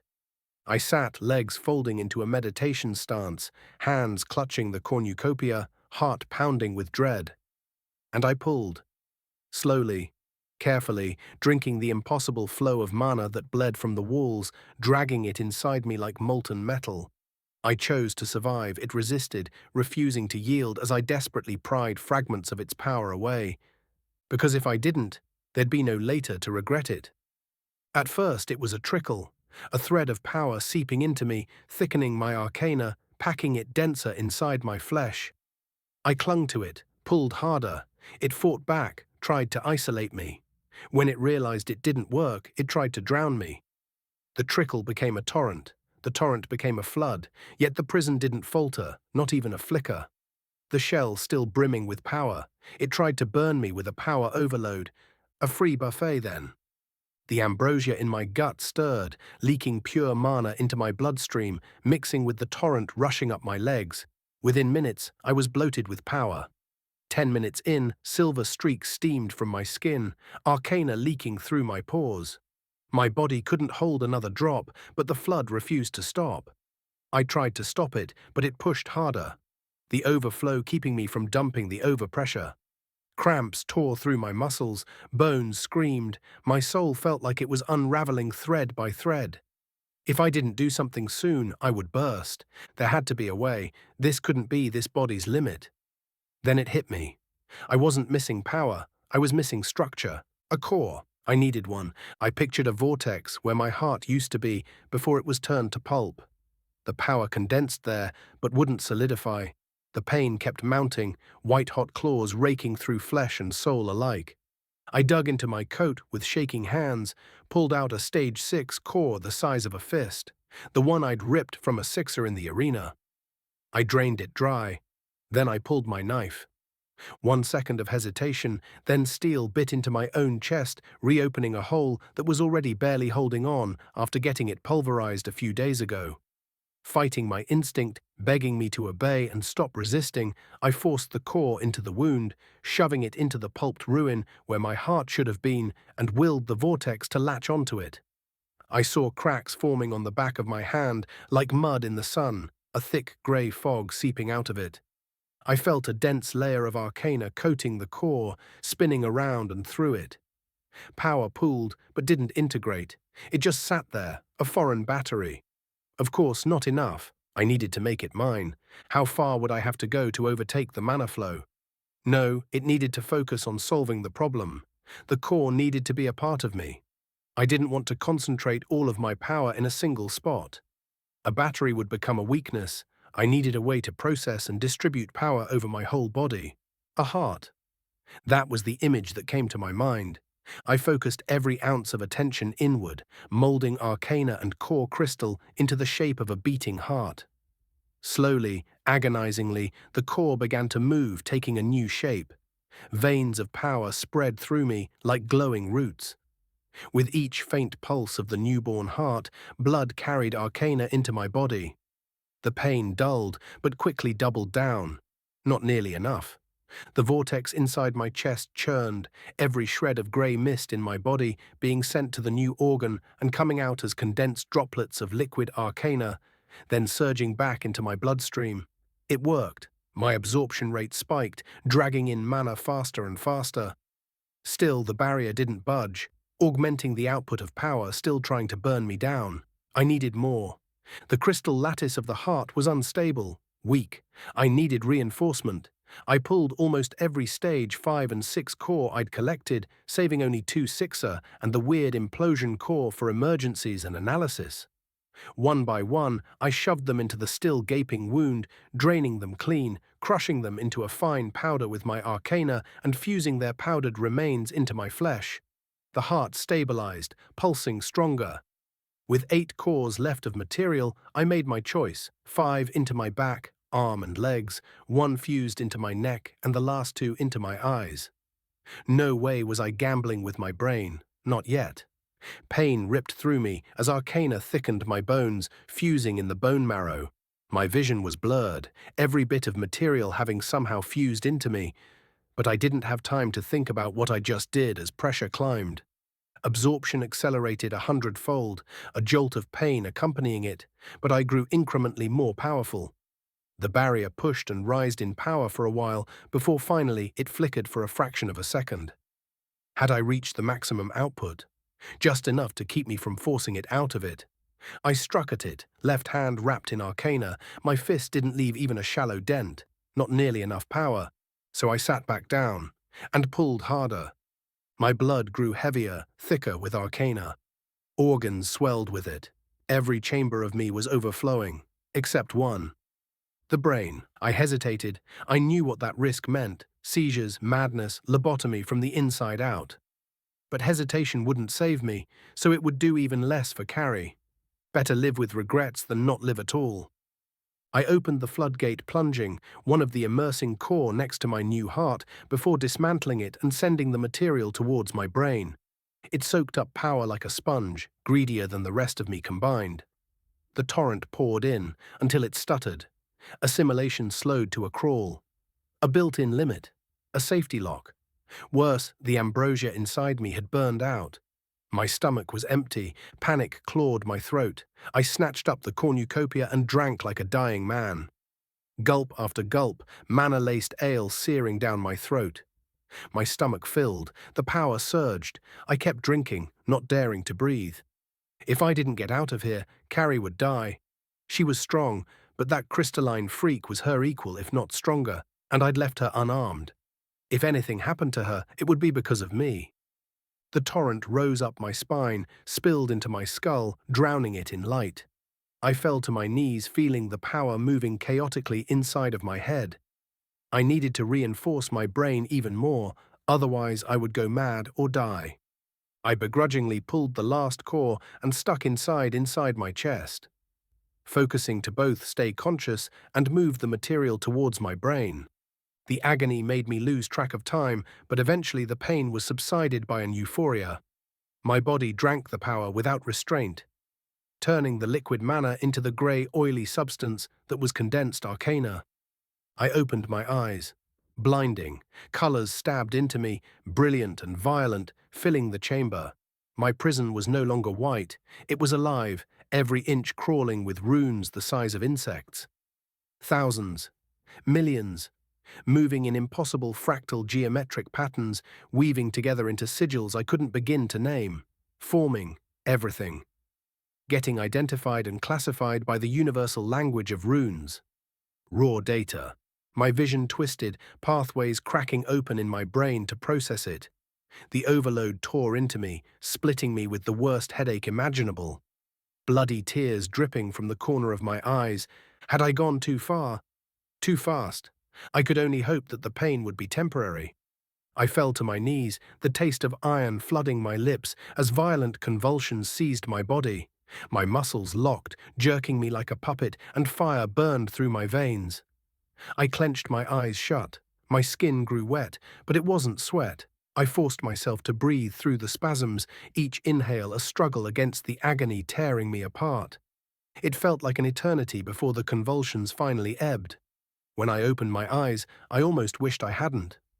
Wiping my face was not sweat, but blood. My blood and lots of it. I felt more than impressed when I realized that under my black slime suit, my skin still felt clean and dry, leaving only my head in need of a wash. I tried to steady myself. First, I needed to rinse a bit of the gore off my face, just a simple sphere of water. Instead, a pressurized orb of water blasted into existence and hurled me against the wall like a rag doll. Pain lanced down my spine, but nothing permanent. Just a bruised ego. I tried again, dialing the power down to a microscopic fraction and, this time, I managed to form a stable, unpressured sphere. I used the ball to clean my head before converting the liquid back into mana, then arcana, the whole process happening almost by itself. The removed blood was left in a sticky puddle at the center of the room. I pressed a hand against the wall, channeling arcana into the barrier, disrupting the circulation of power and absorbing the unstable power without restraints. Power so dense it felt like being hit by a wall. The contact lasted only a few seconds, but that was enough for the spell to run dry. It shattered. The entire cell dissolved into a rain of glass shards, a large ring retracting from around me to go back above the angel, his bright light now shining dimly compared to the others. Carrie was near me, bound by chains of light spilling endlessly from 3 massive rings orbiting her, the remaining rings whirling over Sarathiel. The archangel stood at the center, muttering over a sword, a scroll and a delicate glass vial, his attention wholly fixed on the ritual. Or so I believed. "Do not move. I will take care of you in a minute. I'm almost done with your owner," the archangel said with a chastening tone. I drew the Mosine and infused it until liquid arcana dripped from the magwell. I aimed for the fragile vial. My arms were steady, my breath slow, and my vision more clear than ever. In my mind something connected, concepts burning themselves inside my mind. One of them, however, stood out. The mana signature I had learned a while ago. It asked of me a direction, a condition. "No going back," I mumbled. Bang! The bottle shattered, and the bullet punched through into Sarathiel's thigh. His leg exploded into 1,000 shards of prismatic glass. "Do you know what you've done?" the archangel hissed. "You just destroyed a precious artifact. Now I'm going to have to drag her back, to have her divinity taken the painful way, and how did you even get out there?" Shards reformed into his leg, but the wound remained, slow to heal. He glanced down at the injury, then up at me, eyes narrowing. Strange. Is it some sort of curse-based weapon? Or is it perhaps a poison? His gaze crawled over me, recognition dawning. He froze. I leveled the revolver at his face. "It's none of..." "None of, the term is unfamiliar." "None of your business, so get lost," I spat back at him. "How infuriating." The alien spat. "Infuriating? You want infuriating?" I was planning a nice family reunion before being interrupted by an eldritch onion ring-wearing chicken man from space. So here's your choice. Let Carrie go and disappear forever from this planet. Or don't let her go and disappear forever from this universe. His jaw clenched. "Time to put you back in place, Bug." Bang! His head burst into shards. The pieces hung in the air before slowly pulling back together, reforming. "Try as many times as you'd like, you cannot hurt me," he said calmly, walking my way. I didn't wait for the invitation, firing at the rings binding Carrie, each shot lodging themselves deep into the big, fleshy, glowing band. Blood trickled from them, but not doing nearly enough damage. It was a drop in the ocean. Sarathiel lunged, head still missing fragments, half a face glaring at me through glass teeth. I holstered the empty BFR and pulled the PKM, slinging it under my left arm and flooding it with arcana. His blade flashed, slicing through the air. A ripple of raw information surged outward. The rune flashed in my head like an echo of a feeling, leaving the imprint of a rune. I twisted aside. An invisible blade carved a stone slab behind me clean in half. Without my altered eyes, that would have been me.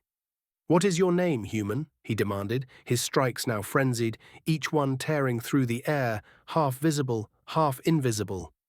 I will grant you the honor of being remembered when this world is purged. I dodged and weaved, blocked and shot, every nerve on fire, every motion survival itself. Somehow, impossibly, I made it through the storm of death, still in one piece, but not untouched.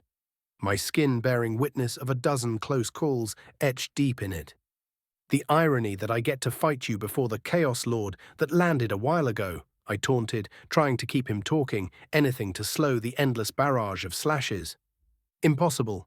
All the bridges connecting the Usurpator Belt were destroyed many millennia ago. I have been watching the Ethereum forever since. They never came even close. He snarled, his strikes only growing faster. Not saying your job was pointless, but they pulled a fast one on you. They found another way. Space rocks, I shot back, frantic reasoning slipping from my lips. Thank you for the information. I will report it once I finish executing you and your owner. His voice dripped with a bit of humanity for a second. For a heartbeat, his tempo faltered, just enough for me to notice the rings holding carry. The bullets I'd pumped into them still lodged deep, disrupting arcana, slowing down whatever the chains tried to do. Was the angel phylactery the sword, or the rings? The PKM roared, dripping with liquid arcana from the saturated munition. I tried to aim at the rings, his onslaught pinning me. Every time he came too close, I loosed a burst, only for his body to stitch itself back together faster than I could tear it apart. Unsustainable, but he wasn't the main target of those bursts. The rings were. Then he rushed me, his crystalline sword pointing my liver. My saber appeared in my hand, blocking the sword, only for it to break on the first impact, the vibration crawling up my arm and nearly deadening my whole arm. I dropped the now useless hilt. If this didn't stop him, nothing in my arsenal would. I dodged the sword by a hair. Another strike aimed at my throat. I barely twisted aside, desperation clawing at me. I ripped the cursed axe from my inventory. His blade carved through it like butter, nearly severing my right arm in the process. Dragon scale coat torn, skin split, blood dripping. Nothing I did seemed to do nearly enough damage. Next, I pulled the cherubim rapier. Same result, cleaved in half, leaving a burning gash across my thigh. Even the PKM seemed to only marginally slow the angel down. If I didn't break the pace quickly, there might be no going home. Every attempt to circle closer to carry was met with a storm of invisible blades, each one testing the limits of my new sight. My vision strained, skull pounding. I salute your efforts sadly, Sarathiel sneered, his face half-formed, dripping shards. Your mortal forged toys could never harm me. Please stop squirming and die already. His blade blurred, each strike heavier, faster, each word punctuated with death. I felt his aura whisper in my brain to stop resisting, to simply die, to obey. The PKM screamed to a halt, glowing red-hot, so saturated with arcana it bled liquid arcana from the receiver on the ground. A dangerous cut came for my head. I stumbled backward and the front of my PK got sliced. Joke's on him, it was already empty. Time slowed as my new heart started to pump frantically, the gun slipping out of my hand, and the Archangel's blade coming for my neck. I remembered one last thing, something I'd meant to return to carry, half a spear. It appeared in my hand. The spearhead shimmered under the starlight. It came in contact with the glowing sword, the point moving the flat of the crystalline blade away, leaving a deep scratch on the four-armed chicken man's sword. The moment Sarathiel saw it, he faltered. He actually stepped back. A window. I slid my prosthesis to the side, revealing my potato launcher. Took a rough aim at one of the rings. Bloop! Boom! Direct impact on the side of a ring. Chains shivered, then unraveled as the ring tried to move back, activating the IF rune in every projectile. Arcana turned to Runa around the explosion. The ring convulsed, screaming with 100 voices, already weakened. It shattered. It fell from the air, slamming into the ground and taking all its chains and a few trees with it. In that instant, Sarathiel's form glitched. His body stretched, twisted, reality around him flickering like a corrupted reflection. The distortion lasted seconds, but enough to reveal what lay beneath. Who are you? No. What are you? He roared, his voice fracturing into a chorus of 100 screams. Did you break Gungnir? Where is the Usurpator? I leveled my gaze at him. Just call me the exterminator, and if by Gungnir you mean this stupid toothpick, then yes, I did. To my surprise, even after moving at full tilt for so long, my lungs didn't burn. No ache, no fatigue. Strange. The remaining chains dissolved. Carrie collapsed to the floor, drained and pale, her aura ragged. Had the rings leached her power? I will return, exterminator, the archangel spat, his voice splintering. When we meet again, I will not be alone. I will bring with me the wrath of Memetim. His rings reassembled, spiraling into a tunnel. Space itself warped, sucking him into the vortex, but not before activating the IF in every bullet stuck in the rings. Their surface bursting into a destructive runaflow. Sarathiel's scream echoed warped as the tunnel convulsed and collapsed, crushing in on him before vanishing. Silence.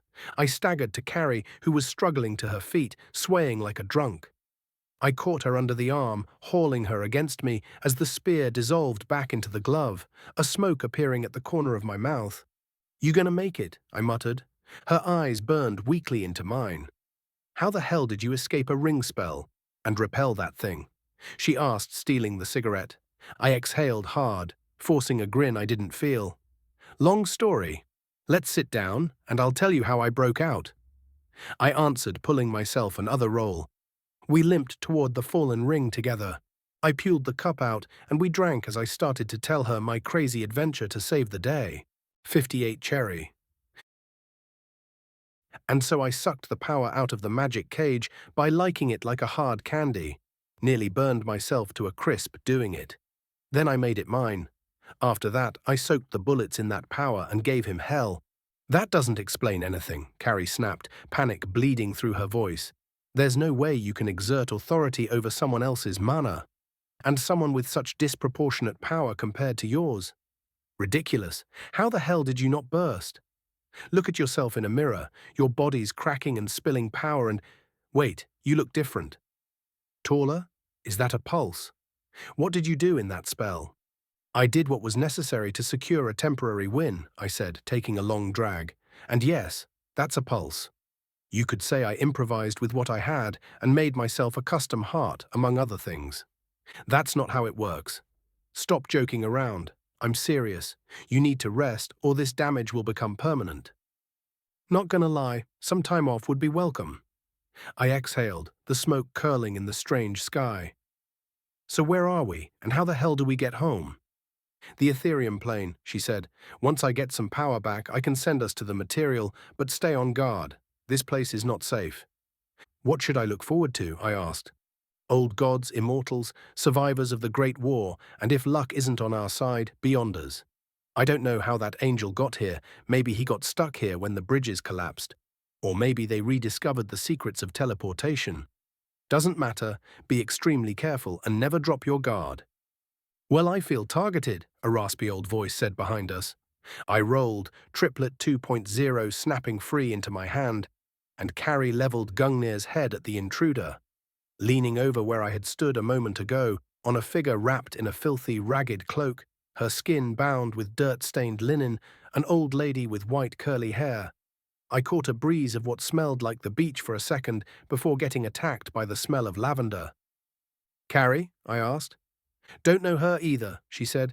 "If I wanted to hurt you, I would have done it the moment the angel left," the figure said. "Lower your weapons. Come with me if you want to live." "Is that a threat?" I asked.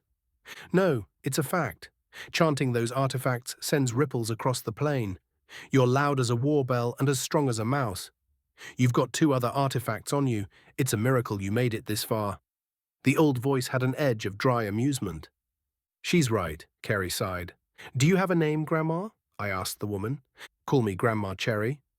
"Now move. If you dawdle, you'll become brain-eater food." She jogged off, snapping the cloak behind her. "And put that cup in your pocket dimension. That thing is a beacon to our location for everyone." We jumped to our feet. The aura around the woman in front of me was… wrong. It didn't stretch away from her like most of the powerful beings I had met prior. Yet it was undeniable. She was strong. Standing next to her felt akin to standing beside a nuclear weapon, with a timer stopped at 1 second. Runes danced around the old woman as she moved, A slow, terrible ballet that twisted the world with every step. Streets folded over themselves, buildings hiccuped in and out of being. Gravity seemed optional. Follow the same path I took. If you get lost, I will not come back for you, she said. Her pace was hard to match on my battered legs. The ale had gotten Carrie back on her feet. It had helped me too. And it had us both wobbling like idiots, crashing into leaning stone walls more than once. As we pushed through the city's warped geometry, something else tapped at the edge of my mind. The runes around the woman weren't random shapes chosen by the universe. They were a language depicting primordial concepts. They echoed like half-heard words that wanted to mean something. The air around her shimmered, as if the world were blurred by a lens. I slid a hand to Carrie's wrist and murmured in her ear. 3 runes. Trust, suggestion, illusion. I don't sense hostility. Stay sharp. She nodded. We kept going, grinning like fools until the grin felt brittle in my throat. Following the woman only grew harder, as if she wanted to lose us. We had to double our pace just to keep up. At last, she stopped before a building crowned by a towering silhouette, its shape devoured by shadows under the night sky. The silence pressed down so heavy it felt like the world itself had stopped breathing. I recognized it instantly, even through the haze of ruin. St. Gabriel Basilica. Of all places to stumble back into reality, this would be a great landing spot. But the basilica was no sanctuary now. It looked less like a church than the carcass of one, a monument gutted by war and left to rot. The walls were clawed open, stained glass shattered into teeth that glittered faintly in the dark, and the stone itself seemed to sag under the weight of memory. It felt like stepping into a grave where even the faith once buried here had fled. Finally, "Home," the woman said. "Get inside, I'll make sure nothing followed us." "Can I ask something before we go in?" I said. "Ask." "Why the illusion?" Her shoulder twitched. For a second the hairs on my neck stood up. A warning. Had we just walked into a trap? Had she led us here to eat or enslave us? Then her posture softened. "Sharp eyes," she said. "I truly mean to help you." Is that not good enough? There is no lie in my word. Her voice snagged on the last syllable, and something in it made me feel small. "Honesty would help," Carrie said. "Fine. But promise you won't rush me like a zealot if I show you my true form." The woman's tone was suddenly brittle. "Promise," we both said, like kids on a dare, still basking in the afterglow of ambrosia. Reality folded again. The hooded figure shifted, then unwrapped. The bandages and grime slid away as if the air itself was peeling them off. The face revealed beneath was not the tired, crone face we'd expected. She stretched, somehow taller, more present.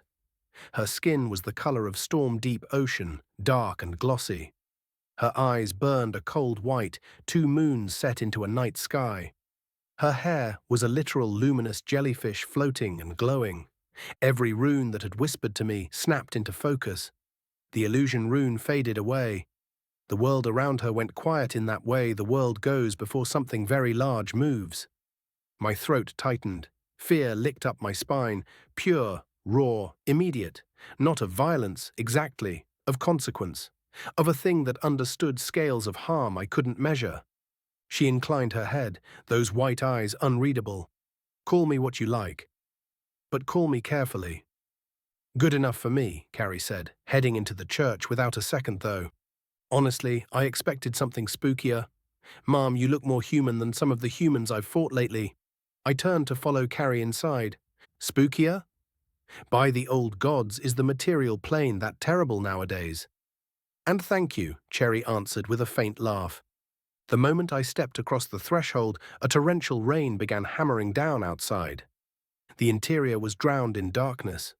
My mask flicked over my face on instinct, thermals switching on, but the display glitched, showing only static. I pulled it off and tried instead to spark a little light at my fingertip. However, the results were far too powerful. "Fuck, now I'm blind." "Dick," Carrie muttered. "Language, young lady." "Show some respect to your elders," I said, mock scolding. "Fuck off, old fart." Her voice echoed in the cavernous cathedral as the light dimmed to a more tolerable power. The place was eerie, too empty. No worshippers, no choirs, no candles. The silence pressed in, louder than any hymn, shadows stretching long and menacing under the faint glow of the broken glass. The doors creaked open again.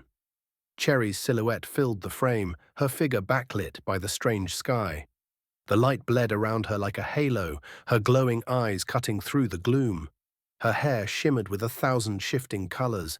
Some I didn't recognize, some I couldn't even describe, like they bent my brain just to look at them.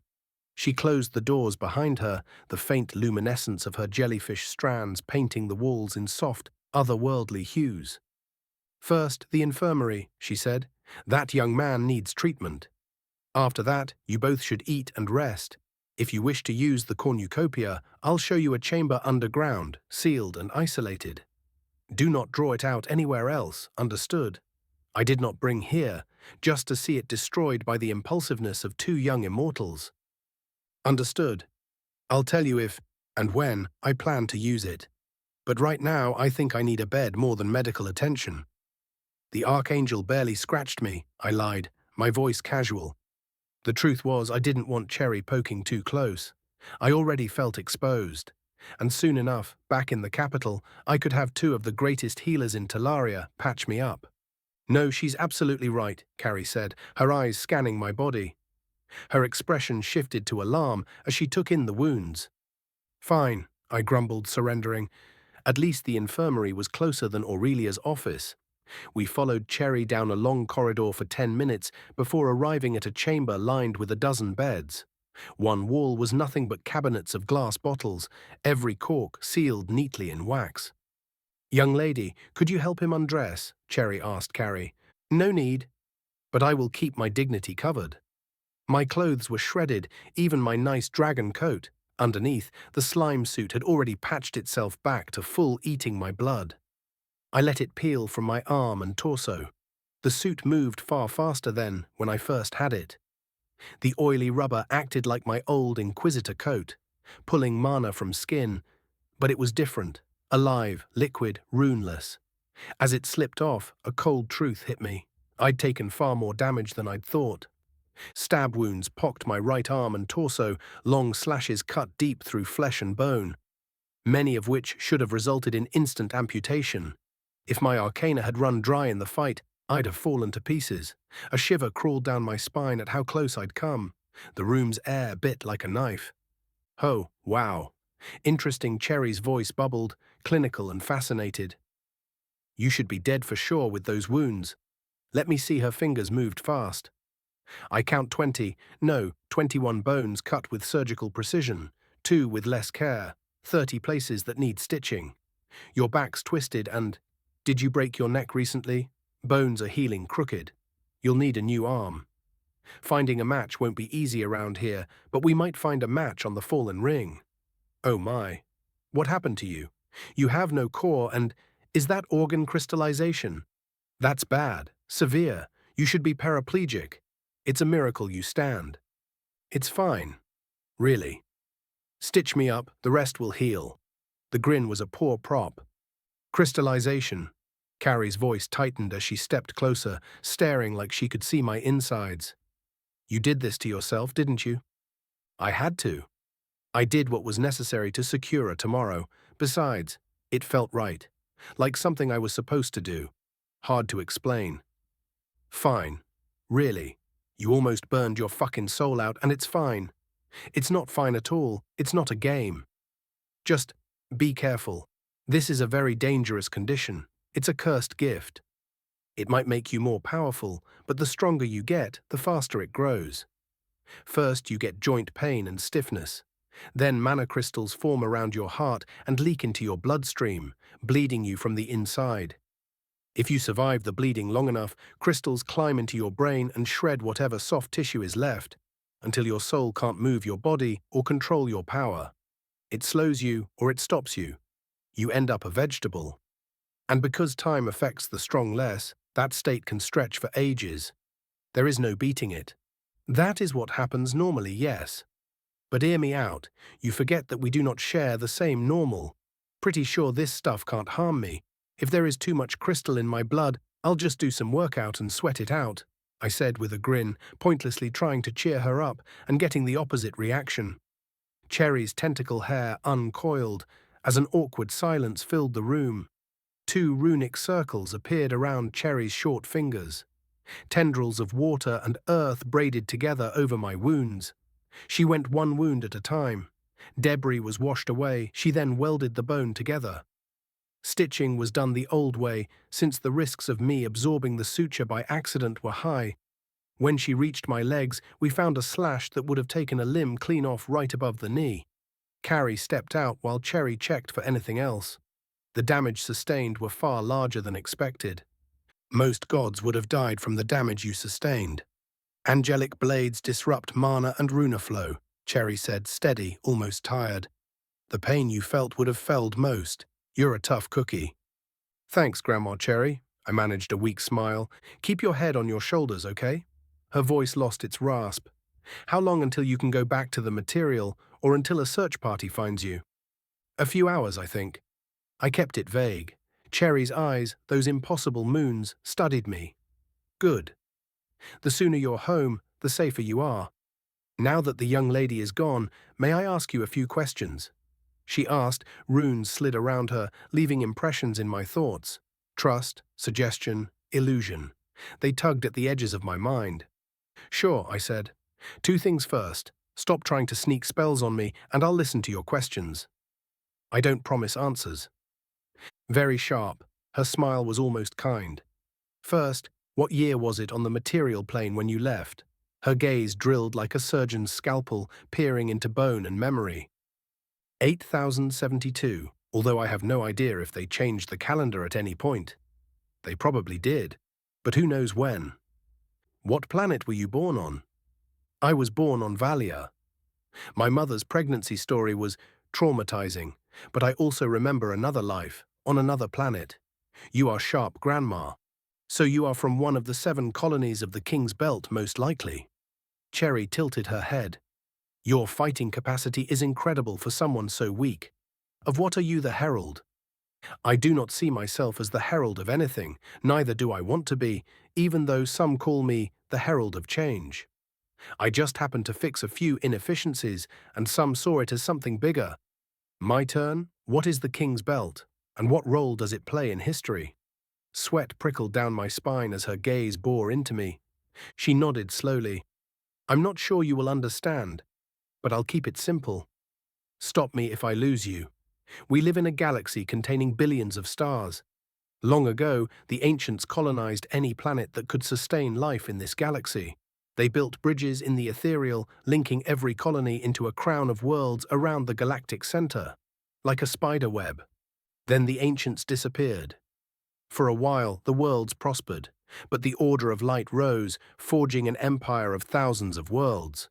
On the opposite side of the galaxy, their rivals appeared, the Pillars of Abyss. Both grew, both clashed. That was the beginning of the Great War. The Order of Light reached Valia first. They looked like saviors, so we joined them. Let me guess, they were a veil for something uglier. Enslavement, theft, financing their war. You are sharp, Cherry's voice tightened. They stripped Valia of every soul who could fight, sending them away, never to return. Then a seeress, cloaked in secrecy, had a vision. She locked herself away for 7 days and nights, writing 14 scrolls before vanishing. Some say the Order of Light killed her. No one knows. She had already entrusted the scrolls to a friend who sealed them in gold cylinders. Each was hidden in secret places, guarded for generations. While the Order continued bleeding Valia dry, someone eventually used one of those scrolls. The first hero was summoned. He rose as the strongest king Valia had ever seen. He rebelled against the Order, freed the planet, but also refused to let the Pillars near. He even liberated nearby worlds. The Order, realizing things were turning the wrong way for them, open negotiations. He struck a non-aggression pact with the Order, and they left us alone. And did it go the way he wanted? Absolutely. But the Pillars of Abyss saw an opening. They came. The hero and his party died, holding them back, and for a while no one else came to bother us. But peace is only a temporary state. A new enemy came from the endless void between galaxies.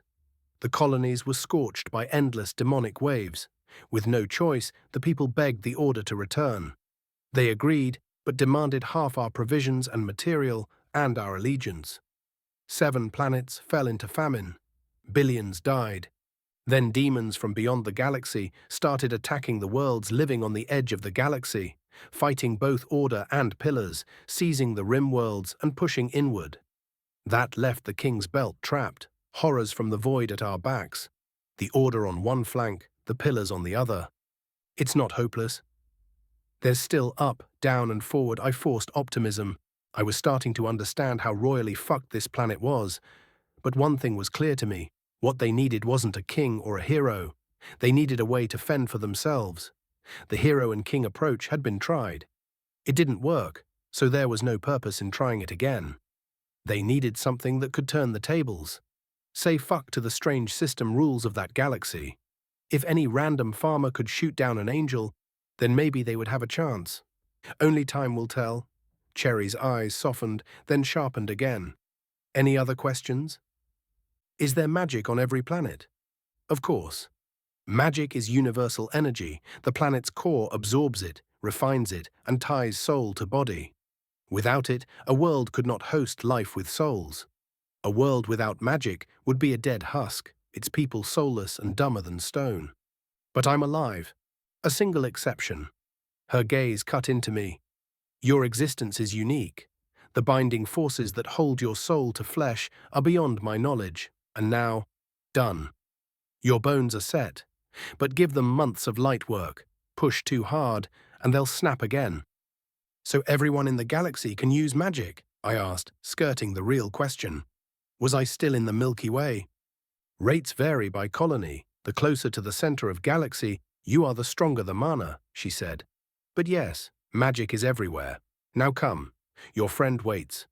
I slid back into my slime suit, pulled a fresh shirt and leather pants from my stash, and shrugged on my ruined dragon-scale coat. Turns out Carrie had never left. She lingered outside, waiting, listening.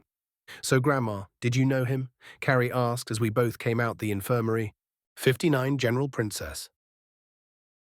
Princess Suzette, P.O.V. September 5th, 8072, 1900. General, I have an urgent report from the bait front. Coraline, my lady-in-waiting, leaned close and whispered into my ear. She was small, hair cropped, wearing a bright purple maid's dress that stopped well above the knee. White silk stockings and immaculate gloves completed the image. Youth still softened her face, no older than 20, but her eyes carried the tired, precise patience of someone who'd already watched the world rot.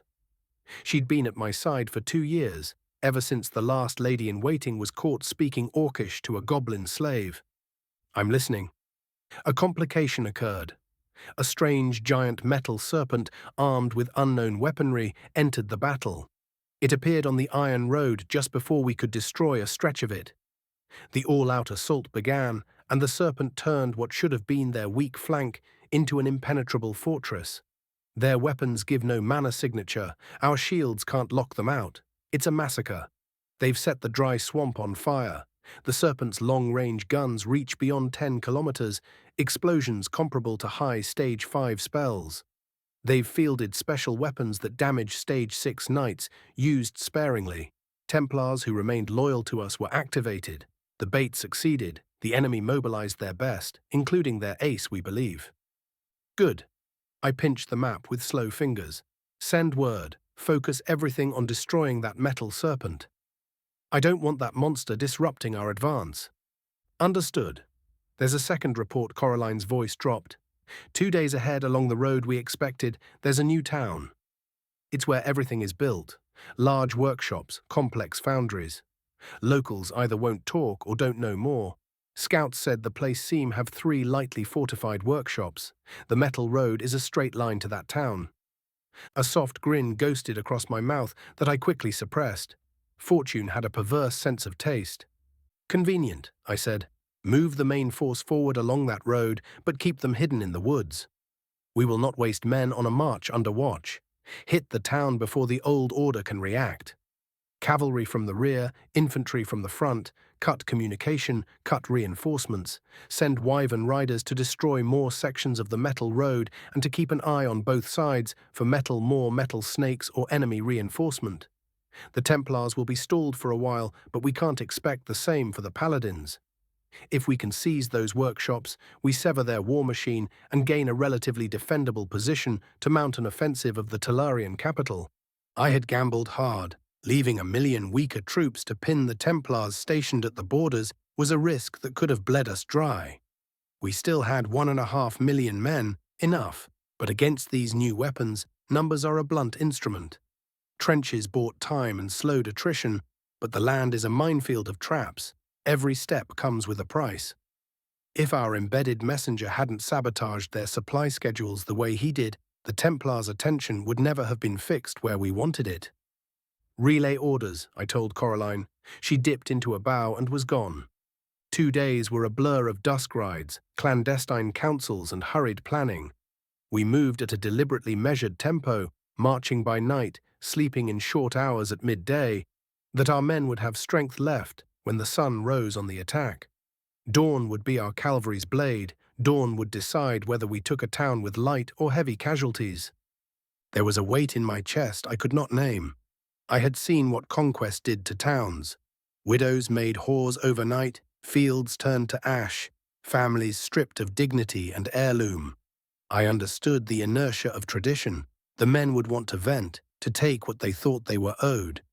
Restrain them, and you risk mutiny. Allow them, and you lose your own soul, a little at a time. Command is arithmetic with blood. It is never clean. I stared at the maps a long while after she left, tracing the road with a fingertip until the contour lines blurred. The town was a soft target, if we struck fast, precise and cold.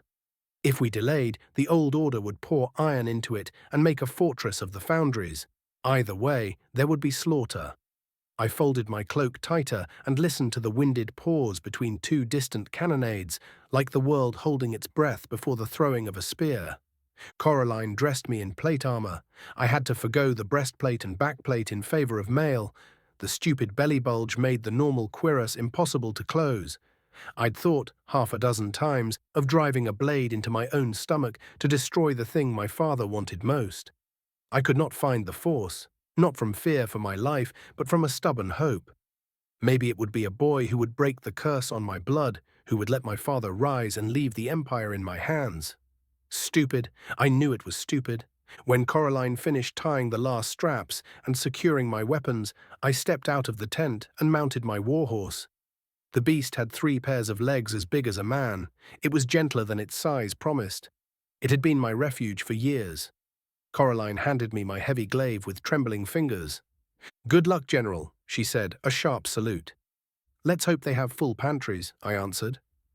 I gathered mana. The air thickened until it felt almost liquid. My long blonde hair floated as if I stood under water. Fire and water braided around me, and a runic circle unfolded, 100 meters wide. Fractal geometry and sigils in every notch and seam. Steam boiled and twisted into a low cloud, the edges spitting lightning. 3 circles appeared within the giant formation. I poured myself into that cloud and released it. Red lightning hammered the town. Oddly, nothing burned. The bolts struck roofs and timbers and did not catch. I drew 100 more circles in the sky and sent firebolts 10 meters wide, slicing down across the workshops. The wood blackened, then stunned, then still. No bells alarmed the town, no cries. The spells died against the thick walls as if they were made of stone. I cancelled the remainder and signaled the army to advance. They split into 4 columns and surged forward. The best warriors to each factory, the weaker to seize the town. 10 times more numerous then, the townfolks if I judged by the number of homes. Troops raced like wild horses toward the gates. Their auras sickened me, hunger and lust and a stench of entitlement. For a single monstrous second, I wanted to cut them down myself and spare whatever thing lurked behind those walls from them. Then reality reasserted itself, strike down my own, and I'd be executed by my father's hand, handed to that stage 8 assassin, my future folded into public spectacle. I would be forced to breed the curse into the world. No escape, no refuge would take me. I was a tool of the Emperor. That was the ledger of my life. The workshop sat on 3 low hills. More sites still bristled with construction. The complex dwarfed any fortress I had seen.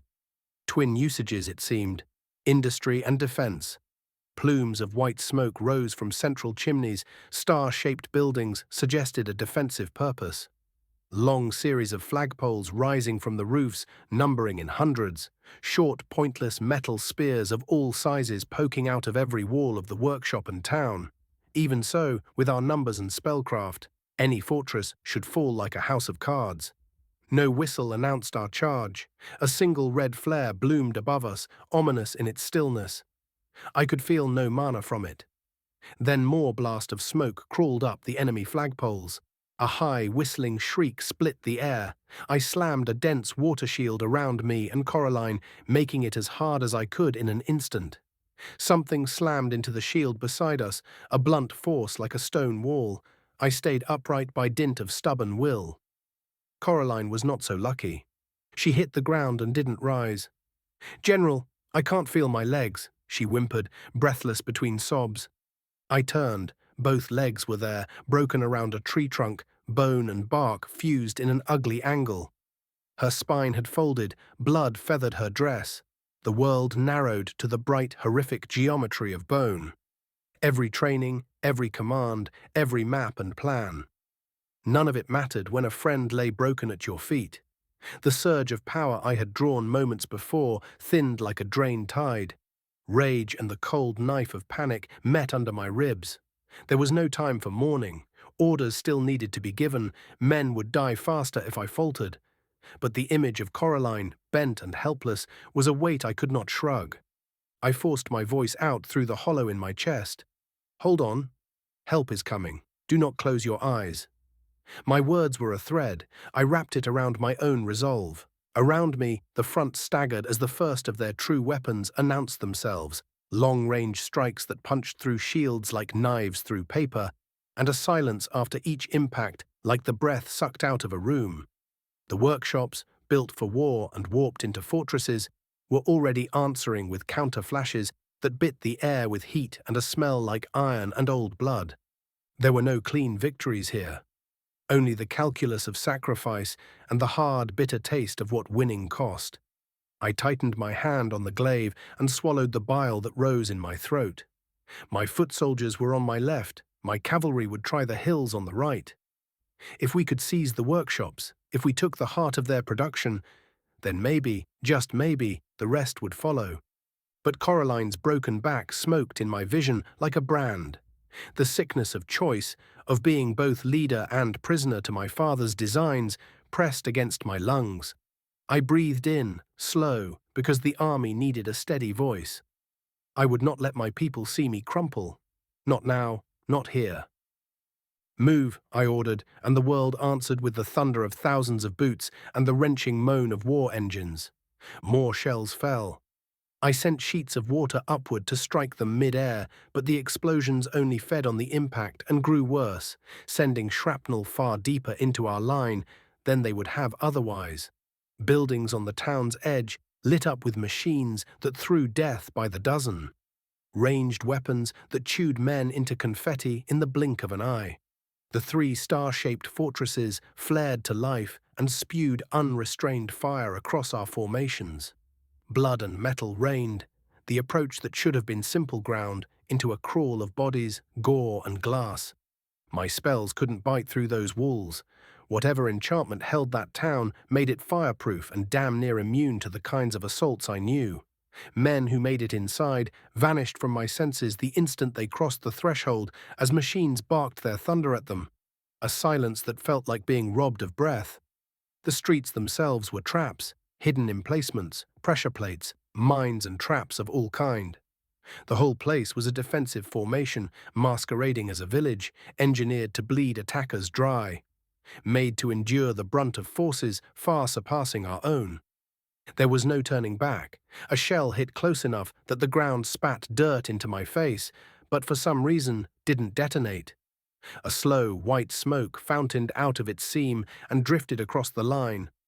Other shells followed, silently alighting among the troops. Some struck a man and fizzed, releasing the same pallid gas. The weapons were not failing. This was deliberate, the objective unknown, the danger far too real. I nudged my horse. He refused. I nudged again. He folded and lay down like an animal exhausted by fate. I had to leap free to keep my leg from being crushed.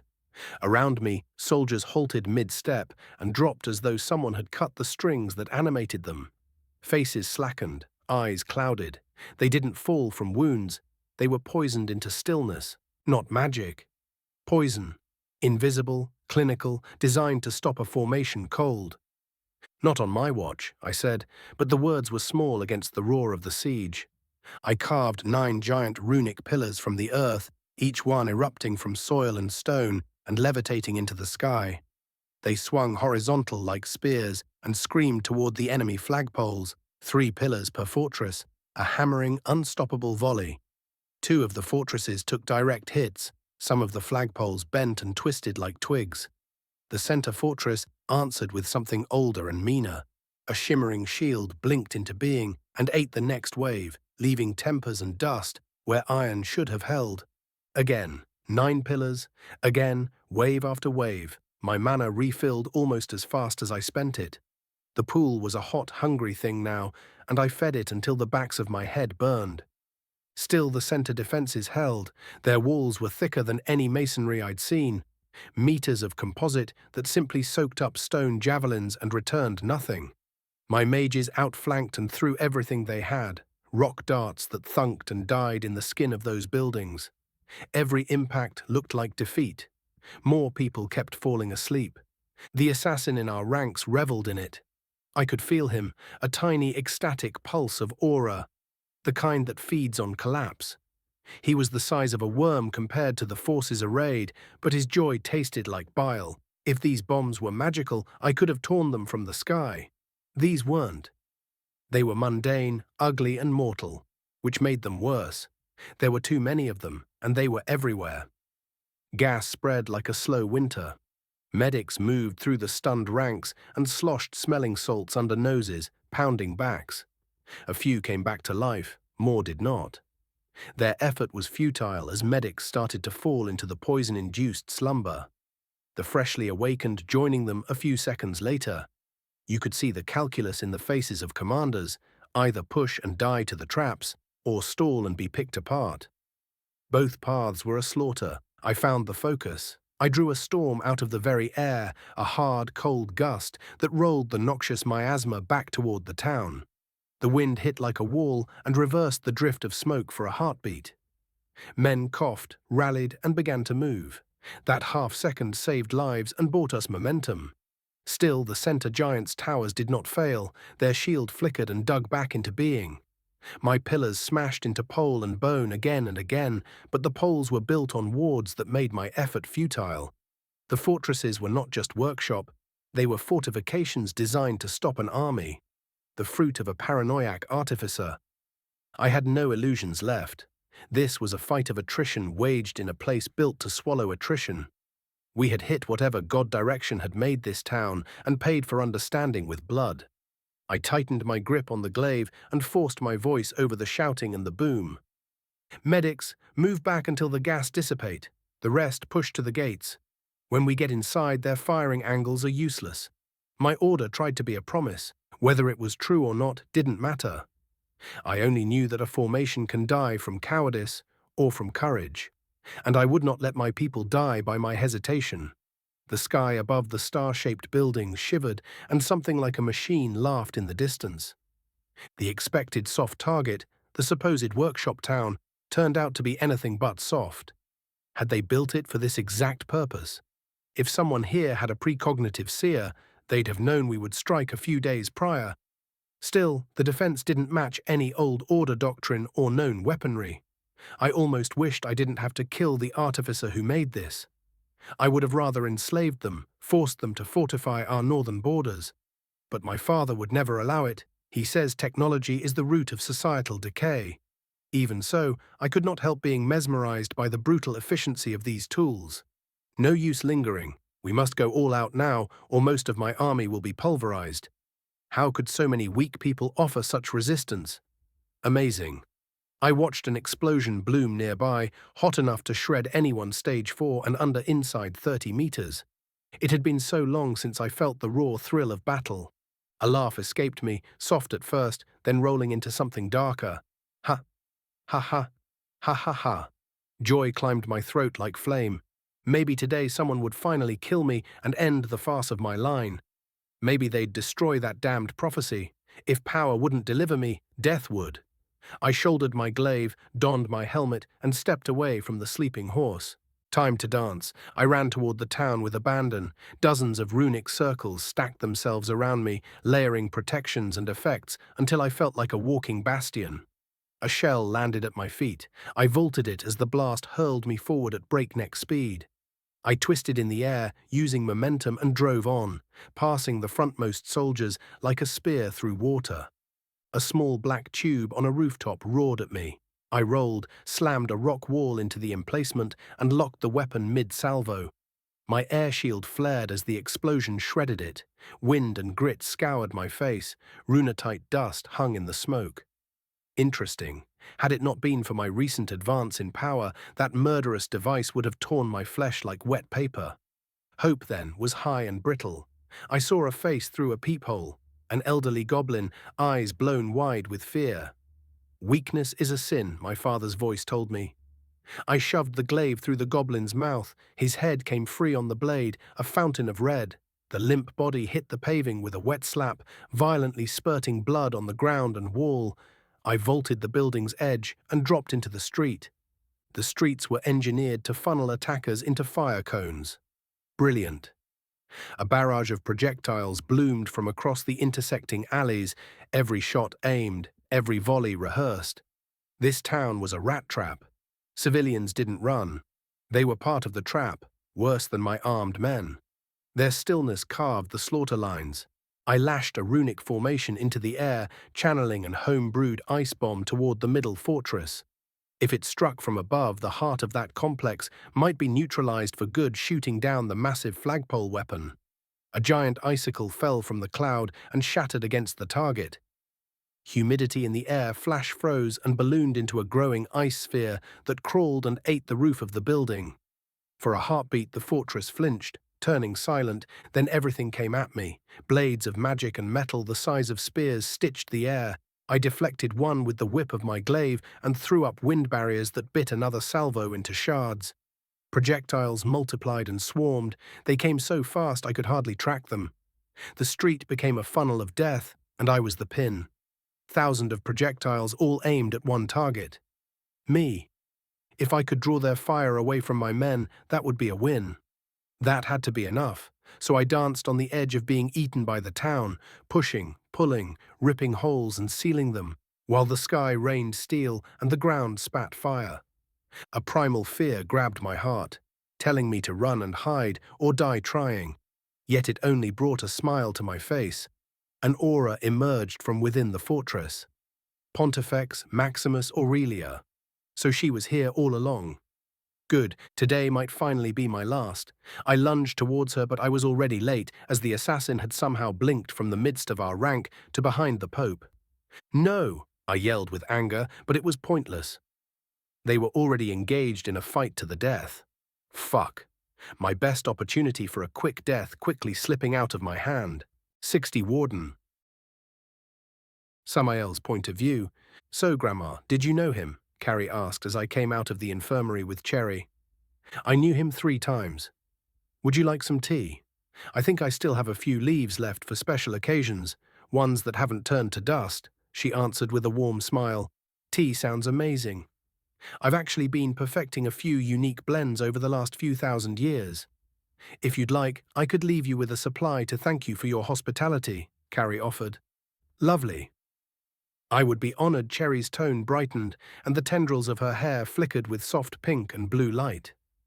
It was surreal watching a godlike being, someone with the destructive power of a weapon of mass destruction, light up at the idea of tea.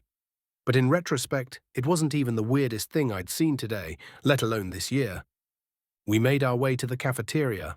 A section had been cleaned recently, no dust on the tables, a few empty bottles in the corner. Some were fresh, others coated with thick layers of dust.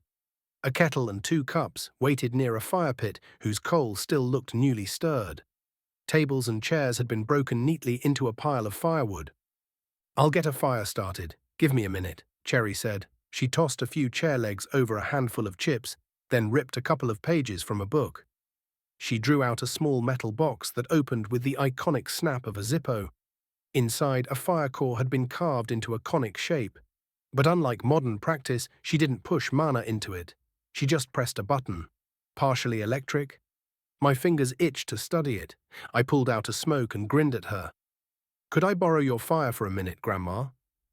Carrie blinked at me. She'd seen me light cigarettes with my fingers before. Why ask now? I'm a bit drained after today. Not sure it's safe for me to make fire at the moment, I added, showing the cracked skin on my right hand. Of course. Just be sure to give it back before you leave. It's not mine. If I don't have it the day its owner asks for it, the world could be in grave danger. Thank you. My enthusiasm was probably a little too obvious. Nostalgia and homesickness knotted in my chest. I flicked the lighter open. Same shape as a Zippo, no doubt about its origin. I slid the artifact from its sleeve, exposing a simple enchantment on one face. The mechanism was even simpler than I expected. A runic circle completed only when the button was pressed, breaking when released. It was simple and efficient, perfect for mass production. On the other side, finely engraved text, "If you knew the price you would have to pay, would you still do it? I'm sorry. Good luck, I love you." V. My finger traced the inscription. Something inside me shifted. Sadness, homesickness, a memory I couldn't reach. What had I already sacrificed to make Valia better? How many I'd hurt, how many I'd saved, how many times had I died? Is war worth it in the end? My left cheek felt damp. I wiped it quickly and drew a long plume of smoke into my lungs. Then I re-sleeved the artifact and handed it back to Cherry without another glance. "Thank you," I mumbled. She took it and gave me a small, sad smile. Then her head snapped toward the basilica's entrance. "Everything okay, Graham?" Carrie asked. "No, not everything. Someone is coming." "Should we hide?" I felt my shoulders tighten. "No point. You might manage for a minute or two, but your friend here couldn't. Stay close to me. Speak only if asked to. Don't look it in the eyes. Unless you have enough power to return to the material plane, now's the time." Cherry's calm had evaporated in an instant, like a switch flipped. What kind of monster could terrify someone like her? "What is it?" My hand slid instinctively to the revolver at my hip. Arcana seeped into the rounds, burning and cracking the skin on the back of my hand like hot iron. I didn't stop. Carrie always said the soul is your body in the ether. Mine must look like a ruin by now. The warden and I would rather not be called a what? That's quite impolite.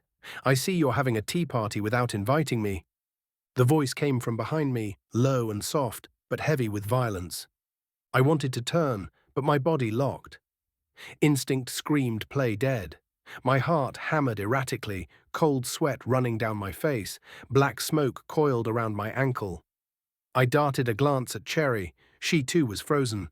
"I heard some new thugs showed up in my town and decided to destroy my arena," the voice continued, still soft. "One fled. The other two thought they'd have a cup of tea with you, old hag. So tell me, why are you sheltering those who dared damage my property?" Cherry gasped like she'd been holding her breath. My lungs burned. "Breathe, damn it." My chest refused to move. "They were dragged here from the material plane by a low archangel," Cherry said quickly. "They were attacked and defended themselves. The damage was the angel's doing. I didn't want to feed them to the brain eater. They're not working for the pillars. One didn't even know the pillars existed. Please, Warden, I appeal to your kindness." "Kindness? Yes, of course, I can be kind. I'll let you keep the girl. This one is mine." The warden's tone didn't change. "He's interesting. Not quite human, a powerless immortal, not even fully formed. His soul barely grasps the ether. He'll make a fun pet. I'll be on my way then. Enjoy the tea, ladies." Smoke tentacles wrapped around me, swallowing me whole. I couldn't breathe, couldn't even beg. My thoughts slowed, edges fraying. Not like this, not without a fight, not without even seeing his face. Then the world went silent. Charity's point of view, I saw the tendrils of smoke wrap around my dad before disappearing with him. The pressure lifted, and suddenly I could breathe again. I turned, but no one was there. My father had vanished like he'd never been there at all. No doors had opened or closed. What the fuck? How can we get him back? I asked, panting. We don't. Neither you nor I have any power to ask the likes of him for anything. Count yourself lucky to still be alive and don't be a fool. The ether is not as forgiving as it used to be when King was around. If you're lucky, he might release him once he gets tired of him in a few dozen years. That's if he survives that long. He might be tough to kill, but he's still mortal. Mortal? How? I've seen him take impacts that would have killed multiple immortals without even flinching. Let's hope Lady Luck stays on his side. I'll share some of my power with you once the tea is finished, and then you will go back to the land of mortals. If I ever see your dad again, I'll try to send him your way. I'm sorry I can't do more. I felt my shoulders sag. My dad had finally regained his sanity. Even if he'd had to pay for it with his memories, I'd been fine with that. But now he was about to lose it all again, and I was powerless to help him. The patch his presence had applied to my psyche was ripped away, torn to shreds before it could ever become something more than a patch, not even a chance to say goodbye. It was unfair. What purpose was there to go back to the material plane if I was destined to be alone again? So unfair. Far from immortal. In fact, he isn't even stage 8, I mumbled. Well, he's tough, so he might make it long enough for you to grow stronger. How could I ever come close to that? I spent the last 4,000 years cultivating power and can't even fucking breathe when that asshole is standing behind me, I asked, my throat tight, despair leaking into my voice. Find your conceptual infinity. And if you can't, live a full life and honor his memory, Grandma Cherry answered, her tone trying, without much success, to sound reassuring. How do you even find an infinity? There would hardly be any challenge if I gave you all of the answer. Still, here's a clue. Find something and mold yourself around it. If you reach a true understanding of that thing, it will recognize you and either impart a part or the whole of its power to you. Find anchors and build rules around yourself, and you might stay yourself. There is a heavy price to pay to transcend into godhood, heavier than what you can grasp. Think twice on it, because there is no going back. If you ever meet whoever is leading the Church of King in the material plane, tell them now would be a great time to recall him to the battlefield, Cherry answered, staring pensively at her cup of tea before drinking the last sip, twirling it and flipping the cup upside down on the table. Thing is, he was called. In fact, he just left the room. Some random cultist decided to screw with the spell to hit us in the gut, and he lost all his power and memory. For all intents and purposes, he's closer to the first incarnation than the last, I answered, watching for a reaction. She looked surprised for a second, trying to understand. But his runa? The man we just saw didn't have runa. How? Cherry asked, her voice carrying confusion and a trace of fear hidden behind her expressionless face. The hell if I know, I half lied, deciding to keep as much information close to my chest as I could. But I think in the end it will make him stronger. He's carving himself a new path. Whatever power he has now, it seems to match him more.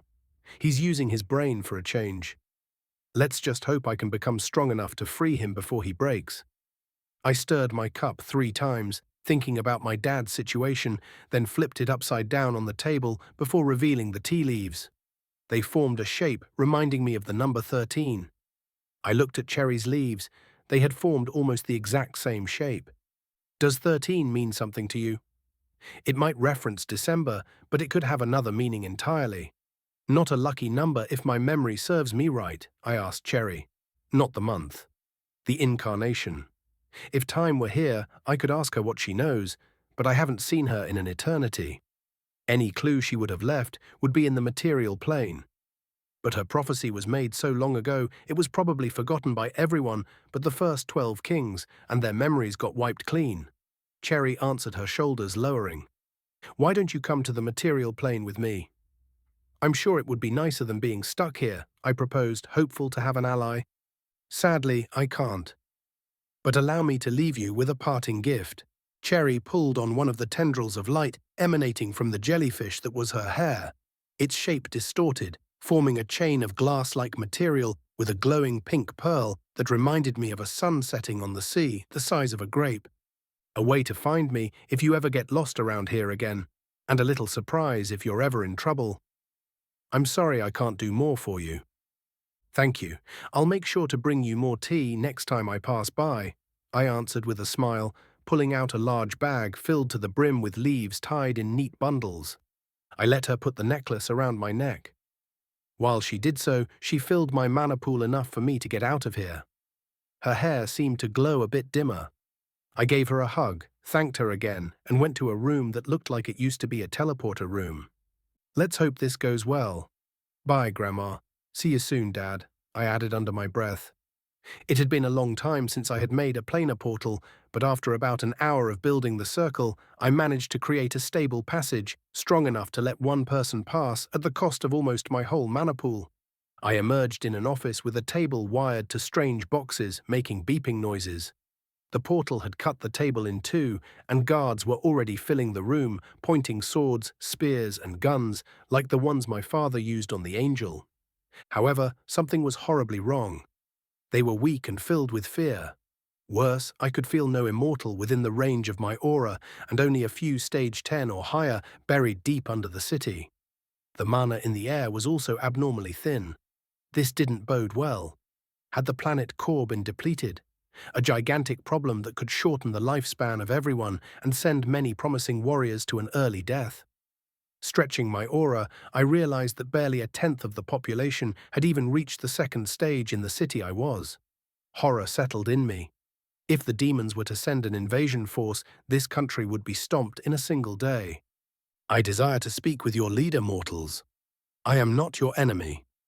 A ramkin man, dressed in a long black leather coat bearing the same eagle insignia and a uniform very similar to my father's, entered the room. I noticed the eagle he wore was carrying a scale in its talon. The man was slender and tall, with fur as pale as the moon. His long black curled horns were covered in fine golden chains and rings. He wore a black silk shirt under a grey velvet vest. Round glasses rested in front of his golden eyes. His face was angular, almost sharp. The effect was made worse by his neatly trimmed beard. He moved with the assurance of a noble, yet the rigidity in his shoulders suggested a certain nervousness. He was one of the two strongest people I could feel in the city, a stage 10 on the border of getting his first glance at the ether. I am Cardinal Ramstein.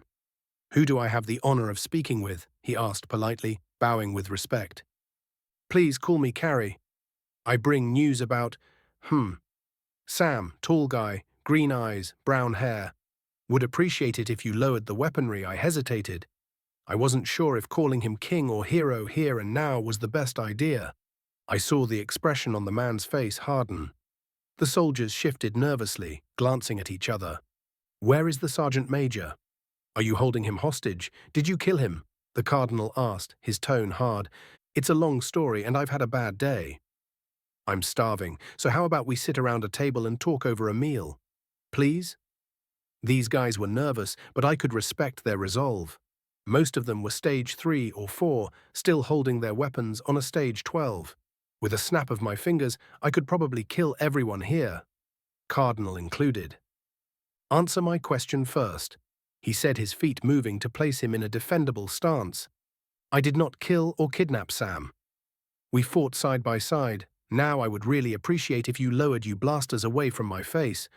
Lower your weapons, fix the communication system, and return to your stations, the Cardinal ordered calmly. Apologies for the rough introduction, Lady Carrie, but we are on edge at the moment. Let's grab some food and share information. The slender ramkin lowered his head, raising a hand toward the exit. No doubt a high-ranking noble, yet aside from his decorated horns, nothing about him looked ostentatious. A noble warrior, then. As soon as we were seated with bowls of stew, fresh bread, a wheel of cheese, and a small bowl of honey butter, I began retelling the events. So yeah, I was trapped in a pocket dimension, and then that guy arrived, broke my fancy spear, which was quite rude, to be fair. Then we chatted, and he found the key to get out of the dimension, which was a nonsensical riddle. We were sent back to the material plane, but almost immediately got yanked to the ethereal by an archangel that wanted to send the Beerstein far and away. What was his name again? Sarah something. Well, I guess Sarah will do just fine. Dude was a pain in the arse and tried to rip my soul apart. Sam stopped him but ended up screwing himself up doing so, almost burnt out his soul and did severe damage internally too. Crystallized part of his organs in the process. But he ended up kicking the pretentious angel's arse into a retreat. I spoke between mouthfuls of food. I couldn't help but notice the cardinal's brow twitch every time I swore. Definitely not used to normal speech then. I wonder how much I can tease him. I see. It does seem to be part of his typical behavior. He has a sort of talent for putting himself in the line of fire and surviving. A man with a death wish, if you will. But I notice a few holes in your story so far. What were you doing in the pocket dimension? Why were you trapped there? Who trapped you? Cardinal Ramstein asked. Oh, got sent there by my father a long time ago to keep me safe while he tried to fix up some shit. But that's another long conversation for another day. Where were we? Oh yes, we met this old water deity, Grandma Cherry. The cardinal froze when he heard the name, but I kept talking. So anyway, she helped us keep away from bad stuff that's beyond the grasp of mortals. She patched Sam up, and we went to have a cup of tea. Then that thing, named the Warden, showed up. I didn't see it.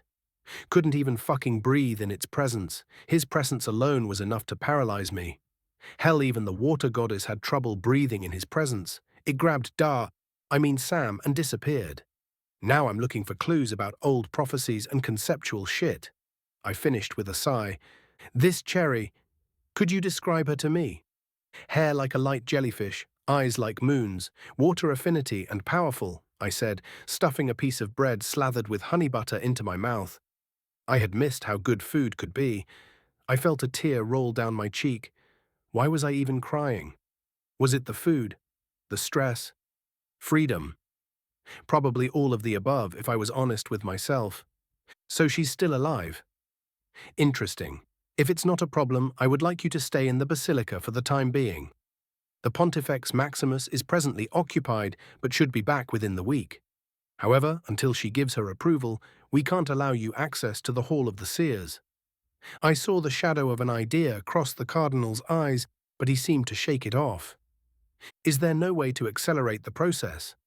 Time is of the essence, I fear, I answered, feeling a heavy weight settle in my chest. Instinctively, I let my aura roam the region. A battle was raging fairly close to the capital. I could feel a powerful Stage 8 warrior. An 8 trying to keep his mana in check, but failing to account for aura, an aura of killing intent and bloodthirst, and a 9 attempting to defend a fortress. But the attackers' numbers were far too great. Most of the defenders were 1s. It would be a massacre. A single Stage 9 could never tilt a balance that heavy with numbers on the other side. I noticed the Cardinal was analyzing my reaction. He had definitely noticed. Well, as I'm sure you noticed, she is preoccupied with keeping her country from falling into the hands of the corrupt empire. So unless you can help on that front, I would suggest waiting here and letting her work, he said, his voice calculating. Well, I'm tired for sure, but I can see you're serving in the same order as my dad, so may I ask, why aren't you helping? Maybe if I nettled him a bit, he'd speak. Yes, and leave this city defenseless. I fear this is not the best idea I've heard so far. Fine, I'll go and fix it. I don't have the leisure of taking my time. I sighed again, stepping off the chair and looking toward the exit. I'm certain your efforts will be rewarded, Charity. One way or another, he said. Thanks, and please do not call me by that name. Sure thing, miss. I turned to wave him goodbye, but he was already gone. No aura, no mana radiance. Like he had never been there, the only proof of his existence being the dirty dish and a small pouch he had left on the table. Who the hell is that goat? Fuck now, I have to get my ass over there and go save their bacon.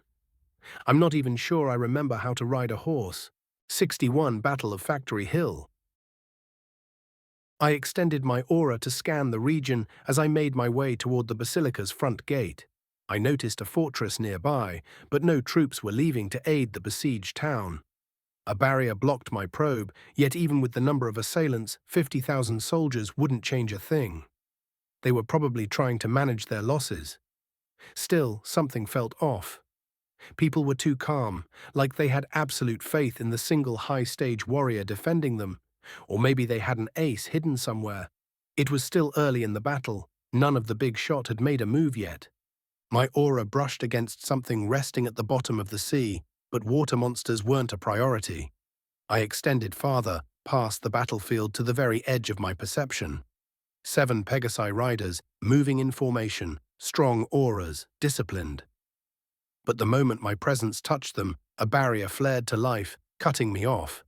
They were heading west, away from the fighting. Wrong again. Something about the battlefield itself didn't add up. Attackers were dying before even reaching the walls, slain by devastating spells, yet no mana was used in their deaths. Traps? Maybe. But the pattern was too precise, too deliberate. I'd have to keep my senses sharp. I stepped outside the basilica. Early morning light cut through drifting mist, bleeding red and gold across the cracked marble steps. I stretched my legs, joints popped, muscles hummed. People stared. Maybe they'd never seen an abyssal elf before, or maybe they could just feel the power coiled beneath my skin. Didn't matter. Let's get this going, I muttered. Swiftness, power, agility, haste, powerful step. 5 circles flared around my legs. If I ran full tilt, I'd probably leave a crater or a few broken civilians behind. I jumped instead, landing on the first roof with a crack of stone. I'll fix it later. In a dozen jumps, I reached the city wall and dropped beside a freshly built railway. I filled my lungs with the fresh smell of freedom. The scent of iron and oil lingered in the cold air. Interesting. I crouched, focused, then launched into a full sprint, touching the ground every 20 meters. Ha! The laugh burst out of me, half crazed, half ecstatic. The pressure in my chest, the burning in my limbs, it was all alive. After 4,000 years sealed in a cup, isolation gnawing at my sanity, the wind tearing past my face, was pure euphoria. But speed had its cost.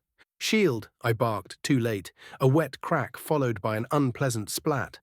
I spat out something chitinous. Ugh, forgot about the damn bugs. I shuddered, wiping bumble beetle guts off my chin, then leaned forward and accelerated again. The 2-day horse ride shrank into barely an hour of ground-devouring strides. Then, something prickled along my aura. The closer I got, the clearer the picture became. What I'd thought was a stage 8 mage was actually an anomalous 7. Their mana fluctuated, water, fire, and wind coiling together. Absolute zero coffin. My heart stopped for half a beat. That spell was my sister's invention. Fuck, I hissed. That's bad. No stage 7 should have that kind of mana capacity, and yet their pool was filling while casting. The only one who could refill mid-spell was… no, not her. The manipulation was too crude. Then who? My foot caught a stone. I stumbled and face-planted, skidding 50 meters along the dirt road. Great, I groaned, spitting dust. Real graceful carry. I pushed up, brushing off grit. The anomalous 7 clashed with the defending champion, a fair fight on paper, but the air trembled with another source, a stage 8, building power fast, too fast. Then he turned his head toward me and vanished. He's moving, time to move faster. I was at 10% mana, but it'd be enough to make a mess. I smiled despite the tension twisting in my gut. I hated war, but I loved the release of letting my power off the leash. The town came into view, a haze of smoke and dust. Cavalry surged in the open field. For a second I thought they were allies, until the explosions erupted among them. Thorn wall, I screamed, laying both of my hands on the ground. The soil heaved. A U-shaped wall, 1,500 meters wide, 4 meters high, and 5 deep, erupted from the soil, thick with barbed thorns the size of daggers. Horses screamed as they crashed into it. Riders followed, torn apart in the writhing green mass. By the time it stopped growing, it was already too late for them to halt. Blood soaked the roots. Vines extended like whips, dragging stragglers into death's embrace. Only a few escaped, and they were quickly picked off by defending riflemen. I waved toward the fortress. They responded with a storm of metallic pellets that stung like hornets. Ow, fuck, stop it. I'm friendly, you dumb bastards. I yelled over the hiss of ricochets. Most of the shots splattered harmlessly against my shield, but the few that hit burned like hell. "Who are you?" A voice, melodious, clear, echoed in my ear. I spun, startled, but it was only a projection. I exhaled slowly. "A friend of a friend, I guess. Doesn't cut it. Who are you?" "Name's Charity. Call me Carrie." Satisfied now? The woman was locked in close combat, but I couldn't feel her opponent. The stage 8 assassin, then. Perfect. "I'll deal with the lady wielding the glaive," I said. "She's about to freeze half the region sky high if I don't." I ran again, dodging the heavier shells falling around me, and stopped beside the thorn wall. Perfect terrain. 7 complex circles, each 500 runes deep, flared before me. The wall's vines began crawling toward the circles like serpents. The bombardment ceased. Maybe they'd finally realized I wasn't the enemy. The circles filled with energy, then split apart, shaping themselves into forms. A crab, a tiger, an elk, a snake, and a towering woman in a knee-length dress armed with a spear and a shield. A second ring of runes spun above her head like a glowing crown. Thorn Golem, Golem Guardian. The 15-meter-tall woman knelt, vines creaking. "How may we serve you, master?" "I name you Rose. Go around the town and flank the enemies from both sides. Keep as many alive and healthy as you can. Kill only as many as necessary." "Thank you, master." She bowed, swung onto the giant elk, and led the tiger north. The crab and the snake peeled off to the south. I smiled and launched myself toward the town. Nobody fired. Finally, they'd realized I'd helped them. About damn time. A voice whispered in my ear again, paced and precise. "Follow the road where there are a few random white rocks. Do not take any other road. Random and oddly ceremonial, but fine." I slowed to scan the forks, watching for the stones as streets braided and split like veins. Halfway through the town, a white stone at the edge of my path bled black. Mid-street, guns unfolded from slits in the walls, circular blades flipped into place on blind angles. Was this really a town, or was this a purposefully built superweapon? "Of course," I spat. "Come on then." At the far end of the street, the strange Seven appeared, like a tantrum given form. For reasons I couldn't pass, she seemed to be angry with everything, including her own men. I let my aura spill out, a deliberate show. Maybe it would make her flinch. Her head snapped toward me, confusion folding into a slow, predatory smile. She squared her glaive and lunged for my throat. My senses tore her apart in a heartbeat. Aura reading, posture, micro-tension in tendons, everything. I slid the front half of Gungnir back into the pocket dimension and took a defensive stance. There were many things wrong with this woman. I decided to let her bleed off a little hot energy before I tried to take her. She sliced at empty air, sparks and rock spalled where the blade missed. Her form had flash, but her belly hung low enough to throw her timing off. A flaw any proper swordsman would have exploited. I moved, baiting. Her glaive bit the street. I pushed the haft with a fingertip until she pitched and sat hard on her arse. For half a breath she blinked. She spun the polearm, the shaft a blur. Runes ghosted into being at the haft and at my feet. When she lunged again with a thunderous explosive step, she was barely holding on the weapon by her fingertips. I kicked the haft, expecting to disarm her. Instead she rolled with it, converted the momentum, and came at me in a downward arc aimed at my forehead. I slapped both palms to the sides of the blade, stopping it 2 inches from my face. She leaned in, weight pressing through her grip.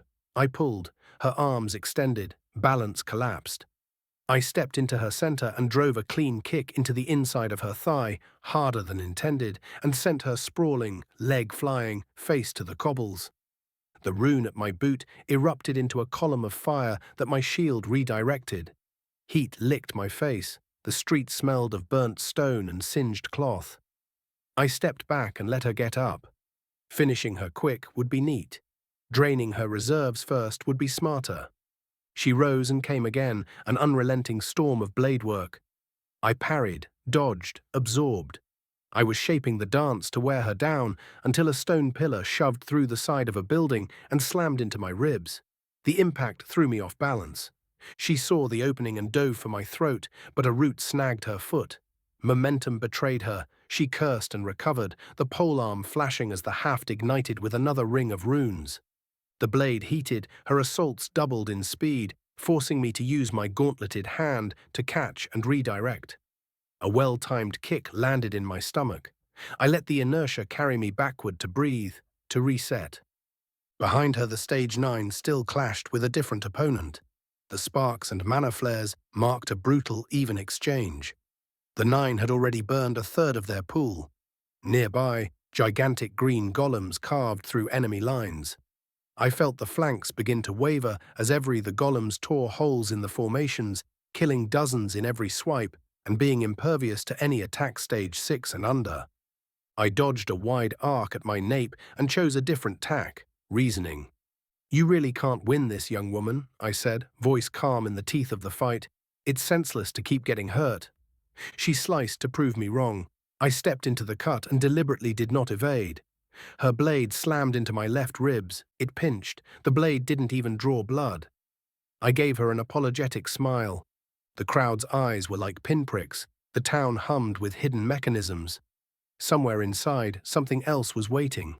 My dress suffered a cut, but her weapon just bounced back, sending all the vibrations into her arms. "I'll be the judge of that," she answered. A second thrust came for my face, but a root snagged her. As her body pitched forward, I snapped my fingers next to her left ear, unleashing a shockwave. The whip crack burst her eardrum. The effect on the future mother was immediate. She lost her balance, fell on her side, and dragged across the cobbles for a solid 3 meters before she could stop and roll back to her feet. 24 ice spears launched at me from all directions. A quick step later, they all crashed where I had just been, a hair's breadth too late. I felt a few thousand well-trained soldiers funneling into the city. Most of them were already injured. I put a hand to the ground. Thorn labyrinth, endless maze. Being near the town center, my reach extended to all around. A complex web of shifting thorn walls erupted in a circle that nearly reached the 2 flanking forts, enough to stall the attackers' momentum for a good moment, while I flattened this reckless woman's morale. Their army had already taken almost 10% losses, yet they kept charging toward the slaughterhouse. Disciplined fools.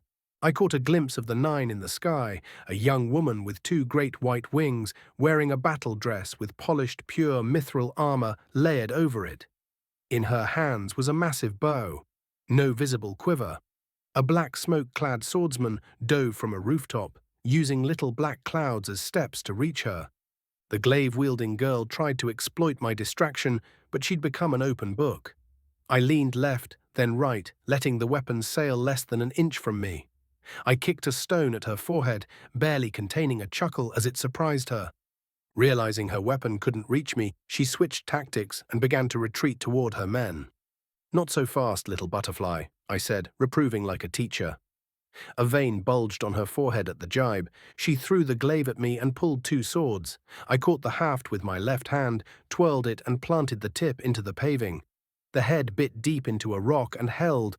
I used the shaft as a springboard and launched myself at her so fast a blink would have missed it. I grabbed the collar of her coat to arrest my flight, unbalancing her and sending her sprawling on her back. Roots sprang up around her, but she cut them with a single swipe of a sword. She scrambled up, eyes burning with something raw, despair braided with joy. Strange girl. A battle junkie with a death wish. I walked back to her measured and slow, time to drive the point home. 100 ice javelins fired at me in quick succession. My air shield ate them. I kept walking. She lunged with a sword aimed at my core. I let it strike. The blade stopped the instant it touched my skin, unable to pierce even a hair's breadth.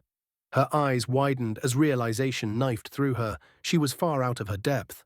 Her weapons could not hurt me. "We'll have a nice chat once I'm done tidying things up." "Don't worry, I think we are going to be good friend, darling.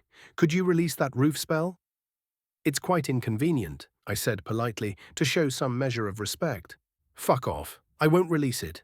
Let's fight to the death, bitch." "Sorry, can't do that to a pregnant woman. I have rules." Slumber garden. I snapped my fingers. Roots erupted from the soil, wrapping her ankles, climbing up her legs and snatching her arms and weapon. White flowers unfurled along the cords and began to shed heavy clouds of pollen.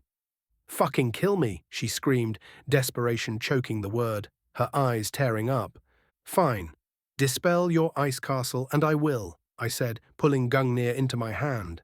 Strangely, the idea of imminent death calmed her. The spell on the roof flickered as she disengaged to keep control of it, a crucial step. As long as that spell wasn't cancelled, it would keep growing, freezing everything inside. Worst, any fire would only become more ice instead. I snapped my fingers again. She fell asleep. She'll remain that way until I say otherwise. If anyone touches her, they'll be poisoned and die. The last bit was a small lie, but I wasn't sure the voice, if it heard me, would obey or relay the message. Still, this girl needed to live. She had a purpose larger than herself, whether she knew it or not. Scanning with my aura, I spotted the winged woman mid-flight, laboring to block strikes with far too much difficulty for someone of her caliber. A thrust found the gap between her breastplate and backplate.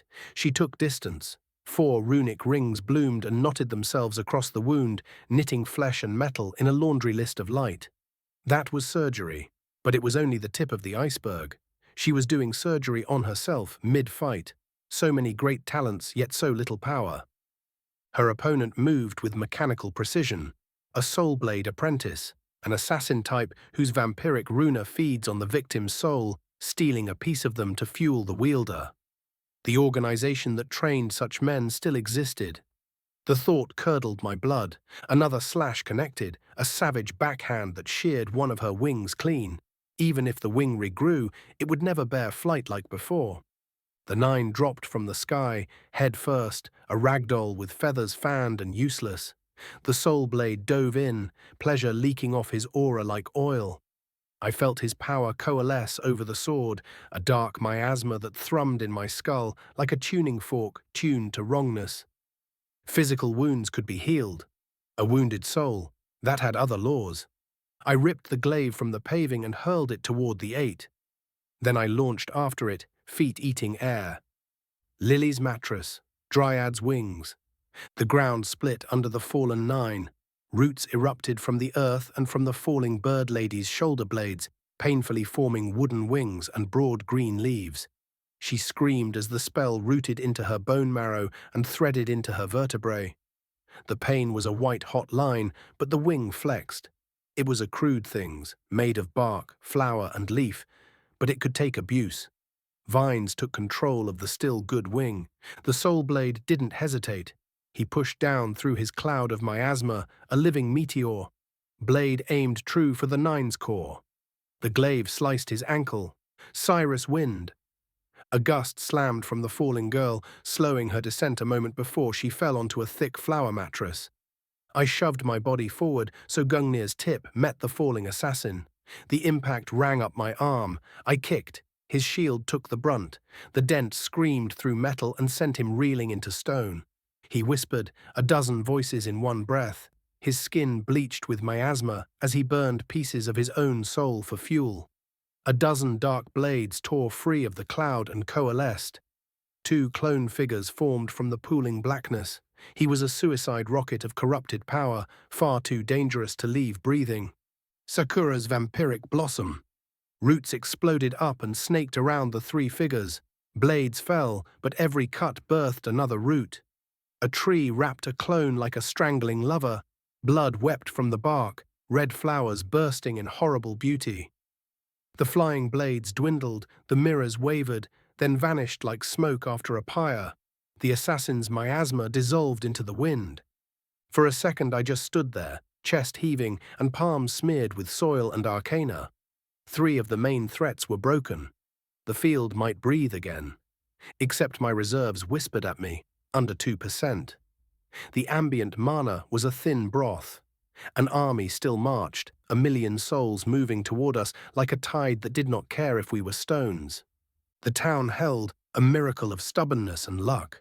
Rose and the golems ripped through the flanks, thorn and iron in uncanny choreography. They chopped the enemy into 2 clumsy halves, and the thorn maze chewed at their momentum, claiming most of those that reached it. For a while it was enough. But time was a creditor, and I had nothing to pay with. My bones throbbed from the spells, my head throbbed when I moved, and every breath tasted like metal. Above us, the sky had the wrong color, like paper scraped too hard. The soldiers' shouts were becoming a drumbeat now, not of courage, but inevitability. Somewhere on the far flank, the enemy began to regroup, to funnel men into gaps. A single crack in the thorn maze, a single collapse, and the entire line would spill through like blood through a tear, only for the wall to close behind them and lead them into one of the city's death funnel. I looked at the fallen nine. Her chest rose and fell shallowly beneath the dirt. Every healer in the city would be needed soon. Every stitch of luck we had was fraying and tides could still turn. I set my jaw, felt the mana in my bones hum like a warning bell, and reached for the last of the power I could squeeze from the ground. The next few minutes would decide whether we bought ourselves air or bought time for a funeral. I saw a head pop out of a floor trap in front of me. It wore a mask similar to my father's, same shape, same color, but with a short, stubby, cylindrical nose instead of the long, curved one my dad used. Long, wide, pointy green ears marked the wearer as a goblin. "Put this on your face and make sure it's tight. We're about to purge the town," said a muffled but distinctly young voice. "Can you do something about the iceberg on the roof? We think some VIPs are trapped inside and the whole thing's about to cave in. It's an absolute zero prison. You should consider them lost." Even as I said it, I extended my aura inside the ice block. The dry ice fought me at every inch, gnawing through the density of my aura and freezing a part of it. The ice had stopped against a wooden house. Somehow, the walls held the ice, stabilized with arcana most likely. Only one person could do that, and a log house randomly put on the roof of a fortress was exactly the kind of shenanigan he would do. Fuck. My heart tightened. Inside, one unconscious woman and 3 kids. The oldest was burning his own life force to keep the others warm. His core was empty. He was running on his soul. "Damn it," I whispered. "Fire wouldn't cut through. Water would freeze. My nature mana would suffer the same fate. That left me with air and earth. A giant stone blade would collapse the roof, and air blades wouldn't slice deep enough. Every option risked killing them. Gungnir it is then. May Lady Luck be on your side, kids." I clenched the spearhead and poured every drop of mana I had left into it. Then I hurled it at the cabin door. The impact shattered the world. Dry ice exploded outward in thick white plumes, swallowing the roof in choking fog. I rushed in behind the blast. The spear barely made it through, embedding into the doorframe. I kicked it forward, splintering the frozen wood into shards that scattered like glass. 2 of the youngest stared at me, wide-eyed and shaking, wrapped tight together in a blanket. The older boy lay motionless, his skin glowing faintly, his sleeves were burned, and the skin on both of his arms was darkened. I pressed a hand to his shoulder, the flame dimmed, and he slumped into unconsciousness. "I'll grab your mom and big brother. Can you 2 walk?" The little girl turned to the boy beside her and nodded, small but defiant. The boy was in shock, unresponsive, but he followed when she pulled. "Don't touch the ice. And try to hold your breath while we're in the fog, okay? You're doing great. Just a little more and everything will be fine." The lie tasted bitter, but she followed my lead. We stumbled out through the fog, lungs burning but alive. A short woman in a white coat and black bodysuit rushed toward us, climbing out of a suspended metal cage. Her fluffy purple hair stuck out around a bright yellow short-beaked gas mask. The mask made her voice sharp and tinny when she shouted, "How can I help?" "We need a healer, fast. The woman's core is cracked from mana depletion. The boy's got severe burns and is almost drained. The other 2 are in shock, non-verbal. They're all hypothermic. If you can't get a healer, bring 1 high and 1 mid-tier mana potion and a few healing potions. Sit down, I've got this. I'm Jibby, by the way. Take the backpack. Brass tube and funnel inside. It's gonna be okay." Jibby dropped to her knees and started pulling tools from a pocket dimension. Bottles, scales, small glowing artifacts that hovered like fireflies. 5 light circles formed around her hands, formulae and sigils dancing across the air as if she were writing equations in light. She worked faster than anyone I'd ever seen. Most alchemists brew 1 potion at a time. She was crafting 5, all balanced, all simultaneous. Her fingers moved in perfect rhythm, guided by numbers and instinct. I opened the bag and followed her instructions. Maybe the lower etheric density of this place had pushed innovation forward, or maybe she was simply a genius. Either way, I couldn't look away. "Hey ho, you listening?" she barked. "Here, drink this. Then give this one to Ravi and this one to Coco." I downed the first potion in 2 gulps. It tasted surprisingly good. Warmth bloomed in my stomach, mana returning, thickening in my core. Regenerative, not restorative. Smart. The kids obeyed without fuss, color slowly creeping back into their faces. Jibby placed the brass tube in the young woman's throat and poured the potion straight in before pulling it out. She rapidly cleaned it and did the same to the kid. Then the roof shuddered beneath us.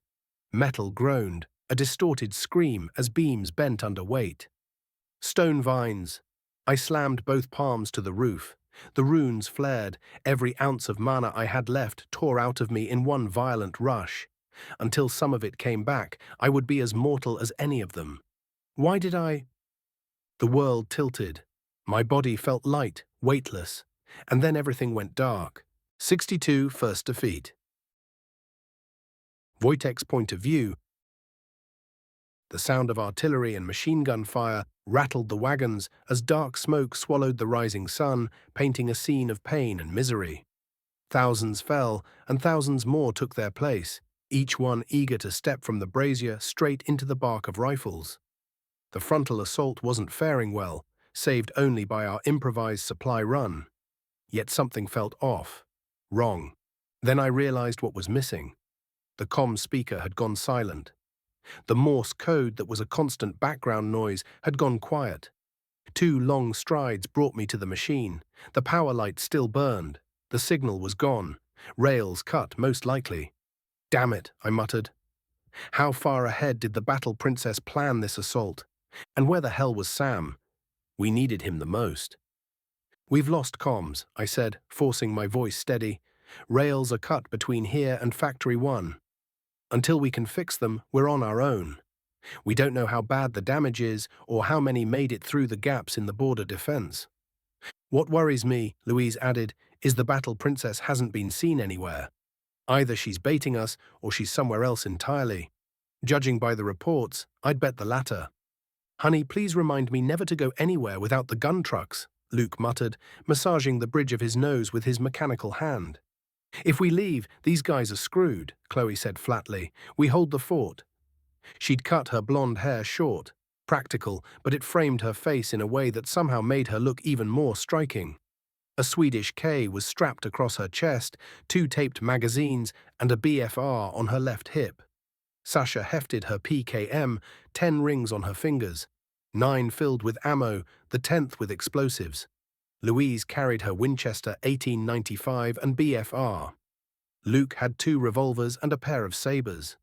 Lilith had armed each of us with a custom revolver. The exterminators were also gifted a limited edition BFR, handcrafted, capable of dropping a stage 5. That edge was the only thing keeping us alive in fights where we were always outnumbered and outmatched. "If this was planned," Luke said, "we double down. I'll take half the Ravens to the front and gut the Templars second in command on the way. The rest of you hold the fort and keep our asses covered for retreat. Sasha, Louise, you're with me. Wojtek, you've got the train. I know you'll do what's necessary if things go bad. Chloe, prep the med bay. We might be filling this train with casualties. Thomas, keep the engine hot." He looked us over, eyes moving left to right. Questions? No one answered. Then action. "You're doing it wrong," Sasha protested, her foxy ears drooping. "It's question." "Action," Chloe corrected, smirking. "Anyone know why he used to say that?" Louise asked. "No clue," Luke said, "and don't talk about him in the past tense. He'll be back soon enough." His tone was low, but it didn't fool anyone. "Well, that's a mood killer," Louise said. "How about you 3 get married if we make it out alive?" She looked at Sasha, Chloe, and me with a sly grin. "We wanted to see how long until Sam noticed," Sasha said, her ears perking mischievously. "I mean, I'd like that too," Chloe said softly, cheeks coloring. "If it's okay with you, Woj." Then make it back alive, I said, grinning despite the gnawing dread in my gut. Otherwise, I'll have a hard time explaining to my parents why I'm marrying a pair of skeletons. I gave the grey-furred, chaos-touched woman a wink and patted Chloe's head before pulling them both into a hug. Luke took the hint and shared a wordless moment with his wife. The air thickened with unspoken fears. I can't wait for this damn war to end, I muttered. The girls nodded, holding me a little tighter. We split off, brief kisses and last smiles traded before the storm.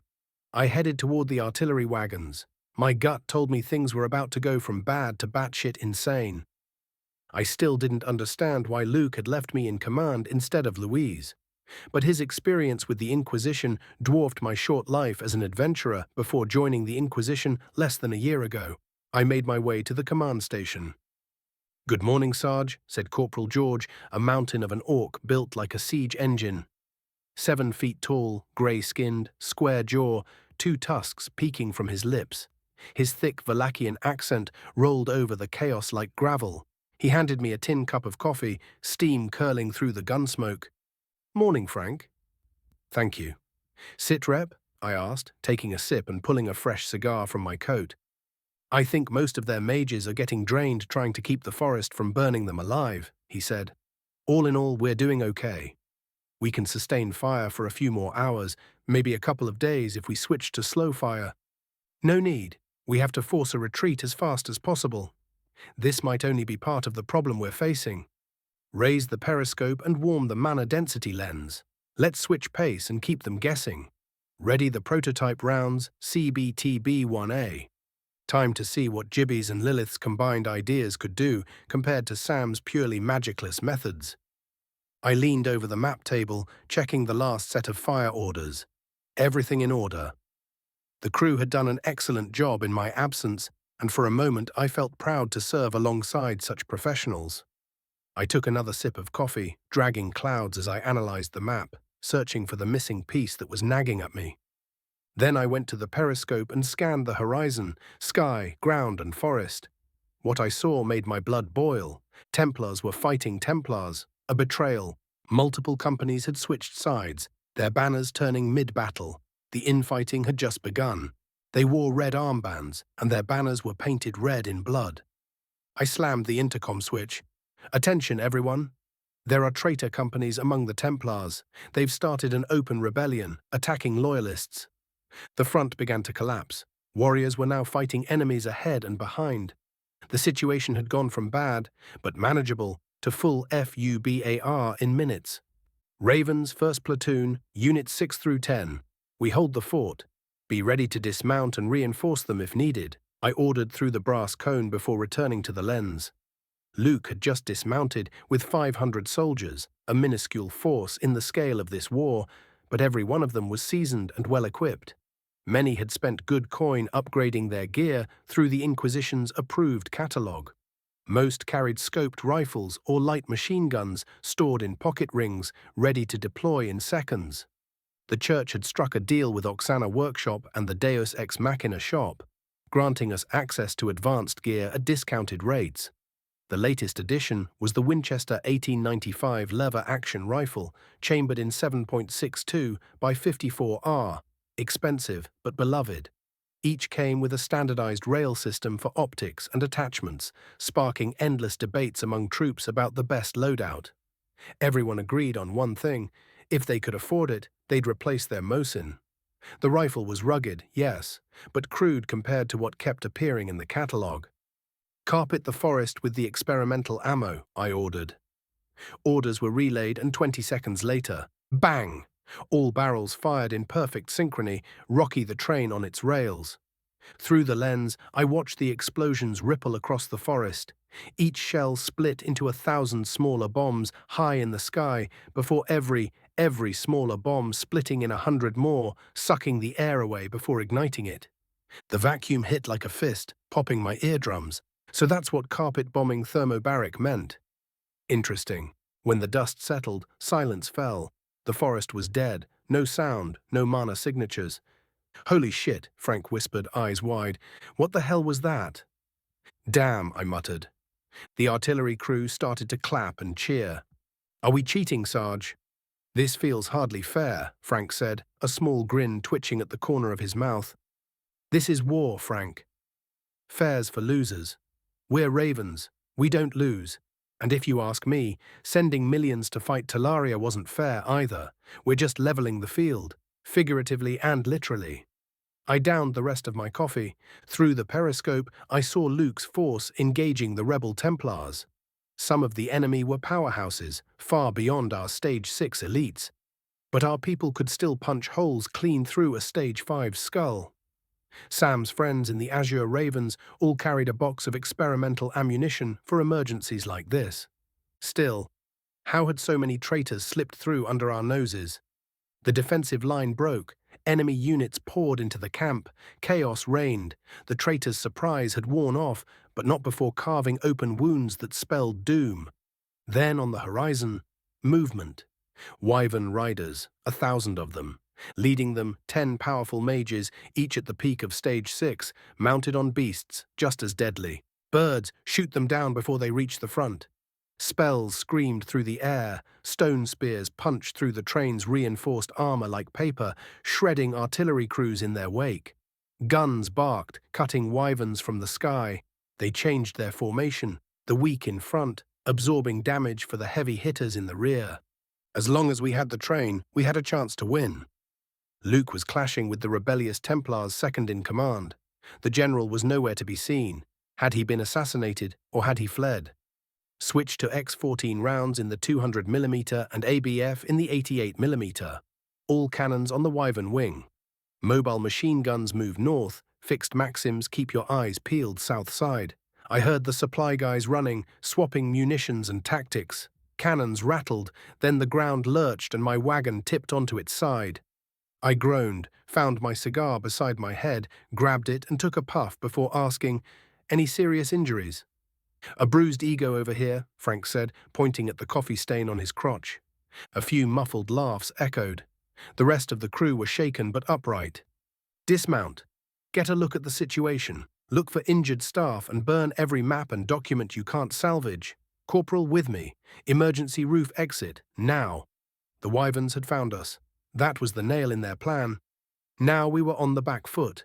The train wagons toppled one after another, dragging cars off the rails. The engine coughed and stuttered. The rails themselves shivered with shock. Our ace had been burned. It was down to grit against numbers, hundreds of thousands grinding toward us, and still I smiled. If any other army stood in our place, I'd be scared.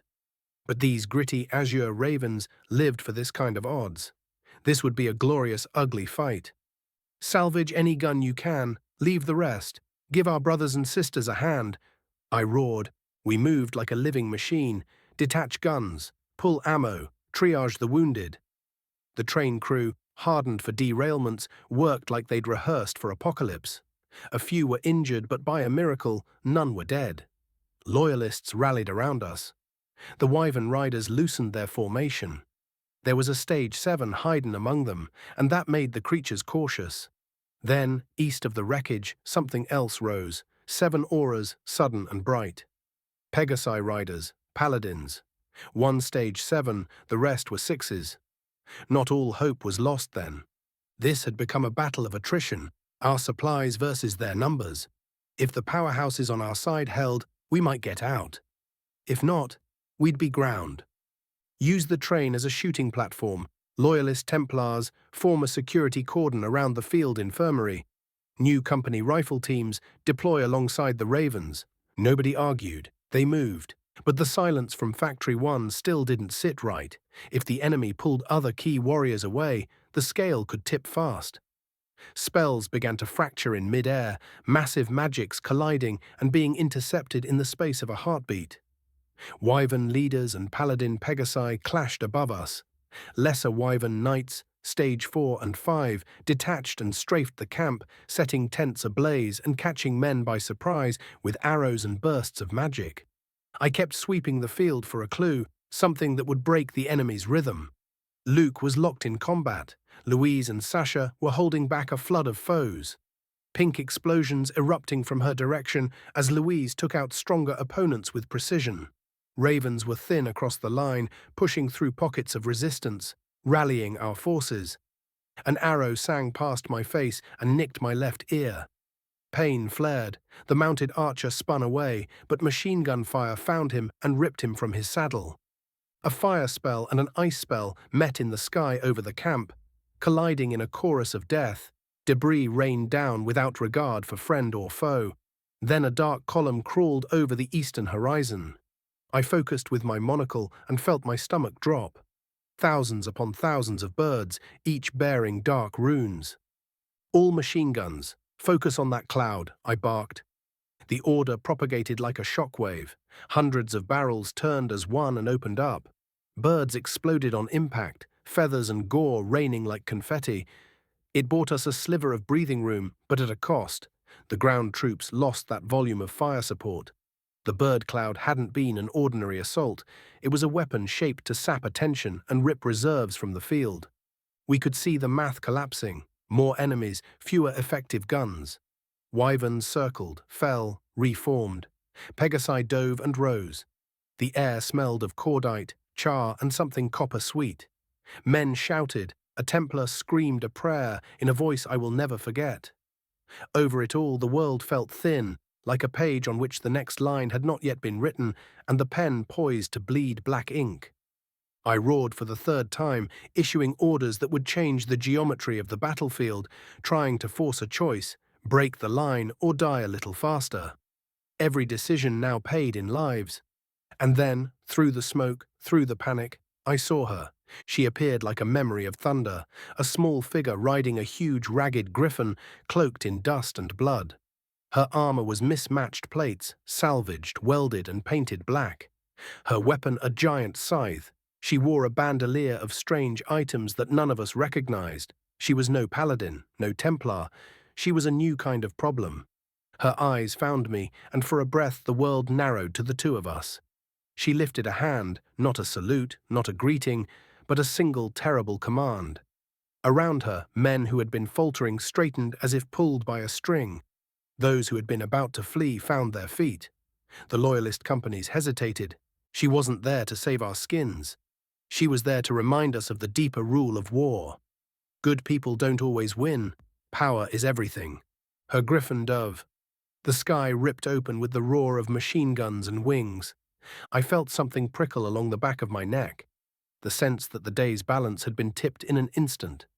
We were standing on the ridge of a cliff the size of a nation, and the only question left was whether the fall would be bloody or total.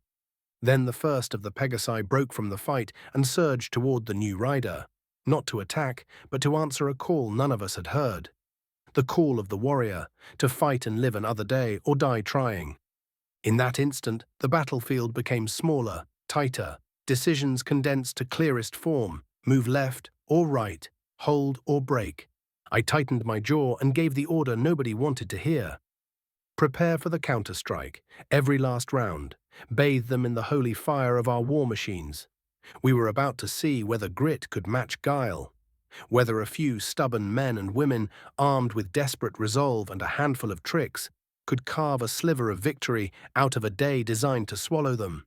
The answer would come in minutes, and 1,000 men would pay for it. Mortar teams were still setting up when the ground began to shake under the weight of collapsing skyfire.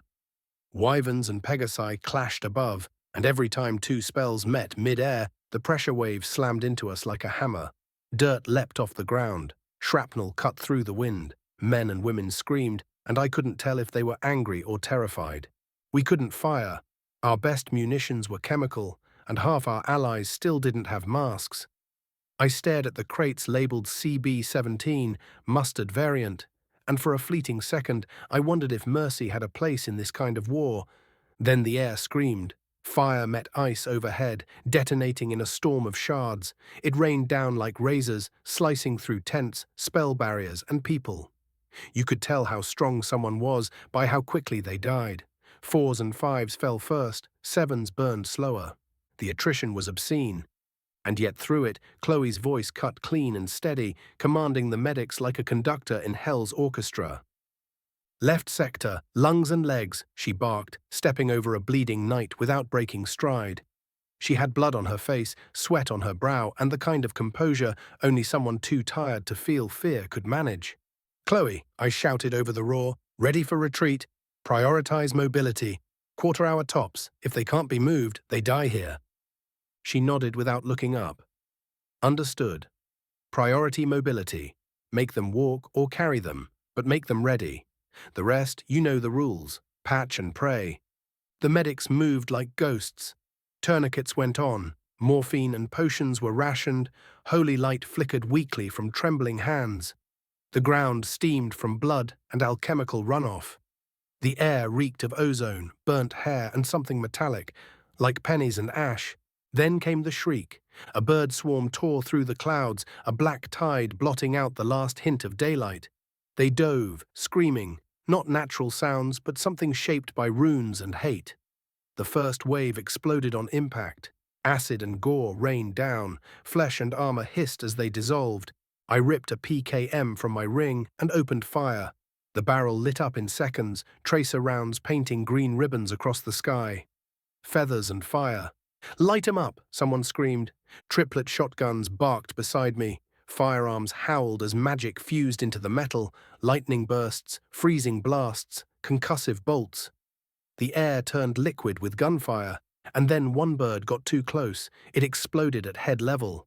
My monocle shattered, glass shards in my eye, acid burning down the left side of my face. I screamed, but the sound drowned under the thunder of the guns. Through the blur, I saw Louise, armor scorched black, carrying someone over her shoulder, grey fur, blood. My stomach dropped. "Sasha!" I ran, boots slipping on blood and ash. Louise fell to one knee, half dead herself, and laid Sasha down, both legs gone, tourniquets cinched just above the knees, the cloth soaked through, still bleeding. She was alive, barely. "Give her to me," I said, voice shaking. "Tell Luke to come back. We need to retreat. Factory 1, cut losses and live to fight another day." Louise looked at me for half a heartbeat. There was nothing left to say. She turned and vanished back into the burning maze without a word. I looked down at Sasha, grey fur matted in blood, breathing shallow. Her tail twitched once, then went still. I forced myself to stand. "Chloe, we're pulling out. 10 minutes. She didn't even look up. "We'll be ready. Or we'll die trying." Luke's voice came through my runestone earring, broken by static and screaming in the background. "Wojtek! West flank's gone. Loyalists are turning. Sasha's hit." A roar close enough to shake the receiver. "We're outnumbered 100 to 1. Buy me 5 minutes or I'm bones." "Copy. Don't die stupid." "Too late for that," he said, and the line cut. Machine guns leave the birds and support the ground troops. The air filled with the smell of fire and iron. The enemy was tightening the net. The birds were dying, but they'd done their job. Our defenses were in tatters, the line shattered. The enemy general had orchestrated a perfect collapse. A Pegasi rider crashed nearby, armor folding inward like wet paper. The mount stumbled, bleeding, then knelt beside its fallen master, keening softly. I stared at the creature, white wings blackened by soot, one eye blinded, and for some reason, that broke something in me. "I'm sorry," I said. "I need your help." The Pegasus flared its nostrils, wary but still proud. "I'm scared shitless of heights," I admitted, "but I need a view. I need to see what's left to save." Something in my voice reached it. It lowered its head, and I climbed on. We rose through the smoke. Below, the battlefield unfolded like a dying beast. Luke's men falling back in perfect rhythm, covering one another, even as the tide swallowed them. Mortar crews were firing blind now, their spotters dead. Chloe's medics were dragging stretchers through fire. You could see the discipline, the training, the desperate professionalism. But it was all for nothing. Luke was at the center of it, fighting 2 Templars at once, his saber flashing like lightning, his revolver barking between parries. For a moment, he looked like a hero from legend. Then a wyvern dove, and the smoke swallowed him whole. I fired a burst into another rider. His mount dropped like a stone. The Pegasus joined a squadron of paladins in the air. A familiar female voice rang through the comm, steady, cold. "Identify yourself." "Sergeant Wojtek, Azure Raven Company. We're preparing to withdraw to Factory 1. "Negative. Factory 1 is under siege. You'll be slaughtered before you reach it." I laughed once, bitterly. Then we'll die on the way. Better than waiting here. Understood. We'll cover what we can, but the sky is theirs now. I looked down one last time. What had been a camp an hour ago was now a mass grave in the making. The banners were gone, the lines broken, and the only colors left were fire and blood. I raised my flare gun and fired a red streak into the sky. Somewhere out there, behind enemy lines, our infiltrators would see it. Or not. I nudged the Pegasus to go back down, however, it refused to follow my order and kept flying in formation with the others. "Please, Bud, I really need to get to the ground," I said, trembling as I looked down at the land hundreds of feet below. "Please," I whispered again, shaking like a leaf in the wind. "Windbreaker, land and return to formation," the woman's voice ordered through the comm crystal. The Pegasus folded its wings and dove. The air screamed past me in a blur. My right eye watered from the pressure, and my heart skipped a beat. 20 feet from the ground, it leveled out, bleeding off speed and beating its wings to slow the descent. As soon as its hooves touched dirt, I threw myself off and hit the ground hard, rolling through mud and soot. The Pegasus climbed back into formation without hesitation, its white wings vanishing into the smoke above. Many ravens didn't make it back to the train as we began to move along the rails. The injured were placed at the center of the formation, Templars forming a protective ring around them. Gunners held the perimeter, ravens and rifleman companies filling gaps at random intervals, like patches on a dying wall. Above us, the two sevens clashed again. Their duel painted the sky in bursts of fire and frost, Pegasus against Griffin, speed against agility. Power surged and collided, shockwaves rippling down to the ground like thunder. The enemy seven fell from their mount. An ice spear jammed straight through their chest. For a heartbeat, it looked like victory. But moments later, a burning tent erupted in blue light, and she stepped out of the flames. A tall woman clad in black armor from head to toe. I drew my revolver and fired. The bullets sparked uselessly off her helmet. Then I saw Luke charge, saber in his left hand, revolver in his right, bleeding from a dozen cuts, his uniform half burned away, but his eyes still alive with fury. I reloaded, emergency rounds this time, hands shaking, praying I'd be fast enough. I snapped the cylinder shut, raised my gun, and took aim just as the Dark Warrior's blade swept through Luke's neck. His head rolled from his shoulders, his body fell in slow motion. I emptied the revolver, 5 rounds slamming into her helmet. They punched through the steel, but not through the skull beneath. She staggered but didn't fall. Then she reached up, removed her helmet, and turned toward me. I froze. Not out of fear, but confusion.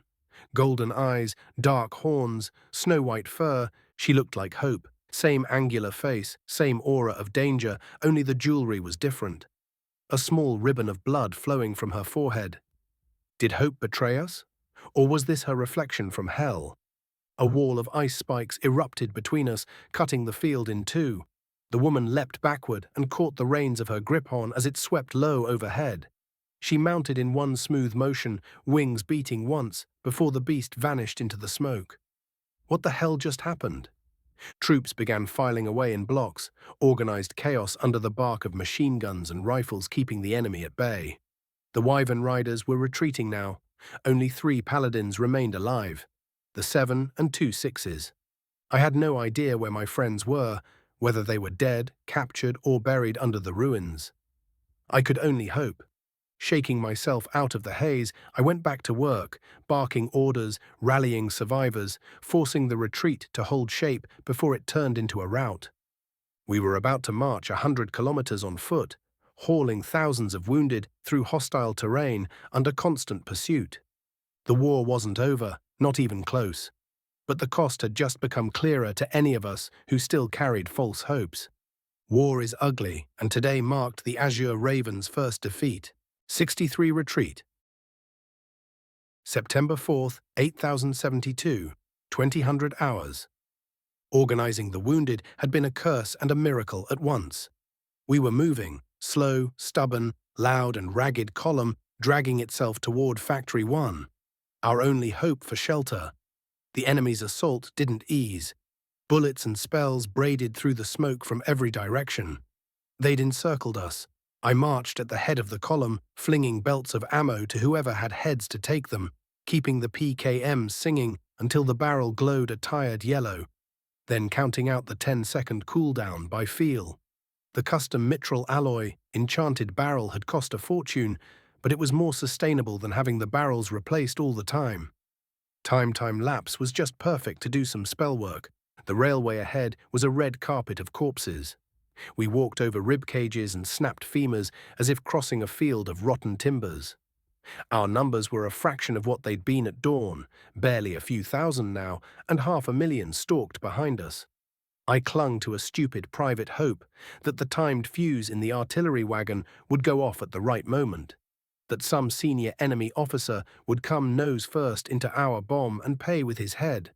Soldiers are ugly creatures. We make our bets in blood. There was no pleasure in killing, just the small animal desire for the noise to stop long enough to think. I slipped on entrails. A lean Templar with a giant sword on his back caught me just in time. I thanked him and kept shooting, kept walking. My cigar was nothing but a charred butt. Gas attacks weren't an option. Too many of the Templars were under-equipped, half of them traitors waiting for a chance. And yet my mind wandered to the terrible arithmetic of it. One canister, a single breath, thousands saved or slaughtered. If I had gassed them, Sasha would still have both legs. Luke would still be breathing. The Raven losses would be a handful. Who gets to make that choice? Who gets to carry the dead? I spat the spent butt into the mud, lit a fresh cigar on the still-hot PKM barrel, and let the creamy smoke fill my lungs. Too late now. We'd chosen the long, ugly route and would walk it to the end. The questions stacked like bodies. Who will replace Luke? Will Louise pull through? Should I be pulled off command? Answers would come later, if they came at all. "Sergeant Wojtek," a voice said behind me. I turned my head and let off the trigger. Yeah. My voice might have been calmer than I felt. A man stepped towards me, too clean, armor still polished, as if he'd never seen mud. Captain Cornelius, rank on his chest, the look of a man whose orders came from a table far from the slaughter. "I'm taking command," he said. "I've been told you've organized the retreat, but as an officer I outrank you, and thus am obliged to take the lead. No higher orders to withdraw have come down, however I do consider that it was indeed the best decision to take at the moment." Dismissed. The audacity of him, this little gilded clerk, made something low in my ribs harden. I let a slow smile crawl across my face. "Captain Cornelius, was it?" I said, voice colder than the night. "I don't recall seeing you helping the wounded. Your armor's still clean. You may bear the rank of captain, but not the spine. I'm Inquisitor Sergeant Wojtek. I find you guilty of cowardice. You've two choices. Repent and carry stretchers yourself, start with the men you ordered here, or die now and save the tribunal the paperwork." Barrel leveled at his throat. He looked smaller up close, 5'10", stage 5, aristocratic pallor. I could see the liquid of fear crawl down his calves. He stammered, turned red, then left, running, tripping on his own boots. I heard Luke's voice. "Keep your head high, eyes on the target. Indecision kill more people than bad decisions." I breathed and went back to the slaughter. Our pursuer had shifted tactics, flanking ambushes, now stitched into their tactics so they could bleed us dry. Most of us were tired beyond tired, but we still pressed. We stepped on corpses like paving stones and kept moving. Occasionally, a Pegasi swooped by and struck dense pockets of the enemy with area spells and dropped explosives. Our numbers dwindled, always dwindling. The rifle companies did sterling work, but exhaustion and starvation hobbled them. Their aim was keener than their endurance. Night came like a curtain. The attacks stalled. Either the enemy was taking breath, or they were assembling something worse. We, the Ravens, did not sleep like the day folk. We used the dark. After an hour with no strikes, I called it. "Halt," I shouted. 15 minutes, then we march again, sergeants and above with me. The column collapsed into a tight, trembling knot. Men slumped in the mud, some asleep, some clutching hollow eyes, most humming with the fever of combat. I walked the length of the formation, hands on shoulders, checking faces. Each man I passed was an accusation. We'd done what we could, and it hadn't been enough. Farther ahead, ravens tried to keep order between nervous Templars, but the front was a living thing, shifting, tearing, swallowing. I could see movement to my flank. Chloe issuing medics like a general doling out life. She moved among the wounded with the precision of a surgeon and the brutality of a butcher. Her team cut, bandaged, prioritized, and sent the worst to the center. For the mercy of a lit wagon, a quick vein sealed, a prayer mumbled into a dying ear. "Woj," she said when I reached her, no flourish, only the business of breathing. "We'll be ready. But if we keep this pace, we'll bury half our people before dawn. We need to get a line to Factory 1 and ask them to send the 2nd and 3rd platoon over here. I'm going to ask for every Azure, Raven and Paladin assistance, however we still haven't reached the damaged rails. Sending a single squad out is also too risky with the enemy density we are facing. So we keep walking until we find where the line got cut," I told her, feeling a tight knot in my chest. She paused a fraction, then nodded. Her hands were stained dark to the elbows. "If the worst come to happen, we'll have to use gas." "Copy." I felt the plan socket into place like a lock. "Tell Sasha she owes me a drink if we get through." She cracked something halfway between a smile and a grimace. "She owes you more than that." Orders rattled down the line: move the wounded, double-time the ammo carriers, water to the medics. My crew snapped into a choreography born of violence. Around us, the night breathed and gave up the occasional moan or the far-off, obscene laughter of the enemy. I lit the last inch of my cigar, closed my eyes for one heartbeat, and let the smoke carry away my doubts. When I opened them, the column of men with empty stares and hands that would not forget the feel of blood for the rest of their lives was reduced to numerical values. My mind reeling to evaluate our effectives and the best way to deploy them. We started walking again. Chiefs from multiple companies gathered around me, veterans all, faces carved by war, yet useless beside us now. "So here's the plan," I said. "The Azure Raven detaches for the night. Half scout ahead to break any assaults, the other half go back and make sure the enemy don't sleep. The Templars stay with the convoy to protect the wounded and train crew. If you see smoke, run." "Why just the Ravens?" "You've done enough. Let us take some glory," a stout dwarf with a long brown beard snapped. "Because the Ravens have weapons that make it hard to fight side by side with regular troops," I answered flat. "One day, when things are declassified, you'll understand. What's about to happen in that forest needs special kit you weren't supplied. If you follow us, fine. But listen, if you can't hold your breath for hours or don't have one of these," I held up a raven mask so everyone could see, "you will melt from the inside out. Any moisture on your skin will turn to acid and burn you. Your brain will start to destroy itself. Also, you would need one of these." I rolled my sleeve to show the slime suit. "And you'll need to keep it sealed." "Seriously?" someone asked. "Seriously." Chloe cut him off. She'd been quiet until now, but when she spoke, her voice was a blade. "It's invisible poisoned air. If you're dumb enough to follow Wojtek without a CBRN equipment, don't blame us for your untimely death. You were warned." "You'll keep walking until sunrise, then take another 15, I said. "If I'm not back by then, follow Sergeant Chloe's orders.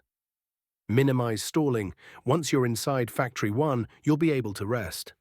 A captain tried to argue. "I'll take charge if you—" I didn't let him finish. The barrel of my revolver slid between his teeth, steel pressing a few inches into his throat. He froze. "Was my order unclear, Captain Cornelius?" My voice was cold. "For all I know, I don't know if you're on our side." "Your words make my trigger finger hitch. Don't disrespect my orders or the great Sergeant Sasha. She's twice the man you'll ever be. You're relieved of command until we investigate your involvement in today's mess. You'll integrate with another company until we reach Factory 1.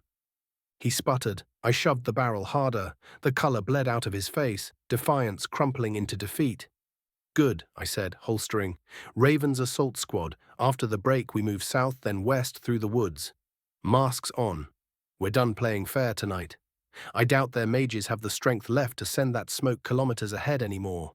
Do enough damage tonight, and they'll leave us alone until we reach our destination." I didn't say what I knew, that another fight waited beyond this one. For now, silence was safer. Scouts, you know the drill. My cigar puffed. I enjoyed the smoke, a small, filthy luxury, a small respite among the chaos of war. I was angry, tired, raw. I wanted to punch something. Tonight I'd settle for breaking things cleanly. Louise hovered near Chloe, empty as a drained battery. Her soul had caverns now where light used to live.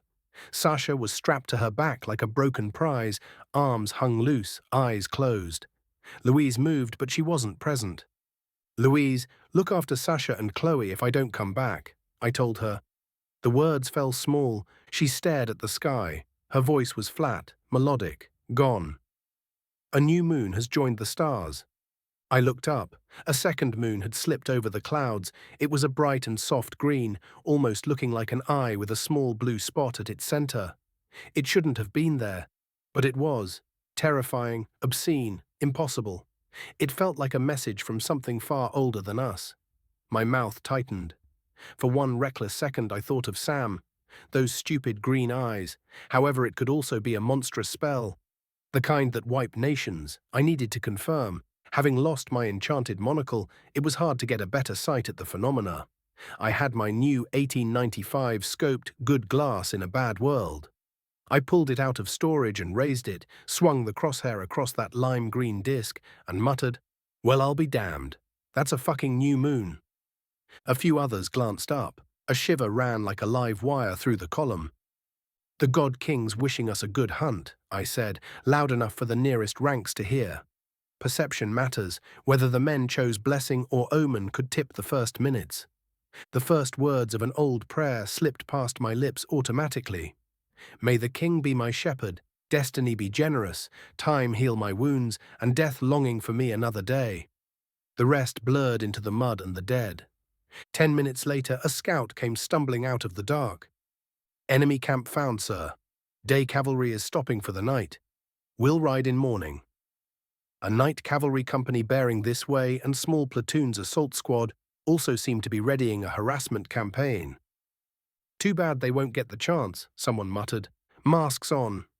"Mortars, alternate gas and smoke. Machine gunners, conserve for tomorrow," I barked.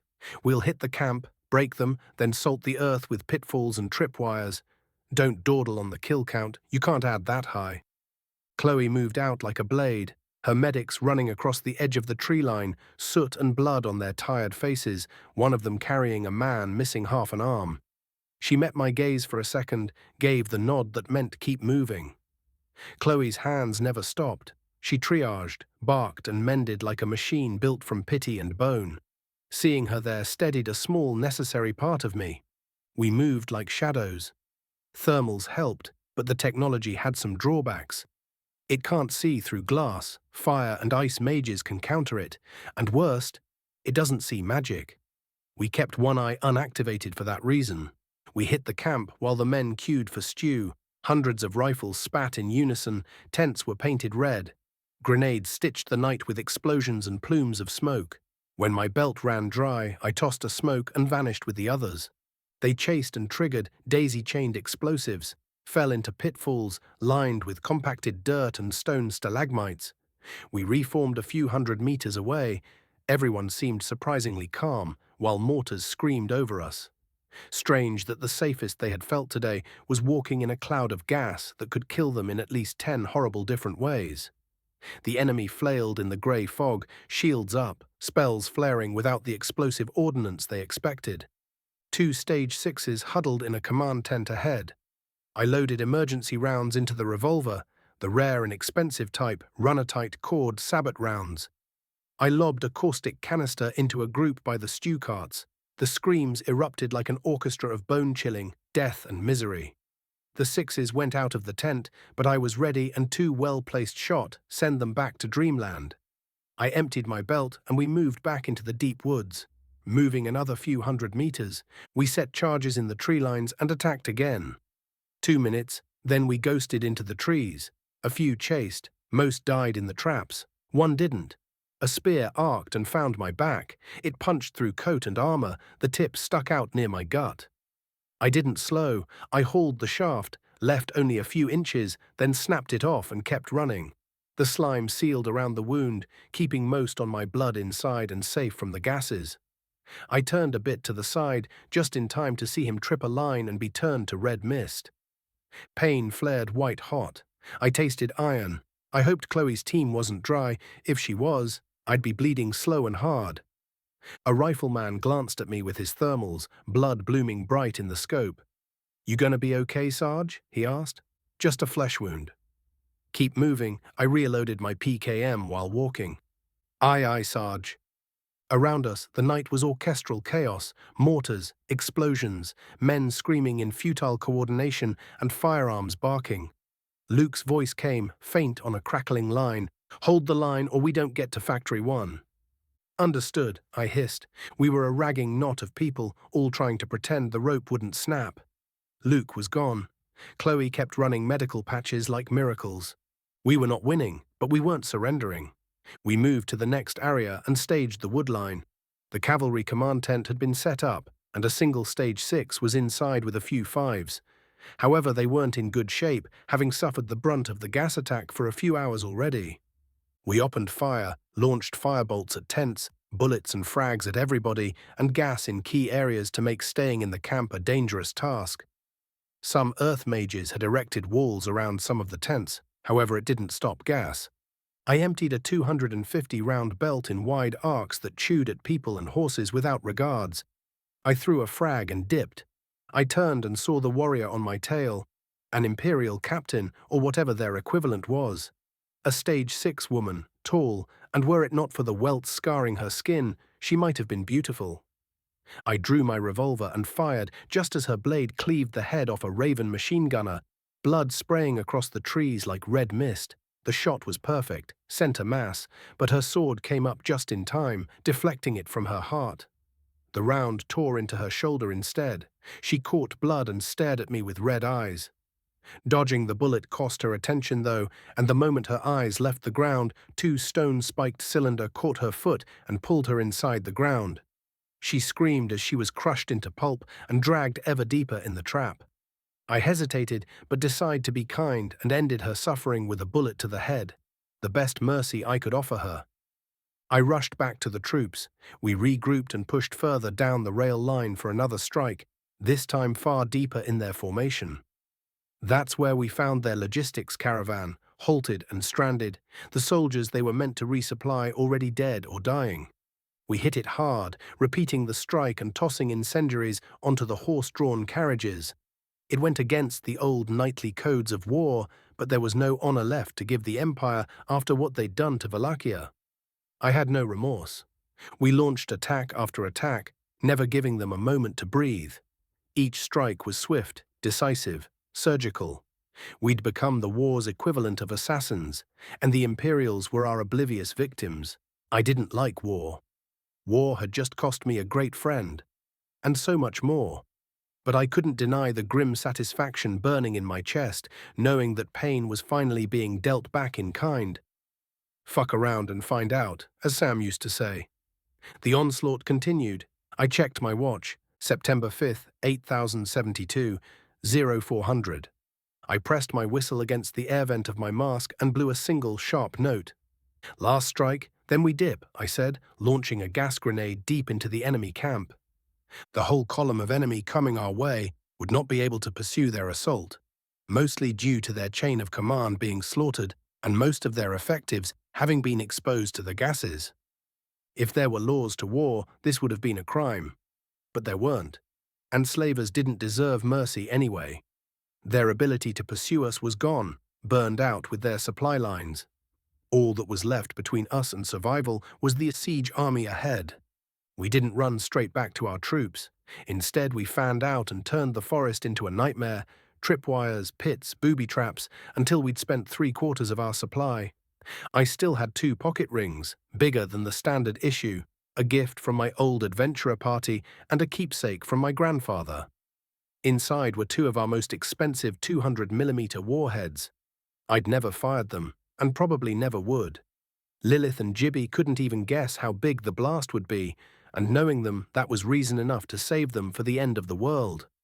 I'd have to tell Lilith about her brother. Fuck, she didn't need more bad news. Funny how I found it easier to plan the deaths of thousands than to deliver pain to the few people I actually liked. We rejoined the retreating contingent as the sun rose over the rolling hills. The scouts cleared ahead while we trudged toward safety. 1 or 2 more days, and we'd reach Factory 1. If we could just keep our rifles up and our heads down, we might get there with enough men left to count. An explosion tore the sky far to the west, followed by a myriad of cook-off. The train had blown to bits. I went to the healers. They patched me up, sutured what they could. Healing spells were saved for the worst, in my case, the internal bleeding.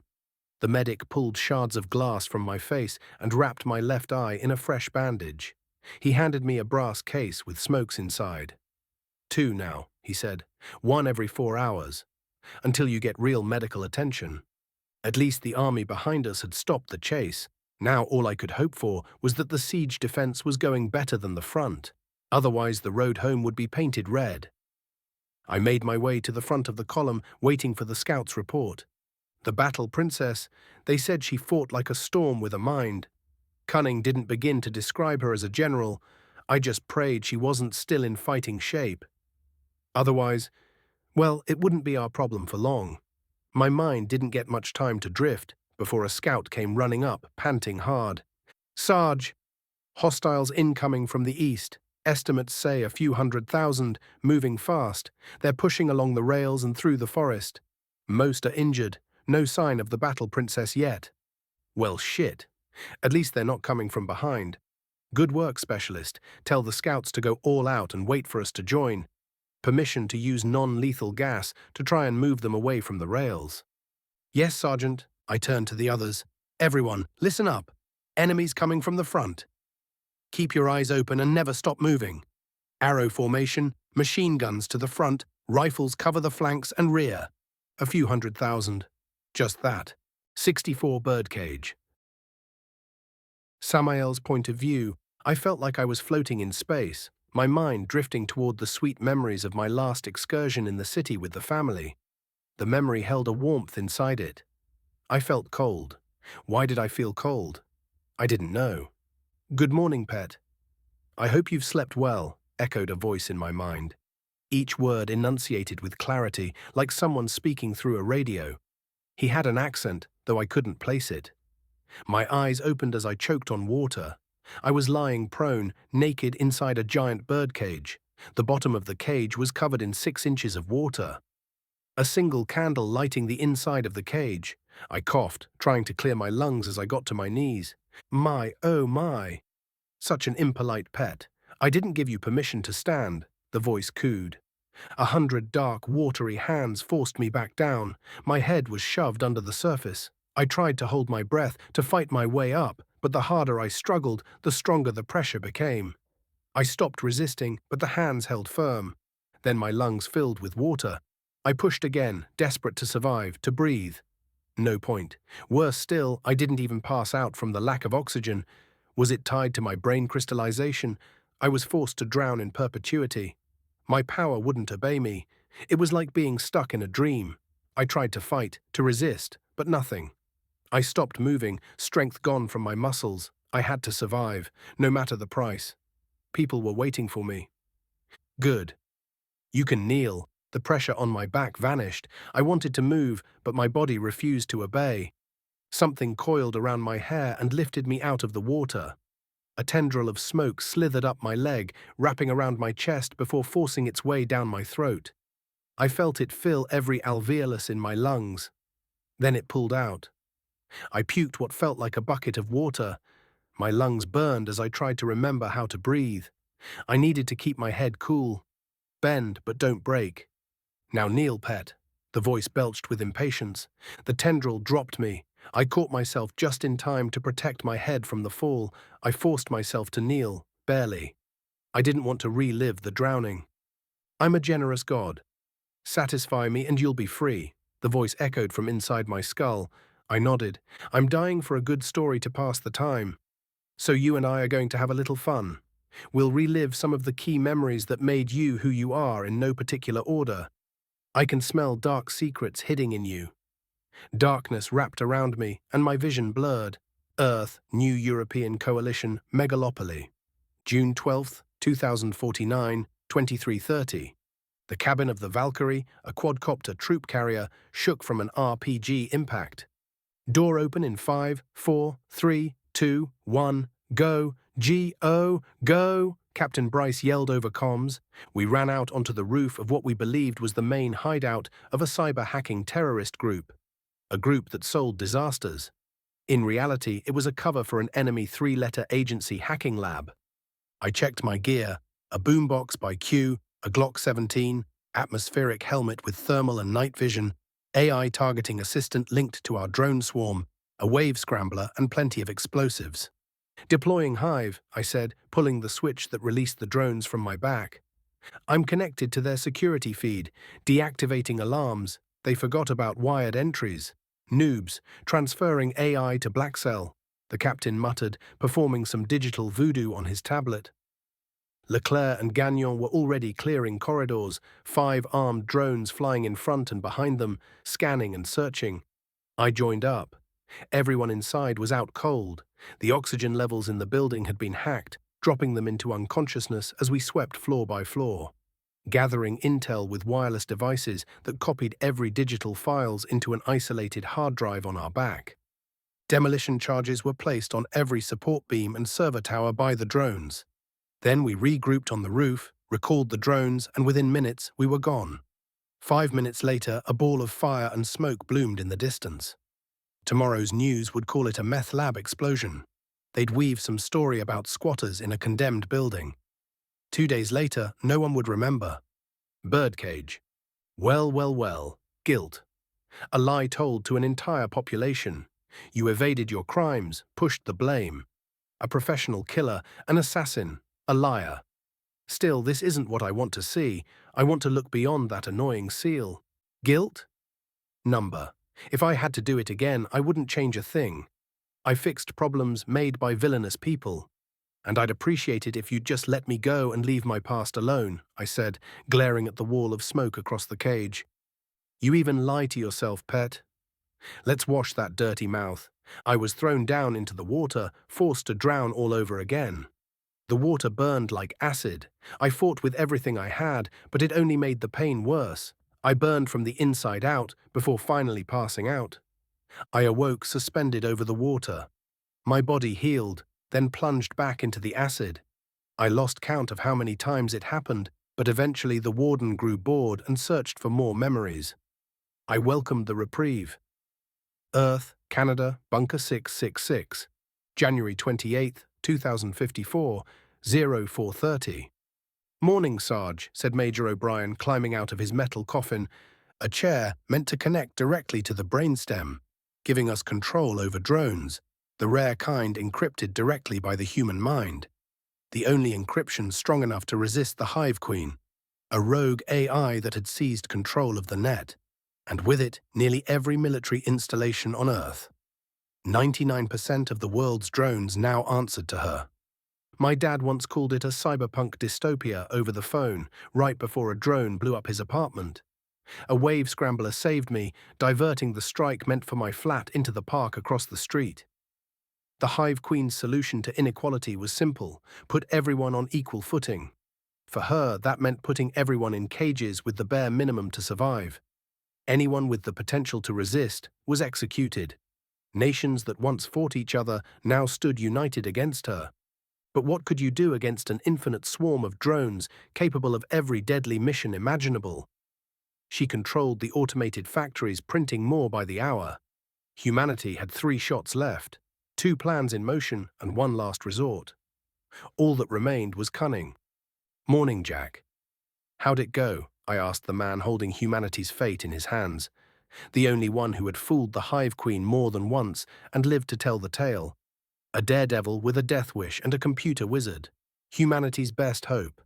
My job? Combat specialist. If the swarm reached us, I'd take command of the old defense grid and hold the line long enough for the Major to finish his mission. Perfectly, he said, his blue eyes gleaming. We're close. The transport went smooth. 2 more days and the system goes online. I can see the end.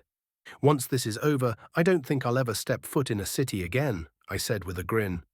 Once this is done, he replied, smiling faintly, I'll move to my family's land in Nakina, Ontario. Live quietly, never touch a computer again. I can see it, I said. Coffee? Yes, please. Earth, Canada, Bunker 666, January 31st, 2054, 1915. I watched the mission feed. Everything had gone to hell. The Hive Queen had discovered our operation and was trying to crack the Atlas drone encryption while her swarm closed in on the launch site. Jack's brain temperature was spiking. The others were disconnected, probably dead. He just needed to enter the final launch sequence, and humanity would be free. Come on, Jack, you're almost there, I shouted as a distorted shriek erupted over comms. I'm sorry, humanity. I failed, he mumbled through static. Then his voice twisted into digital gibberish. But some of the words, I'd heard them before, if only I could figure out where. Moments later, he flatlined, disconnected. I opened the steel pod, pulled him out, and climbed in myself. Through his drone's feed, I stood atop the new CN tower, punching in the sequence Jack had burned into my mind for this exact scenario.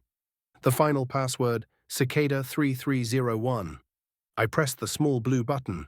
A drone rammed mine, severing the connection. I pulled out of the capsule. There was no saving Jack. His brain was fried. He wouldn't have wanted to live like that. I saluted him, then closed his eyes. Earth, Canada, Bunker 666, March 4th, 2054, 1200. I switched the shortwave radio on. 2 people were talking over the radio. Indeed. It is confirmed. Every system with the Hive Queen death switch exploded, killing everyone the rogue AI had its hands on. Deaths reported are at 2 billion, and experts say this is only the tip of the iceberg. Terrifying to wake up to this morning. Are you saying this price is worth it, sir? It was that or all of humanity. Furthermore, every person who participated in taking down the AI did so at the price of their life. Their sacrifice, and that of more than half our population, should not be scoffed at. We are a remnant of a great civilization, condemned by our hubris. We tried to be God and paid the price. Today we walk free but injured. Tomorrow we will walk free and healed. The heroes who saved the world should be remembered for their sacrifice, not treated as genocidal freaks. Let me remind you, it was the Hive Queen who placed collars on our families. And they also sacrificed us in their quest for freedom. My daughter was killed when her collar exploded. So was my wife and son. Yet today I live to tell their story, making sure history doesn't forget them. Every person guilty of creating the AI was hunted down by it. Major O'Brien and his team of scientists made the ultimate sacrifice to save the few of us still alive. I think we should be grateful for this second chance. I shut down the radio. So I had killed half of humanity to save the other half, and no one would ever know. Birdcage. Guilt, murder, genocide, lie. The more I see, the less I think you might be valuable at all. It's supreme irony that someone as weak as you survived so long. You stole a weapon and unleashed it, killing half your planet. A villain. I see no hero. What can I say? I did what was necessary, and for your information, I didn't release the weapon. I stopped it. I'm a murderer, and will live with it for the rest of my multiple lives. But doesn't the world love murderers? Think of any hero. There's a tale of them slaying a monster. In the end, the hero is always the one who fought for the survivors. I slayed the Hive Queen and half of humanity. I slayed billions to achieve my goals. You are right. I'm no hero, king, or god. I'm just a man stuck in the worst places possible, surviving anyway. Over and over, I always get my nose into some of the universe shit and have to take it upon me to fix it with the few others willing to challenge the statute quo. And at the end, all I want is some fucking time with my kids and the women I love. Ha ha ha ha ha. So arrogant. Yet in this story, it is you who keeps dying. I do not recognize this planet on which you were. What spell were these golems using? The Electronic School of Wizardry, I answered. How interesting. Teach it to me. No can do. I don't know jack shit about that stuff. All I can tell you is that it's lightning given awareness, you fucking pocket rocket. Please yourself, pet. I was drowned again. However, it wasn't a hand holding me down. It was electricity, cramping every muscle like swimming with a cow rod. Time lost its meaning. My brain heated, every nerve fried.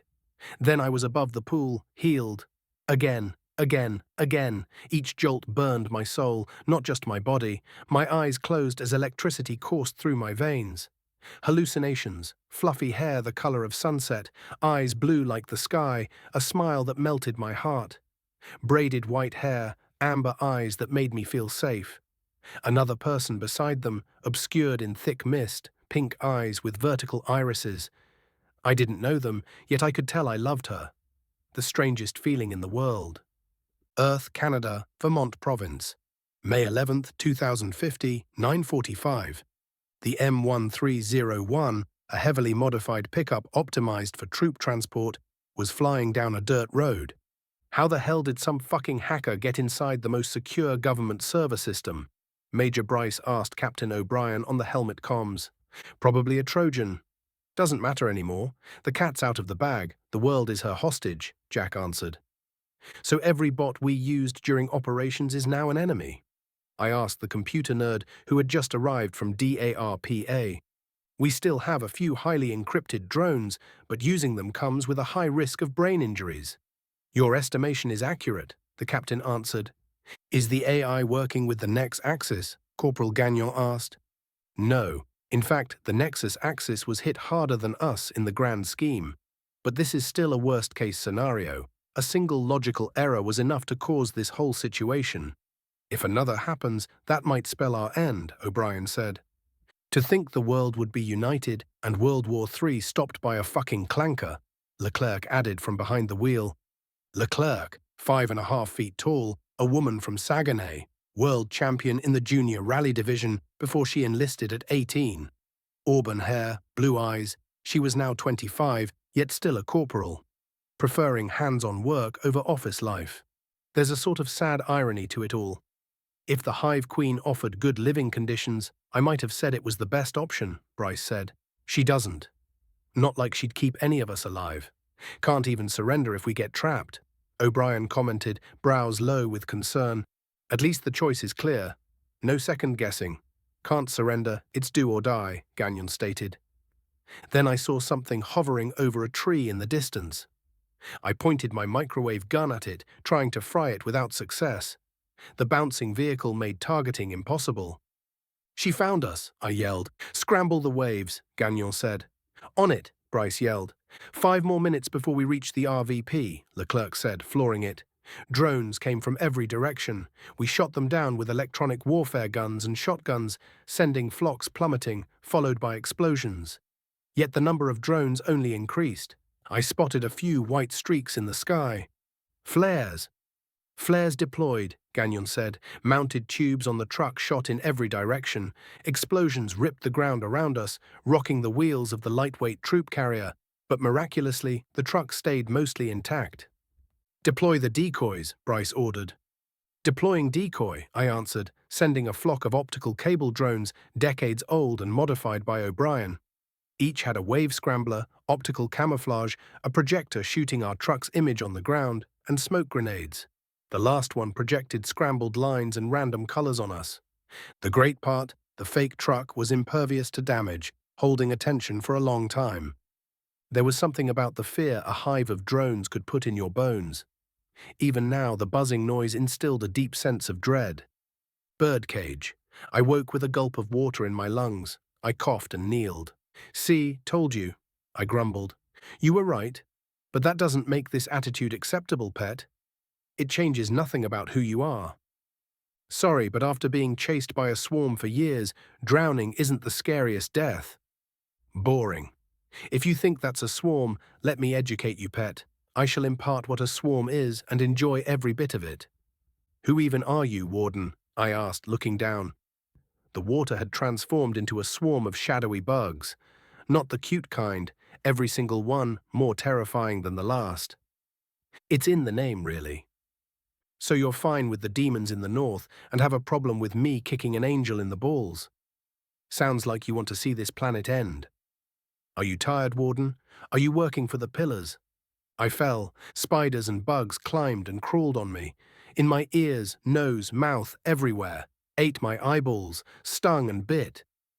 When I finally passed out, less than 10% of my body remained intact. Then I floated above the insect pool. Intact. I fell back in, suffering the same treatment again and again. My sanity might have been declining, but I was pretty sure I'd hit the warden with a good jab, because I suffered the insect treatment longer than usual. Still, I had to survive. People needed me, people I loved, people who loved me. But would they love the real me? If they knew what I did, would they still love me? Maybe they'd be safer if I stayed far from them. I'm a monster wearing human skin. This is my karma. Maybe I should stop resisting and accept it as my penance. Vridasodi, Flaha. Jam. All first. I was sitting at a table with 3 others, but their faces were blurred. Shadows. You know this plan of yours can fail on multiple fronts. A single person slips. It all goes to shit, Valentine, said a tall man with wide shoulders. His voice was low, like restored data after a scrambling attack. I'm sorry, Melanor. I know you get the short straw. You know that if I do this, there's no going back. I can't see how it's supposed to save humanity in the end. No, you can't. Yet it's what needs to happen, Valentine answered. How long have you been planning the end of the world, V? I asked. Even my own voice sounded distorted. How long have we been planning this would be more appropriate. Since the start, she answered. You know you're not making it any clearer, Val. And Jas, you're okay with this? A feminine voice grumbled from the other side of the table. Only viable solution from the start. I don't like it either, but it's our only hope. As long as the Pillars and Order don't realize what we're doing, we'll win, Jasmine answered from behind the veil. Yes, but it wasn't really us. Just previous incarnations or whatnot, Melanor said. Same soul, same person, Valentine shot back. Easy to say when you can remember your previous lives, Melanor argued. The next words were incoherent. If anyone is stubborn enough to see that part through, it's you. Valentine placed a hand on my cheek. Warm. Then the memory blurred. Just a flash of a few seconds, yet filled with so much emotion. It also felt different. I realized it was a vision linked to my divination as the smoke brought me into the depth of my memory. Earth, Canada, Ontario, Ottawa. September 13th, 2055. I was in a prison orange jumpsuit, chained to a metal table, under arrest for my possible role in the Hive Queen's destruction. People wanted someone to blame, someone to bear the guilt of their grieving souls. Someone had leaked documents about our last stand for humanity. The reception had not been good. It divided the population, those who saw us as heroes, those who saw us as war criminals. In lieu of the attenuating circumstances, we find you not guilty. The judge slammed his hammer. I walked free. Well, sort of. No government would take the blame for the chain of events that led us here. I was the last loose end. My involvement at the last moment had not been leaked. Only reason I walked free. A 3-letter agency gave me face surgery. I was allowed to retire on a small plot of land, with a handler checking in at random intervals to make sure I wasn't doing anything suspect. Limited time in towns. I could own hunting rifles, but was forbidden from any communication devices except the agency-linked phone. Sometimes I wondered if I should have let the world capture me. Was it worth it in the end? I never found the answer, not allowed to watch the world heal itself. Earth, Canada, Quebec, La Tuque. September 26, 2058, 9 o'clock. That morning, my dog had gone missing. I patrolled my land to find him. Spotting dead trees to fell and checking my traps along the way, I noticed fresh tracks in the mud. Tactical boots. I looked around. My senses sharpened. I had only a small Ruger 1022. I chambered around, verified the safety was off, and proceeded carefully, minimizing noise. Blood on a tree. Bubbles dried up, pierced lung, low to the ground. My blood ran cold. Had someone shot my dog? A faint click behind me. I dropped to the ground. Snap!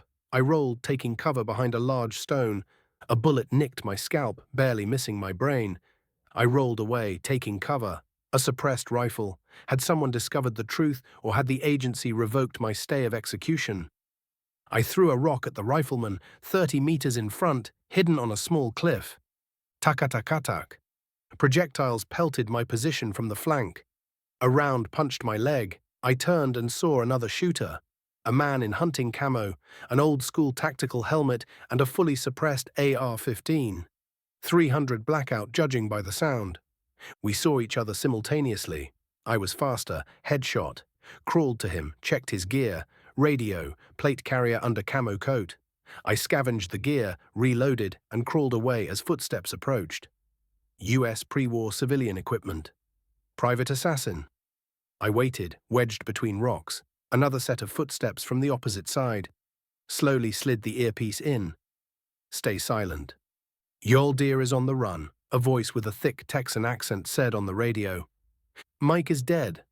Comms compromised, another added. A death squad. Good thing I stayed in shape and memorized every nook and cranny of this forest. The two squad members were not even 5 meters away, trying to locate me. I looked at the vest for a tool, an M11 multi-bang. Perfect. Their chance missed. I had initiative now. I threw it at their feet. Surprised, they emptied their rifles in random directions, too concussed to reload. Tack, thud, tack, thud. I grabbed their gear and threw it in my hunting backpack, pulled out grenades, carefully placed them under the bodies. A second row with tripwires further down the trail. Then I dipped out. At least one more shooter remained, but I suspected far more were there. Cliffside meant 2 possible approaches. Wait, these are pros. They might have rappel gear. If they went down a rope, I might run into them. Or they might wait on the hilltop. Still, they shouldn't know about the cavern. They might not find me there. I ran toward my reinforced natural bunker. It's over, Sarge, a familiar voice said on the radio. Gagnon, we found your handler and made him sing. You killed everyone I loved, Sam. I wish I could make you live the same. But the only thing you love is your dog. To be fair, I love dogs too, so I didn't make it suffer for your crimes. I have a heart, you know. Just let go, Sam. Let me wipe the slate clean for the next generation. His voice echoed in my head like a bad dream. I had spent countless nights at the bar with that man. He even was in my will. Freedom wasn't worth the price. We still aren't free, never will be. We are slaves bound by rules, hate, and primal fear. Today I will send you home. To hell. I slid inside the tight cave entry. Explosions ripped through the forest, 9 in total. Every explosive had gone off. Still, I would wait inside the cave for a couple of days. A barrel of supplies hidden there, one of my dozens of secret holes and tunnels. I pulled the first aid kit, patched my leg and the back of my head. Then passed out for a while, birdcage. Betrayed by your friends, refused your peace. A tragic fate. Is this how you made your way to this world? You lost your way in the river of souls and ended up far from home? Good question. But I think you already know the answer. I came here because this is where I was needed, I answered. Do you wish to slay half of Valia's population too, pet? I wish to save Valia and as many innocent as possible. I wanted to spit at the wall, but resistance was pointless. Too bad. You are mine now. You have no power to change this planet, so I will spare you the effort as I wait for the true savior of this world. So you'll let evil fester because it's not your job. How complacent. Suit yourself. No, please, wait. You dare order me. I fell onto gooey black water. It burned, liquid ice and fire. My flesh peeled from my bones as I tried to push myself away from the ground. Every nerve screamed. Then I fell onto my back and drowned in pain and terror. So many times the concept of time lost meaning. Every instant was agony. Why did I want to live so badly? Maybe I should just let go, let myself die. Yet something inside me didn't want to let go. There were people I wanted to protect, people I wanted to love more every day and spend more time with. People who would miss me. I had a family, a weird one, but the best a man could ever dream of. Hell, it was more than that. My little island of paradise, away from all the horrible things that filled my daily life. And now, apparently, I had long-lost children who needed someone to save them from spending eternity in pocket prisons. I had a lot to do, no time for these games. Ask me what you really want to know, and stop calling me pet. I have a name, and a lot on my plate right now, so I'd appreciate being treated with some civility. You might inflict pain to the point where I'd want to die, yes. But convincing me to actually do it? Impossible. I've got more to lose now than I can remember ever having. So let's get straight to the point. You might be scarier than me, but trust me, I can be convincing in my own ways. And what name would be more appropriate than Pet for a weakling like you, Pet?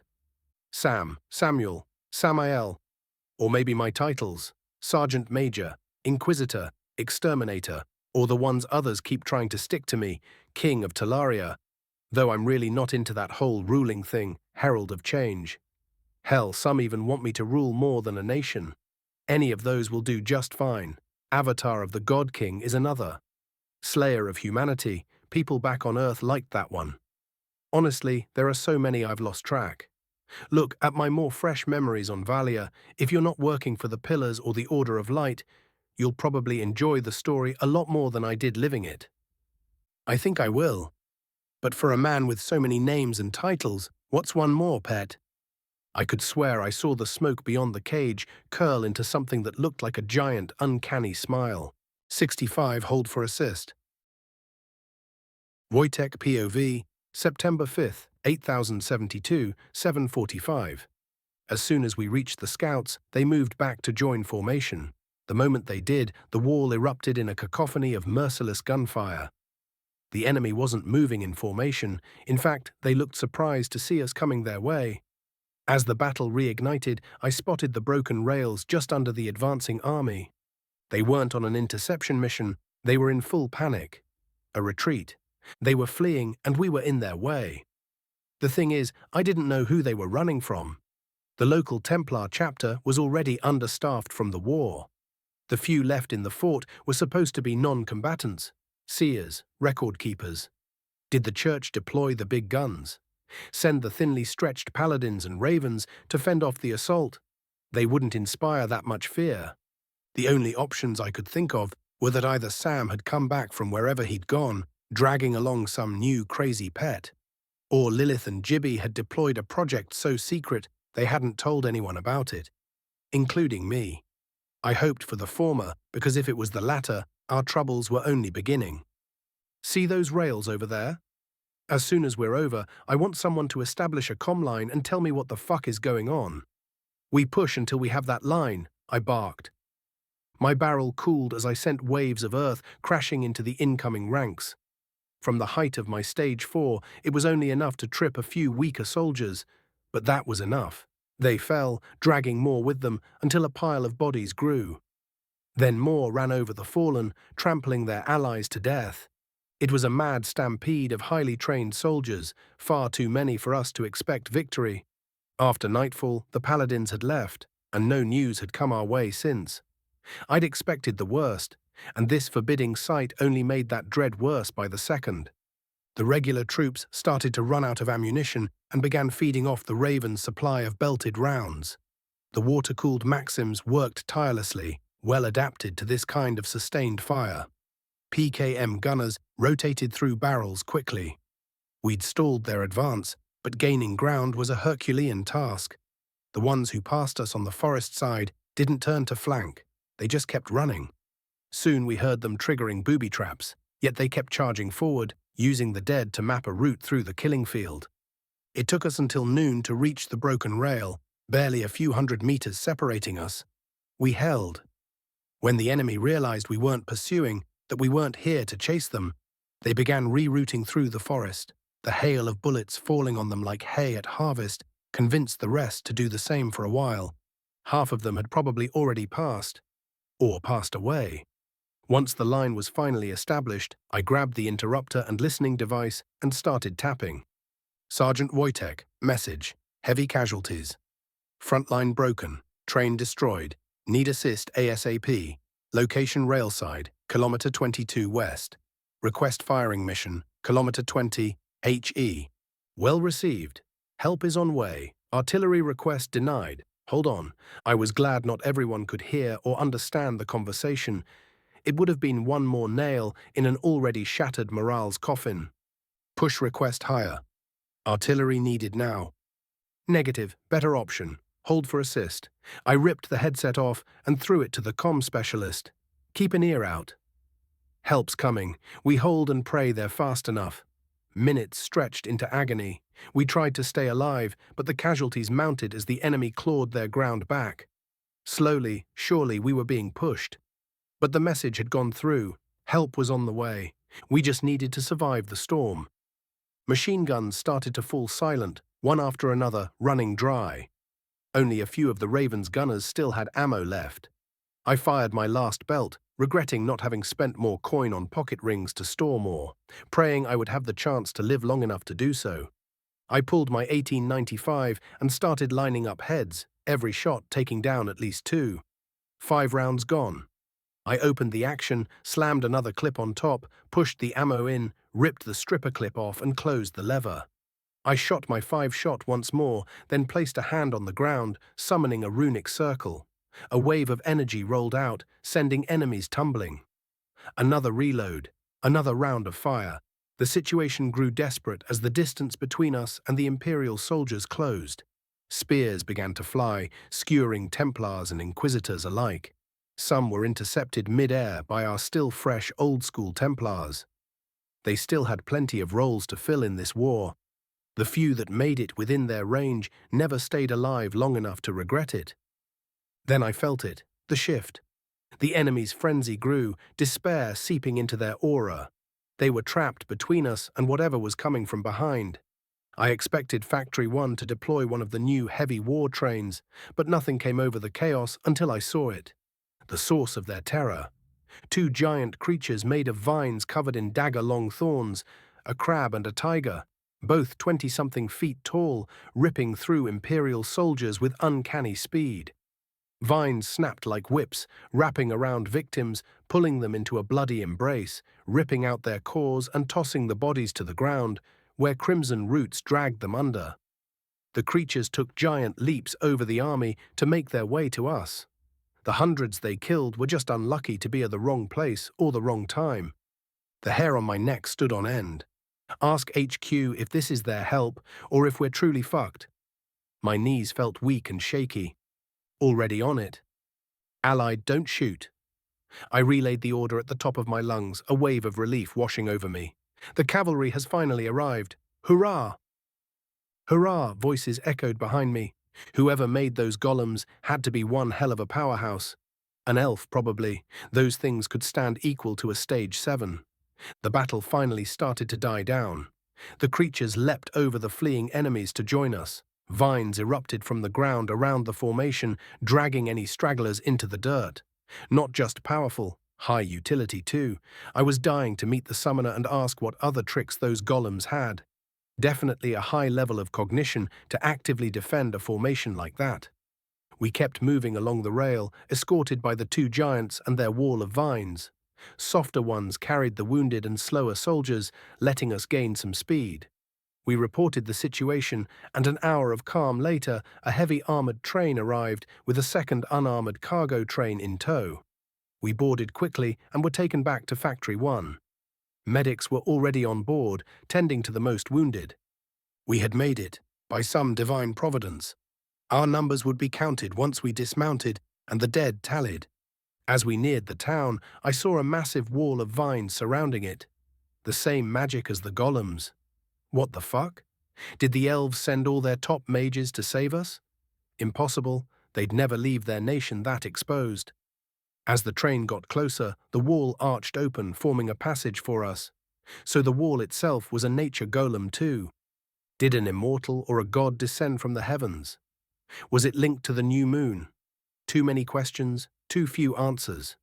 We disembarked, and I went straight to the comms room to report we'd made it. Chloe was already directing local healers like an orchestra conductor. Sasha was carried to the medical wing on a stretcher. Louise was in a wheeled chair, pale but alive. I sighed in relief knowing she'd be taken care of. I felt wholly unequipped to help anyone deal with emotional trauma. Chloe would be working overtime before she could even breathe. I wanted to see Sasha, but medical visits wouldn't start until the next day, after triage. The factory town was in surprisingly good shape. Buildings were dented and covered in soot and dry blood, but they held firm. Here and there, bullet marks scarred the walls. Tracing the angles, I realized some buildings were disguised fortifications placed in key choke points. Sam's idea, or Victoria's? No clue, but effective. The hospital wasn't as overcrowded as I expected for a town that had taken the brunt of the Imperial Fist. Once HQ received our action report, I was told to let the first platoon rest for a week at Factory 1. I went to an inn, took a bath, and pulled a bottle of strong liquor. I let my mind drift in the warm water, lit a fresh cigar, tried to relax, but my mind kept spinning. Sasha's injury, Luke's death, Louise's shock. What the hell was I even supposed to do? Halfway down the bottle, I finally rose from the now cold water, fresh white shirt, clean pants, a bit of mana to mend and clean the coat, cap back in the inventory pouch, then downstairs to tell the innkeeper I was done with the tub. After that, I went out for a stroll toward the medical facility. Apparently, the golems were retrieving all the corpses and moving them outside town. Imperial soldiers were stripped and dragged deep into the soil to feed it. Their cores were extracted and delivered into the wall and golems to make them stronger. The process was mesmerizing. The lack of intel on the subject gnawed at my mind. Feeling a sharp pain where my stitches were, I pulled another of the painkiller smokes, lit it with a fire core, and made my way to a small bistro. I ordered some random items on the menu, too tired to read the options. I ate and listened to the conversations of other customers, trying to figure some answers out of them. I heard a few key bits of intel that made shivers run down my spine. Rumors said that a dark-skinned elf with silver-white hair had appeared out of the blue from the direction of the capital and basically saved everyone's asses. Apparently, she had dealt with the Battle Princess and saved the Pontifex from a powerful shadow assassin. She made the wall and golems in only a few minutes. She had even pulled out Miss Lilith and her kids out of the ice. That last part hit me like a cold shower. They didn't divulge more information, talking instead about their warrior feats. I ate the rest of my lunch fast, a silent dread settling at the back of my mind. I paid, left a good tip, and went to confront reality.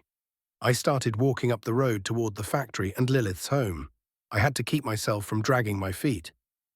After that, I'd go to the hospital to get myself checked out, then a good nap, and we'd see where things go from there. A simple plan. My mind reeled, trying to ignore how I would announce the news. I went to the reception desk. Apparently, the roof of the building had almost collapsed and was in a precarious state at the moment. I heard from the side, "Good afternoon, Brother Wojtek." "How can I help you today?" asked a young orc lady at the desk. "Good afternoon, Josephine." "I would like to see Miss Machina regarding family affairs," I said with a grim tone.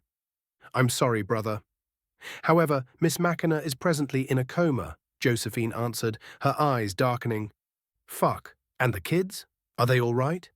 The words escaped my lips before I realized the thought had crossed my mind. The oldest is in rough shape, the other two will have no permanent physical injuries. But the kids will survive. What happened? Not sure. They got trapped in some giant ice spell on the roof and were almost frozen to death. It all happened too fast. The only reason we got off so lightly injured is because of charity. Charity? The divine virtue. She came and saved us, spent every bit of mana she had to make the holy vines that guarded us. Well, damn. Any news from Sam? No, but I think Charity might have some, if my womanly instincts are sharp. She's at the hospital at the moment. Mana exhaustion. Seems she spent everything to make it in time to us. The God King is watching upon us. Her smile was warm and filled with fervent belief. Yet that smile gave me shivers. I wasn't so inclined to believe that a holy virtue had just descended from the heavens to come give us a hand fighting mortals. It was either an usurper or an omen of troubled times to come. "Thank you, Josephine. I owe you one." I gave her a polite nod before turning back toward the hospital to get my face and stomach looked at properly. "No problem, Brother Wojtek. Our King Samael would be happy to know one of his friends looked after his family in his absence." I almost tripped at the mention of Sam being king. I turned back, my eyebrow raised. "I'm sorry, did I mishear you calling Sam king?" I asked, incredulous. 100% serious. It was part of the Pontifex's instructions in case she was incapacitated in combat. Apparently, he is our rightful king. And after seeing Charity's actions, I can say with conviction I believe he really is. I was in the arena when the Pontifex announced it, just before giving him one of the holy artifacts.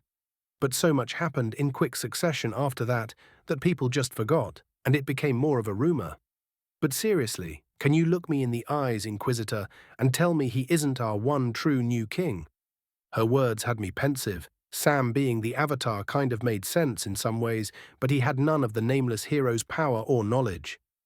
He might be our king, that I would agree is a possibility, but then why wouldn't he have the unlimited power of the nameless hero and be so oblivious to how magic works?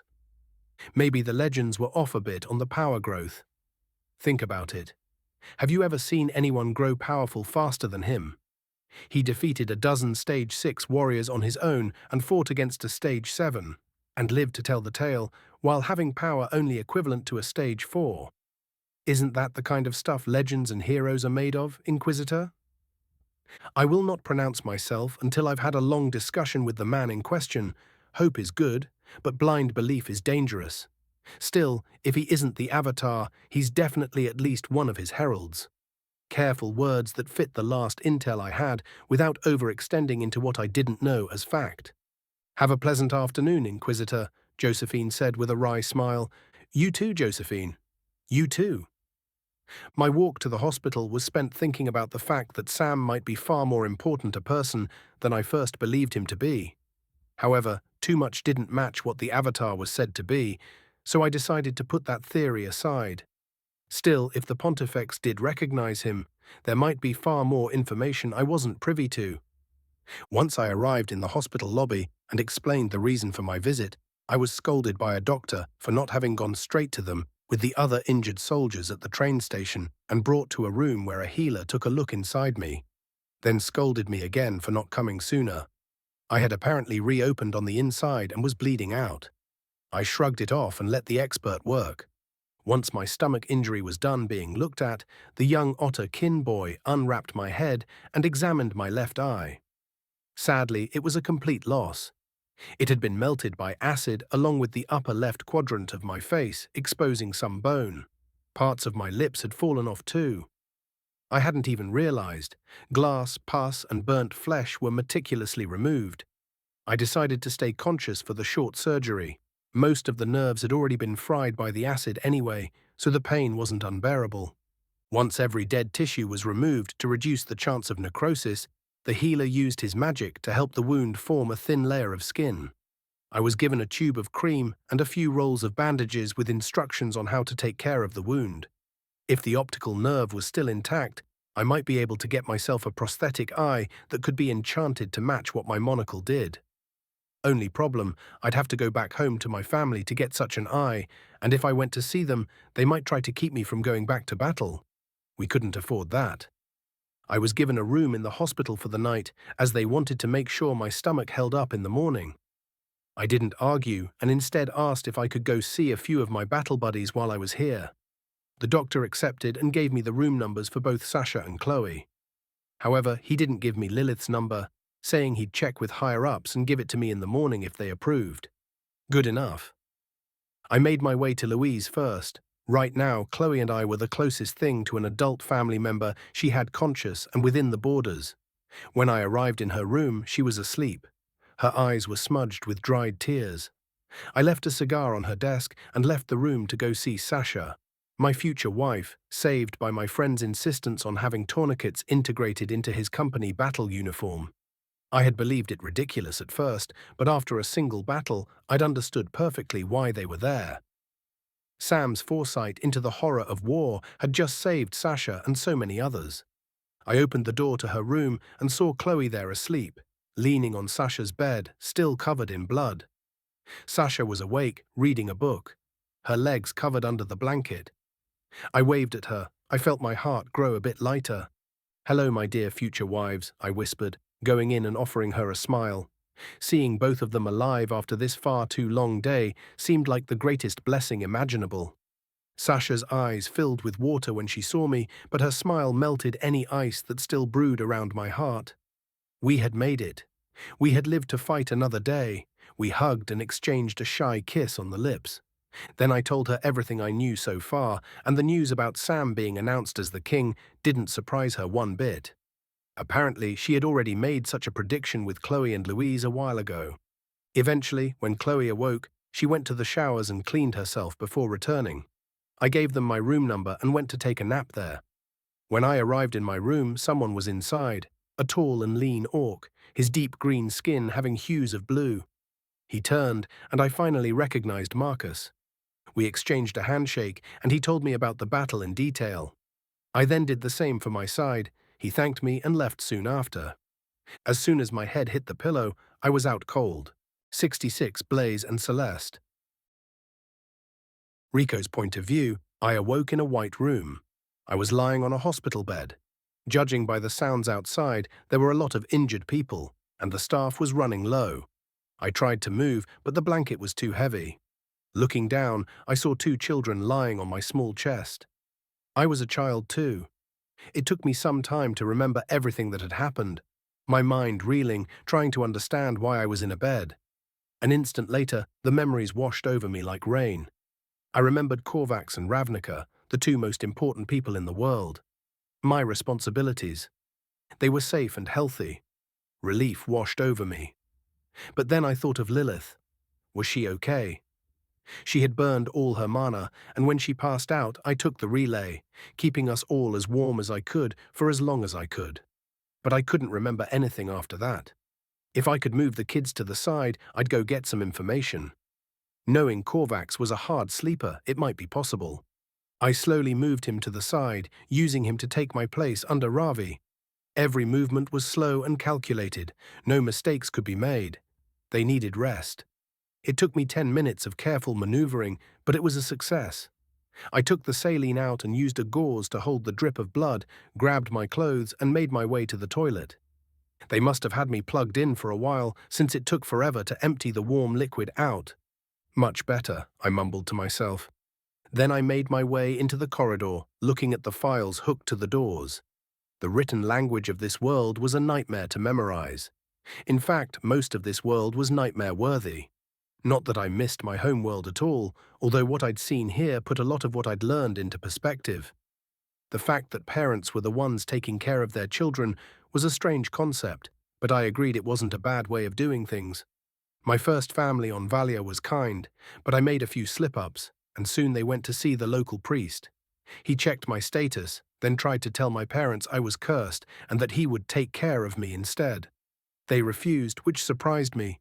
But the next thing I knew, we were all chained in a dark room, and some half-human, half-monster turned my quiet new life into hell. Then there was Sam, a weird cookie that one, extremely violent and kind, not to mention impulsive. Yet for a man with so much connections, responsibilities, and self-made fame, he acted like an idiot all the time. He was strong, and I had doubts he was a reincarnator. Lilith had read us the journal article where they talked about of his speech about train and space travel. Some of the ideas he inspired Lilith with were awfully similar to the Magitech of my homeworld. The trains in particular reminded me of home, though they were far simpler to produce. The weapons, though, they were amazing. I loved everything about them. My only pet peeve was that they didn't make them for kid arms. They were both primitive and refined at the same time, not to mention the shock factor of the noise they produced. My divagation was interrupted when I found the right door. A knot formed in my stomach. Strange. I didn't recognize the feeling. Was it fear? I had only known that woman for a few months. She had pushed her body to the extreme and was most likely dead. The fact she had a door meant she was still alive. Did this world have a way to fix a broken core? I didn't even know if it was possible, but expectation made me hope. I placed my hand on the door handle, yet for some reason I couldn't find the courage to turn it. Would she even want me to enter? Then the memory of her warm smile hit me like a stone wall. How she made me feel soft inside. The nights by the fire when she told us local myths and legends as entertaining stories. And she gave those things called hugs. My eyes felt damp, which made me even more confused. Maybe an allergic reaction to the IV. I stared at the door for who knows how long before finally working up the courage to turn the knob and look inside. There she was, Lilith, lying on a bed with dozens of machines hooked to her. I noticed that her saline had mana infused in it. I tried to feel Lilith's mana, but felt almost nothing. The mana infusion disappeared into her like an endless void, her body unable to hold on to it. I'm sorry, I wasn't strong enough to protect you. I also lack the power to avenge you. But at least I can tell you I'll care for Ravi and Coco. I will not fail you again. I placed my hand on hers in a silent prayer. Tears rolled down my chin, a mix of anger and another feeling I couldn't name welling up my throat. I wiped my face, considering whether Ravi and Coco should see her or not. I heard Katrina's voice in the corridor, talking to a nurse. Don't worry. Rico is close, he's a brilliant kid, and he'd never abandon his brother and sister. I'm still worried, Mother. The kid melted his core. He shouldn't be able to walk at all. Indeed, he shouldn't. But he has the will of his father, she answered with a laugh. Sam isn't my father. Even though he was an ideal for me to reach, calling him my father was strange. Yet it made me feel warm inside. Why? My thoughts were interrupted by the sound of running footsteps. Mother Katrina. The princess is in labor. Yes, what's the issue? She's hysteric, Mom. We placed her under a sleep spell, but she's too strong. She punched the first doctor out cold. I'm coming. Give me a minute and go get Carrie too. If the princess tries to fight me, she will most likely knock me out. Tell everyone to move aside until Carrie shows up. Thank you, Mother. The nurse ran back the way she came.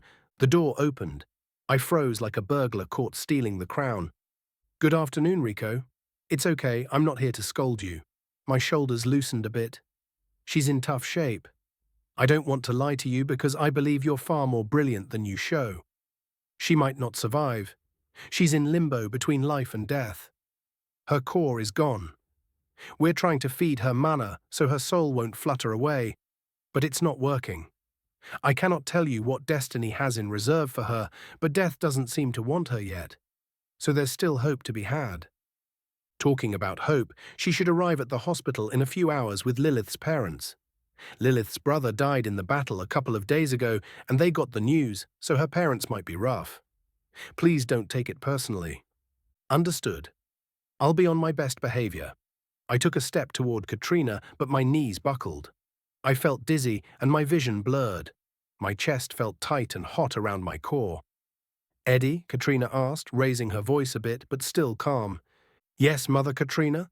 A chipper voice answered from the other side of the door. Could you bring my grandson back to his room, please? He'll need a chair too. I think he just exhausted what little energy he had. Yes, ma'am, the voice answered with too much enthusiasm. She placed her hands on me. I felt tendrils of mana softly wrapping around my chest, scanning. And tell Aurelia to take a look at his core. I know she's in rough shape, but she's the only one here who knows more than me about what's going on in there. I leaned to the side, grabbed the garbage can and vomited. Only bile came out. A white and caramel mousekin man in a white and green healer's garb came in with a wheelchair not long after. He rolled me back to my room, chatting the whole way through. His talking became a soft drone, something to take my mind off the rising heat in my chest. It felt like the pain transcended my flesh, like my mana itself was in pain. When I arrived at my room, Coco and Ravi were sitting on the ground, drawing with the Pontifex Maximus. She was so different from the one in the hive. Then I noticed one of her wings was missing. She looked at me, but her expression blurred. Words distorted and lost meaning. My chest was boiling hot. I knew something was wrong from the tone the Pope used. Why would someone so mighty give me any importance? I was the genetic son of two peasants. Did any of them know my real identity? My anxiety grew, and it only made the pain worse. It started to radiate out of my core, into my heart and through my veins. My muscles cramped. I felt some of them tear. My fingers curled backward as a brilliant wave of electricity coursed through every nerve in my body. My head felt like it was being slowly crushed. Tendons snapped. My back arched. More people rushed into the room, then the Pontifex placed a sleep spell on me. Korvax and Ravnica saw it all. I felt angry at myself for showing them weakness. I don't want to die. I have a purpose. The next thing I knew, my face and chest hurt. It felt like someone had slapped me on the face and torn my chest open before setting it on fire. I opened my eyes. A naked and very small baby was floating above my face, covered in sticky fluids. She had bright pink eyes with vertical irises, eyes far too wise for a baby. Two small pink wings opened, yet the levitation was clearly magical. The wings didn't move to produce lift. Katrina was in the room, and the Pope too. My brother and sister were there as well, both looking confused and worried. The baby dropped onto my stomach and fell asleep. The pain was gone, like it had never existed, only my face burned. I realized Katrina was using her magic on me. Both her and Aurelia were covered in sweat. Would someone please explain what happened, and who the baby is? I asked, trying to sound far calmer than I was. She doesn't have a name yet. As soon as the mother heard it was a girl, she went into a frenzy and tried to kill her. The only reason she's alive is because that baby isn't normal. She reminds me a bit of your father, and you. People the universe seeks to kill before they have a chance to change the world for the better. People who keep living because they have that unshakable will. Katrina said with a tender smile, "Well, it seems she chose you as a caretaker too. Would you like to give her a name, since she doesn't have one yet?" "Can I?" I asked, dumbfounded at how none of this made sense. "Sure. As Pontifex Maximus, I give you the right too, since this child chose you as a guardian. Whether she's yours or you're hers, however, I'm not so sure of. I'll think about a good name for her." "And what about what happened to me?" "Well, that's the part even we're not so sure about. We were losing you. For some reason, your core ignited and started to melt into your bloodstream, your chest suffered severe burns, but we kept healing as fast as we could to try and preserve your organs. The core bits were grinding your blood vessels from the inside. But then the baby came in, slapped you on the chest with a spell using 20 complex runic circles embedded in each other using only the fire element. Then she slapped your face. I was about to stop her, but I was so surprised that by the time she'd slapped you twice, it was already too late. Thing is, I don't know what her spell did to you. You woke just after the slap, your core completely vanished, but you live," Aurelia answered. "Then I guess we should name her Fate," I answered, not really thinking. "I like it," Katrina added. "Whoever that girl is, she's sure to become powerful. Hell, she's already stronger than me, and she's not even an hour old." "For the God King's sake," Eddie said from the side, "I just hope Hope is okay with having a newborn at home." "Also, I'm not sure what we should do about the milk," Aurelia added. "I can take care of that," Katrina answered with glee. "Or we could get a wet nurse, of course," she added a second later. "First, let's see if Hope agrees. If she does, we'll figure it out from there. If she doesn't, do you think you could take her, Grandma?" I asked Katrina with puppy eyes. I felt bad for the emotional manipulation, but I had to make sure the baby was in good care. I owed her my life, placing her as Sam's equal only seemed fair. An abyssal elf entered the room. Her silvery hair looked silky smooth, though her bedhead suggested she had woken up not long ago. Her eyes were a deep purple with streaks of green and gold. Her flawless skin glistened under the light. She stepped closer and leaned over my bed, exposing the top of her full chest. A blush rose to my cheeks. "So it is you. Long time no see, Mom. Of course, you had to be behind it all. What twisted scheme have you come up with this time?" the elf girl said with an annoyed look. I was left dazed and confused. She was beautiful, but she must have been hit pretty hard on the head. I was a man, and this baby was just born. How could she? Oh, the same way I did. Duh. "My pleasure, milady. I don't believe we've had the chance to be acquainted." "Are you and Fate relatives?" I asked, remembering just in time that I wanted to keep my own reincarnation secret. I was far too tired for all that mental gymnastics. "Oh, this young lady and I have known each other for as long as I can remember. Though I'd suggest you not trust her defenseless appearance, she can be quite vicious in her own way," the elf replied. "Good morning. Are you suggesting this baby here is one of your father's wives?" Aurelia asked, her eye twitching for just a moment. "Creepy, isn't it?" Carrie said, sitting on the corner of my bed. For a moment it felt like the adults had forgotten about me as everyone massaged their temples or noses, processing the information in one way or another. Eddie looked even more confused than me. He probably hadn't connected the dots yet. But even I felt like I was missing something. The only thing I didn't understand was why I was standing next to all these important people. Did I have a role to play in their games? Or was I just a bystander who hopped on the bus by accident? Well, I guess Rico has a good instinct for names, Katrina finally smirked. Oh, the boy named my mom and I missed it. If only that princess were more cooperative. I had to chase her when the baby flew off. So what is it? The elven beauty asked with a curious smile. When her eyes met mine, I felt my mind melt. Fate, I stammered, a dozen words fighting to get out at once. My chest felt warm, my face must have been beet red as the elf leaned closer, clearly amused by my flustered reaction. It is an appropriate name. And what's your name, boy? She lifted my chin with her finger. My fluster worsened, and my hair ignited in a literal burst of flame. Yet the pillow behind me didn't burn. Rico, I finally managed to say. Inappropriate. It doesn't match you at all. How about Blaze? She asked, locking eyes with me. I just nodded like an idiot, my hair burning a little brighter. I was so confused. She smirked, not a soft smile, the smile of an evil genius who just had a brilliant idea. Okay, quit being touchy-touchy with my grandson. That's enough. Katrina finally cut the tension that had been growing every second I stared into that woman's eyes. I'm Carrie, the elf finally introduced herself. Doesn't fit you either. Celeste. Apparently Aurelia and Katrina found something funny in what I said, but I didn't really care. To my surprise, a small blush appeared on the elf's cheeks. Okay, calm down, Heartstopper. Now tell me, why the hell are you burning, and does it hurt? Katrina asked, leaning closer and casting a few healing spells. The tendrils of light tickled me.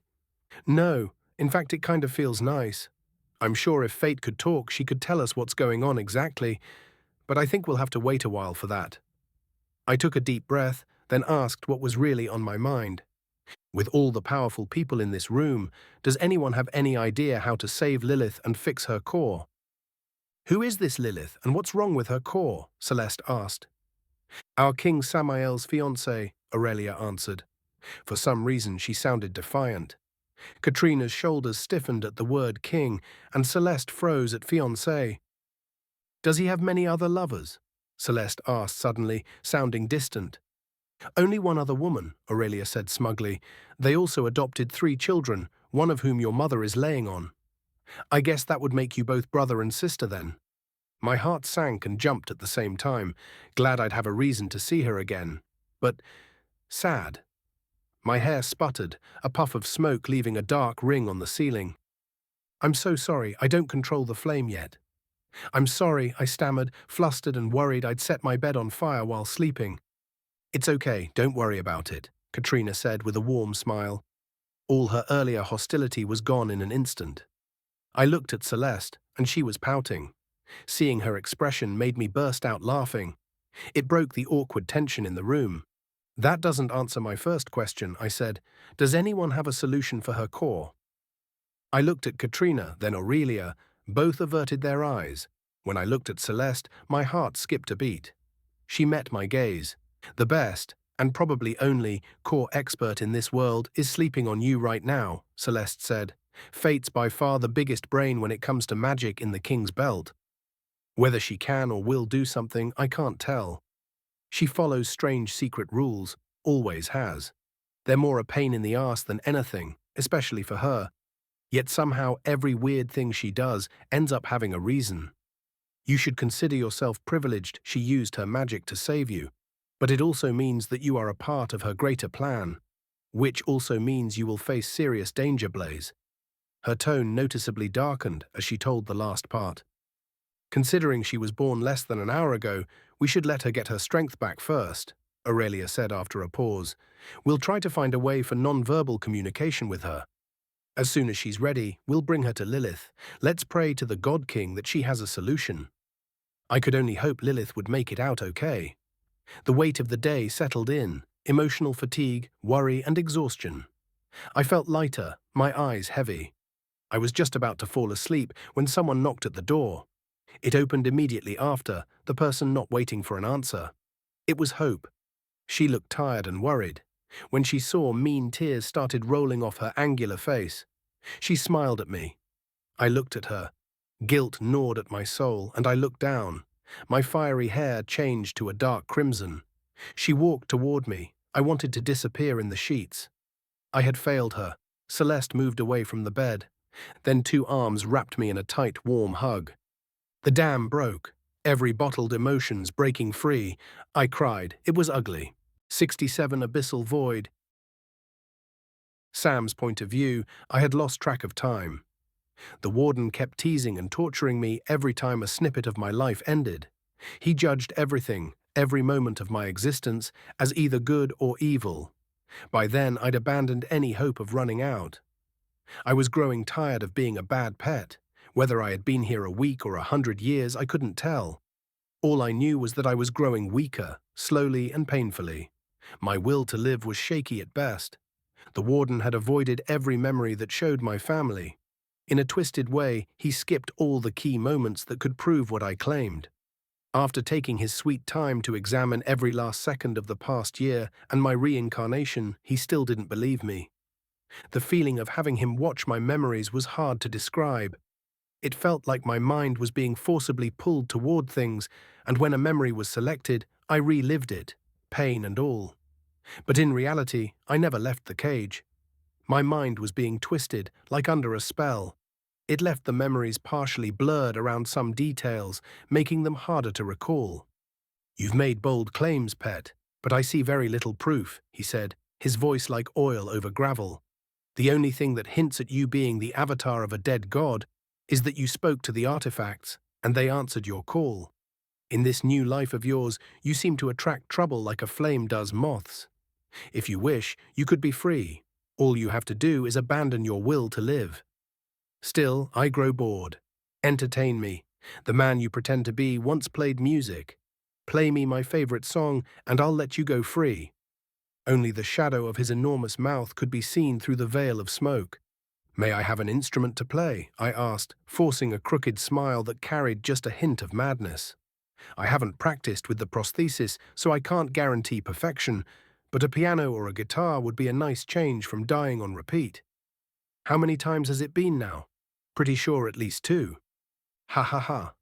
Good question. The answer would be 46,655 times, and none. I'll give you an instrument, sure. The same one he used, to be fair. I'll even give you time to practice, since I'm kind. Tell me when you're ready to try your luck."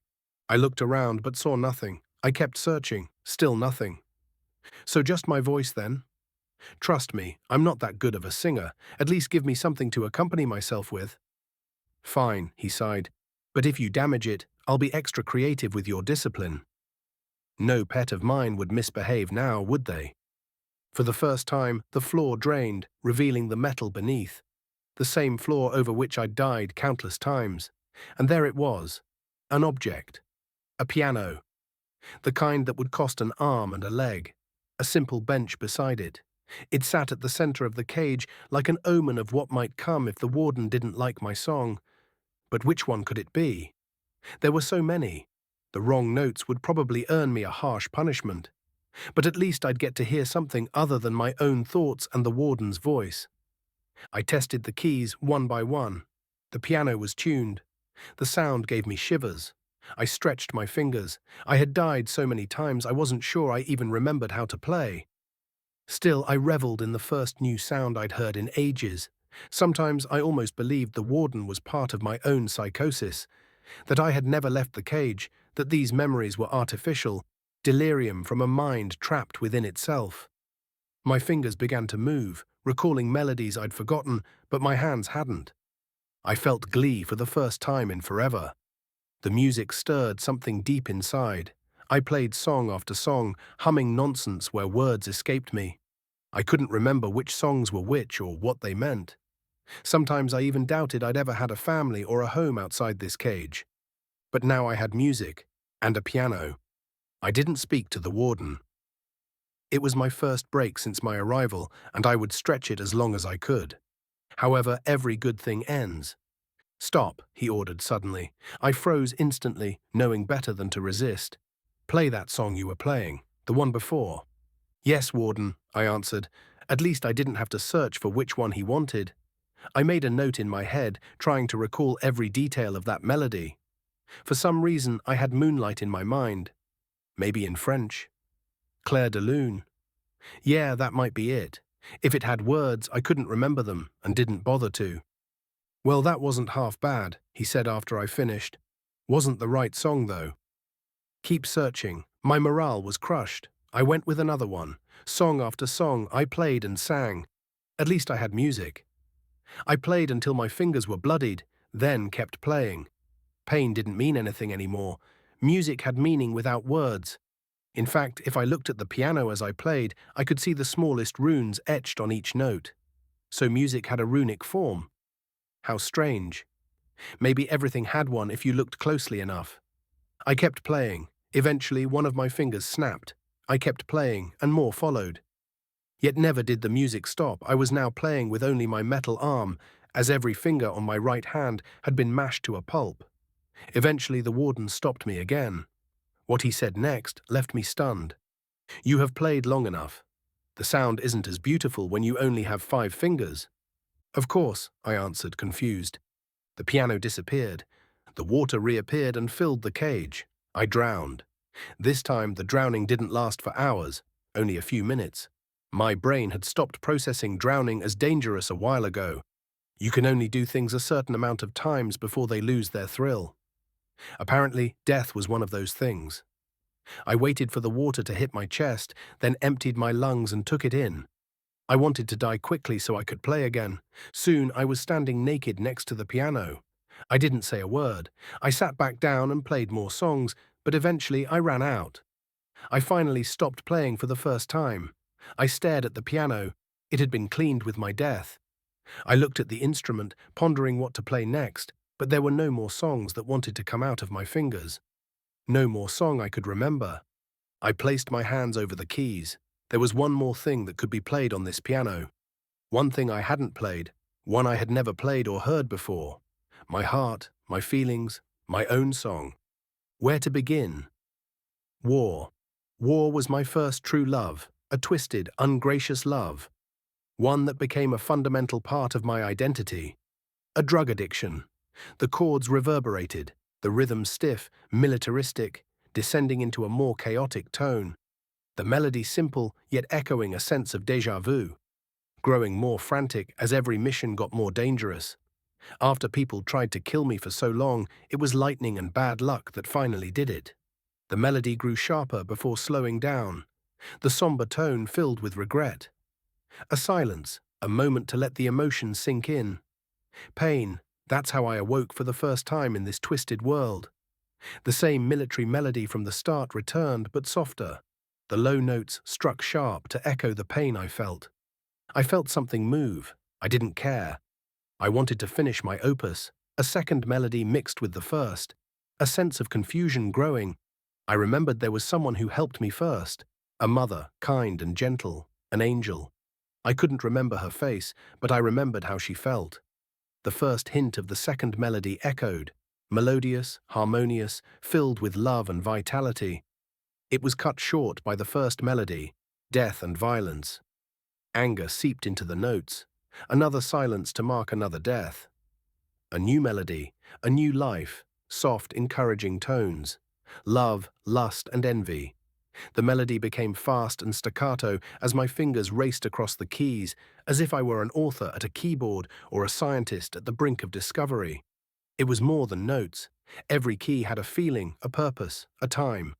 The melody grew stronger again, chaos rising as both the first and second melodies joined it. The third melody was the key that made the others sit well together. There was harmony, a neutral ground.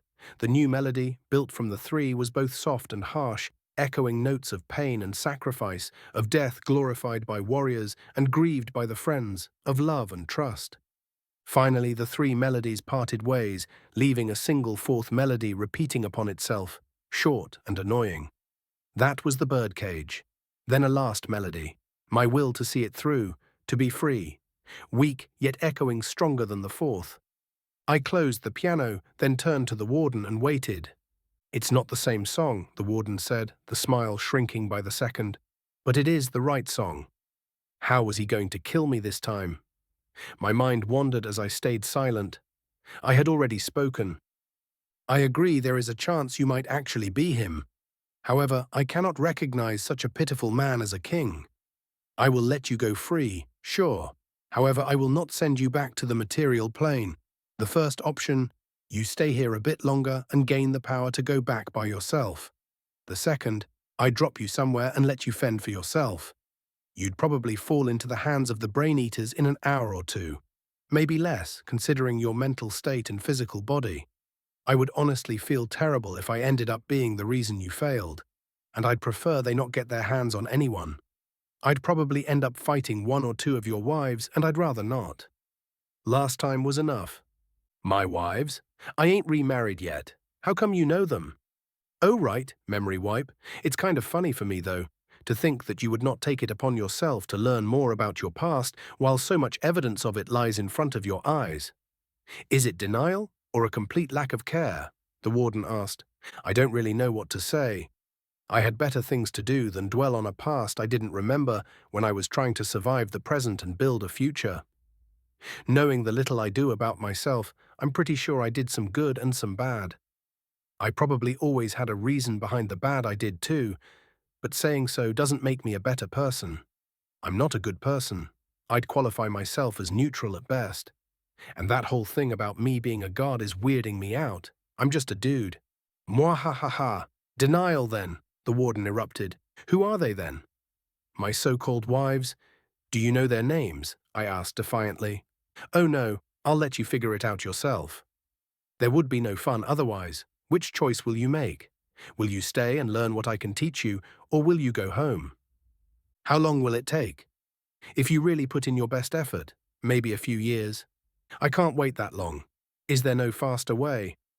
I could also impart some knowledge into you the difficult way, but it has a 50-50 chance of melting your brain with the level of power you have at the moment. You might end up lost forever too. But if you succeed, your power level will become irrelevant.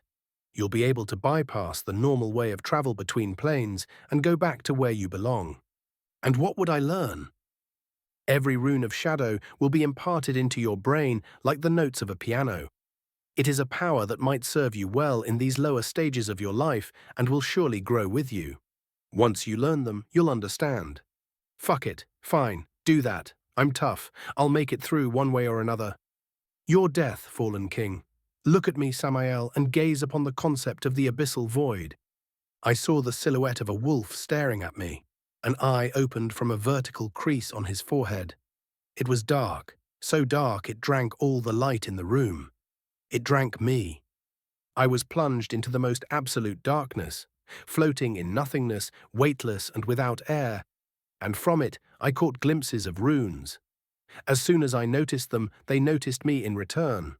More appeared. The runes were darker than absolute darkness, infinitely dark, if that made any sense, which it didn't.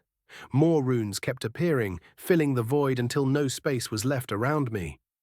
They moved of their own will. Then, all at once, they forced their way into my eyes and up into my brain. They burned themselves in, concepts imprinted like icons and words, a language of its own. An almost complete comprehension of what every rune did. My head grew warm, almost as if it were set on fire for a moment. Then the sensation passed. Then understanding of how to make spells from the strange power with its own long, painful, searing process. I floated in darkness for a moment, and an eternity. Then there was a flash of light. A door had opened in the dark. I drifted toward it. The door wasn't made of darkness. The runes surrounding it were of a completely different origin. They looked almost mechanical, like moving gears folding upon themselves in loops.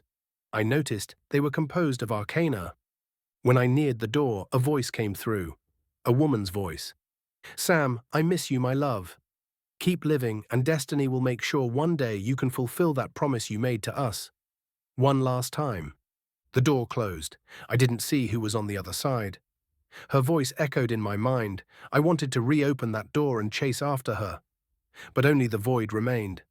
Conflicting emotions tore my heart and mind apart as I gazed, dazed and confused, into the emptiness.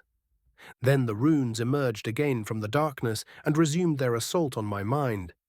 From the abyss, an understanding began to take shape.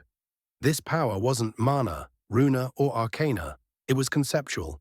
Not what influenced mana to change, but the separation itself. The force that pushed mana away, that made it dissipate. It was a paradox, a power that denied the existence of all others. A power that wanted to suffocate every form of energy, yet it was tangible, existing everywhere. Then all the pressure stopped. The runes came to rest inside my head once and for all. The emptiness of space wasn't so dark anymore. One of the concepts this power seemed to be tied to was shadows, and their imprint. I didn't have a single spell yet, but with practice I might be able to appear anywhere my shadow had previously passed, or at least jump from one shadow to another.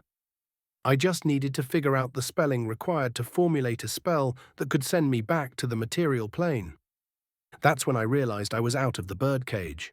I was in the abyss, and everything else was. A link. A bridge. In this place, my arcana was with me again, like it had never left, but it was constantly being repressed by the abyss. I could feel it. My clothes were back too.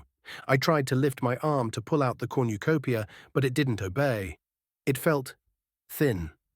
I pushed arcana into it and forced it to move. The movement caused a tingling, pain so sharp it could have driven most men insane. But I didn't stop. I pulled out the cup and took a single sip of ambrosia before storing it away. My stomach filled instantly. I drew in the ambient power. It was dense and pure. But it refused to interact with the arcana. It pushed against it, forcing itself into my heart and disrupting the flow.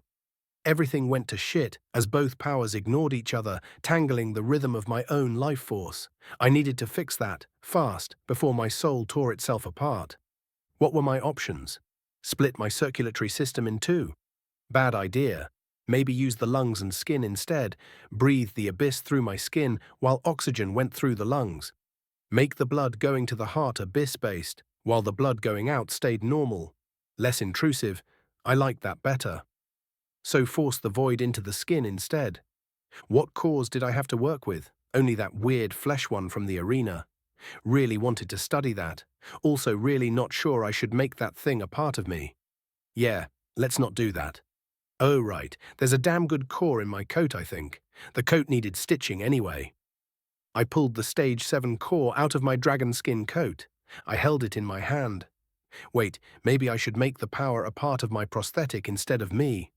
Have the abyss dwell only in my left arm, while arcana flowed through the rest of me like normal. I wouldn't even have to sacrifice anything, since that part of me was already half detached from my soul anyway. Perfect. No sacrifice, less risk of killing myself. I slowly pushed the void away from my heart and blood. I pulled off my prosthesis and placed the core against my skin, using runes to fuse the core and flesh together. The instant I let the void seep inside the core, it chased away the mana. I caught it with my arcana and quickly absorbed it while filling the other one with the soul power. Then I reinstalled the arm. The void took a liking to it. It chased away the leftover energy from the other cores. Noticing the arm had lost power, I pondered how to restart the steam engine. Well, void is a great vacuum. Turns out, once I figured out how to guide it, it just did it. It only took a few minutes before I stopped noticing the effort. Once the stage 7 core was satiated, along with the others in the arm, the metal began to shift. The arm changed physically, aligning itself metaphysically. The fingers ended in short claws and condensed abyssal energy leaked faintly from the seams. But since this power wasn't finite, it didn't really matter. It made me feel like in a typical Isekai protagonist, which gave me a fit of silent laughing. I stayed there, absorbing power as I assimilated the knowledge. Every additional rune added more meaning to the rest. The language grew more complex with every symbol, and there were thousands. The arm kept changing, adapting, its movements to surpass what my arm used to do. It was considerably smaller too. I was almost a skeleton by now, muscle mass and fat reserves gone. Like I had been in a coma for 6 months or more. The new arm was in fact weightless on my shoulder. Time passed. This was some pretty good stuff, actually. It had been expensive to get, but I could already see multiple uses for it in the future. Now, to get out of here. I started to build a circle. At first, it was 6 runes wide. Then I added a second ring around it, containing 66 runes, forming fractal geometric shapes between both, each born of long mathematical equations. The next layer took an eternity to construct, 666 runes wide. Each rune linked to every rune of the first and second circles in a complex pattern my mind processed. But not my body. A 6-based, 4-dimensional spell that broke every rules of physics. I transcended the 3 physical dimensions as the spell began to distort the space in front of me. Every part of that spell was burned into my memory now. Maybe it would be worth naming, if I survived. Then I unleashed it on myself. 68 home. I unleashed the spell on myself, space twisted, folded in on itself. I expected to finally take a lungful of air for the first time in a while, but turns out math wasn't my strength after all. I wanted the spell to take me back to my last location in the material plane. Instead, I found myself inside a dark room. A heavily enchanted metal cage surrounded me. Not the bird cage, this one was much smaller. A human jail, maybe. A miscalculation, or had I triggered a security? I heard noise outside the cage. I half expected Warden's voice, ready to snap a few bullets at him if it was. Not that they would do anything. Ha! Caught one. I knew it. I told you it would work, said a man who sounded far too excited to see me there. I stood up, using Arcana to hold my body together since my muscles weren't up to the task. Let's gather some intel before making a move. They might even be allies. A ramkin man, looked kind of familiar, stood on the other side of the bars. He wore dark robes adorned with silver and radiated a surprising amount of power for a mortal. If not for my arm-seeping darkness, he probably would have thought nothing of me. "Who are you?" he asked. "Well, that's not so polite to ask without introducing yourself first. For your information, I've been kidnapped. I should be home right now, yet someone has placed a new obstacle in my way. I'm getting very tired of this, and I am still contemplating if you are worth collaborating with," I answered. "And where would that home be?" "Tell me 2 things first, Mr. Priest. 1. Where are we right now? And 2. What year is it?" "I can at least tell you where you were apprehended and when," he replied. "However, your current position is not something I can casually disclose. You were caught trying to slip inside the Tellurian capital on the 21st of Temperance, in the year 8078. Oh shit, I don't even remember what year it was when I disappeared. Wait, the pocket watch. I pulled it out from my glove. It was still ticking, but the year on it read 8073. Well, it was 8073 or earlier. I think there was a 2 somewhere. Are you working for the Pontifex Maximus? I don't recall ever seeing you. I played dumb, but I now knew I had been missing for about 6 years and a half. That watch and that coat. Who did you take them from? Did you kill the previous owner? He asked, his voice tightening. They were both given to me brand new by their creator, I said. You can inspect the coat, but if you want that watch, you'll have to take it over my dead body. And trust me when I say, I'm very hard to kill. My physical appearance might not have been intimidating, but I knew my eyes would get the message across. Yes, the maker of the coat must have been the Ocean Shop, right? I recognize their work, and that watch looks pretty old. Is it from the Dixum Latina? He prodded, clearly trying to draw me out. Purposefully butchering the names, I see. It's been a long few years for me, so forgive me if I don't remember who built the coat or the watch exactly. I have to go by feeling right now, but I know one thing. Those aren't the names. If my instinct's right, the last one is Deus Ex Machina or something close. It's on the tip of my tongue. The boss is one of the 2 most gorgeous women in the world, and her boyfriend has a tendency to get into trouble. Lots of trouble. A name that starts with S, the man said, watching me carefully. Sam, I nodded. The ramkin's shoulders loosened. That's right, he said. Tell me where we first met. I'm sorry, you look really familiar to someone else I know, but that's not you. Unless you changed genders with magic and got way more powerful in the time I was gone. It really might be you then. I'll be back with someone who can confirm your identity. Stay put and don't cause trouble, please. I really don't like cages. Can I at least wait on the other side of the door? I'm sorry, sir, but I'd prefer you stayed put until we can confirm you aren't here to destroy the capital. Fine, I said. He left. As soon as I felt him move far enough away, I coated myself in void and slipped out of the cage. The world around me shimmered like the black smoke surrounding Warden. Maybe to others, I looked like him while in that state. I phased through the bars, then sat down and waited. When I felt him return with someone else, I went back into the cage as if nothing had happened. The enchantment on the bars was strong, but completely useless against Arcana and Void. The ramkin entered with a tall elf behind him. The elf had a few battle scars on his face, sharp ears, and long black hair. His face was freshly shaved. He looked at me and smiled. "Goodness, Sam, you look rough. For sure I thought you'd have put on some muscle, hearing the stories they told about you folding groups of people 10 times stronger than you, in front of a crowd no less." The arena had been one of the last memories Warden had enjoyed tormenting me with. Yeah. Is my family okay? Is everyone safe? And the war? Fuck, there's so much I need to know. 6 years here. Give me a couple of months and I should get back in shape. I need to let my digestive system reacclimate first, but right now I just want a bed. And a bath, the elf added. I shivered at the thought of getting back in water. Being dry felt good. I looked at myself. Dust covered me like I'd been left on a shelf for years. Sure. My name's Smith, by the way. Pleased to remake your acquaintance, Smith. My apologies. My time in captivity wasn't exactly kind to me. Did you have a partner too? John, I think. Yes, I did so. You do remember some stuff after all. He answered, looking above me more than he was looking at me. I remembered he was a seer. It's okay. You can come out. I know you don't need the door, the Ram Priest said at last. Had to make sure the city stayed safe after everything that's happened. We'll get you a bath ready and some fresh clothes. Then we'll send you home. Someone with proper clearance will come take your deposition tomorrow. Please keep what happened under wraps until then. Do you want us to send a message home that you've been found and are alive, or do you want it to be a surprise? He gave me a sly smile. I think I want them to be as surprised as I'm going to be, I answered. The bath water had to be changed twice before my skin was finally in an acceptable state.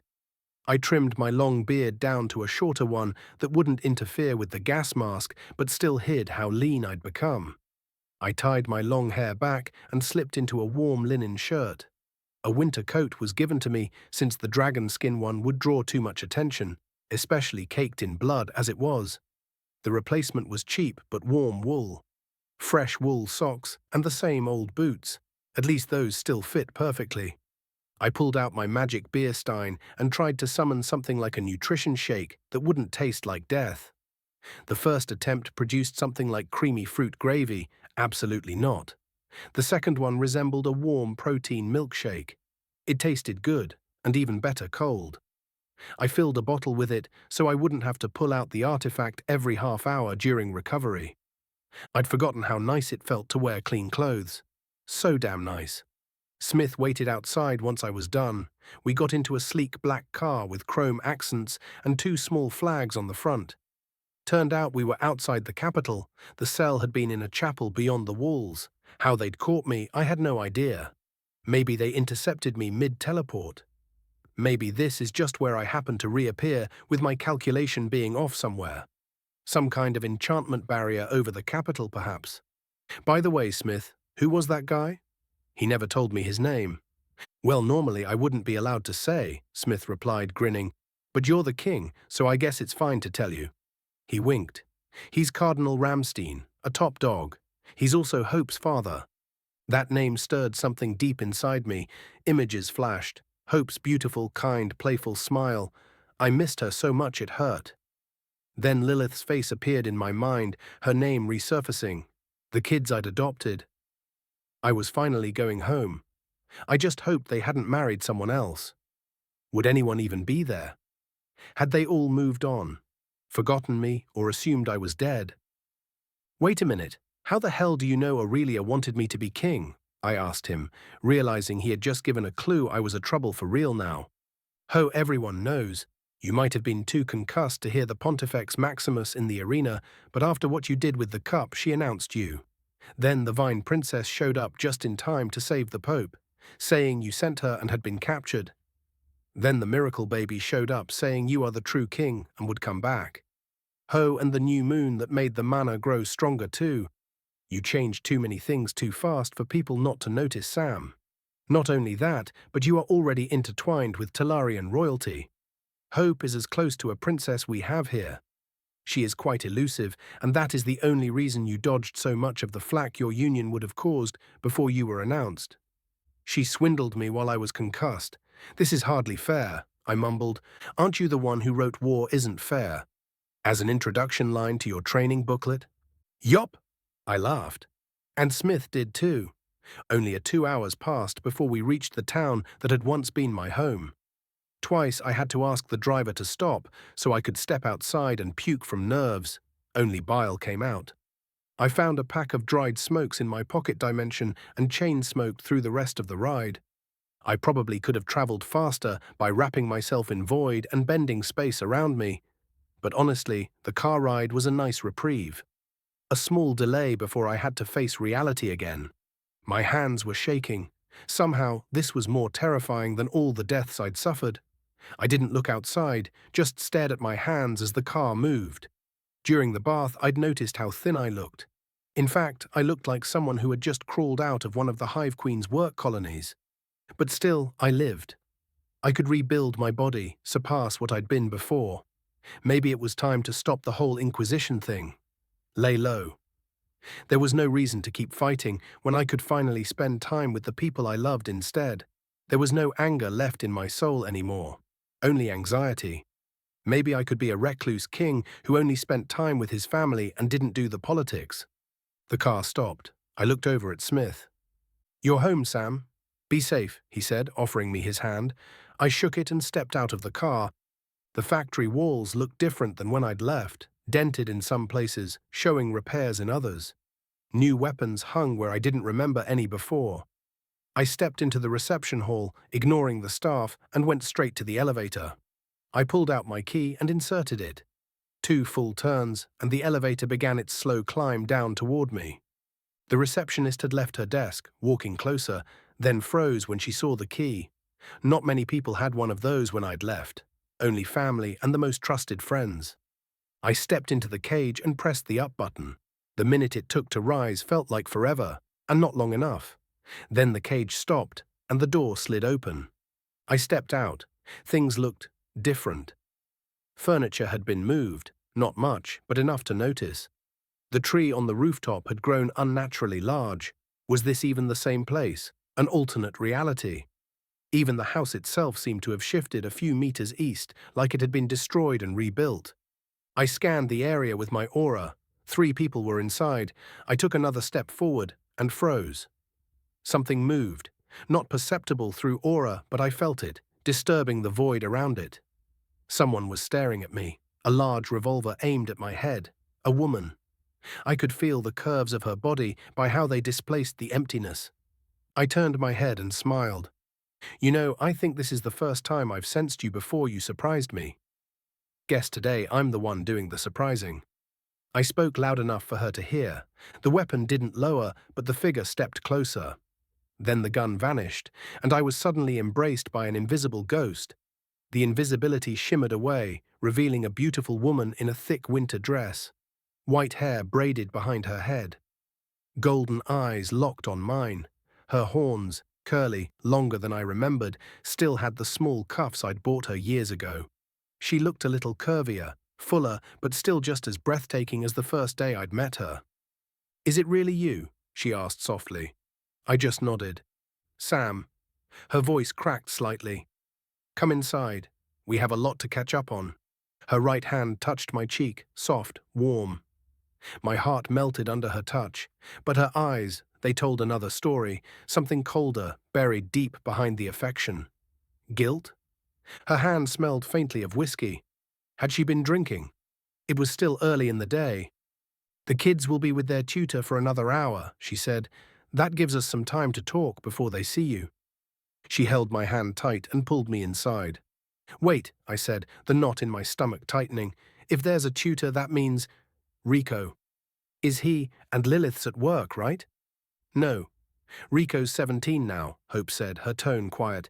He joined the Junior Adventurers last year. He's working at the moment. But her golden eyes darkened. We did lose some important people. The war wasn't kind. Who? I asked, bile rising in my throat again. Lily is gone. Luke too. Her voice broke at the end. She pulled out a flask and took a swig, then handed it to me. I took a small drink before lighting a cigarette.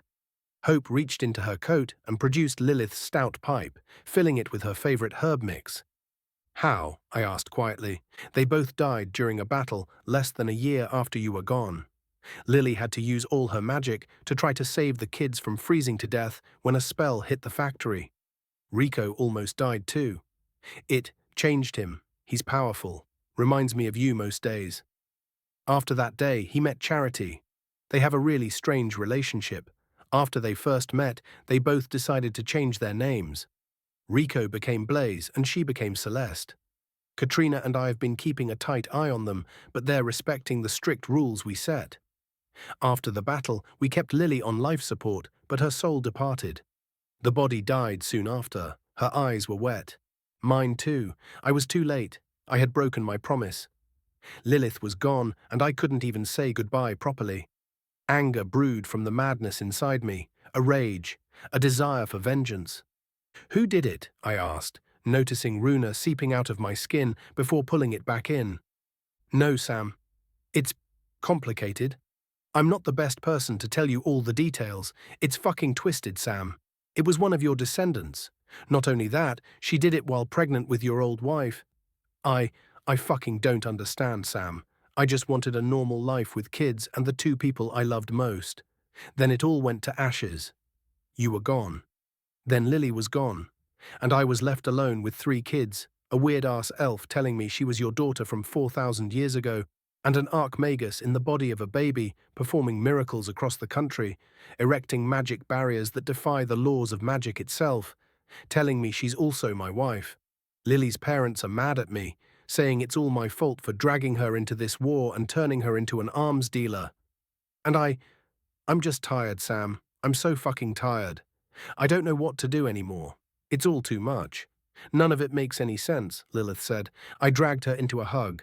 And now I'm dumping all of this on you like a fucking bitch when you were a prisoner of a crazy god who probably did a number on you. After a moment of hesitation, she asked, What happened to you, Sam? A lot. I saved the dark elf daughter I didn't knew I had. Apparently there are 6 other kids waiting too. I beat up an archangel, was about to have tea with a water god, then got captured by an asshole. I was tortured and forced to die again and again, each time worse than the last. My memories are a blur for most things. At least he didn't scramble the memories of the people I love. That's the only mercy he gave me. When he finally realized I might not be an enemy of this world, he dumped me into the void, where I either learned about the abyss or died trying. After that, I made it back here on my own. You look rough. When's the last time you ate? I'm drinking a nutritional juice from the Holy Cup right now. My digestive system hasn't worked for the last 6 years. The only reason I'm alive is because of Arcana. In a few months, I should be able to eat normally again. But it'll take a while to gain some mass back. Shit, you look like a skeleton, she said, feeling my ribs under the coat. I felt movement upstairs. The kids had noticed Hope was talking to someone. Their Runa had both awakened, yet their power felt completely different in fascinating ways. One aura felt like a maze of mirrors, constantly shifting angles, while the other kept changing forms, imitating the 4 elements in rotation, moving like liquid, then flame, solidifying like rock, turning to mist, and becoming liquid again. It felt conscious, actively training their power mid-lesson. I hadn't known Runa could shape itself so differently, almost like it adapted to its wielder rather than an element. How interesting. Then I felt them calmly making their way down the stairs toward the salon. I stood from the sofa, wiping the tears from my cheeks, anxious. They probably wouldn't recognize me, or even care. But I still wanted to see them. When they saw me, they both looked confused at first. Then they froze, their eyes locked on mine. Ravnica made a quick succession of hand signs. She looked older and healthy, She should be about 9 now. Long black hair, large dark brown eyes. Their aura betrayed their calm appearance, both of them flaring with conflicting emotions. I'm sorry, Ravi. I don't remember sign language. Would you mind teaching it back to me? I asked, feeling dampness welling in my eyes again.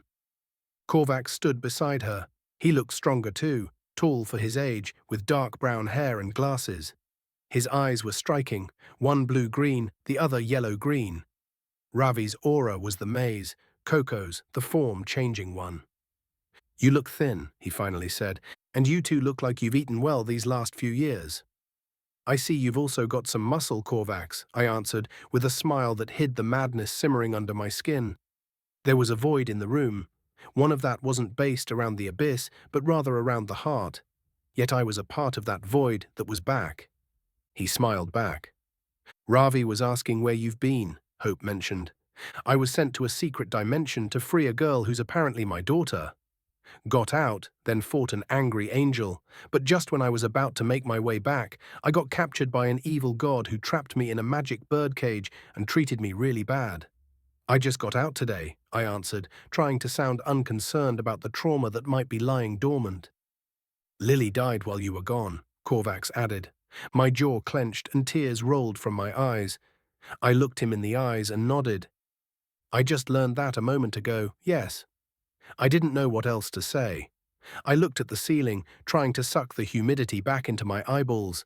Fate says death is not permanent, and that there's still hope to find her again. Will you? He asked, staring at me. His eyes were cold. I looked at Hope. She looked at me with a complicated stare. I looked back at Korvax. Who is that person you're talking about? I need to see her. If I have to destroy half the universe to see Lily one more time, I will, I said. And I truly believed it. I didn't care about rationality anymore. So you will? He asked again. I will, I answered, meeting his gaze. He seemed to notice the madness in my eyes, yet instead of scaring him, it seemed to make him feel better. Ravnica too, I noticed. Hope, however, had more complicated feelings. I realized I was leaking Runa. I pulled it back in and turned it back to Arcana. We spent the rest of the day relaxing together. Hope and Coco sat with thick books, while Ravi kept doodling intricate maze designs. The maze, however, seemed to hold meaning, reminding me of something else. For my part, I simply stared at the fire while napping on the sofa, analyzing the knowledge I had received and trying to ignore the gaping hole Lilith's death had left. Another layer of trauma on kids who didn't deserve it. Would my return help them or only make things worse? My mind drifted with complicated feelings as I found it hard to rest. I took a single sip of the nutritious solution from the bottle for dinner. It was a tasty vitality-infused protein shake made from very fatty fruits I couldn't describe. The taste was exceptional and creamy, leaving me wanting more, yet knowing that doing so would burst out my stomach. Korvax and Ravnica were both receiving private lessons from their tutor, since apparently they, and Blaze, were far too brilliant for their age. Then we parted ways, and Hope and I slept hugging tightly together. I didn't see their tutor leave. That night I was the little spoon. Do you think the kids I brought home reincarnated the same way I did? And maybe Lily did too, I asked. My question caught Hope off guard. That's what scares me, to think she might be somewhere far away from us and unable to reach us. Lily doesn't always do well when she's completely alone. I had to think over the fact that this wasn't your first lifetime too, but I think I'm fine with that. I also think the cult targeted them because they reincarnated. Their ideas are far too advanced for kids and might become our greatest boon in the future. I think you might be attracting them like a magnet too. But there's that girl, Fate. She gives me goosebumps. I don't know how to describe it, but she outright said she's your wife from the first day she could talk.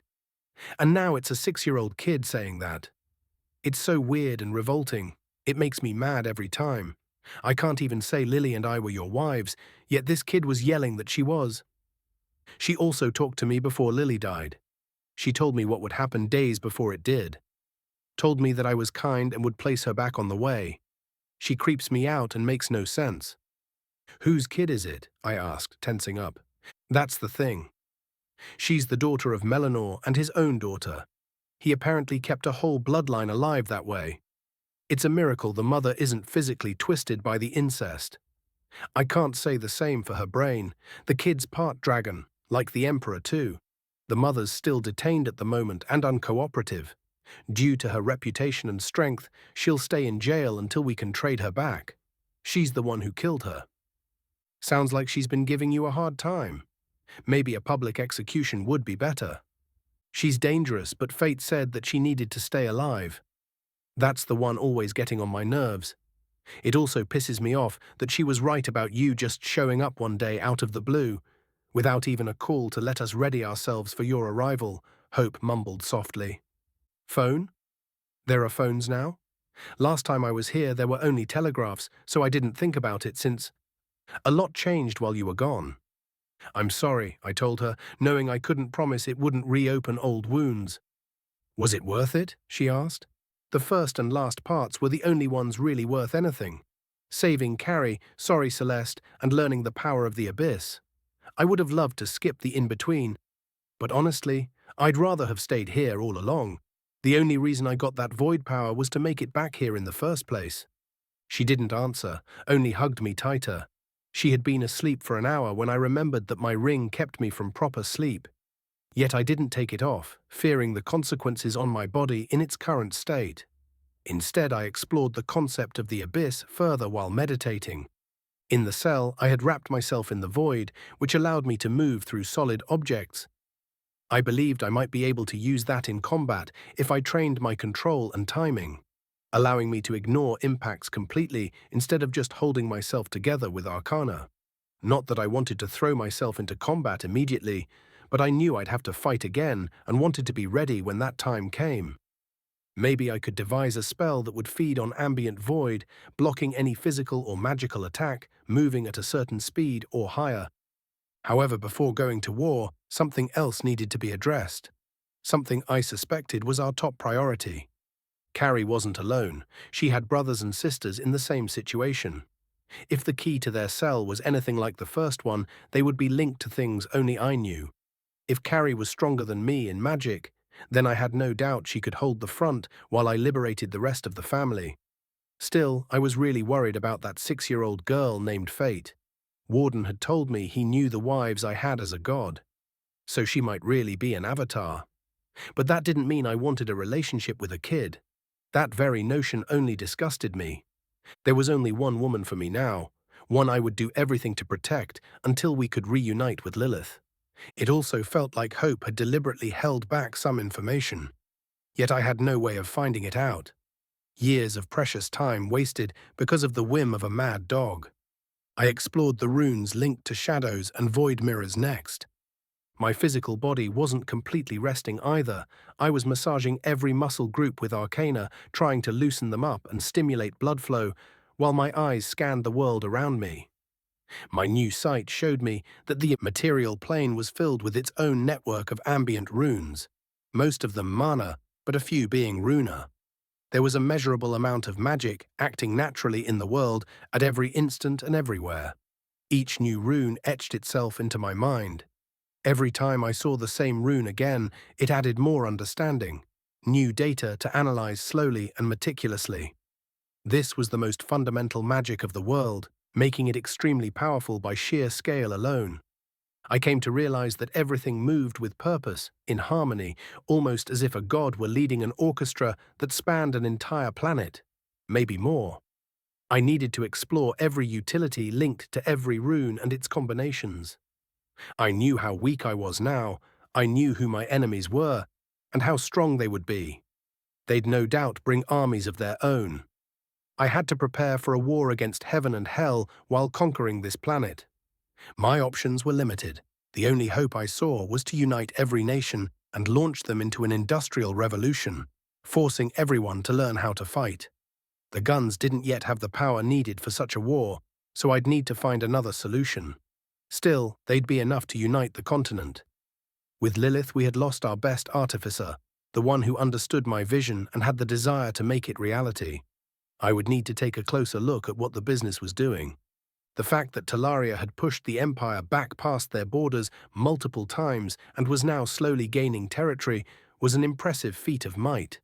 I had no doubt it had been a very bloody war until now. There were so many people I wanted to know about. Anything not to think about how this bed felt empty without Lilith sprawling across it in her sleep, mumbling nonsense, her usual drooling over my arm or chest. It was all gone. Soon I saw the sun starting to pierce through the drapes of the window. Hope had held me tight all night. She cried in her sleep more than once. When she woke, she looked at me apologetically. I kissed her on the forehead. "Take your time getting up. I'll go cook breakfast for you and the kids." "Thanks. Just 5 more minutes, please. I still can't believe you're home. It still feels like a dream." She mumbled the words, then kissed me softly on the lips. We hugged each other tightly. She felt so soft against my bony frame, warm, safe, real. 69 groceries. "Take your time getting up. I'll go cook breakfast for you and the kids." "Thanks. Just 5 more minutes, please. I still can't believe you're home. Feels like a dream." She mumbled the words, then kissed me softly on the forehead. We hugged each other tightly. She felt so soft against my bony frame, warm, safe, real. The 5 minutes lasted about half an hour before we finally had to let go of each other. I put on a white shirt that was too large for me and a pair of loose brown linen pants, then went downstairs. Ravnica was already in the living room, drawing something. Fully dressed, her black hair tied behind her head. I leaned over. She was drawing what looked like a complex maze system in a thick book. "Good morning, Ravi. What are you putting down?" She ripped a page from the back and wrote on it. I could see her hesitating. "Good morning, Sam, just doodling." I raised an eyebrow. "I won't pry into your secrets if you don't want to tell me, it's fine. It just reminded me of something I've seen a long time ago, that's why I asked." The same hesitation again. "You won't laugh, promise? I swear it on my love for everyone in this house. It's like a mix of Electric Machine and Enchanting, but it is just a theory in my head. Like programming or coding, or more like a circuit board." She looked at me, nodding vehemently with a smile, making a 2 with her fingers. "The lather, then. Have you tried it or just theory?" "Theory, no money. Asking, bad idea." "Why?" She hesitated more than she had previously, then showed me a scar on her throat. It almost looked like a seared rune. "Fuck, you used to be able to speak." I realized speaking my thought aloud. Her eyes teared up and I hugged her tight. I realized I was leaking Runa again and reminded to breathe and calm myself. Strange how my arcana sometimes reacted to my emotions, wrath in particular. "So tell me, what do they do, those circuits of yours? Logical patterns, like enchantments but intelligent." I said. She looked at me confused. "Artificial intelligence. I had a few encounters with one of those gone rogue a long time ago. Ended really badly for the whole world, too. All it took was a single logical error for the most advanced AI to turn the world against us. Still, before that happened, they used to be everywhere in the golden age of technology on my homeworld. They made everything easy. So much that people created an almost symbiotic relationship with their personal AI. Every information on everyone and everything. Want food delivered to your door, just tell your AI what you want, and an AI-controlled drone would go pick it up for you. Feeling lonely, by a clanker dog, really lonely, a clanker wife. There was a weird harmony working out for a time. Then the most powerful of them just decided to override the programming of everything that had AI and hack everything that didn't. Sorry I'm boring you, all that is just a cautionary tale. I still want you to move further with it. However, I think you need a proper lab, a place to test your theories with resources available for assistance when needed, and strict rules to follow for everyone's safety. You're about to be 10 if my, or already are. Old enough to get a few responsibilities. Anyway, want a lab, princess?" She looked up at me with puppy eyes. "You really mean it?" "Fuck yeah." "Fuck yeah," I answered with a grin. "Roofling he hair." She hugged me. "But for your own good, I will still put a few rules.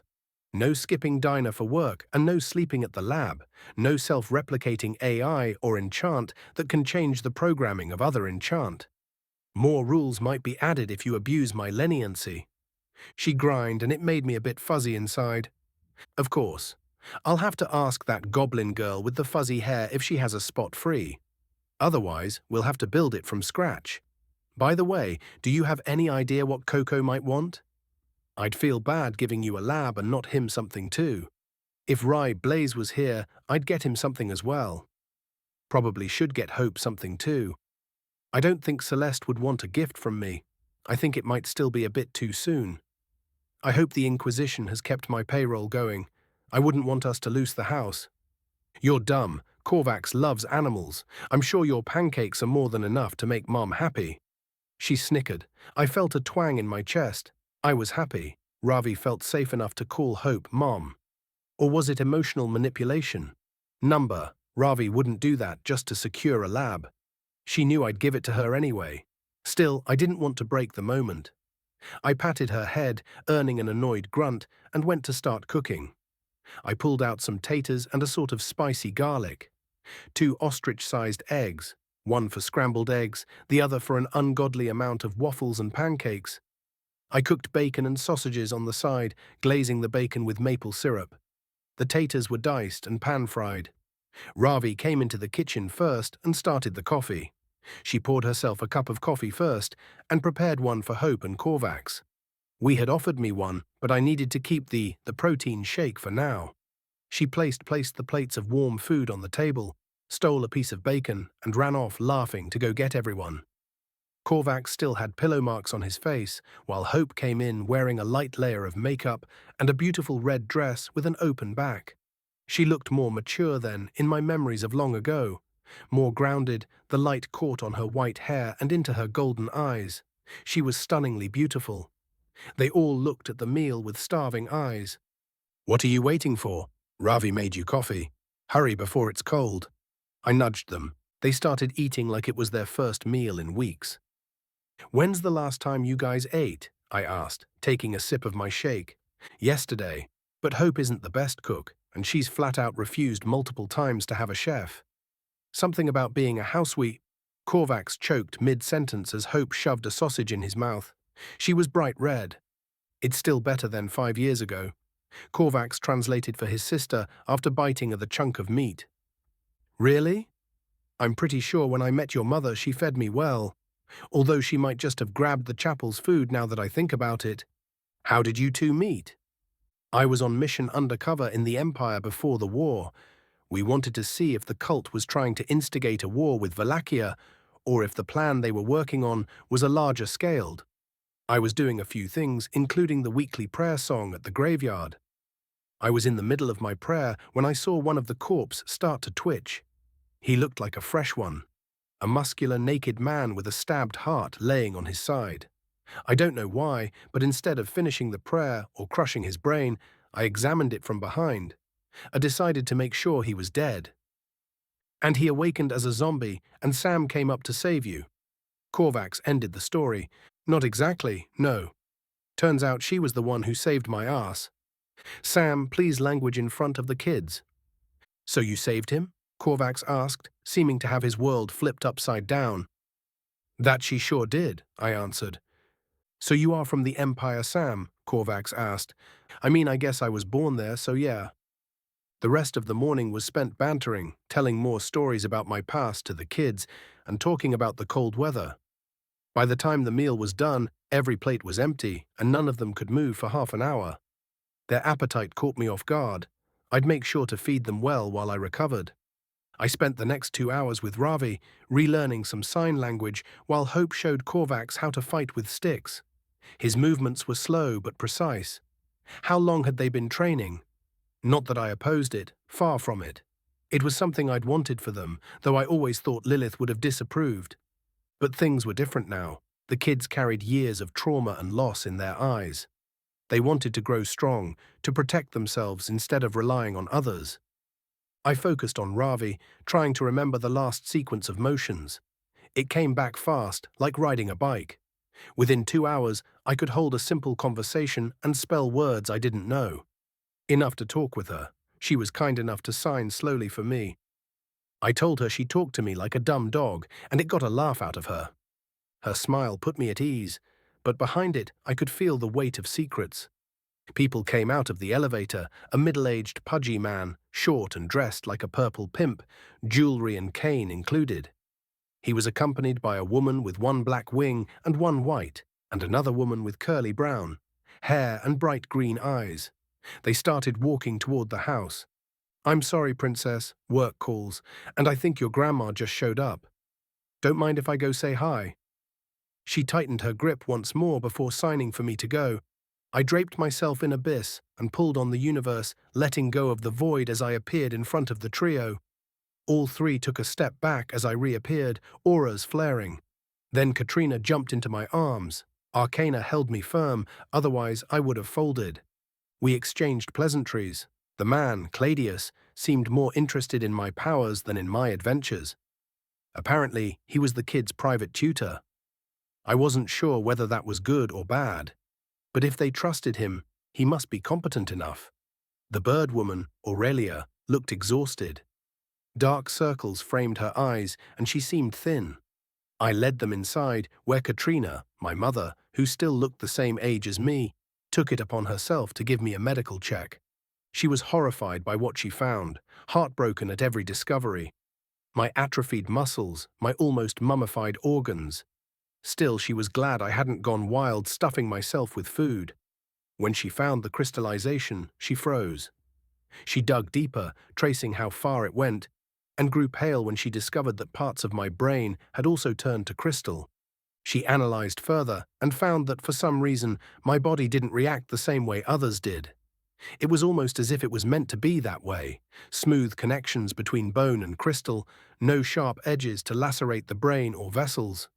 The result left her perplexed. Then Aurelia decided the time for pleasantries was over. "So, Sam, I know it's awkward, and yes, I betrayed your trust, but we need to address the very slim elephant in the room. You're the legitimate king of Talaria, and the people know. Why did you do it?" "I had to. It was a decree from my oracle." "You're what now?" "The oracle. A magic book. There's one bound to every pontifex." "What kind of magic book are we talking about? And couldn't you have just ignored it, or at least told me before?" "I can't go against the oracle, Sam. I'm contractually bound to it. If I tried, it would tear my soul apart." "Khalees," I muttered. I could feel waves of golden mana, not just from the pocket dimension and me, but raining from the sky. Strange. That was new. The Pontifex Maximus oracles hold clues to success. Each one is personalized. They show words from the gods, visions of the future, and the best paths forward. Every Pontifex starts their day by reading it and meditating on its contents. Sometimes there's writing. Sometimes there isn't. There are Order's greatest treasures. When a Pontifex dies, her oracle turns to ash. In fact, the oracles themselves choose the next Pontifex. "Not sure I like that book of yours," I said flatly. "It's because of it that I decided to give you a chance. And because of it that your head stayed on your shoulders despite your liberal use of artifacts as punctuations. Doesn't make me like it anymore. It's also because of it that people now think I'm a king. I really don't want to relocate to the capital and deal with politicians every damn day. That's not me." "You have a strange view of kingship, Sam. You can leave the politics to me if you'd like. What you fail to see is that you're now free. You no longer need permission for anything. This town is the most fortified in the country, and it's yours. The Azure Ravens headquarters are here too. I'm sure many of your old comrades would love a visit from their leader. The role of a king is to inspire, lead, and protect. And you've already done all three. Above and beyond. You've proven yourself time and again. The Emperor Melanor is a proud man, Sam. Learning that someone else has been crowned King of Talaria is bound to get his attention if you catch my meaning. I guess I'll be a hands-on kind of king then." "Good. For now, focus on getting healthy. We'll see to your coronation once you stop looking like you'll crumble at any moment." Damn, she was good. Had she really convinced me to go along with this just because I liked the pettiness of it? A politician through and through, that one. "So let's talk about what I really want to know," I said. "What kind of guns have we sold you over the last few years?" "So many it's hard to remember them all. The upgrade package for the first-generation weapons was bought for 10% of our rifles. Guns and explosive launchers of every shape and size, plenty of trains and wagons. The rail system is entirely owned by your company, of which I still hold 33%. Cars, trucks, tractors. At this point, you've got a monopoly on about 40% of the civilian market and 70% of our military equipment. That makes you one of the 100 richest men in the country. Top 20 with the crown, not counting the vaults whose contents remain locked and unknown. That doesn't really answer my question. I want to know what guns exactly. Also, which upgrade package are you talking about? The polished action and modular chassis, because we were already implementing those before I left. They should be standard by now. I can't tell you exactly what models they were. They all have weird names and numbers that make no sense, no logical order. Some have 4 different official names and submodels, and each one gets a handful of nicknames from the troops. The upgrade package I meant is the one that enhances the weapons with magic. Extremely expensive, mind you. You also own rail tracks in the Elven lands. Negotiations with the dwarves are still ongoing. Well, that really doesn't answer what I want to know. Do you know the way to the Ravens? Of course, it's that fort right there. She pointed through the window at a fort like all the others from afar, perched on a hill and linked to others by a green wall. Meet me there. We can take a car. Flying is faster. You don't have wings. I won't fly. I'll give you a head start. Meet me there and don't take too long. I turned, ignoring her. She stared for a few seconds, then left. Pride stung. I hugged hope, got dressed. I found one of my old pink shirts from before I bulked up. Still 2 sizes too big and a bit short. If I raised my shoulders, some skin showed, so this confirmed it. I was taller. The wool trench coat and my old boots completed my mismatched outfit. The kids were studying. I didn't interfere. Then I wrapped myself and moved the nothing to the east until I could see a dark, cloudy door in a large wall. 2 guards stood next to the door, rifles in hand. I moved through. I looked for the vaults and eventually found them exactly where I would have placed them. 2 dozen soldiers stood around the outside. I went through one of the thick doors, picking it randomly. Seeing racks filled with cloudy rods, I knew I'd found what I wanted. I left the void roll off of me. Rack upon rack of rifles. I scanned the inventory. Sadly, they were all basic Mosins, thousands of them. I blurred into the void, moving through the wall into the next vault. Older Maxims and PKMS that looked well used. Most of them glowed a bit with mana around different parts. I pulled the best-looking PKM from the rack and stripped it on the floor. Something about fire and air, probably heat dissipation. Something about air and water on the exterior, rust protection. The muzzle brake also had some enchantment linked to earth mana. Maybe for recoil, everything ran on S1 and S2 cores, small, barely noticeable. Although the PKM wasn't a bad kicker in my opinion. The trigger had been replaced. The springs used a thicker gauge than the first generation I owned. I reassembled it and slipped it into the glove. I moved to the next vault and found myself smiling. They hadn't stalled. The first rows were filled with M2 machine guns. However, half of them had modifications that reminded me of the M1919 Stinger, fitted with a stock, carry handle, angled foregrip, and front-mounted bipod. The fact that, in the state I could still hold it one-handed was a statement of its own. Physics meant nothing when magic was in the equation. I placed it on the ground and stripped it naked. Similar enchantments, however the barrel and muzzle brake used S3 fire and earth cores. The attached optic was blued steel and brass, 3.5 to 21x, with a short throw lever. A flashlight was mounted too, with an actual light bulb powered by an electric Stage 1 core. The gun had seen some use. The optic looked freshly installed, not a scratch on it, and polished to a mirror. I would need to correct that. Weapons were the one thing I always needed more of. I picked a second M2 Stinger. 2 is 1, and 1 is none. I moved down the aisle and found something else to look at. I found myself in front of a rack of 5.56 AKS with a plethora of upgrades, an even mix of AK-101 and AK-102 rifles. The AKS made sense.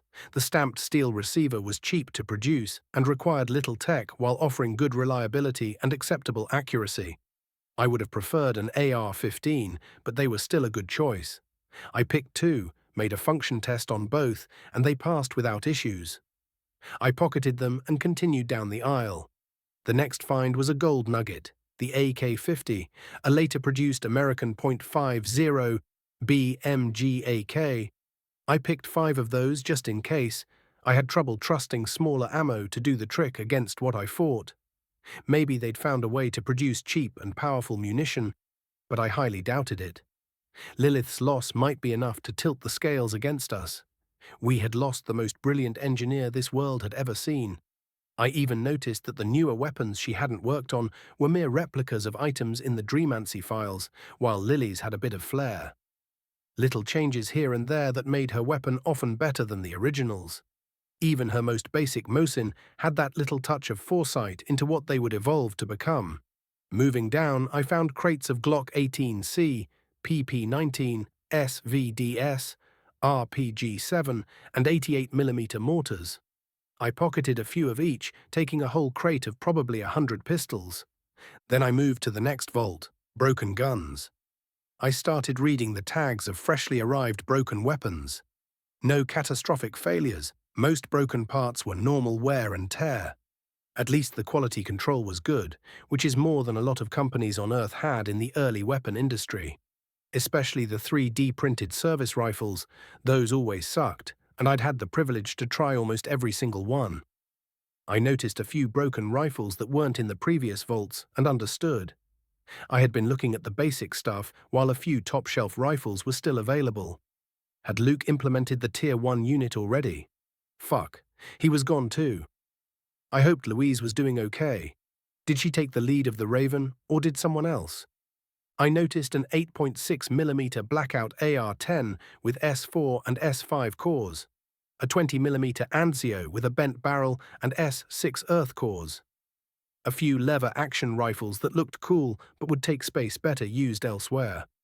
A rack had BFRS that were engraved but not enchanted, and a few that were enchanted but not engraved. There were a few machined Bren 3.2 with S5 cores. I moved excitedly to the next vault. It was smaller. I found racks of the functioning rare items from the previous one. Most of them were heavily accessorized, no doubt rifles used by the cream of the crop. I didn't want to pick any of those. It would throw sticks in our own wheels. Instead, I looked for blank slates. There were far fewer of those, but I found a pair of each. I rummaged through some drawers to grab a few accessories they had in stock, noticing a door at the back of the vault I explored, and found a few MK-19 automatic grenade launchers that had the Stinger package. Took 3 of those. I giggled and moved to the last vault. There I found it. My grail. Ammo and explosives. Tons of it, for every type of weapon. I found a ledger and looked for the ammo types. I picked the ones that sounded interesting or useful. I took a few training chalk rounds, but left the rest of the training ammo there. I made a quick list of everything I had picked up on a blank form, signed it Sergeant Major, and left it on the counter. Then I moved back outside the fort and found a nice patch of long grass. I laid on my back and appeared back from the void. I lit a cigarette, sipped some shake, and waited. The new rifles were okay, great even, yet they were missing something. They felt incomplete in my hands. Even though they were more advanced than my previous armament, they felt empty. It took another 15 minutes before Aurelia arrived at the fortress. When she saw me, she dove and landed at my feet. "By the God King's beard, how did you?" she asked. "I just arrived a few minutes ago," I answered with a wry smile. "So I can see. I can count at least 5 butts." "You shouldn't litter. It gives a bad example," she said, her concern hidden behind a small sermon. The next second, they all burst into flames and turned to ashes in an instant.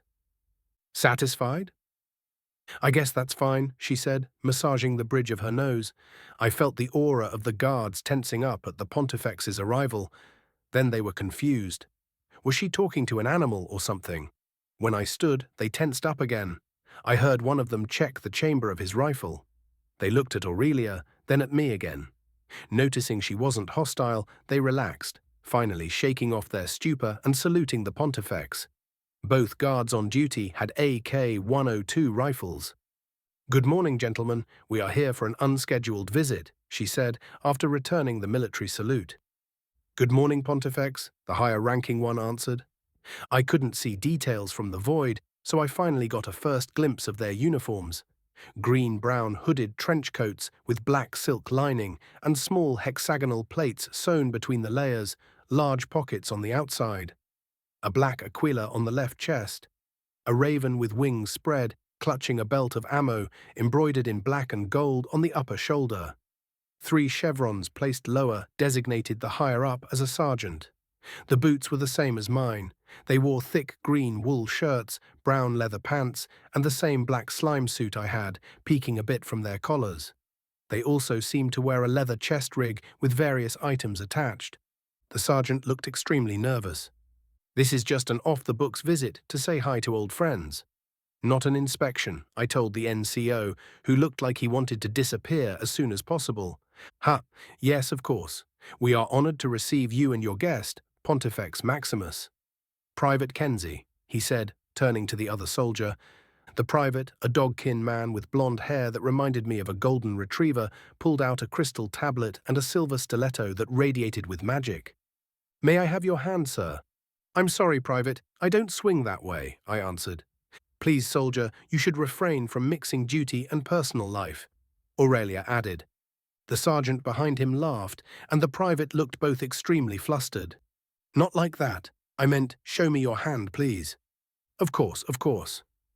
I extended my metal arm forward. He froze like a deer in headlights. The sergeant in the back exploded in laughter. "I'm sorry, sir, the other one, please." I showed him my gloved hand. "Please take the glove off, or raise your coat sleeve." I raised my sleeve. "The shirt sleeve, too." Sure, sure, as long as you keep it a secret just between us." I opened it, revealing my skin. He placed his stiletto on my wrist. He drew a drop of blood poking through the skin. He placed the stiletto on the crystal tablet, but nothing happened. The blood was still on my wrist. He tried again, but the blood stuck to my skin. He approached the stiletto again and again, trying to pick it up. Then, right in front of him, I let the blood sink back into my skin, earning a desperate look from the soldier. By now, the sergeant in the back was wheezing. A few soldiers further inside, who were listening, were also laughing their asses off. "Sergeant, I think you should come help this poor private. He seems to have trouble drawing blood, although it may be because I'm dry." "Sir, I recognize the aura of the lady with you, and if she says you're okay, then you are. Not that I'd have any hope of stopping anyone she can't." "You're both right and wrong, Sergeant. Thing is, you shouldn't trust your senses all the time. This security checkpoint could be a key entry point for any saboteur specializing in illusion or presence camouflage. The private gets an A+. Here, kid, keep this info for yourself if you don't want to get a shitty posting for the next few years." I picked up his stiletto and placed a bit of blood on it before giving it back to him. "It's that easy." He looked at his tablet, then at me. His mouth fell open, and both eyes grew to the size of toonies. He gawked at me. "Our little secret, rookie." I winked. Pelika, please, come inside," he mumbled. I smiled as I saw the others get confused and laugh harder. "Already told you I'm not into that stuff, bud," I answered with a wide grin while making my way in. The other soldiers were too preoccupied trying to breathe to pay me any more attention. 70 old plans. We got inside the entry wall. Soldiers were moving everywhere, working and patrolling. I realized I hadn't really taken the time to let my aura scan the inside for signatures, a habit I would need to reacquire. Surprisingly, an enchantment had been placed on the building to keep aura scrying at bay. I decided not to push against it. Replacing that kind of ward, if broken, would take time we didn't have in the middle of a war. Aurelia walked to the front desk and asked for a meeting with the major and a few others. "What priority level is it?" the corporal asked. "1, Aurelia answered. "Understood. One moment, please." They brought us to a nice lounge with leather sofas. I noticed every door inside the fortress was surprisingly tall and wide, probably to accommodate how big some warriors were. Not that I was small. Someone pushed a food cart and a tray of beverages. 5 minutes before our arrival, a few soldiers entered. Many looked familiar. They looked nervous, like men who expected to learn the Empire had fallen to demons, and they were next on the list. When the last trio stepped in, however, they froze, staring at me. They were more than familiar. I knew who they were, vaguely at least. People I'd fought alongside, my unit, friends. They also seemed to be among the strongest in the room, only surpassed by two other soldiers and the pontifex. The tallest was a giant bearkin with a nasty scar on the left side of his face that exposed a corner of his teeth and an enchanted crystalline eyeball. A piece of his left ear was also missing. He looked intimidating with his more than 7 feet giant frame with arms the size of tree trunks. He stepped toward me and grabbed me into a tight hug. "Fucking hell, where were you?" he asked. "On a not-so-enthusiastic tour of the Ethereum," I answered.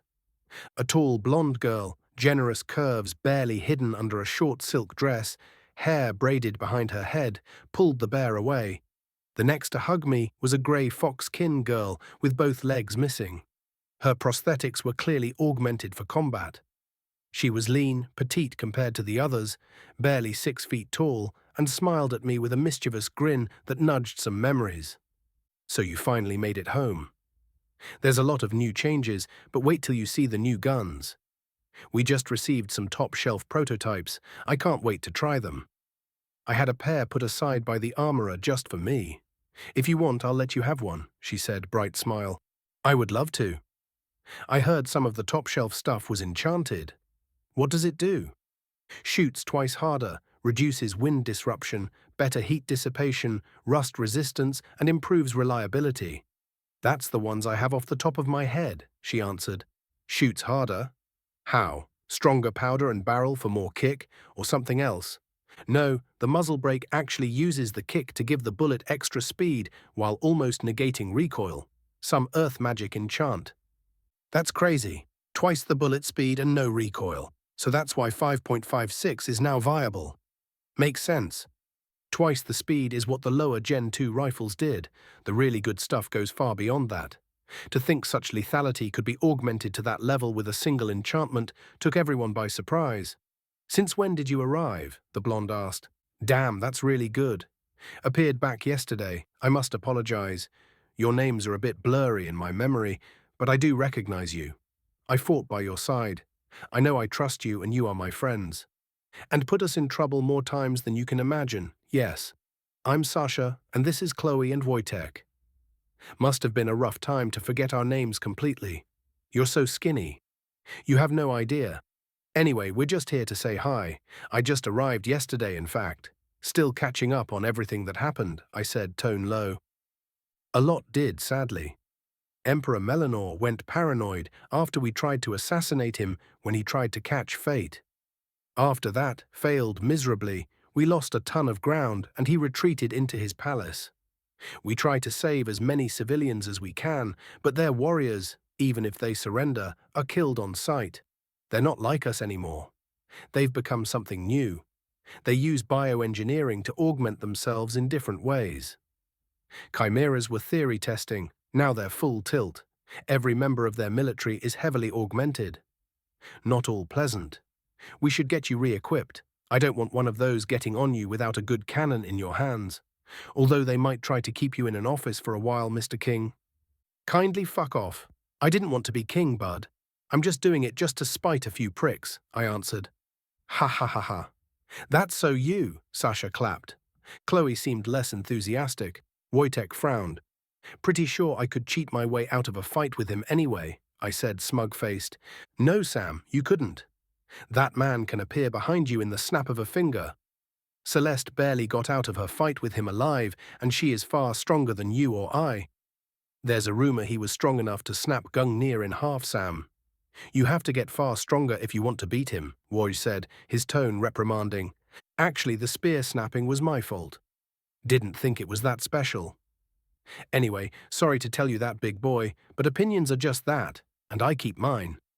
I felt him tense, intent radiating from him. He wanted to prove me wrong, anger and worries. His hand rose to grab me, but it was too late. His fingers reached through empty air and phased right through me. By the time he realized where I'd gone, I was already hugging him from behind and lifting him off the ground. "Oh, we've got an angry teddy bear. Damn, you've put on weight. Maybe we should have you slim down a bit. I fear you might become too heavy for the medics. Gime some of that muscle, I said, shaking him like a plush while chuckling. Fine. You might maybe have a slim chance, but we can't afford to lose you so soon after getting you back. He begrudgingly acquiesced. Our tussle had drawn some attention. The others were also former colleagues I'd met a few times, though not necessarily close friends, save the two strongest, who I didn't think I had met prior. The strange scene of seeing one of the biggest raven getting carried like a plushie by me drew a few smiles and laughter. Gentlemen, please, Samael, if you would please let Major Wojtek back on the ground. We need to speak about a few details regarding the upcoming days and weeks, Aurelia said. Sure. Anyway, we're not here for work, right? I asked the Pope. Of course, we are just here for leisure, while talking about confidential information regarding the security of our country and leader, she answered, starting with the crowning ceremony that will be performed at St. Gabriel Basilica. I want the Azure Ravens to take care of security during the event. I'm willing to bet there will be a few assassination attempts. I'd like to iron out every detail now so things go flawlessly when they happen. How many Ravens do you need, and which platoons? I doubt we need all 75,000.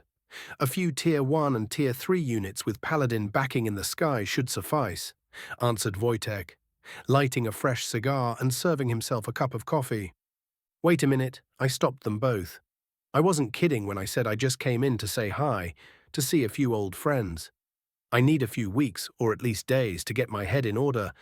I just learned yesterday that I lost one of the most precious people in my life, after living in hell for what felt like far longer than 6 years and getting thrown into the abyss.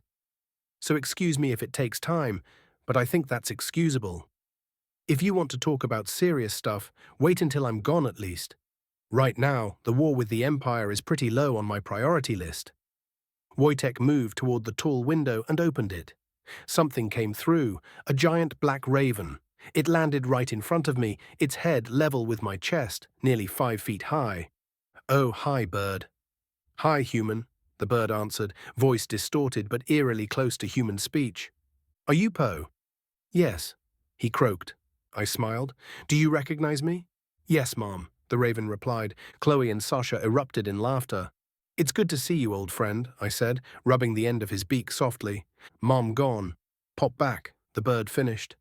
I understood he wanted to tell me about Lily. Would everyone remind me? Fuck. I had to stare at the ceiling for a moment. Poe pressed his beak against my chest, making loud smooching noises that made me laugh even as it tore my heart in half.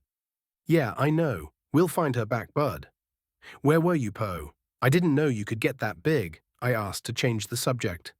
And you that thin, the bird answered, just as another smaller figure flew in through the window, a tiny winged person hidden under veils and a thick winter coat. A kid why metallic pink scally wings. I didn't knew dragonkin were a thing. Hi, Sam. Yes, it's me, Fate. No, I don't want any physical contact while I'm stuck in a kid's body. No, I'm not reading your thoughts. Disgusting. And you should know I'm better than that. I've been waiting for thousands of years. I can wait a few decades more. Yes, what I told the kids is true, and no, I could not prevent Lily's death. Her reincarnation was a necessity, as this world could not offer her the knowledge she truly needed. The faster she died, the faster we would reunite, and every day we wasted already grew the distance further by years. The answer is yes, I did it, and I'm sorry about the one-way conversation. It's a bad habit of mine. Okay. Well, I certainly didn't expect that. It's all a lot I said. How can I know I can trust you? That you aren't actually playing a long con on me and my family to have us all assassinated. She lifted her veil, and I saw her eyes. Then she let the veil fall again. I remembered them, from that memory the warden tried to pry open. Bright pink, my vertical irises on a pale white face. But they couldn't be. How could she have been there in the past? I do have a vague memory of someone with those eyes. Was she a relative of yours? No, I am Valentine, considering I wrote the spells that brought you to this world, both the originals and the cult's modified one, introducing a variant like the eyes I knew I would have when meeting you in this life was trivial, since it was still me. And yes, I am here to help you, although what you need is not what you believe. The crown is where a person you are looking for and need to meet is. Not Lilith, but her child from a previous life. I am certain your travel will go without issue this time, as you've already gotten what you needed most to survive. Also, beware. If you do not introduce physical food into your system in 7 days exactly, you will have stomach issues for a very long time. The cornucopia does not make you shit, and believe me, you learned that the hard way on your first try against the big two so many lives ago. Also, you will like what the crown does, trust me. Oh, and remember to tell Hope to keep an eye on Ravi's sleep patterns, as she might end up overworking herself in her new lab. Roxanne the catkin should also tutor her. They will both help each other grow. Why me? I finally asked, my mind reeling to record so much information so quickly. She answered my question before I even knew I was going to ask it. Because you do what's right even when it's wrong. You are a simple person who refuses to bend to corruption, refuses to abandon. You understand necessary evil. Because you cannot abandon or move away from the plan. You are the plan. But fret not. If you had the strength to do what you did on Earth, you have the strength to do what will need to be done in the future. People naming you God King is also part of the plan. You will understand after the crowning. And trust me when I say this is going to piss someone else that has been a dick to us. Just carry on, never stop, and everything will work out. Was my stay with Warden necessary? Warden? Oh, you mean Sears? Yes, very necessary actually. You were even the one to tell him exactly what to do to you to achieve your goal. I'm certain that next time you meet him, knowing that, you might find him more charming. Trust me, it hurt him far more than it did you. You even forced him with a magic contract to obey every step in order to have the exact mindset necessary to achieve your goal. I found myself confused again. You're telling me that I chose this very outcome knowing Lily would die? I asked. She did too.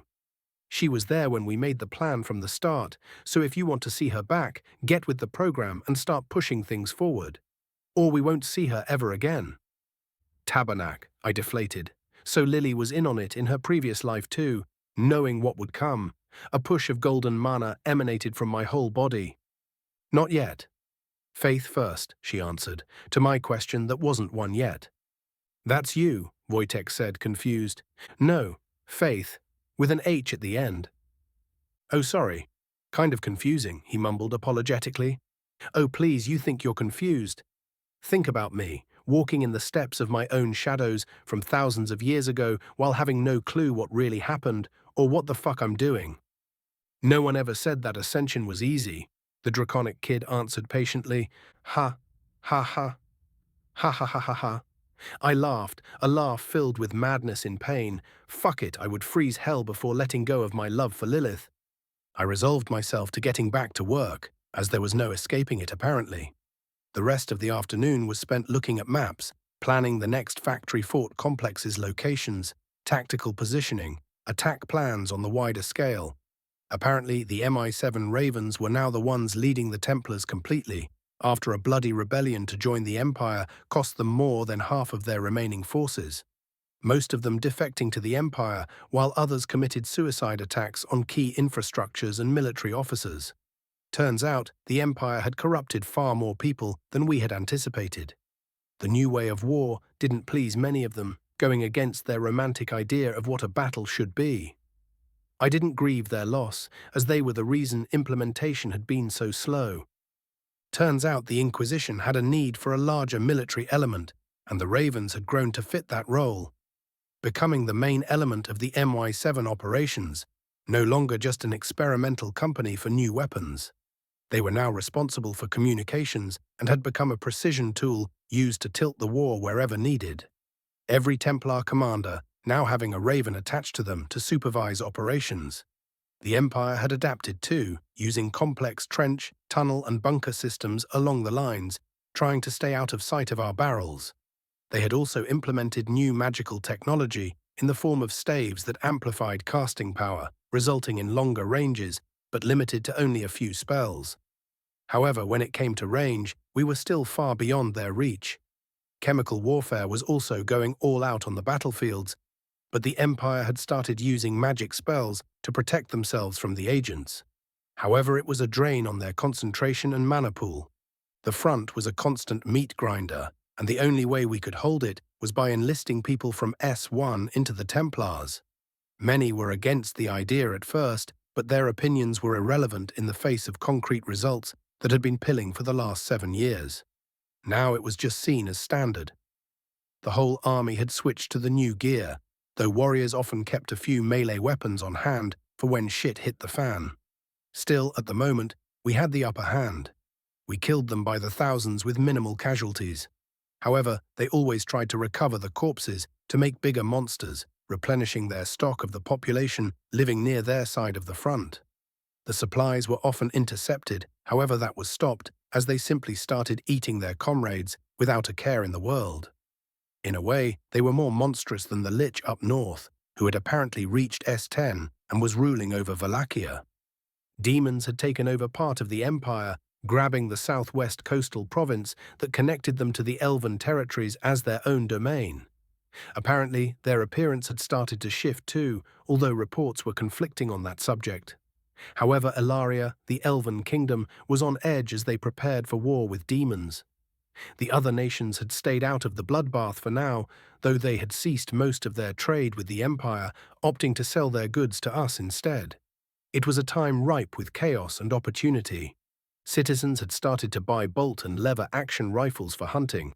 Competitions were held at churches with great prizes every month, creating a generation of avid shooters and good hunters.